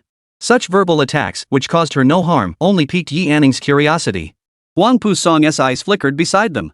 He stood up, glancing between Yi Anning and Mrs. Huangpu before pointing at Yi Anning with trembling fingers. She is. Yes. That's right. She's that S daughter. She is. Mrs. Huangpu clenched her fists, the veins on her neck bulging. The three siblings exchanged astonished glances, seemingly witnessing their mother's uncharacteristic loss of composure for the first time. In their memories, she had always been gentle and smiling to everyone. Tears streamed down Mrs. Huangpu's cheeks. Huangpu Song asked in disbelief, "Didn't you say back then that only Shangsheng survived among our daughters?" This statement struck a nerve, sending Mrs. Huangpu into a hysterical rage. She screamed, "No! She's not our daughter. She's that S. daughter?" The word stunned everyone present, including Yi Anning. Huangpu Berlin and Huangpu Haitang exchanged a glance, the answer almost written on their faces. 20 years ago, Huangpu Song's career was on the rise, facing fierce competition. Among his rivals was a scheming man named Huo Tingyuan. Huangpu Song enjoyed high public esteem and was heavily favored to win. The couple shared a deep bond. Huo Tingyuan kidnapped Mrs. Huangpu, threatening Huangpu Song to withdraw from the race. But by the time Zhou was apprehended, Mrs. Huangpu had already been violated. This incident became a nightmare for Mrs. Huangpu, but with Huangpu Song's daily companionship, she gradually began to recover. A month later, Mrs. Huangpu discovered she was pregnant with twins. Calculations placed the conception around the time of the incident. Given the medical technology of the era, the pregnancy was too early for a definitive diagnosis, and Mrs. Huangpu's health made termination inadvisable. Ultimately, prioritizing Mrs. Huangpu's health, Huangpu Song reassured her, "If they're ours, we'll raise them. If not, we'll give them up." Due to her physical condition and the twins' premature birth, Huangpu Song was not at home when Huangpu Sheng arrived first. The doctors immediately arranged a paternity test. Yi Anning emerged an hour later, bearing no resemblance whatsoever to Huangpu Sheng. The doctor explained that fraternal twins often look different and may have been conceived at different times. This statement successfully misled Mrs. Huangpu. Seeing Yi Anning's amber-colored pupils, Mrs. Huangpu instantly concluded she was the illegitimate child, as Yi Anning was the only one among her three children with such eyes. Once certain things took root in the heart, they were difficult to change. Overwhelming hatred consumed her reason, and she finally reached out with her devilish hand only to be discovered by the nanny who had come to care for her. The nanny rescued Yi Anning in time. Having watched Mrs. Huangpu grow up, she felt deep sorrow for her plight and promised to help resolve the situation before carrying the child away. Upon returning, the nanny only mentioned that the matter had been handled, without elaborating on the details. Mrs. Huangpu didn't inquire further, as the paternity test results for Huangpu Sheng had arrived. They confirmed he was her child with Huangpu Song, solidifying her suspicions. When Huangpu Song returned, he was told only one twin had survived his child. Overwhelmed with joy, he didn't press for details. That day, upon seeing the photograph, a powerful intuition seized her. Yi Anning was the child from years ago. Upon investigation, she discovered Yi Anning was also an adopted daughter. Her hatred never faded, it only grew stronger with each passing day and night. The truth was revealed, yet it was utterly absurd. Within Yi Anning, however, a colossal storm had already erupted. These words exploded densely in her mind. Heaven seemed to have played another cruel joke on her. The person who killed her was apparently her biological mother. So, she was the child of a rapist? Murderer? Mother? How could these two words ever be connected? Even more absurd was that Xiang Yang was an orphan she had rescued, obedient to her every command. The orphan she had rescued. She recognized every word, yet how could she fail to comprehend? One moment, a compassionate soul doing good deeds, the next, mercilessly killing her own biological daughter. Two daughters. One daughter received her utmost love, the other her deepest hatred. Chapter 107, Recessive Inheritance. What kind of feeling was this? It was as if her entire body had gone numb. She couldn't feel her breath, couldn't hear any sounds, as if she were cut off from the world. A piercing buzzing sound exploded in his head, reverberating outward and back again, until he could barely make out his surroundings. Yi Anning! As the buzzing faded, a clear, sharp cry pierced the air. Yi Anning lifted her gaze, her eyes vacant. Huo Tingyuan's features gradually came into focus, and her thoughts snapped back into place. What had just happened to her? It felt like she had truly died and come back to life. The room had fallen silent, all eyes fixed on her. In the kitten's eyes now lay confusion, helplessness, and a deathly stillness Huo Tingyuan had never seen before. She hadn't looked like this when caught after running away, not during the auction, not when the chip was implanted, and certainly not when being hunted down. Now, she looked as if her entire being had shattered. Huo Tingyuan wrapped his arm around her. Didn't we agree to get it back? How can you focus if you're distracted? The icy touch of her palm told him she was trying to process it alone again. The warmth of his touch brought a faint comfort to Yi Anning. She lowered her gaze to the hand holding hers, and suddenly, it didn't seem so terrible after all. She glanced back at the crowd in the room, her expression now somewhat clearer. The gazes present held hatred, pity, sympathy, and bewilderment. Yes, Wang Pu Shang's eyes were filled with bewilderment. She knew nothing. From birth, she had been cherished by everyone. Mrs. Huang Pu showered her with the most love, as if trying to compensate for the affection she felt she owed another child. She had parents who cherished her and brothers and sisters who doted on her. Without a doubt, she was a little princess showered with endless affection. Such a stark contrast, same origins, yet worlds apart. Huo Yi stepped forward and placed a paternity test report on the table. This is the paternity test for Miss Yi and Mr. Huang Pu. I believe everyone should see it. With that, Huo Yi stepped back. Huang Pu Haitang picked it up first, flipping straight to the last page where a bold statement caught her eye. Based on DNA testing results, scientific analysis and evaluation conclusively establish a biological father-daughter relationship between Huang Pu Song and Yi Anning. The probability of parentage between the two is 99.9999%. Her entire body trembled. She immediately turned to look at Mrs. Huang Pu with a complex expression. "Mom, she's your daughter with Dad." At these words, Huang Pu Berlin snatched the report, reading it over and over. The facts were undeniable. He lowered his hands and looked at his mother. Only then did Yi Anning feel her heartbeat. She wasn't the child of a rapist. A thread of relief sprouted from the depths of her heart. Mrs. Huang Pu refused to believe it. She snatched the report and scanned it herself. Upon seeing that line of text, she tore it to shreds without a second thought. Fake. It's all fake. She's nothing but a bastard. This answer had been etched in her mind for 20 years. How could she possibly believe it now? Huo Tingyuan sneered. Who cares whether you believe it or not? I didn't come here today to win your trust. I came to settle a score. This scene looked nothing like a reunion to restore family ties. It looked more like a settling of accounts. Tingyuan, what's going on? Wang Pu Song soothed the person beside him, his gaze settling on Yi Anning. She was his daughter. Everyone except Mrs. Huang Pu knew this. The report came from Huo Tingyuan. It couldn't be false. Now he could see Yi Anning's pupils were identical to his mother's. Unfortunately, Wang Pu Song's mother had passed away early, so Mrs. Huang Pu had never met her. Had he not seen Yi Anning's face now, he would have nearly forgotten that his mother belonged to an ethnic minority. Yi Anning must have inherited it recessively. A wave of regret washed over him. If only he had investigated back then. His beloved wouldn't have made this mistake.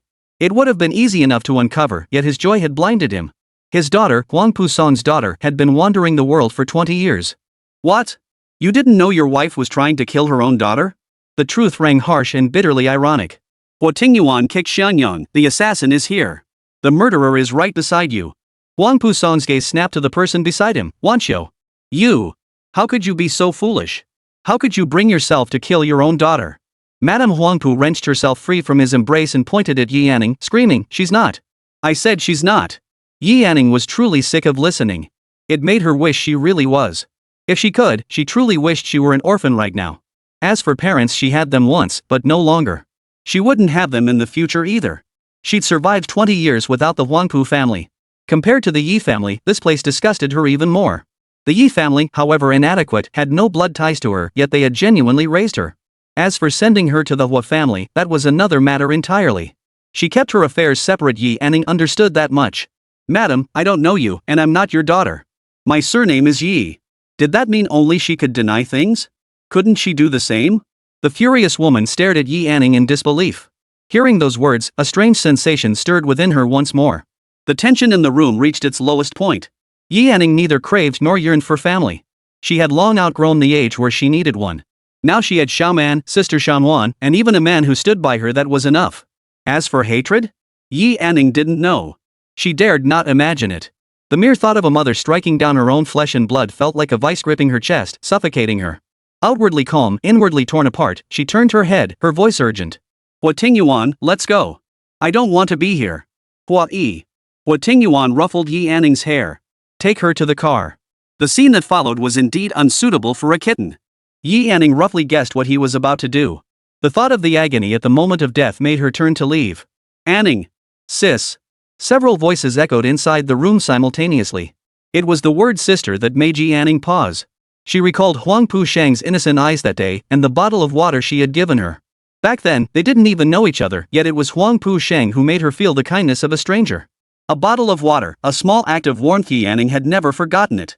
Those who've never been loved are like this. They hold on to every shred of kindness and warmth for a long time, eager to repay it with everything they have when the chance arises. Deep down, they believe others' kindness is rare and precious, not something to be taken for granted.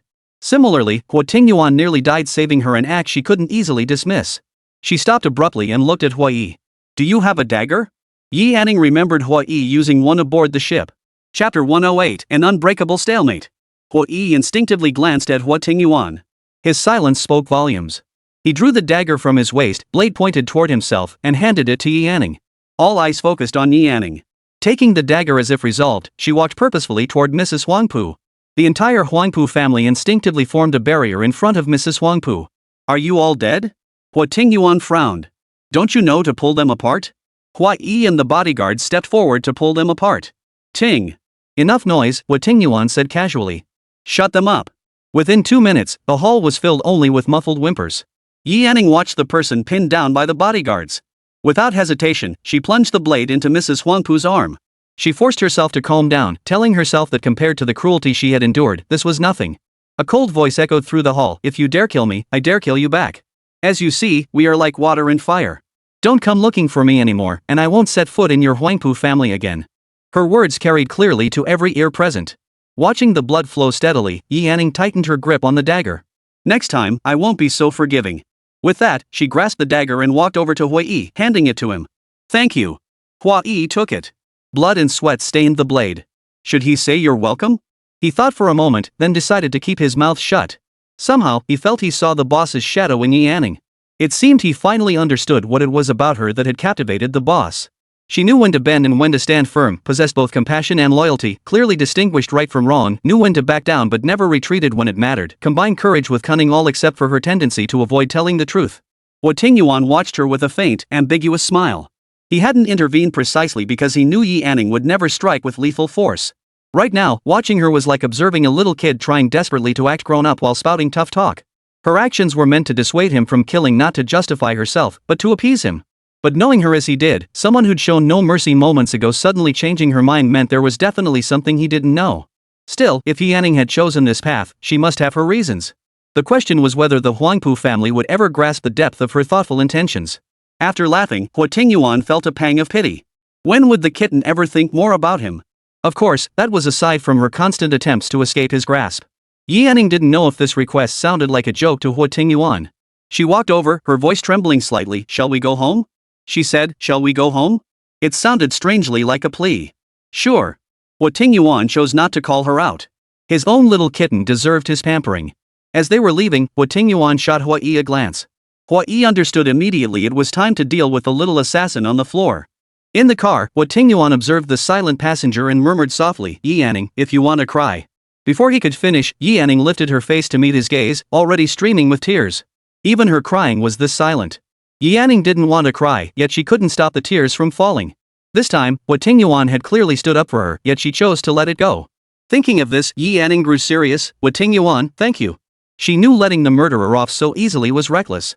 But unlike Mrs. Huangpu, she could understand her hatred yet not her murderous intent. She had never appeared before her, nor had she ever sought to uncover her own origins. She could have lived comfortably as Mrs. Huangpu. Yi Anning was hardly a thorn in her side. Ultimately, it was Huangpu who refused to let herself off the hook. Now, everyone was suffering. For Mrs. Huangpu, the rest of her life would be the greatest punishment. Her tone was sincere, yet as she murmured thanks, her thoughts drifted elsewhere. No need to guess what nonsense filled her mind. Huo Tingyuan raised his hand to wipe away her tears, his tone playful, his gaze suggestive. Sweetheart, what are you thanking me for? What could she offer? Yi Yanning lowered her gaze slightly, realizing she had nothing to give. Seeing her thoughtful expression, she looked rather adorable. After a moment's thought, Yi Yanning lifted her eyes. I can cook you a delicious meal. It was the best gift she could think of. Trying to fob him off with food again? Besides, the wound on her arm hadn't healed yet. Huo Tingyuan leaned closer. Yi Yanning instinctively turned her head away. He intended to kiss her cheek, but now his lips brushed against her ear instead. Unsurprisingly, Yi Yanning's ears flushed crimson again. Huo Tingyuan chuckled, wait until it's healed. What? Seeing her reaction, he knew she'd misunderstood. His smile deepened. I said once your arm heals, you can make it for me again. Sometimes teasing Yi Yanning felt more satisfying than actually doing anything. Inside the Huangpu villa, the family had long since lost its former harmony. The wound wasn't deep, showing Yi Yanning had struck lightly. Madame Huangpu stared silently at the bandaged injury, her entire being drained of vitality. Huangpu Song watched her like this and sighed heavily. He blamed himself for not pursuing the matter at the time. Thoughts of Yi Yanning filled him with guilt. Especially after learning of her past ordeal from Huangpu Haitang and Huangpu Berlin. This problem seemed unsolvable. Who could forgive a mother who tried to kill her own child? To give birth but neglect to raise that was already a grave mistake. Now, the error had become utterly preposterous. This left Huangpu Song utterly restless. You two go ahead and leave. I'll talk with your mother for a moment. The siblings exchanged glances and obediently left the room. Downstairs, Huangpu Shang tugged at Huangpu Haitang's sleeve. Sis, is that pretty lady really my sister? The sudden shift in identity left Huangpu Shang still struggling to believe it. Yes, Huangpu Haitang replied, her voice heavy with sadness. She is our sister.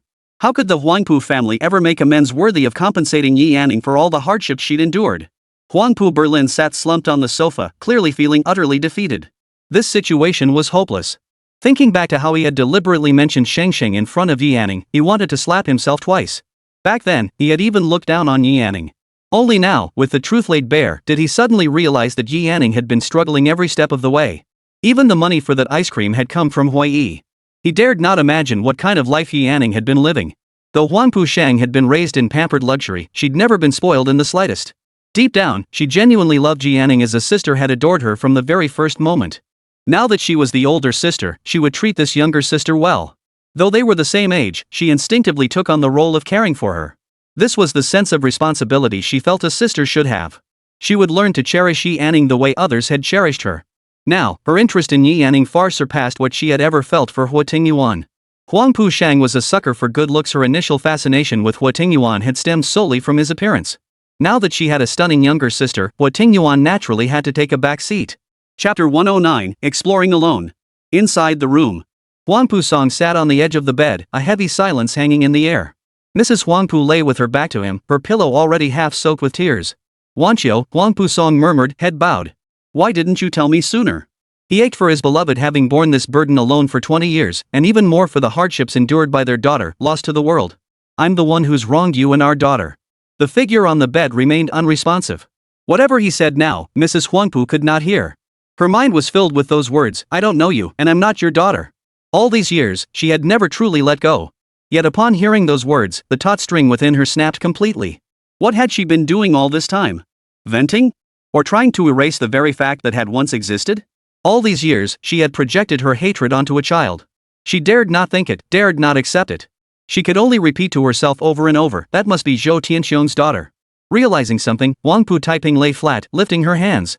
They seemed stained with blood, her own daughter's blood. 20 years ago, these very hands had tried to strangle her. 20 years later, these same fingers had ordered others to kill her. A dense wave of pain washed over her. Mrs. Huangpu's chest heaved violently as she gasped for air, her mouth agape. A metallic sweetness filled her throat before a mouthful of blood spurted forth. Wanqiu. Huangpu Song helped her up and shouted for help outside the door. Madame Huangpu clutched her head, suddenly screaming in agony. The three siblings rushed upstairs.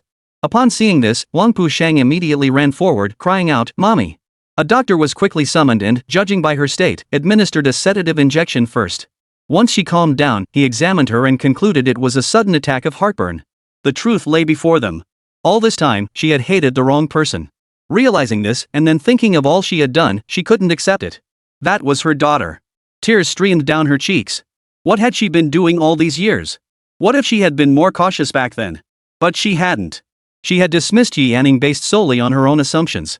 Seeing her like this, everyone in the room felt their eyes sting with tears, their hearts aching for their mother. No matter how wrong she had been, she was still their mother. Their heartache for Yi Yanning was genuine, and their refusal to blame their mother was equally true. From Mrs. Huangpu's perspective, carrying the child of a rapist meant that from the moment she learned of the pregnancy, the baby inside her womb was never welcomed into this world. But she should never, ever have harbored murderous intent. What if she had given Yi Yanning a chance? The outcome could have been entirely different. She had countless opportunities, yet she did nothing, even going so far as to sentence Yi Yanning to death. By the time they returned to the villa, it was already 6:30 p.m. After Huo Tingyuan's outburst, Yi Yanning's mood had improved somewhat. She had come to terms with it. This was reality, and she had to learn to accept it. She couldn't wait for reality to accept her. With or without the Huangpu family, she had weathered all the hardships and struggles these past years on her own. Yi Yanning was Yi Yanning. Whether it was the Yi family or the Huangpu family, she needed none of them. Only now did she remember one thing left undone.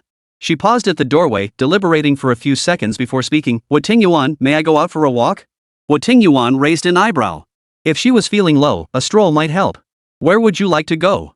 His tone suggested he intended to accompany her, prompting Yi Yanning to shake her head repeatedly. "No, I mean, can I go by myself?" Though slightly displeased, Huo Tingyuan agreed. He didn't want to restrict Yi Yanning now. As long as she stayed by his side, she could do whatever she pleased. Sure. His prompt agreement surprised Yi Yanning. Why did it feel like Huo Tingyuan was responding to every word and resolving every matter now? Could it be that she saved him, and this was his way of indirectly expressing gratitude? But Huo Tingyuan had only faced that danger to save her. Her rescue of him was only fair. What? Huo Tingyuan leaned closer. "Do you still want me to stay?" Before Yi Yanning could speak, he added, "Yi Yanning, if you want something, just say so." "I'll agree." He always spoke bluntly. Yi Yanning gave a dry laugh. "Could you find someone to drive me there? Why use someone else when you have your own man?" Huo Tingyuan gave her a meaningful look. Sure. She was in a bad mood today. Let her have her way, Huo Tingyuan thought.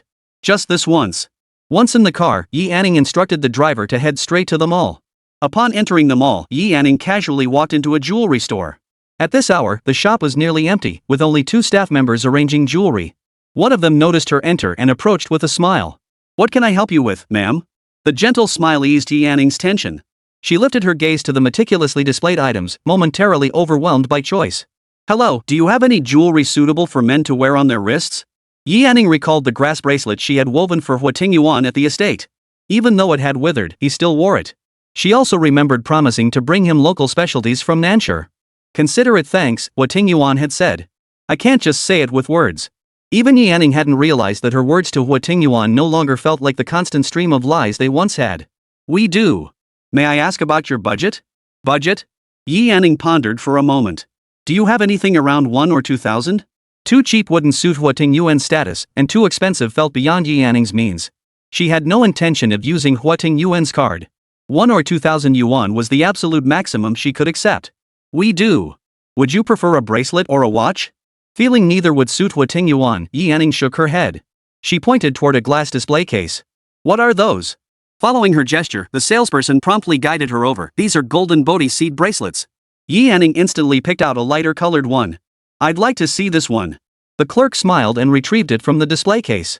It felt somewhat heavy in her hand, cool and smooth, with distinct patterns she could feel beneath her fingers. "You have excellent taste." Bodhi seeds carry profound symbolism, not only representing auspiciousness and peace, but also bringing good fortune. It wasn't an elaborate sales pitch, it sounded like a simple blessing. Yi Yanning was quite satisfied, though she wondered about the price. "Is this very expensive?" "This one is 2,980. It was slightly over budget, and Yi Yanning felt a twinge of anxiety. Would 2,900 be acceptable? The salesperson maintained a constant smile. "Sweetheart, our products are non-negotiable." Rejected, Yi Yanning didn't feel awkward. Bargaining was perfectly normal, though she'd always been too shy to haggle too aggressively. "All right, then please wrap it up for me." The clerk wrapped it up efficiently. After settling the purchase, Yi Yanning didn't linger and headed straight back to the villa. Chapter 110, Local Specialties Outside the Villa. As soon as she entered the lobby, she saw Huo Tingyuan slumped lazily on the sofa, looking as if he were asleep. "I'm home." Hearing her voice, the man opened his eyes and looked at her. She was walking toward him with her hands behind her back, looking in a fairly good mood. The driver hadn't followed her inside to unload the bags. Had she gone shopping and bought nothing? Huo Tingyuan frowned. Seeing his frown made Yi Yanning feel a little uneasy. Had she been gone too long? She handed him the gift. "Here." I couldn't find any local specialties from Nanshire, but I got something from outside the villa. Want it? Seeing the gift box before him, so Yi Anning had gone out to buy him a present? She actually remembered this. Don't you like it?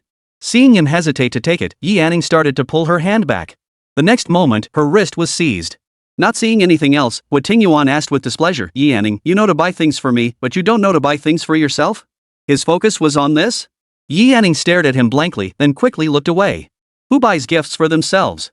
In all these years, Yi Anning had received only 2 gifts, the bracelet she decoaxed and tricked Huo Tingyuan into giving her, and that cheesecake. Huo Tingyuan didn't pursue the topic further. He raised an eyebrow, a hint of warmth softening his usually cold gaze.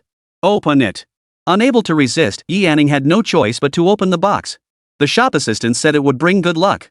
Huo Tingyuan, I wish you good luck. The words were a genuine wish and also a subtle way of saying thank you. If not for Huo Tingyuan, she'd likely be feeding the bugs in the jungle by now. Yi Anning had taken the initiative to give him a gift. Huo Tingyuan wondered if she was plotting another escape or if it was simply a gesture of goodwill. If it was genuinely a gift, did that mean he held a small place in her heart? Whether genuine or feigned, as long as Yi Anning was willing to invest effort in him, he wouldn't mind either way. So far, taking things slowly seemed to be working out well. With that thought, a noticeable smile spread across Huo Tingyuan's lips. Put it on me. This time, Yi Anning easily slipped free from his grasp, took the Bodhi bead bracelet, and slipped it onto his left wrist. Whether it was her good taste or simply because it suited Huo Tingyuan perfectly, it looked harmonious and beautiful. Huo Tingyuan's gaze remained fixed on Yi Anning's face throughout. Seeing the satisfied expression on her face, he chuckled softly, "Baby, are you thinking about how to slip away from me again?" He always asked questions directly and acted decisively. Yi Anning didn't mind his suspicion after all, she had deceived him before. But this time, he was truly mistaken. Their eyes locked, Yi Anning stood her ground without flinching. "You said yourself not to thank you with words, but when I thank you with actions, you doubt me?" Huo Tingyuan, don't accuse me falsely. Falsely accuse? What was this new term? Huo Tingyuan gently pulled her into his embrace. What do you mean, falsely accuse? Yi Anning smiled. It means don't frame me, and don't accuse me falsely. It was exactly what she said. Seeing her smile reach her eyes, Huo Tingyuan curved his lips in return. Fine. Just one word, okay, yet it carried a hint of tantalizing charm. Yi Anning swallowed unconsciously and hurriedly pulled away from his embrace. "I'm going to take a shower first." Watching her retreating figure, as if fleeing, Huo Tingyuan's smile deepened. Only then did he lower his gaze to the Bodhi seed bracelet on his wrist. It felt right. The sudden ring of his phone interrupted Huo Tingyuan's thoughts. He answered the call, pressed the speaker button, and casually tossed the phone onto the table before him. Tingu. There was a brief silence on the other end. Could we see Anning? It was Huangpu Berlin's voice. No. Huo Tingyuan's tone was icy cold, leaving no room for negotiation.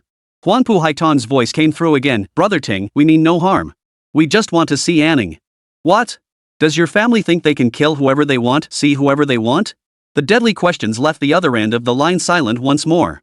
Tingyuan, you didn't even ask if she wants to see us. You can't make decisions for her. Huangpu Shang was furious, especially after hearing about Yi Anning's ordeal. Her usual politeness toward Huo Tingyuan vanished completely. Huo Tingyuan scoffed dismissively. I can't decide for her? Can your Huangpu family? Each remark struck precisely at the heart of the matter. Before the other end could respond, Huo Tingyuan hung up the phone. The other end didn't dare call back. The three exchanged glances, realizing it would likely be impossible to see Yi Anning. No! I must see her. I'll get her away from that monster Tingyuan. Huangpu Shang stood up, her gaze unwavering. Demon? Huangpu Berlin raised an eyebrow. Isn't he your beloved now? Who was it that had been going on and on about it earlier? Huangpu Shang shrugged it off. What do you know? Falling for a girl happens in the blink of an eye. Besides, she's my sister. I have a sister. Huangpu Shang repeated this line countless times, her mood sinking as she spoke. Seeing this, Huangpu Haitang ruffled her hair. Shang, you absolutely must not disturb Anning without her consent, understand? This incident was like a scar. They didn't know if Yi Anning could accept it or recover from it. If they approached her rashly, it would be like tearing open that wound again. She'd suffered enough already. There was no reason to make her suffer more. Though they desperately wanted Yi Anning away from Huo Tingyuan, they dared not act rashly. This wasn't just anyone, it was Huo Tingyuan. A man who acted solely on his whims, utterly indifferent to anyone else's feelings. Yes, this requires careful consideration, Huangpu Berlin said. Once Brother Ting sets his mind on someone or something, he never lets go easily. Huangpu Haitang nodded. It still depends on what Anning thinks, but we can't even see her face right now. Huangpu Shan lifted her little face. If only we could reach her. She's so kind she'd definitely see me. The three of them began to hang their heads in dejection once more. They weren't trying to get Jianning to return to the Huangpu family, they just wanted to do something to make amends. Huo Tingyuan ascended the stairs, observing Jianning seated on the bed, engrossed in her phone. He approached her naturally, his gaze from above conveying authority as he stated, "Sweetheart, the Huangpu family wished to see you." "I declined on your behalf." Jianning looked up at him, feeling inexplicably as if he were seeking praise. "Fine." The word thank you caught in Jianning's throat. If she said it, this man would surely ask what she could possibly give him in return. It was better left unsaid for now. As for the Huangpu family, though the others were innocent and unaware, she didn't want any connection with them either. She needed no pity, nor did she need anyone's compensation. Before she could finish her thoughts, Huo Tingyuan's towering figure loomed over her, pinning her beneath him. "Jianning, pay me back for last time." Without waiting for a response, he leaned in and kissed her. This blatant hint reminded Jianning of the circumstances of her last menstrual cycle. Chapter 111, Tense Atmosphere. 10 o'clock in the morning. In the quiet master bedroom, the mound on the large bed shifted slightly. A pale arm emerged from beneath the covers, groping for the bedside cabinet but missing the phone. The figure paused, then opened their eyes, realizing they slept on the opposite side last night. She sat up, ruffling her slightly disheveled hair, then shifted over to grab her phone before lying back down. Her phone displayed a message from Sister Xiaonuan. "Xiaoanning, would you mind doing me a small favor?" Jianning replied without hesitation. "Sure." She got an instant reply with a location and time. Seeing that, Jianning quickly got up, washed up, and headed out in a great mood. On her way to meet Xu Xiaonuan, even the breeze felt sweet. The meeting spot was the same place they'd had their first meal together. Unlike last time, this time Xu Xiaonuan was waiting for her. As soon as Jianning sat down at the same table, Xu Xiaonuan pushed a glass of water toward her. "Have some water." Jianning obediently picked it up and took a big gulp. "Xiaonuan, what's up?" Xiaonuan found her adorable no matter how she looked at her. She chuckled softly, "So happy just because I asked for a favor?" "Of course." Jianning smiled back. "It means you need me." Being needed felt like pure happiness. The dishes began arriving one after another. Xu Xiaonuan spoke gently, "Let's eat first. Finish your meal nicely, and we'll talk later." The use of "eat up" made Jianning feel a little embarrassed. She was already so grown up, yet Xu Xiaonuan always treated her like a little sister, doting on her. This feeling was an indescribable warmth. Jianning was quite thin, and Xu Xiaonuan desperately wanted to feed her until she gained some weight. Before she knew it, she had piled Jianning's plate high with meat. Seeing the towering piles of food in her bowl, a wave of warmth washed over Jianning. She ate heartily without fuss. When she saw Jianning was nearly finished, Xu Xiaonuan set down her chopsticks and asked, "Little Anning, would you be willing to model my jewelry?" Jianning had fair skin, a beautiful swan-like neck, a great figure, and delicate features. With such qualities, she would surely shine wearing Xu Xiaonuan's jewelry. "Sure." Jianning looked at her. "But Sister Xiaonuan, I don't know anything about this. I hope I won't be a hindrance." Xu Xiaonuan smiled. "You just need to be beautiful. Leave the rest to me." "But I don't plan on showing your face." Showing her face could cause trouble for Jianning later on. She only planned to feature the jewelry on Jianning's body in the photos. This would maintain an air of mystery while protecting Jianning from negative comments. Xu Xiaonuan planned to establish her own brand company. If things went smoothly, Jianning would model all their jewelry in future shoots. Jianning naturally had no objections. She was genuinely happy to help Xu Xiaonuan. Seeing her acquiescence, Xu Xiaonuan pulled a contract from her bag. "Xiaoanning, this is a contract binding you to me. Sign it, and you'll be mine from now on." Jianning was about to sign her name without hesitation when Xu Xiaonuan stopped her. "At least read it first." This girl really wasn't afraid of being sold off. Hearing Xu Xiaonuan's words, Jianning scrutinized the document again. Her eyes widened in surprise at the string of numbers. "Sis Xiaonuan, I actually get paid?" "Of course you do. Plus commissions on top of that." She wasn't some unscrupulous boss. The terms were actually quite fair. The contract was only for 1 year. As for the future, it would depend on market conditions and whether Jianning was willing to continue. In other words, starting today, Jianning could earn her own money. Without hesitation, she signed her name. This wasn't about helping Sister Xiaonuan, it was Sister Xiaonuan helping her. Just as they finished signing and were chatting happily, a ringing phone interrupted them. It was an unfamiliar number. Jianning answered, puzzled, and remained silent. Huo Yi's voice came through the line. "Miss Yi, where have you been? The boss is looking everywhere for you." Looking everywhere for her? Didn't she have a chip implanted? Why did this sound so strange? Besides, Huo Tingyuan hadn't contacted her either. Though puzzled, Jianning answered honestly, "I'm out having dinner with Sister Xiaowan." "Has something happened? Tell me your location. I'll come pick you up right now." After giving her location, Jianning hung up. She couldn't figure out what was wrong. Could it be that she hadn't told him she'd gone out? That seemed the only possibility. Huo Tingyuan was as unpredictable as ever. Shanwan, I have something to attend to. I'll head back first. Yi Anning felt a bit apologetic. Alright, let me know if you need anything. Truthfully, Xu Xiaowan was curious about Yi Anning's story, like how she'd mentioned offending someone powerful the first time they met, or how she'd fled penniless, selling her bracelet only for it to end up back in her possession. And that man who clearly wasn't someone to mess with. Too many mysteries, yet Yi Anning seemed so free. She shook her head. If the girl didn't want to talk about it, she wouldn't pry. As Yi Anning exited the restaurant, she spotted Hua Yi from afar. Instinctively, she glanced toward the backseat of his car. Could Huo Tingyuan be inside? As she approached, Hua Yi opened the door for her. The seat was empty. Yi Anning opened her mouth to ask where Huo Tingyuan was, but seeing Hua Yi's expressionless face, she held back. Throughout the ride, she sat in the back seat, occasionally glancing at the driver in the rearview mirror. Yi Anning couldn't help but speak up. Did he get upset because I left without telling him?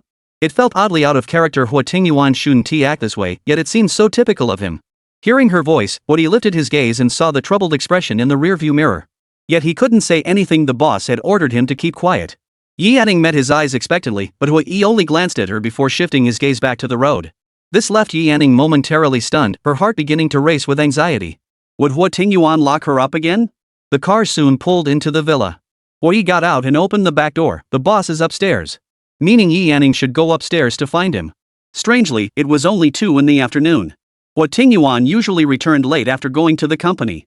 Even with the chip implanted, did he really forbid her from having lunch with her girlfriends? Yi Anning was unaware the chip was no longer inside her. She had just given him a gift yesterday, and their relationship had improved slightly. It felt like everything had suddenly reverted to the way it was before. Seeing Huo Yi already walking ahead, Yi Anning had no choice but to follow. Upon entering the house, Huo Tingyuan stood by the second-floor banister, his gaze fixed on them from above. Feeling that gaze, Yi Anning felt inexplicably nervous. Go on up. The boss is waiting for you. Hua Yi paused and gestured for Yi Anning to ascend. Yi Anning hesitated, mentally rehearsing what she should say next. Chapter 112, On the Brink of Collapse. Seeing her frozen in place, Huo Tingyuan frowned slightly. Yi Anning, come up. Yi Anning tilted her head back, still not moving. Tell me what this is about first. Hua Yi. Her guard is pretty high. The man upstairs raised an eyebrow. Come up. Don't make me repeat myself. Better safe than sorry. Yi Anning began climbing the stairs, though her pace was deliberately slow. As she neared the top, Yi Anning gave a nervous chuckle. I just went out for dinner with Sister Xiaowan. Next time, I promise I'll tell you in advance. Huo Tingyuan narrowed his eyes, his tone flat. Just dinner? Could he have found out about her plan to work for Sister Xiaowan? Huo Tingyuan always asked questions with the answers already in mind. Also, I asked Sister Xiaowan to let me work for her. I need something to do. To avoid involving Xu Xiaowan, Yi Anning took full responsibility for the situation. At that moment, Yi Anning wished there were more steps on this staircase, for she had already reached right in front of Huo Tingyuan. A smile curved Huo Tingyuan's lips, making him look incredibly handsome. Oh, well then, follow me. Huo Tingyuan turned and started walking, leaving Yi Anning no choice but to follow. The man stopped before a door, watching Yi Anning stroll over slowly. He smiled and said, "Come open it." His words were inexplicable, his smile equally so. Could there be something strange inside? Or was he planning to lock her inside? Yi Anning gripped the doorknob and glanced back at him. Can we skip this? What do you think? Clearly, it wasn't an option. Yi Anning took a deep breath, pressed the handle, and gave it a gentle push, but it wouldn't budge. Why did she feel something behind her? Could there be some ferocious beast inside? Yi Anning looked at Huo Tingyuan uneasily. Seems like it won't budge. Guess it's meant to be. I think we should just leave it. Huo Tingyuan knew exactly what she was thinking. He leaned down close to her ear. If it won't open, how about we go back to the estate? A blatant threat. Her actions outpaced her thoughts. Yi Anning gripped the handle with both hands and shoved hard. The door swung open a crack and an exquisitely crafted gift box tumbled out. Immediately after, Huo Tingyuan thrust his arm forward with a powerful shove. The door swung wide open, sending a cascade of gift boxes tumbling down. It was no exaggeration to say the entire room was now crammed with gift boxes of every shape and size. Yi Anning looked up. What is this? Though deep down, she already had a faint idea. Yi Anning, Huo Tingyuan pinched her cheek. Open them and play when you're bored. So, it wasn't about locking her up. He'd prepared a room full of gifts for her. She had traded a small string of Bodhi beads for a room full of gifts. Yi Anning knew without thinking that it was probably because of what she had said that no one buys gifts for themselves. It seemed to happen every time he took her offhand remarks seriously. Yi Anning slowly crouched down, picking up the small gift box that had rolled out first. After a moment's hesitation, she gently opened it. A beautiful bracelet lay quietly inside. She glanced around the room, ultimately not daring to open anymore. How could she possibly repay Huo Tingyuan for this? In her mind, kindness from others always demanded repayment. Or rather, what did she have besides herself? Yi Yanning asked herself inwardly. What exactly did she feel for Huo Tingyuan? Yi Yanning understood this part of herself clearly, from initial fear, to wanting nothing more than to stay far away from him, to the sincere gratitude she felt now. Even though Huo Tingyuan hadn't ordered constant surveillance or forcibly inspected her phone, she still didn't feel free. After all, wasn't there still a chip inside her? From the very beginning, their relationship had been unequal. Huo Tingyuan treated her like a pet he kept. For Yi Yanning, relying on someone like him was a gamble she dared not take. She dared not take that risk. A man like Huo Tingyuan acted purely on whim. Perhaps he found her interesting now, but what about later? He could keep her around as long as he was amused, but what if his interest waned? His tenderness was real, but so was his capacity to kill on a whim. In the end, Yi Yanning recalled a saying, never let gentleness and appearances blind you to a person's true horror. Huo Tingyuan had saved her, yet he had also hurt her, forcing her to stay, even resorting to threatening innocent people and those she cared about to coerce her. Serving the ruler is like serving a tiger, this much Yi Yanning understood. Don't like it? The voice came from above her. Yi Yanning composed herself and lifted her small face. I like it. Could she dare say she didn't? No way. Angering this man would definitely not end well. Every move she made moments ago had been under Huo Tingyuan's watchful eye. At first, he assumed her shock at the scene had left her speechless, but the longer he observed her, the more off it seemed. She stared at the pile of gifts before her, her eyes holding not a shred of delight, only worry. What was she worried about? The moment she looked up, she was deceiving him. Deceiving him again. Yi Yanning. His voice was utterly flat. If you don't like them, just say so. I told you, you can just be yourself. Yi Yanning set the gifts back on the floor and stood up. Huo Tingyuan, I truly appreciate you taking the time and effort to prepare these. Not everyone would be happy to receive gifts. Her words were soft yet heavy, spoken gently, yet they landed like a heavy blow on Huo Tingyuan. So she didn't like them. With rare patience, he asked, then what do you like? She expected Huo Tingyuan to fly into a rage, but his tone sounded genuinely as if he were merely asking what she liked. What did she like? Yi Yanning pressed her lips together, this time choosing not to deceive him. I like living like an ordinary person. To be far from the Huo family, far from the Huangpu family. To have a little nest of her own, keep a small pet, gather with a few close friends in her spare time, and grow old slowly. Her current life of material comfort brought her no peace of mind, yet she knew deep down that such a life was impossible. Not a single word mentioned leaving, yet every word spoke of departure. Huo Tingyuan scoffed. So you still want to leave? She was indeed too spoiled, having forgotten that he was not a man to be easily persuaded. He reached out and twirled a strand of her hair between his fingers. Baby, haven't I always told you I'll always want you? His voice was tender yet tantalizing. Yet upon hearing it, Yi Yanning's face paled. Even though she knew this would be the outcome, actually hearing it was another matter entirely. The tension in the room teetered on the brink of collapse. Yi Yanning's knuckles turned white as she clenched her fists. Confrontation wasn't an option now. She softened her tone, you did. Huo Tingyuan responded to softness, not confrontation. She couldn't stand her ground with him, or she wouldn't even make it out the door, let alone return to the estate. Her quick compliance was the submission he demanded, yet now an inexplicable rage flared within him. His hand cupped half of Yi Yanning's face, his thumb tracing gentle circles. The tenderness had vanished from his eyes, and a few words snapped from between his teeth. Yi Yanning, you won't be able to leave me this lifetime. Chapter 113, Summoned. Yi Yanning knew that confronting him head-on now would be futile. She forced herself to calm down and try to reason with him. You were the one who asked me to tell you. Now that I have, you're unhappy. Or did you want me to lie and deceive you? Huo Tingyuan watched her lips open and close, finding it amusing. She was a master at bending and stretching, playing the role perfectly. Compared to her previous barrage of lies, her current words were undeniably more truthful. Yet none of them were what he wished to hear. When would he finally hear the truth he craved from her lips? He simply pinched her chin and kissed her lips openly. I have only one demand, don't run away. Everything else is up to you. Yi Yanning met his gaze and saw the earnestness in his eyes. He was looking at her, waiting for her answer. Run? Where could she possibly go? With that chip implanted, she'd be transparent wherever she went. She'd tried running before without it, only to fail miserably and drag others down with her. After a few seconds of silence, Yi Yanning nodded at the man before her. Only then did the corners of his lips curve upward. As long as she was by his side, time was on his side. Sooner or later, she would accept reality. For the next month, Yi Yanning spent every spare moment hanging out with Xu Xianwan. This did not sit well with Huo Tingyuan. First it was Xiaoman, now it was Xianwan. Still, Huo Tingyuan didn't go back on his word. As long as she didn't run away, she was relatively free, except she had to be home by 8 every night. Special circumstances required discussion with him, and he considered himself quite reasonable. Xu Xianwan had been exceptionally busy lately, handling everything personally. Yi Anning could only do her best to assist, though she was unfamiliar with many tasks and could only contribute within her limited capabilities. At that moment, Yi Anning was flipping through a magazine filled with dazzling jewelry. Paired with the model's displays, it was truly eye-catching. Xiao Anning. Xu Xianwan pushed open the door. What are you looking at? Yi Anning lifted her gaze from the magazine. Seeing the food in Xu Xianwan's hands, she hurriedly took it from her. Just reading some magazines to learn. I can't hold you back. Ha! You holding me back? If that ever happened, it'd definitely be because the jewelry was subpar. Xu Xianwan opened the food as she spoke, handing Yi Anning a pair of chopsticks. Lately, it was all thanks to Yi Anning's help. Otherwise, she'd still be scrambling to handle everything alone. Most of Yi Anning's tasks were odd jobs, but don't underestimate these little chores, they added up to solve quite a few headaches. Xianwan, you're amazing, handling so much every day. Yi Anning ate with genuine admiration in her eyes. It's just how things are when you're starting out. I'm sorry to have my little Anning work so hard alongside me. Don't worry, Sister Xianwan, I'm here. Before she could finish, a knock sounded at the office door. Both diners turned toward the entrance.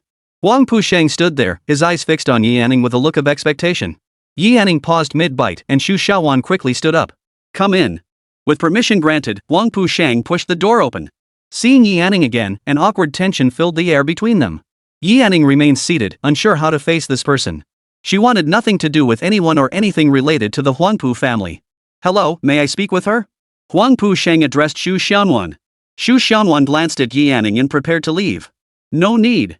Some things were better said clearly once and for all. She wasn't indecisive, nor did she have anything to hide. Yi Anning stood up and approached Huang Pusheng, maintaining a certain distance. I'll only say this once, I don't want to have anything to do with anyone in your family. It's not your fault you didn't know, but I just can't get along with you. Clearly, these words rendered Huang Pusheng speechless, preventing her from uttering the prepared speech she had come to deliver. Before she could speak, Yi Anning's voice rang out again. And I don't need sympathy or compensation from any of you. You don't need to feel guilty. You don't owe me anything, and I don't owe you anything. Let's just go our separate ways. Is that okay? Her use of okay conveyed her request while seeking the other's consent. Huang Pusheng felt a pang of disappointment. I just wanted to talk to you. Recent upheavals had shaken the Huangpu household.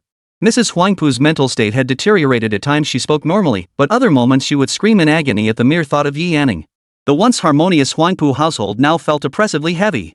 Huang Pusheng wanted to go out for a walk, but then she thought of Yi Anning. She learned that Yi Anning had been spending most of her time with Xu Xianwan lately, and since brother Tingyuan wasn't around, she had taken the liberty of coming over. Only now did she realize Sister Haitang had been right, she had been reckless. I'm sorry. With those words, Huang Pusheng turned and walked away. Watching his retreating figure, Yi Anning felt a pang of sadness in her heart, though it lasted only a moment. Xu Xianwan knew this man, the Huangpu family's cherished heir. She never imagined he'd be acquainted with little Anning. This young girl truly held many mysteries. Yi Anning sat back down. She simply couldn't stomach another bite. Xiao Anning, are you okay? Though unaware of the details, she could sense something was off with Yi Anning's mood. Yi Anning didn't respond. She picked up her chopsticks, head bowed. I'm fine. She desperately wanted someone to confide in, to unload everything weighing on her heart. But remembering Xu Xianwan's recent exhaustion, Yi Anning forced herself to hold it in. Little Anning, no matter what happens, I'll always be here for you. Yi Anning lifted her head and smiled faintly. Okay. Her demeanor clearly showed she was preoccupied. Xu Xianwan pulled a sketch out of her bag. Xiao Anning, take a look at this necklace design for me. It was clearly meant to distract Yi Anning. She set down her chopsticks and took it, examining it closely. The gemstones were green, incorporating botanical elements that instantly radiated vitality. This was the design intended for Chu Mashu. Yi Anning nodded repeatedly. It's gorgeous. It'll look stunning when finished. You're amazing, Sister Xiaowan. Xu Mashu wasn't in a hurry to claim it. Learning that Xu Xiaowan planned to establish her own brand company, he hoped this necklace would become the first piece produced by her company.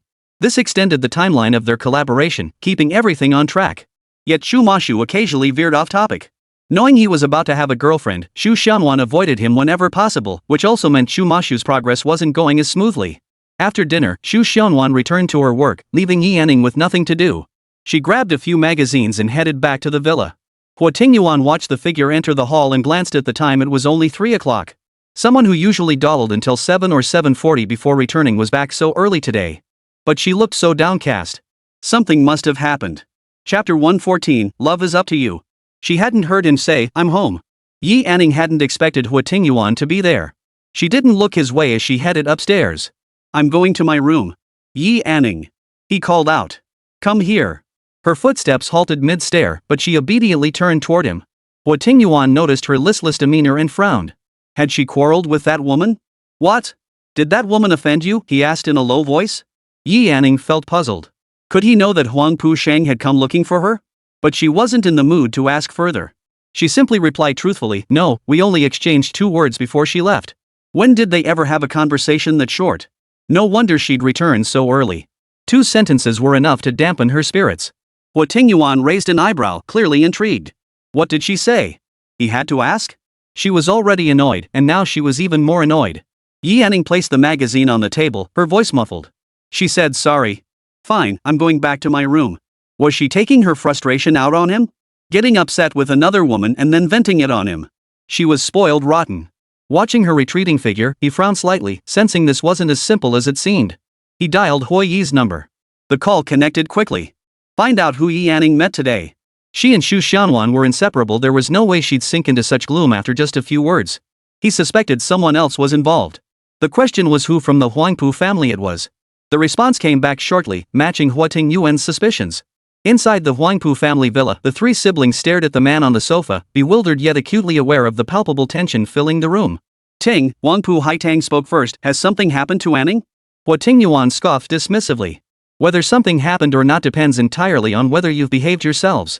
Mrs. Huangpu had been unwell lately and couldn't possibly cause trouble for Yi Anning again. Where did this accusation come from? Brother Ting, Mom wouldn't dare go after Anning again. Huangpu Berlin could vouch for that." Huo Tingyuan fixed Huangpu Sheng with a cold stare. "Spill it.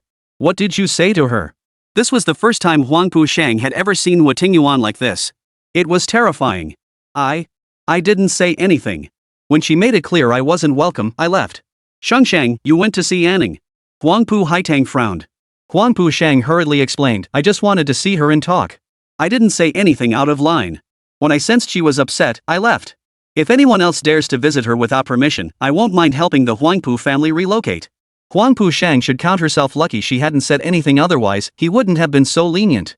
Huo Tingyuan rose to his feet, his tone icy. "This is the first and last time." Watching the departing figure, the 3 understood that seeing Yi Anning again would be exceedingly difficult from now on. Hua Yi followed behind. So the boss was warning the Huangpu family because Yi Anning was upset? Did he make a special trip just for this? As the witness to the entire evolution of the boss's relationship with Yi Anning, Hua Yi knew the boss was genuinely serious now, from initially not caring whether Yi Anning lived or died to now paying attention to even her slightest mood swings. But the situation was complicated. The boss was serious, but who knew what Yi Anning's situation was? Though she'd made the first move initially, now it seemed their roles had reversed. Hua Yi thought this shift was only natural. After all, the boss had been so harsh and intimidating toward her at first. First impressions were hard to change. Still, Yi Anning had risked her life to save the boss, so she must care about him too. It just felt like something was missing between them. After showering, Yi Anning went downstairs to grab a magazine but found no one there. She didn't think much of it and started flipping through the pages. When Huo Tingyuan entered, he saw her in a nightgown, crouched against the sofa. She seemed to be in a slightly better mood. After spending the afternoon calming herself down, Yi Anning lifted her gaze upon sensing someone enter. "You're back." Recalling her poor attitude earlier that afternoon, Huo Tingyuan hadn't done anything to offend her. She shouldn't have taken her emotions out on him. "What are you reading?" Huo Tingyuan sat beside her, clearly not intending to press the matter. "A magazine. Want to read it?" She handed it over naturally. Huo Tingyuan took it, but his gaze lingered on her. "The Huangpu family won't bother you anymore." "So? Huo Tingyuan had gone out for her sake? You?" Yi Anning opened her mouth, unsure how to respond. Seeing her expression, Huo Tingyuan gently cupped her chin and kissed her. "You don't need to thank me." Gazing at the face mere inches away, Yi Anning's heart pounded wildly. He saw every flicker of her emotion and silently set about resolving the situation for her. His words flashed through her mind, "Yi Anning, just be yourself." His words seemed to be fulfilling his promise. Huo Tingyuan always kept his word. Yi Anning lowered her eyelids slightly. If Huo Tingyuan had been like this from the start, she might have truly fallen for him. "What are you thinking about now?" Huo Tingyuan's voice was gentle. "I was wondering if you've fallen for me." The question was blunt, yet it voiced Yi Anning's inner doubt. They had only spent a few short months together, but she saw Huo Tingyuan's transformation clearly. Huo Tingyuan gave a faint, ambiguous smile. "Would you believe me if I said I did?" Their roles had suddenly reversed. This was the line Yi Yanning used to say. His gaze flickered as he looked at Yi Yanning. The look on his face told her she wouldn't like what he was about to say. Their eyes locked. Before Yi Yanning could speak, he continued, Yi Yanning, just feel it. Whether you love me or not is up to you. The hall fell completely silent, so quiet Yi Yanning could hear their own breaths. She stood up and looked away. I'm tired. Before the man could respond, Yi Yanning had already dashed upstairs. Closing the door behind her, she leaned against it and raised her hand to cover her heart. Should she believe him? There was no answer. She found herself increasingly unable to discern her own thoughts, and even less able to understand Huo Tingyuan's. This was a feeling she'd never experienced before. She had always known exactly what she wanted. But now? Yi Yanning was losing her way. Chapter 115, Sorting It Out. This uncertainty left Yi Yanning feeling adrift. She had always been the one in control before, so why did she keep finding herself at a disadvantage whenever she faced Huo Tingyuan now? What was love? Yi Yanning didn't know, because no one had ever loved her. Whenever someone showed affection, Yi Yanning retreated if she couldn't reciprocate. After a long moment, her heartbeat finally steadied. Yi Yanning walked to the bedside and sat down, trying to untangle her thoughts. But where to begin? Had she acted differently at the start, she might not have survived leaving the estate. She might even be carrying his child now. Now she was alive, yet bound to Huo Tingyuan. It was difficult. No matter which path she chose, it seemed like a road with no end in sight. Yi Yanning leaned back, staring silently at the ceiling. How could one man be both ruthlessly decisive and tenderly considerate? What if she truly let down her guard? Right now, Huo Tingyuan was deeply interested in her. Probably because she appeared compliant on the surface while secretly resisting him. If she completely let down her guard, would he still find her intriguing? What happens to such people when they lose interest in themselves? Feed them to the fishes or the snakes? Or just toss them into the maple forest to fend for themselves? In an instant, Yi Yanning felt the urge to flee once more. She refused to become someone lost in Huo Tingyuan's embrace of tenderness. What she truly desired was simple. After sorting through her thoughts and asking herself what she truly wanted, Yi Yanning was certain of one thing: given the chance, she would still leave. But she couldn't act as recklessly as before, risking discovery that would bring ruin upon herself and drag others into trouble. Huo Tingyuan was kind now, but what about later? When he was patient, things were fine. But she hadn't forgotten his impatience. Staying meant living beside a ticking time bomb. Yi Yanning dared not gamble, nor could she afford to. Yi Yanning rolled over. Did she have a chance to achieve her goal? If not, could she create one? Lost in thought, she didn't notice Huo Tingyuan entering the room. Only when he stood beside her did she snap back to reality. Yi Yanning pulled the covers over her head and pretended to sleep. This routine was all too familiar to Huo Tingyuan. She was trying to feign sleep again. He said nothing and headed toward the bathroom. By the time Huo Tingyuan emerged from his shower, it was already midnight. In the vast room, a slender line rose from the bed, revealing only a head. She appeared genuinely asleep. He pulled back the covers and lay down, expertly drawing her into his embrace. A faint fragrance lingered at his nose, and he drifted off contentedly, holding her close. The night stretched on endlessly. Yi Yanning dreamed of her days in the Yi household. Ever since she could remember, she had only been able to silently watch from the sidelines, a voyeur of happiness. Back then, she was too young to understand why her parents treated her differently. As she grew older, her adoptive parents constantly spoke of their biological daughter. Yi Yanning not only had to care for Yi Anshua but also handle all the household chores.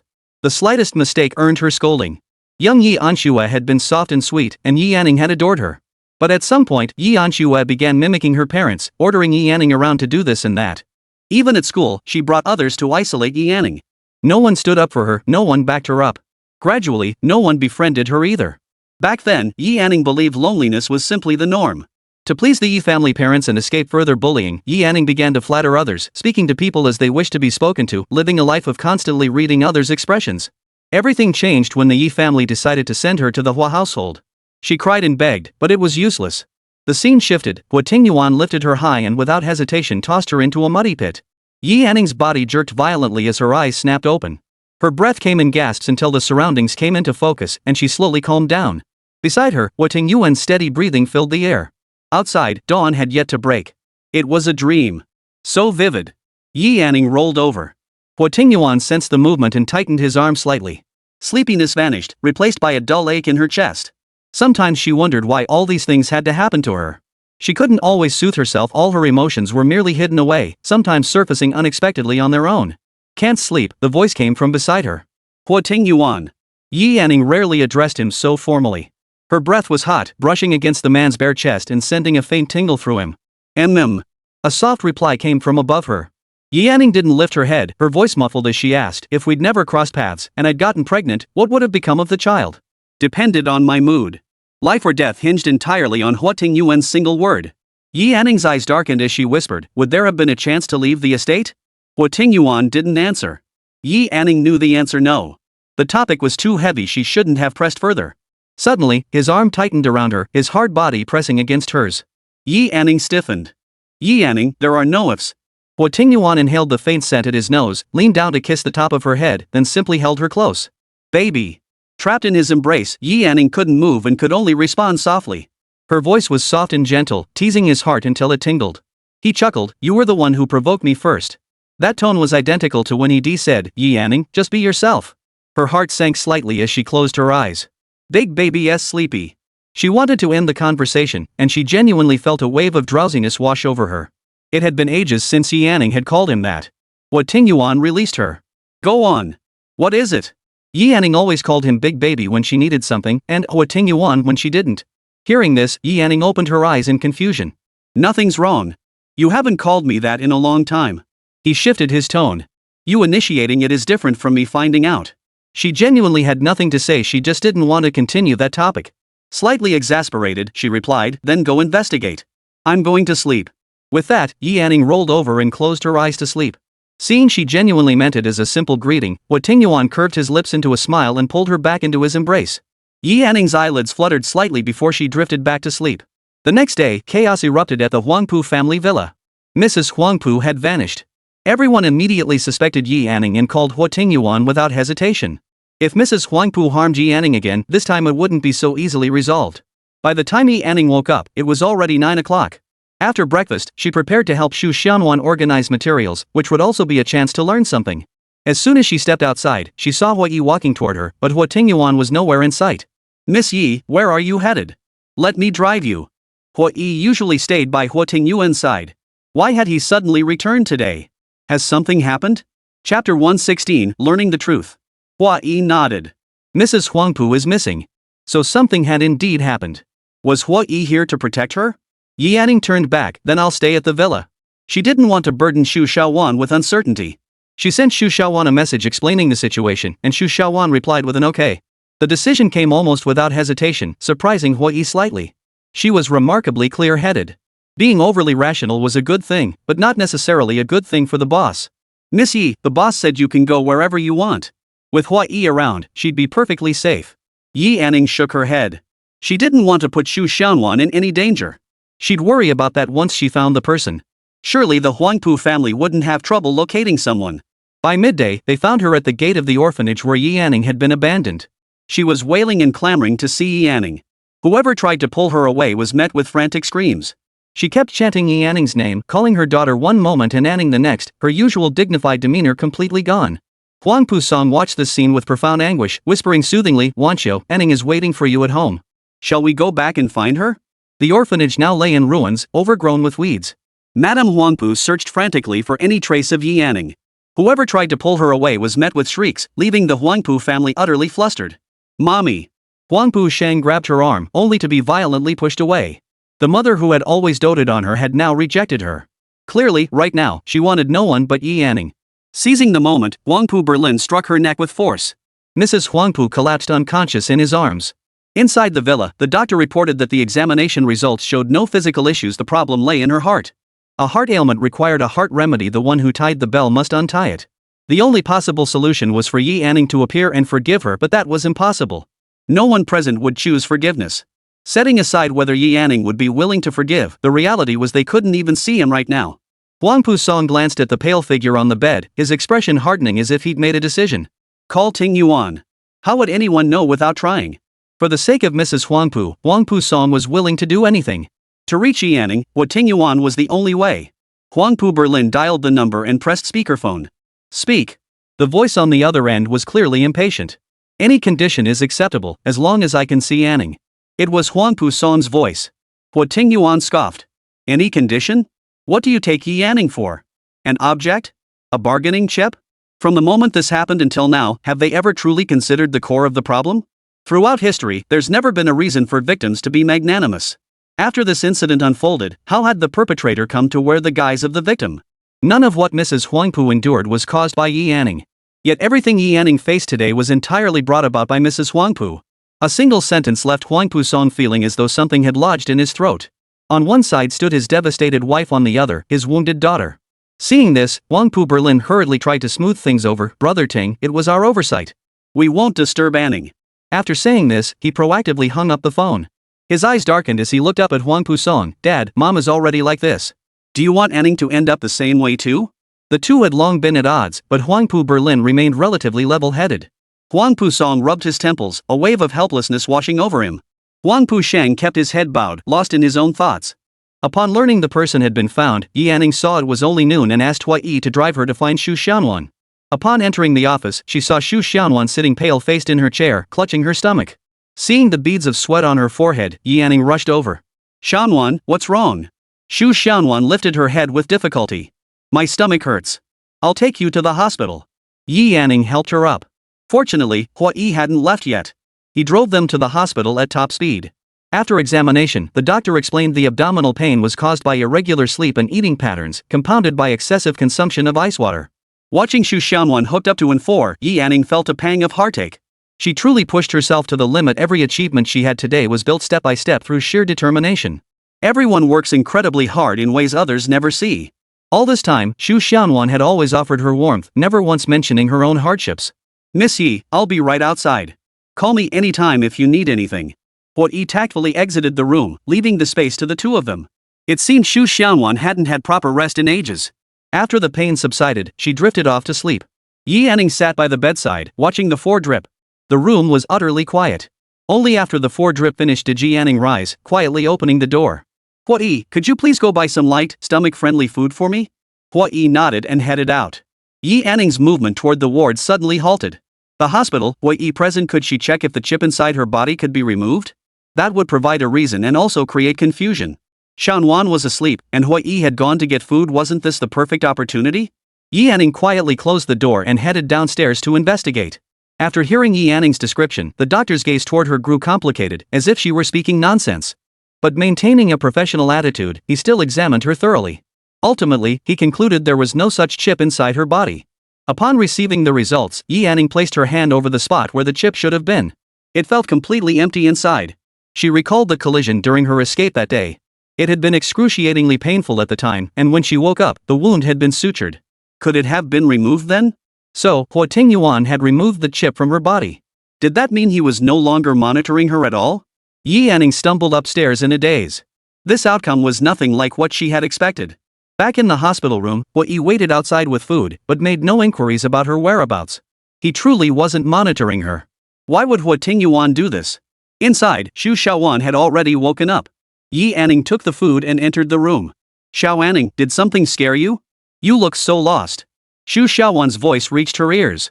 Yi Anning suppressed her inner doubts. Yeah, I was scared to death.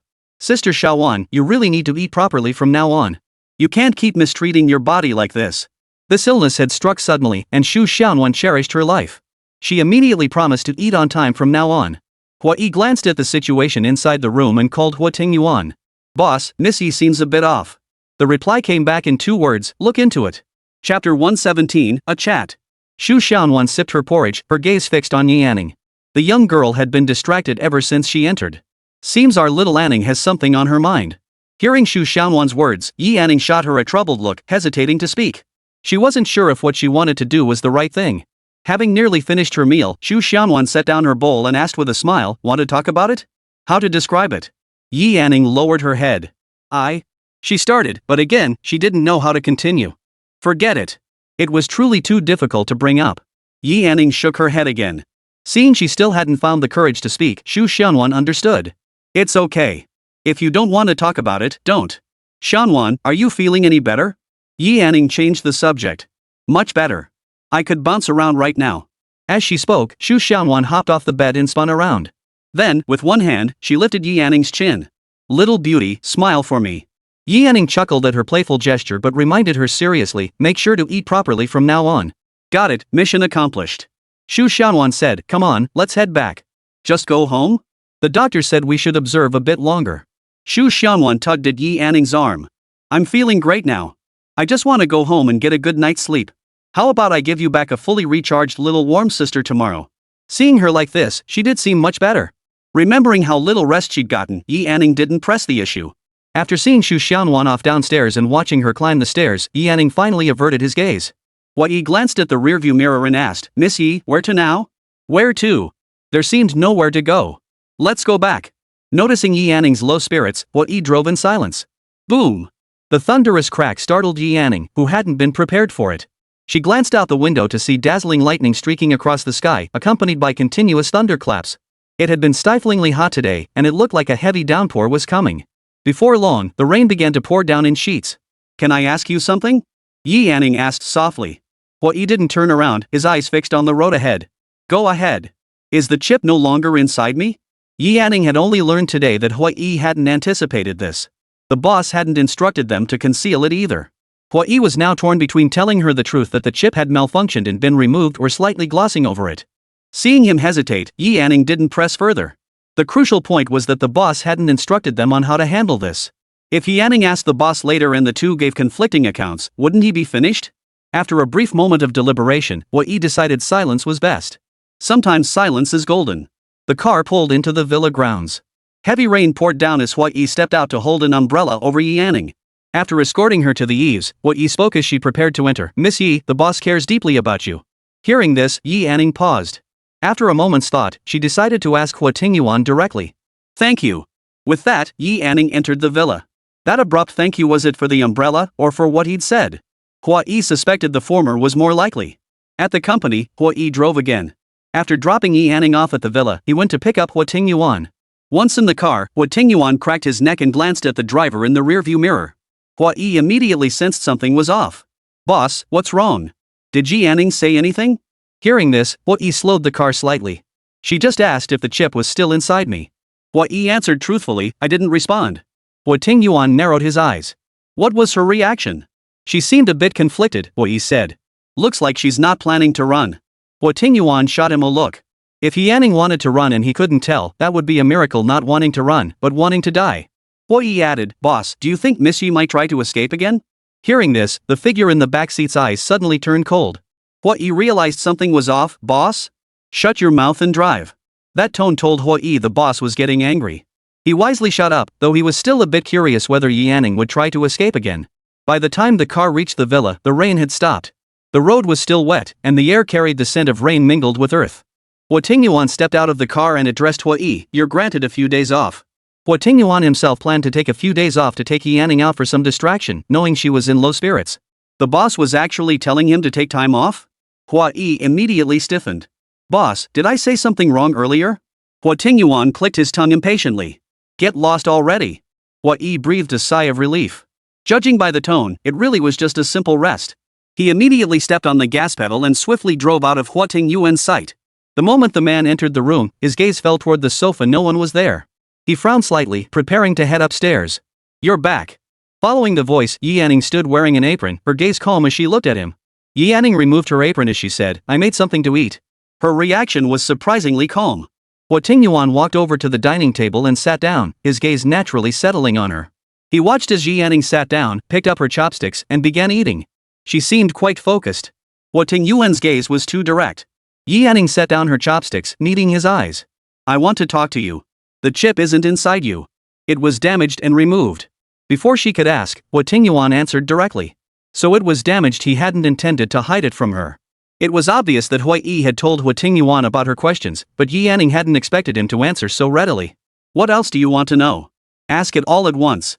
He added, no sulking afterward. Yi Anning stared at him, her lips parting slowly.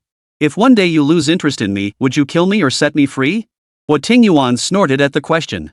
It seemed the impression he'd left on the little kitten was too deep. Kill her? How could he bear to? Release her? That was impossible too. Baby, listen carefully. His flawless face loomed close, each word deliberate. If anyone dies, it'll be me before you. His words made no logical sense, yet he delivered them with such certainty, like a promise casually tossed out. Yi Anning stared at him blankly. He smiled at her stunned expression. Come to think of it, I'm curious. Now that you know there's no chip, are you scheming to escape again? Huo Tingyuan raised his hand, gently caressing her cheek. You know I couldn't bring myself to kill you. But that's all it is, I just couldn't bring myself to kill you. Chapter 118, Meeting Again. Meaning that aside from Yianning, Huo Tingyuan couldn't care less whether anyone else lived or died. Without the chip, he couldn't restrict her freedom, so Huo Tingyuan resorted to his usual threats. All he wanted was for Yianning to stay by his side obediently. Beyond that, whatever she desired, he could afford to give. Yianning knew she truly couldn't escape. Xiaoman was in M country, Axel was Huo Tingyuan's man, and sister Xiaowan had fought tooth and nail to get where she was in Yangcheng. How could she possibly think only of herself? That was precisely why she knew the chip wasn't in her body and why she couldn't run. Yianning fixed her gaze on his face, her lips parting to utter a few light, almost careless words, "I won't run." The man raised an eyebrow. So obedient this time? Suddenly, she wrapped her arms around Huo Tingyuan's neck and declared earnestly, "Huo Tingyuan, I'm interested in you." Even if she was tired from running, she no longer wanted to flee. Given the circumstances, Yianning was deeply curious to see what it looked like when Huo Tingyuan loved someone. Ever since discovering the chip wasn't inside her body, Yianning had been pondering how to shift the power dynamic. If Huo Tingyuan was interested in her, could she make him fall in love with her? Sometimes running away didn't solve problems. The root of the issue lay right here. This time, she wouldn't run. The game she enjoyed had ended. Time to play a new one. Yianning also yearned to understand what it felt like to love someone. Would she fall for Huo Tingyuan? She didn't know. This time, they were equals. If one day she truly fell for Huo Tingyuan, then so be it. Huo Tingyuan scrutinized her expression and detected an unprecedented seriousness. With Xiaowan around, she couldn't run away. That meant she must have new plans. Fine. He'd play along anytime. For being so good, would you like a reward? A reward? Yianning wondered whether this reward would be good or bad. Curiosity piqued, she asked, "What is it? Where do you want to go?" He raised an eyebrow. "Name a place, and I'll take you there."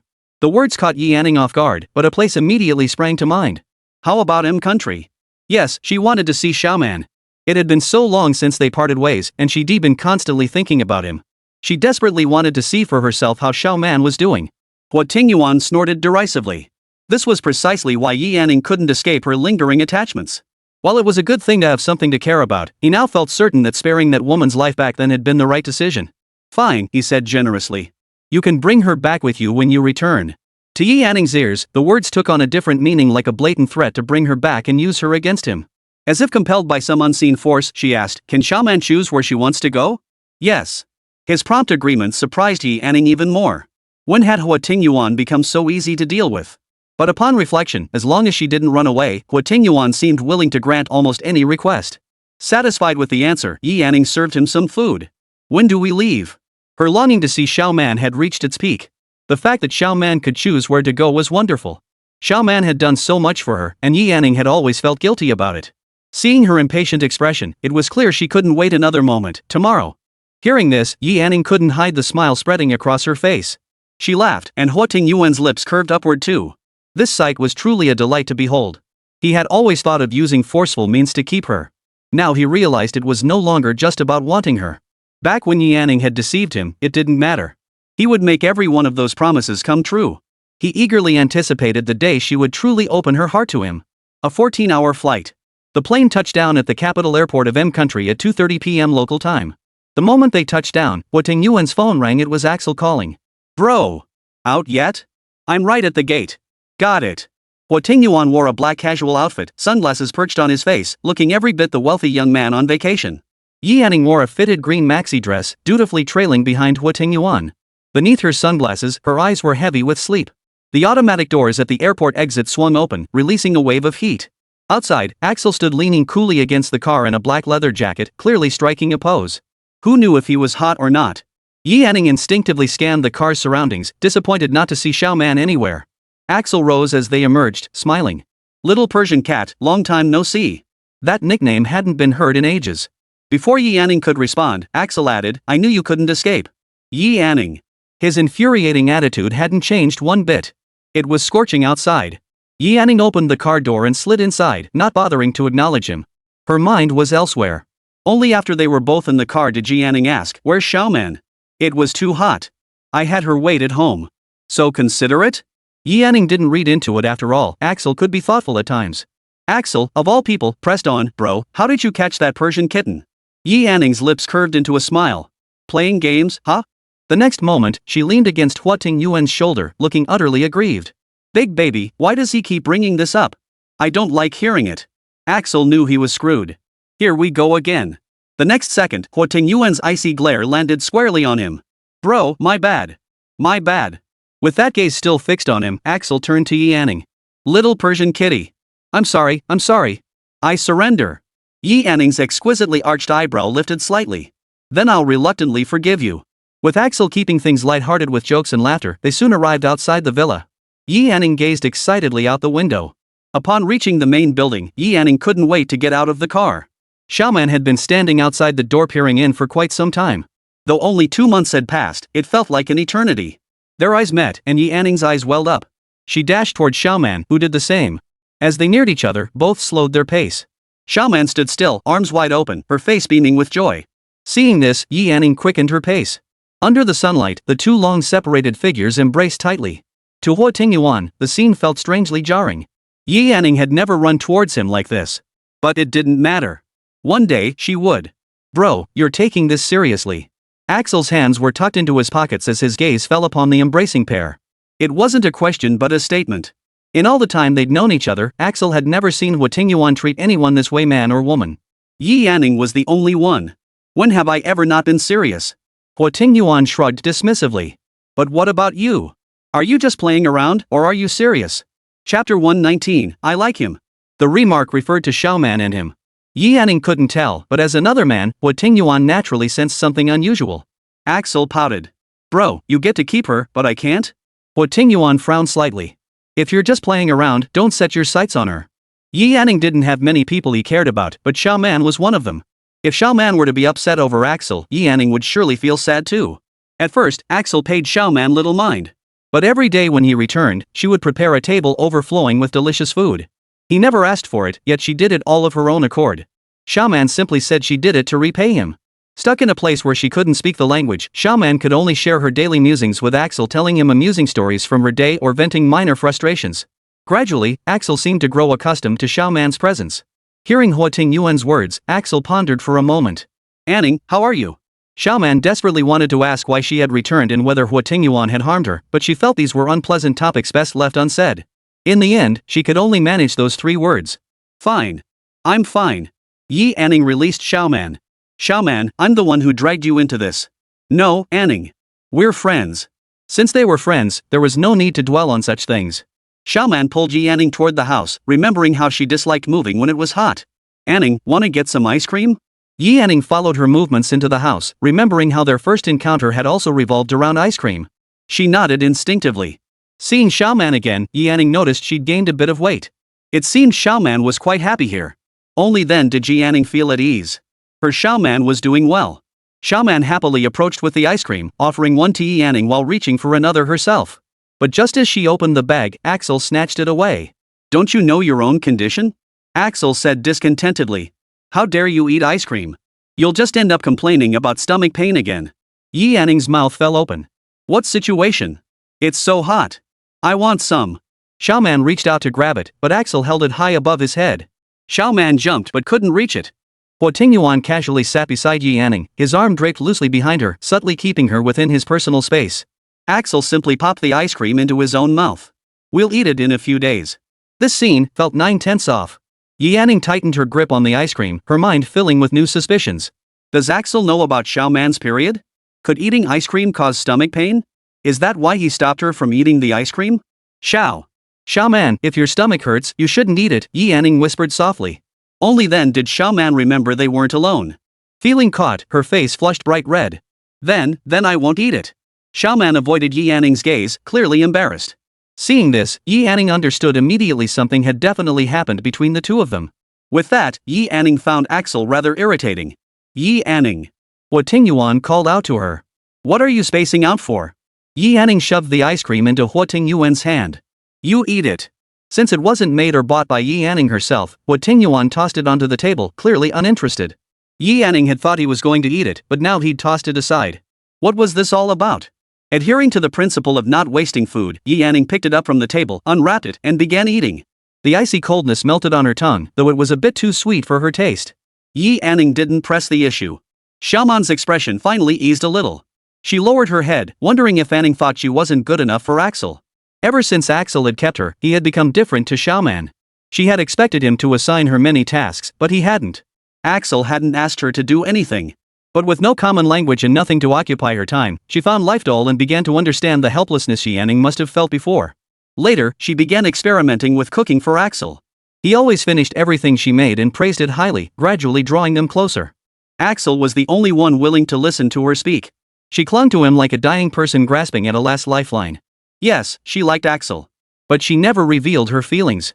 She knew Axel's status and position were extraordinary, and Xiaoman considered herself unworthy. Though they had much to discuss, the presence of two oversized light bulbs, i.e., the couple, prevented them from having a proper conversation until after dinner. Huo Tingyuan couldn't fathom what charm this Xiaoman possessed. After dinner, Yi Yanning went straight to her room. It was already 10 o'clock and she hadn't even returned to her own room. He descended the stairs and sat on the sofa, his gaze fixed on the second floor. An inexplicable irritation stirred within him.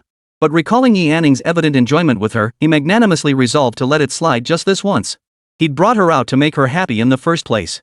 Forcing her back to her room would only make her sulk. Fine. He'd indulge her for one night. Axel observed Huo Tingyuan deep in thought on the sofa, raising a bottle of liquor. Bro? Care for a drink? Inside the room, with the lights off, Yi Yanning and Xiaoman lay on the same bed. They started by catching up on recent events. Yi Yanning recounted how she'd been found and explained she had no intention of running away again. She omitted the details of her background. Xiaoman listened quietly, her eyes reddening by the end. She imagined how desperate Yi Yanning must have felt back then, and how Huo Tingyuan had been the one to offer her a glimmer of hope. Xiaoman voiced her support for Yi Yanning's decision. Anning, I'll support whatever you choose to do. Her unwavering warmth touched Yi Yanning, who smiled softly. Xiaoman, you're truly wonderful. All along, Xiaoman had unconditionally helped and trusted her. With a friend like this, what need was there for family? Deep within her heart, Yi Yanning found solace. Her unease and confusion were soothed. She vowed never again to let Xiaoman face any danger because of her. After a dozen seconds of silence, Xiaoman's voice suddenly broke the quiet. Anning, am I really that terrible?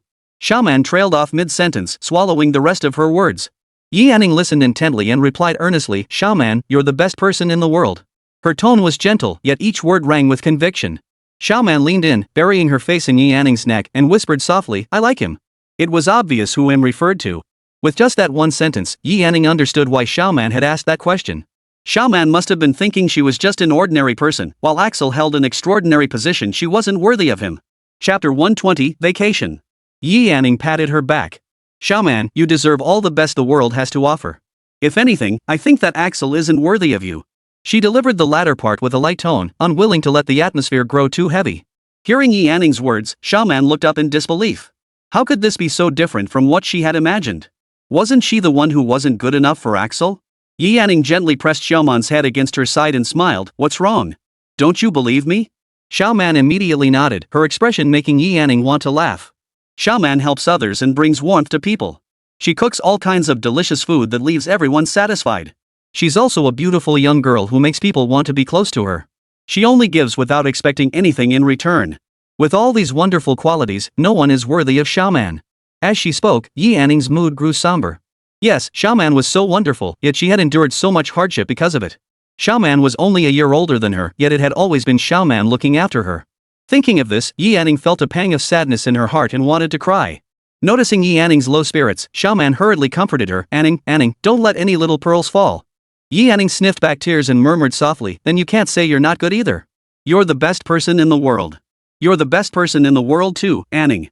You're so strong, so beautiful, and always think of others. You're the greatest. Xiaoman mimicked Yi Yanning's examples. Hearing this, the emotions Yi Yanning had struggled to contain finally broke free. She leaned against Xiaoman, buried her face in the pillow, and began to sob softly. The genuine emotions she'd never revealed to outsiders were now laid bare before Xiaoman, the best Xiaoman in the world. Xiaoman said nothing more. In the darkness, she gently wiped Yi Yanning's tears away, her voice carrying a hint of reassurance. Anning, whatever choice you make, I'll support you. As she spoke, tears welled in her own eyes. This conversation held none of the laughter they had imagined, only two deeply wounded souls offering each other encouragement and healing. The next morning at 10 o'clock, the maid knocked on the door. Yi Yanning, who had no idea what time she'd fallen asleep the night before, struggled to open her eyes at the sound. Xiaoman was still fast asleep beside her. Judging by this, Xiaoman seemed to be quite comfortable at Axel's place.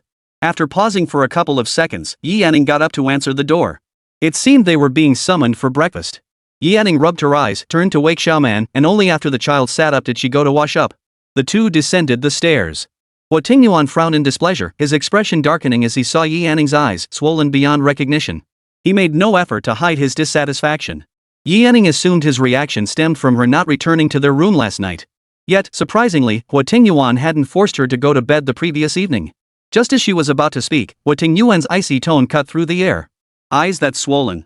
Looks like you don't want them anymore. Was that really his main concern? Axel glanced at the pair, both with swollen eyes. He peeled an egg and walked over to Xiaoman. Here, rub it around your eyes to reduce the swelling. This was a folk remedy Axel had learned back in Xia country, and he found it quite effective. Xiaoman smiled as she accepted it, intending to hand it to Yi Anning. But she saw Yi Anning walk straight toward Huo Tingyuan instead. Seeing this, Yi Anning found Axel's concern for Xiaoman somewhat endearing, making her view of him slightly more favorable. Still, she hadn't forgotten the displeased man standing nearby. It's been too long. We talked late last night, and now I'm hungry. Yi Anning didn't compare Huo Tingyuan to Axel, because everyone expresses themselves differently. The next moment, a cup of warm water appeared before Yi Anning. Huo Tingyuan said indifferently, "Drink the water." Yi Anning had the habit of drinking water on an empty stomach upon waking, a detail Huo Tingyuan remembered. She gave him a sweet smile. Thanks, big baby. After spending the night with Xiaoman, Yi Anning was in a good mood. To spend more time with Xiaoman, she still needed to coax this man. Calling him that so openly in front of others, no need to guess what Yi Anning was scheming. Still, Huo Tingyuan's expression softened.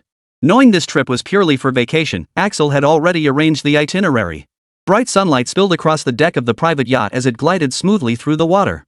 A gentle breeze caressed the air.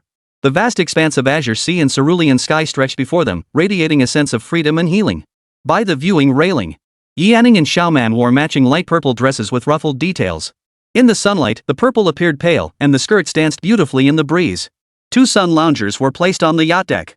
2 men in casual attire, one in black, one in blue, sat nearby.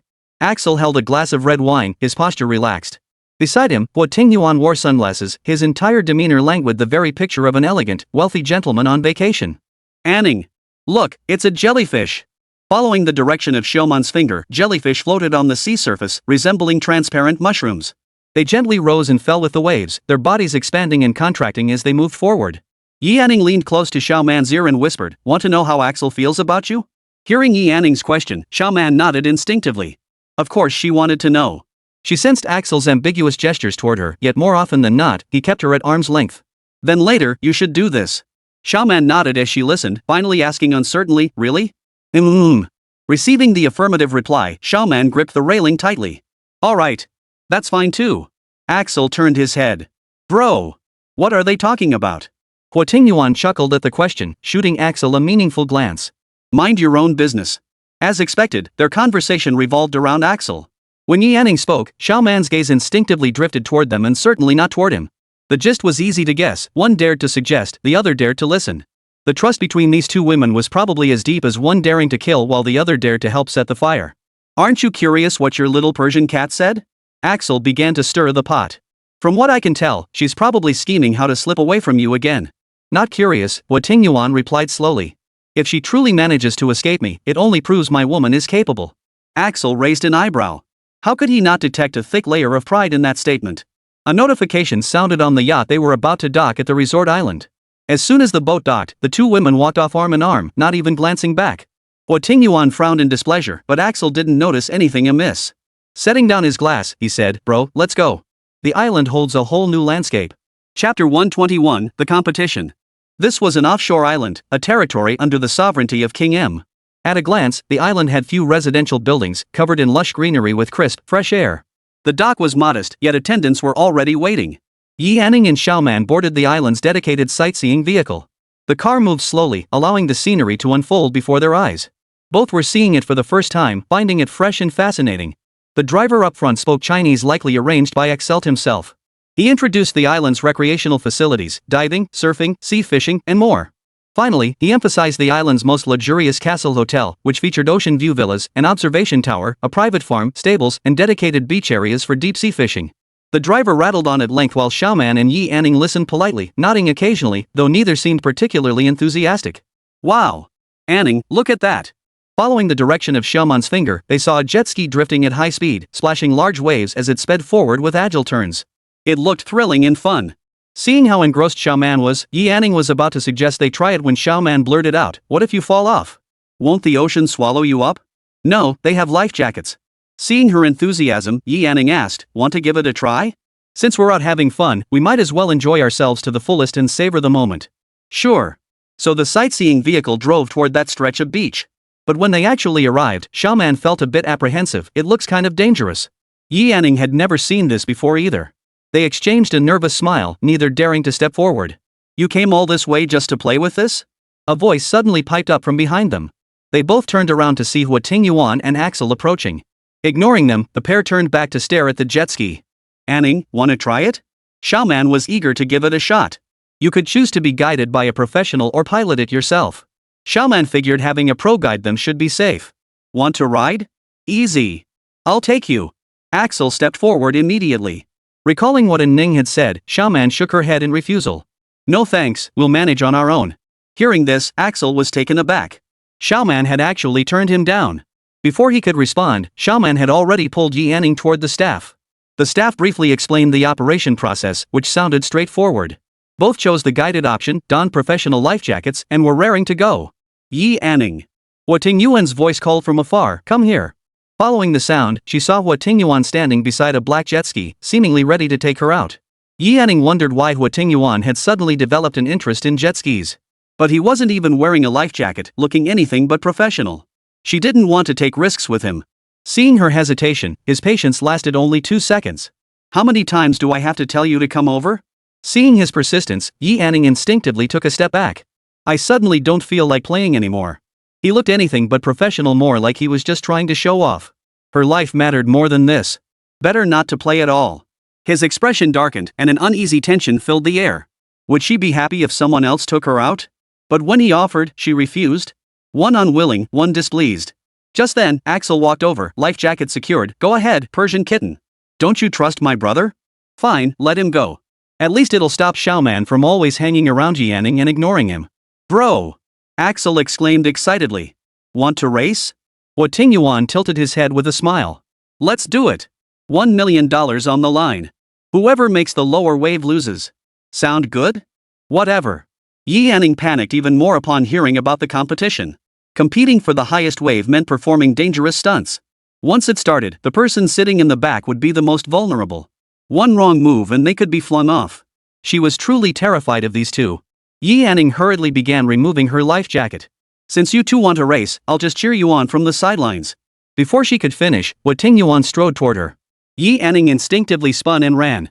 Wasn't it enough that she wasn't playing or watching? She hadn't taken 2 steps before he caught up, yanking her back by the collar. He even fastened her life jacket himself. You have to play. Stubborn and unreasonable. In the end, Yi Anning sat down in the back seat. Xiaoman shot her a sympathetic glance before being lifted into the back seat by Axel the very next second. Man, do you trust me? Axel met her gaze, his eyes intensely earnest. Xiaoman gazed into his deep blue pupils, her heart pounding. The distance between them was so close she instinctively nodded. On the sea, the warning signal sounded, instantly heightening everyone's tension. Yi Anning's heart instantly leapt into her throat. Her hands clenched tightly onto Huo Tingyuan's clothes, her fingertips turning white. The man glanced down at her, chuckling teasingly. Hang on tight, sweetheart. You don't want to get flung off and lost out there. The moment the words left his mouth, a gunshot rang out. Startled, Yi Anning clung fiercely to Huo Tingyuan's waist as the jet ski shot forward like an arrow. Yi Anning clamped her eyes shut, her entire body pressed against his. Even through the fabric, he could feel how tightly she was clinging to him. No need to guess Yi Anning was scared out of her wits. Sea spray and wind lashed against their faces. Though it had been scorching hot moments before, now a chill swept over them. Yi Anning instinctively tightened her grip, still too afraid to open her eyes. She could only silently repeat to herself, it's okay, it's okay. A few minutes will pass quickly. Before long, Yi Anning distinctly felt the speed slow down, until it finally came to a complete halt. Huo Tingyuan shook his hair and glanced down. Those slender arms were still tightly wrapped around his waist. He tilted his head with amusement. Holding on so tight, afraid I'll run away? With the sea spray no longer splashing against her skin and the roar of the engine fading, Yi Anning opened her eyes to find they had indeed stopped. Glancing back, she saw they were still a considerable distance from the shore, where people had shrunk to tiny specks. She hurriedly let go. Weren't they racing? Did the car break down? She hurriedly glanced over at Xiaoman's side. Far away from them, her pace was painfully slow. Surely they couldn't both break down at the same time? This hardly looked like a race. It's not broken. Huo Tingyuan gently pressed the accelerator. You really want to play with fire? Yi Anning shook her head hastily upon hearing this. No. I think it's perfect just like this. Remembering they were racing, Yi Yanning added, what about the race? We're going to lose. Why don't you take me back first, then continue? Huo Tingyuan snorted at her suggestion. Truth be told, he'd never intended to race properly in the first place. Chapter 122, I'll love you. Yi Yanning. He called her name. Yi Yanning raised an eyebrow, expecting another harsh remark. He tilted his chin, gesturing for Yi Yanning to look ahead. Yi Yanning instinctively tilted her head back and froze for a moment.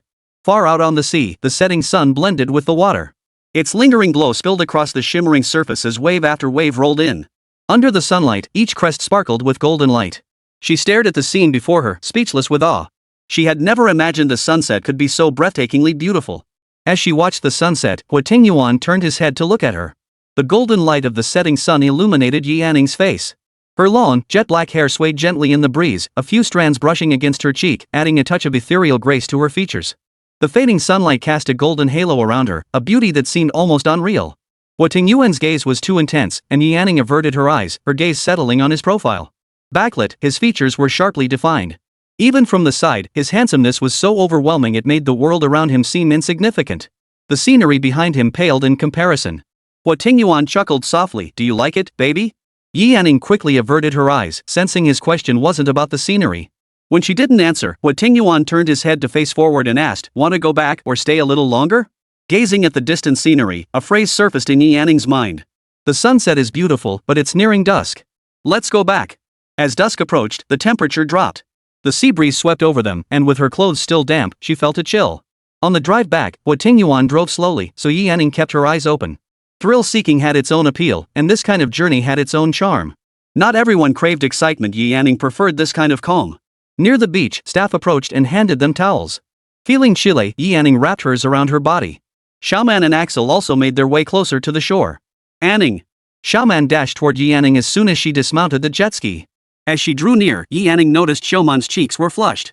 She took the towel from the staff and wrapped it around Xiaoman. Go take a hot shower. Don't catch a cold. Xiaoman nodded, glanced at Axel, then lowered her head shyly. It was obvious something had happened between the two of them. After showering and changing into fresh clothes, Yi Yanning sipped her hot tea, instantly feeling warmth envelop her entire body. Just then, Xiaoman knocked on the door. She mentioned that the hotel was hosting a lively party at its private beach garden open to anyone who wanted to attend. Facing a crowd of strangers, Yi Yanning declined. She wasn't one for socializing, and Xiaoman understood her temperament. She happily went off to enjoy herself with Axel. Watching their receding figures, she felt an inexplicable sense of harmony. Xiaoman loved to have fun, and Axel never dampened her spirits. It seemed like a good match. At the very least, it was clear that Xiaoman was genuinely happy when she was with Axel. Now, Yi Yanning was alone in the room. Huo Tingyuan had stepped out after taking a call and hadn't returned yet. She carried a cup of hot tea to the balcony. Gazing into the distance, the moonlit sea shimmered faintly, and the distant sound of waves lapping the shore could be heard. Yi Yanning turned her gaze away, took a sip of tea, then went back inside to put on a jacket. The hallway was deserted. She descended the stairs and headed toward the beach. Upon reaching the shore, she gazed toward the distant horizon, spread her arms wide, and began to run. It felt like freedom. A cold wind swept past, and Yi Yanning paused, letting out a soft sigh. Standing alone by the sea, countless faces flashed through her mind. What are you doing out here so late at night? A voice suddenly came from behind her. Yi Yanning turned to see a tall man walking slowly toward her. Yi Yanning tugged at her coat. Just enjoying the breeze. Suddenly, her arm tightened as the man's firm body pressed against hers, wrapping his arms around her from behind. Yi Yanning, he murmured her name. Don't let your mind wander alone. Huo Tingyuan inhaled the familiar scent on her skin, leaned down to kiss the top of her head, and held her close. In this moment, it was just the two of them. Held in his embrace, Yi Yanning could only murmur a soft mm. Her voice was soft and gentle, teasing his heart into a flutter. Huo Tingyuan lowered his head and suddenly asked, what do you want most? Yi Yanning paused. His tone suggested he would grant her anything she asked. What did she want? This was the first time Huo Tingyuan had ever formally asked her what she desired. She lowered her head, deep in thought. Huo Tingyuan remained silent, patiently waiting for her answer. After a minute of silence, Yi Yanning slowly opened her mouth. If I want it, I can have it? If you want it, you can have it. One was a rhetorical question, the other a statement. Whenever he said this before, he always added, except for leaving me. Today, he didn't. Did he think she wouldn't ask? Or that she shouldn't? Yi Yanning didn't know. After pondering for a long time, it seemed she didn't have anything she wanted. I don't have anything I want. Huo Tingyuan immediately frowned, deeply dissatisfied with this answer. No human being could possibly be without desire or need. Unless, nothing in this world held any worth for her to linger over. Huo Tingyuan released her. Yi Anning, from this day forward, I will love you. At these words, Yi Anning spun around in shock, staring at him. You, what did you say? Chapter 123, Separation. The man raised an eyebrow, his voice soft. Everything you lacked before, you will have from now on. Yi Anning never expected Huo Tingyuan to broach this subject himself, much less declare his love for her so effortlessly. Huo Tingyuan's gaze was unlike that of Zhang Yuanyuan or Chu Mashu. His eyes held possession and unwavering determination. How could loving someone look like this? To this day, she still remembered the emotion that had shown in Chu Mashu's eyes, a sincerity that had been genuine. Back then, she'd only thought to learn it to show off to Huo Tingyuan. Little did she know it would become the very measure of his love.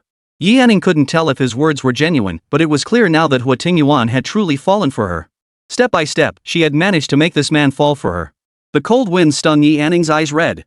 Huo Tingyuan cupped her face. Not saying anything again? Yi Anning's nose was flushed red.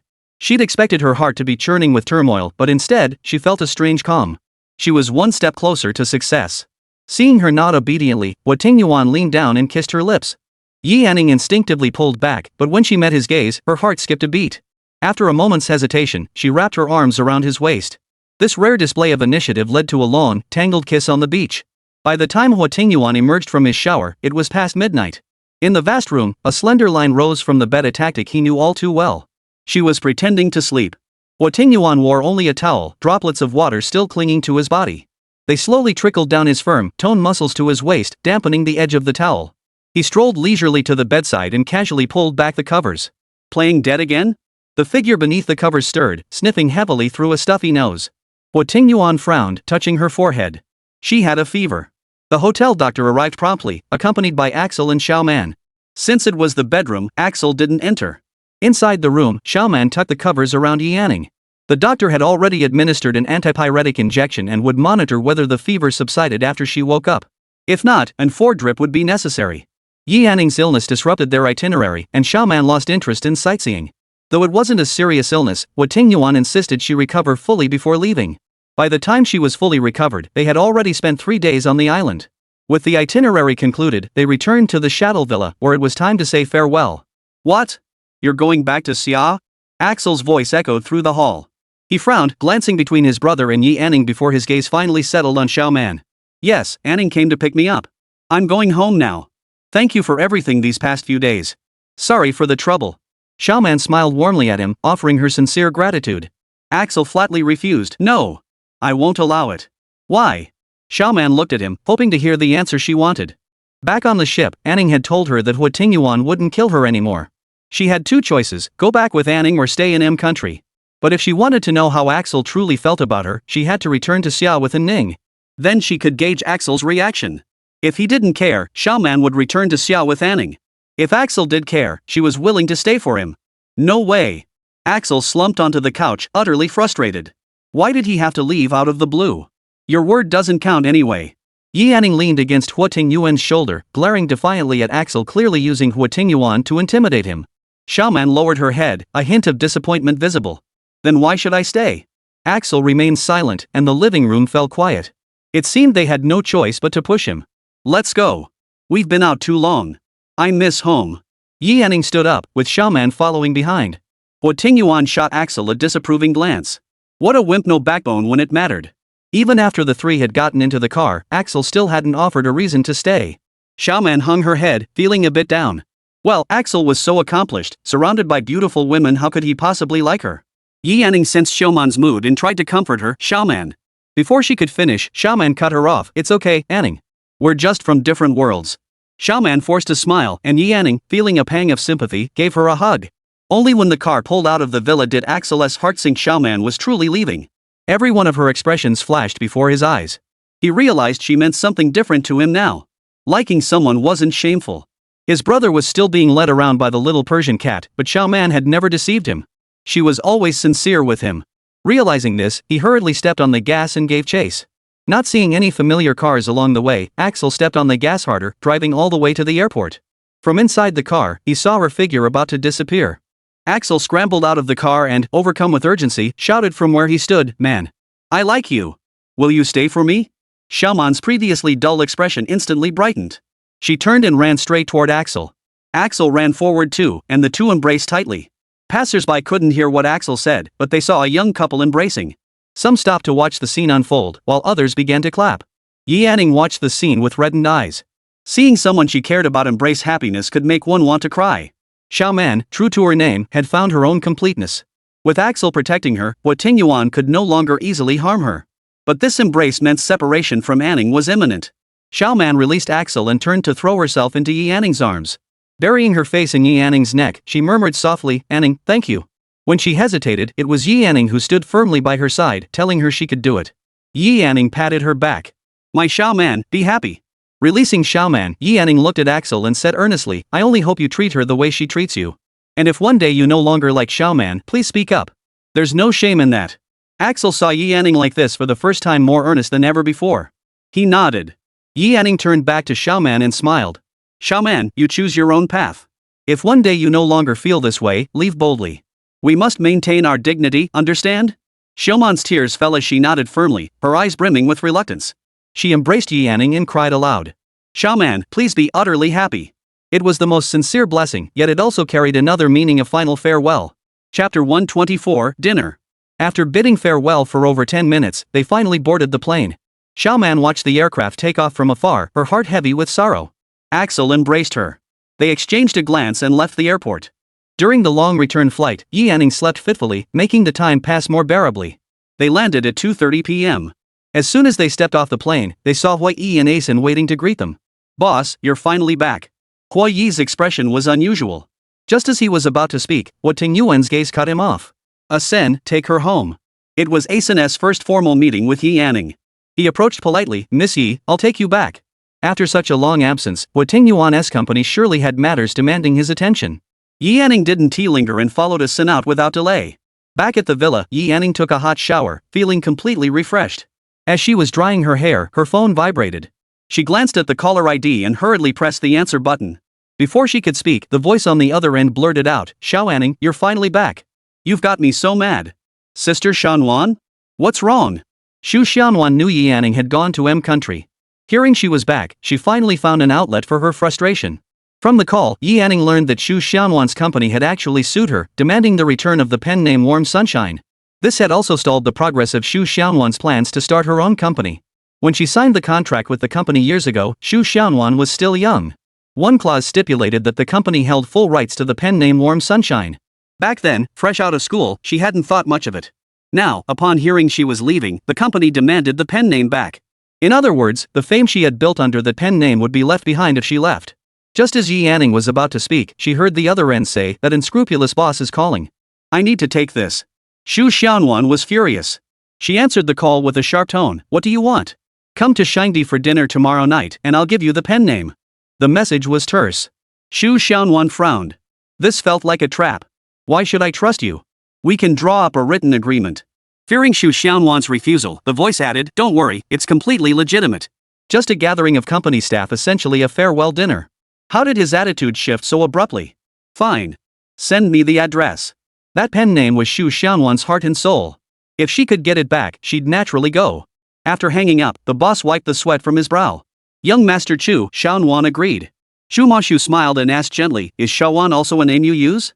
The boss swallowed hard and quickly lowered his head. "You may leave now."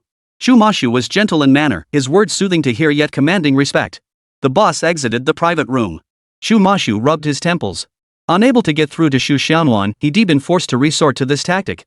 Whenever he tried to have a deeper conversation with Xu Xianwan, she always seemed distant and aloof.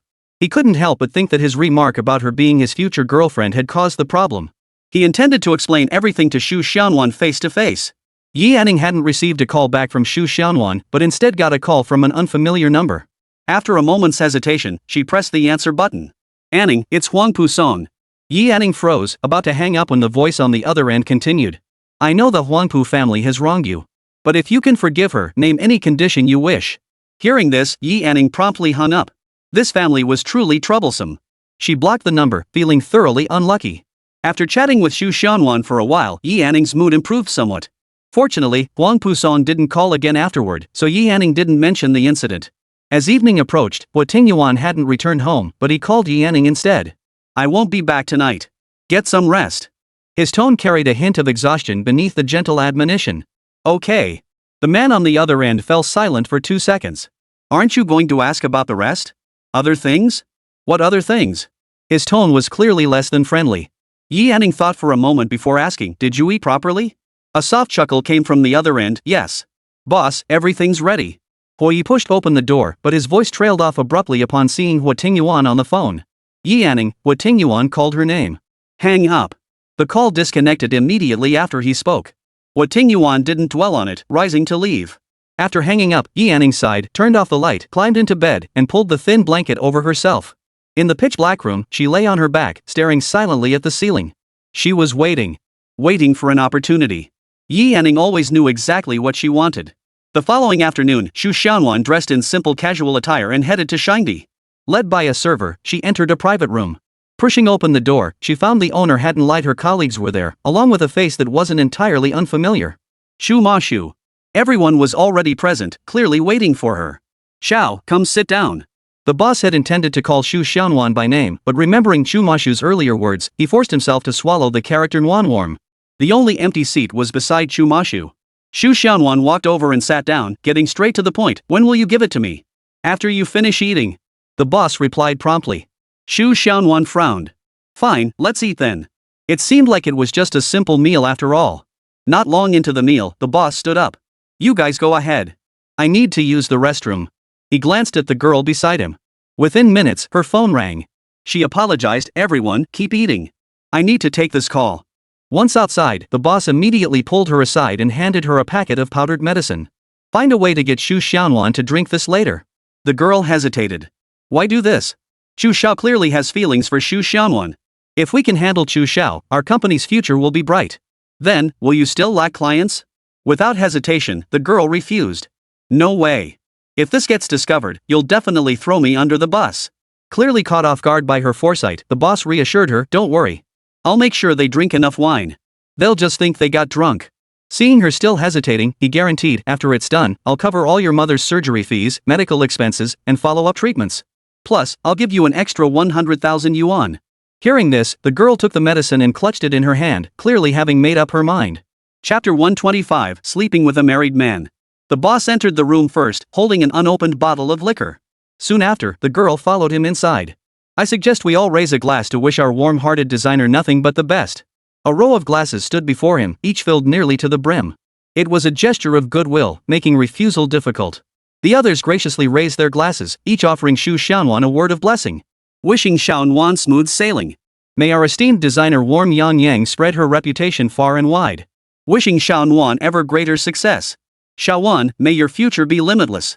I don't know what else to say, but may you add even more splendor to your already glorious life. Then I'll just wish you great wealth. The boss raised his glass cheerfully and said, since so many have blessed her career, I'll wish our Warm Yan Yang to find a good partner soon. After everyone had spoken, only Xu Ma Xu remained silent. All eyes turned to him. Xu Ma Xu gazed at Xu Xianwan, his tone gentle yet alluring, that I wish you may all your desires be fulfilled. All were heartfelt blessings. Xu Xianwan smiled, thank you all. May your wishes come true as well. With that, she downed her cup in one gulp and the others followed suit. The girl coughed a few times after drinking. I drank a bit too fast. I'll go pour everyone some water. Soon she returned with water, 1 cup for each person. When she placed one before Xu Xianwan murmured a thank you. She paused, but ultimately said nothing more. Seeing this, the owner looked satisfied.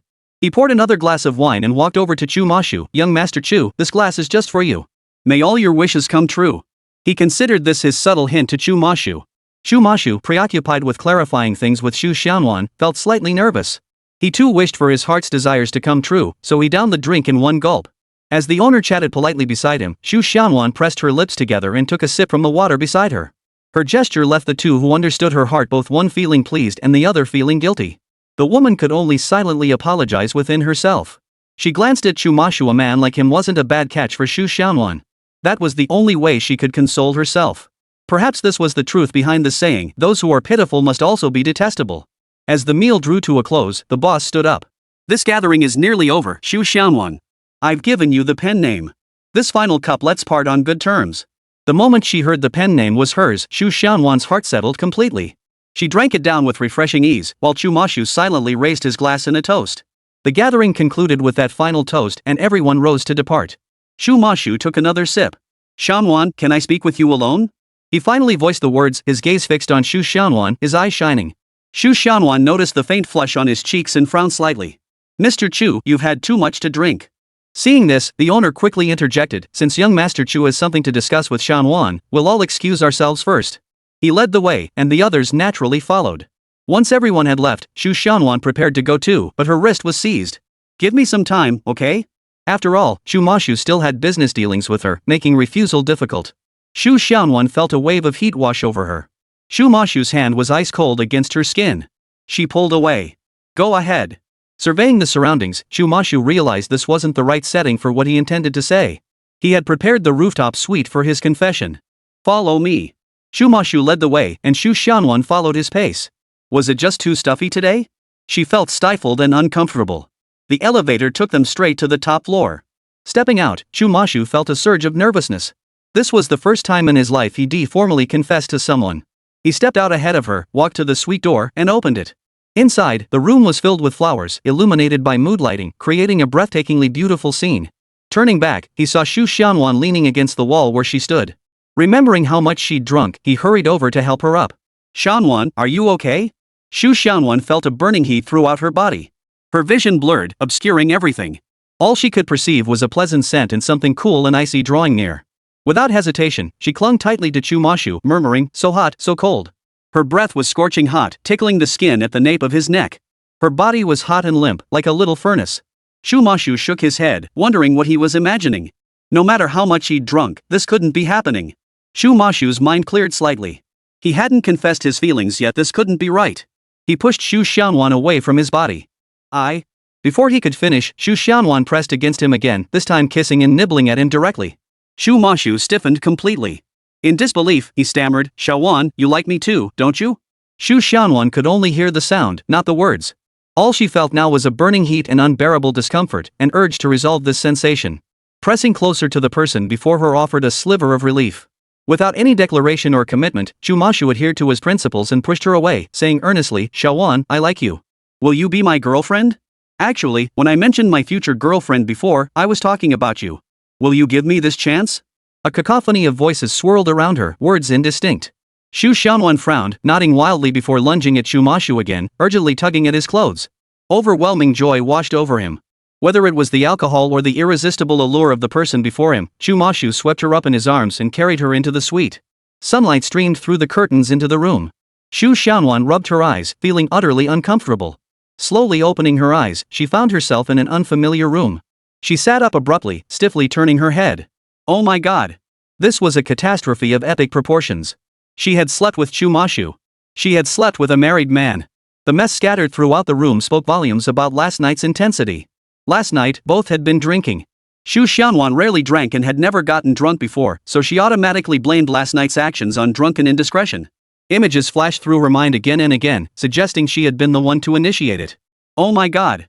How could she possibly face his girlfriend? Glancing at the person still fast asleep beside her, Shu Xianwan quickly slipped away. She dressed and opened the door as quietly as possible, only to be met by a sea of flowers. Could this be the scene he planned for his confession to his girlfriend? Oh my god!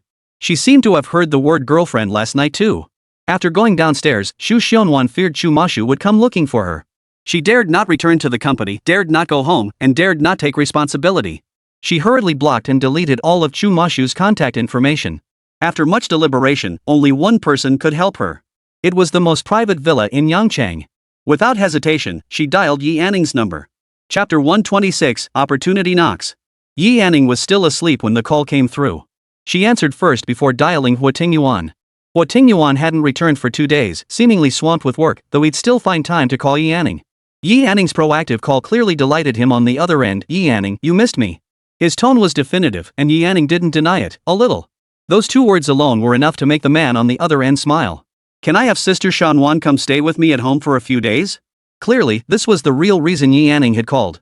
Yet Huo Tingyuan showed no sign of anger. Instead, he generously replied, sure. Whatever you want is fine. Having gotten the answer she wanted, the praise flowed effortlessly, you're the best. Receiving the praise, a soft chuckle came from the other end, Yi Anning, I miss you. Huo Tingyuan's affection grew increasingly evident, even intensifying into something closer to love. Yi Anning opened her mouth but ultimately stopped herself. The man scoffed. Yi Yanning, loving you is my business. Just stay home and wait for me to return. Before Yi Yanning could respond, Huo Tingyuan had business to attend to.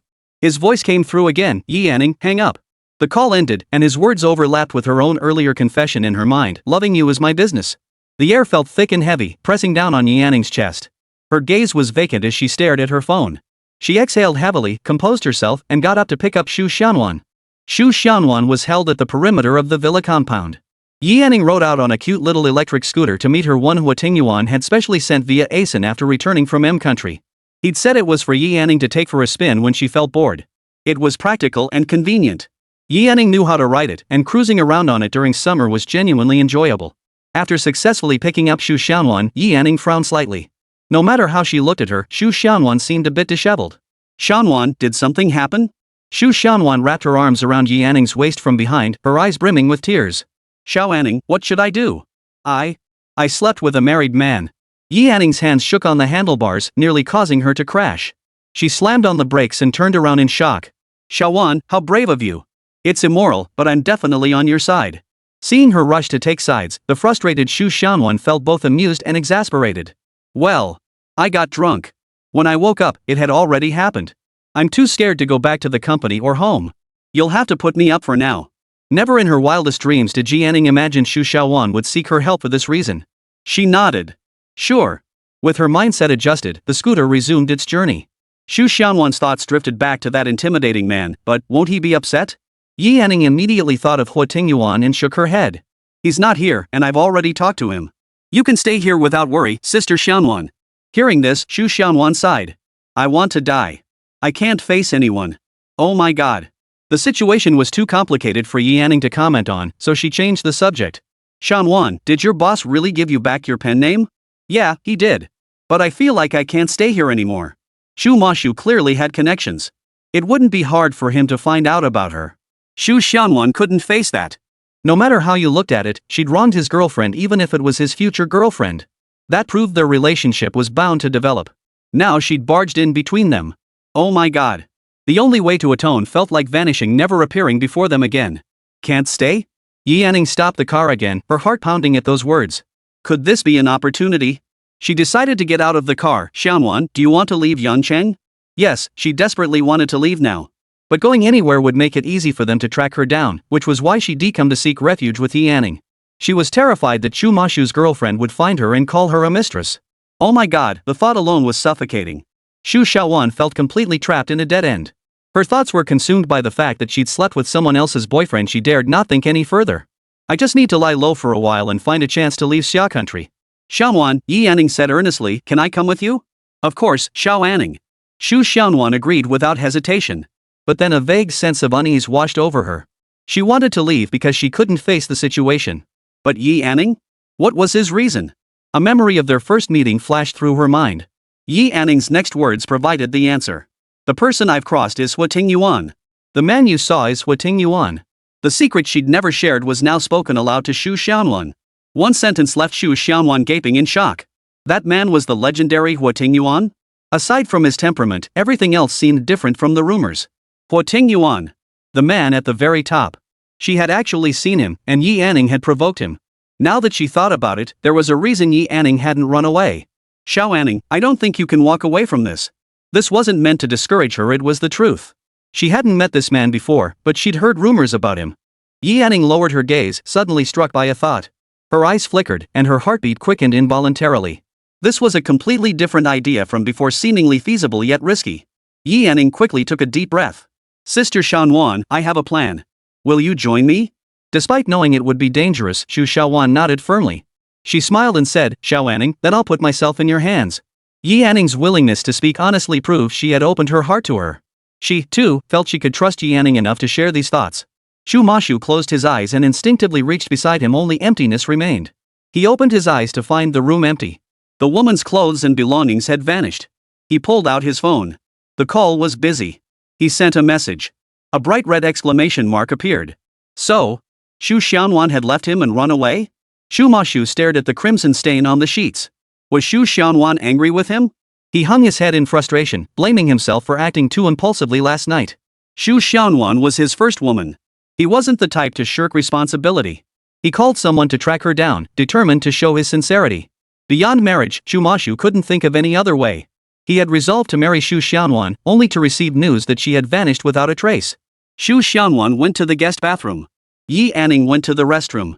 When she emerged, her grip on her phone tightened before she walked naturally toward the guest room. Chapter 127, Owing a Hug. After her shower, Shu Xianwan emerged to find Yi Anning sitting on the bed, staring blankly at her phone. Xiao Anning? Hearing her voice, Yi Anning looked up. Sis Xianwan. It was clear Yi Anning was preoccupied.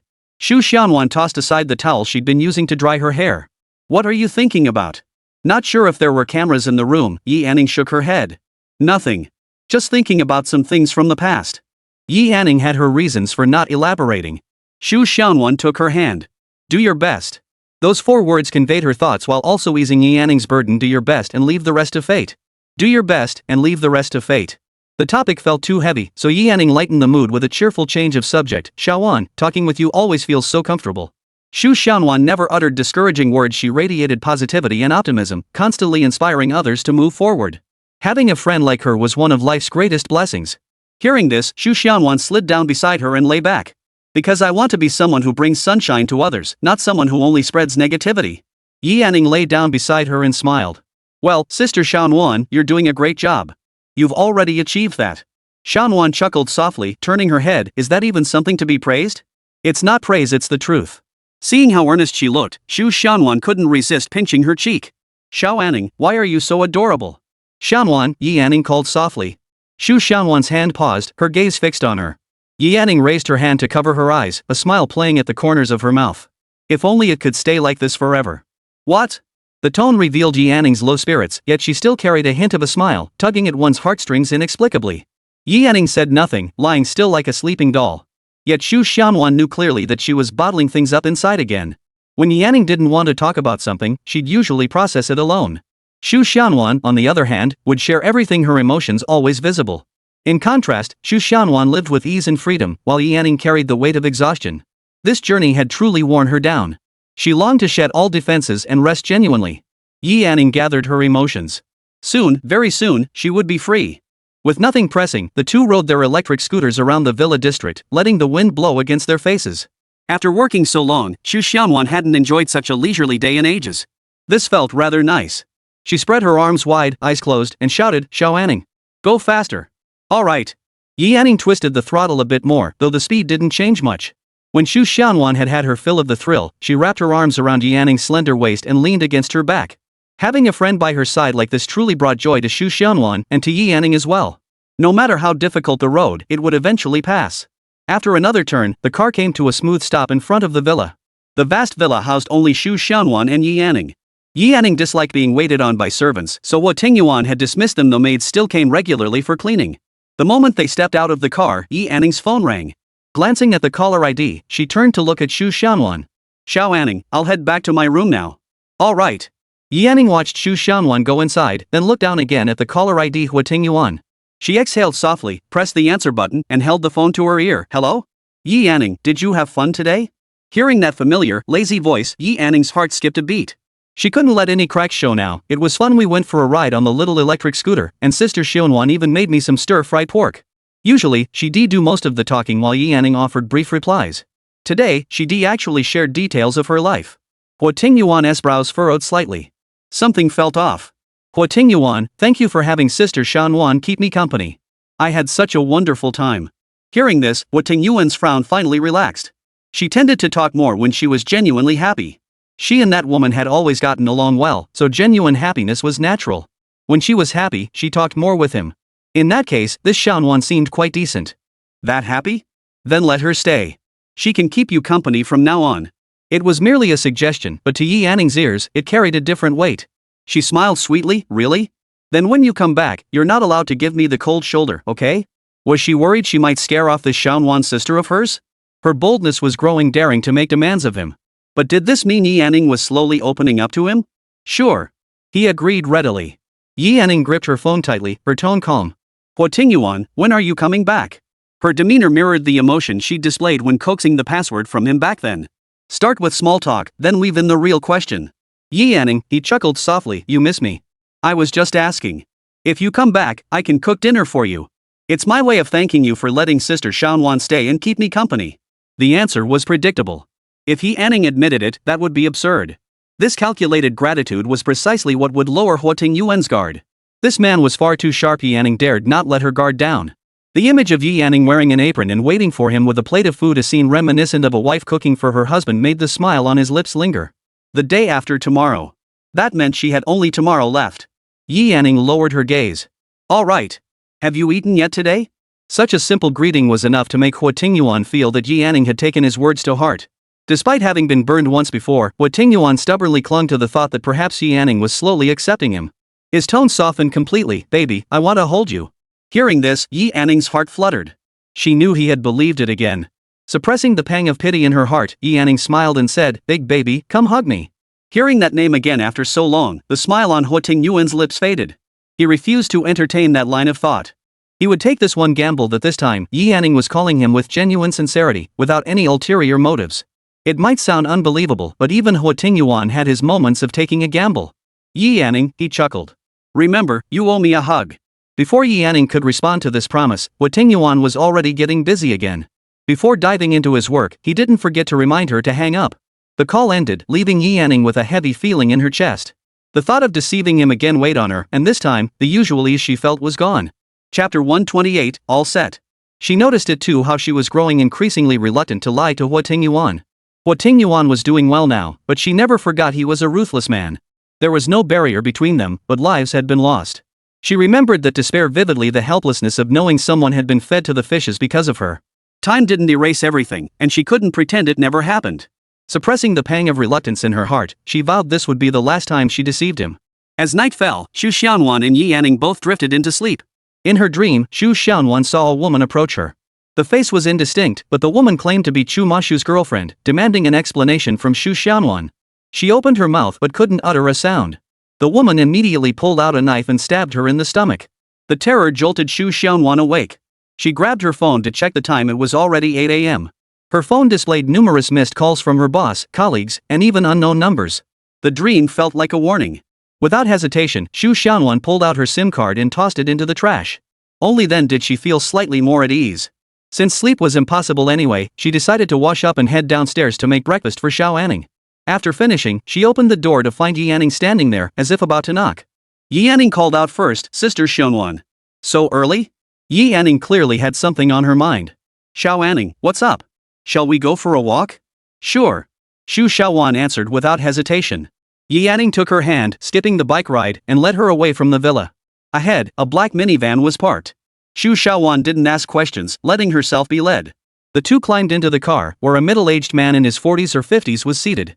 It was none other than Huang Pusong. Huang Pusong noticed the person following Yi Anning but showed no unusual emotion. The fact that Yi Anning was willing to see him already filled him with satisfaction. After closing the door, Huang Pusong instructed the driver to start the car, but Yi Anning spoke up to stop him. Wait. The driver glanced at Huang Pusong, who raised his hand. Anning, what else is there? Xu Xiaonuan sat quietly, her instinct telling her that now was the time to simply listen. I have 3 conditions. Huang Pusong nodded. Any conditions? Go ahead. First, after this matter is settled, I want no further connection with your Huangpu family. From now on, it's as if I never existed. Second, I want you to avoid Huo Tingyuan and send us both to Country F. Make sure Huo Tingyuan can't trace it, and keep this matter buried deep within you. Don't tell anyone, including Huangpu Berlin and the others. Third, I want the sleeping potion and its antidote. These are my 3 conditions. If you agree, I will forgive her. Huang Pusong's expression grew complex. With Yi Anning, there was no trace of familial affection left. But thinking of his beloved, he finally nodded. Agreed. I'll give you an additional sum of money. I don't need it. Yi Anning refused without hesitation. Money was compensation, she didn't need it. The rest was a transaction cutting off both the Huangpu family's attempts to find her and Huo Tingyuan's path to her. It served 2 purposes at once. She stood to gain nothing by refusing. Beyond that, she wouldn't ask for more. To do so would only entangle matters further. Xu Xiaonuan was utterly confused. Linking this to Huangpu Shang's earlier appearance, she concluded Yi Anning must have some connection to the Huangpu family. With the terms settled, the car drove toward the Huangpu family villa. Throughout the journey, Huang Pusong desperately wanted to speak, but seeing Yi Anning's distant, unapproachable demeanor, he ultimately chose silence. Deep down, he knew this daughter was likely lost forever. As long as it could help his beloved recover, he was willing to do anything. The villa was empty of outsiders, neither the siblings nor the servants were present, all arranged in advance by Huang Pusong. Arriving at the room's door, Huang Pusong glanced at Xu Xianwan, clearly unwilling to let her enter. Yi Yanning spoke calmly, "She's my witness." Hearing this, Huang Pusong opened the door. Inside, Mrs. Huang Pu sat disheveled on the floor. She barely reacted to the door opening. The once dignified noblewoman now appeared utterly wretched. Witnessing this scene, Yi Yanning felt no satisfaction, only boundless sorrow. Because of one mistake, she had become a pitiable figure, pitiful and yet despicable. Mrs. Huang Pu. At the sound of Yi Yanning's voice, the figure visibly flinched. After a pause of over 10 seconds, she slowly turned her head. As she turned and met Yi Yanning's amber eyes, a flicker of light ignited in hers. She rose to her feet, smoothed her hair, and wiped her hands. She then walked up to Yi Yanning, her brows furrowed deeply, forming a distinct character between them. Her eyes instantly reddened, filled with sorrow. Her lips trembled, the corners of her mouth turning downward. In disbelief, her eyelids fluttered. "Where did you come from?" Her voice carried an unprecedented sense of grievance. She raised her hand to touch Yi Yanning's face, but withdrew it just before making contact. This scene evoked an indescribable feeling. Yi Yanning stated a fact: actually, the one who never forgave you was yourself. Hearing this, she froze visibly. Of all the people involved in this mess, you're the one least willing to face it. But what's the point? It's already happened. Are you just punishing yourself? It just seems ridiculous to me. What purpose does any of this serve? Can it make up for the pain I suffered? No. You don't even have the courage to face all this. Mrs. Huang Pu, you really are cowardly. No. That's not it. She protested loudly, a glimmer of clarity returning to her eyes. Then live your own life, and don't make me laugh at your expense. Her sole obsession had been to see Yi Yanning. Now that she had, these words struck her like a thunderclap. She seemed to lose all her strength, her entire body swaying precariously as she began to collapse. Huang Pusong acted swiftly, catching her before she fell. Everything that needed to be said had been said. The rest was up to her alone. Yi Yanning pulled Xu Xianwan toward the door, ready to leave the room. "Anning. I'm sorry." She didn't call herself mother. She knew she was no longer worthy of that title in Yi Yanning's eyes. Yi Yanning didn't look back as she descended the stairs to wait in the living room. Xu Xianwan silently stayed by her side, only relaxing when she saw Yi Yanning's expression hadn't changed much. After waiting over 10 minutes, Huang Pusong finally descended the stairs. He stepped out of the hall and returned holding 2 small glass vials. Approaching Yi Yanning, he handed them over. "When are you leaving?" Judging by the situation, Mrs. Huang Pu must be improving. Yi Yanning took the bottles and replied concisely, "Tomorrow." "Good. I'll make preparations tomorrow. Notify me when you're ready, and I'll have people waiting outside the villa. The potion's effects last 6 hours. He paused. "I swear on my life no one will know your whereabouts." With that, everything was in place. Only the final step remained. Chapter 129, Huo Tingyuan returns. On the way back, Yi Yanning handed the antidote to Xu Xianwan. "Sis Xianwan, it all depends on you now." Yi Yanning planned to slip the medicine into the food. To avoid arousing Huo Tingyuan's suspicion, she would eat it herself. Xu Xianwan only needed to wait in the room until both of them passed out before coming downstairs. Xu Xianwan nodded. "Xiao Anning, don't worry." Yi Yanning couldn't relax until the very last moment. She pulled out her phone to check the time.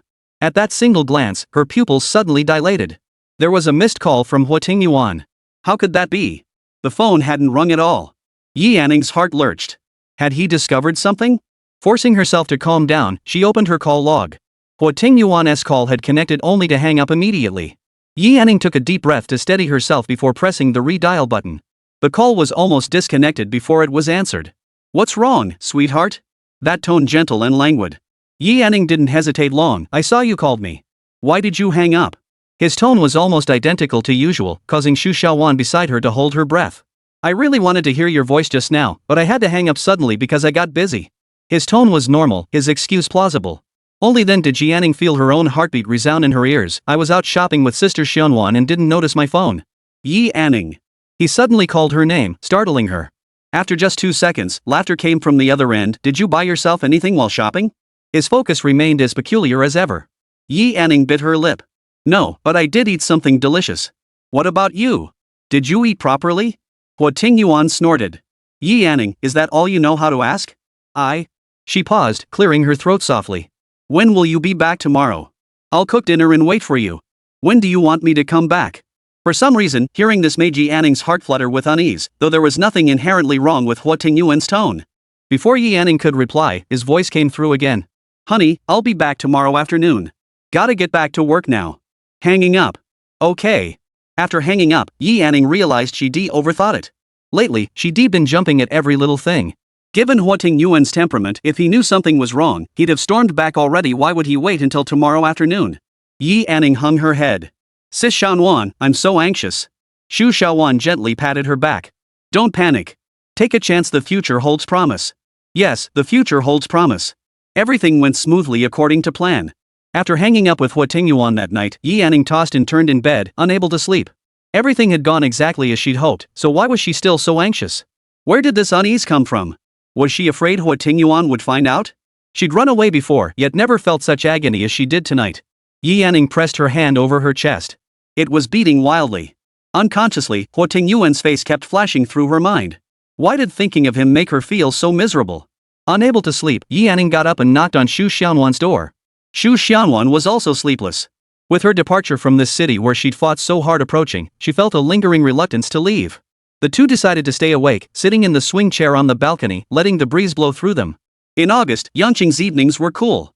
A breeze swept by, carrying a hint of dampness on their faces. Yi Anning looked up. Xiaowan, I'm actually an unwanted child. Hearing Yi Anning open up for the first time, Xu Xiaowan quietly studied her profile. I was adopted by the Yi family. They sent me to Huo Tingyuan to bear his child as a way to climb the social ladder.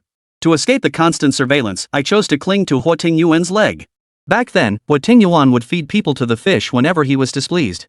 I took a huge risk and lied to him, saying I liked him. I almost ended up fed to the snakes.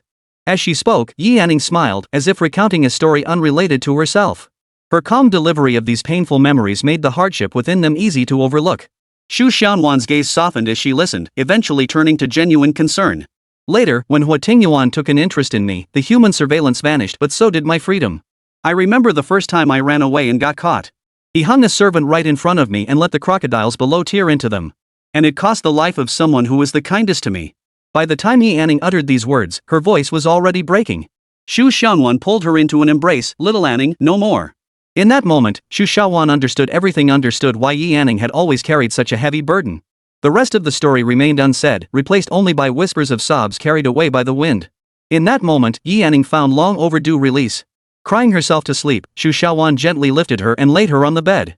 Watching Yi Anning sleep with tears still clinging to her lashes, she sighed tenderly with heartache. Little Anning, the painful path is behind you now. Your future road will surely be smooth and clear. Her voice was soft as she tucked the quilt around Yi Anning. Then she sat alone in the rocking chair. The night grew thick and heavy, yet it passed in the blink of an eye. The next day, Yi Anning began preparing from early morning. She cooked this meal with particular care, treating it as a farewell. Xiaowan returned to her room early in the afternoon, leaving Yi Anning alone downstairs to wait. Every second of the wait felt stretched out. At 5:30 p.m., the sound of a car approached outside the villa. Yi Anning lifted her gaze.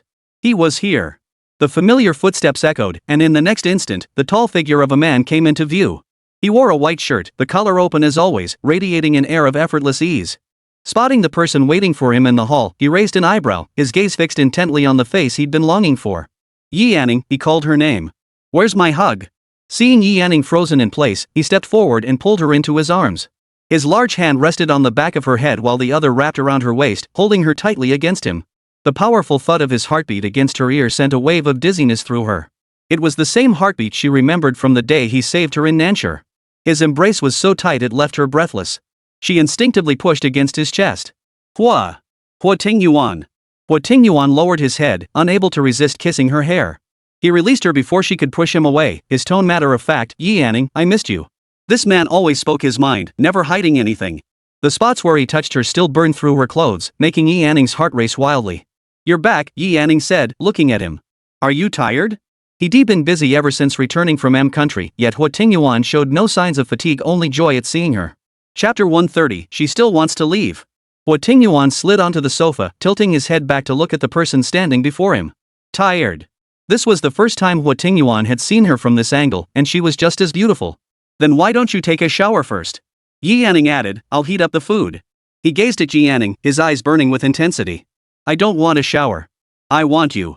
With a gentle tug, Yi Anning found herself sitting on his lap. His hand lightly brushed her arm, the intent unclear. A tingling sensation ran along her arm. Yi Anning raised her hand to wrap around his neck. Can we eat first? I made your favorite. Patient yet slightly ingratiating, Huo Tingyuan watched her lips part and closed in for a kiss, entirely at his whim. After so long, kissing her again felt just as soft, though she wasn't quite cooperating. Huo Tingyuan released her, admiring his handiwork with satisfaction. Her lips glistened with moisture, slightly swollen and utterly beautiful. Yanning, his deep voice carried a hint of seduction. Stay with me tonight. As he spoke, he studied her expression intently. She smiled and agreed. Shall we eat first? Circling back to the same question, Huo Tingyuan nodded. Feeling the emptiness in his arms, Yanning rose and headed to the kitchen. Huo Tingyuan remained seated on the sofa, showing no intention of taking a shower. Wherever Yanning was, Huo Tingyuan's gaze followed. Once the food was heated, Huo Tingyuan rose and sat down at the dining table. When Yanning emerged, she deliberately brought 3 bowls. Huo Tingyuan frowned slightly. Someone else? What about Huai? Yanning asked tentatively. Isn't he eating? Not knowing if Huai was present, Yanning couldn't ask directly and resorted to this approach instead. She had assumed it might be her little warm sister, but it wasn't. Huo Tingyuan replied indifferently, he's not here. But what about your little warm sister? Isn't she eating? Hearing that Huai wasn't present, Yanning breathed a sigh of relief and replied naturally, Shanwan said she wanted to rest and told me not to bother her during mealtime. The man raised an eyebrow. Then eat. Yanning picked up a piece of meat for herself before serving one to Huo Tingyuan. Try it and see if it's good. Huo Tingyuan picked it up and put it in his mouth. Yanning lowered her gaze slightly, staring at the rice in her bowl. The meat in her mouth seemed to lose all flavor, and she could only chew mechanically. Yanning. He called her name again, and her heart immediately skipped a beat as she looked up at him. But he only offered a gentle reminder. Eat properly. Okay. Yanning picked up her chopsticks again, eating a couple more bites before remembering to serve some to Huo Tingyuan. He ate quite a lot, and Yanning's heart began to pound violently. Her eyelids grew heavier and heavier. Yanning shook her head, her vision blurring. Everything went dark before her eyes, and she began to fall. Huo Tingyuan reacted swiftly, catching her with his hands. Yanning's head landed in his arms. Seeing she was unharmed, he slumped face first onto the table. Glancing at the clock, it was already 6:30 p.m. Xu Xianwan quietly opened the door, hearing no sound. She hurried downstairs. Spotting both figures collapsed at the dining table, Xu Xianwan helped Yanning up and fed her the antidote. Her gaze lingered on Huo Tingyuan's hand for a moment. Several minutes later, Yanning slowly regained consciousness. Her first instinct was to look at Huo Tingyuan beside the dining table, still finding it hard to believe she had actually done it. Yanning got up, fetched paper and pen, and wrote down the words she wanted to say to Huo Tingyuan. Before leaving, she cast one final glance at Huo Tingyuan. Without further hesitation, she turned and departed with Xu Xianwan. Huang Pusong kept his word, arranging for a car to wait outside the villa. Once the two were inside, the driver headed straight for the airport. Everything went too smoothly, so smoothly that Yanning felt it was almost unreal. Huang Pusong used his connections to erase their flight information. Before the plane took off, Yanning felt nervous, but Xu Xianwan squeezed her hand tightly beside her. Inside the villa, only after everyone had departed did Huai enter to administer the medication to Huo Tingyuan. After a few minutes, Huo Tingyuan stirred awake. His eyes fell immediately on the paper beside him. Clutching it in his hand, he said, to the airport. Huo Tingyuan. I'm sorry, I lied to you again. I promise this is the last time. You threatened me with feeding me to fish and snakes. When you saved me in E-country, I forgave you. When I was hunted down in N-city, you saved me, and I saved you. Though you only faced danger to save me, your life is so precious we're even now. To this day, I still can't forget the horrifying sight of those servants dying. That's why I can't bring myself to get closer to you. Please set me free. I'll always be grateful for everything you've done for me. From this day forward, we owe each other nothing. Huo Tingyuan, farewell forever. Only when the plane lifted off did Yanning feel a flicker of calm. Her nerves still frayed, she tugged at her shirt hem, then sensed something in her bag. She reached inside and pulled out a crumpled piece of paper. What was this? Where did it come from? Yanning slowly unfolded the paper in confusion. The instant she read its contents, her breath caught in her throat. The paper read, Huo Tingyuan does not consent to Yanning's departure. The word consent was crossed out, replaced by agree. And the name Huo Tingyuan was written in Yanning's own handwriting. Her thoughts raced back to her diary. Before being sent to the Huo family, she had written those 3 characters in her journal. And now, they had appeared here. Was it Huo Tingyuan? In that instant, Yanning fully understood why everything had gone so smoothly. He had known from the very beginning that she intended to leave. Which meant he knew and had been cooperating all along. Huo Tingyuan. How could this be the same Huo Tingyuan? Tears began to fall steadily. He knew everything, yet did nothing. Huo Tingyuan hadn't known at first. Fearing the Huangpu family might suddenly appear again and disturb Yanning, he had ordered someone to keep an eye on the Huangpu family beforehand. He never expected Yanning to give him another surprise. Thus, from the very beginning, he had known Yanning's intentions and that she had deceived him once more. Inside the car, Huo Tingyuan stared at the elegant handwriting on the paper. He closed his eyes briefly, then chose to abandon her after all. This time, he had lost completely. He had gambled that Yi Anning would soften her heart and stay for him, but she hadn't. He glanced at the rearview mirror, where Huo Tingyuan sat with eyes closed, lost in thought. Boss. Speak. Huo Yi watched the departing aircraft, hesitated for 2 seconds, then spoke up. Are we just letting Miss Yi leave like this? Knowing the boss as he did, this seemed almost impossible. The boss had always treated Yi Anning with such special consideration. Now, he truly couldn't understand. Not only was he not stopping her, but he was actually letting Yi Anning leave. The man opened his eyes. The car fell silent for a full dozen seconds before Huo Yi heard a voice from the back seat. What else could we do? She still wants to leave. His tone held nothing but resignation. Chapter 131, True Freedom. Huo Yi glanced at the rearview mirror, averted his gaze, then couldn't help but look again. Finally, he turned around. Boss, are we really not going to do anything? What followed was the unspoken question, should we go get her back? But Huo Yi held back. Judging by the boss's expression, he didn't seem about to fly into a rage. In the past, learning Yi Anning had run away would have made him furious enough to eat someone alive. Now, however, he appeared as calm as still water. Could it be he'd lost interest in Yi Anning? Receiving no response, it seemed likely. Besides, this time the boss had personally sent the person away. Huo Yi understood. Boss, seeing you're not upset puts my mind at ease. At those words, Huo Tingyuan scoffed. Only the incompetent feel sorrow. On the plane, Yi Anning's hands trembled slightly. She instinctively rose from her seat, scanning the cabin for that familiar figure. This time, he truly was gone. Xu Xiaonan followed her. Anning? What's wrong? Her heart felt as if it had been clenched in a vice. Yi Anning clutched her chest and crouched down. A flight attendant came over and led the two back to their seats. Looking up, tears streamed down Yi Anning's face as she clutched the paper tightly. Xiaonan, he let me go. He let her go, set her free from all burdens. From this moment on, she was utterly liberated. And precisely because of that, it was all the more unbearable. Xu Xiaonan glanced at the note, then recalled the scene downstairs. She paused before speaking. Xiao Anning, follow your heart. Whether you choose to leave or return, I support you either way. Yi Anning listened to these words in a daze, feeling a lump in her throat and a tightness in her chest that made it hard to breathe. She had never considered turning back, and precisely because of that, her heart ached all the more. She had ultimately let someone down. It had all been a dream. No. Her reply came without hesitation. Sister Xiaonan, what was good and what was bad is all in the past now. This journey had been like a dream, unreal, insubstantial. Now, with true freedom to be herself again, the past had faded away. From this day forward, she was the true Yi Anning. 6 months later. Early February, in an apartment in the capital city of Country F. In the simple, comfortable room, Xu Xiaonan sat by the window. Draft paper lay scattered on the desk. The window wasn't fully closed, and a cool breeze ruffled her hair, carrying a hint of chill throughout the room. Yi Anning entered carrying a glass of milk. She frowned at the open window. Xiaonan, why did you leave the window open? And facing the draft? You'll catch a cold. No inspiration. The cold breeze helps clear my head. Xu Xiaonan slumped dejectedly on the desk. Xiao Anning, have I gotten ugly? After closing the window, Yi Anning scrutinized her from head to toe, her gaze finally settling on her stomach. There does seem to be a change. What? Xu Xiaowan's eyelids fluttered open, her entire body feeling drained. It seems to have grown a bit larger. Xu Xiaowan's delicate eyebrows arched slightly, sparking a flicker of interest. Really? Absolutely. The doctor specifically told you to rest well. Drink this glass of milk and then go rest, okay? Since discovering her pregnancy, Xu Xiaowan's mood had fluctuated wildly, leaving Yi Anning no choice but to patiently coax her. When she first found out she was pregnant, Xu Xiaowan had immediately wanted to terminate it. Yet the moment she entered the operating room, she walked out in a daze. There was a heartbeat now. This was the only person still connected to her by blood. Xu Xiaowan had grown up in a loving, happy family. At 15, her parents died in a car accident. As an only child, she lost both parents. Back then, she was both mature beyond her years and surprisingly childish.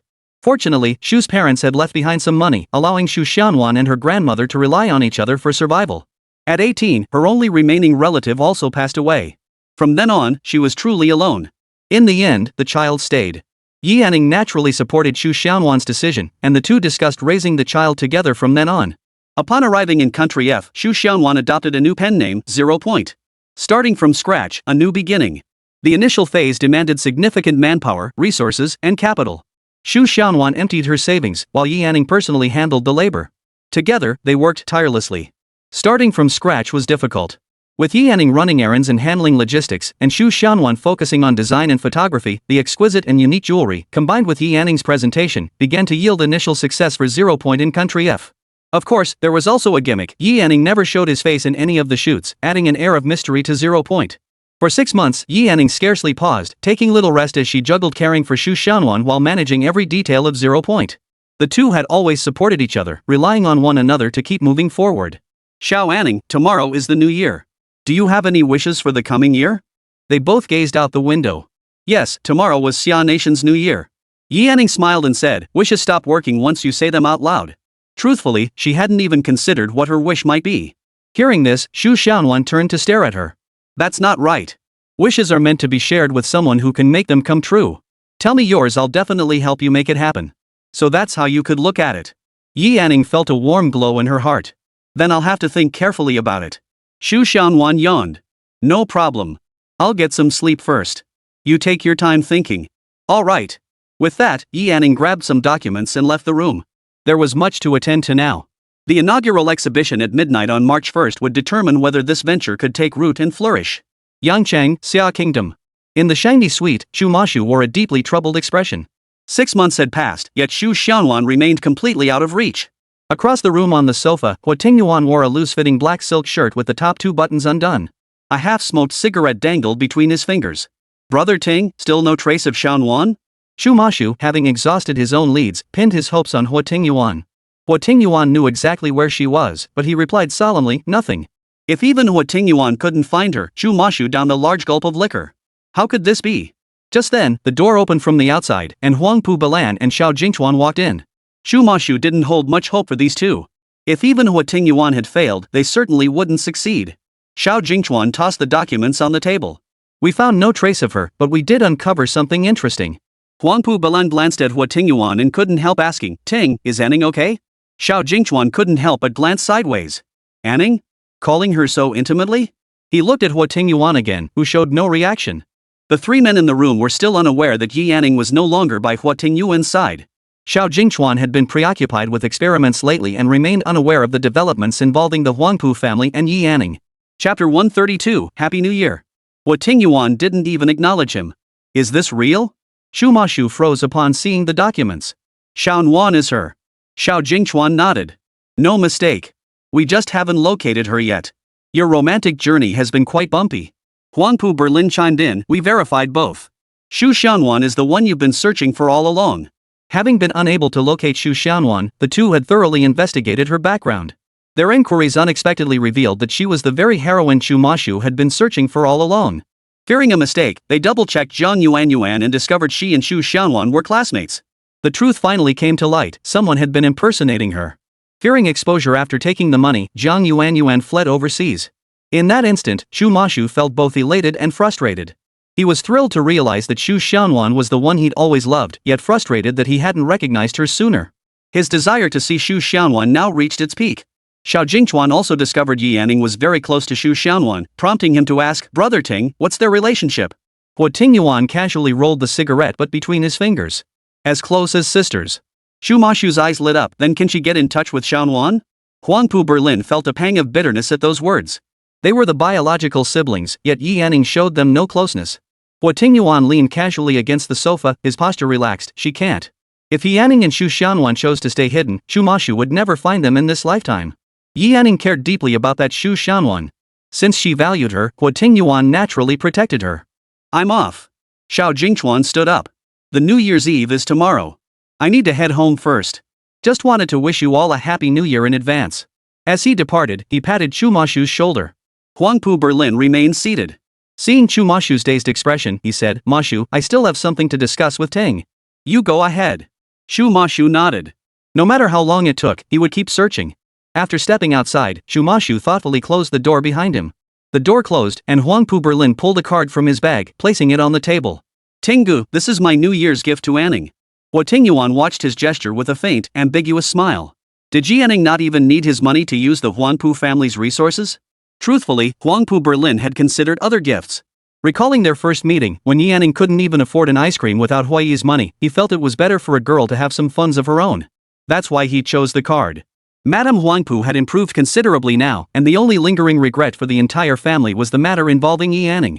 They never delved into the reasons behind Madame Huangpu's recovery. Huo Tingyuan smiled. That part one don't quite understand. I know what I owe Anning is far from enough. This is just a token of my sincerity. The atmosphere in the room grew heavy. Huo Tingyuan stood up, towering over him. Belan, not everything can be made up for. Watching Huo Tingyuan's retreating figure, Huangpu Berlin sighed softly. Seeing Yi Yanning was difficult, making amends was equally hard. F country. Yi Yanning was still asleep when a tickling sensation on her nose roused her. Slowly opening her eyes, she saw Xu Xianwan's face leaning close. Little Anning, Happy New Year. Happy New Year, Sister Xianwan. Glancing at the time, it was already 8 in the morning. Seeing her try to sit up, Xu Xianwan pressed her down. What are you doing? Do you have to go to the studio today too? Yi Yanning nodded, unable to deny it. This reaction was expected. Xu Xianwan waved her finger. No way. Today, all you need to do is happily spend time with me and the baby in my belly. If anyone knew Xu Xianwan, it was this little girl. She worked herself to the bone, worrying about every little thing she did for fear of tiring herself out. And Xu Xianwan? She seemed immune to exhaustion. Seeing her still hesitating, Xu Xianwan placed her hand on her belly. Baby, tell your Anning mommy not to work so hard today. How about we set off fireworks together tonight? The spot where her palm rested was gently nudged upward. Yi Yanning looked up in delight. Xianwan. He moved. The little one moved every day, nothing unusual for Xu Xianwan. But seeing Yi Yanning's joy, she smiled. See? The baby wants you to spend time with us today. Yi Yanning's smile grew wider. Then let's go. We'll buy fireworks and get some decorations for the house. The new year calls for celebration. All right. Before heading out, Xu Xianwan wrapped a snow-white scarf around Yi Yanning, bundling her up tightly. The pleasant scent on Xu Xianwan's skin and her careful way of tucking the scarf around him warmed Yi Yanning's heart. He smiled sweetly. It's so warm. Such days were simple yet fulfilling. Night fell. The man in the back seat rubbed the body seat in his hand. She had spent 6 months in this godforsaken place, longer than she had spent by his side. Huo Tingyuan glanced out the window. The sky had turned completely dark, and the streets held only one more vagrant than during the day. The front gate swung open from the inside, and 2 women emerged carrying fireworks. Yi Yanning and Xu Xianwan. Huo instinctively glanced at the rearview mirror. The car interior was dim, shadows obscuring half the man's face, his emotions unreadable. But Huo distinctly felt that the moment Yi Yanning stepped out, the entire surroundings seemed to fall silent. Huo Tingyuan's gaze pierced through the window, fixed unwaveringly on her. After 6 months apart, Huo Tingyuan saw her again. Even after months apart, her eyes were still as beautiful, her skin as fair as ever. When she smiled, it seemed to light up the entire space around her. It was a smile he had never seen before. He had once believed that as long as she was by his side, nothing else mattered. Huo gripped the steering wheel tightly. Boss, should I go bring her over? He immediately regretted the question. This demeanor clearly signaled reluctance to disturb her, utterly unlike the boss's usual approach. Huo Tingyuan shot him a glance. Shut up. Yi Yanning and Xu Xianwan were having a great time playing together. For some reason, Yi Yanning couldn't shake the feeling that a pair of eyes was glued to her. She glanced around. Aside from the homeless man sprawled in the corner and a few cars parked by the roadside for who knows how long, Yi Yanning quickly averted her gaze. Xu Xianwan waved the fairy wand in her hand. Xiao Anning, what's your New Year's wish? I hope the exhibition goes smoothly. Hearing this wish, Xu Xianwan couldn't help but laugh and cry at the same time. Couldn't she make a wish about herself? The fireworks had completely faded. It was freezing outside. After cleaning up the trash, the two prepared to head upstairs. Huo watched their receding figures and glanced anxiously at Huo Tingyuan. Boss. After a 2-second silence, Huo Tingyuan watched the departing figures and spoke slowly. Yi Yanning, Happy New Year. Huo Ting. He came all this way just to say that in the car? But the boss must have his reasons for doing this. Chapter 133, Staying for a While. Nile Castle, situated in the capital of Country F, was valued at $1 billion. It stood as one of the most expensive private residences not only in Country F but globally. Its interior brimmed with rare treasures, featuring a massive private lake at its center, a garden maze, and an underground cellar housing countless fine wines. The opulent decor throughout was breathtaking. Even the swans swimming gracefully in the lake were so elegant they drew the eye. In the living room, Huo Tingyuan lifted a cup of tea to his lips, then set it back down. Sir? Is something not to your liking? A young man with short, flaxen hair, deep eyes, and tan skin stood respectfully by his side. Watching Huo Tingyuan lift and lower the cup, he clearly sensed dissatisfaction. Seeing no response, he bowed his head slightly further. Sir, you flew here personally. Do you have any instructions? Cyril, you've done an excellent job all these years, Huo Tingyuan said calmly, looking at him. This time, I intend to stay in Country F for a while. Keep it quiet. So you plan to stay, sir? Cyril poured him another cup of tea, his voice tinged with delight. Correct. Huo Tingyuan didn't deny it, but added, there's a matter I need you to handle personally. I wouldn't trust anyone else with it. Cyril looked up, kneading his eyes. If the boss said so, it must be a crucial task. I won't let you down. The sun gradually rose. 0 Point, located at the edge of the commercial district, was a 2-story building. The first floor featured an open-concept jewelry display area, while the second floor housed the office and photography studio. Beyond Yianning and Shu Xianwan, 0 Point employed 4 others, 2 men and 2 women. With the exhibition fast approaching, the team worked tirelessly. Shu Xianwan was planning the layout for each exhibit area. Though this was a small-scale exhibition, it represented a crucial opportunity for 0 Point. Their chance to make a name for themselves hinged entirely on this event. The day flew by in a whirlwind of work, and when she looked up again, it was already 7 p.m. They had planned to go out for authentic French cuisine at 6, but the rush had pushed them past that time. Xiaowan stretched lazily. Are we still going? Usually, asking that meant it wasn't happening. After a full day of exhaustion, going out for dinner now would mean getting back very late. Yianning shook her head, next time is fine. She didn't mind, but Shu Xianwan needed plenty of rest. Turning off the lights, the two got up and left the studio. The streets were nearly deserted now, nowhere near as bustling as a summer night back home. It felt eerily quiet. As they hailed a cab, 2 pairs of eyes watched them from the corner. They had been surveilling the location for days. Once the taxi disappeared around the corner, the 2 burly men in the shadows moved purposefully toward the 0 Point entrance. One of them held a sledgehammer aloft. The next moment, 2 black sacks were pulled over their heads. The next moment, both men were knocked unconscious. Inside Nile Castle, the 2 men lay sprawled on the carpeted floor of the Grand Hall. Seeing them sleeping so comfortably, Huo Tingyuan felt deeply unsettled. He raised his hand, and immediately 4 bodyguards entered, carrying the 2 men toward the castle's lake. Huo Tingyuan rose and followed slowly behind. As soon as he stepped outside, a chill swept over him. On a day like this, a cold bath would be most refreshing for them. At the lakeshore, the 2 were thrown heavily onto the ground. Without waiting for Huo Tingyuan's command, the bodyguard scooped water from the lake with buckets and poured it over them. The bone-chilling cold made them shiver violently. Their eyes snapped open in terror, revealing an unfamiliar place and a man before them, his face twisted into a smug grin. Awake? Huo Tingyuan observed them with keen interest. Who should we start with? Huo Tingyuan spoke in French, which they naturally understood, though they couldn't grasp the meaning behind his words. He stroked his chin and pointed at one of them. You. Immediately, he delivered a kick to the other man's calf, drawing an immediate cry of pain. Huo Tingyuan ignored the cries, snorting derisively. Wrong one. Your turn. The other instantly grasped the situation, scrambling to his feet and swinging a punch. Before Huo Tingyuan could intervene, Huo Yi drew his gun and pressed it against the man's forehead. The man froze, his fist dropping obediently as he began begging for mercy. Huo Tingyuan raised an eyebrow. Still moving? Looks like your dousing wasn't thorough enough. Hearing this, the bodyguards hurriedly fetched more water, terrified that any delay would bring the man's wrath upon them. Bucket after bucket of cold water poured down, leaving the 2 men shivering uncontrollably. They couldn't form a coherent sentence, their lips turning purple from the cold. Tisk, Huo Tingyuan grumbled. Not enough. Where's the wind? In the next instant, the bodyguards surrounded the pair and began fanning them. The biting wind lashed against their skin. Clothing clung wetly to their bodies, enveloping them in intense stinging pain. One rolled around uncontrollably, while the other froze stiff on the spot. Enough. At the command, the fans stopped, awaiting further instructions. Huo Tingyuan deemed it sufficient, turning coldly to order, dispose of them. The command came in Chinese. Though the 2 men couldn't understand the words, they could discern the meaning from the tone. Unfortunately, it was too late. In F country, such individuals were far from rare. They were the classic type who bullied the weak and feared the strong, capable of smashing a store today and attacking people tomorrow. Clearly, they made a grave miscalculation this time. Huo Tingyuan had dealt with many like them before. Otherwise, 2 defenseless women running a jewelry store in country F would face unimaginable danger. All their peace and security came from someone silently guarding them from behind. The southern district of the same city was bustling with activity. The usually bustling bars now felt strangely quiet, a stillness tinged with subtle provocation. Unlike the usual thrones of people, the bar doors were tightly shut. Unusually, 2 black Rolls-Royces were parked at the entrance. Inside and outside presented 2 distinct scenes. The exterior was silent, while the interior was filled with the sticky, suggestive sounds of low moans. Inside, 3 or 5 inexperienced young women knelt on the floor, one of them kneeling before a man. The seated man possessed brown pupils, a straight nose, and sharply defined thin lips, forming a face that was both stern and captivating. His neatly trimmed light gold hair accentuated his elegance.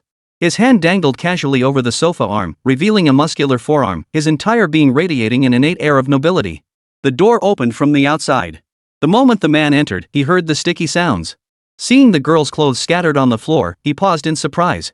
The man on the sofa immediately turned his gaze toward the entrance. The visitor at the doorway sidestepped the girls and hurried forward to report in a low voice, "At Nile Castle." "He came personally?" "Yes," the man replied. This trip was not publicized. The two communicated in pure French. The man on the sofa was the underground king of France Valmont. Chapter 134, The Beautiful Girl. The first day of March arrived, and the exhibition commenced as scheduled. Halfway through the event, only a handful of people had arrived. Things weren't going as smoothly as anticipated. Many looked down on attending such a small-scale jewelry exhibition. Those of status felt it beneath them, while those without deemed it too expensive. It had become a situation where it was neither high nor low. It was proving difficult indeed. Just as he was feeling disheartened, a man who looked either wealthy or noble entered the hall. A female staff member greeted him warmly. Cyril glanced around the room, his gaze finally settling on Yanning. He walked straight up to her. "Beautiful lady, may I request your assistance?" He spoke in Chinese. A guest is a guest, so Yanning naturally wouldn't refuse. "Certainly. Shall I show you around?" Cyril nodded. Yanning walked beside him as he casually approached a jewelry display. "My husband greatly admires your brand's designs. That proves your husband has excellent taste." Cyril nodded, a hint of approval in his eyes. He had complimented both their master and his own jewelry. Neither servile nor arrogant, without any forced flattery, this was the highest recognition for their jewelry designs. Of course, every piece was the fruit of Huo Tingyuan's labor. From concept to finished product, she poured meticulous care into each step. To Yanning, these were truly masterpieces. Cyril browsed a few more rounds before pointing to pieces that caught his eye. "These ones?" "Just these?" Yanning gaped in surprise. The pieces he'd casually selected added up to a considerable sum. Only after paying the deposit did Cyril reveal his true purpose. "Our gentleman said we need to keep your contact information. If he sees something he likes in the future, he'll communicate directly with you." Upon arriving here, Huo Tingyuan and Yanning had both changed their contact information, which Huo Tingyuan could naturally track down. However, he chose a different approach. Cyril was somewhat surprised upon hearing the nature of this assignment, but when it came to the master's decisions, they had no choice but to obey. Yanning pondered inwardly, could their boss be mistaking her for 0 Points designer? If so, she'd be taking credit for Huo Tingyuan's work. Some people admire the designer behind the work. Yanning smiled and asked, "Is your boss looking for the designer's contact information?" Cyril had thoroughly researched 0 Point before arriving. He replied calmly, "Our boss wants her." Cyril pointed to the photograph displayed on the large screen, showing only a neck and hands, making it difficult to identify the subject. Seeing Yanning's confusion, Cyril clarified plainly, "Identifying her would be easy for our client.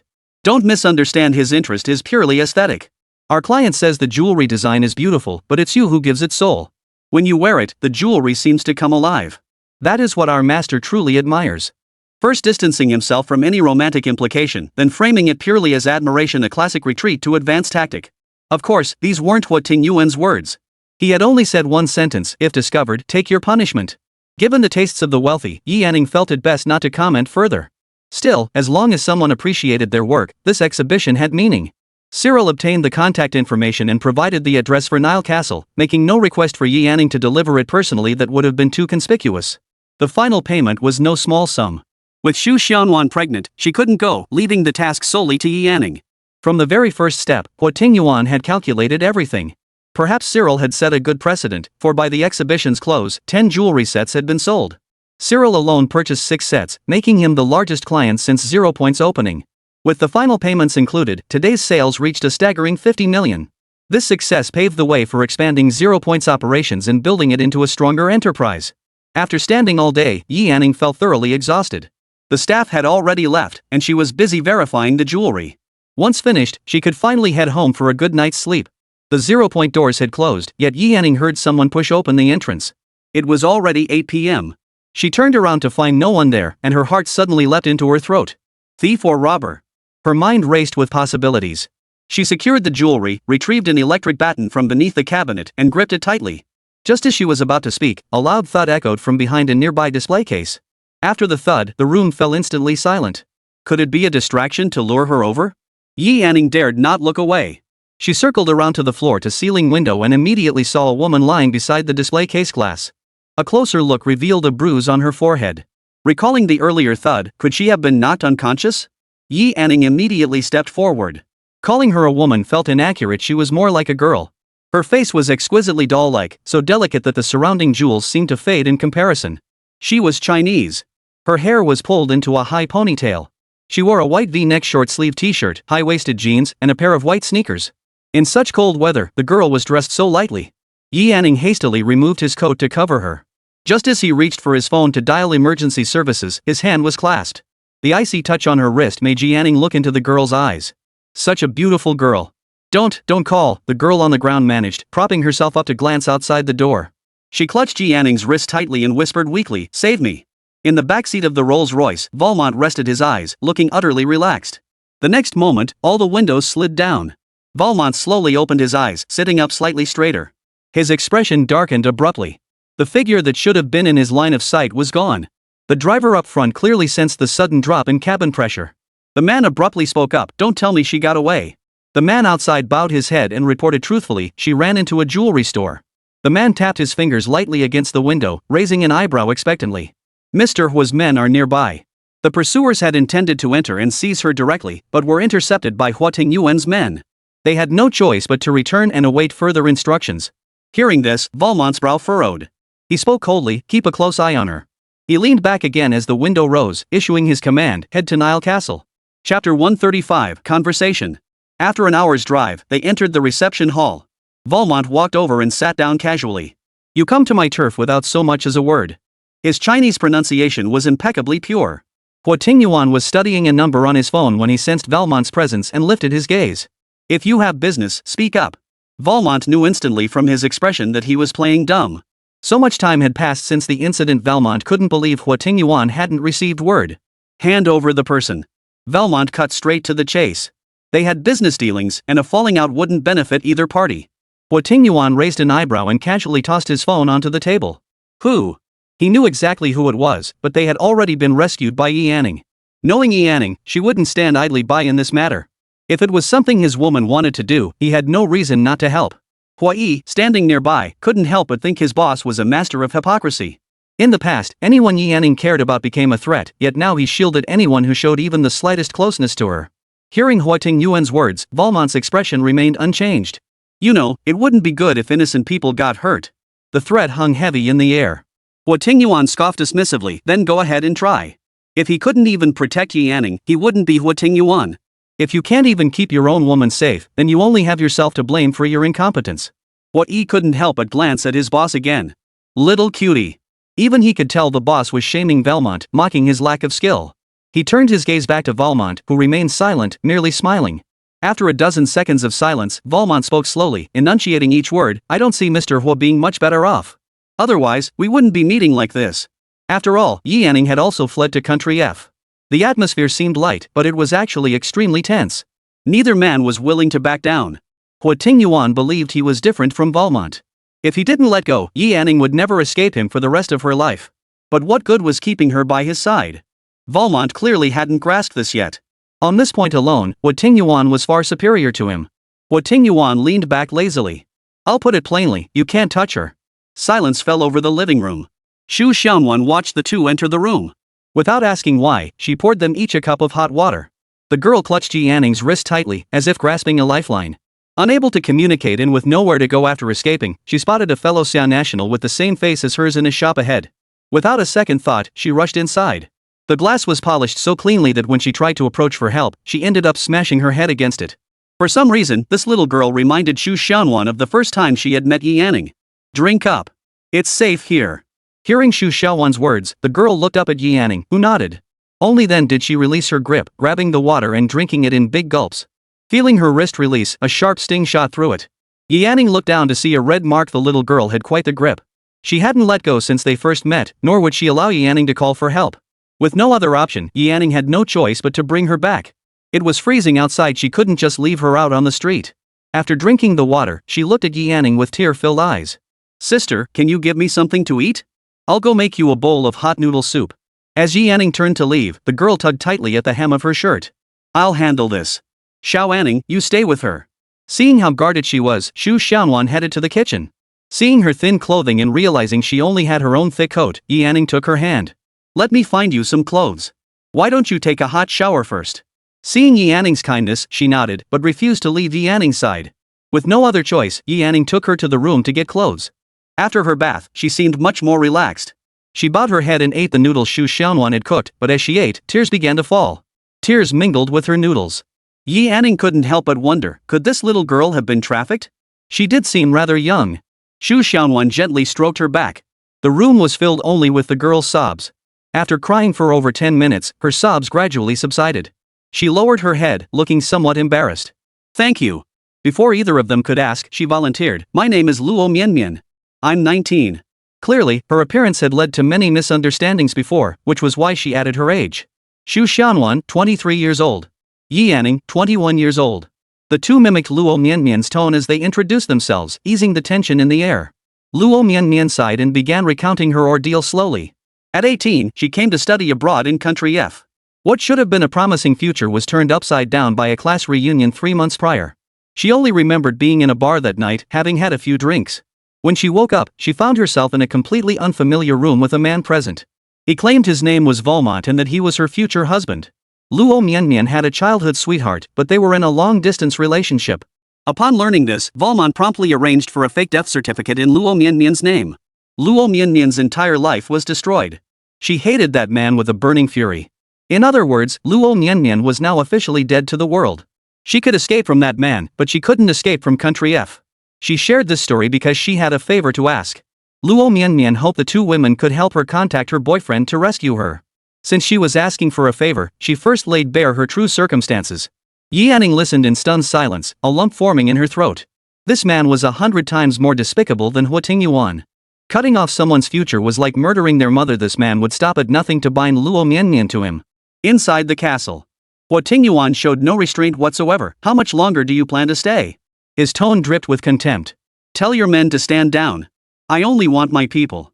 I won't harm yours. Valmont frowned. This is my final concession. Huo Tingyuan narrowed his eyes. Then let me ask you this, if my men insist on protecting that person, what will you do? Valmont dismissed the notion, my men know their limits. Know their limits? Huo Tingyuan scoffed. You're not much, and neither are your men. The back-and-forth exchange tightened the atmosphere once more. Valmont rose to his feet, his expression unchanged. So you mean as long as they're not near your woman, it's fine, right? Huo Tingyuan raised an eyebrow, offering no denial. After all, he couldn't push the man too hard. Fine. Valmont made his final concession, striding away as a faint snort echoed behind him. Her friends are off limits too. Huo Tingyuan was referring to Xu Xiaonuan. If anything happened to her, Yi Anning would undoubtedly suffer. Chapter 136, Chat. After everyone had left, Huo Tingyuan finally picked up his phone. It was already 11 o'clock, and he didn't know if Yi Anning was asleep yet. After a moment's hesitation, he opened the blank text message page. Inside the room, Yi Anning handed her phone to Luo Mianmian. Taking it, she trembled as she dialed her boyfriend's number.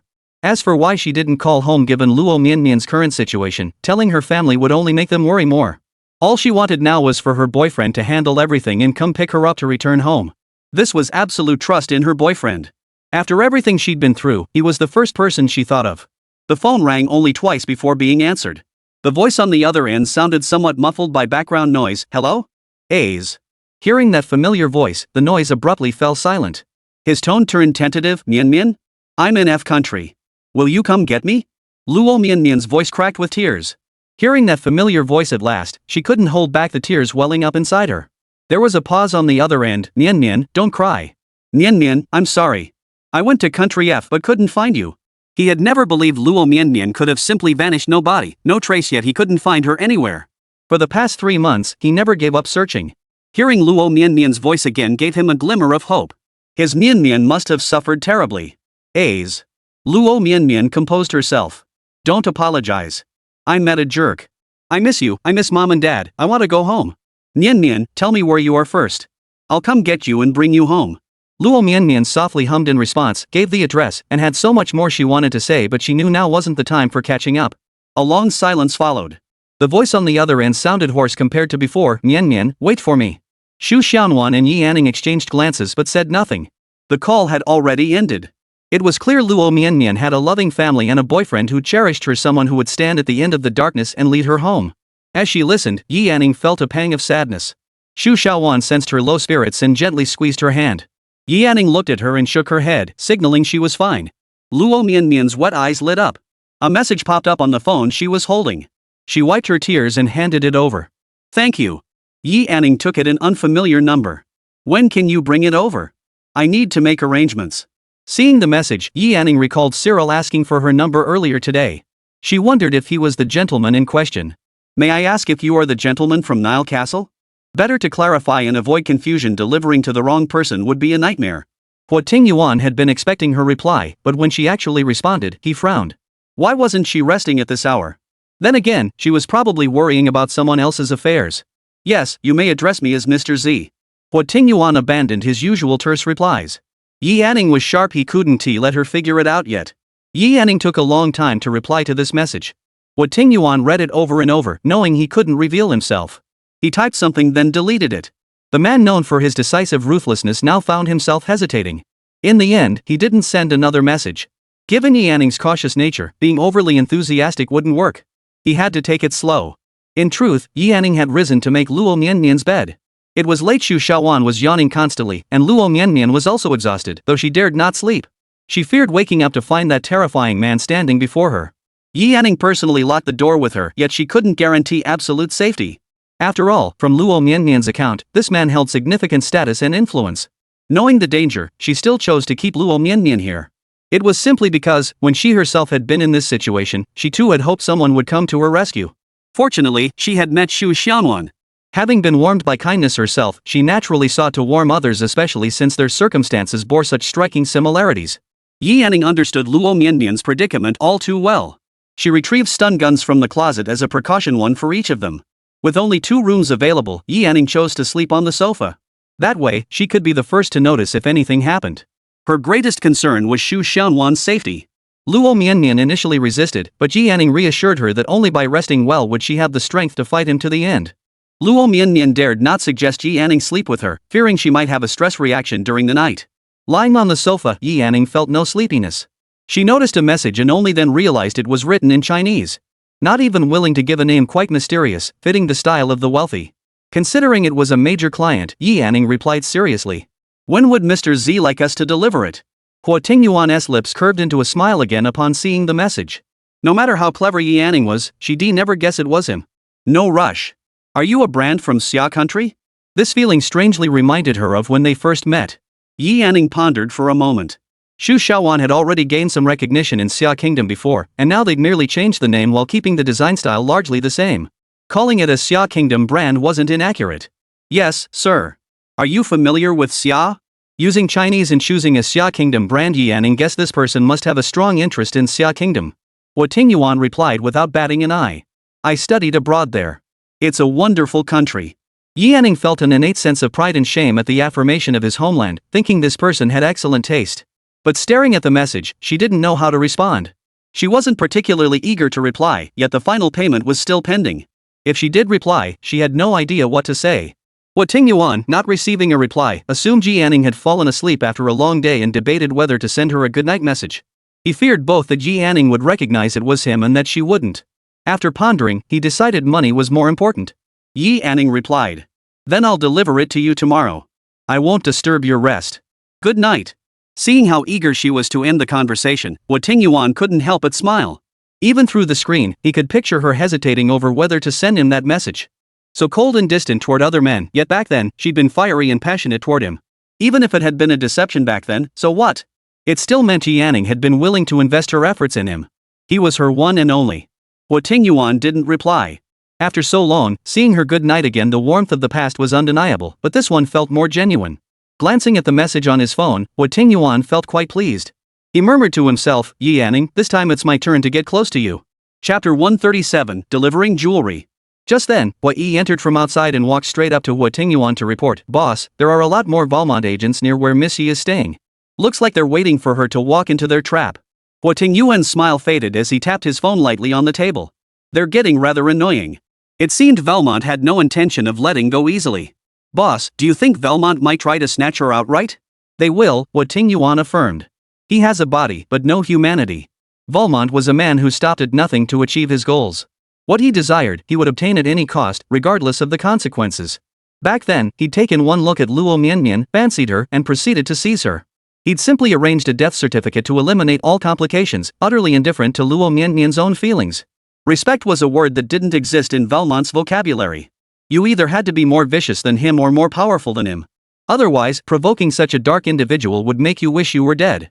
A textbook example of a heartless madman.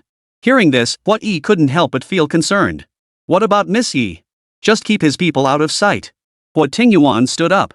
Have Cyril come over tomorrow. Learning that Huo Tingyuan's men showed no sign of retreating, Valmont kicked the car with such force that the body caved in. The bodyguards behind him dared not breathe a word. Valmont transferred to another vehicle and made a call. It rang just once before being answered. Get them back here. You personally keep watch. Yes. He wasn't going to waste time waiting for Huo Tingyuan. He refused to believe they'd stay glued together every moment. If he didn't seize his chance, Luo Mianmian would suffer a terrible fate. If they dared to run, they had to be prepared to face the consequences. Yi Anning slept fitfully all night, occasionally opening her eyes to scan her surroundings. Thankfully, the night passed without incident. At 7 in the morning, faint sounds drifted from outside. Hearing the movement, Luo Mianmian's eyes snapped open. Without that terrifying face, it was the best sleep she'd had in 3 months. Now, she longed for her boyfriend to appear the moment she opened her eyes and take her away. Valmont hadn't come looking for her yet, proving the place was temporarily safe. As long as she waited for her boyfriend to arrive, she wouldn't have to live in constant fear anymore. Opening the door, she saw Yi Anning cooking in the kitchen. Without a word, she went in to help. I'll have it ready soon. You can rest a little longer. Luo Mianmian shook her head. Sister Anning, please let me do it. Otherwise, I feel too embarrassed to trouble you. Having taken her in and offered help despite their mere acquaintance, Luo Mianmian felt she owed them nothing but gratitude. She silently vowed to repay them someday. All right. Yi Anning paused before adding, in a foreign land, we're family. She said this to ease her burden. Luo Mianmian might look soft and innocent on the outside, but she was incredibly resilient inside. In a foreign land, facing the worst possible circumstances at the prime of her life, Yi Anning believed it was the love of her family and the quiet support of her boyfriend that would keep her going. Yet ultimately, she must process these trials alone. No one could truly feel her pain unless they'd walked a similar path. Feeling heartbroken for Luo Mianmian, she couldn't help but feel heartbroken for her former self as well. By the time she finished cooking, it was only 7:40. Mr. Z hadn't replied to yesterday's message, so out of courtesy, Yi Anning sent another inquiry. Sir, would it be convenient for me to deliver it now? After sending the message, Yi Anning handed her phone to Luo Mianmian. Do you want to call and check on the situation? Luo Mianmian nodded gratefully. She desperately wanted to ask if her boyfriend had come, but feeling unworthy of making demands given how well they treated her, she held back. Not having a phone was truly inconvenient. Yi Anning resolved to bring Luo Mianmian one when she returned today. Just then, Xu Xiaonan woke up. After washing up, she sat down and said, Xiao Anning, I want to eat meat. No, Yi Anning refused. The doctor said we need to watch our diet. The baby is growing too fast, and it could make delivery difficult later. Yi Anning took the doctor's advice seriously, even more so than Xu Xiaonan herself. A mechanical female voice interrupted their conversation over the phone. Disappointment didn't flicker in Luo Mianmian's eyes. She handed the phone back, saying, A's is surely figuring something out. Those few words held no doubt, only trust.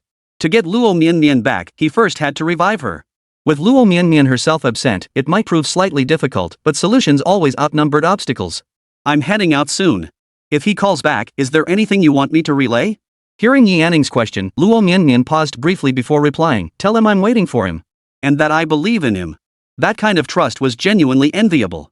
Xu Xiaonan teased, When you two get married, you'll have to prepare a huge box of wedding candies for us. No problem, Luo Mianmian smiled brightly. When that day comes, Sister Anning and Sister Xiaonan will get their own table. Her words successfully amused both women. Then her phone vibrated a message from Mr. Z. If it's convenient, bring it over. Someone will meet you at the door. Xu Xiaonan leaned in to glance at the screen, her delicate eyebrow arching. Little Anning, you've got something going on. Yi Anning chuckled softly. It's that client who ordered 6 jewelry sets. She's very impressed with your designs. With that explanation, Xu Xiaonan withdrew her gaze, clearly unenthusiastic. Then go and come back early. Yi Anning had originally planned to go alone, but then she thought what if Valmont showed up while she was gone? Xu Xiaonan would be in danger. Mian? Yi Anning called to her. Would you like to come with me? May I? Truthfully, Luo Mianmian wanted to accompany Yi Anning, but she feared causing trouble. Since Yi Anning had offered, she naturally accepted. Of course you can. Receiving the affirmative reply, Luo Mianmian nodded happily. The two retrieved the jewelry from the store and headed toward Nile Castle. In the car, Luo Mianmian asked with some confusion, Sister Anning, do you and Sister Xiaonan have some kind of background? Not sure what she meant, Yi Anning shook her head. Then, haven't you encountered any trouble? Luo Mianmian asked incredulously. Two young female owners running a jewelry store with only 4 employees, none of whom looked capable of defending themselves. After over a year here, she knew a thing or two. Of country's public safety wasn't great, especially at night when local thugs roamed the streets robbing homes. That's why the streets were much quieter after dark. Yi Yanning asked, utterly confused, what trouble? Well, Luo Mianmian tapped the safe in her hand. Like, a robbery? Chapter 138, his eyes only see her. No. Seeing Yi Yanning's blank expression, Luo Mianmian pressed further, not even once? No harassment or anything like that? No. Receiving the affirmative answer, Luo Mianmian lowered her head and murmured softly, that can't be possible. Ha? Yi Yanning didn't catch her. What did you say?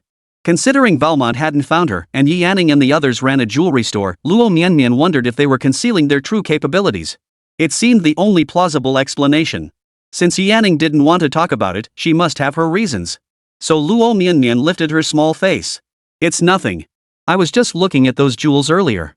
The designs are really beautiful. An unprovoked question meant something was definitely amiss. Yi Yanning narrowed her eyes at her.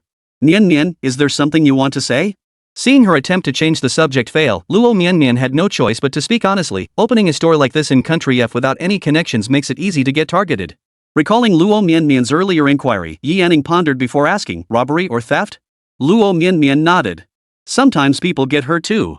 Seeing that Yi Yanning and her companions didn't look like they'd experienced such things, and clearly knew nothing about it, made Luo Mianmian feel uncertain. Could it simply be sheer luck? That possibility couldn't be ruled out. The fact that such hidden dangers existed, ones they hadn't encountered, made Yi Yanning decide to discuss it with Xu Xianwan as soon as they returned, just to be safe. Just because today was safe didn't mean tomorrow would be. Yi Yanning replied earnestly, maybe it's because we're just starting out and haven't caught anyone's attention yet. It wasn't impossible. Luo Mianmian offered a well-meaning reminder, you could be a bit more cautious. I see there are really too few people in your shop. If something serious happened, you might be overwhelmed. It was a valid point, and good advice was always worth heeding. Thanks, Mianmian. I'll keep that in mind. Luo Mianmian waved her hands dismissively. Sis Anning, you're too polite. I'm the one who should be thanking you both. Have you ever considered developing your business back in China? I could invest. We appreciate the offer, Mianmian, but don't dwell on it. Helping you has been a pleasure for both me and Sister Xiaowan. Luo Mianmian accepted the polite refusal without pressing further. Well then, if you ever need anything from me in the future, just let me know. A drop of kindness deserves a spring of gratitude, let alone when these two saved her life. Ladies, we're here. The driver kindly reminded them in French as the car came to a stop. Yi Yanning could understand the simple meaning, and Luo Mianmian, having studied abroad, naturally understood as well. Stepping out of the car, she lifted her gaze and saw a magnificent castle looming in the distance. Cyril had been waiting there for some time. Seeing them step out of the car, he approached them, please follow me. Yi Yanning nodded and, following Cyril's direction, boarded another black vehicle. The car drove toward the castle, passing through gardens, parks, lakes, and other scenic views. The people who live here must have no worries, Yi Yanning couldn't help but admire. What a beautiful place. Luo Mianmian watched silently, offering no reply. Cyril offered a timely response, if you like it, I can show you around later. Hearing this, Yi Yanning turned her head. No, thank you. Don't mention it. The gentleman is very hospitable. The castle not only boasts unique scenery but also some interesting spots. The car slowed to a stop at the castle entrance. Immediately, someone approached to open the door, standing politely by the vehicle in readiness. Upon entering, warm air carried a faint fragrance, and uniformed maids presented hot towels for hand wiping. Mr. Z must certainly know how to enjoy life. Huo Tingyuan surveyed the reception room from above. Yi Yanning's arrival seemed to brighten the entire space. At that moment, he desperately wanted to rush down and hold her in his arms, but he knew that would only scare her away. His gaze lingered unabashedly on Yi Yanning. Visiting someone's home for the first time, Yi Yanning naturally avoided wandering glances. She walked straight to the table, opened the safe, and said, please take a look. Luo Mianmian followed behind her, her face slightly pale. This place bore a certain resemblance to the room Valmont had locked her in. Cyril beckoned, and a maid stepped forward to carry away the jewelry. I'll have someone show you both around. After lunch, we'll escort you back. How does that sound? Luo Mianmian clutched the hem of her dress tightly upon hearing this, glancing at Yi Yanning with words unsaid. Such offers were usually mere pleasantries. Yi Yanning declined outright, no need, thank you for your kindness. Only then did Luo Mianmian relax. Most people would find such an invitation hard to refuse. After consecutive refusals, another invitation might seem insincere. Cyril pulled out a card and presented it with both hands, then I'll arrange for someone to escort you back. Alright, thank you for your trouble. As the two prepared to head out, a phone in their bag vibrated. Yi Yanning saw the caller ID and handed it to Luo Mianmian. Mianmian, it's for you. Luo Mianmian gladly took it and pressed the answer button. A's. Cyril sensibly stepped aside, waiting quietly while Luo Mianmian took the call. A maid brought in hot tea. Cyril gestured for them to serve themselves. With Luo Mianmian still on the phone, it wouldn't be appropriate to call her over, so Yi Yanning picked up her cup and took a sip.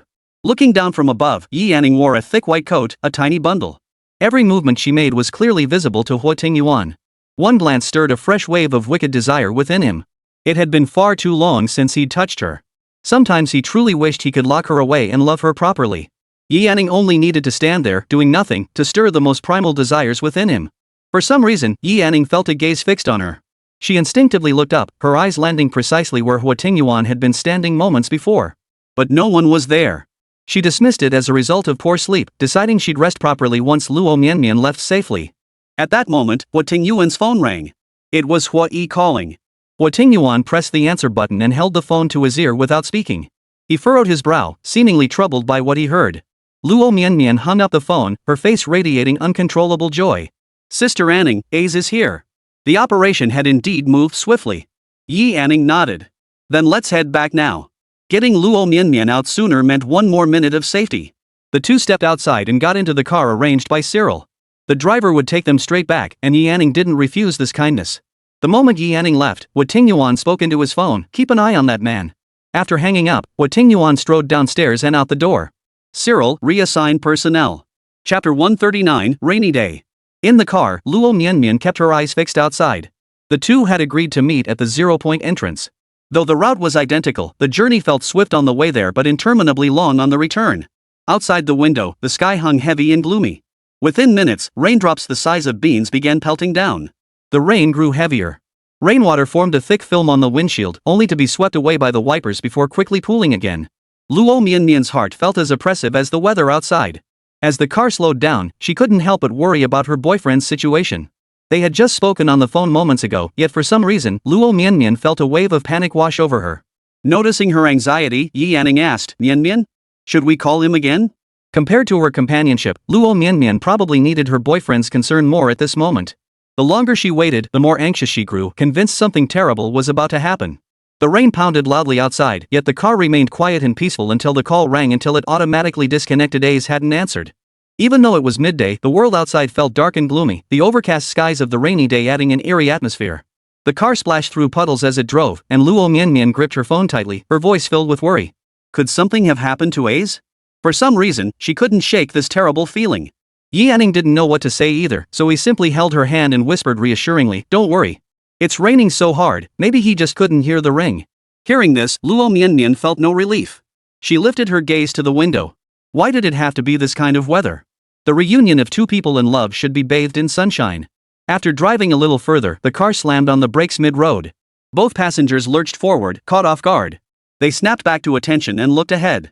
Blocking their path ahead were over a dozen cars driving against traffic. The rain poured down heavily outside. Several bodyguards from the rear vehicles swiftly got out and held umbrellas over the rear seats of the lead car. Rain pelted the window glass. The driver flashed the hazard lights. The moment the wipers sliced through the rain, Luo Mianmian's breath caught in her throat.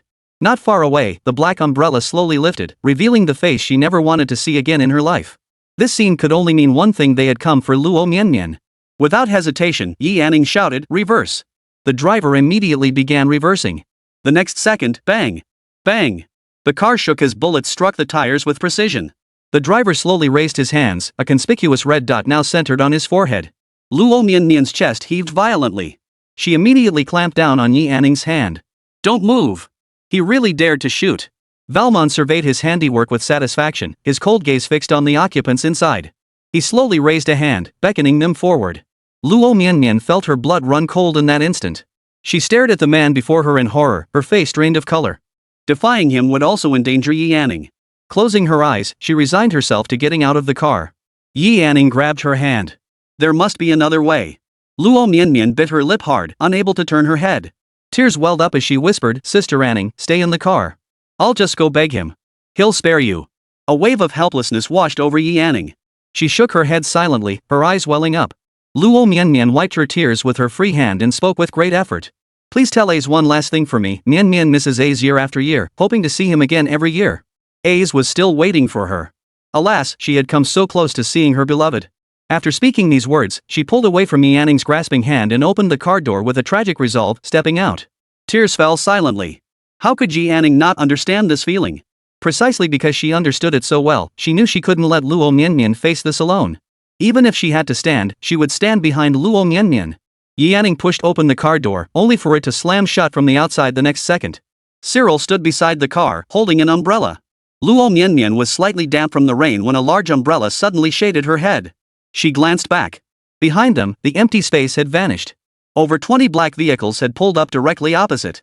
The convoy came to an orderly halt. A crowd of men in camouflage uniforms poured out, surrounding them and forming a human wall. What was this? She turned her head to look inside the car. Were these Sister Anning's people? A glimmer of light flickered in Luo Mianmian's eyes, which had just dimmed. Everything happened too suddenly. Yi Anning stared blankly at the scene. When she recognized Cyril outside the car, she was utterly astonished. Yet Yi Anning knew this might signal a turning point. Cyril tapped on the window, gesturing for Yi Anning to look at her phone. Yi Anning turned her head to look at the phone on the seat. It was a text from Mr. Z. Don't be afraid. The instant she saw the message, Yi Anning's heart began to pound violently. The image of Huo Tingyuan's breathtakingly handsome face flashed through her mind. The next second, another message snapped her back to reality. As my guests, it is my duty to ensure your safety. It seemed like a simple, straightforward statement, yet something about it felt off. In Yi Anning's mind, this Mr. Z was gradually becoming someone easy to get along with. She could sense he was a genuinely kind person. Now wasn't the time for deep thoughts. Yi Anning replied swiftly. Thank you, sir. I shall repay this kindness when the opportunity arises. After sending the message, Yi Anning tapped on the car door. Cyril opened it and held an umbrella for her. In the car behind them, Huo Tingyuan curved his lips. That was undoubtedly the truth. Valmont observed the scene without a trace of surprise. If Huo Tingyuan could truly sit this out, Valmont would have underestimated him. He raised an eyebrow, his tone commanding, "Little darling, come here." Hearing that nickname, Luo Mianmian clenched her fists. She knew Valmont couldn't take her away now. She lifted her small face, her eyes filled with hatred. "I won't let you manipulate me anymore." The rain gradually lessened. Valmont raised his hand, and the person behind him closed the umbrella. He casually asked, "Are you sure?" Catching the threat in his words, Luo Mianmian answered firmly, "I'm sure." At her words, he gave a cold laugh, his gaze turning icy. "No rush. I've prepared a little surprise for you." When Luo Mianmian saw the figure being held by Valmont's two bodyguards, the faint color that had just returned to her face drained away instantly. It was none other than her boyfriend, A's. His face and hair were covered in blood, his head hanging limply. If not for the faint twitching of his body, Luo Mianmian would have doubted he was still alive. Valmont savored her expression as he asked slowly, "Recognize him?" Luo Mianmian stiffened completely.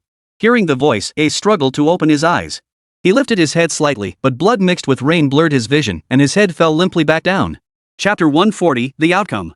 Valmont toyed with the cold gun in his hand, pressing it against A's head the next instant. "Come here." She could no longer feel her own heartbeat, her entire body trembling with icy coldness in that moment. Seeing Luo Mianmian's reaction made it easy to guess who the person was. Yi Anning frowned deeply, calling out anxiously, "Mianmian." "Let him go first. I'll come over." Luo Mianmian's voice trembled, her eyes brimming with tears. He added, "I didn't ask for your permission. If you don't come, he dies now. You won't escape either." A's, hearing the voices, dared not move much. He could only shake his head desperately, but even using all his strength, he could only manage a slight tremble. Yi Anning's words of persuasion stuck in his throat. On one side was his beloved, on the other, freedom. Either choice was an abyss. Luo Mianmian, however, didn't hesitate. She resolutely walked toward Valmont. Compared to her lover's life, everything else seemed utterly insignificant. Valmont laughed bitterly at her approach. That a mere man could so easily sway her, shouldn't their devotion be celebrated? Oh yes, childhood sweethearts, how could their bond be shallow? The situation escalated to a boiling point. What could be done? There seemed no way out. That man held Luo Mianmian's fate in his hands. Trading her own compromise for a sliver of hope for her lover was a dead end. Yi Anning could only watch as Luo Mianmian's figure faded into the distance. Her mouth opened, but no sound emerged. Huo Tingyuan frowned too. That woman had gone willingly in his eyes, it was no different from courting death. As a man himself, he knew that her going there could only make things worse. When Luo Mianmian was just a step away from Valmont, she halted abruptly. "I'm here. Let him go. Let him go." Her breath came in ragged gasps, laced with desperate sobs. Her gaze fixed directly on the man, barely clinging to life. Watching her tears fall uncontrollably, Valmont found it unbearably irritating. A slow smirk curved his lips. "How about this? Kiss me in front of him, and I'll let him go." Deal? What? Luo Mianmian snapped, her eyes widening as if struck by lightning. Seeing her unmoved, Valmont pressed the muzzle of his gun directly against the wound on A's arm, causing blood to flow even more freely. Luo Mianmian's heart raced with anxiety. She couldn't be certain Valmont would keep his word, but she dared not take the risk. This was her lover, the man who had come to save her. Just then, Ace forced himself to speak through the pain. Mianmian, don't. His voice was soft and utterly devoid of strength, cutting through Luo Mianmian's heart like a knife. Ace knew this man would only revel in the thrill of conquering Luo Mianmian time and again. Every concession she made would only invite countless more. Valmont simply wanted to see how far Luo Mianmian would go for this man. 3. The man began counting down immediately. You really will do it? 2. The sound of a bullet being chambered echoed. 1. As soon as he finished speaking, Luo Mianmian immediately tiptoed closer to him. He towered over her, so she wrapped her arms around his neck. But unexpectedly, the man sneered coldly. For him, you'd agree to anything, wouldn't you? So now, in front of him, you'd let me do whatever I want to you? With that, he yanked Luo Mianmian around, shoved the gun into her trembling hands, and aimed the muzzle at A's. Realizing his intent, Luo Mianmian struggled violently, but he held her down with iron grip. A demonic whisper echoed in her ear, "Sweetheart, you're going to send him on his way yourself." Each word Valmont uttered felt like a knife slicing through her flesh. Ace, his face a pool of blood, hung his head low, yet in that moment, he mustered every ounce of strength to press against the muzzle. As if pleading, "Mianmian, pull the trigger." Yi Yanning was too stunned to speak. Could someone even more demonic than Huo Tingyuan truly exist? The gun barrel she gripped was aimed squarely at her beloved. Yi Yanning knew this shot would end everything, not just for Luo Mianmian, but for all of them. The rain began to fall again. Huo Tingyuan's fingers tapped lightly beside him. Huo Yi's voice came through the phone, "Boss, everything's ready." The ringtone pierced the silence, freezing Luo Mianmian in place. The bodyguard presented the phone with both hands. Valmont, seeing the caller ID, had no idea what kind of trick Huo Tingyuan was playing. The grip restraining her loosened slightly. Luo Mianmian lowered her head, rainwater trickling down her hair, her pupils clearing a little. She pressed the answer button, and Huo Tingyuan's voice grew louder in her ear. 3, 2, 1. As the final countdown reached 1, a violent crash erupted behind Valmont. He instinctively raised his arm to shield Luo Mianmian, but in that instant, she spun around, the gun barrel now pointed squarely at him. Fire erupted skyward. That madman Huo Tingyuan had blown up his car, the last one in the convoy, with no one inside. Exactly as he'd expected. What he hadn't anticipated was the person now pointing a gun at him. What composure in the face of danger. Valmont despised two traits most in others, and Huo Tingyuan possessed both matter and stronger than him. This commotion would undoubtedly attract unwanted trouble. There was no time to linger. Before the call ended, Huo Tingyuan's infuriating voice crackled through the line, "I've treated you to a free show. Scare my men again, and I'll treat you to an even louder one." He flung the phone behind him with casual disregard, lifting his gaze to fix Luo Mianmian with a cold stare. Luo Mianmian gripped the gun tightly, "Let him go." He turned his head. "Send the man over." The bodyguards began dragging Ace toward Yi Yanning. Yi Yanning turned, her eyes pleading toward Cyril. Before she could speak, Cyril raised his hand. His men jogged over to take the man. "Release him." Hearing his voice, Luo Mianmian's attention wavered for a split second. The next moment, a sharp pain shot through her wrist as the gun slipped from her grasp. She was hoisted up by Valmont. Luo Mianmian didn't struggle. Instead, she shouted, "Sister Anning, I'm counting on you to take care of A's." She knew Yi Yanning would help her. Only after the car vanished from sight did Yi Yanning confront the harsh reality. Luo Mianmian was once again plunged into grave danger. It was unimaginable what inhuman treatment Luo Mianmian might endure. Clumsily following Cyril into the car, Yi Yanning closed her eyes. Should she feel fortunate about this outcome? Her lover hadn't died by her own hand. How could she feel fortunate? Had none of this happened, she and her beloved would have grown old together, cherishing each other until their final days. Yi Yanning wondered what she herself would have done in that situation. She believed she would have fired without hesitation. Though separated, they would surely worry about each other. But she wasn't the one caught in the middle. No matter what she did, it would be both right and wrong. Her phone vibrated, a message from Mr. Z. "I really like one of your sayings, as long as the Green Mountains remain, we needn't fear the lack of firewood." Huo Tingyuan didn't need to guess to know Yi Yanning was lost in her thoughts. Chapter 141, A Familiar Feeling. Yi Yanning lowered her gaze. Was he trying to comfort her? For some reason, this Mr. Z always gave her the same feeling as Huo Tingyuan. Though she'd never met him and his manner of speaking was different, this feeling was intensely strong at that moment. Yet in Yi Yanning's mind, Huo Tingyuan was not the type to hide his identity. Unlike his usual behavior, Yi Yanning shook her head. How could she have confused the two? They were clearly two separate individuals. Huo Tingyuan's mood swings were unpredictable, shifting between good and bad. This Mr. Z, however, seemed like a gentle soul. Besides, this Mr. Z was a genuine F-country national who had merely studied abroad in Xia country. Could it be that she hadn't been around men in too long? Upon reflection, aside from Huo Tingyuan, she hadn't truly been intimate with any other man. Thank you, sir. I will personally select a set of jewelry for you as a token of my gratitude when I return. As she typed this reply, Huo Tingyuan's words echoed in her mind, just words of thanks? Huo Tingyuan saw the message. This thank you seemed genuinely sincere. No need to be so formal. Your shop is just getting started. You can thank me properly once you've expanded. The moment the message popped up, Yi Anning felt an indescribable emotion. This response was entirely considerate of her perspective. Who doesn't care about the cost of their efforts? Either they have ulterior motives, or their intentions aren't pure. Businesspeople never make deals that leave them at a loss. Yi Anning shifted her gaze to the passenger seat. Cyril, thank you both for this. You're welcome. Our master is very passionate about helping others. Cyril dared not take credit for himself. Now it was best to give all the credit to the master. Haha, really? Is your master quite formidable? It sounded like casual chatter. Cyril turned his head. The master is naturally formidable. How formidable? How does he compare to that Valmont fellow? Yi Anning's tone was light, clearly seeking to gauge their relative standing. Cyril knew his master was superior. Valmont might have influence in Country F, but that was limited to Country F alone. Huo Tingyuan's reach extended across the globe. By comparison, Valmont was no match. My master is the most formidable person I've ever encountered. His answer was sincere, not perfunctory. Yi Anning understood and casually asked, "How old is your master?"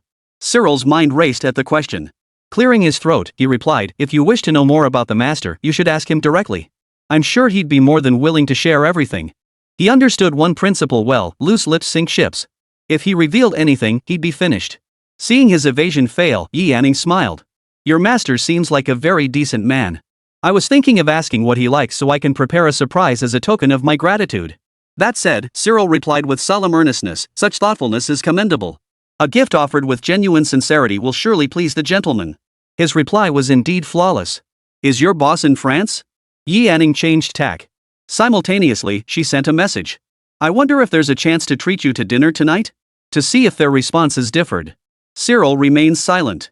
Should he respond? The boss hadn't given instructions. Receiving the message, Huo Tingyuan furrowed his brow slightly. Things were moving so fast? Already at the dinner stage? Something didn't feel right. After over 10 seconds of silence in the car, Cyril chose a compromise answer. "The boss is extremely busy. Sometimes business trips are decided in a matter of minutes. I received a notification to come check on the situation, but I genuinely don't know if he's here right now." "You can ask him yourself." Yi Anning raised an eyebrow. "But your boss seems to know everything about what just happened." "He's not here, and you haven't spoken to him on the phone." "How would he know?" "Cyril. He didn't seem easy to fool." "Well, you're not aware that I'm not the only capable assistant to the gentleman." This man was sharp. Seeing no useful information to extract, Yi Anning smiled and said no more. Cyril breathed a sigh of relief. Thankfully, he was smart.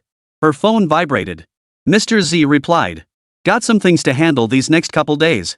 Once I'm done, I'll treat you to a meal." The message was both considerate and unexpectedly tender. Reading it, Yi Anning's brow furrowed. "Then I'll be blunt. What exactly is the purpose of all this, sir?" Her question was blunt. Upon receiving the message, Huo Tingyuan snorted derisively. She remained as wary as ever. Even through the screen, he could picture her speculating expression. Huo Tingyuan never imagined he'd be the one in control one day. "Because I think I like you." Reading this message left Yi Anning utterly bewildered. They'd never even met, let alone spent time together. Where did this like come from? As if answering her unspoken question, another message arrived. "I noticed you when your brand first launched. At first, I was curious how could someone look so stunning wearing jewelry without even showing their face. So I had people look into you." Apologies if this seems presumptuous, but I was genuinely curious about the face behind the jewelry. When I saw your photo, I encountered those uniquely clear, pure pupils for the first time. In that moment, my heart skipped a beat. Huo Tingyuan had also been drawn to those eyes. First, a statement half-truth, half-lie, borrowed from Yi Anning. Upon reading this message, Yi Anning was utterly astonished.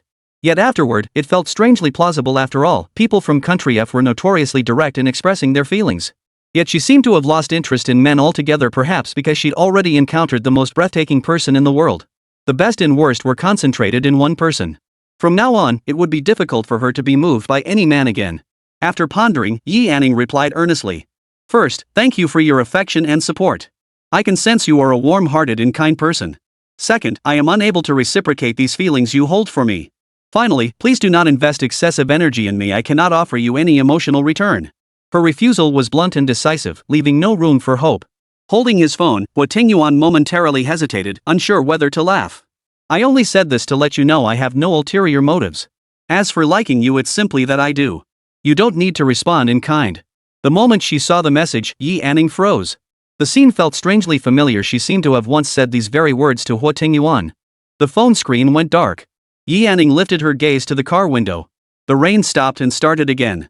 In the end, she didn't reply. With A's fate still uncertain, returning home was out of the question for now. Yi Anning sent a message to Xu Xiaowan, but didn't elaborate on the specifics. Not being by Xu Xiaowan's side, she feared the news might upset her too much. She planned to explain everything in detail once she returned. Chapter 142, Suspicions Arise. 8 o'clock in the evening.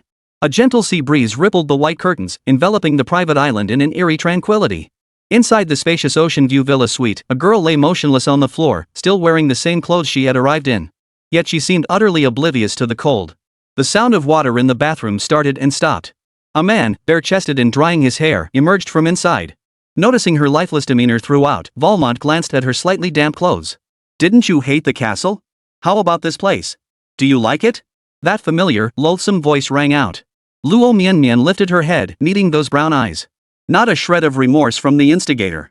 Seeing the undisguised loathing in her eyes, Valmont couldn't care less. What? Want to die? Receiving no response, the man sat down on the sofa directly opposite her, utterly unconcerned about his exposed state. He stared at the figure on the floor. If you die, what will happen to your A's? Hearing this, she finally stirred. Slowly rising from the floor, she said, the one who should die is you. Actually, I never intended to kill him. Luo Mianmian's heart trembled. The words struck her as laughable. With the gun pressed against A's head, to now claim he hadn't intended it, how utterly unreasonable. He rose and slowly advanced toward Luo Mianmian, smiling. But I will kill him someday. It won't be long. Luo Mianmian's expression darkened. What do you want? You'd agree to anything for him. Valmont stood before her, towering over her as he traced his fingertip across her soft lips. What if I'm not satisfied? Hearing this, Luo Mianmian twisted her lips into a smile. If you're displeased, then go die. Interesting. Truly interesting. Valmont's hand slid slowly down her neck, pulling the zipper of her top downward. The more you act like this, the more interested I become. Her personality was the complete opposite of her appearance, not cute at all, yet undeniably beautiful. The more she resisted, the more he craved to conquer her. Luo Mianmian closed her eyes, utterly at a loss for words. He was a madman. Wherever he was, it was hell. One day, she would kill him with her own hands to avenge A's. Inside the hospital. Even though Yi Anning had steeled herself mentally, the sight of A's up close still made her gasp in horror. Covered in wounds and blood, he was barely clinging to life. This was pure, living torment. Seeing this, she couldn't help but worry about Luo Mianmian's situation. Would that man hit a woman? As he entered the emergency room, Yi Anning prayed for his survival. His life had been traded for Luo Mianmian's. If he died, what would become of her?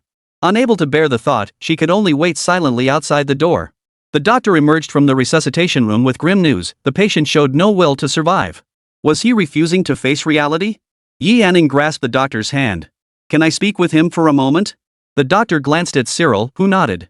Together, they entered the resuscitation room. The sight of the person on the hospital bed was heart-wrenching for Yi Anning. She approached A's side. I don't know if you can hear me, but Mianmian asked me to pass on a message. The moment he heard the name Mianmian, his heart rate began to rise. It worked. Yi Anning continued, she said, Mianmian misses you year after year, hoping to see you every year. His will to survive surged. A's eyelids fluttered open. Seeing this, the doctor urgently called out, quick! The patient is regaining consciousness. Yi Anning stepped back as the doctor approached, adding one last sentence, Mianmian is still waiting for you to save her. The doctor needed to perform CPR, and her presence would only get in the way. Yi Anning sensed the situation and stepped out. Sometimes one couldn't help but marvel at the bonds between people, how two individuals with no blood ties could develop such profound emotions. This bond could drive her to plunge into the abyss for him, or make him willing to die for her. Such a beautiful bond, yet Valmont's arrival changed everything. After a long wait, the doctor emerged to announce that Mianmian had been revived. The loss of his beloved had extinguished his will to live, yet her waiting reignited his hope for survival. Yi Anning touched her cheek. This tear fell for the love between them. After arranging a caregiver for A's, Yi Anning didn't linger any longer. The day's intense emotional strain had left her exhausted. By the time she returned home at 11 p.m., Xu Xiaowan was still awake, having waited for her all along. After briefly recounting the situation, Xu Xiaowan listened with horror and immediately checked Yi Anning for injuries. Xianwan, I'm fine. You're fine, Xu Xianwan said, propping her chin on her hand. But you're emotional. Yanning nodded and placed her phone on the table, gesturing for Xu Xianwan to look. It displayed the chat history between Xiao Anning and that Mr. Z. Seeing nothing unusual, Xu Xianwan looked up in confusion. Isn't it normal for someone to like you, Xiao Anning? Yi Anning was beautiful and kind-hearted. She gave her all in return for even the slightest kindness from others. If she were a man, she would like someone like that too. It's not that, Yi Anning frowned slightly. He reminds me of Huo Tingyuan, but sometimes he doesn't. Ha? Xu Xianwan picked up the phone again to examine it closely, then glanced at Yi Anning. What makes you think that? Yi Anning couldn't quite put her finger on it, it was just a feeling. She sighed softly.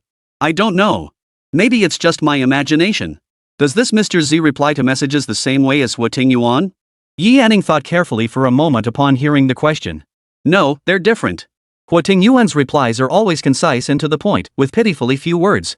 This Mr. Z writes a lot, and you can sense his gentleness and patience. Hearing this, they sounded like two entirely different people. Xiao Anning, where there's smoke, there's fire. If you truly suspect something, why not test the waters? Xu Xianwan never discouraged Yi Anning, she always encouraged her to move forward. I've already tested him, Yi Anning said, slumping onto the desk. His subordinate's answers were flawless, and his own responses were perfectly normal. Xu Xianwan raised an eyebrow at this. There are many ways to probe. It's not just about getting them to spill the beans. Yi Anning perked up at this. Then how should I do it? Sometimes those closest to the situation are the most blind. Testing him is simple, Xu Xianwan smiled. But what would you do if you were really Huo Tingyuan? Her words laid bare the question buried deep within Yi Anning's heart. Or perhaps, deep down, do you hope he is Huo Tingyuan? Xiao Anning, it's time to ask yourself, what exactly are your feelings for Huo Tingyuan? Each sentence struck precisely at the core of Yi Anning's heart. Hearing these words, she lowered her eyelids. Watching Yi Anning deep in thought, Xu Xianwan didn't disturb her further. Yawning, she stood up and said, Little Anning, think this through clearly before deciding whether to test him. Chapter 143, Not Him. Inside the castle, Huo Tingyuan stared at his phone. Yi Anning hadn't replied since he sent that message. Hearing footsteps, he lifted his gaze to see Cyril striding in. Sir, the patient is out of immediate danger. Huo Tingyuan shot him a glance. This wasn't what he wanted to hear. Cyril immediately sensed something was off. Sir, what's wrong? What did she say to you? Cyril instantly realized who she referred to. Before he could speak, Huo Tingyuan continued, Did she ask about me? She asked who was more formidable, you or Valmont. She also inquired about your age and whether you were currently in France. Before Huo Tingyuan could press further, Cyril laid it all out. I told her you were formidable. I told her to ask you about your age. As for whether you're in France, I didn't give a direct answer. Anything else? Cyril answered truthfully. She also said she planned to give the master a surprise as a token of gratitude. Huo Tingyuan snorted derisively. Judging by these questions and the messages she sent him, she'd likely grown suspicious. But what exactly did she suspect? That he was Huo Tingyuan? Or that he harbored ill intentions? Huo Tingyuan tapped his phone screen lightly. What did you say? I said that as long as it's a sincere gift, the gentleman would naturally appreciate it. Cyril added. After that, she seemed rather preoccupied. This didn't surprise Huo Tingyuan. Once she started doubting, she'd keep guessing and seeking confirmation, likely continuing to probe. Huo Tingyuan narrowed his eyes. Suddenly, he found himself curious about Yi Anning's expression if she knew it was him. Surprise? Fear? Stunned silence? Or would she keep running? After her shower, lying in bed, Yi Anning found sleep elusive. Xu Xianwan's words echoed relentlessly in her ears. What if Mr. Z was actually Huo Tingyuan? Could it be? Yi Anning pulled out her phone and scrolled through all her messages. Would Huo Tingyuan go this far for her? After much deliberation, she reached a conclusion, yes. Assuming an identity was no challenge for Huo Tingyuan.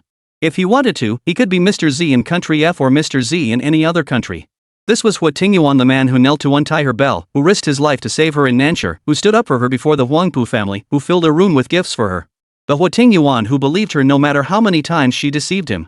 Yet he was also the ruthless, bloodthirsty Huo Tingyuan. What should she do? She had no answer to the very first question. Did she want him to be Huo Tingyuan? This question was inextricably linked to the first one, and it too had no answer. The final question, what kind of feelings did she have for Huo Tingyuan? It was complicated. At first, it was fear and deception. Gradually, those feelings seemed to shift into conflict on one hand, his tender affection on the other, the fear that refused to fade. She wasn't made of wood. She didn't deny her own heart, she was stirred. All these questions boiled down to one: did she have the courage to test the waters and uncover the truth? She didn't dare. Hadn't she left precisely because she couldn't face his passionate affection? When conflict and attraction coexisted, she chose to flee. Did she truly have the courage to confront it all now? Everything was self-evident. In the end, Yi Anning couldn't arrive at a definitive answer. She didn't even know how she'd fallen asleep, only that when she opened her eyes again, it was already 10 o'clock. It had been ages since she slept in this late. When she got up, Xu Xiaowan had already prepared breakfast. After washing up, Yi Anning picked up the bowl of porridge and began eating. Yi Anning didn't bring it up, so Xu Xiaowan didn't ask either.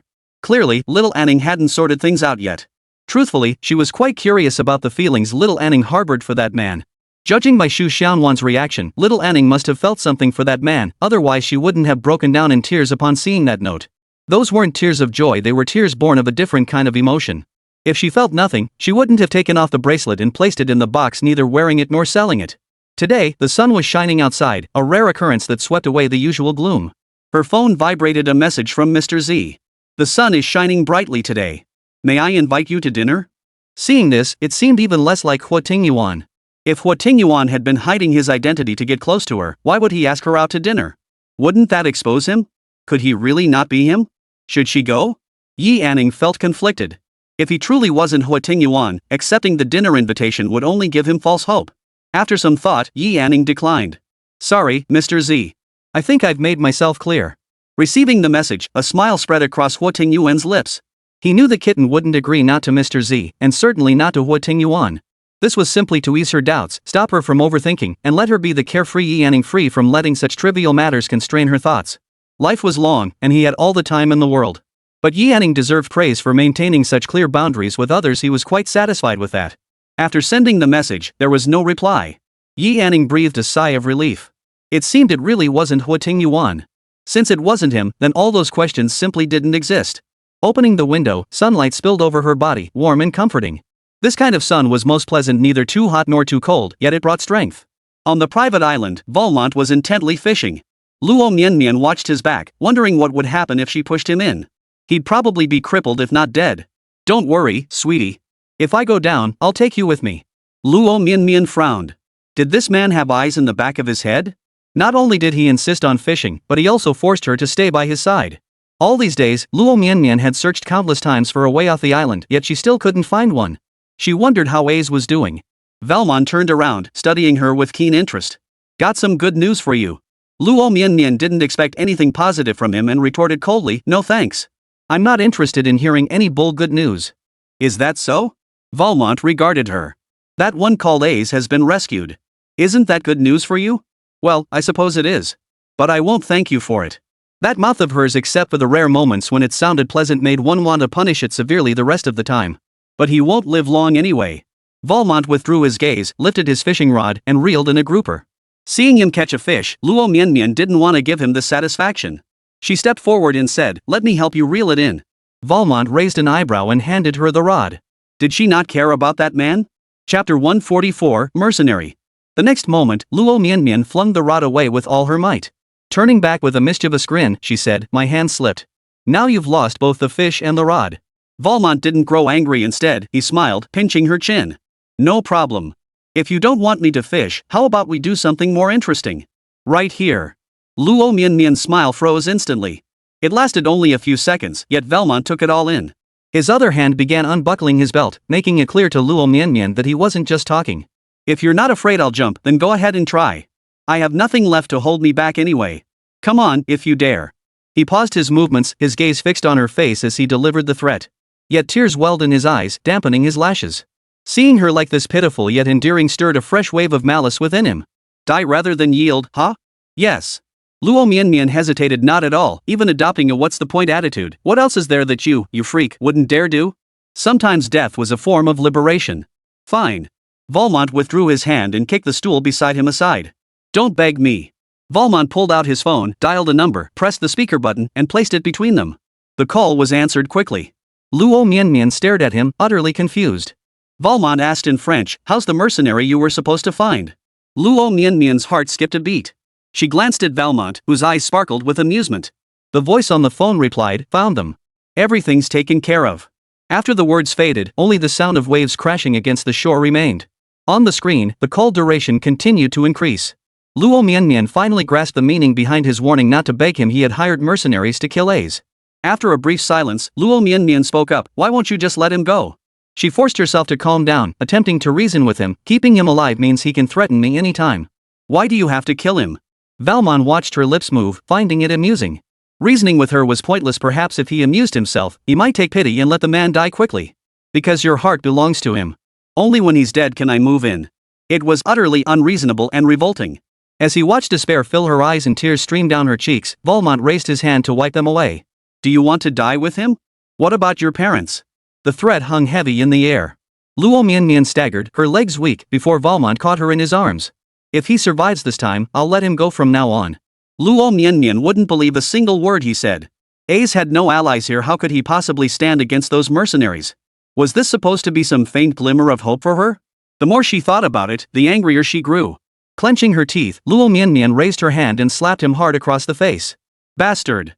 Taking advantage of his stunned expression, Luo Mianmian wrenched free from his embrace and sprinted away from him. Valmont leaned sideways, chin resting on his hand. How dare she strike him? Yet, facing this ingrate who turned her back on him, he found himself strangely unable to feel anger. For the next week, Yi Anning received no further messages from Mr. Z. Instead, she got word from the nurse that the patient had regained consciousness. When Yi Anning arrived at the hospital, Ace lay listlessly in his hospital bed, refusing to eat or cooperate. The nurse stood helplessly by, looking at Yi Anning as if she were a savior. Who was he putting on this act for? Yi Anning felt nothing but frustration. "Mianmian saved your life. Acting like this is truly despicable. You're not only betraying yourself, but also Luo Mianmian, who jumped into the fire pit for you." At the mention of Luo Mianmian's name, his eyes flickered, but he remained silent. "Tisk," Yi Anning sneered. "Mianmian always said you were a good man, but to me, you're just a coward. You see the gap between you and Valmont. I wonder if Mianmian would be covered in wounds like you are right now? You have Mianmian to save you, but what about her? Relying on this half-dead state of yours? No." His voice, rusty from disuse, was low and hoarse. "I want to eat." Yi Anning nodded to the nurse. This time, Ace cooperated fully, his fighting spirit reignited. This spirited demeanor was precisely the childhood friend Luo Mianmian would adore. Inside the castle, Hua Yi rushed in. "Boss, there's trouble in Xia Kingdom. A Sin insists you return immediately to handle it. Arrange the itinerary." Hua Yi nodded, then suddenly paused and turned back. "Boss, aren't you going to say goodbye to Miss Yi? After all this time in F country, quietly doing so much for Yi Anning without ever meeting her face to face, this return meant who knew when he'd be back again. Why bother with farewells?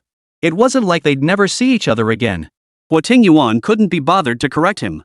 "Shut up." Hua Yi couldn't help but add, "Boss, there's no rush. A Sen can hold on for another day or two. There's still time for goodbyes." The air around him grew icy. Should he be praised for his thoughtfulness? Realizing his mistake, Hua Yi hurried out in long strides. "Boss, I'll go prepare the itinerary right away."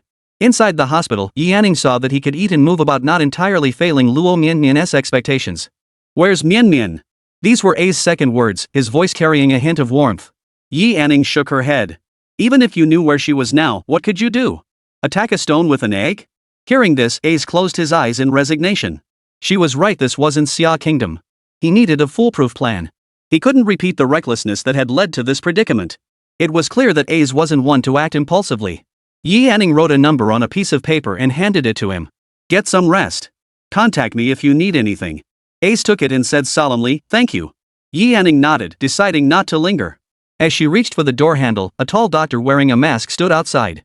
Startled for a moment, Yi Anning quickly stepped aside to let him enter first. As they passed, Yi Anning caught a faint, pungent scent. It was subtle, yet she frowned. Her reaction stemmed from having encountered it twice before, once in Country E and once in Nanshire. Immediately sensing something was amiss, Yi Anning instantly suspected this man might be sent by Valmont. As the doctor approached A's bedside, he glanced back at Yi Anning. His gaze was distinctly unfriendly.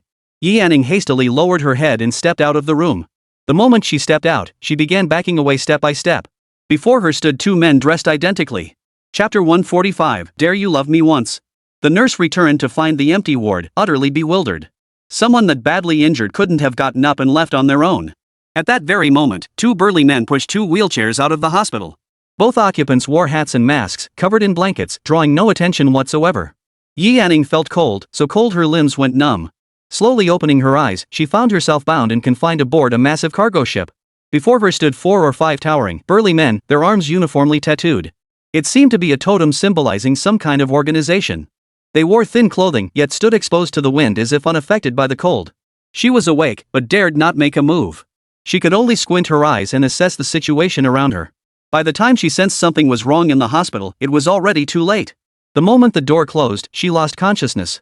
The cargo ship was now sailing across the sea, and as the sea breeze swept over her, Yi Yanning couldn't help but shiver slightly. Her slight movement did not escape the notice of those around her. A man fixed a hostile gaze upon Yi Yanning, causing her to shudder. The man who had been staring at her turned his head and whispered something to the person beside him. The man beside him strode away. Yi Yanning was struggling to hold on. The deck was cold and hard, and her fear-ridden, tense body and mental defenses were nearing collapse. Just then, the man who had left returned, carrying a wooden bucket. A strong premonition gripped her. This bucket likely held nothing good. The man stopped before her, dumped it with a thud, and the entire bucket of ice-cold water poured over Yi Yanning. The bone-chilling water struck her body abruptly, compounded by the relentless sea breeze. The cold was so intense that Yi Yanning felt a stabbing pain in her heart. Her thick down jacket, now soaked, clung tightly to her skin like a layer of ice wrapped around her body. Time ticked by second. Airport. Just before boarding, her phone buzzed twice in her pocket. Huo Tingyuan pulled it out. It was Cyril calling. Cyril handled matters with ease unless it was an urgent matter beyond his control. He wouldn't call Huo Tingyuan without good reason. Huo Tingyuan answered, frowned after hearing just a sentence, then turned on his heel and strode out of the airport. Huo Yi followed silently behind. If the boss was in such a hurry, something major must have happened. Outside the airport, the two got into a car, which sped away. Sir, the patient has been missing for 4 hours. The caregiver returned to find the bed empty and immediately contacted me upon realizing something was wrong. Where is he? Still investigating. I called you as soon as I got the notification. Cyril added, 10 minutes. Huo Tingyuan laughed bitterly. Huo Yi beside him asked, Boss, is this Valmont's doing? Then he hesitated, realizing something didn't add up. Our people have been watching his men. He hasn't made a move. Moreover, someone was secretly protecting Yi Yanning, yet the patient vanished right under their noses.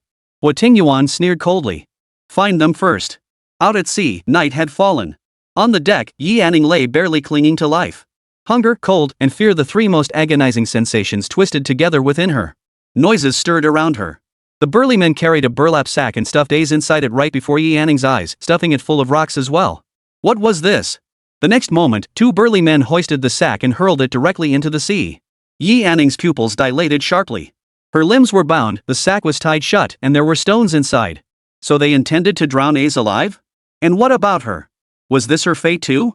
Yi Yanning's throat went dry and sore, leaving her speechless. After disposing of A's, the men approached her. Yi Yanning instinctively curled into a ball. The next second, she was yanked upright. Yi Yanning shook her head frantically, unable to utter a word in her extreme terror. The sea grew closer and closer. She was thrown with force, the whistles and laughter of the men ringing in her ears. They deliberately didn't put a sack over her head. They wanted to savor the look on Yi Yanning's face as she slowly sank into the ocean. Her limbs bound, Yi Yanning was utterly helpless to struggle. First came the instant, icy embrace of the sea enveloping her entire body. Then came the dizziness and sense of loss of control brought on by the crashing waves. Bitter seawater flooded her mouth, making breathing difficult. As her body sank, the only sound was the roar of the sea in her ears. Yi Yanning felt her life entering a countdown, her heart filled with endless fear and despair. Was this the end? As her body sank, her eyelids grew heavier and heavier. So many things remained undone. She hadn't witnessed Xiao Man's happiness, hadn't seen Sister Shanwan's child born, hadn't seen 0 Point flourish. Most of all, she desperately wanted to see Huo Tingyuan one last time. She wanted to shout out the love she had never voiced to him. Truly, she wanted to see Huo Tingyuan one last time. It turned out this was her greatest regret. Suddenly, a thunderous explosion shook the entire cargo ship, causing it to tremble violently. A massive crater blasted open at the stern, and water began flooding the vessel. Almost instantly, everyone on board looked up to see 2 armed helicopters hovering overhead with their doors wide open. Huo Tingyuan sat at the helicopter's door. Spotting that figure sinking into the sea, his gaze turned icy. Leave none alive. No need to leave survivors. He could track them down. Gunfire echoed incessantly. Watching the figure plunge into the sea, Huo Yi barked the order, everyone, into the water. Retrieve them. Fortunately, Yi Yanning was wearing a down jacket, which slowed her descent. She was rescued along with A's, who was still inside the sack. The rescue boat swiftly approached. Huo Tingyuan stared at Yi Yanning, her face pale, his gaze cold and terrifying. Very well. He dared to touch his people, and they were both bound hand and foot. Excellent. Both were rushed into the emergency room. Half an hour later, the doctor emerged from the room. Sir, she has no other external injuries. She swallowed some seawater and suffered from hypothermia, which caused the fever and unconsciousness. When will she wake up? Her constitution is strong. We've administered an antipyretic injection. She should wake up once the fever subsides. The other gentleman, however, is in a more serious condition. The hospital room was quiet. Huo Tingyuan's gaze remained fixed on Yi Anning's small face. What should he do with her?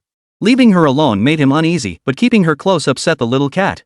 In such sudden emergencies, if he had been a moment later, the consequences would have been unimaginable. Yi Anning, Huo Tingyuan gazed at her. What am I to do with you? Compared to the deathly pale face when she was pulled from the sea, her entire face was now flushed crimson from a high fever, and she remained unconscious. Huo Tingyuan couldn't help but wonder, what expression would she have when she woke up and saw him? Would there be a hint of surprise? The thought made him lift his hand to gently stroke her cheek, murmuring, Yi Anning, you were the one who provoked me first. Do you dare to love me just once? Even if she lied to him, as long as Yi Anning said it, he would believe her. As if hearing his voice, the figure on the bed furrowed her brow, her eyelashes fluttering slightly. Chapter 146, Final Arrangements. The familiar contours. Yi Anning opened her eyes and stared blankly at him. Was this a dream? Huo Tingyuan found her hesitant expression amusing. He raised an eyebrow. Yi Anning, you're not mistaken. The familiar voice, the familiar tone. Yi Anning stared at him in utter disbelief. Huo Tingyuan. Hearing her voice after so long, just the sound of her saying his name was music to his ears, and knowing she was safe and sound. Just as he was about to tease her, he saw her eyes welling up with tears. It really is you who came to save me. She sat up, sobbing, and threw herself at him, wrapping her arms tightly around Huo Tingyuan's neck. Tears fell in hot, heavy drops, soaking the collar of his shirt. Huo Tingyuan froze. Her chest tingled against the powerful thud of his heartbeat. Yi Anning. Huo Tingyuan roughly ruffled the back of her head. Do you know what you're doing? A low sob came from her neck. She nodded, still clinging to him, clearly terrified. This time, there was no fear, no evasion, no deception, only a willingly offered embrace. Huo Tingyuan chuckled softly and kissed the top of her head. Suddenly, a thought struck him, and his expression turned cold. Did those people hit you? Touch you? Sometimes no visible injury didn't mean no harm had been done. Yi Anning remained silent. This time, Huo Tingyuan didn't let her have her way. He pulled her hands away forcefully. Her hands were burning hot, feverish. Her whole body tilted backward, and she drifted off into unconsciousness once more. Inside the hospital room, the doctor conducted another thorough examination of Yi Anning.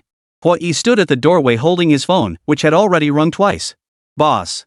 Huo Tingyuan glanced back at the phone in Huo Yi's hand before rising and walking out. Valman's calling. He's called twice. Just as he spoke, the phone rang again. Huo Tingyuan answered it, but before he could speak, he heard the other end's emotional turmoil. It was a coincidence. I didn't expect your people to be there too. Those mercenaries didn't recognize them. Huo Tingyuan raised an eyebrow. Oh? A coincidence. Then everything that happens next must be a coincidence too. What do you mean? Enjoy the coincidences I've prepared for you. Huo Tingyuan laughed dismissively. Come visit France again sometime. I'll treat you. Silence hung heavy on the line for a moment. You want to go down fighting, huh? Huo Tingyuan couldn't be bothered with his nonsense and hung up immediately. The doctor emerged after the examination. Sir, sweating will bring down the fever. Once he wakes up, stick to light meals and bed rest for a few more days. He should be fine. After hanging up, Valmont flung his phone onto the table and rubbed his temples. Given that madman Huo Tingyuan's temperament, the current situation is clear now that he's on the island. It's actually more convenient for Huo Tingyuan to make his move. Leaving was the wisest choice at this moment. Valmont lifted his gaze toward the bedroom door. The atmosphere was tense, yet the person inside slept soundly. He didn't want to leave them behind, even for a brief separation. But the person inside would certainly not cooperate willingly. She probably wished he would just die. If someone else came to kill him, Luo Mianmian would likely be delighted to add a couple more bullets. The next moment, the cigarette butt was stubbed out. Valmont rose and walked toward the bedroom. As soon as the door opened, a faint fragrance wafted out. The curtains were drawn, and no lights were on. In the darkness, Valmont could clearly see the girl lying on her side on the bed, hugging the quilt to her chest. Approaching closer, he noticed the faint redness and swelling around her eyes. He didn't need to guess she'd been grieving for that man before falling asleep. He leaned down, but before his hand could touch her cheek, Luo Mianmian jolted awake. Her eyes were rimmed with red, and she instinctively clutched the quilt tighter. Valmont straightened up. Little one, wake up. Luo Mianmian didn't know what he intended to do next. He casually grabbed his coat and threw it on, then took her hand and pulled her toward the door. His movements dictated her pace. Unable to break free, Luo Mianmian had no choice but to follow. They left the room, descended the stairs, and finally reached the basement. The space was devoid of light and windows. Startled, Luo Mianmian instinctively tried to break free, but Valmont held her tightly, forcing her to sit down beside the bed. I'm not locking you up. He gripped both her arms firmly. This place is safe. Everything you need is here. Stay put and wait for me. Don't open the door for anyone, understand? Luo Mianmian frowned, looking at him in confusion. Valmont reached up and pinched her cheek. I'll come back for you in a month. Will you wait for me? Hearing this, Luo Mianmian's heart leapt with joy. If she understood correctly, he intended to leave her here alone. Valmont caught a fleeting spark of delight in her eyes. Though he knew this was her most genuine reaction, his gaze darkened slightly. He still hoped to hear her say yes. Luo Mianmian hesitated, unable to speak. Valmont gazed at her. If you say yes, I'll come back in a month to marry you. From then on, whatever you desire, I'll give it to you. I won't kill that man, nor harm your family. We'll be an ordinary couple. Luo Mianmian stared back at him, her eyes brimming with a mocking smile. Such words were impossible for her to utter. Silence was the clearest refusal. With every second of her silence, Valmont's fury grew. The room fell into an oppressive stillness. Veins bulged on Valmont's arms as he stared at her intently for a long moment, yet the answer he craved never came. He released Luo Mianmian and looked down at her. Fine. You have 1 month to hide. Don't let me find you. In the darkness, Luo Mianmian watched his retreating figure, a bright smile spreading across her face. The way he'd made these final arrangements meant he wasn't someone to be taken lightly.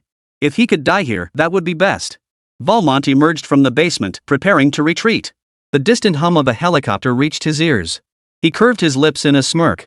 Killing him wouldn't be so easy. The helicopter soared toward the island, followed by a hail of. Inside the basement, Luo Mianmian dared not make a move. She huddled in the corner, palms sweaty. Shortly after Valmont left, explosions and gunfire echoed outside. Uncertain of the chaos unfolding outside, she could only wait for the turmoil to subside. After an unknown duration, the explosions above finally ceased. Simultaneously, the basement door began to pound relentlessly. Luo Mianmian's heart leapt into her throat. Is anyone in there? It was Chinese. The voice sounded familiar. Luo Mianmian felt she had heard it somewhere before. I'm with Yi Anning. Hearing Yi Anning's name, Luo Mianmian hurriedly opened the door. The moment it swung open, she clearly saw Cyril's face. It was real. Sister Anning had come to rescue her. Inside the hospital, Yi Anning woke up from the heat. The ward was well heated, and she was covered in a thick layer of quilts. She shifted slightly, feeling weak. Glancing around, she recognized her surroundings, the hospital. She distinctly remembered seeing him dressed in a black coat, sitting right by her bedside. Was it a dream? Chapter 147, I believe. Yi Anning scanned the room but saw no trace of that tall figure. Yet she couldn't have ended up in the hospital out of nowhere. Besides Huo Tingyuan, who else would have come to save her? Waking up and immediately looking around, where do you think you're going? Following the voice, she saw Huo Tingyuan walk in from the doorway, holding food in his hands. He had barely taken 2 steps when he saw the person on the bed with reddened eyes, clearly on the verge of tears again. Had he sounded too harsh just now? Well, she just faced life and death. This was the moment to hold her close and comfort her. Just as he was about to offer comfort, the figure in the bed sat up and wiped her own tears. Huo Tingyuan. Yi Anning's voice choked with emotion. I thought I was going to die in the sea. They poured ice water on me and threw people down with sacks full of stones. I thought I'd never see you again. But, Yi Anning sobbed, her body shaking with each sob, there's something I never got to tell you. After listening for a long while, Huo Tingyuan finally understood.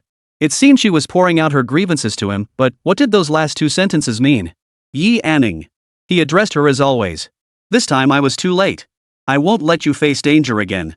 From his lips, it sounded like a casual promise, but to Yi Anning's ears, it only made her want to cry even more. Only at the brink of death did she realize her deepest regret was him.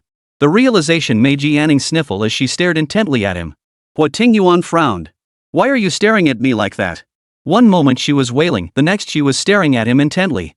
What little schemes was she plotting now? Hungry? After pondering, he concluded she must be hungry. Yi Anning nodded, then shook her head. I have something to tell you. Huo Tingyuan tested the porridge's temperature. It wasn't too hot anymore and handed it to her. Finish eating and rest properly. We'll talk about it afterward. He didn't need to guess what Yi Anning wanted to say. It was likely just more talk about leaving. Huo Tingyuan had no intention of confining her to his side again. As long as she was safe and sound, he asked for nothing more. Yi Anning took the bowl with both hands and tasted a spoonful. Sugar had been added to the porridge, making it sweet. She hadn't liked sweets before, but now it didn't seem so bad. So should I call you Mr. Z? Yi Anning's guess didn't surprise Huo Tingyuan. After all, she had always been clever, both sharp and cautious. You may also call me Mr. Hua. This was an admission both expected and yet a surprise.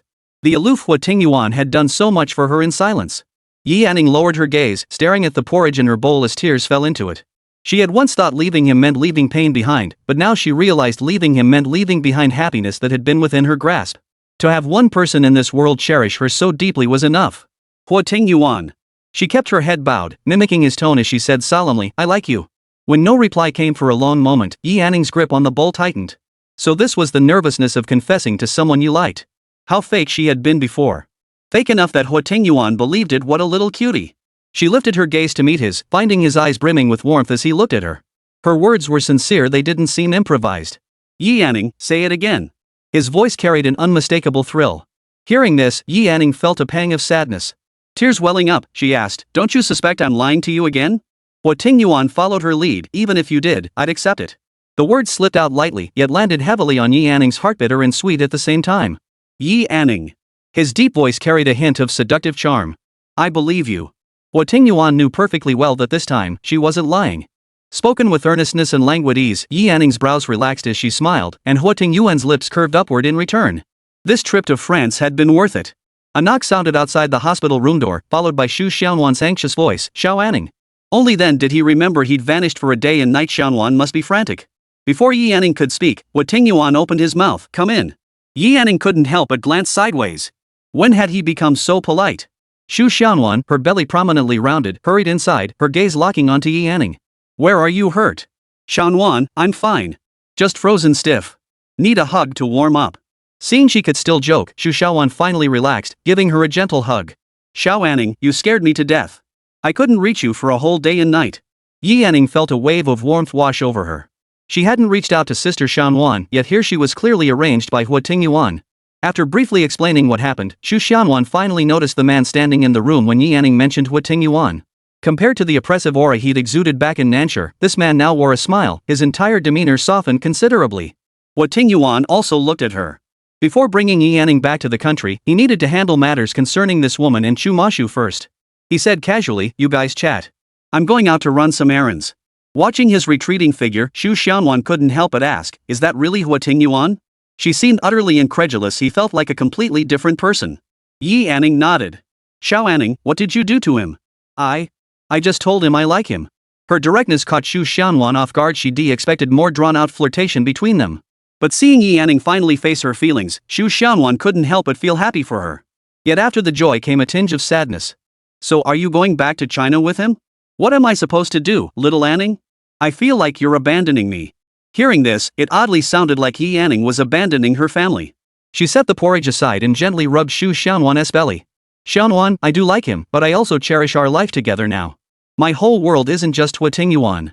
I have you, I have the baby, I have Xiaoman, and maybe someday Luo Mianmian too.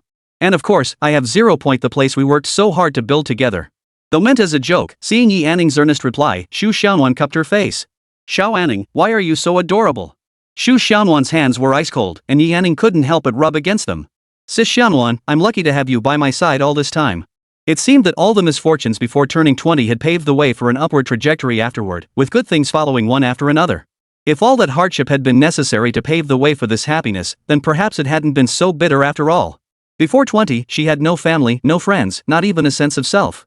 After 20, it seemed she had gained all of these. Out in the hallway, Huo Tingyuan dialed Chu Mashu's number. The phone rang only twice before being answered. Huo Tingyuan was concise, I'm in country F. This is all I can do for you. Chapter 148, holding her again. Then, remembering Xu Xianwan's prominent belly, Huo Tingyuan decided to be the good Samaritan to the end. Oh, and congratulations on becoming a father. Pregnant women shouldn't get too worked up, you'll have to manage that part yourself. Chu Mashu was overjoyed and immediately set off for country F. After hanging up, Cyril appeared with Luo Mianmian in his wake, while Huo Tingyuan leaned against the doorway.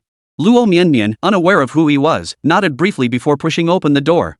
Cyril paused at the doorway. Sensing his employer was in a good mood, he reported in a low voice, Sir, we found no trace of Valmont.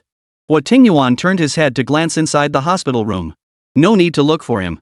Valmont wouldn't surface anytime soon, but whether he'd let the woman inside off so easily remained to be seen.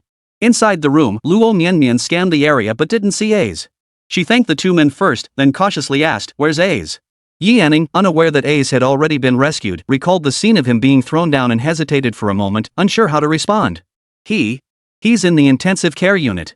The door opened as Huo Tingyuan walked in, followed by Huo Yi. Huo Yi delivered the news.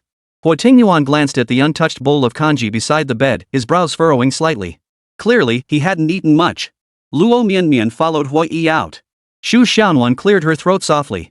Xiao Anning, get some rest. I'll come see you tomorrow. Cyril. Huo Tingyuan called out. Cyril entered, escort her back. Since Xu Xianwan needed proper rest, Yi Anning didn't try to keep her. Feeling that she was basically fine, she might even be discharged tomorrow. Once everyone had left, only the two of them remained in the hospital room. Though 7 months had passed since their separation, Huo Tingyuan made her feel as if not a single day had gone by. 7 months apart, yet he had silently guarded her for 7 months. As she pondered this, the man approached. Yi Anning's heart instinctively tightened, beating wildly. Her cheeks still flushed, Huo Tingyuan raised his hand to touch her forehead. It wasn't as hot as before, but the fever hadn't completely subsided. Lie down and rest. Yi Anning paused. Was that all he had to say? Still, she obediently lay back down. Seeing her sickly, restless state lying there with wide eyes fixed on him, a knock sounded at the door. A nurse entered and froze upon seeing Huo Tingyuan, quickly averting her gaze. Good afternoon, sir, she said, keeping her head bowed. Here's the fever reducer. Take it after meals. You may leave now. Hearing his voice, the nurse flushed slightly. Yes, sir. The door closed softly. Huo Tingyuan poured a cup of warm water and Yi Anning had already sat up on her own. She reached for the pills, swallowing them with the warm water. The bitterness spread from her tongue to her throat, leaving her entire mouth tasting unbearably sour. Watching her little face scrunch up without uttering a word about the bitterness, Huo Tingyuan inwardly clicked his tongue. She was too well behaved for her own good. The room's light clicked off abruptly. Immediately afterward, the quilt was pulled back and Yi Anning fell into a familiar embrace. Caught off guard, Yi Anning froze momentarily, shifting slightly in his embrace. Instead of letting her go, Huo Tingyuan pressed her small face against his chest. Just sleep quietly. In the darkness, Huo Tingyuan curved his lips. He'd longed to hold her again after so long apart. She felt just as soft as before, though a bit warmer. He held her so tightly that Yi Anning had no choice but to sleep like this.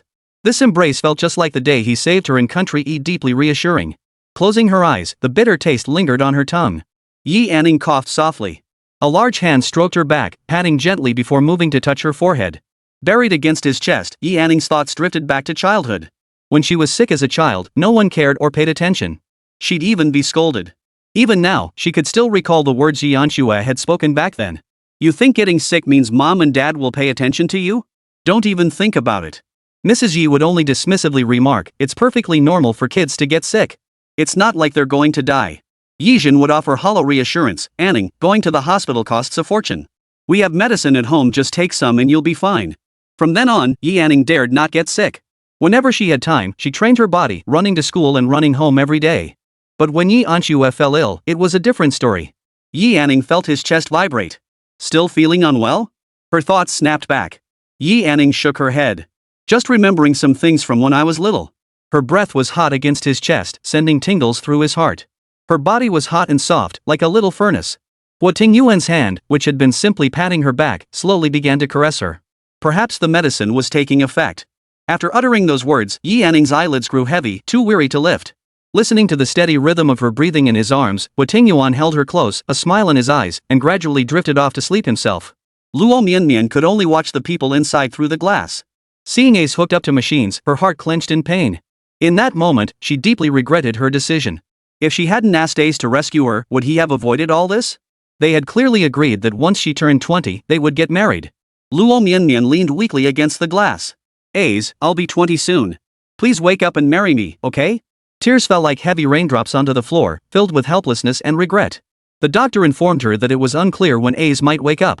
He was still in critical condition and required constant monitoring. The next day, Xu Xianwan prepared nourishing soup for Yi Anning. But when she opened the door, Xu Mashua's face stared back at her. Startled, she slammed the door shut. Why was he still showing up? Xu Xianwan looked down at her swollen belly, her heart racing with anxiety. If he found out it was his child, how could she possibly explain? Xianwan. Open the door. I know everything. He knew? It was over. There was no escaping this now. Xu Xianwan took a deep breath and opened the door again. Better to be upfront about it. After all, she could raise the child on her own. The moment the door opened, Xu Mashu dropped to one knee, holding a ring in his hand. Xiaowan, I never had another girlfriend. You've been the only one I've ever loved. What I said back then was just to get closer to you. I never expected it to backfire. Xu Xianwan froze, speechless.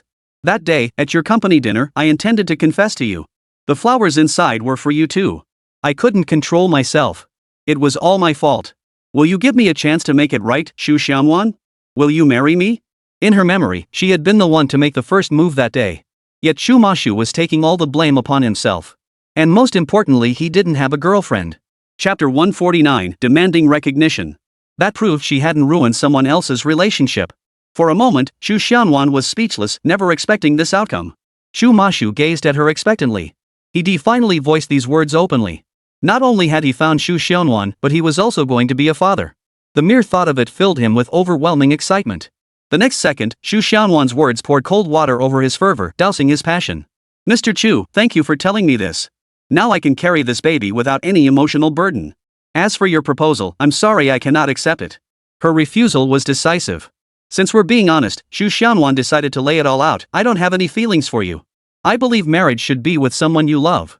If you pursued me openly from the start, I would have been happy because I deserve to be loved openly.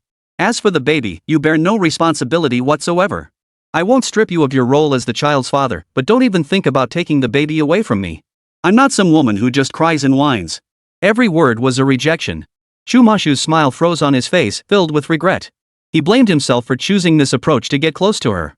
Fine. Shu Mashu withdrew the ring. Rest assured, I won't fight you for the baby. Shu Mashu knew exactly what he wanted. He loved Shu Xianwan. As long as he won her heart, nothing else mattered.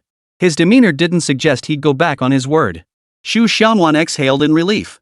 This was truly good news. She wouldn't have to feel guilty toward another woman whenever this matter crossed her mind. Seeing him still kneeling, Shu Xianwan pursed her lips. You should get up. Thankfully, no one had seen this. It would have been rather awkward otherwise. Shu Mashu stood up, his voice trembling with nervousness. Then, would you give me a chance to pursue you? He deliberately avoided mentioning how she saved him as a child. He didn't want her to think he was pursuing her out of gratitude. Shu Xianwan looked at him calmly. It's up to you. Whether he pursued her was his business, whether she accepted was hers. Both were single, so getting to know each other was fine. She didn't dislike Shu Mashu. It had been irritating before, but now that all misunderstandings were cleared up, Shu Xianwan felt nothing but ease. In a good mood, everything seemed pleasing to the eye.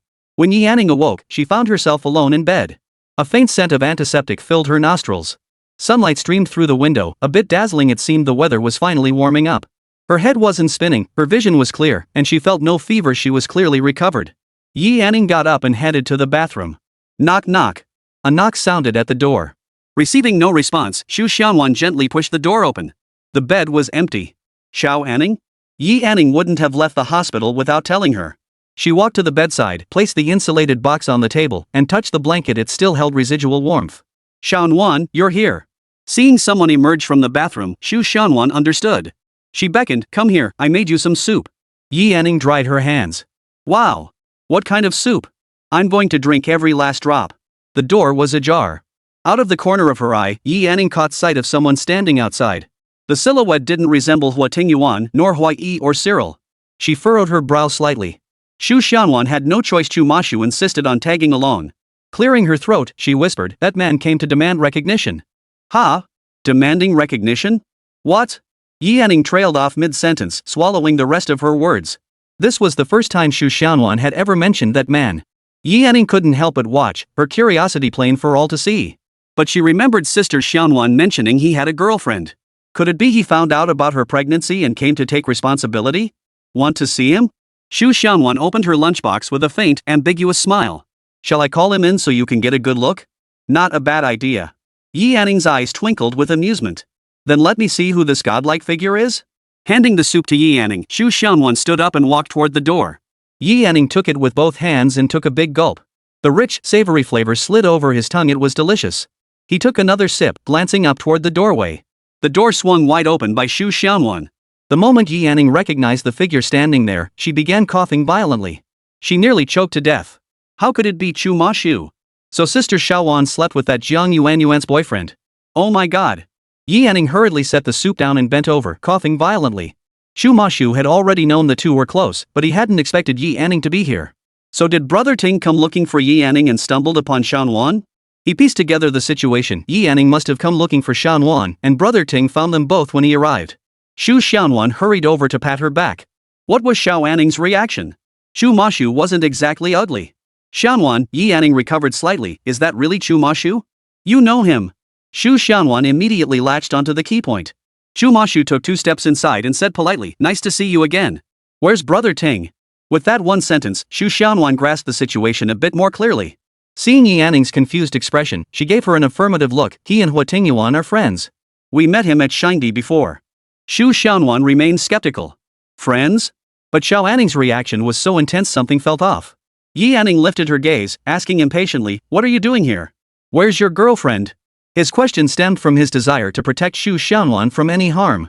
She had never intended to appear before them in the first place. Now, with Chu Mashu suddenly showing up, what was he up to? A sharp pain shot through Xu Xiaonuan's head. So he really had a girlfriend? Had Chu Mashu been lying to her? Jian Yuan and I broke up a long time ago. I made it clear to her the moment I realized I liked Xiaonuan. Xu Mashu hurriedly explained. If he didn't clarify this now, the misunderstanding would only grow worse. Hearing this, Yi Anning grew even angrier. So you fell for Sister Xiaonuan while you were still with Jian Yuan?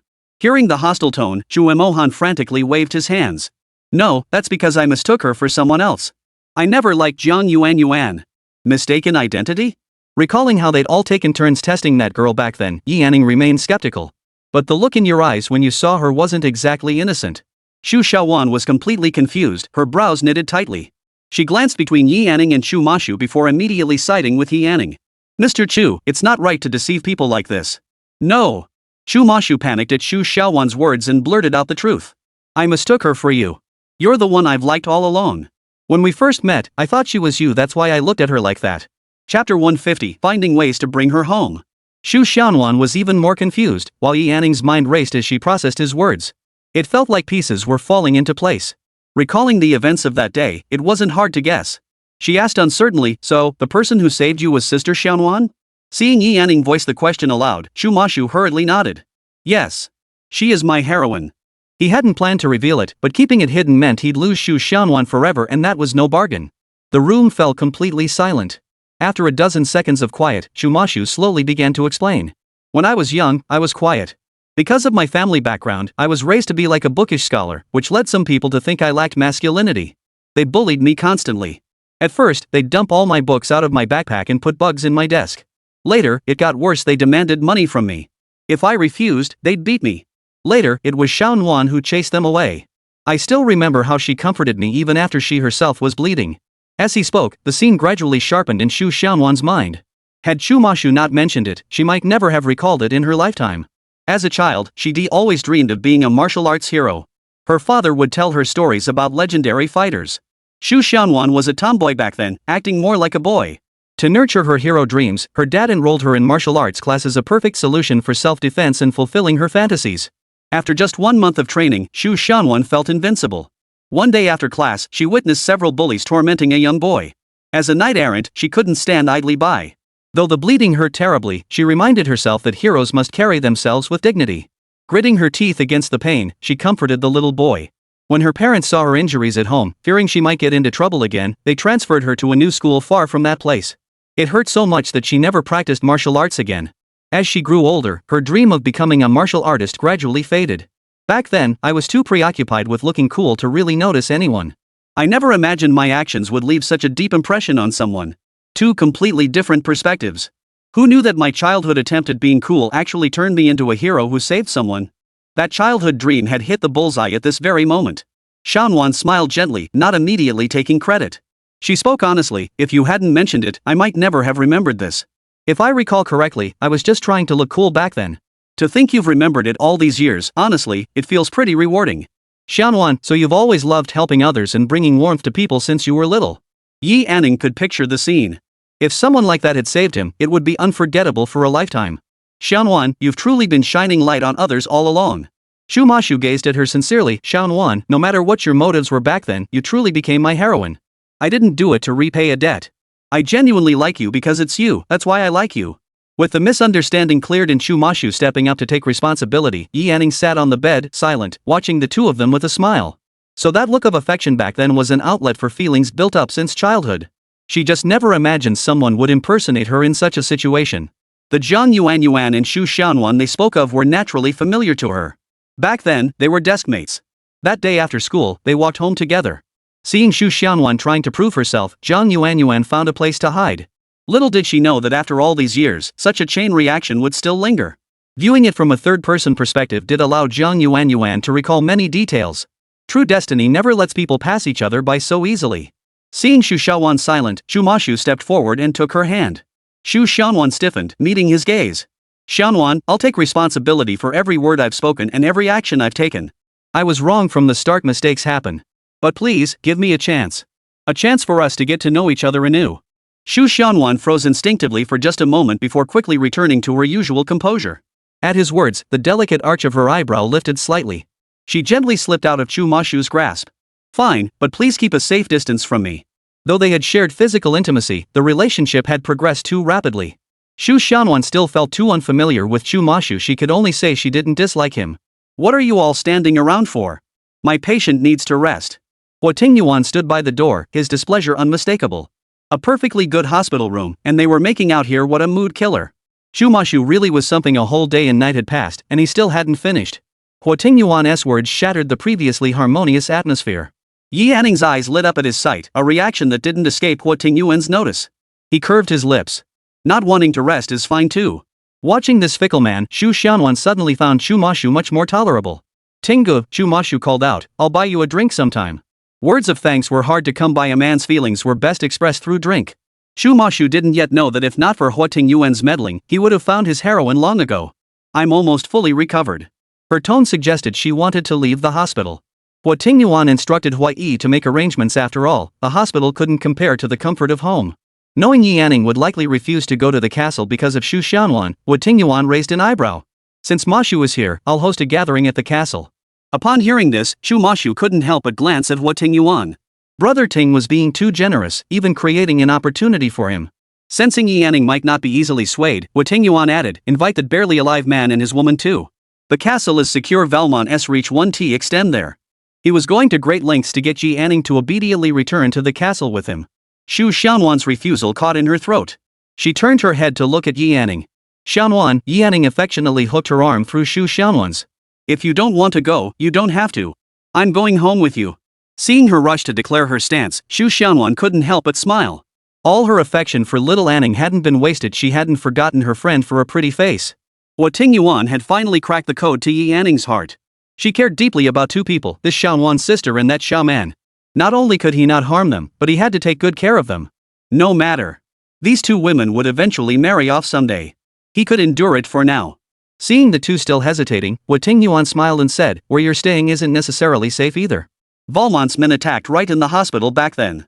Poor Valmont, even after vanishing, he still had to take the fall. Chapter 151, Brother Ting is just too versatile. Fine, let's treat it like a vacation. Xu Xiaowan finally spoke up. Huo Tingyuan gave her an appreciative look. This woman knew when to be sensible. It wasn't that Xu Xiaowan particularly wanted to go. It was because Huo Tingyuan had made a valid point. The castle was safer. She simply couldn't bear to hear any more bad news about Xiao Anning. For now, staying on Huo Tingyuan's territory seemed the safest option for Luo Mianmian as well.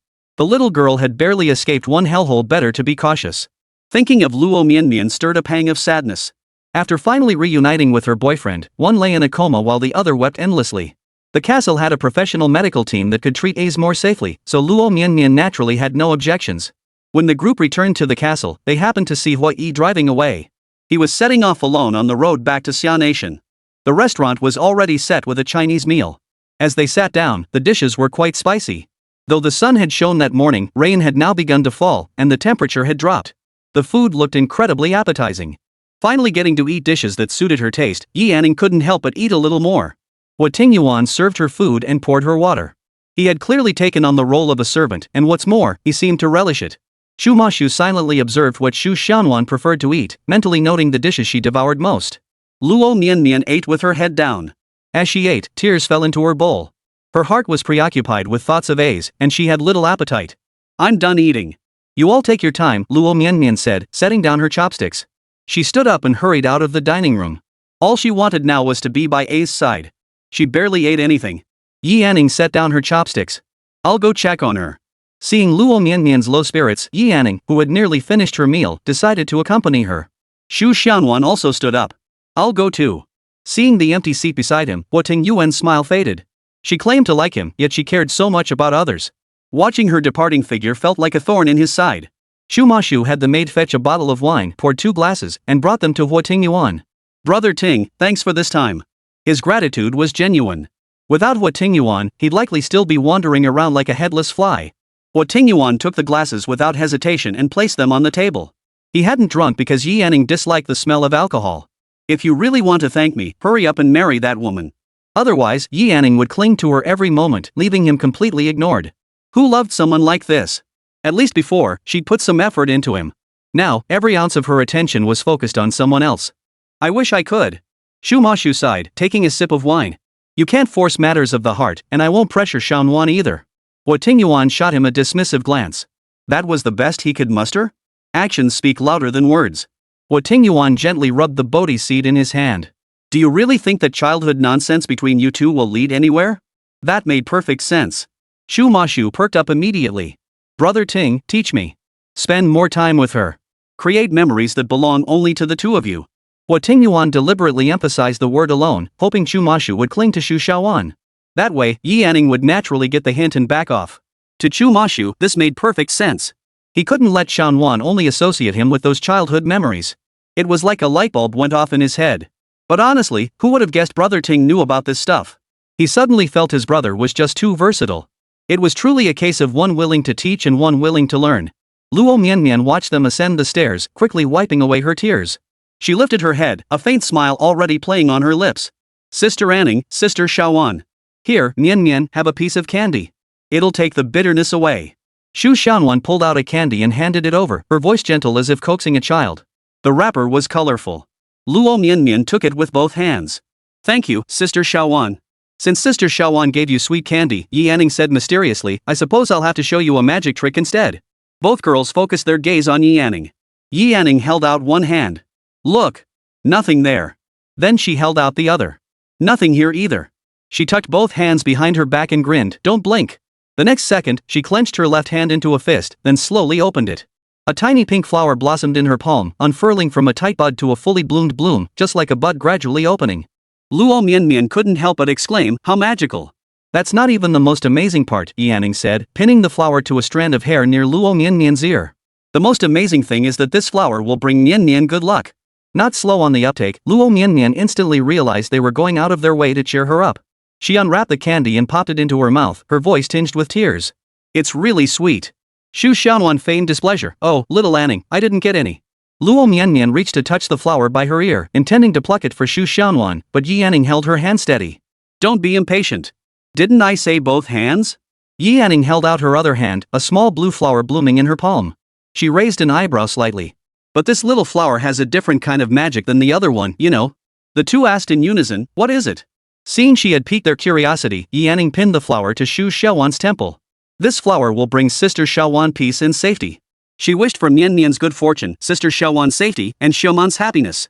As for Huo Tingyuan, she wished for him to be by her side for the rest of her life. Reassured by their words, Luo Mianmian's mood lifted considerably. She wasn't alone far from home, two warm souls supported her journey forward. For safety reasons and to prevent Luo Mianmian from dwelling on her sadness alone, the two stayed at the castle. The meal passed pleasantly enough. Yi Yanning still coughed intermittently, so she took another dose of medicine and napped. When she awoke, night had fallen outside. At 8 o'clock that evening, Huo Tingyuan mysteriously announced he would take her somewhere, on the condition that Yi Yanning blindfold herself. Caught off guard, Yi Yanning racked her brain trying to guess his intentions. She slipped on the blindfold, plunged into darkness and silence. She clutched Huo Tingyuan's hand tightly. I'm a little scared. If no one had been beside her, Yi Yanning would have felt utterly insecure. After a few steps, Huo Tingyuan stopped. Yi Yanning remained still. After a few seconds, a soft, fluffy scarf wrapped around her neck. Immediately after, a thick coat was draped over her shoulders. Yi Yanning furrowed her brow slightly. Huo Tingyuan. Are we going out? Huo Tingyuan stared at her. With the eye mask on, his face appeared smaller, and wrapped in the scarf, only his forehead remained exposed. Chapter 152, what more could you want?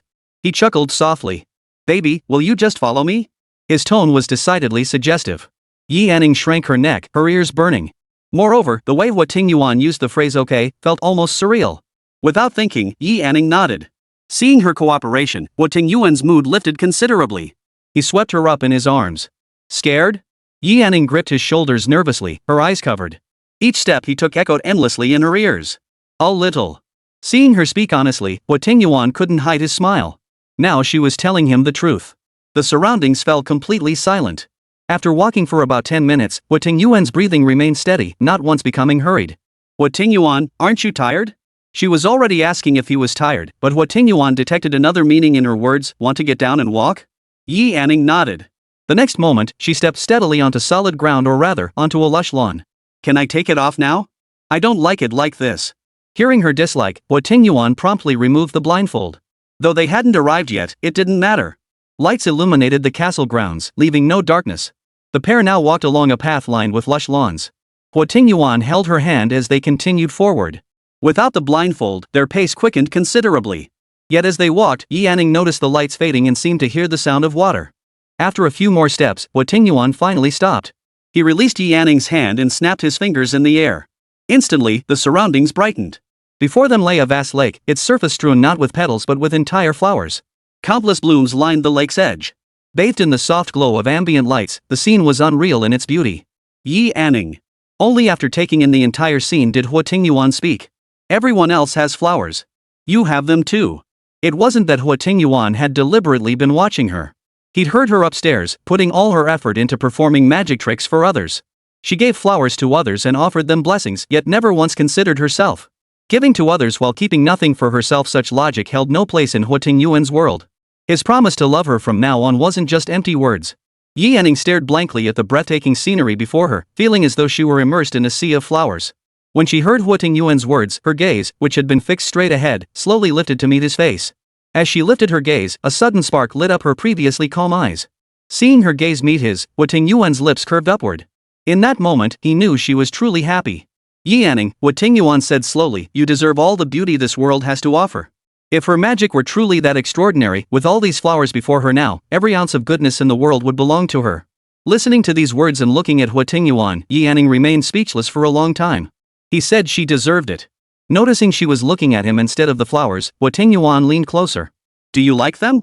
Uncertain whether he meant the flowers or himself, Yi Anning smiled sweetly. Beautiful. Both you and the flowers are beautiful. Suddenly, his arms tightened around her. His firm body pressed against hers as Huo Tingyuan turned her to face the lake, wrapping his arms around her from behind. Only then did he nod. Yes, it is beautiful. Amidst the sea of blossoms, only at this close distance did the familiar scent linger at her nose. Huo Tingyuan lowered his head to kiss the top of her head, then simply held her close. A cold wind blew, but Yi Anning felt no chill. Together, they watched the scene before them until the flowers in the lake vanished completely from view. Yi Anning. The man's voice sounded above her once more. Trapped in his embrace, unable to move, Yi Anning could only tilt her head back slightly and respond softly. Her voice was soft and gentle, teasing his heart into a tingling sensation. He lowered his head. Is there anything you want? Hearing his question, Yi Anning lowered her gaze again, her eyes drifting to the surrounding flowers. Huo Tingyuan, you've already given me more than enough. The man immediately frowned, clearly displeased with her answer. He had offered it willingly. Yi Anning wasn't allowed to complain it was too much. If she wouldn't say it, he would speak for her. Huo Tingyuan released her. How about letting Xiao Man from M Country accompany you on vacation? At this, Yi Anning turned in surprise to look at him. Is Xiao Man doing well?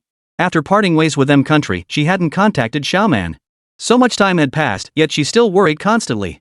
Yi Anning feared Axel might not treat Xiao Man well. The man raised an eyebrow. Fine. Besides that, he spoke generously, you can stay wherever you want, be with whoever you want, but how about setting aside some time for me? Yi Anning hadn't expected him to bring this up at all. She'd assumed that after she'd declared her feelings, Huo Tingyuan would want to keep her close, demanding all her attention. But he didn't. Huo Tingyuan respected her completely. In this moment, she felt wholly herself. The cold wind stung Yi Anning's eyes red. Huo Tingyuan cupped her face. What else could you possibly want? His tone suggested that if she dared to ask, Huo Tingyuan would give her anything. Yi Anning's nose was also red. She raised her hand and gently touched his cheek. The cold wind had made his skin feel slightly icy.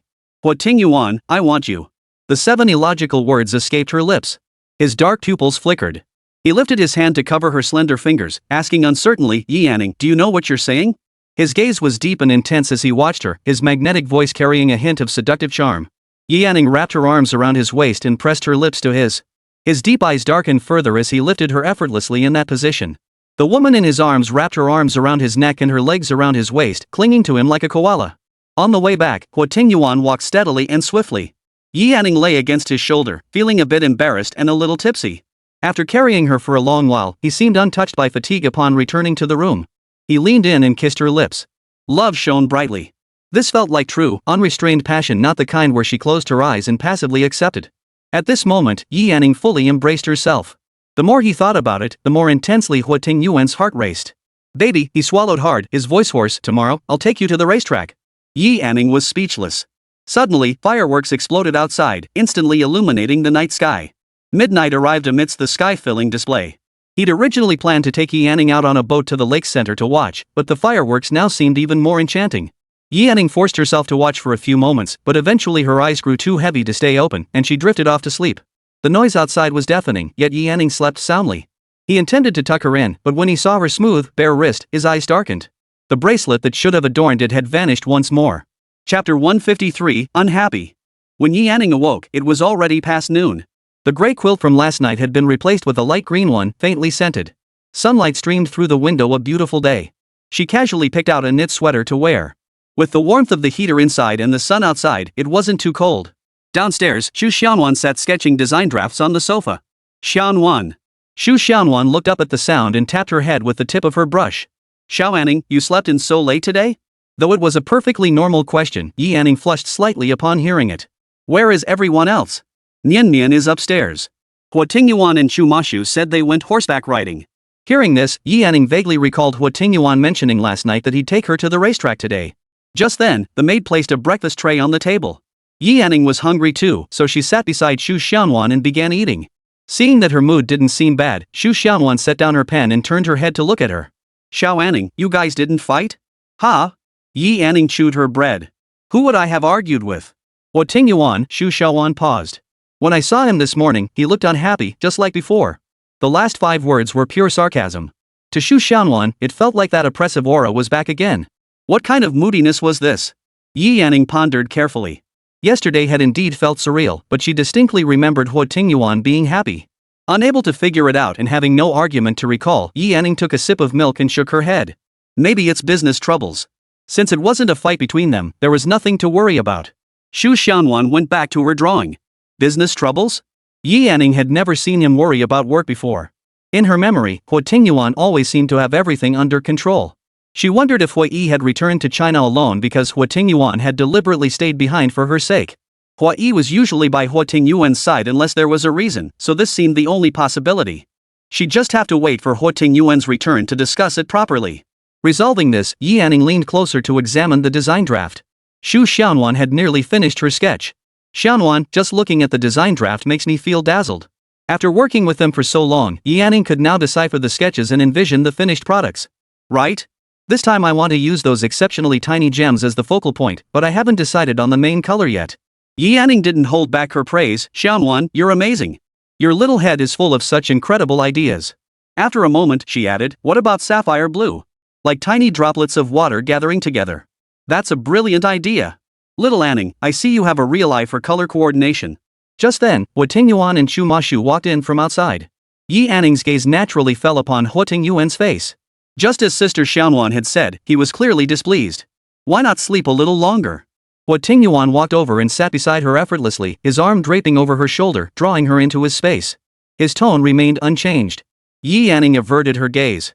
If I slept any longer, it'd be nighttime. I might not have fallen asleep, I'd have passed out from hunger. Ha! Xu Xianwan couldn't help but laugh aloud. So if someone passes out from hunger, do we feed them first or wait for them to wake up? Xu Mashu replied with deadpan seriousness, call the doctor first. The atmosphere was light-hearted, but Yi Yanning couldn't help stealing another glance at Huo Tingyuan. He still looked rather displeased. Huo Tingyuan raised his hand, and a servant approached, prepare lunch. He turned back and added, after eating, I'll take you to the racetrack. The servants moved swiftly. The dishes began arriving at the table almost immediately after the order was given. Yi Yanning ate distractedly. Nothing seemed amiss, yet she could sense his glaring displeasure. Yi Yanning. The man's voice came from beside her. Not eating properly. What are you thinking about again? Hearing his voice, Yi Yanning set down her chopsticks. I just had bread and milk, so I'm not very hungry. Xu Xiaowan noticed an amusing pattern. Whenever the two were together, Huo Tingyuan's gaze always drifted toward Xiaoanning. Her earnest reply earned her a glance from Huo Tingyuan. She looked so obedient and rather adorable. Then eat a little more. Horseback riding is quite physically demanding. Did that mean he was taking her horseback riding? She assumed the racetrack was just for watching others compete while people placed bets on the sidelines. Okay. She turned to Luo Mianmian and added, Mianmian, wanna come play with us later? Luo Mianmian pondered seriously for a moment. Now that Ace was out of danger and could wake up at any moment, she didn't want to miss his awakening. Go ahead and have fun, Sister Anning. I'm worried Ace might wake up and not find me. Afraid of dampening everyone's spirits, Luo Mianmian added, we'll have plenty of time to hang out together later. Have a great time, everyone. Everyone understood her reasoning and didn't press her. Then can I ride? Shu Xiaonuan glanced at her belly, knowing it probably wasn't possible, but she just had to ask. There's a large grassland over there. You can watch from there, Shu Mashu replied diplomatically.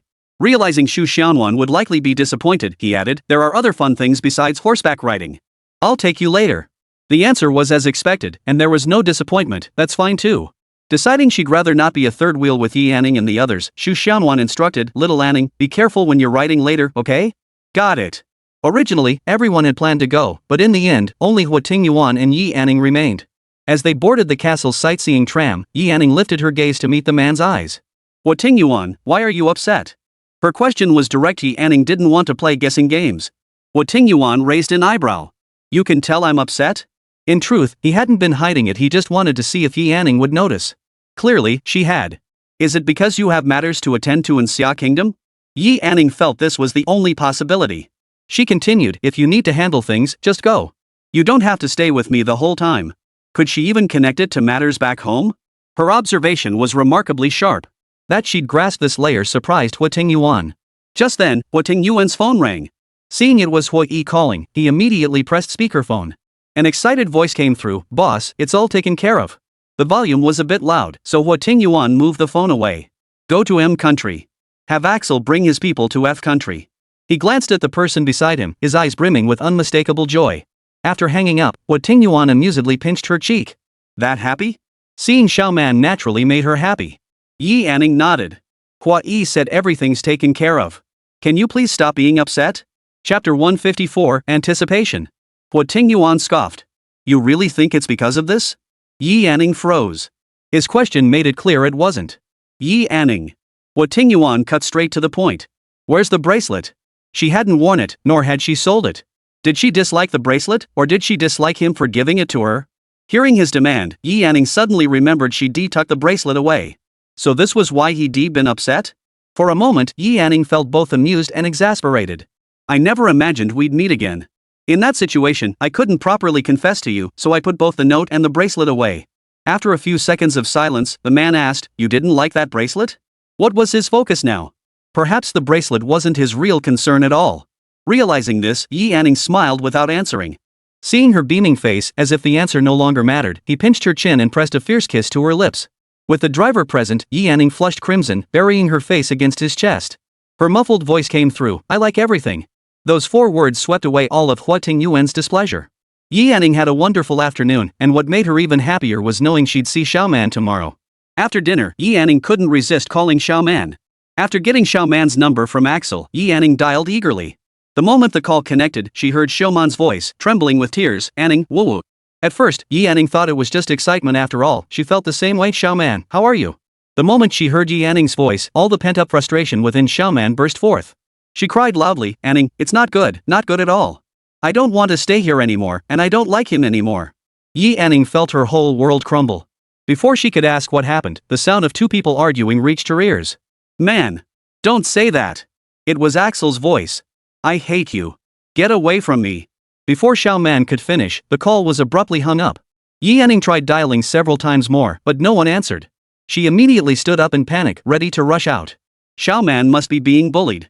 Her hand was grabbed by Huo Tingyuan. If you go now, you'll only miss them. How can I possibly stay here calmly when Xiaoman is like this? Yi Anning's mind was consumed with thoughts of Xiaoman being bullied. Huo Tingyuan frowned. Think carefully. If she really were being bullied, would you be able to get through on the phone? His words calmed Yi Anning somewhat. Seeing she was listening, Huo Tingyuan added, rest assured, your Xiaoman will be right in front of you tomorrow, safe and sound. With Huo Tingyuan's assurance, Yi Anning felt slightly more at ease. Staring at her phone, images of Xiaoman helpless and alone flashed through her mind. Xiaoman was in a strange place, unable to vent her grievances. Yi Anning made a silent resolution, when Xiaoman returned this time, she would do everything possible to prevent her from going back to M country. Having a lover was certainly a beautiful thing, but Xiaoman's life shouldn't revolve solely around Axel. She could live a much more vibrant and colorful existence. Xiaoman was an outgoing person who loved making friends. Being unable to communicate freely over there completely stifled her natural disposition. Axel standing in Yi Anning's eyes had plummeted. She no longer considered him someone worthy of her trust. Ultimately, it depends on what Xiaoman herself wants. When the time comes, Yi Anning will only offer advice. Xiaoman's wishes come first for her. This night felt unbearably long. Yi Anning's mind was preoccupied with Xiaoman. She couldn't sleep, yet desperately wished for sleep to come. She longed for morning to arrive so she could see Xiaoman again. The person in his arms tossed and turned restlessly, and naturally, Huo Tingyuan couldn't sleep either. He held her tightly. Don't want to sleep? I want to sleep, but I can't. Yi Anning pulled the blanket over her head. Why don't you just knock me out? She used to pretend to be asleep, but now she didn't bother. Huo Tingyuan's lips curved into a smile. If you can't sleep, then let's do something meaningful. Yi Anning instantly understood what he meant by meaningful. She turned her head away. I feel sleepy now. I'll fall asleep soon. Seeing her truly fall asleep, motionless, he knew without a doubt that her mind was currently filled with a jumble of thoughts. Yi Anning. His voice came from above her head. When will you ever spare some of that affection you have for Xiaoman and give it to me?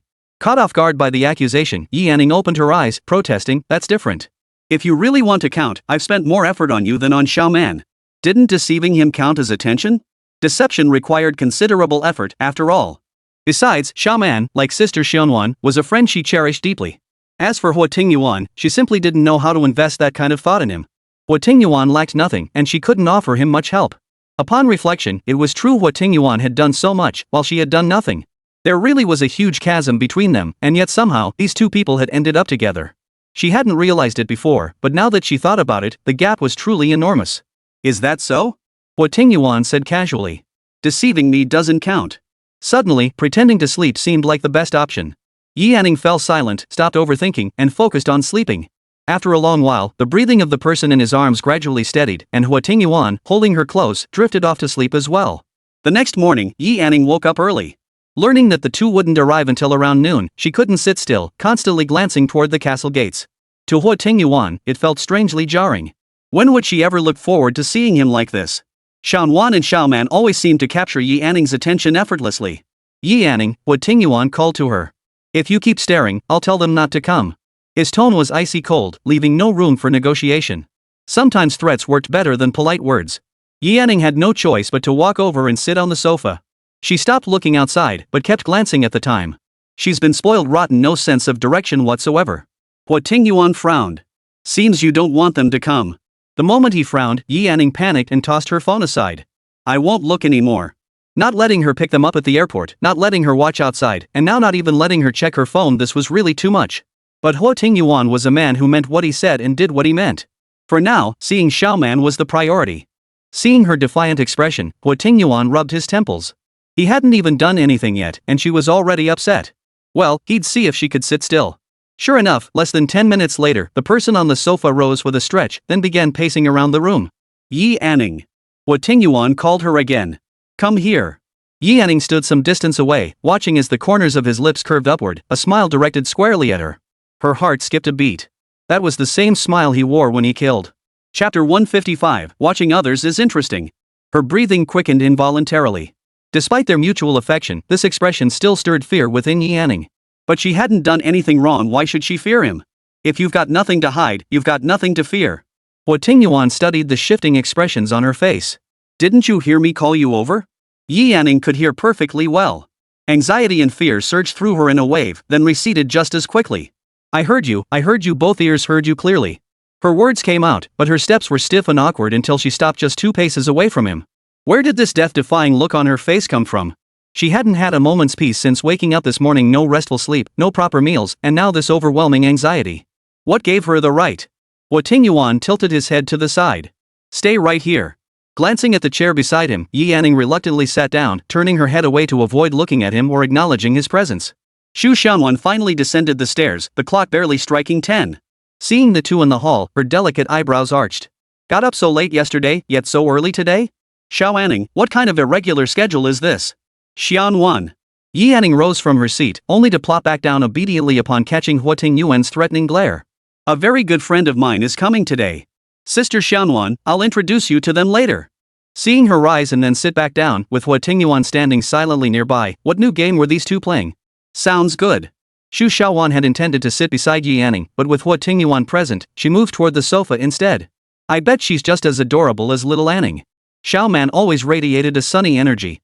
Thinking of her, Yi Anning smiled and said, just like Sister Xiaowan, a girl who loves to help others. Then she must be a sincere little girl, just like Xiao Anning.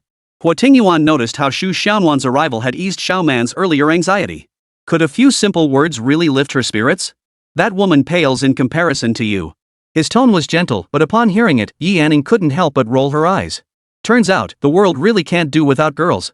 Xu Xiaowan covered her stomach, laughing so hard she was shaking. It was genuinely hilarious. Xiaowan. Xu Mashu descended the stairs just in time to see Xu Xiaowan clutching her stomach and shaking. His heart skipped a beat as he hurried over to her side. Is your stomach bothering you? Lifting her gaze to meet Xu Mashu's anxious expression, Xu Xiaowan's heart skipped a beat. She paused, then shook her head. I'm fine. Realizing he'd grabbed her arms in a moment of panic, Xu Mashu quickly let go. Xiaowan had insisted on maintaining a safe distance. Yi Anning's smile never faded. Watching others engage in such flirtatious tug-of-war was surprisingly entertaining. This scene was truly a feast for the eyes, a handsome man and a beautiful woman. Yi Anning suddenly recalled a phrase that seemed perfectly suited to the moment. That saying was, little one in the belly, hold tight to the umbilical cord. Your mom's about to take you on a date. In a way, this was witnessing the moment her parents fell in love, a sign that she was a cherished baby, eagerly awaited in this world. As these thoughts swirled, the light in Yi Anning's eyes dimmed. Seeing her mood sink, Huo Tingyuan reached out and ruffled her hair. Let's go. He began walking toward the exit. Yi Anning looked at him in confusion. Where? Didn't you want to pick someone up? Why aren't you following? It was drizzling outside, and he'd wanted her to stay home obediently. But what could he do? If she wanted to go, he'd let her have her way. They could still make it in time. Hearing this, Yi Anning got up and jogged to catch up, her mood instantly lifting. Little did she know that Xu Xiaowan was watching with equal enthusiasm, one displeased, the other eager to appease. Was this really the same Huo Tingyuan rumored to have a violent temper? Such a man was actually willing to be the one to lower his head. Their meeting hadn't been ideal, but Xu Xiaowan only wished for a happy ending for Xiao Anning. The little girl had suffered too much before she deserved happiness from now on. The ride there left Yi Anning trembling with fear, simply because the car was speeding. When it finally stopped, her hands were clenched tightly around the seatbelt, her face pale. To the uninitiated, it looked less like a pickup and more like a suicide mission. After that rare burst of speed, Huo Tingyuan seemed satisfied with the timing. He glanced sideways at the person beside him. What are you spacing out for? Don't you want to pick her up? Yi Anning snapped back to reality. Seeing they still had time, she breathed a sigh of relief before unbuckling her seatbelt to get out. Yi Anning. He frowned. Even if you're in a hurry, you should check the weather outside. She planned to get out in the rain. Sometimes she was sharp, other times utterly clueless. He knew she was eager to see her little man and that making her wait in the car was out of the question. Yi Anning grabbed an umbrella and got out, but instead of heading toward the terminal, she circled around to the driver's side. At least she remembered to wait for him and hold the umbrella for him. Huo Tingyuan's lips curved into a smile. She still had some sense. Standing at the exit for only a moment, Yi Anning spotted Huo Yi emerge first with her sharp eyes. She glanced behind him, no familiar figure in sight. Boss. Huo Yi hadn't expected Huo Tingyuan to come personally, but seeing Yi Anning and the two people behind him, it suddenly made sense. Before Yi Anning could ask, Huo Yi spoke up, they're behind us. He really didn't want to watch the two of them tugging and pulling behind, so he stepped out first. After a dozen seconds, Xiaoman came trotting out. Xiaoman. Yi Anning recognized her instantly. When Xiaoman looked up, Yi Anning immediately noticed the redness in her eyes. She had clearly been crying. Anning. Xiaoman wiped her tears with her hand and threw herself into Yi Anning's arms, looking both aggrieved and pitiful. Axel and Xiaoman emerged one after the other, immediately locking eyes with the Persian cat's distinctly unfriendly glare. Bro. Axel scratched his head, clearly at a loss. Xiaoman, let's go. This wasn't the time to ask questions. Yi Anning wrapped his arms around Xiaoman and headed toward the car. Once they reached the car, Xiaoman pouted, I don't want to ride in the same car as him. A car had been arranged for them anyway. Yi Anning nodded. Fine, you won't ride with him. Huo Tingyuan started to get in, but Axel grabbed his arm. Bro, you sit with me. He wasn't sure how to handle the situation either, so he decided to ask his brother. Huo Tingyuan nodded toward Huo Yi and climbed into the car with Axel. Huo Yi naturally understood that meant he was to drive. Once in the car, Yi Anning comforted Xiaoman for a while. Xiaoman's mood improved slightly as she leaned into Yi Anning's embrace, her eyes red as she asked, Anning, what should I do? He marrying someone else. Yi Anning had imagined 1,000 possibilities, but never this one. How long had it been? Had Axel already changed his heart? And now he wanted to marry someone else? Chapter 156, Solving the Problem. Xiaoman. Yi Yanning patted her back. Don't be afraid. I'm here. Xiaoman closed her eyes tightly before speaking with difficulty. He's a prince of the M Kingdom. His father has arranged for him to marry the daughter of a noble family as his princess. Yi Yanning stared in utter shock. Such a high-ranking status. But regardless of status, the attitude of the person involved was what mattered most. What about Axel? What's his stance? Silence hung in the car for over 10 seconds before Yi Yanning heard Xiaoman's voice again. Anning, he's a prince, but I'm no Cinderella. Hearing the endless sorrow in Xiaoman's voice, Yi Yanning's heart ached. In the back seat, Axel spoke with his head bowed in dejection. Brother, I don't want to meet the noble's daughter either, but father's using his status to pressure me. What can I do? Huo Tingyuan, who had been resting his eyes, opened them and shot Axel a withering glance. Today he can use his status to force you into a meeting. What about tomorrow? Will he use his status to force you into marrying her? This is all you're capable of? Huo Tingyuan was growing impatient. He couldn't even handle such a minor matter without burdening Yi Yanning with the trouble. His legs were his own. Could the king really hold a knife to his throat? Knowing he was in the wrong, Axel hurriedly explained, I just went to meet her to clear things up. I didn't cross any lines. Huo Tingyuan scoffed at this. He was still too young. The root of the problem wasn't even there. What was the point of going to explain things to her? What about the next one? Didn't I teach you before that solving problems requires tackling the root cause? Huo Tingyuan eyed him coldly. I think you've grown too complacent. Instead of wasting time on this, he should focus on figuring out how to send the old king into retirement sooner. The guy was a wreck. A love affair had fried his brain.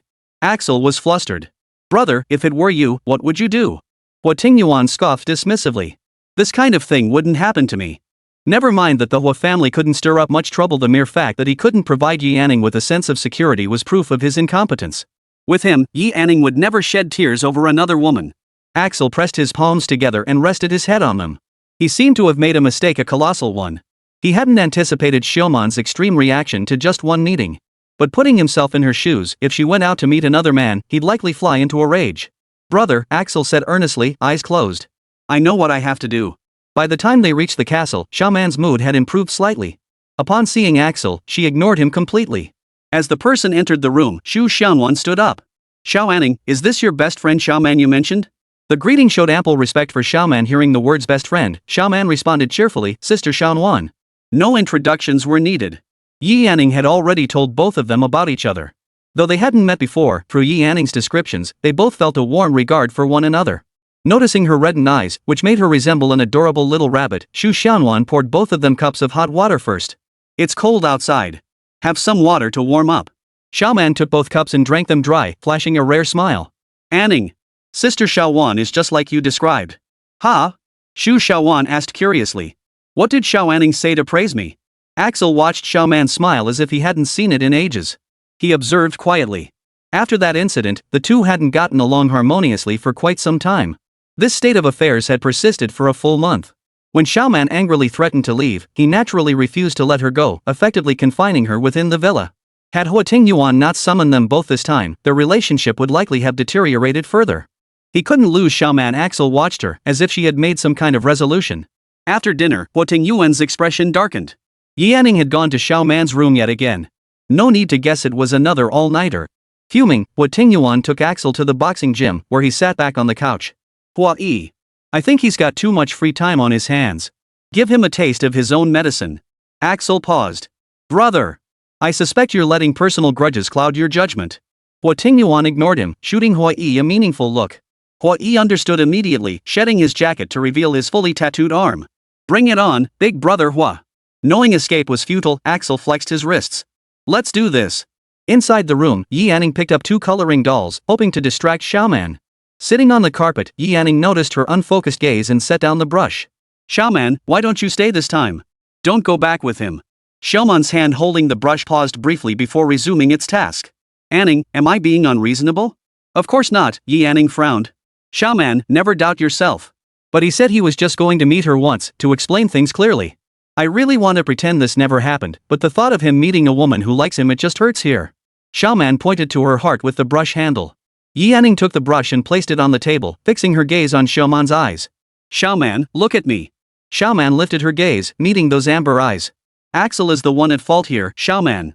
You're not to blame. Love is selfish, selfishly unwilling to share with anyone else. If he went and you showed no reaction, that would be the problem. But if he really marries someone else, Anning, what am I supposed to do? What can I possibly do? The last sentence felt like she was asking herself. The gap between their social statuses was vast. The mere thought of it made Xiaoman feel suffocated. Yi Anning lowered her eyelids in thought. Watching the person she loved marry someone else. Xiaoman, stop tearing yourself apart with wild thoughts. You should sit down and have a proper talk with Axel. Relationships need communication and they need trust. Though Axel could be a bit of a slacker at times, Yi Anning knew from experience he wasn't someone who couldn't be relied upon. But I'm afraid, so afraid of hearing the answer I dread. Xiaoman hugged her knees tightly. She dreaded hearing the devastating news from Axel's mouth, which was why every attempt at communication ended in an argument. The first time she'd ever loved someone wholeheartedly, fate had told her it was all fleeting, that she wasn't worthy of a prince. Yi Anning clasped her hands. Xiaoman, trust him and trust yourself. Problems are meant to be solved, not people. Xiaoman stared blankly at her, repeating the words, solve the problem, not the person. Yes, the problems had always been there. She had been avoiding them all along, but this wasn't what she wanted. Realizing this, Xiaoman stood up. Anning. I need to see him. Chapter 157, Weekend Off. Realizing this meant there was still time. She only hoped Axel wouldn't let Xiaoman down. Watching Xiaoman's departing figure, Yi Anning didn't chase after her. It was time to give the young couple some private space. Not long after Xiaoman left, Yi Anning heard her startled cry. Rushing out of the room, she paused mid-staircase as the situation came into view. Downstairs, 4 men sat or stood scattered about, but the most striking sight was Axel's face, covered in bruises and contusions. Huo Tingyuan spotted her and beckoned, come here. What happened? At that moment, Xiaomi was anxiously examining Axel's injuries. Yi Anning slowly descended the stairs and instinctively sat beside Huo Tingyuan. What happened to him? Shumashu stood up and adjusted his coat. I'll take the milk to Xiaowan. Hua Yi silently followed suit. They were being far too considerate. Yi Anning stood up, then, we'll head upstairs first. Before Yi Anning could pull Huo Tingyuan away, Axel's voice rang out, little Persian cat, you two stay. I have something to say. Clearly, he wasn't planning a private conversation. Yi Anning sat back down. Axel clasped Xiaoman's hand tightly. Man, you're still worried about me, aren't you? Xiaoman looked at the bruise on his face, her eyes reddening at the corners.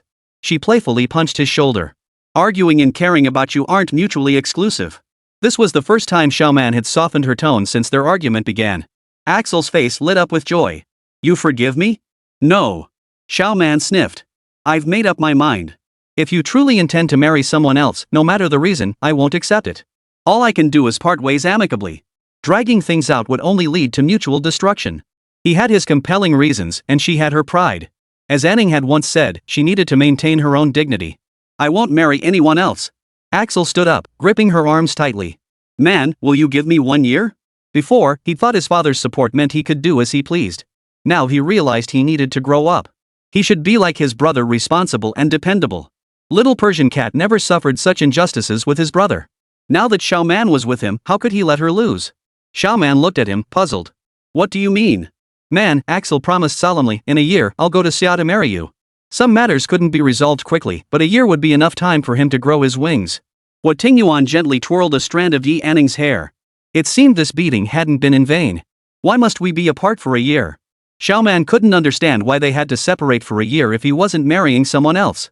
Yi Anning was pleased to hear this. A year would be enough time for Xiaoman to live a vibrant life, no longer defined solely by the longing for Axel's return. For a year, I need to focus on handling many matters. I won't have time to be with you. Stay behind, whether in F country or Xia country, with someone to keep you company. That way, I'll be at ease. He didn't want Xiaoman waiting alone in that villa without him. At least by Yi Anning's side, Xiaoman was genuinely happy. Seeing tears fall from Xiaoman's eyes, Axel raised his hand to wipe them away. Perhaps it won't take a whole year, but please wait for me for 1 year, okay? No. Xiaoman shook her head, her voice tinged with hurt. If you dare leave me behind, I'll fall in love with someone else. I won't. Before she could finish, her lips were silenced. Yi Anning quickly lowered her head. Damn Axel, did he have to be so inconsiderate? Wasn't it awkward enough having someone else witness this scene? Yi Anning stole a glance at Huo Tingyuan, only to find him watching her with keen interest. Had he been watching her the whole time? As if to confirm her suspicion, Huo Tingyuan raised an eyebrow. For once, Yi Anning didn't misread the sign. Just as she hesitated about leaving, she caught Xiaoman running upstairs out of the corner of her eye. She stiffly turned her head to find Axel standing before them, his face showing not a trace of the guilt one might expect from the instigator. Little Persian cat, take good care of Xiaoman for me over the next year. Demanding with such righteous indignation, Yi Anning retorted irritably, like you'd say that. The moment you're gone, I'll find Xiaoman 5 boyfriends. Axel knew full well she wouldn't, but he played along with her retort, why 5? 1 a day, weekends off, got it? A smile touched Huo Tingyuan's lips. Is that so? Seems you know your stuff. Ha ha ha. Axel poured fuel on the fire. Bro, does the little Persian cat have that idea? Get lost already. Huo Tingyuan found him irritating just looking at him. Got it. Once he was up the stairs, Axel's infuriating voice echoed again. Bro, you better keep a tight leash on your little Persian cat. Don't let her run off with my guy. Fine, fine. Axel was the epitome of ingratitude. Yi Anning would remember this debt. Turning around, Yi Anning flashed a sweet smile. You wouldn't believe him over me, would you? Huo Tingyuan raised an eyebrow, pulling her close and asking intently, you'd help someone else find theirs but not mine? Their bodies pressed together abruptly. Yi Anning glanced around quickly, noticing Axel was gone. If I really had to search, it would be for the same one. Seeing her earnest expression, Huo Tingyuan chuckled softly. His large hand lifted her chin. That's not what I want to hear. Yi Anning rested her hands lightly on his neck. Mr. Huo, I only look for you. Her tone was tantalizingly suggestive. Watching her lips part and close, he wanted to kiss her. Huo Tingyuan acted on the impulse, but just as his lips were about to touch hers, Yi Anning turned her head away. Huo Tingyuan frowned. Try dodging again. Yi Anning tightened her grip slightly, pulling him closer to her ear. She tilted her head and whispered against his ear, I don't want others watching. Who knew if they might suddenly come downstairs? It would be so embarrassing if they caught them. True enough. Kittens were the most easily embarrassed. Huo Tingyuan lifted her up and strode toward the stairs. The next morning. Just past 7, abrupt knocking jolted the person in bed awake. A bare, muscular arm emerged from beneath the gray quilt.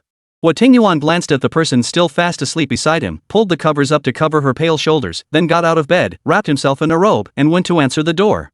Huo Yi paused, wisely choosing not to look inside. Boss, Axel is leaving. Got it. Huo Tingyuan closed the door. The person in bed had already woken up. Yi Anning could hear their conversation, though her eyes remained heavy. Xiaoman was going to see him off and would surely be sad she needed to be there for her. She wasn't quite fully awake yet, dressing in a daze. Still feeling groggy, she only began to feel more alert after washing up. By the time they saw Axel off, it was already 11 o'clock. This time, Xiaoman held back her tears, clearly having said a proper goodbye. Chapter 158, Should she return? Upon returning to the castle, another piece of good news arrived. Nian's ace had woken up. He was still very weak and unable to speak yet. Coincidentally, the day he regained consciousness was also Luo Mianmian's 20th birthday. The look in A's eyes as he gazed at Luo Mianmian was filled with boundless love. This time, when he awoke, his Mianmian was right before him. At that moment, Luo Mianmian knelt on one knee, holding a ring woven from grass in her hands. Ace, will you marry me? When you proposed to me at 18, I said I'd marry you when I turned 20. Now I'm 20, do you still want to marry me? The events that had unfolded were indelible marks. She wanted to place the choice in A's hands. Ace hesitated not a moment, nodding with all his strength. He was willing, had been willing since he was very young. In this lifetime, he had proposed twice, once when they were children, and once when Mianmian turned 18. The heroine had never changed. In them, Yi Anning truly saw the solemn vows exchanged at their wedding. For better or for worse, in sickness and in health, he would never abandon her. Night fell. Yi Anning walked through the castle grounds, Shu Xiaonan on his left and Xiaoman on his right. Though called a stroll, it was really to accompany Shu Xiaonan on more walks. The doctor had said movement was beneficial. Shu Mashu wanted to join them, but today Shu Xiaonan only wished to be with her girlfriends. Anning, their story is truly moving. Xiaoman seemed to be thinking of her own relationship with Axel, a hint of melancholy in her voice. Xiaoman, do you know what the most precious thing in their relationship was? What is it? Trust. Yi Anning paused. Mianmian's trust in Axel surpassed everything else. That Velmont is terrifying. Xiaoman changed the subject abruptly. But he's still no match for our young master. Xiaoman didn't hold a favorable impression of Huo Tingyuan. Comparing the two, she still found Huo Tingyuan more terrifying, a cold-blooded killer with both power and wealth. Hoof. Shu Xiaonan chuckled softly. Xiaoman, it seems you have quite the opinion of your young master. Xiaoman dared not. The memory of Huo Tingyuan's chilling gaze made her shiver involuntarily. Sis Xiaonan, that young Master Chu seems so refined and gentle, considerate and kind. He's devoted to you too, he's a decent guy. Xiaoman was talkative and sociable, having been there for only 2 days. She already knew everything worth knowing. Shu Xiaonan didn't believe this was something that needed to be kept secret, so it wasn't surprising that Xiaoman knew. When the conversation suddenly turned to her, Shu Xiaonan replied, I'm not in a hurry. After all, I already have my child. It's you two who've had quite the roller coaster ride. She turned her head slightly. Xiaoanning, have you thought it through? Being with Huo Tingyuan, can you see a future with him? He was both gentle and ruthless. Yi Anning had pondered this question before. Long ago, during their final parting, everything that came before had been erased. Now, let her be selfish just this once. Cast everything aside, no more thinking, no more caring. Let her selfishly embrace this profound love. Before, she had lived a false existence, hiding her thoughts deep within, concealing her true self. Now, she cared for nothing else. She wanted only to be selfish for herself. Yes, he is the future. Her voice was gentle, yet each word rang with conviction. Days passed in a flash. A's recovered steadily. Under Luo Mianmian's attentive care, he could now get out of bed and move around. The two of them went downstairs together, a rare occurrence. The weather outside was gradually warming up, signaling the time for their parting. Sister Anning, Sister Xianwan, thank you for everything you've done. Luo Mianmian and A's bowed deeply. Xu Xiaowan and Yi Anning exchanged a glance and hurriedly helped them up. Thank you all as well. The two bowed once more to the group. The atmosphere was too heavy, but their gratitude was sincere. Nian Mian, Xu Xiaowan said gently, we agreed you'd prepare a big batch of wedding candies for us when you get married. You're not going back on your word, are you? Luo Mianmian waved her hands repeatedly. Of course not. We're planning to return to China. It was sudden, but everyone had some mental preparation. Living in country F always left them on edge, and given their unique circumstances, returning home sooner rather than later was a good thing. Yi Anning asked, when? Tomorrow. Ace gently clasped Luo Mianmian's hand, smiling at her as he said, when we get married, we'd be honored if you'd grace us with your presence. Xiaoman propped her chin on her hand, her eyes sparkling as she asked, when? Luo Mianmian clasped A's hand in return, offering a gentle smile. Not too long from now. That's wonderful. Xiaoman cheered. Anning, does that mean we can go back to Xia Kingdom? After being away from Xia Kingdom for so long, Xiaoman truly longed to return. Huo Tingyuan watched Yi Anning's expression, equally eager to hear her answer. Chu Mashu clenched his fists nervously on his lap, hoping to hear the answer he longed for from Xiaowan's lips. Neither of them answered the question, clearly mindful of each other's feelings. If one stayed behind, the other would surely accompany them. Seeing this, Xiaoman suggested, how about we throw a farewell party tonight? Having spent so much time with Axel, Xiaoman had picked up some of his habits, but everyone agreed to this suggestion. Sometimes, a parting like this might mean never seeing each other again. The evening farewell gathering was exceptionally warm, entirely organized by Xiaoman. Xiaoman and Luo Mianmian drank glass after glass until they were both tipsy. The room felt stifling, so Xu Xiaowan pulled Yi Anning out of the hall. Chu Mashu tried to follow but was held back by Huo Tingyuan, who pressed him down firmly, stay seated. Ting-gu. Xu Mashu hesitated. I just feel I need to watch over her to feel at ease. Having finally found her, he feared she might vanish again at any moment. Even watching from afar would suffice. Huo Tingyuan paused, his fingers resting on the wineglass, his expression unchanged. If you want answers, stay seated. There was clearly much to discuss between them now, why should he intrude? No sooner had the words left his mouth than Xu Mashu's phone rang. He answered it, but the other end offered only a brief sentence. Xu Mashu's expression froze instantly. After hanging up, he turned his head, Brother Ting. The matriarch of the Shao family has passed away. Xu Xianwan led Yi Anning to the highest point of the castle, where a crescent moon hung in the sky, accompanied by a few scattered stars. Yi Anning leaned against the wall, eyes fixed ahead. From this height, the entire castle grounds lay spread out before them. Neither spoke, their silence unspoken yet understood. Xu Xianwan spread her arms wide, letting the gentle breeze wash over her. The serene night scene lifted their spirits. Xianwan tucked a strand of hair behind her ear, her gaze fixed ahead as she softly called, Little Anning. Yi Anning turned her head, gave a soft hum, and waited patiently for more. Will you be unhappy returning to Xia Kingdom? Xiao Anning was different from her returning meant facing more people in situations she'd rather avoid. Chapter 159, Belonging. Hearing this, Yi Anning's eyes flickered slightly. She knew that if she said she wouldn't be happy, Xu Xianwan would definitely stay behind to accompany her. As she pondered, Xu Xiaowan remained silent. A gentle breeze stirred the faint smile on her face as she too waited patiently for Yi Anning's thoughts. Xianwan, Yi Anning suddenly addressed her. What kind of life do you want? Xu Xianwan pondered for a moment. Before, I just wanted to earn enough money to travel everywhere, see the world, and settle down wherever I liked. And now? Xu Xianwan paused, glancing at her rounded belly before smiling. Now I want to settle down. I want to go back. It takes traveling far to realize where your roots truly lie. She had lived in Yangcheng as a child. Though they had moved away later, Xu Xianwan knew her parents' roots were in Yangcheng and so were hers. That sounds pretty nice. Yi Anning asked, can I count on you? Yi Anning had no roots, drifting like a floating duckweed in the sea, clinging to life wherever the currents carried her. Of course you can, Xiao Anning, Xu Xianwan agreed without hesitation. But then she realized something was off. Was this conversation about whether to return or not? Did Xiao Anning mean she was willing to go back? Xiao Anning, if you don't want to, we'll be just fine here. Yi Anning shook her head gently, gazing up at the high moon. Xianwan, back then, every night I longed to see the moon, or rather, its light. As she spoke, the light in Yi Anning's eyes dimmed instantly. Xu Xianwan listened quietly, content to be Yi Anning's listener for just this once. After a silence of over 10 seconds, Xu Xianwan heard her voice again. At the Yi residence, I had a tiny room everyone called the storage closet. It had no windows, no lights, just a small ventilation shaft. At night, it was pitch black. Once the door closed, all I could hear was my own breathing. The first time I stayed there, I dared not lie on the bed. I curled up in the corner, terrified. All I could do was imagine myself nestled in my mother's embrace, gently patting my own side as if she were comforting me. To this day, I still don't know what my mother's embrace feels like. I imagine it must be warm. Just when I couldn't see a single glimmer of light, a beam of moonlight shone through that vent. It was bright, but it always disappeared quickly. But it was enough to bring me a little comfort. From then on, I waited every day for that beam to appear. Seeing the light somehow made the fear fade. Xu Xianwan felt a tightness in her chest as she listened. She pressed her lips together and tentatively asked, "What about when there's no moon?" Yi Anning understood what she was asking, whether she was afraid when there was no moon, and how she endured those moonless nights. "Then there's no light." Yi Anning lowered her head, gazing at the distant lake, and said jokingly, "You get used to it and stop being afraid." Hearing this, Xu Xianwan felt a pang of pity. How many times must one endure before developing such a habit? I used to think I was afraid of that place, and I never wanted to go back. Yi Anning turned her head. "But you know what? That place actually gave me a sense of security." Xu Xianwan listened, speechless for a long time. "Xianwan. That room right now is Yangcheng." Yi Anning spoke slowly, emphasizing each word. "That beam of light is Huo Tingyuan.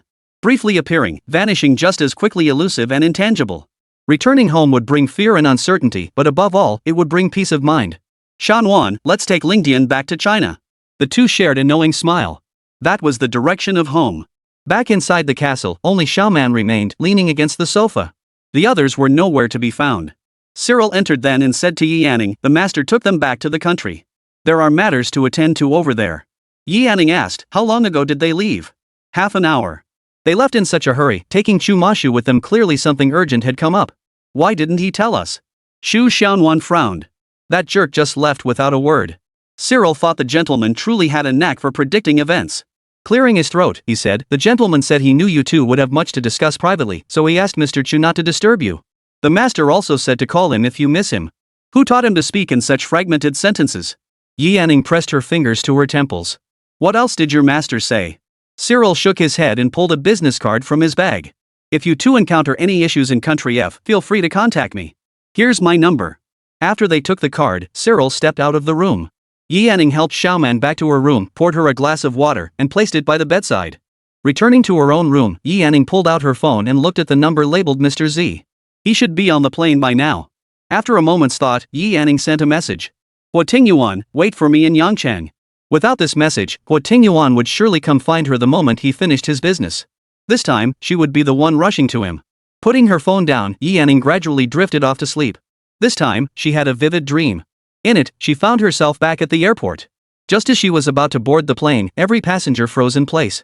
A group of gun-toting men in black surged in, led by none other than Huo Tingyuan. Huo Tingyuan raised his gun expressionlessly, aiming it at her. The bullet fired without hesitation. The moment it pierced her heart, tears of despair surged forth. The sleeping figure was enveloped in sorrow, a single tear silently slipping from the corner of her eye. After a 12-hour flight, the plane touched down in Yangcheng at 6 p.m. local time. The two men, clad in black, arrived at the Xiao residence. Xiao Jingchuan's back appeared lonely, his entire figure noticeably thinner.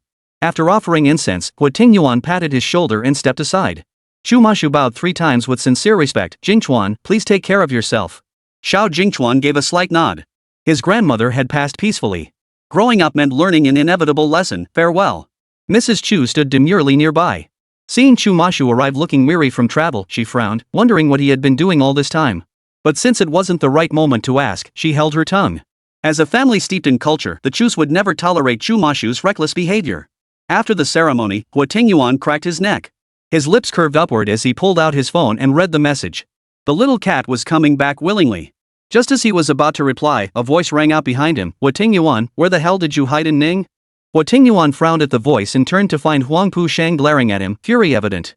Huang Pu Shang had searched for months without a single trace. Where on earth had this despicable man hidden her sister? Chapter 160, Arrangements Made. Huo Tingyuan couldn't be bothered to respond, coldly snapping, "Get lost." Not only did he refuse to tell her, but his attitude was downright hostile. Huang Pushang was furious. How could someone like this possibly deserve a Ning? You. Ugh. Ugh. Before she could finish, Huang Pu Berlin rushed over and covered her mouth. Fortunately, he arrived in time. Huang Pu Berlin scolded, Shang, mind your manners. Huang Pu Shang glared at him in displeasure, shaking her head to show her dissatisfaction. If you don't behave, I'll send you abroad. Huang Pu Shang froze, her defiance vanishing completely as she sank into a pout of hurt. Anning wouldn't let her see him, wouldn't let her vent her temper, and now he was threatening her too. It was unbearable. Seeing her calm down, Huang Pu Berlin finally released his grip. Huang Pu Shang lowered her head, silently cursing Huo Tingyuan as a monster. Tinggu. Huang Pu Berlin pulled Huang Pu Shang behind him. Is a Ning okay? Huo Tingyuan toyed with his phone, a faint, ambiguous smile playing on his lips. So what if she is? And so what if she isn't? Huang Pu Shang spoke before thinking, if she's not, then let Anning come back. We'll take good care of her.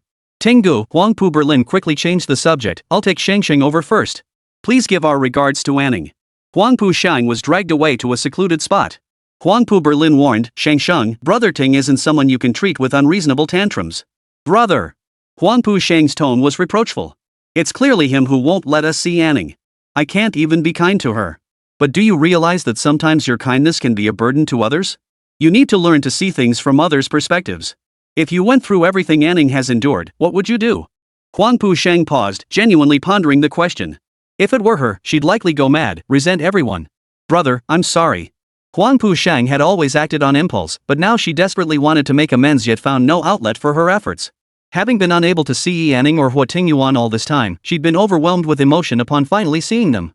So what should we do? Huang Pu Shang lowered her head. I truly care about Anning. Life is long. Take it slow. This was as much for herself as for him. With this sister of hers, she truly felt helpless. Just as Chu Mashu was about to call Xu Xianwan, he was interrupted. Ma Shu. You can dodge the first day of the month, but not the 15th. Xu Mashu turned around, Mom. Mrs. Chu regarded him with a scrutinizing gaze. Well, months ago, Chu Mashu suddenly returned home announcing his intention to marry. When asked to bring his fiancée home, he agreed. Yet after waiting months with no sign of her, the matter faded into obscurity. Now he vanished again. It was far too unusual. Could it be that the woman was someone he couldn't bring into the light? The Chu family placed little emphasis on background or lineage, only demanding clean origins. She tried to investigate, but Chu Mashu had blocked every attempt. This only made this situation seem more complicated. Mom. After a moment's hesitation, Chu Mashu decided to be honest. She's pregnant, but she doesn't like me right now. Chu Mashu. Mrs. Chu's expression turned stern. Who taught you to treat someone like this? She doesn't want you, and you resort to such tactics? Mrs. Chu's chest heaved with anger. She had raised him to be responsible and accountable. How could he do something so reckless? Chu Mashu hurriedly reached out to support her, gently patting her back. Mom, it's all my fault, but I will make her like me. Like? Mrs. Chu felt like slapping him. Instead of taking responsibility, you're thinking about liking? If she never likes you, are you planning to avoid responsibility forever? If this misunderstanding wasn't cleared up, it could lead to serious trouble. Chu Mashu hastily explained, I just used the wrong approach at first. Shut up. Where is she? Mrs. Chu wasn't interested in his excuses. Her mind was already racing with thoughts of how to make amends to this young woman. F country. He'd even fled abroad? Mrs. Chu shot him a glare. You'll explain everything yourself tonight. The damage was done. Clearly, the Chu family had acted improperly. They needed to discuss how to show the girl their sincerity. Pregnancy was the most arduous time and required the most companionship. Thinking of this, Mrs. Chu suddenly asked, how far along is she? Chu Mashu answered truthfully, almost 8 months. That coincided with the time Chu Mashu had come home to announce his marriage. Mrs. Chu felt a slight sense of relief. He did have a sense of responsibility after all. But then she realized Chu Mashu had only vanished in the past month. That meant he'd left her alone abroad for all that time. She must have fled abroad to escape him. Mrs. Chu turned and left, determined to discuss with her father how to bring her back. At the funeral of old Madame Xiao, a steady drizzle fell, and the air was thick with sorrow.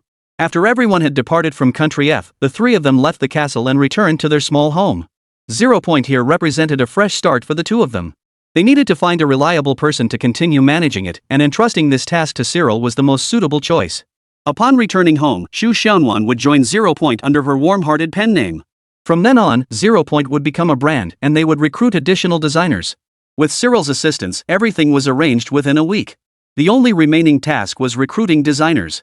Xu Xianwan wanted designers from Xia Nation but not the famous ones. After discussing it, the two headed straight to a local university for direct recruitment. University students possessed creativity and fresh ideas. They also wanted to give young people a chance. After all, no one achieves success overnight. Many places demand experienced professionals with proven track records, but 0 Point is different. 0 Point needs you to have dreams and show your best side. But some still chose established firms. 0 Point was just starting out, and many were merely observing. Unexpectedly, things got off to a rocky start. Yanning propped her chin on her hand. Xiaonuan, was it like this for you when you were job hunting? Xiaonuan propped her head up with one hand too. I was fresh out of school back then. I just thought, any company that wants me is fine. I didn't think too much about it. But they're all overseas returnees. Would they even consider our little company? Xiaonuan poked her cheek with her other hand. Then we'll just recruit those destined to join us. Just then, a girl in a white dress and glasses approached them. Hello, may I join 0 Point? She held her portfolio in both hands and offered it over. The two women immediately perked up. Their eyes lit up when they saw the design drafts, richly detailed Chinese-style designs. Xiaonuan flipped through a few more pages. Your designs are truly outstanding. You could easily land a job at a major brand. Why would you consider joining us? She was asking if she could join. Clearly, she was deeply interested in 0 Point. The girl replied with one sentence, I want to elevate 0 Point to become a top-tier luxury brand. Also because 0 Point represents Xia Nation. Talented, visionary, and destined to be part of us. Here she comes. Welcome aboard. With all matters for 0 Point settled, the trio was about to embark on a new chapter, returning home. Chapter 161, Going Home with Someone Else. Anning? Yi Anning opened her eyes. Xiaoman said, we're about to land in Yangcheng. No sooner had she spoken than the plane jolted as the landing gear touched down. Yi Anning sat up straight, instinctively rubbing her eyes. Bright sunlight streamed in through the window.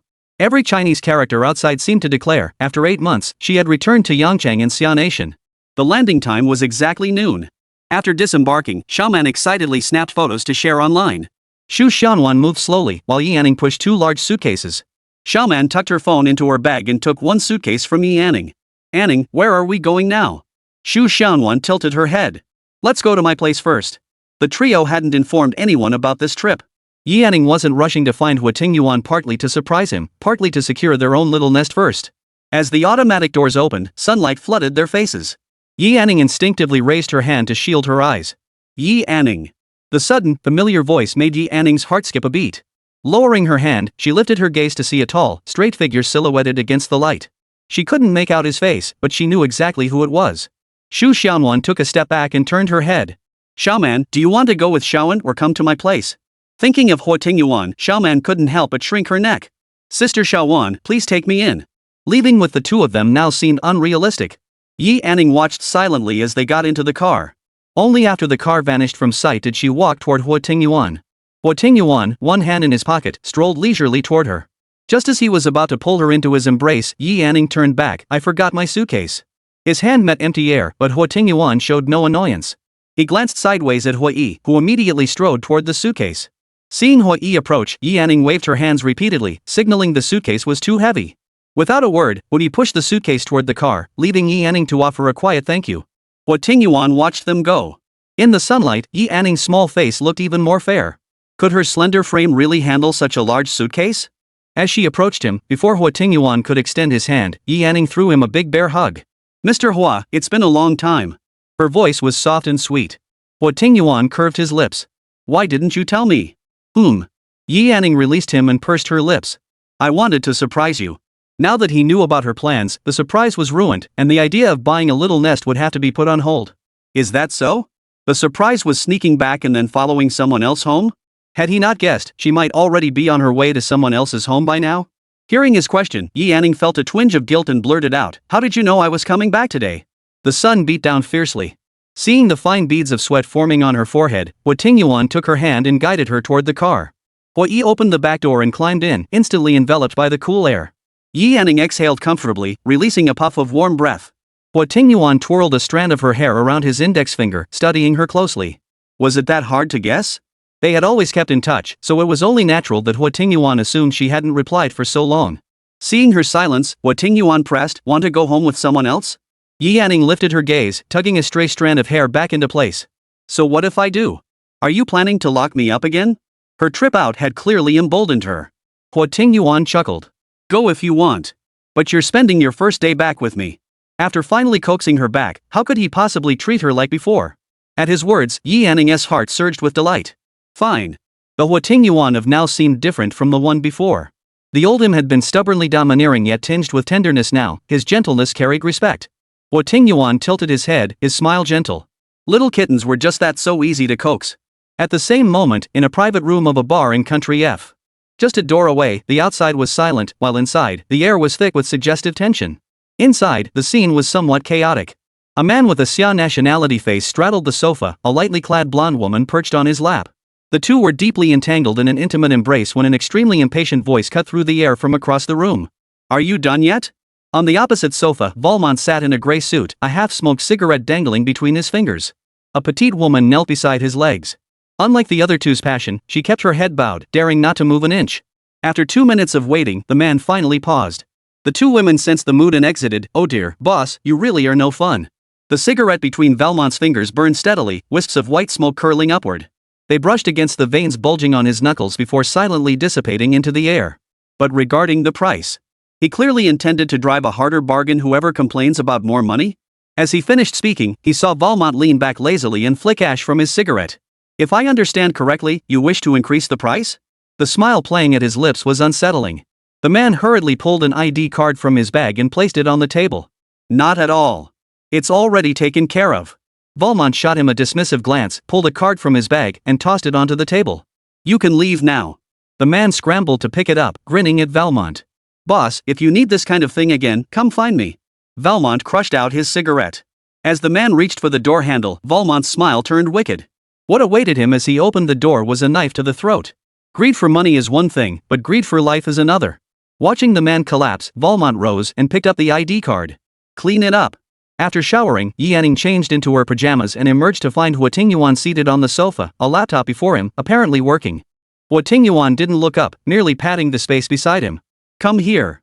Yi Anning poured a glass of water and walked over. Working this late? Her concern was genuine, but to the man's ears, it sounded like a different kind of invitation. Huo Tingyuan set his laptop aside, lifted his gaze, and pulled her to sit on his lap. Yi Anning, if you want my company, just say so. I'll grant it. His familiar tone made Yi Anning's lashes flutter slightly. Hesitant, she began, it's not. Meeting those dark eyes, Yi Anning swallowed involuntarily, her mind racing. Huo Tingyuan watched her expression shift from conflicted to hesitant clearly, something was on her mind. What do you want? He asked bluntly. Yi Anning had been waiting for this moment. She seized the opening and tentatively suggested, could you work in the study while I binge-watch shows here? She'd recently started an engaging drama series, with only about 10 episodes left to finish. The anticipation was unbearable, but with Huo Tingyuan present, she feared disturbing his work. Just binge-watching? His tone was playful. Chapter 162, accompanying her. Yi Anning nodded. I'm halfway through and want to finish it. Thinking it was no big deal, Huo Tingyuan snorted. Go ahead. Surprised he actually agreed, Yi Anning got off him and pressed the water into his hand. Then hurry up and go. I'm going to lie in bed and binge-watch beautifully. Huo Tingyuan reclined on the sofa, watching her slip off her shoes and climb into bed. He pulled the covers over himself and retrieved his phone, his movements smooth and effortless. So this was how he intended to keep her company. Yi Anning. Her head, which had already settled into a comfortable position, snapped up. Huo Tingyuan downed the water in one gulp. I didn't tell you to watch it alone. Yi Anning had expected him to back out. Hearing this, she asked uncertainly, you want to watch too? Huo Tingyuan set down his cup, picked up the tablet, and walked over. He lifted the quilt and pulled her into his embrace. They were pressed close together, the man's scorching chest touching her shoulder.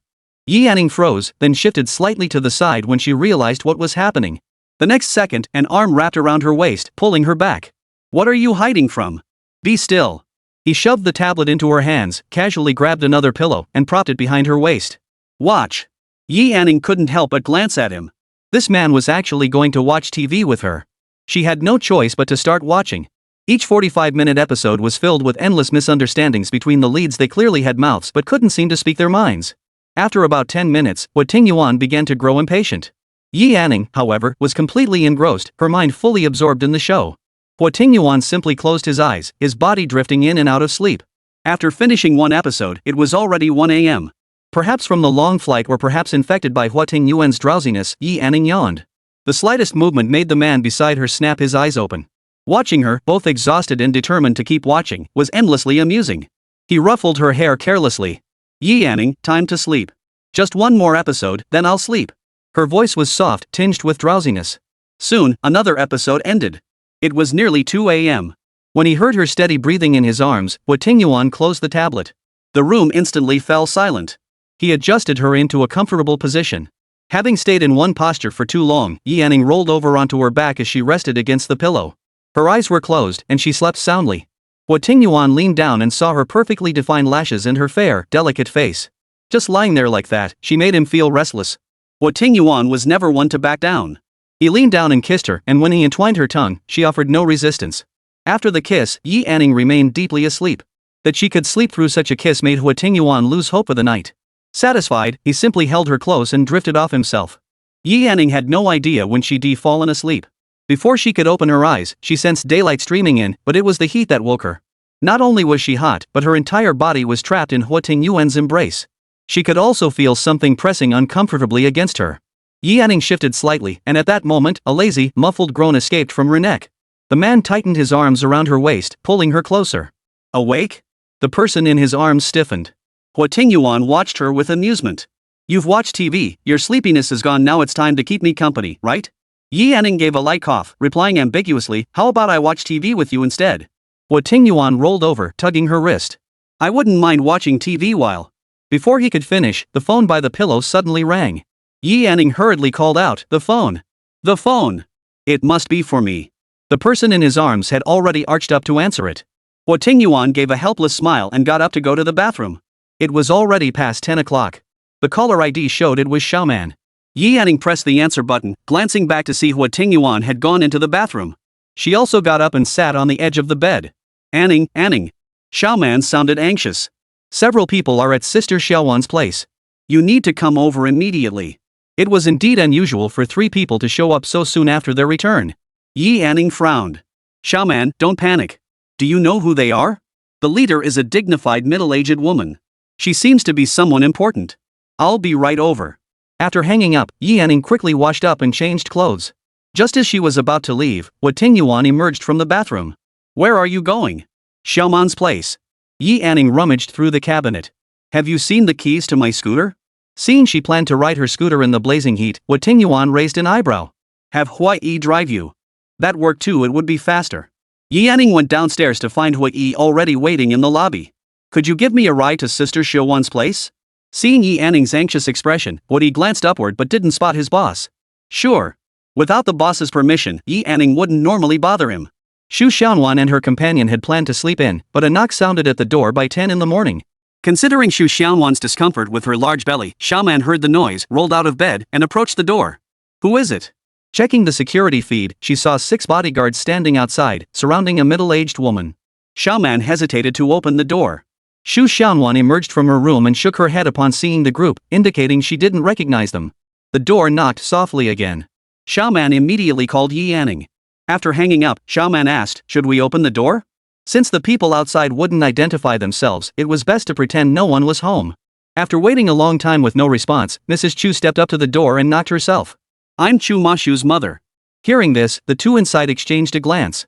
Judging by the commotion, they couldn't be here to settle scores, could they? After all, they were elders. Xu Xiaowan nodded. Xiaoman opened the door, shielding Xu Xiaowan behind her. The moment the door opened, Mrs. Chu's gaze landed on Xu Xiaowan's face before drifting downward, settling on her belly. The girl wasn't bad-looking, and the room was clean and tidy. Noticing the guarded looks from both of them, she politely asked, may I come in? Xu Xiaowan patted Xiaoman's shoulder, and Xiaoman stepped aside. Please come in. She seemed polite enough at first glance. Could this be a case of first with courtesy, then with force? Xiaoman couldn't help wondering if she'd throw money at Sister Xiaowan. His tone turned sharp, get away from my son. The scene felt vividly imagined, but before that retort came, Mrs. Chu asked instead, may I call you Xiaowan? Xu Xiaowan watched her sit down across from her and replied coolly, either is fine. Xu Mashu hadn't come, proving his mother hadn't informed him of this trip. Please speak your mind directly. Her directness pleased Mrs. Chu. She relished dealing with sharp individuals. She pulled a card from her purse and slid it toward Xu Xiaowan. Chapter 163, Tranquil Days. Here it comes, here it comes. Xiaoman stood to the side, waiting for Sister Xiaowan to get flustered. She'd bet Xiaowan wouldn't take a single cent from the Chu family and would choose to keep her father's child. Just then, Mrs. Chu chuckled, this is a welcome gift. I believe money brings peace of mind. Before either could respond, Mrs. Chu clapped her hands. 6 bodyguards entered carrying items and placed them on the table. Jewelry, property deeds, car keys. Mo Shu was in the wrong about this matter. Of course, I mean no offense. If you wish to marry Mo Shu, we'll arrange it immediately. If not, that's fine too. Once the child is born, the Chu family will cover all expenses. We won't fight for custody. If you want to raise the child yourself, it stays with you. If not, leave it with the Chu family. You're welcome to visit anytime. Beyond these terms, feel free to request anything else. Mrs. Chu surveyed her handiwork with satisfaction. This should demonstrate ample sincerity, right? Xiaoman's mouth fell open. This was nothing like she imagined. This wasn't Chu Mashu's mother, she was practically a money god. Xu Xiaowan looked up, her face filled with shock and astonishment. This is too generous. Oh? Mrs. Chu smiled. Mo Shu was in the wrong about this matter. His father and I only just found out. We've already disciplined him. Taught him a lesson? Xu Xiaowan lowered her eyes. She had been the one to initiate it, and Chu Mashu had wanted to take responsibility from the very beginning. It was she who hadn't thought things through. Auntie, it's not his fault. Hearing this, Mrs. Chu raised an eyebrow slightly. It seemed her son still had a chance. Rest assured, our Chu family doesn't confuse right and wrong. His father has punished him by making him kneel in the ancestral hall, that's why he couldn't come today. Otherwise, I would have brought him personally to show sincerity. Indeed, Mrs. Chu was employing the feigned injury tactic from the 36 stratagems. Kneeling in the ancestral hall? The Chu family had punished Chu Mashu for her sake? Panic surged in Xu Xiaowan's heart. Is he still kneeling now? Seeing her rise, Mrs. Chu hurriedly reassured her he was only punished to kneel for 3 days. Though it was a ploy, Chu Mashu had indeed been punished not for 3 days, but for 3 hours. Yet throughout their conversation, Chu Mashu hadn't uttered a single word about it. Though it was clearly both their fault, he had shouldered the blame alone. Unable to pinpoint her emotions, Xu Xiaowan felt only a heavy ache in her chest. Mrs. Chu had come with 2 objectives, first, to make amends, and second, to see if she could stir things up. So far, things were going well. She stood up. Then get some rest. If you need anything, you can always contact the Chu family. As Mrs. Chu turned to leave, Xu Xiaowan called out, "Wait." Mrs. Chu turned back, patiently waiting for her to continue. "Auntie, please take these things back with you." Xu Xiaowan paused. "This was my own choice. Xu Mashu did nothing wrong. Keeping the child was my decision too. She was capable of raising the child herself. These things were more like shackles. The blame shouldn't all fall on Xu Mashu. Xu Mashu had shown her nothing but sincerity, and she didn't want to betray that. If she felt nothing for Xu Mashu, she would have accepted them without hesitation. But that wasn't the case. Here was a man whose heart and eyes were wholly for her, responsible, dependable, and not bad-looking either. If she let Xu Mashu go, Xu Xiaowan would never find someone this good again. Mrs. Chu understood this well. With a wave of her hand, the bodyguards gathered the items. Not that she was refusing them, but she would temporarily hold them for Xu Xiaowan. This daughter-in-law, she had made up her mind. Xiaoman watched Xu Xiaowan with genuine admiration. She showed no greed for money and refused to be swayed by Mrs. Chu's sweet talk. Indeed, one must rely on their own strength. With money, emotions become pure. When they arrived at the building where Xu Xiaowan lived, Yi Anning paused midway through unbuckling her seatbelt. Xiaoman mentioned several people had come along. Those fortunate enough to witness Hui Yi's skills would prove invaluable allies. Yi Anning turned her head. "Hua Yi, could you come upstairs with me?" Even though the boss wasn't present, he'd surely grant Yi Anning any request. With that thought, Hua Yi nodded. With Hua Yi by her side, Yi Anning felt confident. No matter how many people were there, it was no big deal. The two climbed the stairs and approached the door. Yi Anning pressed her ear against it first, listening for sounds. All was quiet. Seeing this, Hua Yi patted her shoulder. Yi Anning nodded and stepped back. Once she was safely out of the way, Hua Yi raised his hand and knocked on the door. Within seconds, the door swung open. Xiaoman froze at the sight of them. "Why are you here? Where's Anning?" Hearing Xiaoman's voice, Yi Anning peeked out from behind Hua Yi. "I'm right here." Xiaoman understood the situation instantly, suppressing a smile. "Everyone's gone." Yi Anning stepped out from behind Hua Yi. Just as she crossed the threshold, she turned back, her expression serious. "Thank you, Hua Yi. I'm fine now." The implication was clear, he could leave now. After all, it wasn't proper for a man to linger in a young woman's home. Since the boss hadn't instructed him to stay with her, Hua Yi nodded and turned to leave. Watching his retreating figure, Yi Anning felt a pang of embarrassment, always conscious of imposing on others. Entering the living room, she saw Xu Xiaowan on the phone. The room was tidy, no injuries, no signs of chaos. "Anning, you'll never guess who it was." Yi Anning genuinely couldn't guess. Though curious, she teased Xiaoman, "Whoever it is, as long as you two are okay." Seeing her lack of curiosity, Xiaoman crossed her arms. "You won't even guess? Oh, come on. I'm just not curious." "You are." Just as Xiaoman was about to blurt it out, she saw Yi Anning stifling a laugh. Instantly understanding, she turned and plopped down on the sofa. Fine, if you're not curious, I won't say. Watching Yi Anning's smile freeze, Xiaoman grinned mischievously. Both understood each other's little games. Yi Anning sat down beside her, deliberately avoiding Xiaoman's gaze, waiting to see who would crack first. Xiaoman stole a few glances, and Yi Anning did the same. The moment their eyes met, they both froze for a second before bursting into laughter. Xu Xiaonan heard their laughter and hung up the phone, unable to resist asking, "What are you laughing about?" "You guess." They answered in unison. Xu Xiaonan raised her delicate eyebrows. "I'm not guessing." After their playful banter, they ate dinner and then sat side by side, leaning back on the sofa. "Anning, this moment is truly perfect." Xiaoman spoke first, her smile tinged with sadness. Seeing her mood suddenly dip, Yi Anning turned her head. "Xiaoman, something on your mind?" "If you have something to say, Anning and I are all ears." Xu Xiaonan propped her head up with one hand, glancing sideways to take in the two beautiful faces. A truly pleasing sight. The room fell silent for a minute or two before they heard Xiaoman speak again. "Anning, you once said my name was beautiful, that it must carry my parents' full love." These were the words Yi Anning had spoken when they first met, and she naturally remembered them. Chapter 164, Life's Fullness. Yi Anning sat up straight and nodded. "Actually, that's not true. My parents weren't satisfied with my birth because they wanted a son. So they casually named me Xiaoman. My full name is Wu Man, meaning they hoped to have a son who would bring them satisfaction. That's why Xiaoman had looked so disappointed when her name came up back then. It was hardly overflowing with love. Now, speaking of it again, Xiaoman's tone was calm.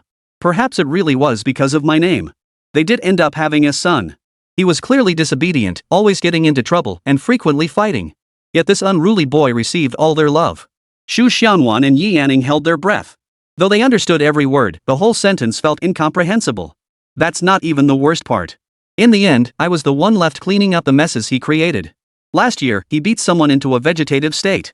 The compensation demanded was astronomical.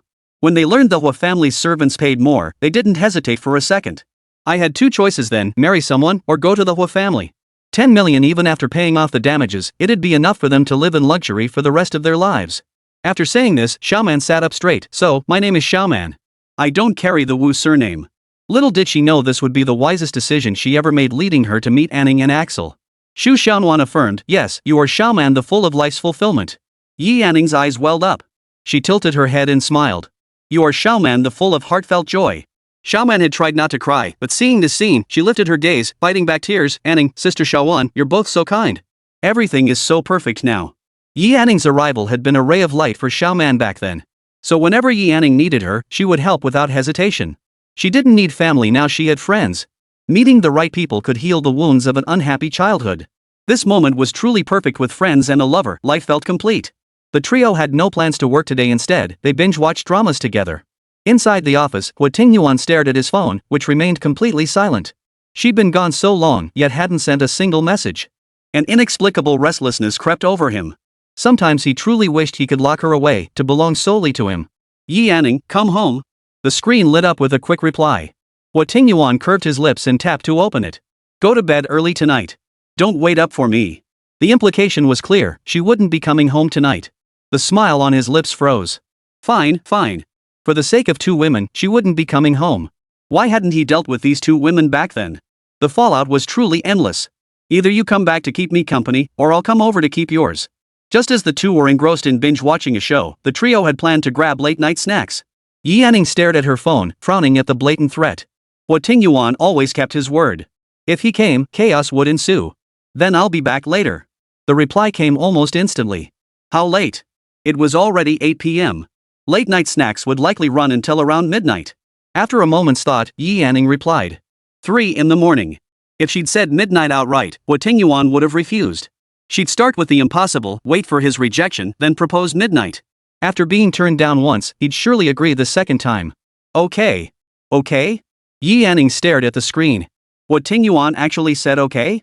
Was there some trick to this? This guy never played by the rules. Didn't Huo Tingyuan know her little schemes? He could practically picture her adorable expressions through the screen. Too bad he couldn't see it in person, it would have been priceless. That thought calmed his irritation a bit. Just as Yi Anning debated whether to reply, a knock sounded at the door. She froze. Could it be Huo Tingyuan? Xiaoman started to get up to answer it, but Xu Xiaonan pulled her back. Wait, who could it be this late? At that, all three grew alert. They checked the security feed and breathed sighs of relief. It was Chu Mashu. Yi Anning and Xiaoman remained seated, clearly knowing he was here for Xu Xianwan. They settled into their roles as observers. Xiaoman immediately turned off the TV. Both of them fixed their gaze straight ahead, focused on the doorway. The moment the door opened, Xu Mashu's expression was a mix of worry and conflict. Sorry, Xianwan. I didn't know my mom would come looking for you. He hadn't managed to win Xu Xianwan over yet, and he didn't want his family interfering. He only wanted her to live in whatever way felt most comfortable to her. His mother had taken advantage of his time kneeling in the ancestral hall to track down Xu Xianwan's whereabouts. Xianwan frowned slightly. They'd just spoken on the phone not long ago, yet he'd rushed over only to say this one apology in person. He really was single-minded. Your leg. After a moment's thought, Xu Xianwan turned sideways. Come inside first.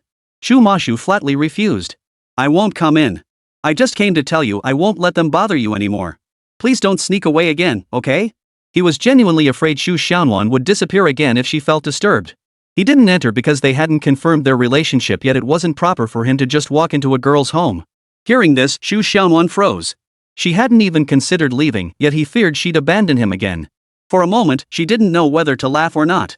Oh my gosh, Anning, he's totally head over heels for Sister Xianwan, Xiaoman murmured, propping her chin on her hands. Yi Anning nodded. Your Axel isn't half bad either. He's even started working hard for you. Xiaoman cleared her throat, trying to think of something praiseworthy about Huo Tingyuan. After much deliberation, she concluded there was nothing. Young master. She struggled to find words. Yi Anning couldn't help but glance at her. If you really can't think of anything, you don't have to praise him. Xiaoman nodded firmly. Right. There seemed little to hesitate about. What harm could come from giving him a chance? Xu Xiaowan cleared her throat. Xu Mashu. Her eyes darkened as her red lips parted. Let's give it a try. Xu Mashu's body jerked. Shock and tension flashed in his eyes. His lips parted as if to speak, but no sound came out. Caught completely off guard by her words, he hadn't prepared for this. After a 2-second pause, he finally heard his own voice, Xiao. Xianwan, wait for me. Before Xu Xianwan could respond, he turned and walked away. His departure was swift and decisive. Xu Xianwan was utterly bewildered. Had she been too direct and scared him off? That couldn't be right. This wasn't how she'd imagined it at all. Wasn't this supposed to be a happy ending for everyone? Turning around, she spotted Yi Anning and Xiaoman standing behind her. Xu Xianwan took a step back. What are you two doing? Xiaoman chuckled. I bet he went home to grab his household registration book. Yi Anning chimed in. I bet he got too excited and went downstairs to cool off. These two were way off base. Xu Xianwan stated bluntly, you're both completely wrong. Chapter 165, Wanting to see Huo Tingyuan. Xiaoman wrapped her arm around Yi Anning's neck. Well, we'll see about that. Seeing the two blocking the doorway, Xu Xianwan pointed to the narrow gap between them. You two aren't planning to stand here waiting, are you? That made sense. If Xu Mashu came up now, he'd probably startle them. Yi Anning turned to head inside, but suddenly changed direction. She walked to the dining table and pulled out a stool. Anning, what are you doing? Xiaoman folded her arms, curiosity evident. Placing it by the door, Yi Anning patted the seat. Sis Xianwan, have a seat. Seeing the implication that she was meant to wait by the doorway, Xiaoman snorted derisively. Little Anning, you're being far too considerate. Yi Anning clapped her hands. I love hearing that. Xiaoman gave her a thumbs up. The setup was perfect. Now all they had to do was wait for the main character to arrive. Their patience lasted only about 10 minutes. With no sign of movement, Xiaoman headed for the sofa and flopped down. Where is Xu Mashu? It had indeed been a while. Yi Anning walked over and sat down beside the sofa. This must be something serious. Could he really have gone home to fetch the household registration book?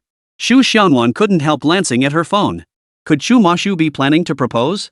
He proposed outright back in F country.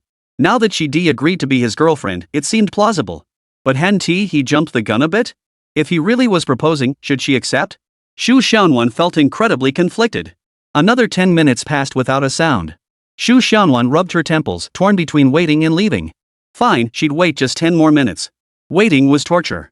Xu Xianwan kept checking her phone, and the more she looked, the more uncertain she felt. If she was going to say yes, she'd say yes. If not, then forget it.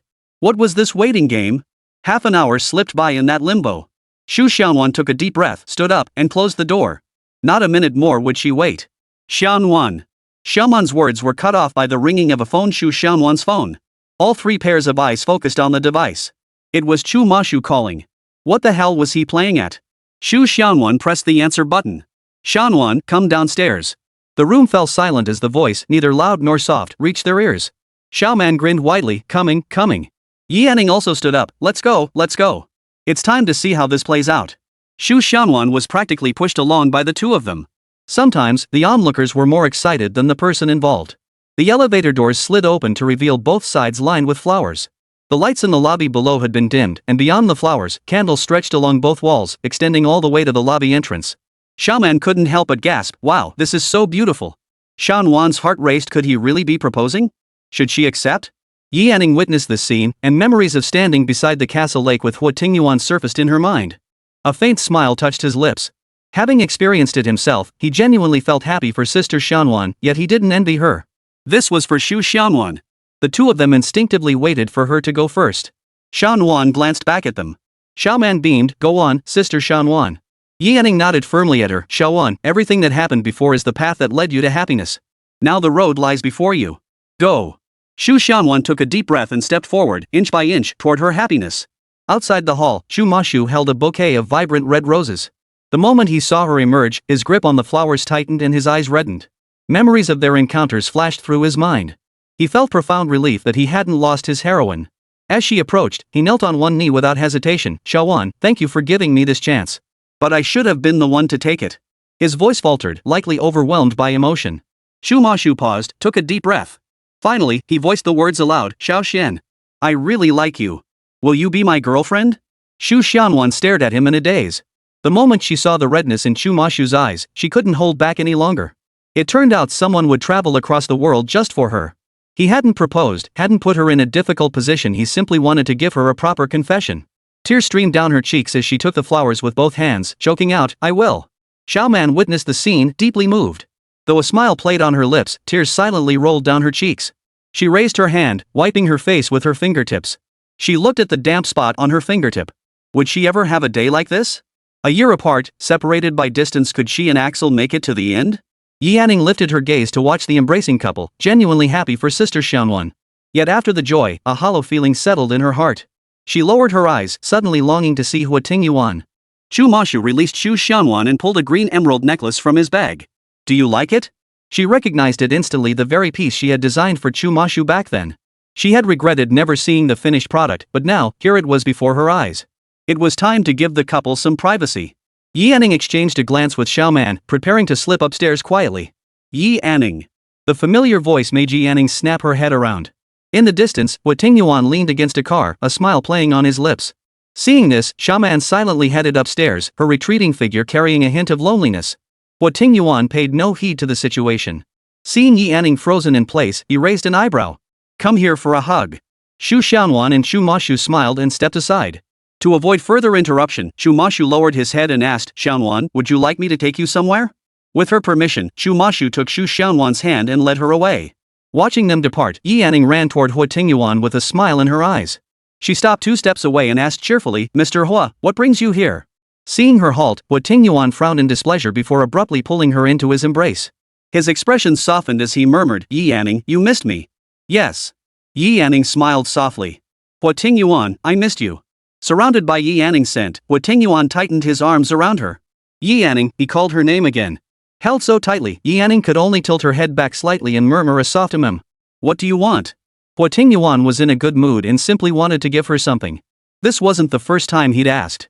Yi Anning propped herself up with both hands on his chest. Sensing something was off, Huo Tingyuan loosened his grip and lowered his head to study her closely. Yi Anning lifted her gaze to meet his, then stood on tiptoe to place a kiss on his forehead. The soft, warm sensation felt like a feather brushing against him, ticklish and tantalizingly tempting.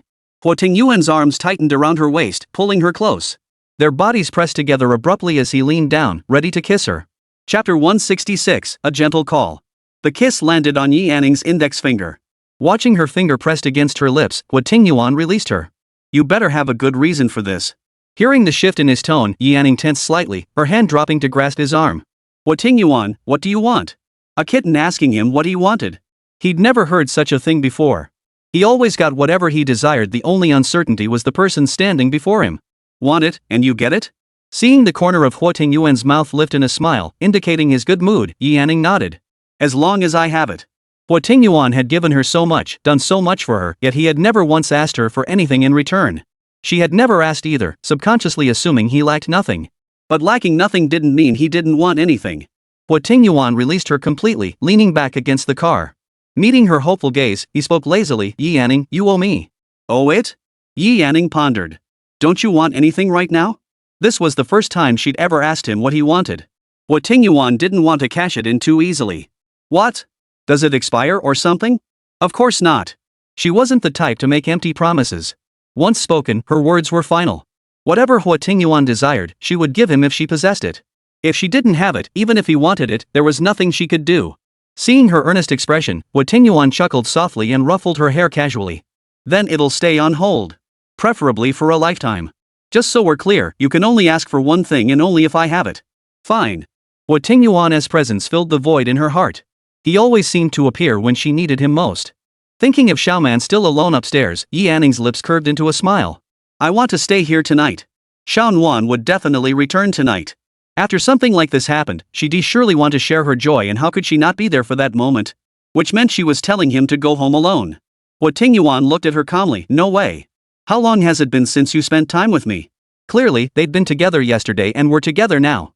Huo Tingyuan's demand for companionship clearly went beyond the surface meaning. Yi Yanning gave an ambiguous reply. I have been keeping you company. I wouldn't mind telling you exactly how you've been keeping me company. His tone was suggestive, his gaze lecherous, and he deliberately drew out the last syllable. Yi Yanning instantly understood his meaning and fell silent.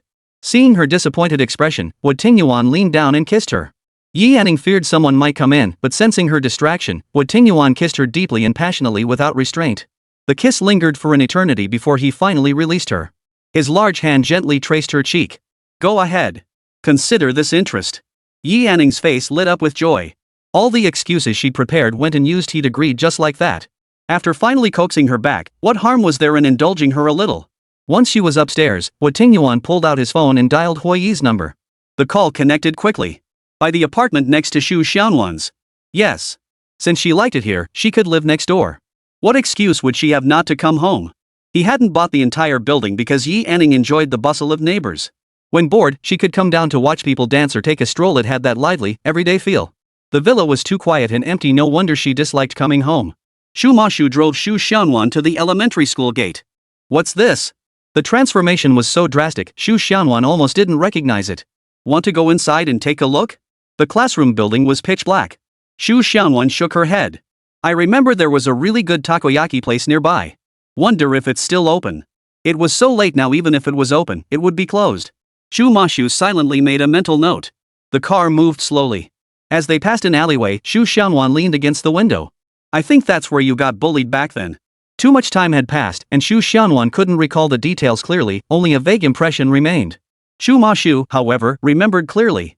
Even as an adult, he'd occasionally come back to wander around. He stopped the car. This is the spot.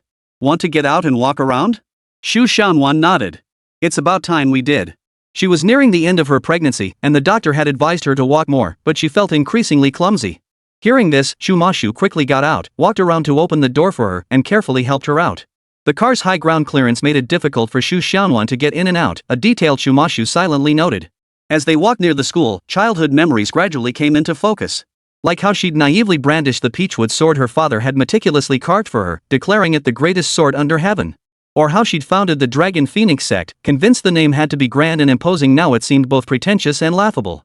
Alas, time never returns. Back then, she hadn't cherished the chance to spend quality time with her parents. Now, she refused to let those close to her slip away again. Xu Mashu stood silently by her side. Seeing the smile on her lips, he found himself smiling too. Xu Xianwan stopped, and Xu Mashu halted beside her. Are you tired? Glancing sideways to meet his earnest gaze, Xu Xianwan smiled. Xu Mashu, I'm tired. Hold my hand. Seeing him freeze, Xu Xianwan took his hand herself. Boyfriend, are you too nervous? His palms were drenched in sweat. It was impossible for Xu Xianwan not to notice. She pulled out a tissue from her bag to wipe his hands, lowering her gaze. Xu Mashu, thank you for not giving up. And thank you for liking me for so long. Xu Mashu felt his heart melting. As the paper gently wiped his palm, he clasped Xu Xianwan's hand in return. I found you too late. It's not too late. Xu Xianwan lifted her gaze to meet his. It's just right. All right. If Xianwan says it's not too late, then it's not too late. As long as they cherished the present moment, nothing was too late. By the time they returned, it was already 11 p.m. As he escorted Xu Xianwan upstairs, Xu Mashu pulled numerous gifts from the trunk. Not just for Xu Xiaowan, he had also prepared gifts for Yi Anning and Xiao Man, along with plenty of food. Xu Mashu placed the gifts by the door, didn't step inside, and left without even taking a sip of water. His tact, politeness, and social grace left Xiao Man and Yi Anning increasingly impressed. They had imagined the three of them staying up all night talking, but in reality, Xu Xiaowan was so tired she could barely keep her eyes open. When she suggested going to bed, the other two immediately agreed, practically falling asleep the moment their heads hit the pillows. In the end, they skipped the late-night snack altogether. Early the next morning, Yi Anning was jolted awake by a ringing phone. Squinting, she saw an unfamiliar number. After a moment's hesitation, she pressed the answer button but remained silent. "Sis Anning." The voice jolted the sleep from Yi Anning. "Mian Mian? It's me. Did I wake you?" Of course not. She had considered contacting Luo Mian when she returned, but Mian had already changed her number. Detecting no trace of distance in Yi Anning's tone, Luo Mian smiled. "Aze and I are getting married on May 20th. Would you like to sit at the head table, Sister Anning?" She glanced at the time, less than a month to go. Chapter 167, Birthday. Childhood sweethearts finally tying the knot. How wonderful. Mian, congratulations. I'll definitely be there. Calculating the dates, that was also around Xu Xiaowan's due date. Sister Anning, have you returned to China? Might it be inconvenient for Sister Xiaowan then? Mian, come have some fruit. A's warm, doting voice came through the phone. Yi Anning rose and pulled back the curtains. It was a bright, sunny day. We're in Yangchang now.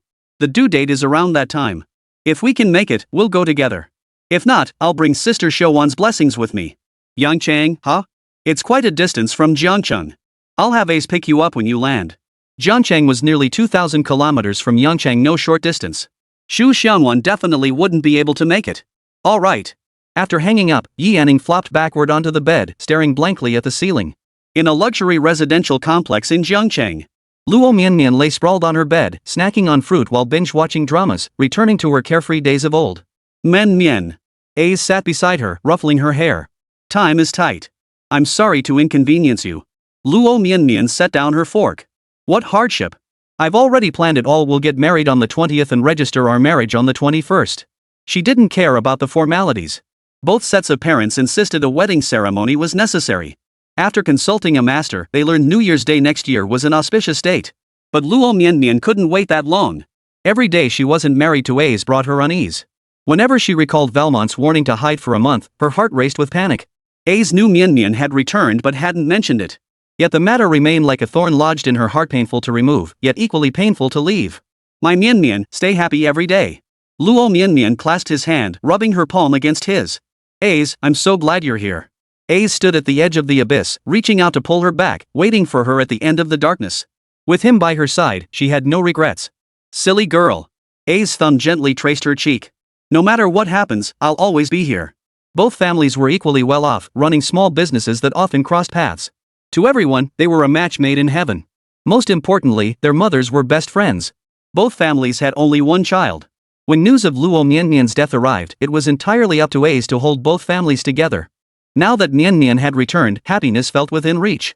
Everything seemed to be moving in the right direction, yet the closer the wedding date drew, the more anxious Luo Mian felt. Yangcheng City Center. Lately, Yi Anning and Xiao Man had been scouring the city for a suitable shop. Xu Xiaowan was entering her late pregnancy, and Xu Mashu arrived early and left late every day, attending to her every need. Anning, it's so hot. Xiao Man fanned herself with her hand. They'd already visited 4 places that morning hot and none of them had caught their eye. Yi Anning put on her helmet. How about we grab something to eat first? We can head to the next place once the sun's not so strong? Xiao Man, unable to bear the heat, nodded eagerly. The problem was neither of them knew how to drive, so they had to ride around on Yi Anning's small electric scooter. While cruising was nice, the blazing sun left them feeling sluggish and lethargic. They picked a decent restaurant. After a tiring morning, they deserved a good meal to recharge. They wanted a window seat, but were told those were reserved only for bookings. They settled for a wall-side table instead. No sooner had they sat down than Yi Anning frowned slightly. She thought she spotted Huangpu Berlin and Huangpu Shang. The distance made her uncertain, and just then, a waiter approached with the menu. Though it was Yi Anning's first visit, she'd heard of the restaurant's prestige. It had hosted numerous VIPs over the years.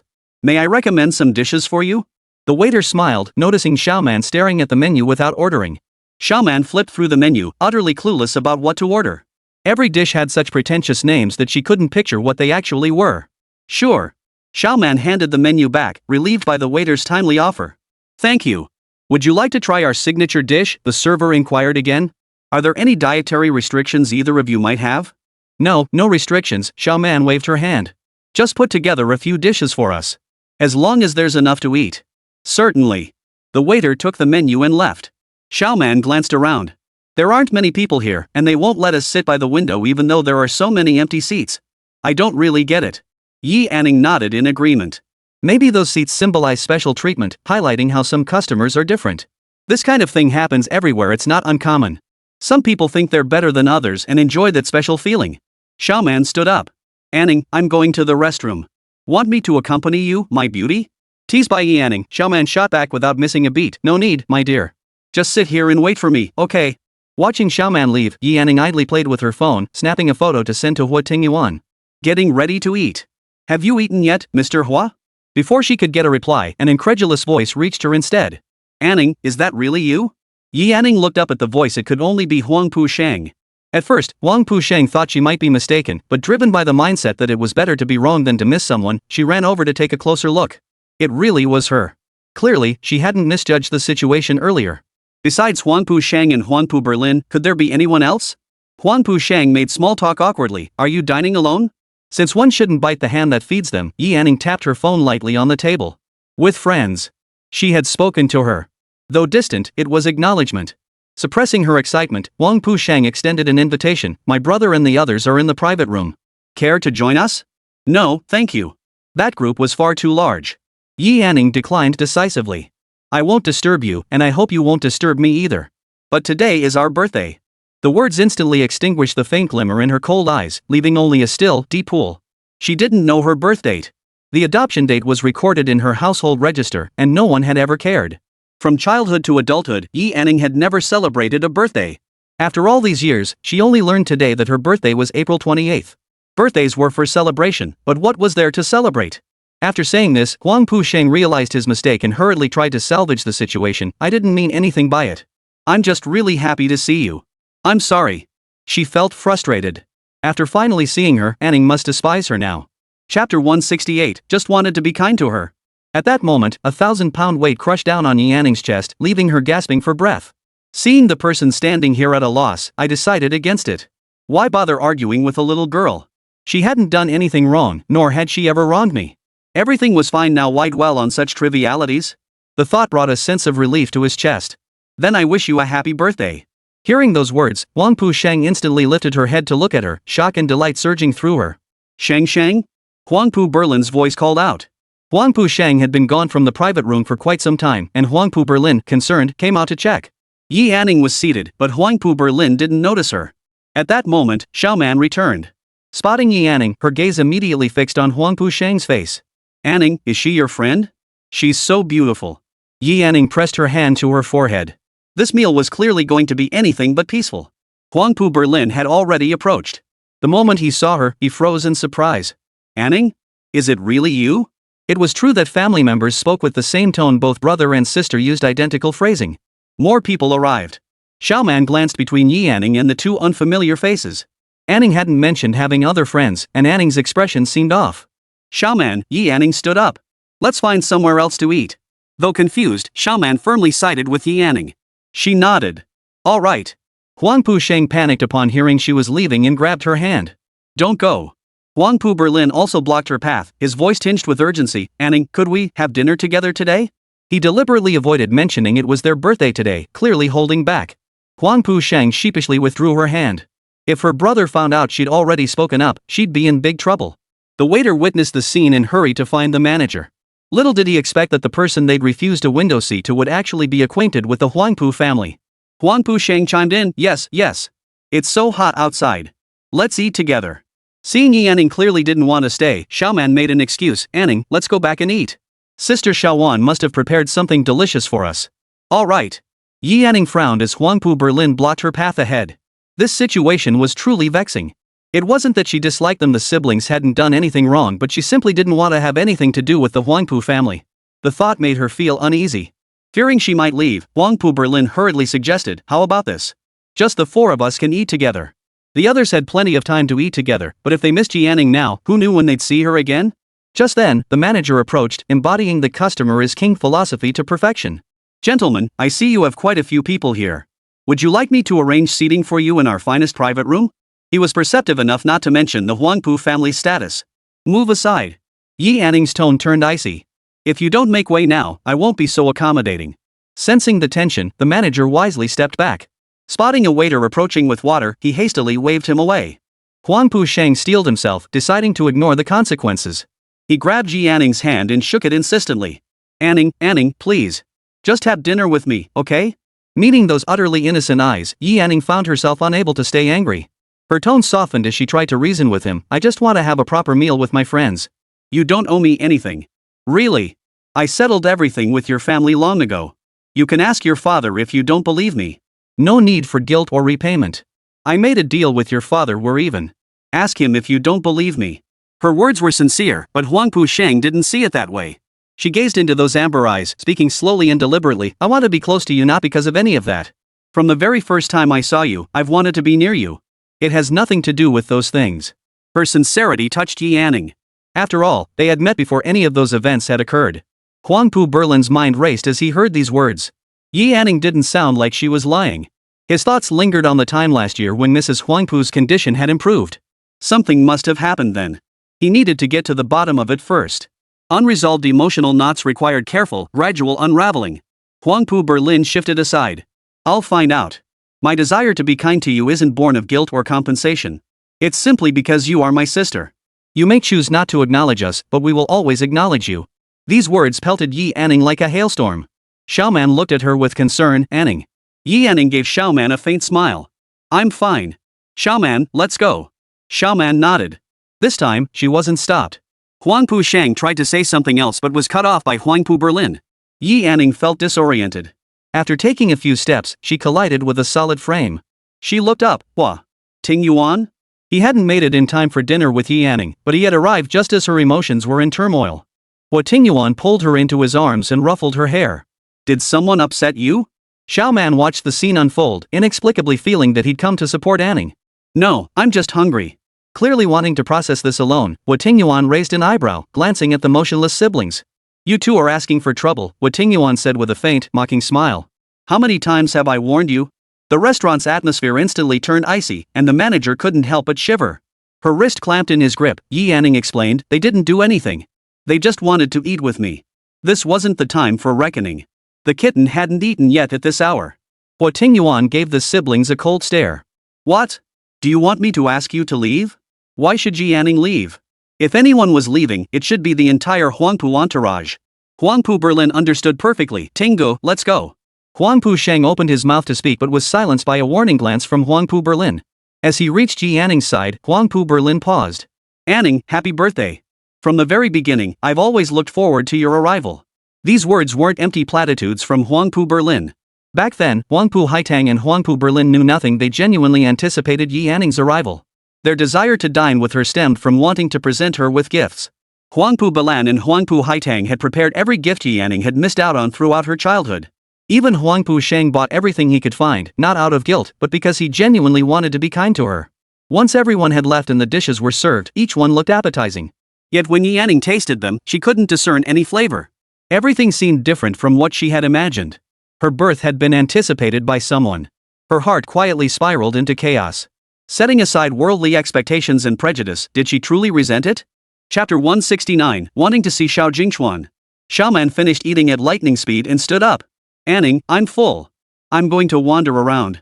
Call me if you see any shops. Ha? Yi Anning stared blankly at the hastily departing figure, still processing the sudden departure. She guessed Xiaoman didn't want to eat with Huo Tingyuan. Xiaoman was already quite fearful, and now Huo Tingyuan radiated an intangible sense of oppression. It would be a miracle if she could stay. He hadn't said a word or done anything, yet he gave off an aura that made him seem untouchable. Yi Anning. Huo Tingyuan placed a shrimp on her plate. Eat properly. The little cat was perfect in every way except for being too thin. She really needed a nutritionist to help her get properly nourished. But she couldn't live without spicy food.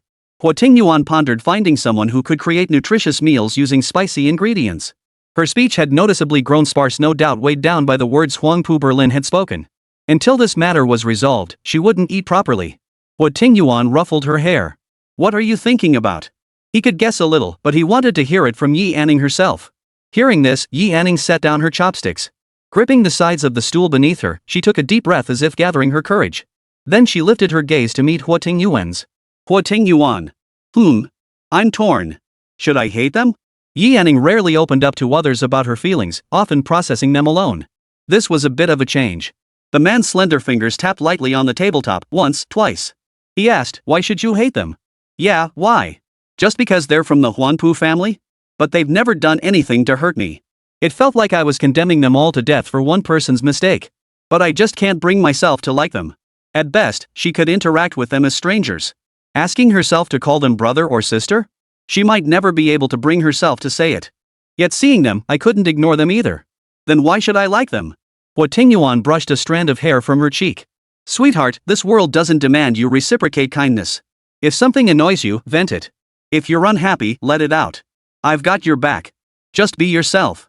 As for everyone else, don't give a damn. Even if you pierce the sky, I'll patch it back up. It was illogical, yet coming from Huo Tingyuan, it carried an alarming level of credibility. Right. Why should she care about them? She'd inevitably encounter them again. Was she supposed to react like this every single time? That wouldn't do. How they act is their business, but how I choose to respond is mine. Since ignoring them was impossible and reconciliation unattainable, she might as well let fate decide. They were insignificant people, dwelling on them would only bring unnecessary trouble. Yi Yanning shouldn't dwell on this. She wasn't one to be sentimental by nature. From now on, the Huanpu family holds no special significance. There's no need to dwell on them, they're merely insignificant people. Huo Tingyuan leaned back in his chair, watching those lively eyes blink at him. He smiled. Can we finally eat properly now? Of course. Yi Yanning turned, picked up her chopsticks, and began eating. The table was laden with delicacies, and she realized she'd neglected these delicious dishes earlier over a trivial matter. What a shame. With each bite, the flavors became indescribably delicious. Oh, right, Yi Yanning said after a mouthful of rice. Nian Nian is getting married the 20th of next month.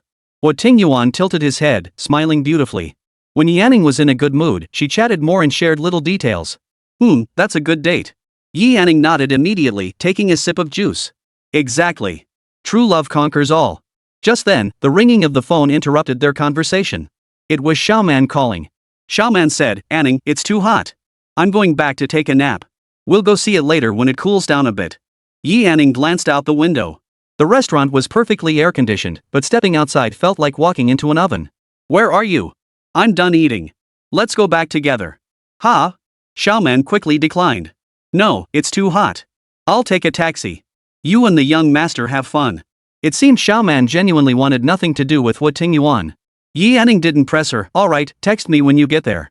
After hanging up, Huo Tingyuan asked, are you full? Yi Yanning nodded and took another sip of juice, waiting for him to continue. Where do you want to go? Where to go? It seemed like there was nowhere to go. Suddenly remembering something that had been on her mind, Yi Yanning asked, can I see Xiao Jingchuan? Huo Tingyuan watched her sip her juice slowly, leaning closer to ask, what for? What for? To repay him, of course. Yi Yanning had never forgotten this matter, nor the man who had done her a favor without expecting anything in return. To repay him, Yi Yanning answered honestly. I owe him. She wondered if Xiao Jingchuan had gotten married yet. Thinking of that, Yi Yanning added, I can bring his wife along too. She hadn't forgotten that she was the reason Xiao Jingchuan got married. Thinking of him now, she felt truly guilty. After a long silence, Yi Yanning set down the juice. I can take you there myself. She remembered Xiao Jingchuan's number, but she hadn't chosen to contact him privately, precisely to avoid giving Huo Tingyuan any reason to misunderstand. If she angered Huo Tingyuan, his wrath wouldn't fall solely on her, it would inevitably spill over to Xiao Jingchuan. Huo Tingyuan turned his head and asked with a smile, should I say you're quite thoughtful? How long ago was that? She remembered it so clearly, still so considerate of him. The mere thought of it made Huo Tingyuan's blood boil. Yi Yanning immediately sensed the temperature in the restaurant drop several degrees. This was supposed to be a calm discussion, why was he upset? Yi Yanning stood up. Are you unhappy? Then I won't see him. Let me owe Xiao Jingchuan for the rest of my life. After all, you're the most important person in my heart. If you're unhappy, I won't see him. I'll just carry this debt forever, and inevitably think about it from time to time. Huo Tingyuan scoffed. So you're using all your little cleverness on me, huh? Yi Yanning didn't argue back. After all, Huo Tingyuan was the type who responded better to soft approaches than force. Watching him pull out his phone to call Xiao Jingchuan, Yi Yanning knew it was settled. The call connected quickly. Huo Tingyuan was concise. Where are you? Xiao Jingchuan answered, utterly confused, at home. Get to Shandi. Half an hour. Watching the call end, Xiao Jingchuan rose without a word and headed out. When Brother Ting contacted him, it usually meant business. It was only a few minutes' walk for Yi Anning to reach Shangdi. When she arrived at the door, Huo Tingyuan stopped without moving. Yi Anning, you have 10 minutes. If he understood correctly, Huo Tingyuan didn't plan to go inside? Of course Huo Tingyuan wanted to go in, but he didn't want Yi Anning to feel like she was under constant surveillance. She wouldn't like that. Chapter 170, Patience. You're not coming in? Yi Anning still found it hard to believe. Huo Tingyuan observed her stunned expression, reaching out to pinch her cheek. Yi Anning, I trust you. He trusted she could handle it, and he wanted her to know she was free. Understanding his meaning, Yi Anning smiled warmly. Mr. Hua, I like this side of you. Praise when praise is due. Only then would Huo Tingyuan feel this approach was worthwhile, making him more amenable in the future. Besides, it was what she genuinely felt. Caught off guard by her sudden declaration, Huo Tingyuan couldn't help but curve his lips. She was just like a kitten, so easy to please. Upon entering the room, Xiao Jingchuan hadn't arrived yet. Yi Anning pulled the card from her bag, clutched it in her hand, and waited quietly. After leaving the ship, Yi Anning hadn't seen either the cash or the card again, nor did she know how much the cash was worth. This card held 100,000 yuan, all money Yi Anning had earned herself. Returning it would ease her mind. Xiao Jingchuan hurried over and spotted Huo Tingyuan standing outside the door. He stepped forward and called out, "Brother Ting."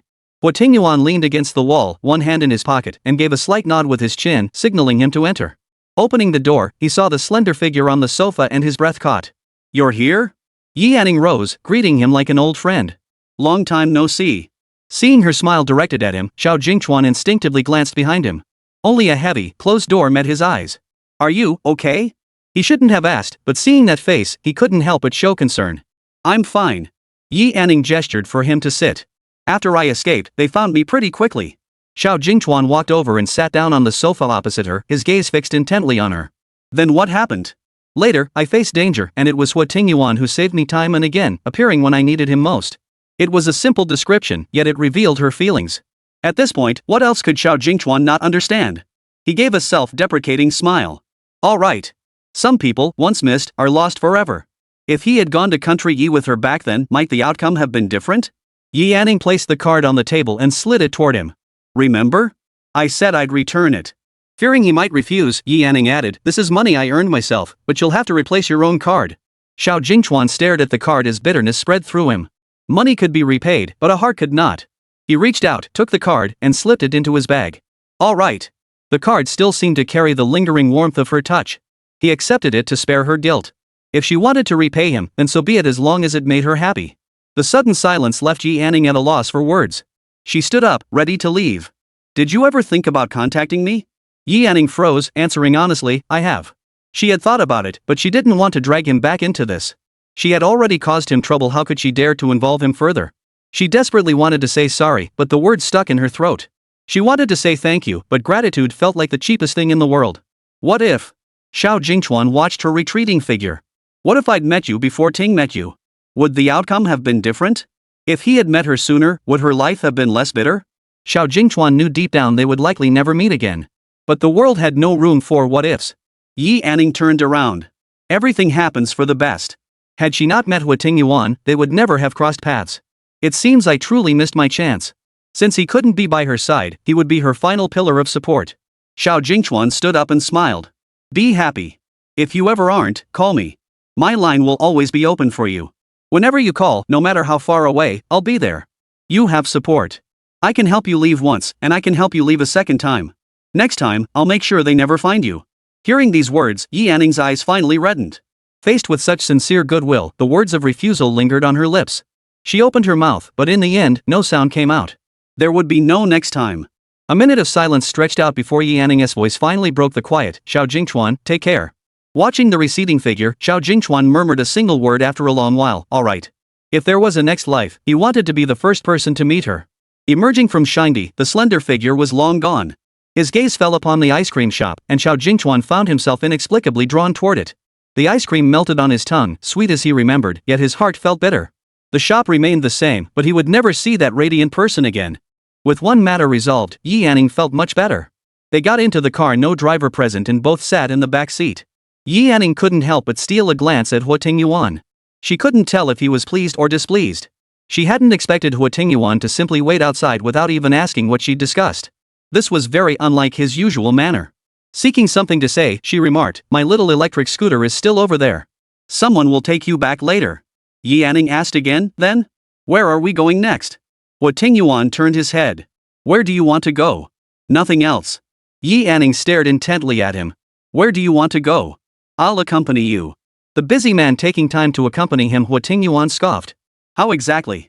Though it was just 3 simple words, Yi Anning felt her ears flush inexplicably. Seeing her like this, she was quite adorable, but she just wouldn't speak up. Huo Tingyuan lost patience. His long arms swept around her, lifting her onto his lap. Now, the intimacy was inescapable. Her clothes were thin, and his hands were warm. His palm rested on her lower back, and even through the fabric, she could feel the heat radiating from him. Not far away, the sound of a car horn blared, making it feel like someone could drive up at any moment. Let's go back. Not here, she murmured. She simply couldn't bear it here. His hand tightened slightly around her waist, pulling her closer until their noses nearly touched. Yi Anning. His gaze was too intense. Yi Anning turned her head away, murmuring a soft Lately, I've let you do whatever you want. I even let you see Xiao Jingchuan. Now, shouldn't you indulge me a little? His tone was teasing and suggestive, but Yi Anning fell silent again. Huo Tingyuan's patience, stretched to its limit, was now completely exhausted. Without another word, he began unbuttoning his shirt with deliberate slowness. This action alone was enough to shock Yi Anning, sending a tremor through her heart. There was no avoiding it now. Yi Anning hurriedly pressed his hand down. Wait. The man tilted his head, eager to see what excuse she might come up with next. Go ahead, but it won't work. Chapter 171, Celebration. His tone left no room for negotiation. Yi Anning pressed her lips together, attempting to reason. I'd feel too embarrassed here. His refusal to cooperate stemmed purely from fear of being discovered. This concern was crystal clear to Huo Tingyuan. He leaned close to Yi Anning's ear. Kiss me, and I'll consider it. He added, no one can see us out here. His hands fell casually at his sides, making no further move. Yi Anning pondered the credibility of his offer. Huo Tingyuan raised an eyebrow. If you don't kiss me, we'll stay right here. Yi Anning remained half convinced, still hesitating, when Huo Tingyuan urged, if you don't kiss me, I'll take matters into my own hands. As he spoke, he began unbuttoning his shirt. No, I'll do it. Her voice was so soft it was barely audible. Huo Tingyuan watched her with interest. Baby, speak up. I said. I'll kiss you. Her voice was louder now. Huo Tingyuan smiled with satisfaction, leaning back lazily as if to say, I'm ready.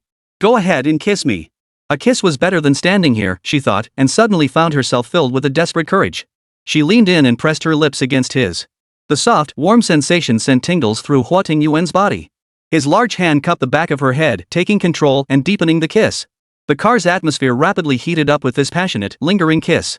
By the time Yi Anning realized she'd been tricked, it was too late. At 9 o'clock that night, Yi Anning jolted awake in a strange hotel room. The moment she stirred, an arm wrapped around her waist, pulling her back. A lazy voice murmured from behind her, awake? Hotels were everywhere nearby, yet for some inexplicable reason, Huo Tingyuan had insisted on teasing her in the car. In the end, he coaxed and tricked her once more before finally carrying her to a hotel. Once they arrived, they certainly didn't waste any time. By the time Yi Anning finally fell asleep, she'd gotten no more than 2 hours of rest. Yi Anning frowned, pausing for a few seconds before suddenly feeling no desire to deal with this deceiver. Just then, a scorching hand gripped her wrist.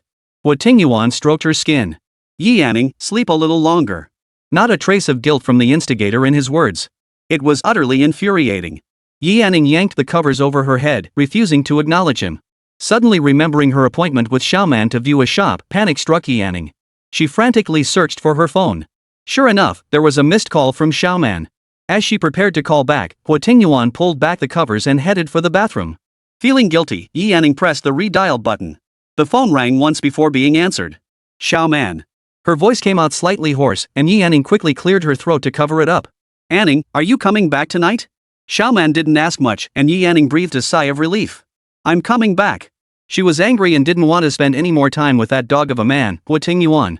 Alright, then Xiaonuan and I will wait for you. Come back early, okay? Just as she hung up, a knock sounded at the door.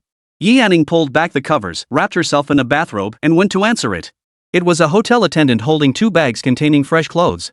She knew without a doubt that Huo Tingyuan had arranged this. Yi Anning took the bags with both hands and thanked her. Glancing toward the bathroom, a fleeting image flashed through her mind. It seemed like Huo Tingyuan had helped her bathe. Changing into fresh clothes, Yi Anning immediately slipped out, determined to ignore this man for a few days. But as soon as she opened the door, a voice called from behind her, Where are you going? Back to Sister Xiaowan's place. Yi Anning turned around. She might as well deal with him, otherwise, she'd never be allowed back into this house. Huo Tingyuan watched her, both annoyed and amused, and chuckled. Yi Anning, can't you come back later? She wasn't eating and she was already thin. If she got any thinner from hunger, it would be unbearable. Yi Anning lowered her eyes at his words. He had lied to her, yet now he spoke with such ease and confidence. It only made her angrier. No, she replied in a muffled voice. I'm going back now.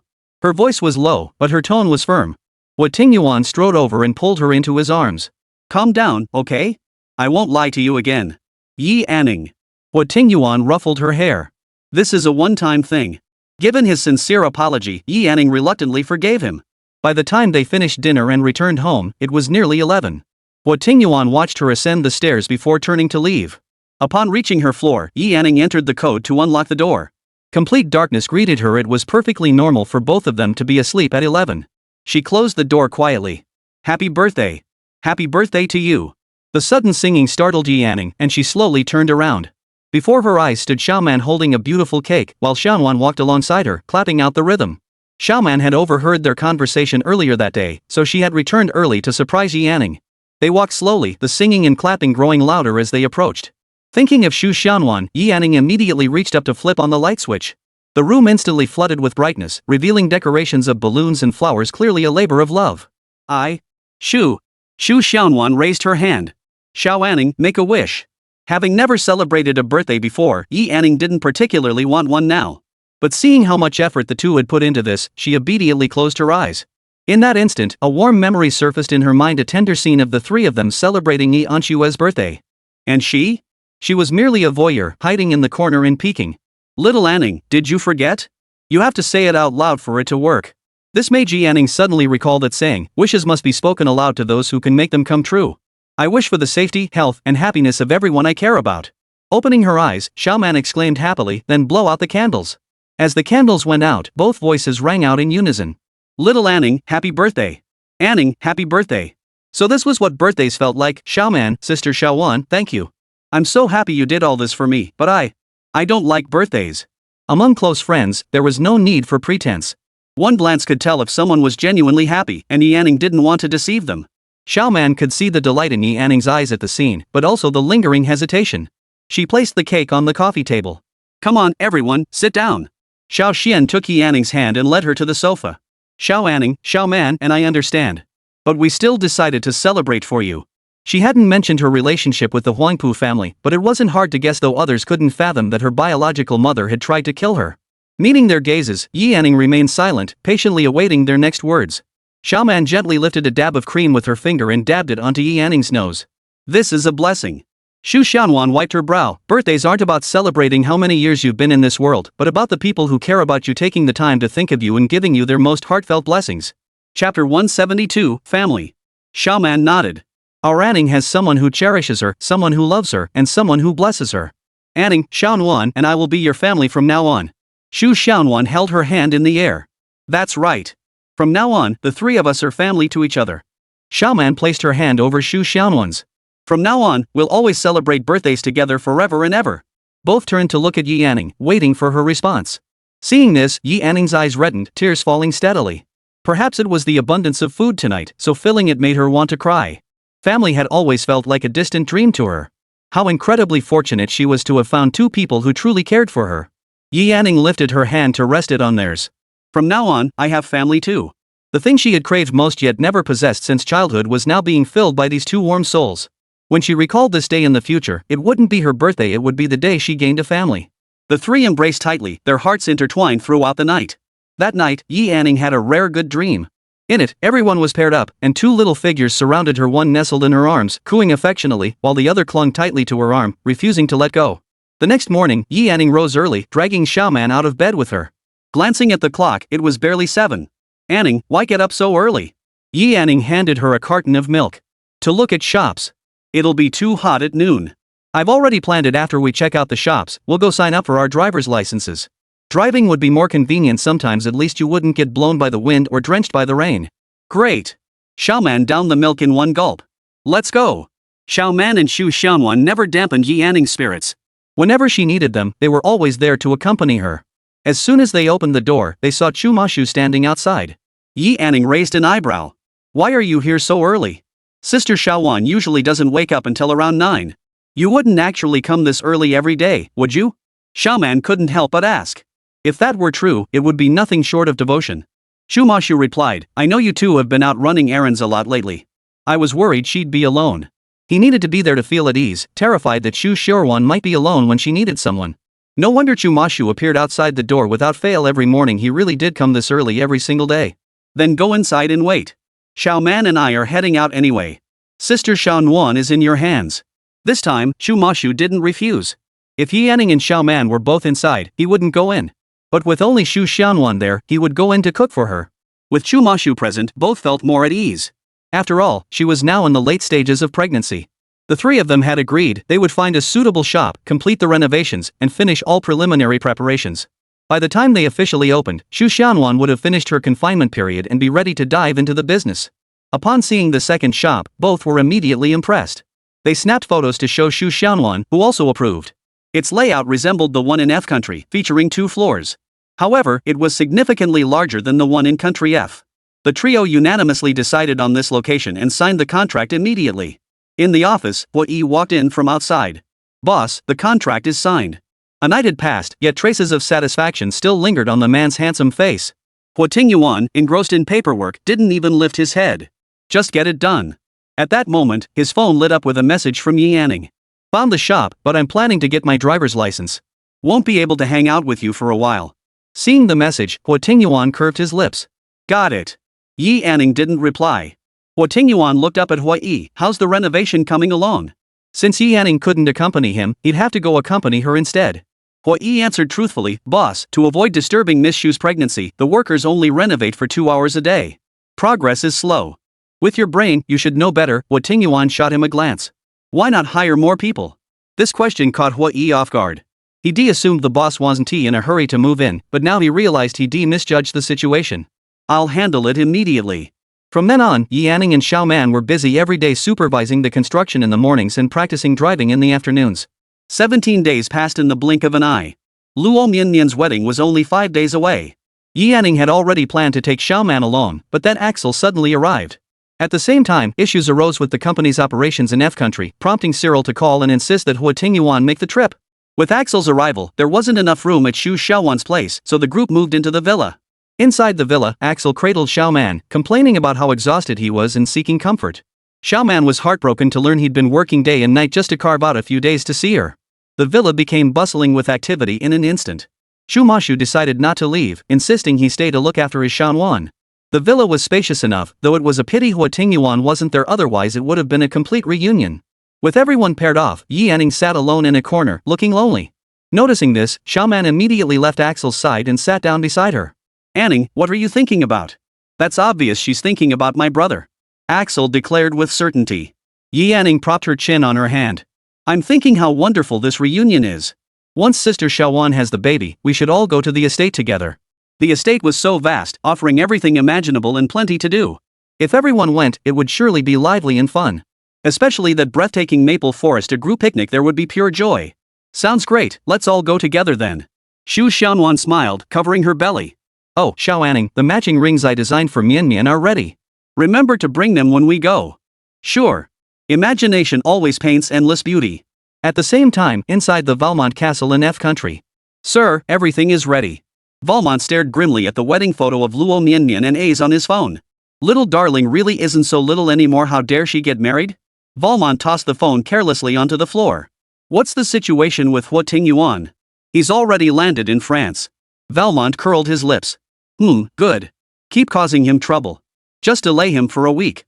Yi Anning and Luo Mianmian were close friends. Yi Anning would definitely attend this wedding. Valmont's goal was to make it inconvenient for Huo Tingyuan to accompany her. He crushed the phone underfoot with his boot. Prepare the itinerary. If Xiao Gui dared to get married, she must be prepared to bear all the consequences. Valmont didn't mind turning the wedding into a funeral. Marriage? Valmont sneered in disdain. Chapter 173, May 19th.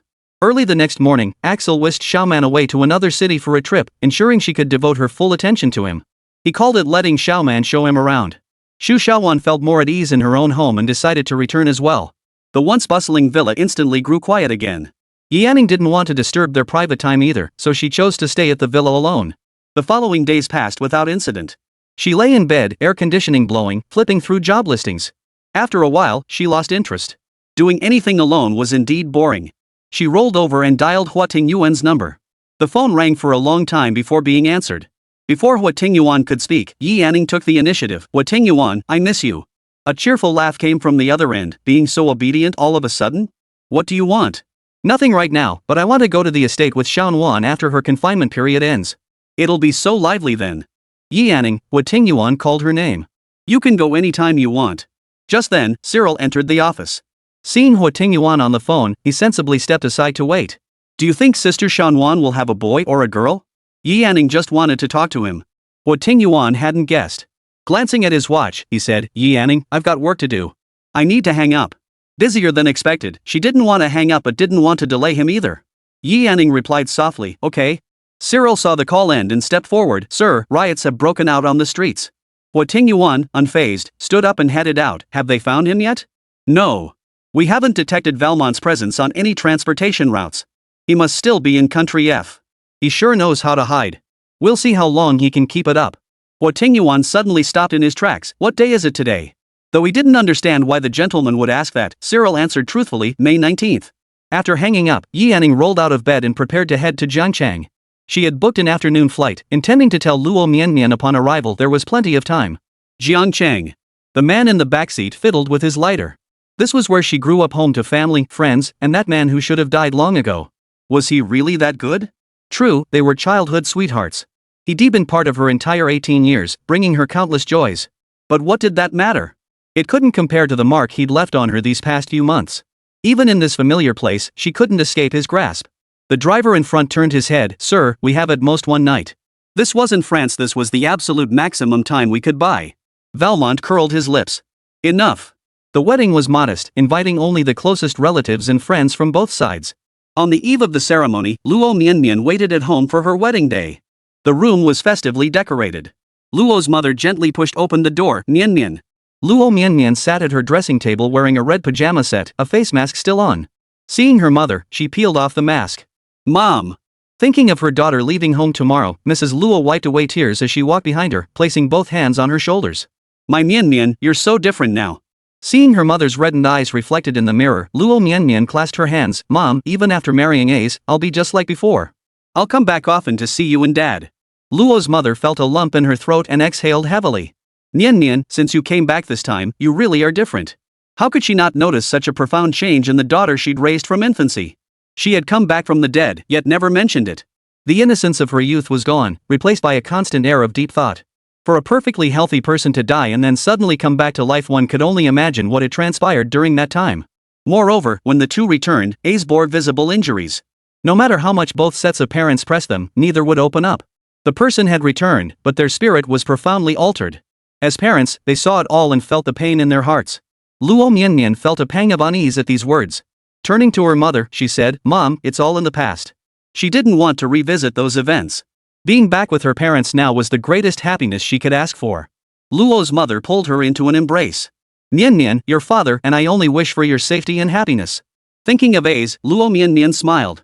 Don't worry, Mom. Your daughter will be happy. Just then, the phone rang, interrupting this tender moment. Luo's mother wiped away her tears and released her daughter. Seeing the caller ID displayed as Sister Anning, Luo Mianmian answered. Sister Anning. The voice on the other end sounded relaxed. Mianmian, I've landed. Okay, Luo Mianmian replied. I'll have Ace pick you up and bring you home. Ha? Going straight to your place, isn't that a bit awkward? Of course not. Sister Anning, don't worry. Only my parents are home. Our relatives won't arrive until early tomorrow morning.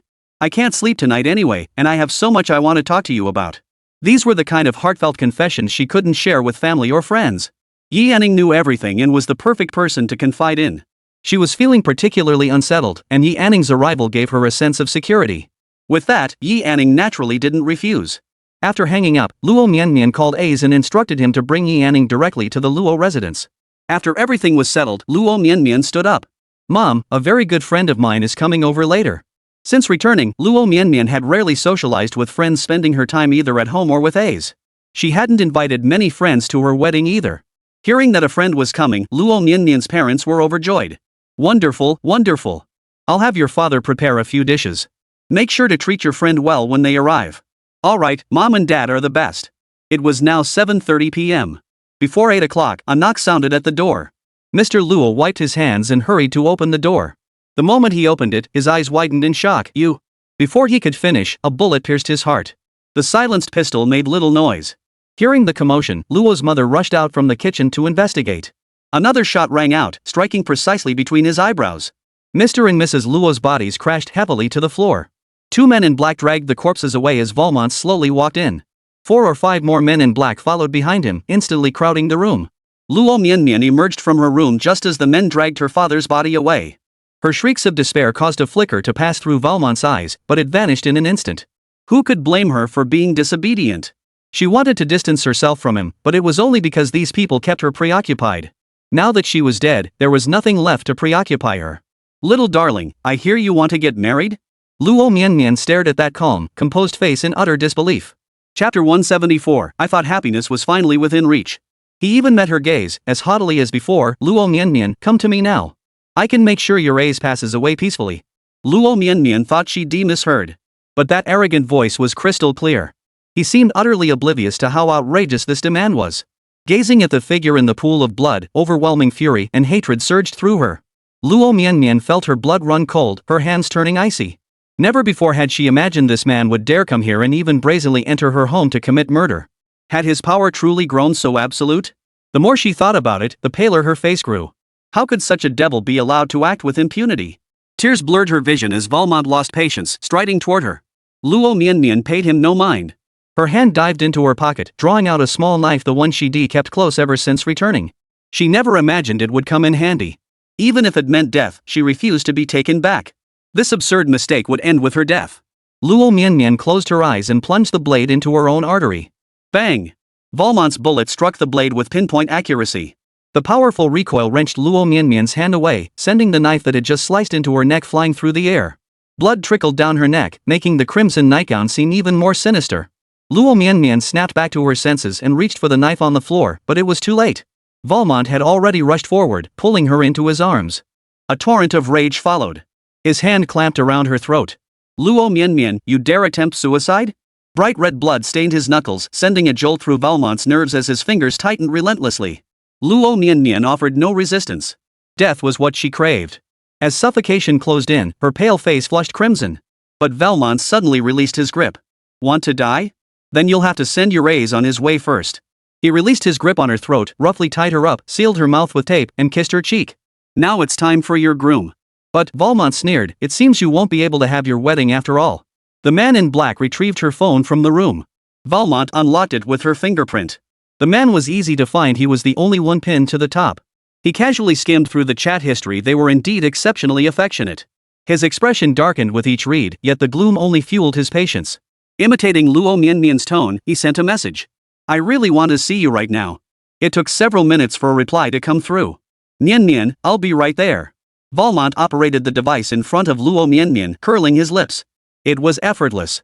He'd been pondering how best to lure her over, but now she'd practically walked right into his trap. Valmont didn't reply. Instead, he began scrolling through their chat history. Brilliant. So many sweet nothings, not a single word had ever been spoken to him.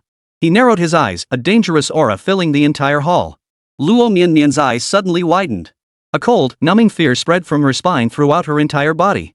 Tears streamed down her face as she struggled with every ounce of strength, veins bulging on her forehead. Let her die, let her join her parents in death. It's all her fault. She's the one who ruined mom and dad. She should never have come back. She should have died in F country. Not only did she ruin mom and dad, now she's trying to ruin A's in Yianning too. Her heart lurched violently. She prayed someone would notice soon, but tonight was her wedding eve, others would only assume her home was bustling with celebration. Valmont radiated a bone-chilling, murderous glare. At 8:20, sounds came from outside. Luo Mianmian sucked in a sharp breath and began struggling even more violently. The door opened, and Luo Mianmian's heart shattered completely. The moment the two entered the room, they were overpowered by the men in black. Seeing the pool of blood on the floor and the people inside, Yianning's heart began to pound wildly. It all happened too suddenly. No one had anticipated Valmont would act with such brazen audacity. The door closed. Valmont rose to his feet. They're here. He glanced at Yianning and frowned. This one was troublesome. Still, keeping her around served as a valuable trump card. With her present, it was as if Huo Tingyuan himself was providing protection. Valmont smiled, a wicked grin spreading across his face. Knock that woman unconscious. The words barely left his mouth before a sharp pain struck the back of Yi Anning's neck, sending her into unconsciousness. Now it was time to deal with this man who should have died long ago. Ace was bound to the bench, his mouth gagged. Luo Mianmian was pulled up by Valmont and held captive in his embrace. Little darling, you didn't finish him off last time. This time, it's time to send him on his way. Luo Mianmian's numb body began to struggle violently once more. Valmont pointed at the knife on the floor and raised his hand. A black-clad figure immediately picked it up and presented it to him. Her hands were held firmly, leaving her utterly immobilized. Her eyes filled with terror as she watched the knife in her grasp sway back and forth. Ace witnessed this scene and closed his eyes.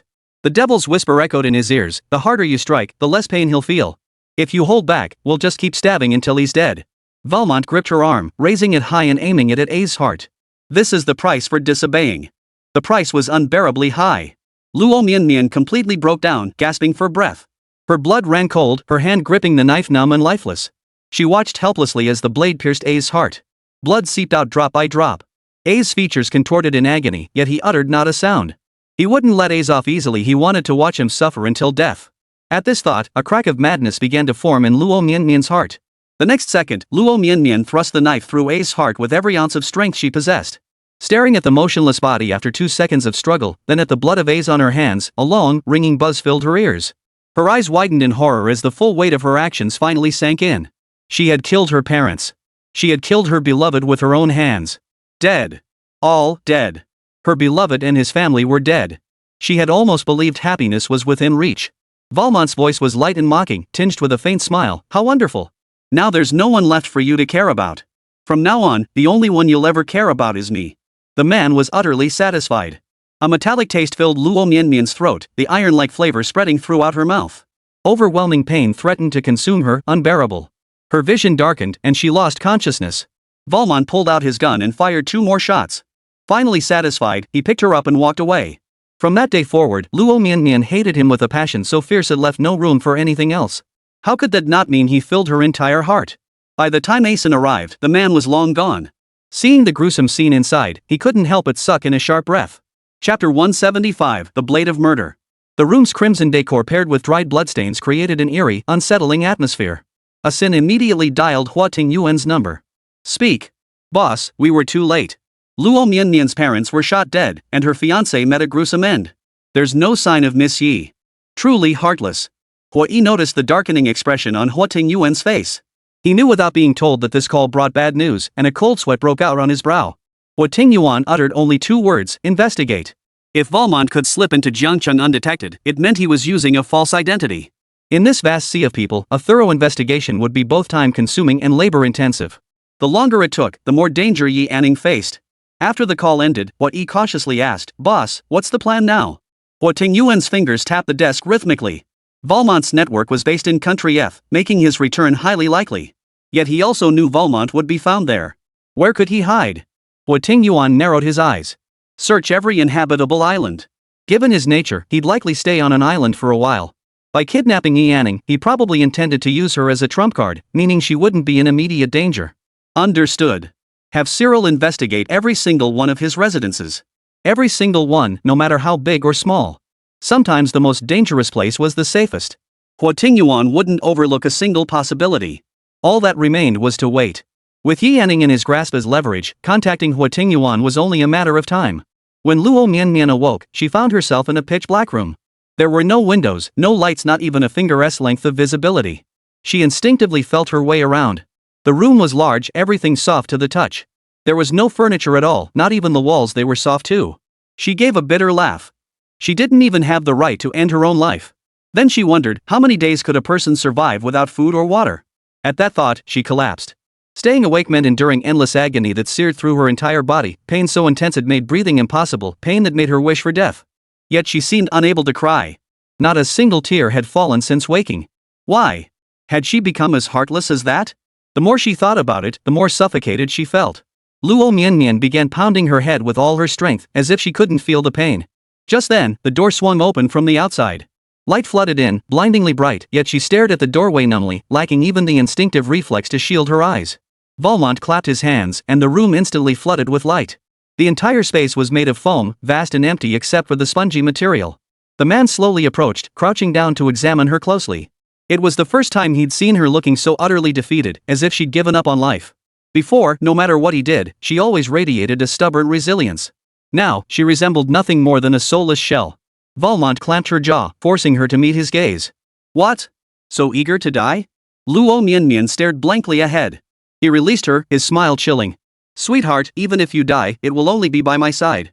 Luo Mianmian collapsed backward, silent. The mattress was soft, yet she felt a bone-chilling pain. How could a single word like death ever atone for her collapse and guilt?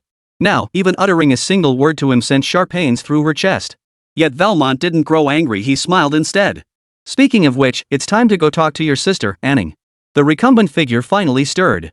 She sat up, her gaze fixed on Valmont. Haven't you killed enough? She was willing to speak now, but her words were harsh to the ears. You've opposed me at every turn for their sake. Don't they deserve to die?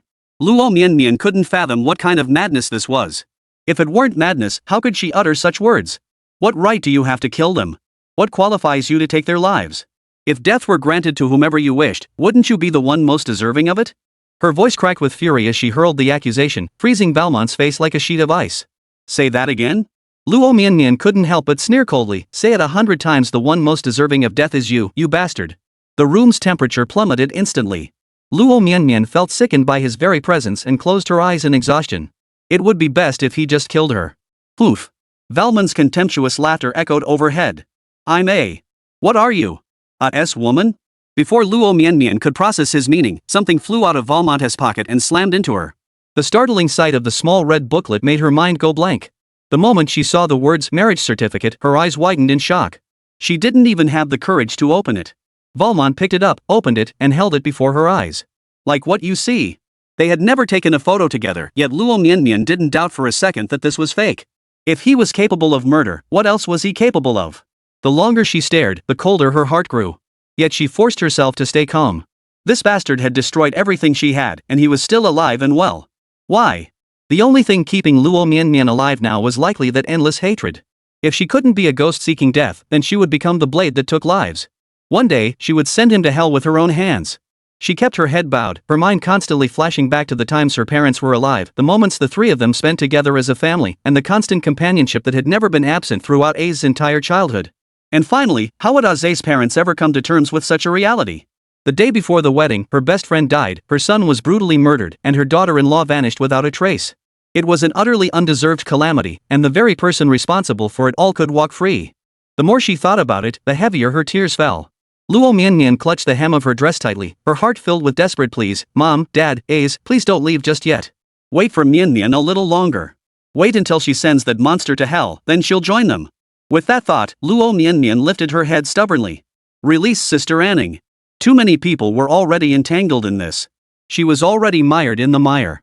She could only save one person at a time. Her affair with Valmont should not have dragged Yi Anning into this. Valmont lifted her face and wiped away her tears. Don't you want to live? He gazed into her eyes, coaxing softly. Hate me if you must. Want to kill me? Fine. As long as I'm in your heart, I'll forgive everything. Time would heal all wounds. They would stay together forever. In the future, they would have children, family bound to her by blood. He refused to believe he couldn't melt her heart. A person could never escape his grasp for a lifetime. Luo Mianmian tilted her head back to look at him. After a few seconds of silence, she smiled.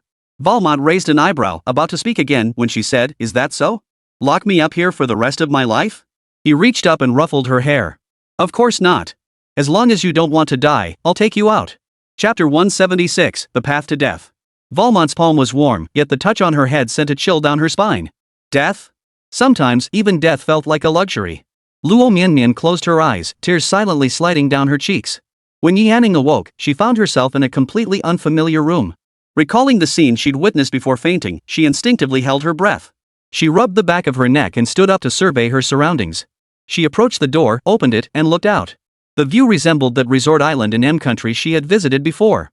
Just as she was about to step outside, two men in black with flaxen hair approached. Yi Anning instinctively closed the door, leaning against it as her heart began to pound wildly.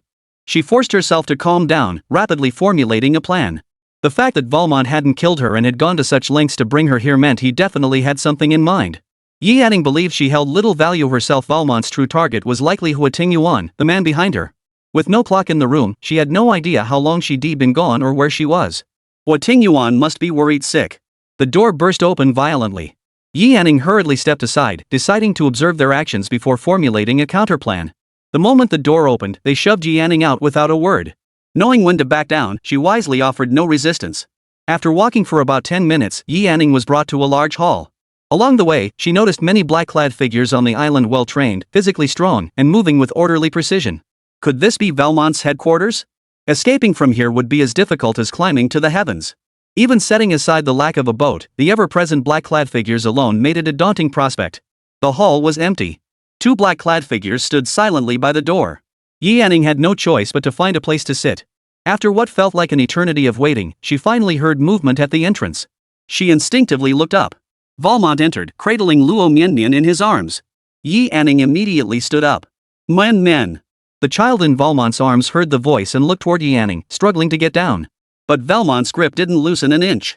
Walking over to the sofa, Valmont sat down, and Luo Mianmian ended up perched on his lap in that position. Luo Mianmian was utterly mortified, and Yi Yanning hastily averted her gaze. Let her go. Her struggle futile, Luo Mianmian lowered her head, her voice devoid of emotion. I will let her go. But not now. Valmont's expression was neither a smile nor a frown. With one Yi Yanning capable of restraining Huo Tingyuan and keeping Luo Mianmian preoccupied, why would he let her go so easily? What do you intend to do? Yi Yanning stared directly at Valmont. Valmont ignored her, pulling out his phone to call Huo Tingyuan. Huo Tingyuan's lips curved slightly at the incoming call. He pressed to answer without speaking. I imagine Mr. Hui is quite anxious right now, aren't you? Anxious? Hardly. Knowing his purpose, Yi Yanning was currently safe. Huo Tingyuan couldn't be bothered to correct him. State your terms. Clean up the mess for me. Concise and to the point. Knowing the mess he'd created was substantial, he wanted to use Huo's hands to clean up his own mess. Agreed. Hand over all your assets in F country to me. The demand was bold. Huo Tingyuan scoffed dismissively. Do you even have the right to make such a demand? Of course not. Valmont chuckled. But what can I say? I hold the person you care about most. Combining his own underground operations with Huo Tingyuan's assets, he would become France's most powerful force from this day forward. He had some self-awareness, but not much. You can't reason with a fool bent on self-destruction. Huo Tingyuan sneered, fine. Have it. Those who dared threaten Huo Tingyuan were already 6 feet under. I know you could pinpoint my location in an instant, Valmont declared with calculated confidence. But so what? If it comes down to it, we'll both go down together. As long as you're willing to sacrifice this woman, I'd gladly take her with me. He spoke with absolute certainty that Huo Tingyuan wouldn't dare act rashly. So what if he found him? With Yi Yanning by his side, Huo Tingyuan was his greatest bodyguard. This was utterly fascinating, the first time he'd ever seen Huo Tingyuan back down. He was eager to test Huo Tingyuan's limits, pushing further, and from now on, you're never to set foot in France again. Agreed. Huo Tingyuan conceded without hesitation. With that agreement, Valmont's lips curved into a smirk. Huo Tingyuan was nothing special after all, willing to concede so much for a woman. How amusing. The call was on speakerphone, so everyone present heard the conversation clearly. Yi Yanning, Huo Tingyuan's voice sounded again over the phone, don't be afraid. I'm here. The blatant favoritism instantly enveloped Yi Yanning in a sense of security. For some reason, she trusted him completely, trusted he wouldn't let her face danger, trusted he'd come to her rescue no matter the cost. The call ended. Valmont released Luo Mianmian. I shan't disturb your reunion any longer. He stood up and strode away. Mian. Words of comfort failed her. Luo Mianmian rose and threw herself into Yi Yanning's arms. Sister Anning, I'm sorry. I've dragged you into this. It's not your fault. You did nothing wrong in this matter. Valmont is the one to blame. In this affair, Luo Mianmian was the greatest victim. Her very existence was a torment, a daily agony that ravaged both body and soul. The rest of her life held nothing but suffering. Sister Anning, when you return, could you do me a favor? Yi Yanning gently patted her back. Mian, we'll go back together. Luo Mianmian shook her head, fighting back the tears welling in her eyes. I won't be going back. She had accepted death as her fate. This place was her final resting ground. Mian. Sister Anning. Luo Mianmian released her, cutting her off. Go back and visit them for me. A's loved magnolia blossoms, bring him a bouquet when you go. Having already endangered those close to her, Luo Mianmian felt nothing left to hold her back. She was now utterly alone, with only A's parents weighing on her mind. She could no longer selfishly run away. She would personally send that monster to hell. It was her only reason to live. Only then could she appease the restless spirits. Only then would she have the courage to face them. Yi Yanning couldn't bring herself to offer words of comfort. She could only nod heavily. Only someone who hadn't experienced Luo Mianmian's ordeal could truly grasp the depth of her despair, let alone Mianmian herself. As if sensing Luo Mianmian's resolve, Yanning lifted her hand to smooth the stray strands of hair from her forehead. Mianmian, they won't blame you. How could those who loved her blame her? They'd be too heartbroken for that. One could only imagine the agony they'd feel if they witnessed this scene. This problem had no solution. On Huo Tingyuan's end, Valmont's location had been pinpointed. Boss, everything's ready. Hua Yi stood prepared for action. This Valmont truly had a knack for courting death. Huo Tingyuan let out a contemptuous laugh as he stared at the disconnected call. It had been ages since he'd encountered someone so fearless, daring to make demands of him. But whether he had the guts to live to see the day remained to be seen. Chapter 177, One Day. Hua Yi asked again, Boss, assuming Monsieur's safety is secured, should we capture him alive or take him out directly? Valmont has been entrenched in France for years and must have a backup plan. But staking everything on Yi Yanning doesn't fit his style. Huo Tingyuan wouldn't risk Yi Yanning. Killing Valmont would be easy. Going to such lengths to bring that woman into his orbit hardly seemed like a suicide mission. Transfer Asen over here. Facing the boss's command, Hua Yi had no choice but to obey. Yes. On the island. Before they could exchange more than a few words, Valmont turned and left. Seeing Luo Mianmian shedding tears again, a wave of irritation surged through him. Was she really crying this much over that dead man? Come to think of it, Valmont said with a flippant tone, tonight is our wedding night. Care to stay and watch? The remark was clearly directed at Yi Yanning. Luo Mianmian clenched her jaw. You. Yi Yanning was confused. Wedding night? Seeing Luo Mianmian's furious expression, should she leave? Staying and provoking this man wouldn't be wise, but leaving would mean leaving Mianmian alone with her enemy? She knew she couldn't bear it. Mianmian must be hurting inside, yet she still had to deal with this bastard. Yi Yanning thought it over. Confrontation was futile, she needed a clever solution. It's clear you care deeply for Mianmian, but I suspect she despises you right now. Perhaps I have a way to help you two resolve your misunderstanding. She valued her own life, but abandoning Luo Mianmian alone? She simply couldn't bring herself to do it. Having just lost her loved ones, now she was expected to endure the enemy's company? The very thought felt suffocating. Valmont raised an eyebrow, seeming intrigued. What method? He glanced sideways at Luo Mianmian again. If this method worked, it might be worth a shot. The person was back, but now they were at each other's throats. She needed some coaxing. This woman seemed clever enough, why not use her to cheer Luo Mianmian up? She might as well listen first. If it worked, why not? Yi Yanning didn't miss the fleeting calculation in his eyes. Reading people's expressions wasn't a wasted skill when it came to deception. She considered herself somewhat accomplished. Luo Mianmian didn't want to involve Yi Yanning and tried to walk toward Valmont, but Yi Yanning pulled her back. Yi Yanning smiled. Of course. It just depends on whether you want to know. Her tone was confident. Valmont sank lazily into the sofa. Go on. He was eager to see how this woman could turn the tide. Luo Mianmian lowered her gaze at his words. She suspected Yi Yanning was merely stalling for time, but Valmont wasn't so easily fooled. Seeing an opening, Yi Yanning gently squeezed Luo Mianmian's hand. Give me 1 day. I'll give you a Luo Mianmian whose heart and eyes are filled only with you. 1 day? Valmont frowned, clearly skeptical. Though unsure of Yi Yanning's plan, Luo Mianmian trusted she wouldn't harm her.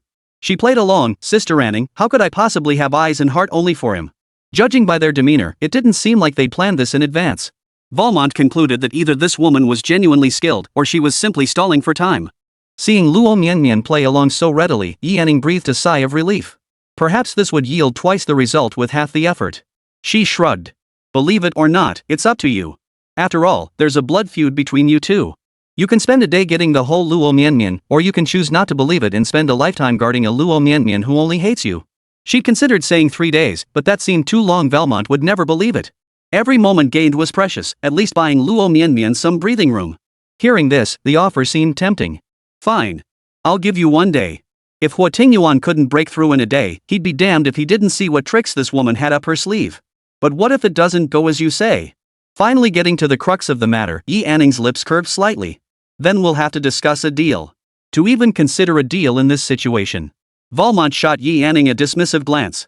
But then again, she was the woman Huo Tingyuan had set his sights on. Perhaps it wasn't so surprising after all. Go ahead. He was unusually patient. If I fail, you may make any demand of Huo Tingyuan. After a few seconds, Yi Yanning added, if I succeed, you let me speak to Huo Tingyuan on the phone just 3 minutes. It sounded entirely advantageous to Valmont, yet he remained cautious. Would Huo Tingyuan agree? Yi Yanning spoke with unwavering certainty, I can call Huo Tingyuan right now. I'll say just 1 sentence. 1 sentence to make Huo Tingyuan agree to a request? How amusing. Valmont was genuinely curious today to see if this woman truly possessed such ability. Agreed. He shifted his tone. But since you're in my hands, I can make numerous demands, and he'll agree to them all. At this, Yi Anning scoffed. What makes you think your terms would be the same as mine? Do you really think Huo Tingyuan is someone to be trifled with? Greed only invites ruin, and besides, Valmont saw clear advantage for himself in the end. He smiled. Fine. Deal. He pulled out his phone and dialed Huo Tingyuan's number, watching Yi Anning with keen interest. One sentence. Yi Anning raised an eyebrow and stepped closer. The call connected. Yi Anning's voice was calm as usual. Huo Tingyuan, Valmont and I made a bet. If I lose, you agree to do anything he asks. With that single sentence, Yi Anning said nothing more. Without a moment's hesitation, the voice on the other end replied, "All right, have fun. I've got your back." Without even inquiring about the terms of the wager, Valmont sat up straighter, forced to regard Yi Anning with newfound respect. Huo Tingyuan actually used the word play. He truly wasn't afraid of others discovering Yi Anning was his Achilles heel. Very well. Valmont rose to his feet. I'll await your good news at this time tomorrow. Watching his departing figure, Yi Anning finally exhaled in relief before turning to Luo Mianmian. Nian, don't worry.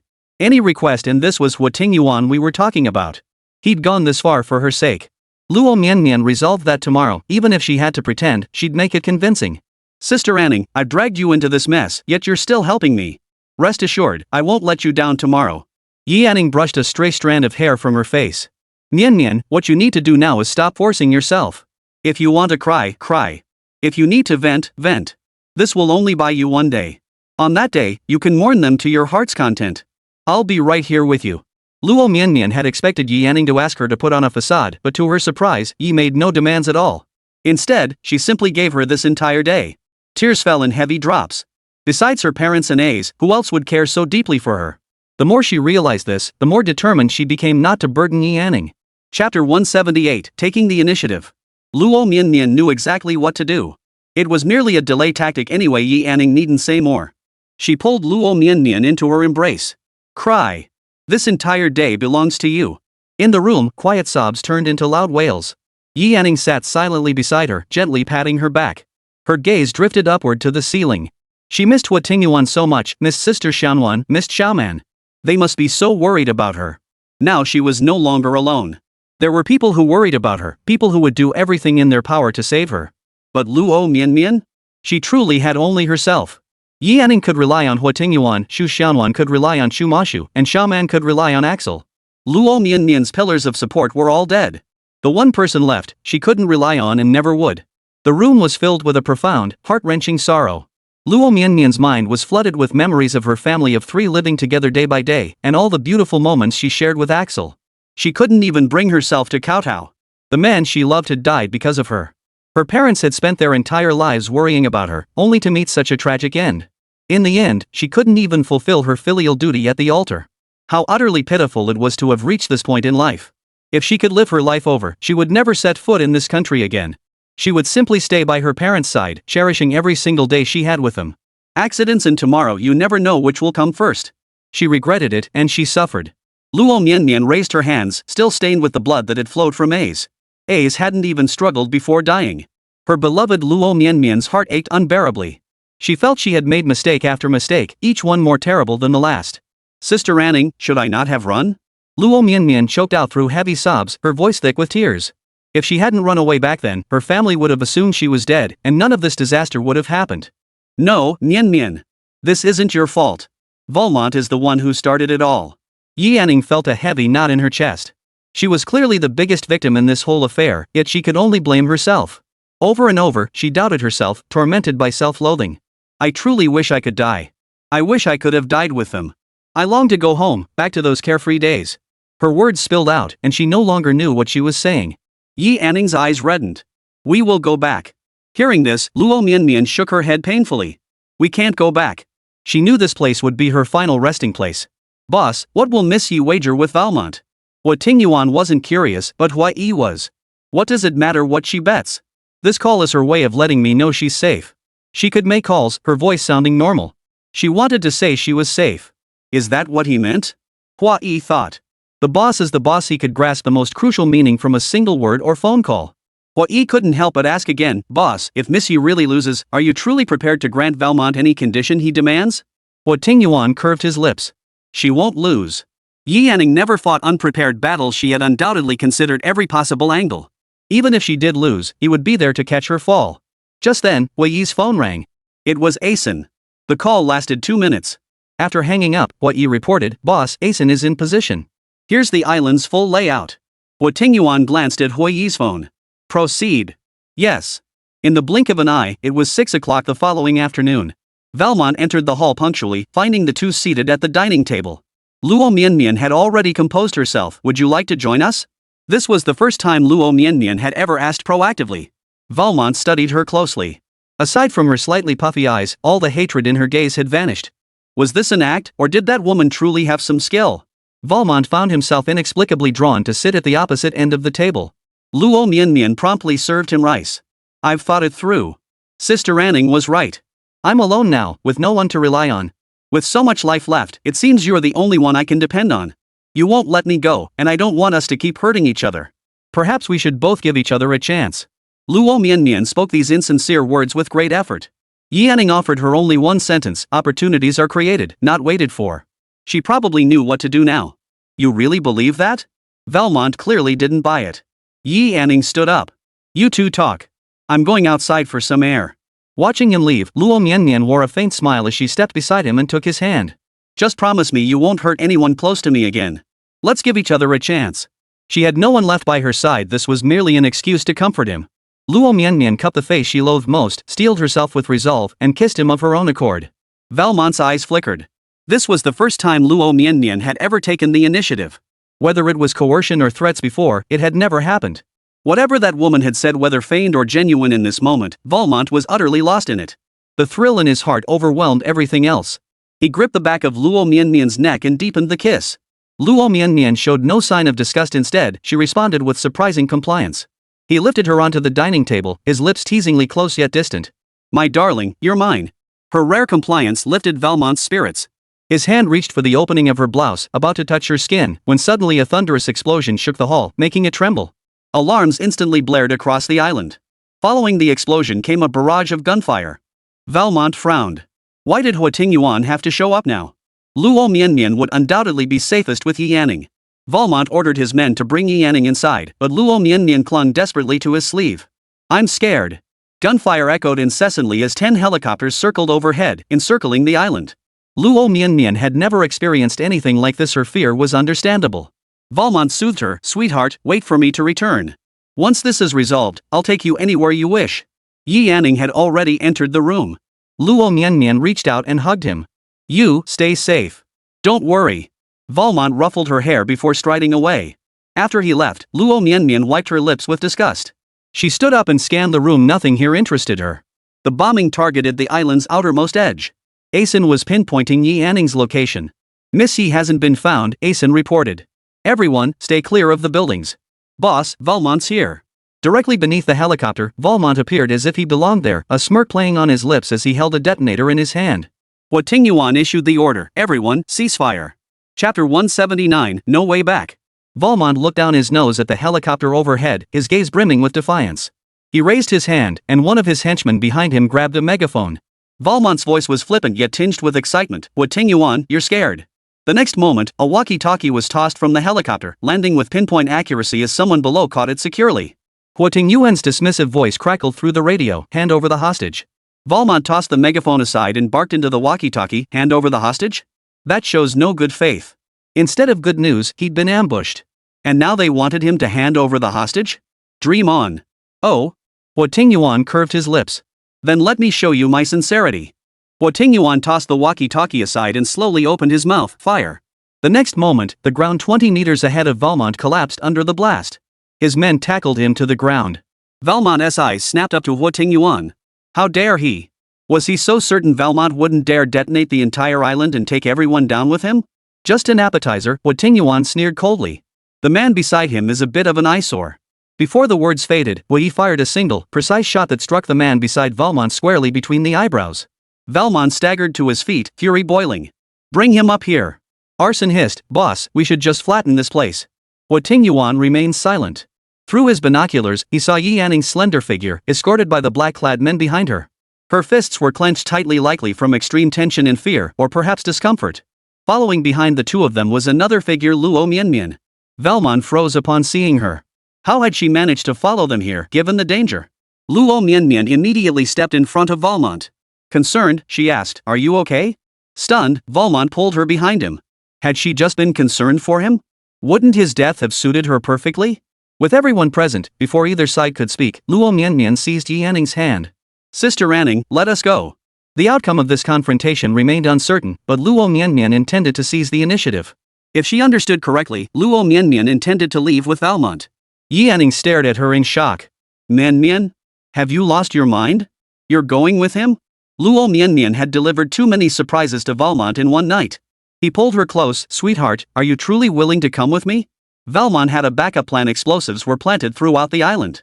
With Yi Anning present, Huo Tingyuan dared not act rashly. Valmont had already prepared his escape route. He planned to wait until Huo Tingyuan had settled his affairs, seize his assets, and then make a clean getaway. But nothing went as planned. Not only did Huo Tingyuan dare to act directly, but Luo Mianmian had actually volunteered to go with him. When Luo Mianmian spoke those words, nothing else seemed to matter anymore. Luo Mianmian gazed directly at him, raising her hand to gently caress his face. I only have you. What would I do if you died? I have no family, no one left. I can't lose you too. You're truly wicked, utterly corrupt. Yet after hating you, I realized my world revolves only around you. The entire world has shrunk to just you standing behind me." Her heartfelt confession left Luo Mianmian in tears, her words brimming with deep emotion. Valmont softened completely. He stroked Luo Mianmian's head. I won't die. I haven't loved you properly yet." Hearing this, Luo Mianmian shook her head. "Amant, don't hurt Sister Anning. I don't want to see you two fight. I'm so tired. I just want to find a place to live out the rest of my life in peace." Her voice was drowned out by the roar of the propellers below. "Mian." Yi Anning's voice grew soft, as if she'd suddenly remembered something. "Don't go with him." Luo Mianmian ignored her, her gaze fixed on Valmont. "Can we have a quiet life together? Just the two of us? Can you give me a home? Can you give me a child?" A flicker passed through Valmont's eyes. Whatever she wanted, he would give her. Wasn't everything he'd done just to keep her by his side forever? Yes. Hearing that word, Luo Mianmian smiled. It was as charming and adorable as when they first met, a smile he hadn't seen in a very long time. Valmont raised his walkie-talkie. "You have her. We're leaving." There was no desperate struggle. Luo Mianmian's arrival had completely shifted the situation. Yi Anning watched her departing figure as tears slid down her cheeks. She closed her eyes briefly, then shouted, "Luo Mianmian, come back. I'll take you home." Luo Mianmian stiffened. In an instant, she clutched Valmont's arm. "Carry me." Valmont bent down to lift her, a faint smile playing on his lips. This time, Luo Mianmian chose him without hesitation. "Boss, what?" he asked. "Are we just letting them go like this?" Huo Tingyuan ignored him, preparing to go downstairs to retrieve them. Yi Anning's gaze followed Luo Mianmian as she walked away, lingering long after she had left. Only now did she truly understand Luo Mianmian's words, "There's no going back." Lifting her gaze, she saw a tall figure striding directly toward her. The next moment, she found herself swept into a strong, powerful embrace. Surrounded by masculine presence, Yi Anning placed her hand on his waist. "Huo Tingyuan, she won't come with me." A hoarse, faint voice, tinged with exhaustion, reached her ears. Huo Tingyuan released her. "That's her choice." Inside the cabin, Yi Anning clung silently to Huo Tingyuan without speaking. Huo Tingyuan picked up a coat nearby and wrapped it around her. "It's a boy." "What?" Huo Tingyuan kissed the top of her head. "Your little warm sister gave birth to a baby boy." The due date had passed, but labor hadn't started. The day they learned Yi Anning was missing and unreachable, Xu Xianwan panicked and went into premature labor. Fortunately, both mother and child were safe in the end. But Huo Tingyuan hadn't told Yi Anning any of this. This reminded Yi Anning of the phone call before her disappearance. She had asked Huo Tingyuan to guess whether it was a boy or a girl. He had been too busy to guess at the time, but he had always remembered his words. "Yi Anning." Huo Tingyuan called out. Yi Anning lifted her gaze to meet his. "You asked me what I wanted earlier, didn't you?" "Yes. Have you figured it out now?" Huo Tingyuan tightened his arms around her. "Yi Anning, I want you to be safe." Are you crazy? That's all you want? Besides, that's not even something I can control." Huo Tingyuan watched her. He could see her surprise, and he could feel her mood lifting. "What? Is that not acceptable?" Huo Tingyuan casually ruffled her hair, following her lead. "Then how about I protect your safety from now on?" This side of Huo Tingyuan was irresistibly charming. Yi Anning's heart fluttered, and she blurted out, "Okay." Xia Country, Yangcheng Villa. By the time they returned, it was already midnight. Yi Anning was exhausted, having dozed fitfully on the plane. In the end, Huo Tingyuan carried her back to the villa. Chapter 180, Warmth. When she opened her eyes again, it was already 8 in the morning. The moment she stirred, an arm wrapped around her waist, pulling her back. The man behind her kept his eyes closed, his voice lazy. Awake? Yi Anning rolled over in Huo Tingyuan's embrace. Seen from this angle, every feature and contour of his face was exquisitely perfect. He lay there quietly, eyes closed, mouth shut, radiating not a hint of danger. She hesitated before speaking, strangely reluctant to disturb this perfect stillness. Under Yi Anning's steady gaze, Huo Tingyuan naturally couldn't sleep. But after waiting a long while, she neither kissed nor touched him, remaining utterly silent. Opening his eyes to find her still staring intently at him, Huo Tingyuan chuckled softly.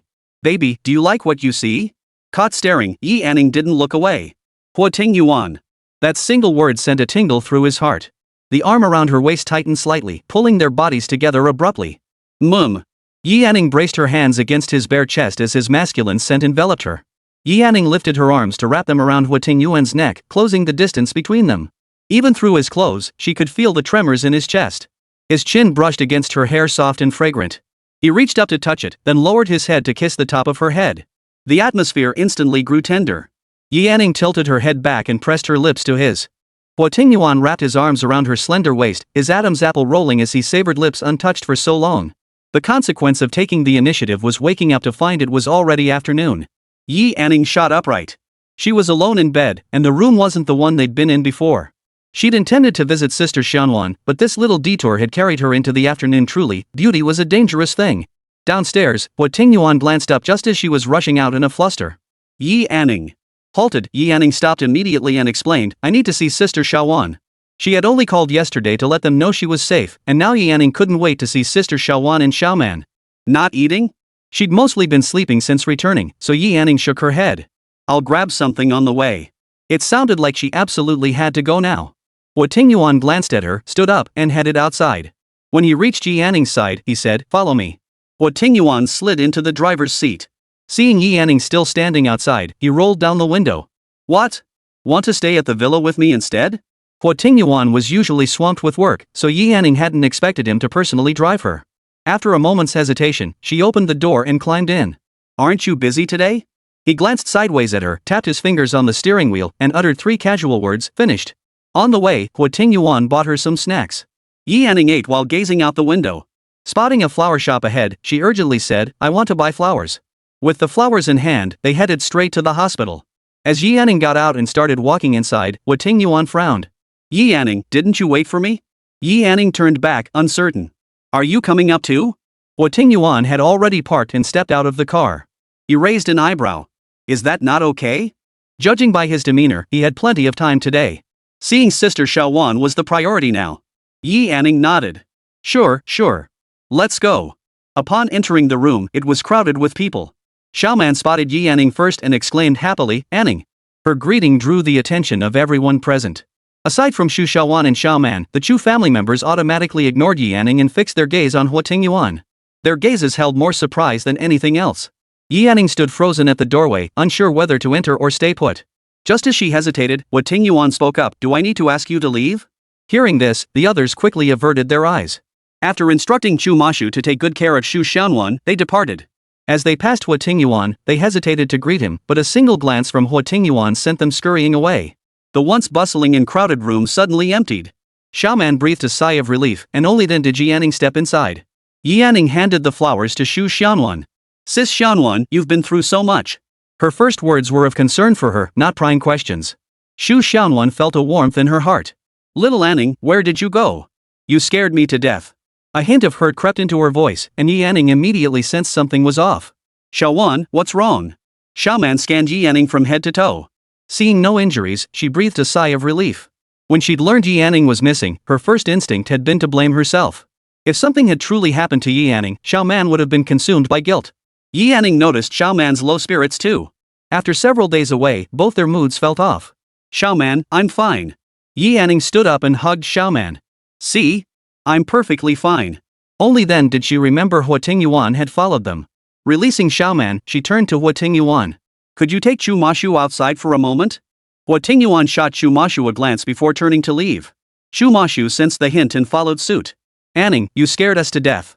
Xiaoman had been on vacation for only a few days when she lost contact with Yi Anning. When she called Xu Xiaonuan panicked and turned pale. Xu Xiaonuan pulled Yi Yanning to sit on the bedside. Did something happen to Mian Mian? At the mention of Luo Mian, Yi Yanning recounted everything that had happened. The two listened, first with shock, then with anger. They just let Mian Mian and Valmont walk away? No one could accept that this was how it should end. Xiaoman fumed, the young master should have kicked him out. How could someone like him walk away scot-free?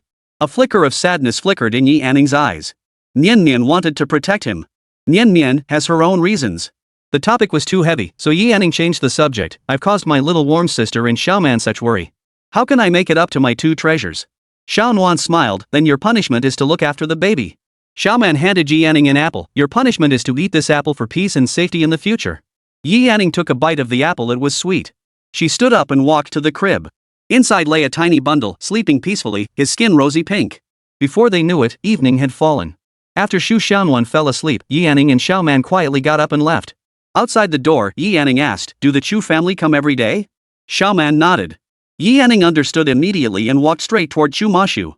Huo Tingyuan frowned. After staying all afternoon, she walked straight toward another man the moment she stepped outside. She really was spoiled rotten. Xiaonuan isn't close with your family, Yi Yanning continued. I hope you can handle this. I understand your joy as a father, and I understand your family's desire to see the baby. But to me, Sister Xiaowan is the most important. Her tone was gentle, yet each word carried weight. Chapter 181, New Home.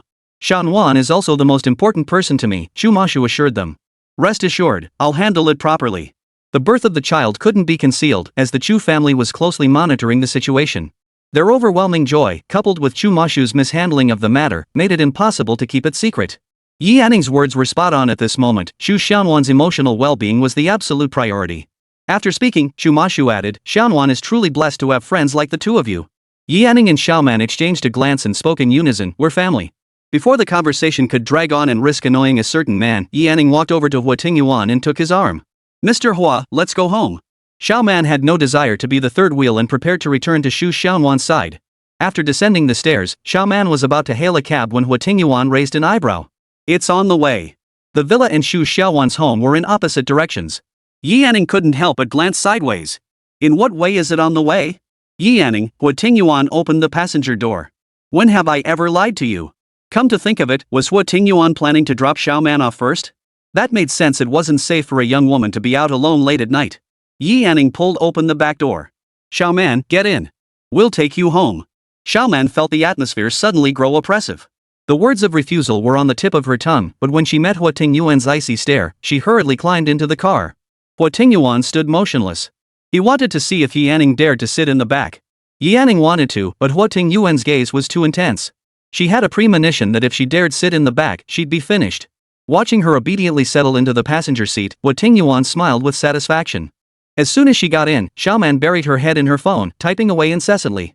Yi Yanning guessed she was venting about Huo Tingyuan to Axel. Feeling the awkward tension in the car, Yi Yanning cleared her throat. Has Sister Xiaoman named her baby yet? Truthfully, she was curious about the surname. Upon hearing this, Xiaoman turned off her phone screen. His name is Shuriyin. Sister Xiaowan said she hopes the promise the three of us made will never be broken. Yi Yanning asked again, that's a nice name. Does he have a nickname? Little Hero. It felt both casual and earnest. Yi Yanning smiled. That's nice too. He'll surely become someone's little hero someday. Once the floodgates opened, Xiaoman's words poured out. Yanning, do you prefer a boy or a girl? Huo Tingyuan thought it was a good topic.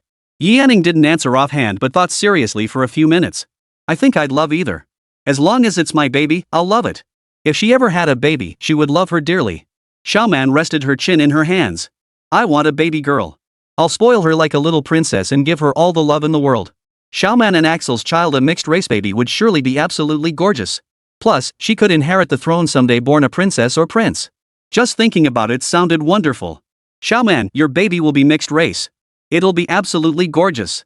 Hearing Yi Yanning say this, Xiaoman's mind flashed with images of Huo Tingyuan and Yi Yanning's faces. The thought of their child was simply too wonderful to imagine. Her eyes lit up. Yanning, if you have a daughter and I have a son, shall we become in-laws? Before Yi Yanning could respond, Huo Tingyuan immediately interjected, no. If he had a daughter, she'd never marry. He'd raise her himself for life. No man could ever be worthy of his daughter. Yi Yanning scoffed. Looks like you can have a daughter and become in-laws with Sister Xiaowan. Xiaoman decided to leave it to fate.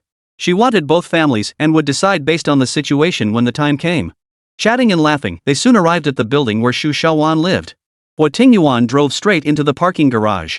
Xiaoman got out and waved at Yi Anning. "Bye, Anning." Just as Yi Anning was about to wave back, her hand was seized. "Baby, get out. You want to go up?" Yi Anning eyed Huo Tingyuan suspiciously. "No." Huo Tingyuan released her wrist and unbuckled her seatbelt. "I'm taking you home." Yi Anning was led into the elevator, confused, and they went straight from the basement level to Xiaowan's floor.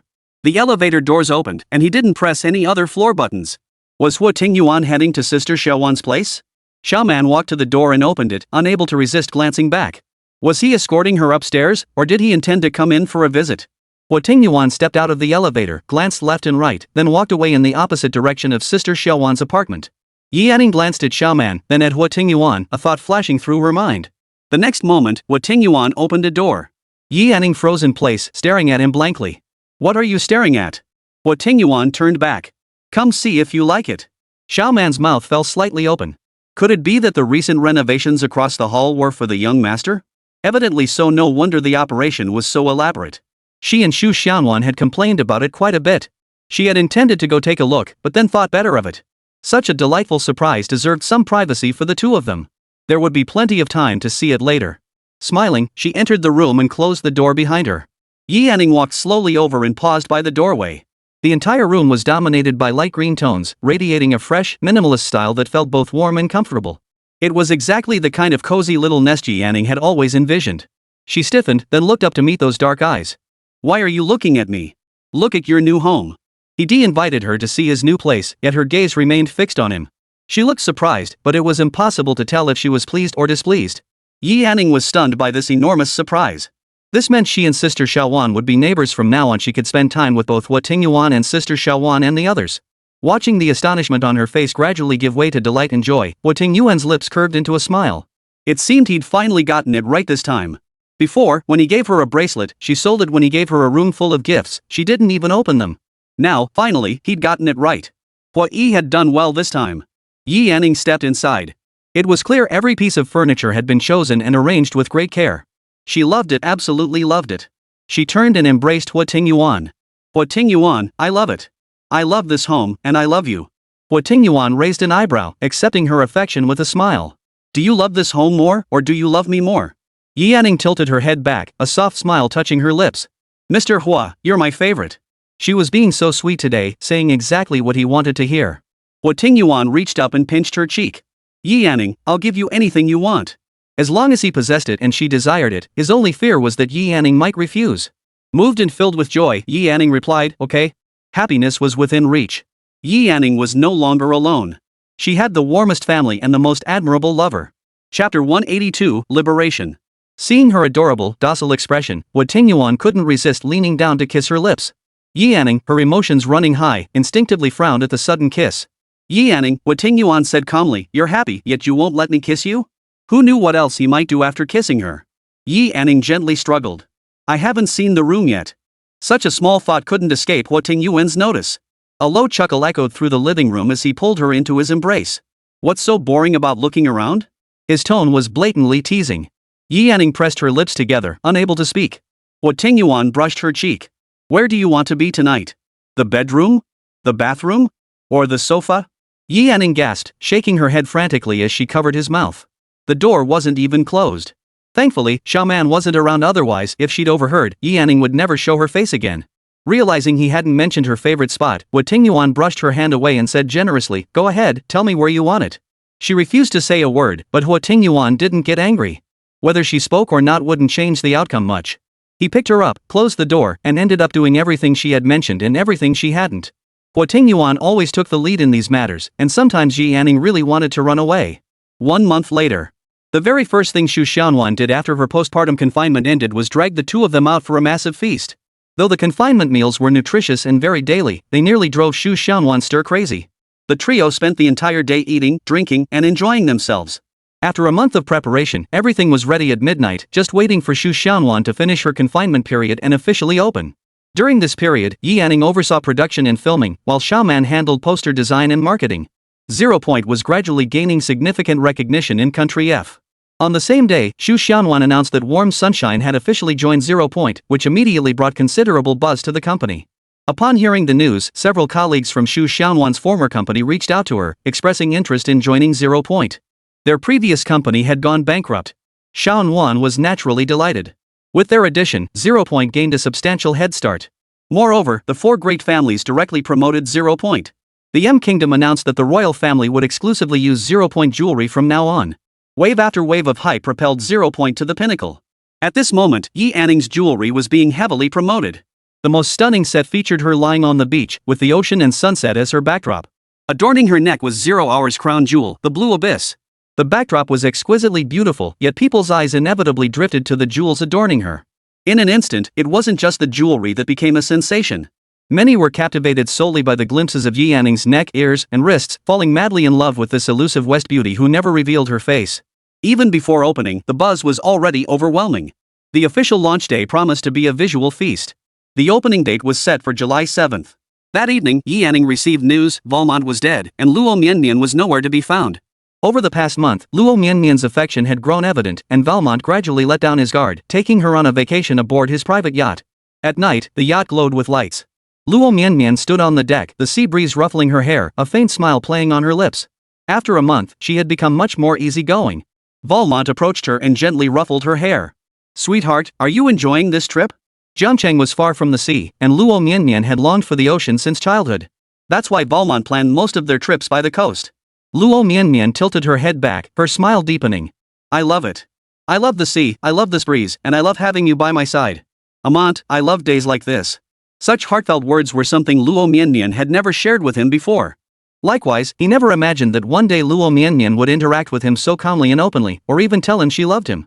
Over the past month, Valmont had truly felt that she belonged to him. He picked up the wine glass on the table and asked with a smile, "Want to try some?" "Sure." Luo Mianmian turned sideways and wrapped her arms around his neck. "But I'd rather try it somewhere else." Her voice was soft, the implication clear. Valmont sipped his wine and kissed her lips. Luo Mianmian glanced toward the bodyguard nearby. "Shall we go back to the room?" "Sure." Valmont lifted her in his arms and headed toward the room. Once inside, Luo Mianmian's kiss landed on Valmont's Adam's apple. Her hand began tracing his brow, pausing at his chest. "Turn off the lights, okay?" Luo Mianmian was quite shy about such things, and Valmont knew it well. He pressed a switch, plunging the room into darkness. Valmont sat back on the bed, propping himself up with one hand while his other hand slid over Luo Mianmian. Satisfied? In the darkness, Luo Mianmian reached up and clasped Valmont's hand. They kissed with such intensity that neither could bear to part. Luo Mianmian withdrew her hand and pressed it against Valmont's chest. Valmont kissed her urgently. Luo Mianmian fumbled to undo his buttons in a daze. The next moment, a muffled groan echoed in her ear. As desire receded, Luo Mianmian's knife plunged swiftly and precisely into Valmont's heart. With the same force she had used to kill A's. A warm splash hit her face in the darkness. Luo Mianmian smiled, pulled the knife out, and plunged it repeatedly into the body until the figure on the bed lay utterly still. She switched on the light. The stark white sheets were stained with a shocking crimson. Luo Mianmian lowered her eyes to the knife in her hand, then back to the figure on the bed. Intense hatred flared in her eyes as she plunged the blade again and again, each thrust fatal. This day, she had waited far too long. This moment, she had imagined countless times. She had truly done it. At this moment, Luo Mianmian was terrifyingly calm. As the blood flowed more freely, Luo Mianmian's gaze grew clearer. "Even if I die, I won't die by your side." She calmly took the knife to the bathroom, rinsed the blood clean, then raised her own hand and slashed it. His men were outside. Luo Mianmian wrapped something around her wrist, as if she felt no pain. She opened the door quietly and moved slowly toward the deck. Looking up, she thought she saw her parents and A's. Had they come to take her away? To die with her loved ones waiting, Luo Mianmian felt no fear. A bodyguard noticed something was wrong, but it was too late.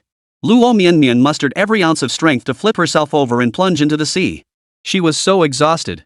Jumping straight into the sea might have left a sliver of chance for survival, but with that knife wound, surely this time she would die. The moment she plunged into the sea was utter liberation for Luo Mianmian. The moment Yi Anning received the news, she knew Luo Mianmian would never return. After returning, she hadn't gone back to Jiangcheng. She thought, what if Luo Mianmian changed her mind and came back? But she didn't. In the end, she never received that wedding candy, nor did she see that resilient little girl again. Chapter 183, The End. Jiangcheng. The sky hung heavy and dark, threatening rain. Yi Anning arrived at A's grave, holding a bouquet of magnolias. The magnolias symbolized pure love. A's love was like the magnolia, and so was Luo Mianmian's. Yi Anning bent down to place the flowers. "I'm sorry it took so long to fulfill Mianmian's promise." You two must be reunited over there now, right? That silly girl Mian Mian must have been terrified walking those paths alone. You love her so much, you'll find her right away, won't you? A gentle breeze swept by. Yianning smiled as rain began to fall from the sky, even the heavens seemed to mourn. A black umbrella slowly appeared overhead. Yianning turned back. Huo Tingyuan, let's go home. The two walked away under the umbrella, magnolia petals dancing lightly on the ground with the wind. Time seemed to hit fast forward, days and nights slipping by in an instant. 5 years passed. Yianning gave birth to a daughter, now 3 years old, named Huo Yuning. Xiaoman and Axel had a son, now 4 years old. His American name was Leaf, and his Chinese name was Huan Nani. As for Shuryan, he took the surname Shu and was named Shu Shuryan. Shan Wan had clearly stated she preferred the Chu surname, but when Chu Mashu went to register the birth certificate, he resolutely chose Shu. When confronted about it, he simply said, "There are so many people in the Chu family, but only one Shu Xianwan in the Shu family. I'm more than happy for the child to take her surname." Love was hidden in the details. At that moment, Yianning sat on the swing, her eyes brimming with warmth as she watched the 3 exquisite little figures before her. "Little Yuyo, this is for you." Shu Shuryan picked a large strawberry and held it out to Huo Yuning. Huan Nanyi, seeing this, promptly ate the strawberry himself and then picked the largest one to offer to Huo Yuning. "Little Ning Ning, have mine. Mine is the biggest and sweetest. Little Ning Ning deserves all the best." Huo Yuning looked left and right, then chose to plunge her little legs into Yianning's arms. "Mommy, I want daddy." Huo Yuning, with her 2 little pigtails, looked as delicate as a doll. She pouted, clearly on the verge of tears. Yianning pinched her cheek gently. "Daddy will be here soon." Huo Yuning blinked her big eyes, looking around with tears welling up. Just then, Shu Xiaowan and Xiaoman approached. Xiaoman scooped up Huo Yuning. "What's wrong with our little princess? Why so upset?" Shu Xiaowan also came over and pinched her little cheeks. "Little Yuning, would you like to come play at our house with Mama Xiaowan?" Xiaoman immediately chimed in. "Little princess, how about Xiaoman mom takes you to play in country?" Huo Yuning planted a kiss on Xiaoman, then another on Shu Xiaowan, her voice sweet as honey. "I want to stay home with daddy." In Huo Yuning's eyes, her dad was all-powerful, tall, and handsome, her absolute favorite. As Shu Shuryan and Huan Nanyi sparred, Yianning already imagined the future tug-of-war between the 3. She wondered which one her daughter would choose when she grew up.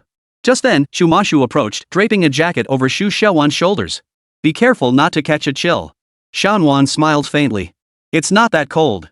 The daytime had offered a bit of winter sunshine, but now the sun had set, and darkness was gradually falling. Axel approached, taking Huo Yuning from Xiaoman's arms.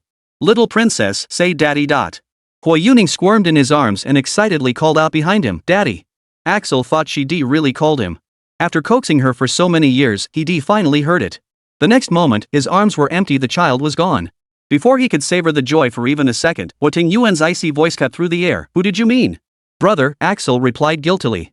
"Of course I meant you." Huo Tingyuan raised an eyebrow and handed Huo Yuning to Huo Yi. "Keep those 2 brats away from my daughter." The 2 brats exchanged a glance, seemingly reaching some unspoken agreement. Huo Tingyuan couldn't care less. No one was worthy of his daughter. The sun had set and the air turned chilly. Huo Yi carried Huo Yuning toward the house. The 2 brats immediately followed. Shu Shuryan, a head taller than Huan Nani, walked faster, forcing Huan Nani to jog to keep up. Huo Yuning giggled quietly, covering her mouth in Huo Yi's arms. Huo Tingyuan shot a glance at the others before wrapping Yianning in his arms without a care for anyone else. "Yianning, you missed me." Shu Xiaowan and Shu Mashu left hand in hand, while Axel simply hoisted Xiaoman onto his back and ran off. The vast lawn was left with only the 2 of them. Completely enveloped in Huo Tingyuan's coat, Yianning lifted her gaze to meet his. "Huo Tingyuan, Happy New Year." Time flows steadily by, and she feels fortunate to have met Huo Tingyuan. Huo Tingyuan held her tightly, whispering into her ear, "Having you means having happiness." Enveloped by his scorching breath, Yianning flinched and retracted her neck. Just as she opened her mouth to speak, Huo Tingyuan shushed her. The next moment, fireworks exploded across the sky. The end. And so the story ends here. They will live happily ever after. Forced love is only possible when love is the foundation. Thank you to all my little treasures for accompanying me. See you in the next book.